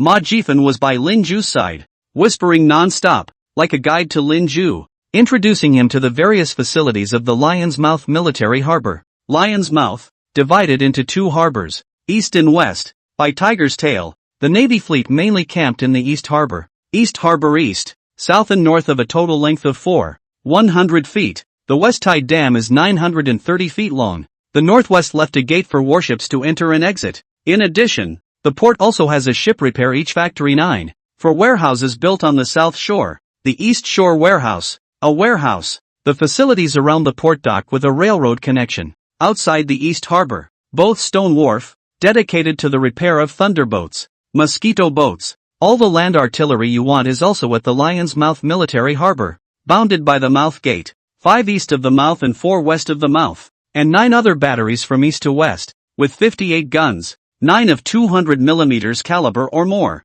In the past 2 years, 4 more batteries have been added, with 23 more guns. 5 years ago, around the back of the Lion's Mouth and Build Land Battery, about 78 guns, add up to the various artillery, close to 200. Tear down half of them and give them to the sailors. Definitely enough to fill the problem of insufficient firepower of the sailors. The biggest trouble now is how to get the land guns on board. You have seen the stationing of the mainland battalions at Lion's Mouth, and if you really want to rob them, it will be difficult for the sailors to snatch the land guns unless they use the artillery on their warships. But if the land battalions also use their artillery, the only feasible way is the land division governor, willing to cooperate with us. But the military harbor, is the Lord Zhongtang personally supervise the construction? That land division governor, I'm afraid, is not qualified. Dismantle the battery. And just then, Lin Ju, who had been following behind Majifen, suddenly spoke quietly. Let us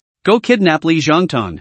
Majifen's brow furrowed as he rubbed his temples. Tomorrow the sun sets. The sailor's main ship will arrive at the Lion's Mouth. Mooring time, it is estimated that it will not be too long. Is it really necessary to directly rob? That can rob a few doors now. Mr. Lin said reasonable. This is indeed a way. But just then, Magifen suddenly stared blankly. He stumbled and almost fell. He then turned his head violently, glaring at Lin Ju. What the hell are you talking about? Lin Ju's eyes were half-lidded, and at the moment, he slowly lifted them up to look at Majifen. Let's go kidnap Li Zhongtong, Li Jianfu, Li Fu Xiang, Li Wenzhong, Li Zhongtong. Nowadays, that courtier is the de facto head of the Marine Division, above the court, facing the foreigners, constantly begging for peace, begging for peace, begging for peace again, seemingly worried about the country and the people, and foreigners all kinds of vortex. But in fact, the value of properties and fields in his hands totaled 10 million taels. The value of the deposits and stocks in the bank alone under his hand is also 10 million taels. Lord Li, tie him up. Force him to give the order to get the land guns on board. Majifen opened his mouth as he looked at Lin Ju with a complicated expression. Back then, the reason why I was able to enter the Navy was still because of Lord Zhongtang's approval. This is really. But just then, Lin Ju's hand suddenly tapped on Majifen's shoulder. You've seen that dog, right? You're a foreigner. And if it weren't for Li Zhongtang nodding his head in agreement, you, an Armenian, certainly wouldn't be able to get into the Marine Division. So if you go to pay your respects to LT Li now, he definitely won't refuse. This is a damn good time to kidnap him. Majifen, it's up to us to save the sailors. The corner of Majifen's eye twitched. He knows that this Mr. Lin has always been bold and arrogant. For the Qing dynasty, has always been no fear. It is not too much to say that he is a real rebel. But kidnapping Li Zhongtang, this is too. Lord Li is considered to me have the grace of knowledge, and he is considered to be the important minister of the country. Nowadays the Qing dynasty can have modernization, the construction of factories, but also thanks to Lord Li. We are so to him, is not it? But just then, Majifen's voice lurched, because he saw that Lin Ju was staring at him with an icy gaze. The most important official of the country? Are you not going to say that he is the backbone of the Qing? A tragic hero? Majifen was a little afraid to meet Lin Ju's eyes at the moment. The foreign media, indeed, wrote that Lin Ju was, at the moment, furious and laughing. The foreign media, the foreigners' media. Of course they should praise him. Armenica praises him, Goenglan praises him, North Rosa praises him, the evil foxes also praise him. If it were not for him, where would they be able to come to Qing once? Just to ask for money, and land. He's wise, has a great personality, is a tragic hero. Nonsense. Someone gives me something like that, I'll blow him to God. Other regardless, I will ask you, more than 10 years ago. Zhuo Jigao, Lord Zhuo, was conquering the Tianjin area. What was that iron bone clanker, Lord Li, doing? He proposed at the court to cede the heavenly border, and he delayed Lord Zhuo's pay. No military pay left Jigao how to fight the war? All rely on their good friend Hu Shuiyan fundraising. Hu Shuiyan is just a businessman, but also know the righteousness of the family and the country. In the recovery of the Tianjin, is a businessman, in the Zhuo Jigao, to raise funds for the military pay, to buy weapons. After the recovery of the Tianjin, Daxia and Gallic War broke out. Lord Zhuo once again in danger. Hu Shuiyan also as always to help him borrow 4 million military expenses. Lord Li, what's he doing again? He thinks that in order to bring down Zhuo Jigao, he must first bring down Hu Shuiyan. So he freezes the capital chain between the various merchant houses and Hu Shuiyan, resulting in Hu Shuiyan's funds not being able to function properly, and eventually declaring bankruptcy. But back then, Lord Zhuo clearly in Jinnan Pass, has been a great victory, thwarted the Gallic army. The result of the Qing dynasty, even surrendered. The Qing dynasty became a ridiculous disgrace without defeat, and Lord Zhuo died of illness, and Hu Shuiyan went bankrupt and ended up being copied. Finally the two sides signed. The first, disgusting to the core treaty. Since then,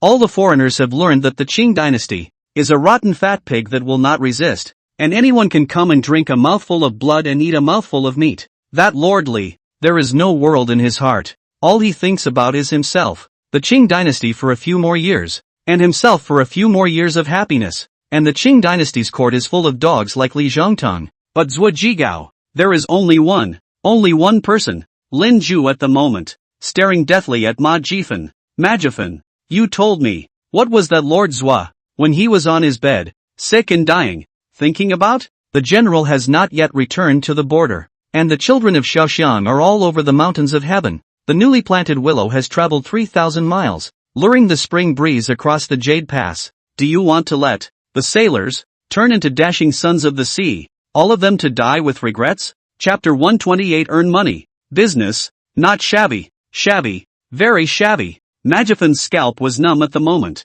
He was stared dead in the face by Lin Zhu, and even took a few unconscious steps back. I'll have to think about it. But just then, Lin Zhu grabbed Majifan by the collar. Consider what? Majifan, since when did you know how to, slip money to an officer who is questioning you? Is this something you learned back home in Armenica? The whole navy, except Ziyuan, Ding Yuan, the sailors on the two ships, the rest of the officers and men of the navy are either blindly confident or addicted to pleasure. Willow Lake Town, those sailor officers and soldiers, either gambling or drinking flowery wine. Where did they get their money? Within the sailor, in addition to a very few fleets, more or less, are in the money into the wind of the sailor force. There is combat effectiveness, have the heart to die for the country. Why is it a trend to make money in the navy? It's not because of your lordly sailors. There are just a few spines left. Majifan, do you want to watch sailors, without dignity, die in vain in Songhai?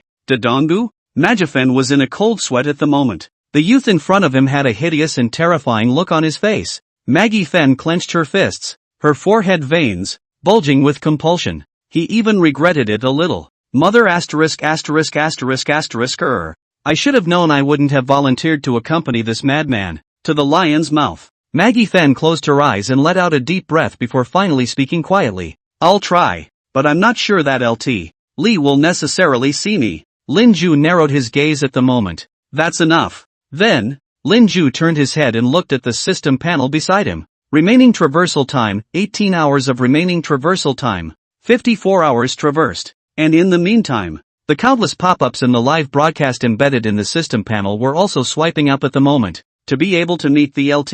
Governor? When I was young, I didn't know Li Zhongtong, but now I realize the real Zhongtong. I pay my respects to Lord Zhongtong. Crazy. Worship him for what? Do you know that you, Lord Li, have embezzled tens of millions of taels of silver, which is considered hundreds of millions according to now, also cannot be said so, when the Qing dynasty that way, in exchange for who also has no way. At that time he also and the evil fox's minister, at the negotiation table. According to the reasoning, it is also counted as a strong iron bone, the backbone of Daxia. Ceding land permanently is called arguing with reason. When he negotiated, the evil fox ghost was already at the lion's mouth at that time. killing more than 20,000 Daxia people. That's our compatriots. Without his mediation at the negotiating table, Daxia would only lose more. Back then, an old man in his twilight years, suffering from a serious illness, despite the fact that his life was already counting down, he was still maneuvering with the minister of Northern Rosa, still fighting for the rights and interests of the Qing dynasty until the last moment of his life. To hell with it. When signing the treaty with North Rosa, in order to expand its interests, took out 1,200,000 taels of silver and bribed Li Zhongtong, that dog official, and then telephoned the emperor and urged the signing and drawing of the treaty. This is your windy old man, that ghostly look of the Qing dynasty hall. It's not the same for anyone else. Yes, it's the same for anyone else who sits at the negotiating table, but it doesn't mean that sitting at the negotiating table is aggrieved and has to be cleansed. He's just a selfish old man. There were so many aspirants for national salvation at the end of the Qing dynasty, that one didn't run around and bleed for the country? He signed more than 30 treaties in his lifetime, signing when he lost and signing when he won. I dare not say that he did not try, but he fell into the pillar of the country? But he did take a lot of pots for people, and he does count visionary. He led the Qing dynasty to strengthen the sea defense. Additional purchase of iron armor ships, the Qing dynasty bought? He said that this is 100 years has not been a big change. To the evil fox 10 years. The evil fox must be a big change. To be early to prevent? The courtroom and someone to listen to it. He ran around enough? Lin Ju glanced at the live feed. Countless pop-ups crossed the line. The audience and the pop-up screen, at this moment, seemed to be divided into two groups. In one side of the world, clamoring. Lin Ju watched these in silence. That Lord Midshipman is indeed complicated, but Lin Ju, by no means, recognized that he was some kind of backbone of the country. The country's most important minister, the true backbone of the country, went to war for his country, pleaded for his people, recovered a large area of lost land, and spent his whole life running for the people and the country, helping the building on the verge of tipping over, pulling the tide from falling. That kind of person, the Qing dynasty has, but it is already dead. Li Zhongtang is not this kind of person. The sky, at the mouth of the lion's den, grew darker and darker. The sun is setting in the west. Adjacent to the military harbor is the town of Lion's Mouth. This is here because of its proximity to the military harbor. So towns, too, were built with lots of electric lights. It looks a few degrees more modern and prosperous than Dengdali Way, for example. And at the moment, the Lion's Mouth, Fengshu Mansion. This is Lion's Mouth, the most prosperous private residence. It's not like a foreign-built hotel like the Chase restaurant. This kind of public house, generally, rich people cannot live. Even the foreigners, they are not qualified to stay, can stay here. Only nowadays, the Qing dynasty hall, serious dignitaries, and Lin Ju was, at the moment, standing outside the Fengshu mansion. He was also holding a piece of burrito in his hand. At this moment, while staring at the gate of the mansion dead in the face, he viciously bit into a burrito, dropping a piece of crushed sesame seeds from the corner of his mouth. And just then, in Lin Ju's line of sight, a blonde, blue-eyed foreigner in the costume of a sailor's officer and soldier walked out of the mansion with a complicated look on his face. Lin Ju rushed to meet him, his eyes flickering with shimmering light. Well, that lord of the Middle Temple, when will he see us? At this moment, the foreigner who walked out of the mansion glanced helplessly at Lin Ju, before rubbing his temples. Lord Li won't receive us until the 11th hour tonight. According to the time, it's tonight at 7 p.m.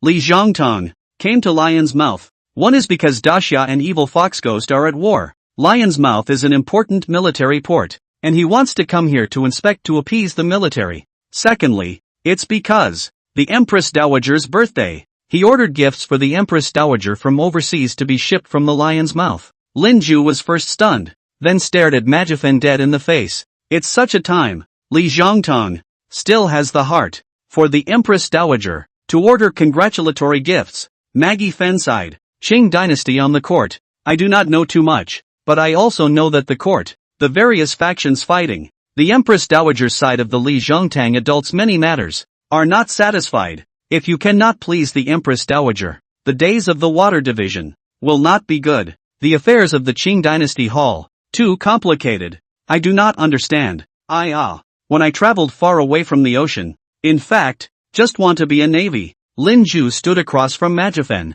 silent. He just clenched his fists. Making money, business, not too shabby. But soon, Lin Ju slammed his fist into the wall of the house beside him. Shabby, very shabby, full of civil and military. No one has considered the people. Defeat ceded land, compensation. These dignitaries, just less meat thing, but for tens of thousands of peasants in the world, that can't live to sell their children. Ordinary peasants kneeling and praying behind the foreigners, and not being able to eat, and being treated like plated dogs for that matter. Shabby, very shabby. Chapter 129. Who is the great sage of Chi Tian? It's hard to mend a leak when the boat is in the center of the river. It's hard to be a man. It's hard to be an official. The sky was getting darker and darker in the town of Lion's Mouth. Lin Ju waited at the entrance to the Fengshu mansion. Instead of being there, Majifan rushed to the neighboring stores to store for gifts for his visit to the Lord of the Middle Temple. Follow what Majifan said. His Excellency, the Lord of the Middle Temple, is extremely ostentatious. If I go empty-handed, I'm afraid I'll attract the displeasure of the Lord of the Central Hall. Lin Ju didn't say anything. He was tempted to remind Majifan that they were here to kidnap, and to be precise, they were considered kidnappers. Do kidnappers need to give gifts to hostages? But if Majifan wanted to buy it, there was nothing Lin Ju could do to stop him. He just continued to wait at the entrance of the Phoenix Mansion. His eyes shaded as he stared at the mansion where that Lord of the Middle Hall was staying. And just then, a little girl suddenly ran up to Lin Ju. Into his hand, stuffed a noodle. Face appearance, sharp mouth, monkey cheeks, pinching a stick in his hand. Even in this era, did not live long. Lin Ju also recognized at once. That little girl, stuffed into his hand, is the great sage of Chi Tian, the Monkey King. Lin Ju looked at the little girl with some surprise. The little girl was wearing a red jacket and a long black dress. The clothes weren't flashy, but they were clean. At the moment, grinning at Lin Ju, revealing two small tiger teeth. Big brother, I've seen you here for a long time. The clothes you're wearing are the uniforms of the Sailor Navy, right? My father said that the Sailor Navy are all very powerful, because they guard the sea defense of Daxia, so we can live in peace and happiness in Lion's Mouth. My father is closing up his stall and going home, so the last remaining noodle man is yours. I think that the water master is as powerful as the great sage of Chi Tian. Lin Ju was stunned at first. Then he looked up and saw behind that little girl, a thin, middle-aged man, carrying a straw sticker, was smiling honestly at himself. Look at the small eyes above the straw. Before, it should be tied full of face people. Lin Ju held the faceted figure in a bit of a trance. It was the first time, since he had landed in this era, that he had received a gift from the common people. But why in the Lion's Mouth? Once his plan failed. 2 months later, this place would be strewn with corpses and bloodshed. The same as Jinling 40 years later. The bones of 20,000 people were all turned into a Wanzhong tomb. Lin Ju looked at the noodle man that had been shoved in his hand. That Chi Tian de Shang, alive and well. The stick he held in his hand was a sea-setting needle, 13,600 pounds, stirring up the whole heaven. This monkey will also 72 changes, but still by Buddha. Pressure in the 5-line mountain under the whole 500 years. Lin Ju snapped his head up, looking at the already walking to the intersection, the back of that little girl and her father. Then he suddenly made a mad dash toward the intersection. In the stupefied gazes of the father and daughter, Lin Ju cupped the noodle man in his hand and stared at them. I don't have any money with me. No way to check out the noodle man. But, the sailors these 2 days, has been in the vicinity of Shanghai Dadango side cruise? In a few days should be an Evil Fox's fleet fight. By then the Lion Mouth military port will be the Evil Fox army's main target of attack. Older brother, Lion's Mouth isn't safe. So if you can take your family and go somewhere else,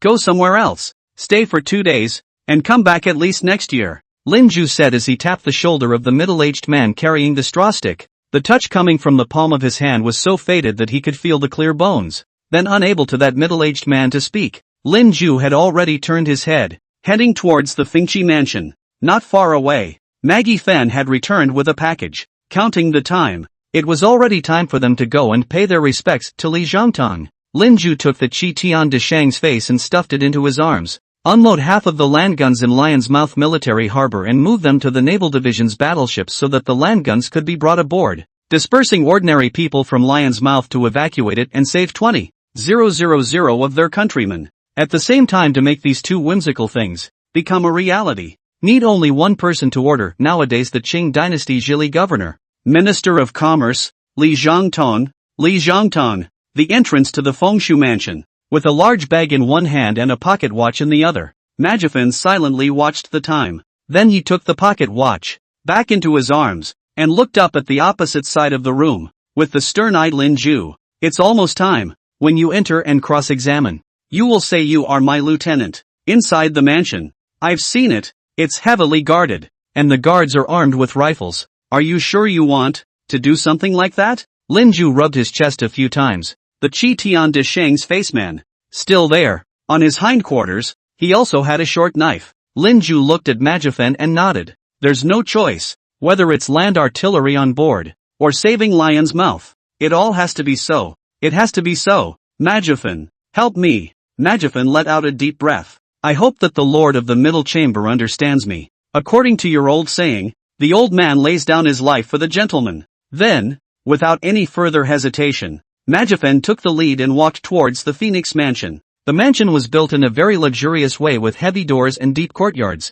After the gate, you have to go through the main gate again. Behind the main entrance, east and west, each has a supporting building. Next was a large hall. There was the steward with the braided hair, who cross-examined and took the large bag from Maggie Fen's hand. It was only then that they were allowed, Majifin and Lin Ju, to move on. After passing through another Phoenix Hall, it came to the side room where Li Zhangtang, at this time, was located. Inside the side room, it was elegantly decorated. There was an 8-point resemblance to Lin Ju's impression of those Qing Dynasty TV dramas, which filmed the scenes of the houses. It's just a much bigger house, except for the various volumes. Lin Ju, to his surprise, also saw a loudspeaker phonograph. Appears to be in mint condition. The windows on one side of the house were open, and in the direction opposite to the windows was a lake, on top of which, surprisingly, a theater had been built. The stage was brightly lit by electric lamps. On the stage, there was the sound of babbling and singing. Scholars read cannot extinguish the full belly of sorrow. The night is already deep. The heart is difficult to rest. Cannot solve the case of theft of cups. To daybreak only fear is the brain to move. I'm like a piece of fat on the chopping block. I'm like transitioning onto a boat with a leaky bottom. And it's hard to fix the leak when the boat reaches the center of the river. An old man with a round hat, a black waistcoat, a long robe, and his face already open with age spots, was sitting at a desk, flipping through an English newspaper in his hands. The afterglow was sweeping over Majifin and Lin Ju. The newspaper in the old man's hand was only slowly lowered. For her part, Majifin immediately fell to her knees and kowtowed. Master of the Waters, First Mate of the Town, Filio Norton Majifin, to His Excellency, the Lordship of the Lieutenant. Lin Ju stood behind Majifin. A frown creased his brow. Just outside the house, there were guards, carrying rifles, not far from the theater, and although they could not hear the house, they could see inside. It's hard to kidnap this LT governor in a place like this, but Lin Ju still put his hand on his backside. At the same time, the system panel, which only Lin Ju could see, began to flicker with imaginary shadows. Props ready.